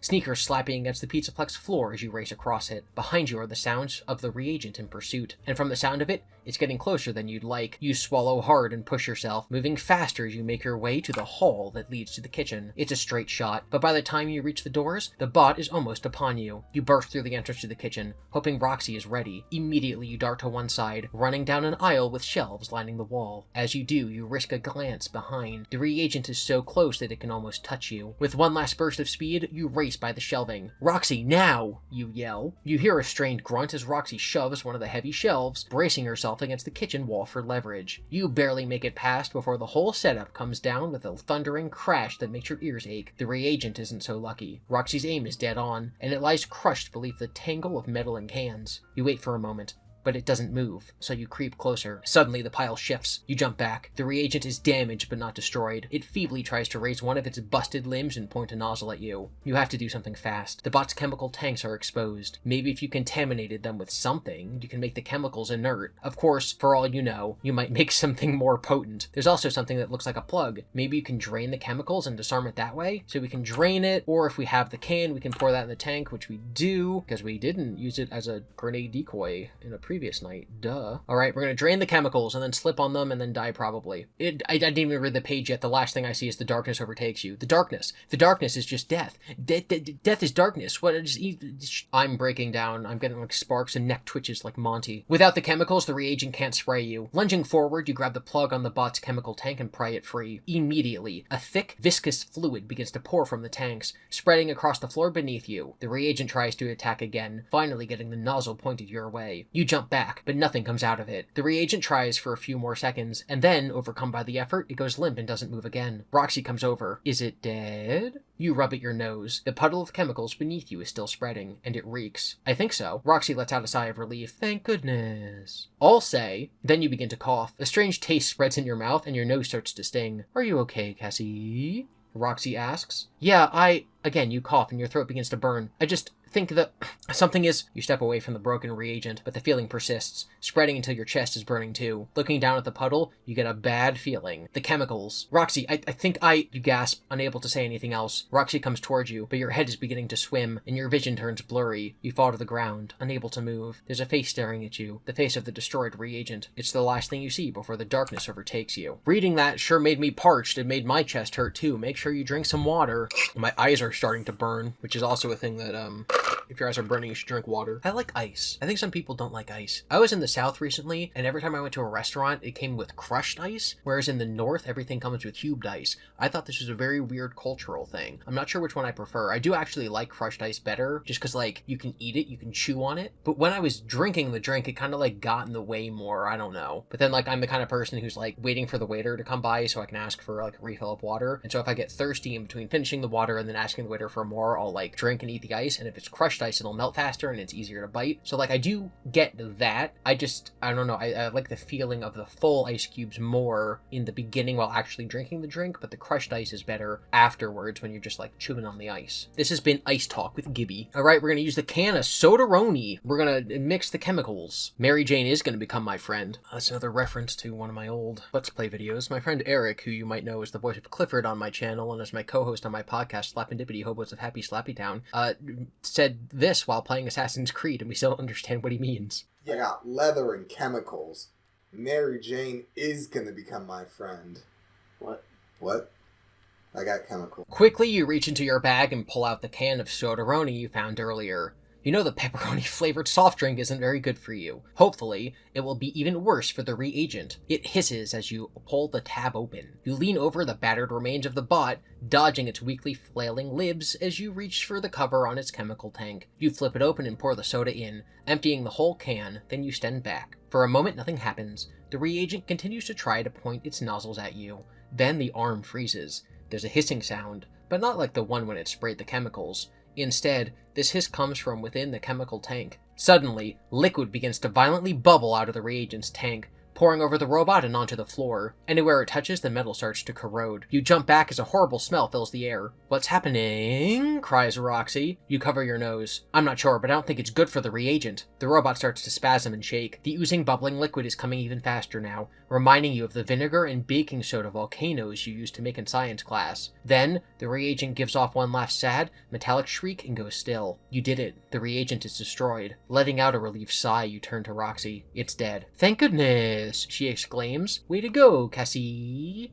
I'm sad every time I say Cassie in Roxy's voice, I'm like, wow, this might be the last time that I get to say that. I'm sure you guys love hearing it. Now it's time to get out of here. You start to turn away, but something catches your eye. A card sticking out from a compartment in the remains of the reagent. You reach over and pull it out. It's an executive clearance key card. You decide to take it. After all, it might come in handy another night. But for now, you've had enough of the Pizzaplex. Roxy accompanies you to the front entrance of the Pizzaplex. When you try the door, it opens immediately. Whatever locking protocol there was is now apparently gone with the reagent's demise. The cool night air hits you. It's almost morning. "Don't stay away too long," says Roxy, sounding a little forlorn. "I'll miss you." "Oh, don't worry," you reply. You smile back. "I'll be back." Then you step out of the Pizzaplex alive and well. Add the executive clearance keycard to your inventory. Now that you have the executive clearance keycard bonus item, tap to cheer and start over from night 4 for a new adventure. We will be doing that, obviously. We're going to go through all the paths, all the spoilerinos, but we have some other paths to go back to. So we're going to go back to page 172. Okay, so this is when we had the choice of taking the stairs or taking the elevator, and we took the stairs. So we're going to take the elevator. There's going to be a very anticlimactic death right here, I'm assuming. "Okay," you say to Roxy, "let's take the elevator." Roxy grins. "Follow me." She leads you to a far corner of the Pizzaplex, to a remote hallway that's only for bots and employees. It's pitch black, though, and you hesitate to enter. I'm just talking in a southern accent now. What if Cassie had like a southern voice? Aren't they in Utah? What do people in Utah talk like? I don't know. I'm from the East Coast. I only know real states. You hesitate to enter. There's no telling what might be down there, and just because you haven't seen any evidence of the reagent doesn't mean it's not still out there somewhere. "I'm not sure about this," you say. Roxy puts a supportive hand on your shoulder. "I know, but I'll be with you." She pauses. "I don't think we should waste any time." "Why?" Roxy frowns. I'm starting to feel funny, Cassie." "That can't be good. Okay, let's go. Remember, this is before we reprogrammed her." With Roxy at your side, you head down the hallway, letting the darkness swallow you. It's so dark, you can barely see the animatronic's large form beside you, and you run a hand along one wall to help you keep your bearings. Finally, you reach the end of the hall, where you feel around until you locate the elevator button. There's a ding as the door opens, and suddenly you can see. Not well, though. The elevator is only lit by the control panel. Still, it's better than nothing. You and Roxy go inside, and you press the button for the floor with the computer room. The elevator begins to ascend. You breathe a sigh of relief, one step closer to fixing Roxy. As you approach your floor, you begin to hear strange noises. "What's that?" "I don't know," says Roxy. They're getting louder and closer. A moment before the elevator doors open again, you lunge for the hold button, so the door remains closed. Is it the reagent? As you listen, the noises dwindle. Then a scratching sound begins. Right outside the elevator door, it's slow, deliberate. Whatever it is, you're pretty sure you don't want to come face to face with it, but the elevator door will only stay closed as long as you keep pressing the button. You're trapped. "Roxy, what do we do?" you say as the scratching continues. She doesn't respond. "Roxy?" When you turn, Roxy is staring at you, but she doesn't look like the Roxy you know. Her eyes glow red and her teeth are bared. "Cassie." She seems to have trouble speaking. "It's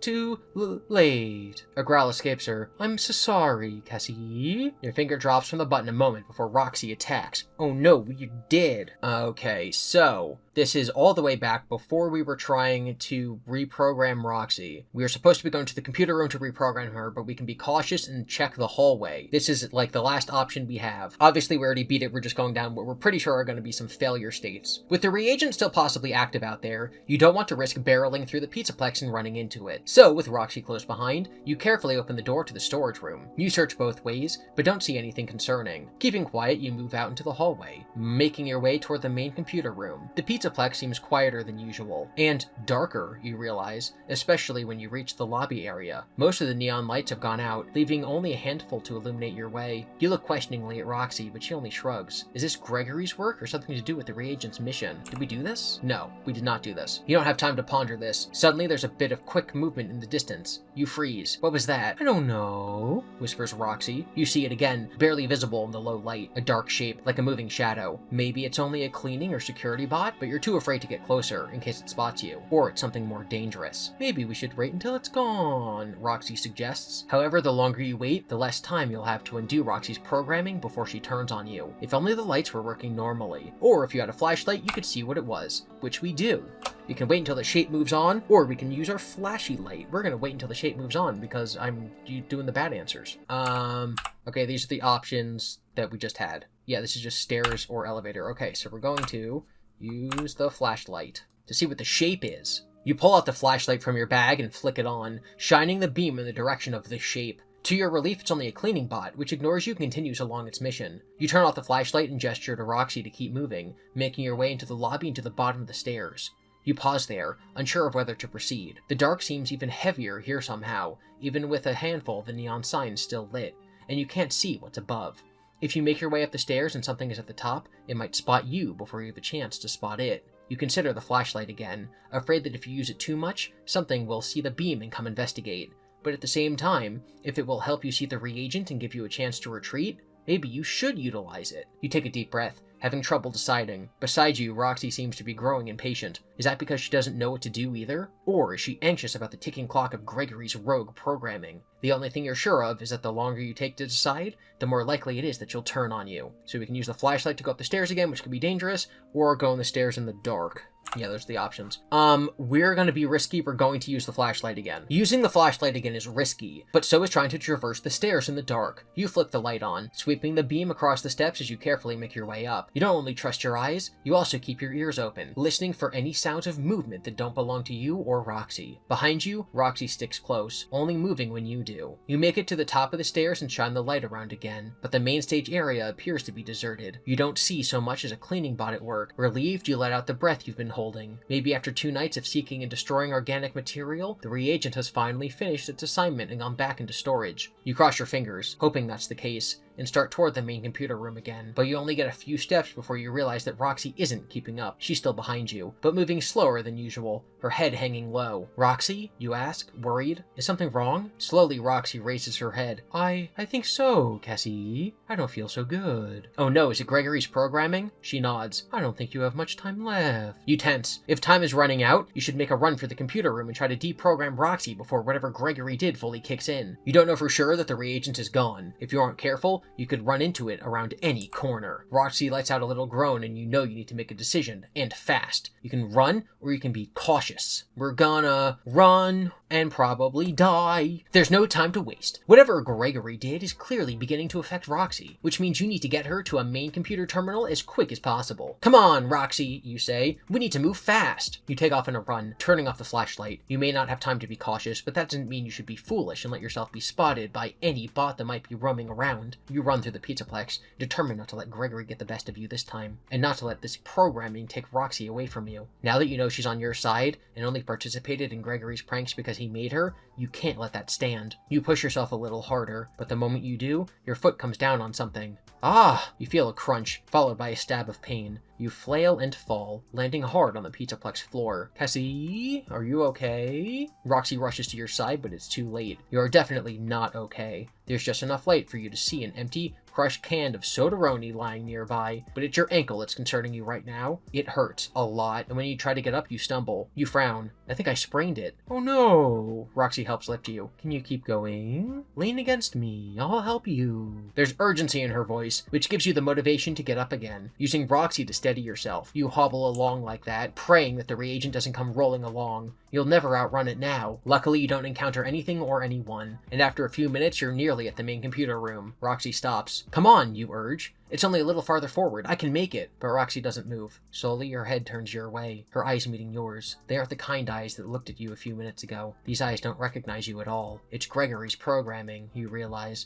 A cold feeling slithering into your stomach. It's kicked in fully. Roxy bares her teeth. Then she attacks. Everyone's always baring their teeth. I know they're animatronics, but there's more ways to look angry than just to go like, erg, I have teeth, I'm an animal. Okay, so instead of running, we're going to be cautious so we don't roll our ankle or whatever. Even with Roxy beginning to feel weird, you can't risk attracting the attention of the reagent if it's still around. You keep moving, Roxy staying close behind you as you creep through the Pizzaplex, keeping your eyes peeled for any hint of movement. Fortunately, the whole place seems even more deserted than usual. You can't hear anything either, only the faint tread of your steps as you make your way to the main computer room. Finally, you reach it, pushing open the door and closing it behind you. You let out a breath, relieved. Cassie, Roxy says suddenly, look. You follow where she's pointing to one of the monitors mounted on the wall, which shows the reagent. But it's not moving and seems to be back in the storage area. Another wave of relief flows over you. The reagent has been deactivated. Excellent, you crow. Then head to a computer terminal. All we need to do now is undo Gregory's programming and everything will be back to normal. Roxy gets a queasy look on her face. I think you should hurry with that. I'm not sure how much longer I have. You indicate one of the control panels. Interface there, and don't worry, I've got this. Roxy does as she's instructed, and you begin rifling through her protocols, looking for the one that Gregory messed with. Gregory is smart, but so are you, and you find it quickly. You bring the code up on the screen, ready to fix it, but the moment you do, the screen suddenly shifts, and a question appears. Rock, paper, or scissors? What? You frown. Leave it to Gregory to turn even this into a game. Which one should I pick? Roxy shakes her head. I don't know. Her features are twitching in a way that's disconcerting, but I think you need to choose quickly. Alright, so are all three of these going to be fail states because we're supposed to do the colors? Or is it going to be the same thing where like one of them is right and the other two aren't, and then it just meets up with the correct answer from before? I don't know. We're going to do rock. You hate that Gregory's turned this into a game too, but you don't have time to figure out the way around it. Paper, scissors, you consider all the options. But Roxanne Wolf doesn't play with paper or scissors.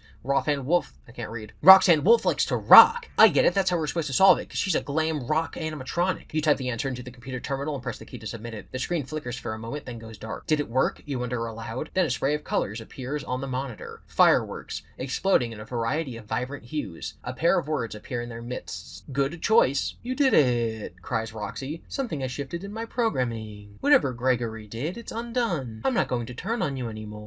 You lean back in the chair. Thank goodness. But your celebration is short-lived. Suddenly, an alert pops up on the computer screen. A warning that flashes red. What the heck? You lean close again as the camera view appears on the computer. You recognize it in a heartbeat. It's the reagent in its storage area. But as you watch, it comes back to life, arms flailing briefly before it starts rolling again, quickly and with purpose. It disappears from the camera view. New mission. The words pop up on the screen, as red as blood. Sole target. And then, Cassie. Your picture appears on the monitor, a red X plastered across it. Oh no, you cry. That's not good, says Roxy. It's not going to stop until it finds you, Cassie. You're not going to let it get you that easy. Roxy, can you help me now? If we can find a way to stop the reagent or destroy it, I can escape. Roxy puts an arm on your shoulder. Anything you need, Cassie? I've got your back. You swell with hope and pride as you consider how to stop the reagent and foil its newly assigned mission. Roxy might be able to stand up to the bot if she was equipped properly, but you can also try luring the reagent somewhere that gives you a chance to deal with it. The main lobby, the kitchen, Roxy Raceway? A number of options occur to you, but one thing is clear, you need to confront the reagent and destroy it before it can destroy you. Alright, the only option we have left to us in the entire book before we start the New Game Plus is going up the stairs in the dark instead of using the flashlight. It's a game over. Anticlimactic ending, let's read it anyway. You don't want to risk using the flashlight again, so you go up the stairs in the dark. You take the steps slowly, pausing repeatedly to see if you can hear anything moving above, but it remains silent as you ascend. Finally reaching the top, you look around trying to spot any movement, but the backstage area is totally deserted, and you don't see so much as a cleaning bot making its way around. Thank goodness, you think. Maybe the reagent finally completed its task and has gone back into storage. After all, it had a couple nights to clean all the organic material out of the Pizzaplex, but you should still be cautious. You start toward the main computer room, only to realize after a couple of steps that Roxy isn't behind you. Roxy? You whisper, going back to the stairs. When you look down them, it's like looking into a deep, dark pool. All you can see at the bottom is a vague outline of the animatronic, standing perfectly still. Roxy? I'm sorry, Cassie. Roxy speaks so quietly you can barely hear her. You tremble. Why? Suddenly a pair of eyes lights up below. They're Roxy's eyes. They look different than before. She snarls, then suddenly surges forward, bolting up the stairs directly at you. You have just enough time to scream before Roxy reaches you. I lied, I forgot we actually have to do all of the rock, paper, scissors. I forgot that we have to pick paper and scissors. I wonder how Roxy's gonna kill us here. You remember playing rock, paper, scissors with other kids in the past, but unlike those games, there's no one here with you, hand out, ready to throw their choice unless you count the absent Gregory. Leave it to him to turn this into a game as well. Thinking carefully, you finally decide. Paper, you respond and hit the submit key. A moment later, the computer screen goes dark. The computer is still on, but there's nothing to see, and tapping the keys on the keyboard doesn't do anything. You let out a noise of frustration. When you find Gregory, you're going to give him a big piece of your mind. He might think this is funny, but he's the only one laughing. I can't tell if it worked, you say, but Roxy doesn't respond. Roxy, you turn. Do you feel any? Behind you, the Roxy you knew is gone. A wild-eyed, snarling animatronic wolf is standing in her place, staring at you like you're a piece of fresh meat. Roxy? You stutter, a cold bead of sweat running down your back. Roxy, can you hear me? Still, she says nothing, only glares at you with blood-red eyes. Those are the last thing you see before she lunges over at you. And the very last option in the, actually the very last option in the main playthrough of the book. There's no telling which answer is the right one. An annoyance floods through you as you consider the choices at hand. This is just like Gregory, turning something serious and dangerous into a game. If you find him again, you're going to give him a piece of your mind, especially about messing with Roxy's programming, but you have to deal with this first. Scissors, you respond, and hit the submit key. A moment later, the screen begins to flicker. What? You have no idea what's going on. Did it work? Roxy, do you feel any different? I'm not sure, she replies. Suddenly, a camera view pops up on the screen. It's the same one that shows the reagent back in storage, but as you watch, it comes to life again, arms flailing briefly before it rolls out of the camera view. The screen flickers again, showing another camera's perspective, a hallway outside the storage area. The reagent rolls down it, moving quickly and seemingly with purpose. The screen changes a few more times, and eventually you realize where the bot is headed, directly toward you. You jump. We have to get out of here. You run for the door, but only make it a couple steps before Roxy suddenly grabs you, lifting you off the floor. Roxy, what are you doing? I'm sorry, Cassie. She sounds genuinely concerned, though her grip tightens. I'm trying to fight my programming, but I'm afraid I'm not having any luck. You struggle, fear growing with every second. Not only has Roxy turned on you, the reagent is getting closer with every second. Please, Roxy, let me down. I have to get out of here right now. But Roxy doesn't budge. I'm sorry, she says again. I'm really, really sorry. The door to the computer room opens. You go limp as the reagent rolls in, arms raised. Roxy, please, you plead, already knowing that it's hopeless. I'm sorry. You hear one last time as the reagent raises its arms and begins spraying you with chemicals. And that, as I cross it out right here, is the last path we have in the normal playthrough of this book. We've completed Night 5 and only have the extra bonus nights left. And with that, let's begin back on Night 4. We have a special card now that's going to give us access to certain options. I'm going to reread parts we've already read because now we're doing like the quote-unquote real ending, so we're going to see what happens. The last thing that happened on Night 3 is you got locked in the kitchen and the reagent came after you and then Roxy saved you, so you've been unconscious for 24 hours. Cassie? Cassie, wake up! You open your eyes. Fear sends you bolting upright, thinking the reagent is still nearby. But once you blink the sleep from your eyes, you realize what you're seeing is purple and green light, not the darkness of the kitchen. You're in Roxy's green room, and standing above you, staring down with concern, is Roxy. What? Your mouth is as dry as sand, making it hard to talk, but Roxy hands you a can of Fizzy Faz. You sip it slowly, washing away the lingering taste of the reagent's chemicals. Your throat still burns a little, but the drink helps. Thank goodness, you finally woke up, Roxy says. Confused, you blink at her. But also, you're happy and relieved to see Roxy. You can't help but feel safe around her. What happened? I rescued you from the reagent. Roxy steps away, wringing her hands. You inhaled some of the chemicals, but I got to you soon enough. Still, you've been asleep all day. So it's night again.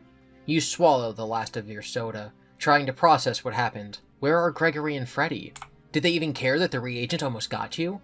Or did the reagent get to Gregory first? Roxy shrugs. I don't know, Cassie. I only found you. What about the reagent? You don't like how Roxy glances around uneasily. It deactivated for the day. But now that it's night again, it's going to continue with its programming until all the organic matter in the Pizzaplex is... She pauses. Dealt with. After what happened last night, the last thing you want is to be dealt with. If only Freddy had let you leave the other night, you wouldn't be in this mess. And what happened to Gregory? If Roxy hadn't seen him, he might be in trouble. but there's no way you can search the Pizzaplex for him with the reagent active. Wherever Gregory is, he's unfortunately on his own. Roxy, you say, I need to leave the Pizzaplex. Will you help me find a way out? Roxy thinks for a moment, then nods. It's too dangerous for you to be here right now, Cassie. If there's a way to get out, we'll find it. Alright, you know the reagent is out there, but you're not as scared as you were last night. Not with Roxy helping you. With her, it feels like you have a chance, but that doesn't mean you don't need to be careful. With the threat of danger still lurking around the Pizzaplex, you're going to have to be smart in order to escape, and not give the reagent a chance to corner you. Let's go! With Roxy on your heels, you start for the door. It would be a good idea to move slowly, making sure to search as you go. Then again, maybe it would be better to figure out exactly where the reagent is, so you can avoid it. There are monitors in the backstage office. If you check there, you might be able to see where the bot is. You glance back at Roxy, who gives you an encouraging smile. You smile back. But even with her backing you up, you're starting to feel vulnerable again. The reagent is really dangerous, and you'd feel better about traversing the Pizzaplex if you had some defense. Except, you're not sure where to look for something like that. The crate you saw earlier in Monty's green room occurs to you. Maybe you should check that out again to see if it is anything that can help you? No matter what, you've had enough of the Pizzaplex. It's time to find a way out. We're going to use the clearance key and check the crate in Monty's green room, because time travel. And we're only able to do this because Cassie's stomach can time travel. That's right, I totally intended that the entire time. Since my joke was so funny, you probably just spit out your drink. I think it's time for a hydration check. Gotta make sure Toto's hydrated too. You wonder if the executive clearance keycard would make a difference in opening the crate you saw in Monty's green room. Roxy, we need to make a stop. Roxy supportively follows you as you creep down the hallway into the next green room. Monty is absent, thankfully. You're not sure if Gregory was telling the truth about fixing his programming or not, but you'd rather not have to deal with Monty right now. Keep in mind that Roxy is currently under Gregory's programming and she's like part of playing this prank on you. So when we order her to like kill Freddy later, I'm very confused as to what's gonna happen. Like, if Gregory's gonna be in Freddy's stomach hatch and then Roxy attacks Freddy with her like sharp claws, is Roxy gonna kill Gregory? You go over to the crate and inspect the lock again. Taking out the executive clearance keycard, you slip it into the card reader. A moment later, it flashes green. You hear a click as the box unlocks. Success, you announce. Ooh, Roxy leans closer. What's inside? I'm not sure, but let's find out. You raise the top of the crate. Inside, there are a pair of arms. Arms from Monty, you realize, brand new and tipped with flashy silver metal claws. They're heavy, but you manage to pull one out and inspect the connections. Then you smile. Hey Roxy, how do you feel about getting an upgrade? A little while later, Roxy shows off her brand new arms, the silver metal flashing in the neon lights. Roxy grins. Oh, forget Monty. These look great on me. They do, you heartily agree. Now let's find a way out of here. With Roxy equipped with the new claws, your apprehension settles a bit, and you feel far more prepared for whatever the Pizzaplex plans to throw at you tonight. Okay, so we're gonna tap touch here. This link's broken. This is the same thing that happened when we tried to play through this normally. It's like, hey, just do this, and then it just brings you back to the start of chapter 4. I don't know. I generally don't think this option's supposed to even exist. Okay, we're gonna search the hallway carefully. Okay, so this is just gonna meet us back with the other options. We're gonna check the monitors. Yes. Okay, so yeah, this is just multiple options that we have. We're gonna check the monitors. You definitely feel more comfortable if you knew exactly where the reagent was. Come on, Roxy, you lead her down the hall. Let's go to the backstage office and see if we can get anything on the monitors. Good idea, Roxy agrees, which makes you feel like this is the right decision. In fact, having Roxy with you makes you feel much better in general. Maybe someday Roxy will be as good a friend to you as Freddy is to Gregory. Carefully, you make your way to the backstage office and try the door, but it's locked. You try again, confused, since you and Gregory have snuck inside plenty of times, but maybe with the reagent active, security levels are higher at the Pizzaplex. Roxy, can you open it? The animatronic shakes her head. Sorry, Cassie, but I don't have access. You need a backstage office keycard to open the door right now. That's what we have, right? Executive access thing? Yeah, executive clearance keycard, right? Alright, so we can actually open this door, wow! Your hopes dip a little at what Roxy says, but then you remember the card you found. It would open the backstage office, wouldn't it? You pull it from your bag and swipe it through the lock. With a bright beep, the lock disengages and the door opens. Success! Inside, you immediately head for the monitors lining the wall. You can see almost every corner of the Pizzaplex from here. With any luck, the reagent will be in one of those corners. There it is, Roxy points. You look at the monitor she's indicating, which shows the inside of the Superstar daycare. There, the reagent is making a slow search, occasionally pausing to spray chemicals here and there. You spent a lot of time in the daycare when you were younger, with a lot of kids who tended to eat too many sweets and slices of pizza, so you are sure there's plenty of leftover organic material for the reagent to clean. If you're lucky, maybe it will be occupied there for most of the night. Movement on another monitor catches your eye, this time something far more exciting. It's Gregory and Freddy.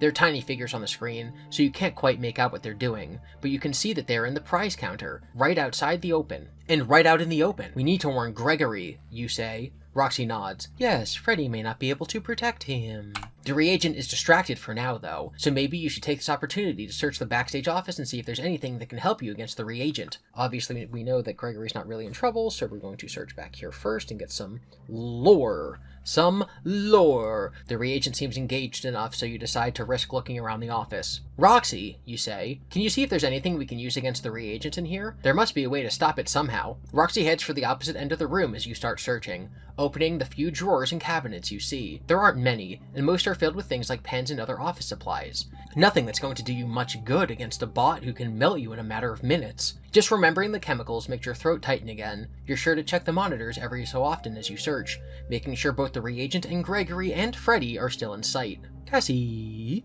Roxy calls, come look at this. You go over to where she is standing, next to one of the control panels. Inserted in one of them is a metal key. You're not sure what it is, but it looks like it could be important, and like it might work in more places than just the backstage office. Should I take it? Roxy shrugs. I don't know what it's a key for. You're not sure if you should take it, especially if Roxy doesn't know its purpose. But for all you know, it might help you open an exit door in the Pizzaplex and help you escape the reagent before it has a chance to corner you again. We can take the key or leave it behind. Lots of choices now. I kind of thought the game was going to be over. Of course we're going to take the key. The metal key looks too important not to take it with you. You reach for it. Cassie, are you sure that's a good idea? Roxy asks. You hesitate, but with the reagent active, you need every advantage you can get. You hesitate, but with the reagent active, you need every advantage you can get. Your fingers take hold of the key. You have to fiddle with it a little, but after a moment, it comes free. Suddenly, an alarm sounds. Lights flash across the console as you jump back, dropping the key. It clatters away under the console, out of reach. Oh no, says Roxy. Oh no is right. You get down on your hands and knees, trying to retrieve the key, to put it back and maybe stop the alarm, but the opening under the console is too narrow. You can't reach it. You jump up instead, searching the console for a way to turn the alarm off. Roxy, can you help? The animatronic starts pressing buttons and flipping switches, but to no avail. The alarm wails in your ears. You stop to take a deep breath, forcing yourself to look at the console calmly. You press a few more buttons, type in some commands. Finally, the klaxon stops. You exhale in relief, your ears still ringing, but when you look back at the monitors, your stomach drops. The reagent is no longer in the daycare. Roxy sees this too. I think we need to get out of here. Good idea. You go over to the door and look out into the hall. There's nothing out there. Yet. You can take a left or right, but without knowing where the reagent is, you can only guess which way is safe. You hesitate, wondering whether you might be better off closing the door to the backstage and locking it. We have like so many new options. It's like the original Night 4 was like nerfed because we were supposed to have all this stuff. Let's just lock the door. You hesitate to leave the backstage office without knowing where the reagent might be now. For all you know, the moment you head into the hall, it will appear. You shut the door instead. Thankfully, you can use the backstage office keycard to lock it again. The display inside flashes red and you take a step back. Cassie, look! Roxy exclaims. You turn back toward her and the monitors. The reagent is in sight again. In fact, it's very nearly at the backstage office. You watch in the cameras as it rolls closer, finally coming to a stop outside the office door. It examines the entrance, as if confused about what to do next. Then suddenly, it raises one of its arms and touches the end to the keypad. Inside, the keypad you just locked flashes green. Look out! Roxy calls as the door swings open. You try to grab the door and slam it shut, but it's too late. The reagent rolls forward, blocking you from closing it. And the minute it spots you, gas fills the air again. You try to turn away, but it overwhelms you within moments. The last thing you see is Roxy coming for you, reaching out. Then, nothing. I guess nothing is better than like, oh, everything turns black again. We're gonna make a left first, because obviously that's what you do. Without knowing where the reagent is, you can only guess which way is safe. You hesitate, wondering if you might be better being here. No, we're gonna go left. Being decisive, you take a left down the hallway, leaving the backstage office behind. Roxy stays close to you as you move as quickly as you dare, as quietly as a mouse. You expect the reagent to appear at any moment, corner you, and start spraying its horrible chemicals again. Luckily, it remains engaged as you make it back into the atrium area of the Pizzaplex, and head to where you saw Gregory and Freddy on the monitor. Normally, you love the prize counter. It's filled with all sorts of cool Freddy Fazbear and glam rock brand-themed items. Obviously, Roxy is your favorite member of the band, and you like to collect her merch, but having the real deal with you is even better. Seeing you glancing back at her, Roxy gives you a thumbs up, which leaves a warm feeling in your chest. Finally, you get close enough to see the price counter. To your relief, Gregory and Freddy are still there, but your step slows as you realize that something seems off. Freddy is looming over Gregory, and they seem to be arguing, but you can't hear what they're saying. Roxy, what's going on? Your animatronic friend comes to a stop behind you. I'm not sure, Cassie, but Freddy looks mad. Before you have a chance to say anything else, Freddy suddenly lets out a roar and raises his claws. Then he reaches for Gregory. Cassie, don't look! Roxy pulls you away, turning you so your face is pressed into her side. Behind you, Gregory lets out a blood-curdling scream. When Roxy's grip finally loosens and you are able to turn back, Freddy is holding Gregory, who is limp, dead. A scream gets stuck in your throat as you go cold all over. Freddy killed? You shake your head, unable to understand. Suddenly, Freddy's head snaps up, turning in your direction. He snarls again and begins running straight for you. Run, Cassie! You don't need Roxy's instruction to start doing that. Whatever is happening with Freddy, he's coming after you next. You have to get away. Still wary of the reagent, you think of Roxy's green room. Maybe that space will be safe. But another part of you wants to risk passing near the daycare and making a break for the front doors instead. Okay, so we can go to the green room or the front doors. Let's go for the green room. So like we're kind of,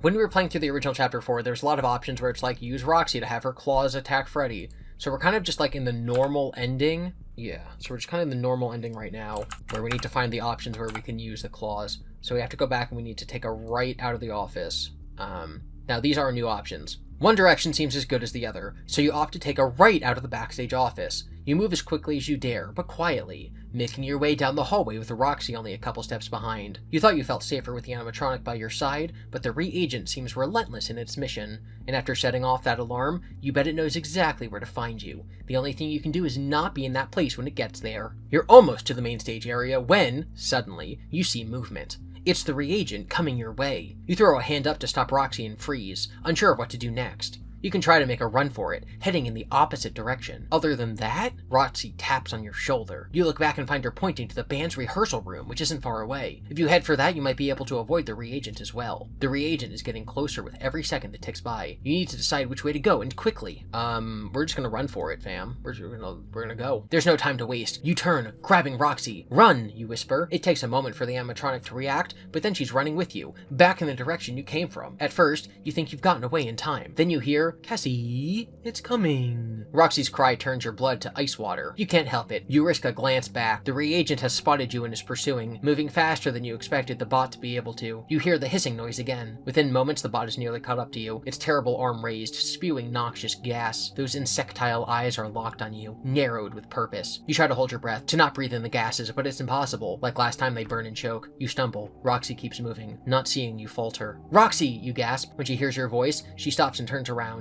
but you know it's too late. You stumble again, falling to your knees, and the world goes dark. Right before the reagent gets close enough to spot you, you grab Roxy by the arm and drag her into the rehearsal room. You close the door, hoping the reagent doesn't see the movement, then press yourselves to either side of it. It's dark in the rehearsal room, with all the lights turned off since it's not in use, but you can see the skeletal outlines of instruments and equipment by the thin line of light that shines through the narrow window in the door. You can only hope the reagent won't decide to glance inside. From where you are, you can't see the bot, but you can hear it rolling closer. Across from you, Roxy raises one finger to her lips.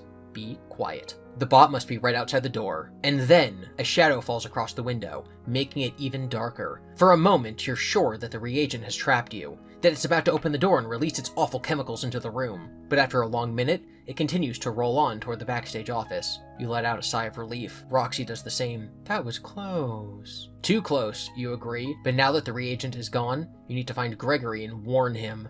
Come on, we have to get to the price counter before it's too late. I think this is the first instance in the entire book where there's a tap touch here that links you back to another area of the book that's not just an ending, right? So like in all the other choose your own adventure books, it's like you can go this way, or this way. But these two might end up to the same outcome, so this one just kind of says flip the page, and this one says actually you have to get all the way to this page. So like there's no option at the end that brings you to another choice. It's just like we can't physically have you flip directly to the next page because two things go to the same area, so this just goes here. This is the first time in this entire book that that's happened. I think that's one of the reasons I don't like it, is it simply doesn't have that level of complexity that the older, I say older books like they're like classics, but like The Week Before in VIP did. I wish that there was more of this. I don't know. I wish that more of the book was like this special bonus chapter. With the reagent heading in the opposite direction, you take the opportunity to run for the prize counter. You're relieved to see Gregory and Freddy are still there, but as you get closer, you realize something is wrong. Gregory and Freddy seem to be arguing, though you can't hear what they're saying. The one thing you can tell is that Freddy looks mad. You start to call out to warn Gregory about the reagent, but before you're able to, Freddy suddenly lets out a roar. He raises his claws and reaches for Gregory. Cassie, don't look! Roxy grabs you, spinning you so you don't see what comes next. Still, you hear Gregory scream, a sound that makes you feel cold all over. You don't want to look, but you have to.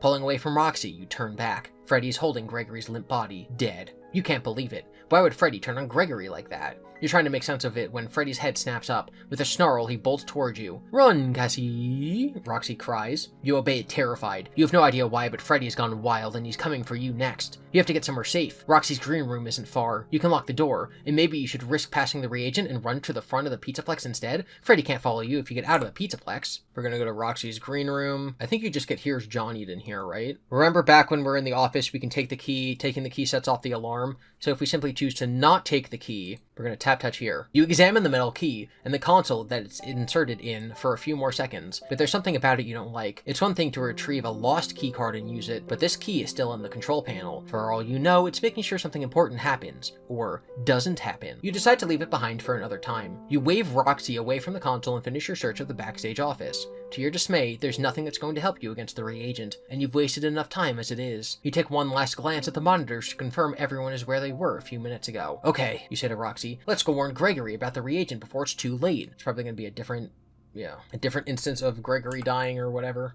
Okay, so we just gave Roxy Monty's claws. We can be careful, or we can go to the backstage office. We went to the backstage office and did all that, so now we should be careful. So this is now going to give us all those options where we can fight Freddy, which is the only thing that we've really been doing, because like we know like the next ending to get to the next night, but we need to fight Freddy. We're gonna fight him with our claws. We can go to the main entrance or we can go to the loading dock. We're gonna go to the main entrance, and we're gonna have the choice to like circle around, circumvent, or like jump on the stairs or whatever. So we have to circumvent the reagent. Now we have the option to hide behind the planters or run away. I'm just trying to get the endings that all have us fighting Freddy. We're hiding behind the plant. Freddy's coming at us. We have Roxy in between us and Freddy, but Roxy has the claws. So Monty's claws, we're gonna fight Freddy. When you glance at Roxy, you remember the new arms and their claws that you found for her in the crate. With those, she should be able to take on Freddy. Roxy, you point at her recent upgrades. We'll never run away in time. You need to fight Freddy. Roxy looks down at the claws and flexes her fingers. All right. Stand back, Cassie. I've got this. Roxy steps out in front of the plant as Freddy comes roaring at you, looking wild. He grabs at Roxy, but she dodges him, digging her claws into his shoulder as she does.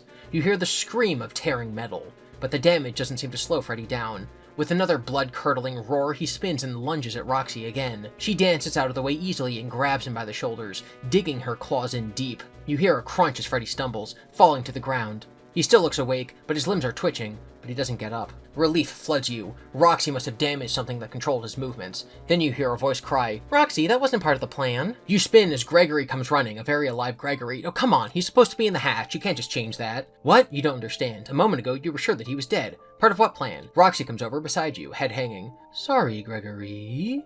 I guess I got carried away. On the floor, Freddy tries to get up and fails. I agree, Roxy. He sounds normal again. That's when you understand. This was all another joke? Gregory grins and shrugs. Can ya blame me? Roxy was supposed to get you to... What? You cry, turning to Roxy. It feels like the floor is dropping out from below you. Roxy, you were in on this? Gregory said you like to be scared, Roxy explains. Didn't you have fun? No, tears fill your eyes. All this time, Roxy wasn't on your side at all. She was just another one of Gregory's pranks. Don't be such a spoil sport, says Gregory. It was awesome. It wasn't awesome for you. You want to scream at Gregory, and at Roxy and Freddy, but the words get stuck in your throat.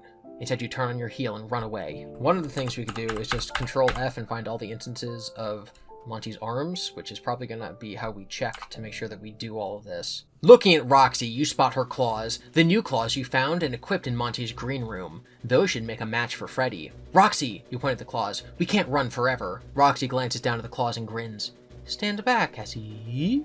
I've got this. And not a moment too soon, Freddy comes barreling at you, growling and snarling like a wild animal. Roxy gets between you and him, dodging as he attacks her. She claws him once on the arm, then again down the back, dancing out of the way as he tries to grab her. Growing increasingly frustrated, Freddy doesn't pay attention to where he is, getting dangerously close to the top of the stairs. He lunges at Roxy again, but she moves out of the way, her new claws biting deep into his chest. Freddy stumbles back, and you see your chance. You run forward, shoving Freddy, already unbalanced. He steps backward, not realizing there's no more floor, only stairs. He flails backward and then falls, tumbling down the stairs until he reaches the bottom. There, he doesn't move. "We did it!" Roxy cries, but you're not sure. Not yet. Cautiously, you make your way down the stairs. Roxy at your side. Freddy remains still the whole time. Did you kill Freddy and Gregory? You let out a sigh of relief. Then suddenly, Freddy's chest pops open. Ow! Gregory climbs out, very much alive. That hurt! You don't understand.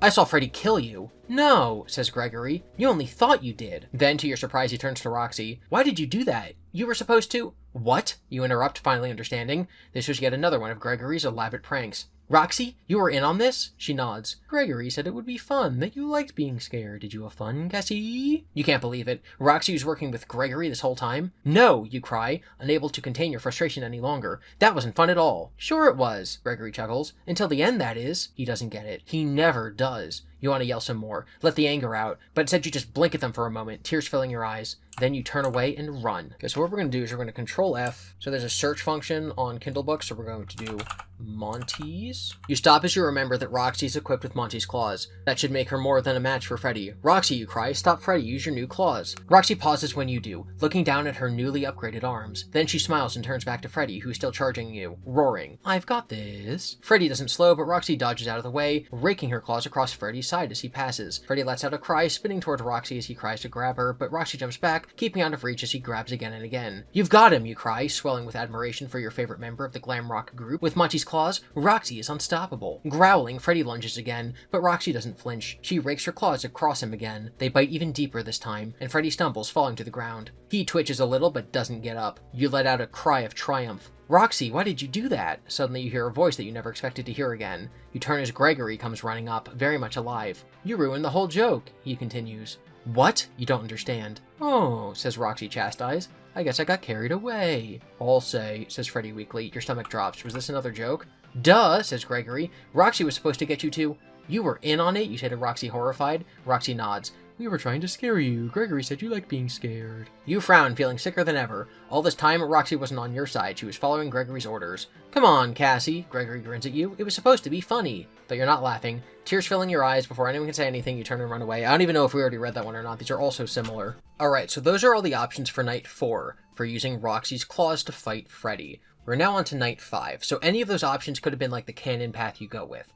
No matter what, Cassie's mad at Gregory for, doing stupid bad things, playing pranks on her. Chapter 5 now is we're going to find out that Roxy is actually programmed by Gregory to attack Cassie. We don't know why. When you do all the normal endings of the game, you never learn what Gregory's up to, you never make peace with him, you're not like really his friend anymore, you just escape.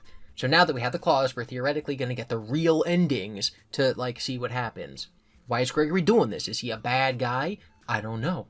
So you make your way to the computer terminal room. You go in and you hack Roxy and you remove Gregory's programming from her. So now she's all good, she's going to save you, she's not going to hurt you. You're best buddies. You have the option. You can lure the reagent to 3 different places. Doing so gives you the 3 main endings. Or you can have her fight him using Monty's claws. So that's the option we're going to do. We're going to directly confront the reagent using Roxy's claws. Now, regardless of how you help Roxy, whether or not you give her her personality back by choosing rock or by choosing green, no matter what, having her confront the reagent with her claws brings you back here. So this is actually the final ending. We're at the final passage now. This is how the story's going to end. We're going to learn all the mysteries. We're going to find out why Gregory's doing this. We're going to save the Pizzaplex. This is the perfect ending, the perfect little moment at the end of this story before we can start Security Breach. This is what's going to tie everything all together. This is the answers we've been waiting for all these years. Let's begin, or really conclude. Escape the Pizzaplex. You're tired of trying to avoid the reagent. It's time to deal with it head on. You look at Roxy's hands, the ones you upgraded with the new claws you found in Monty's green room. With those accessories, she might actually be a match for the reagent. You point at the claws. "Roxy, do you think you're up for confronting the reagent if I lure it out?" Roxy looks down at her hands. She flexes her fingers, the razor-sharp tips winking in the light. "Oh yeah, if you think it'll work, Cassie, I've got your back." You creep through the Pizzaplex, listening for any evidence of the bot. You're near the prize counter, which is where you saw it last. last. You swallow, nervous to be acting as bait, but you also know you don't have a choice. If you're going to deal with the reagent, you need to lure it out into the open. No point in being subtle, you think. Hey! Your voice sounds super loud in the deserted Pizzaplex, echoing a little. Hey bot, are you looking for me? Here I am. At first, you think your efforts have come to nothing. Then, suddenly, you hear the sound of something getting closer. It's a sound you recognize all too well by now. The reagent appears, rushing at you. Turning, you run, bolting back across the Pizzaplex, but the reagent is moving faster than you expected, closing in. You need to make it back to the main stage, but if you don't move faster, fear gives you one last burst of energy, enough to carry you into the main stage area. Roxy, get ready! You're almost in the stage when you trip suddenly, sprawling across the floor. In a heartbeat, the reagent is upon you, nozzles primed and ready. A roar sounds above you as Roxy launches herself off the stage, landing between you and the reagent. Her claws arc down and the nozzles go flying, sliced cleanly off the reagent's arms. The bot flails, making an angry screeching sound, but Roxy continues her attack, clawing at it again and again. You hear the sound of metal tearing as you get to your feet and back away, ready to run again if you need to. But Roxy's blows are relentless. Within moments, she's made short work of the reagent. It attempts to roll backward, then falls onto its side, shuddering once before going still. You wait, but it doesn't move again. You did it, Roxy. The reagent is dead. Roxy sighs with relief. Thank goodness. She flexes her claws again. Or actually, thank these babies. I think I'll keep them. Good idea, you say, feeling safe for the first time in a long time. Now I think it's time for me to get out of here. Roxy looks a little sad but nods. I'll walk you to the exit. With Roxy at your side, you make your way to the front of the Pizzaplex. When you try the doors, they open easily. Whatever locking protocol they had ended along with the reagent. Thank you, Roxy, you say. She smiles. Come back soon, Cassie. I'll miss you. Then you step outside the Pizzaplex into the cool night air. A dark figure outside the entrance turns as you exit. It's Gregory. He gives you the biggest, most mischievous grin, then says, so what game do you want to play tomorrow night? The end. So do we punch him in the face? Like, she's been so mad. She's been like, I don't want to do this anymore. But then he's like, genuinely, all the fake the endings when Roxy does what he says, she kills her. She kills Cassie. Like, Gregory actually did things that would get Cassie killed. And he's a bad guy. We kind of know this from, like, external media at this point, that, like, Gregory is Patient 46 and he's killing all these people. He's under the mind control of, like, Glitch Trap, which is the Mimic, etc. But, like, how do we get from here? Listen, if you don't want to combine this to, like, get us to Security Breach, that's fine. How do we get from here to the start of Ruin? How do we get from here to Cassie, like, getting a call from Gregory being like, help, help, help, and then she comes to help him and doesn't think it's a prank and is like, oh, that's my best friend, I gotta go save him. Like, how do we only have two Cassie Gregory stories? This, where at the end she hates him, and then Ruin, where at the start she doesn't. Like, I don't understand. Scott, I don't understand. What have you done? Why are you doing this to us? I don't understand. I don't understand, Scott. Lindsay Eli is the author of Gunslinger Girl, a YA genre-bent dystopian western that was published in 2018, as well as the Overwatch novel Deadlock Rebels and the short story Luck of the Draw. She spent her teenage years wanting to be a comic book artist, but as it turned out, she couldn't draw very well, so she began writing instead. She's a geek and a foodie, and has never met an antique shop or flea market she doesn't like. Boston is the place she currently calls home, though she wouldn't mind giving Paris a try someday. I feel defeated. I really liked the last chapter of the book because it actually felt like stuff was happening, and then I kind of liked this bonus ending because it felt like there were actually important choices to make, and then the book just doesn't mean anything. And maybe that's on us for expecting it to mean something, but like, the week before meant something. VIP didn't necessarily mean something, but it gave us a lot of fun insight into how the Pizzaplex works. At least it was, like, open and you got to play VR games while it was going on. It introduced some new lore, like the MOE, the Mo, is like a new thing that we now understand is a thing that exists in the FNAF universe. The reagent, that's what we learned. A cleaning robot is a new, like, FNAF character. Everyone's favorite character is going to be the reagent. Let's look at our physical depiction of it, okay? Where's the last page? Okay? I want to see its insect eyes. Oh, wait, it doesn't have insect eyes here. It just looks like a cleaning staff bot. Where's its tanks? Where's its insect eyes? That's not even what the reagent looks like. What are you doing? And obviously that drawing is not like the author's fault. A lot of this I would not say is like the author's fault. Like, yeah, it's not written as well as the week before, but I think it's just poor as a choose your own adventure novel. And I think it's especially poor, and again, this part's not the writer's fault, especially poor as a FNAF book, because it doesn't tell us anything. Even in Return to the Pit, again, it had the whole, like, Avengers thing, it had, like, it had time travel, it had you going into a video game and freeing the MCI souls, and then back in time the MCI never happened because of what you do in the video game, which is, like, crazy nonsense, and I hate it if it's canon, but at least it's, like, something. This is nothing. It confirms that Gregory's a bad person. Okay, and GGY and, like, knowing that Patient 46 is Gregory already did that. I don't get it. I don't know what's worse, this or Return to the Pit, I think that they both have writing problems as a choose your own adventure novel, but at least when I think back on Return to the Pit, I think of like these like happy moments of like, oh, this is so bad it's funny. Or like, oh man, you go into the stairwell and there's like a baby doll or an Eleanor doll. What is that? Or, oh, it's really cool because you're like in a 2D 8-bit sprite, but like it's in first person and you have to like give the kids cake. And like, that's kind of interesting. I don't know. And there's always going to be the talk about whether Return to the Pit's canon. It's like, wow, it went from 6 MTI kids in the original Return to the Pit story into the Pit story. Now there's only 5. Is that because they're changing it because Andrew's never been canon? He's not canon to the games. So now that's why the book is canon because it took Andrew out. Is that what's going on? Is that why Return to the Pit's canon or not? What's going on? Interesting book. This book, not interesting. Nothing happens in this book. This book doesn't need to exist. Obviously, like a lot of the books don't need to exist, like as far as like telling the story goes. I just mean that yesterday before this book came out, and then today, now that I've finished reading the book, I'm not any more well informed about the universe or even really the characters. Like, I guess this confirms that Gregory hung out with the Glamrock animatronics before Security Breach. So there's been some mind wiping. Either Gregory's lying during Security Breach or his mind was wiped of all this stuff. But he remembers Cassie, so like it can't be that. So Gregory's just like a bad guy throughout all of Security Breach. And I don't just mean like, oh, he's like Patient 46, he's a bad person. I mean that like he's doing bad things. I don't know. Also, if he's a button that just disables all the Glamrock animatronics, why can't he use that? Why is he gotta smash all of them? I really liked these Choose Your Own Adventure books. I genuinely did, and I think that they had a lot of promise. VIP was great, the week before was incredible. Return to the Pit was like funny with how bad it was. This one was just so nothing. This is just like going out with a whimper. It's genuinely sad. I am sad that it's over. But at the very least, we can all think that there should be a new publishing initiative soon. We've always had FNAF books. We had the Silver Eyes trilogy, and when that ended, we got Fazbear Frights, and when that ended, we got Tales from the Pizzaplex, and when that ended, we got these interactive novels. And with these over, there's got to be something coming next. They are releasing the last of the Tales from the Pizzaplex graphic novels soon, so there's got to be like a next thing that's happening with FNAF. Since the next game that's coming out is Secret of the Mimic, I doubt that, like, because it's a flashback, right? It's not like a huge game release. I doubt that we're going to get a series of novels based around that, especially since that still seems to be tied into like Tales from the Pizzaplex. So maybe there's just going to be like more Tales from the Pizzaplex. I don't know. Maybe we'll get like real books this time. Maybe we'll get something that's canon, like a canon book about like, hey, my name is David, Dad, I want some ice cream. I don't know. I just hope that everyone has a good rest of their day. Thank you for watching this video, this series, this entire series, reading through all the Choose Your Own Adventure novels. I wish they'd ended better, but that's just ending sometimes for you. Be sure to be nice to each other in the comments. Consider supporting the creators you admire. Never lose sight of the things that are important to you. Remember that Freddys stands for Friendly, Respectful Engagement, Discussion, Discourse, Yield Success, and have a great rest of your day.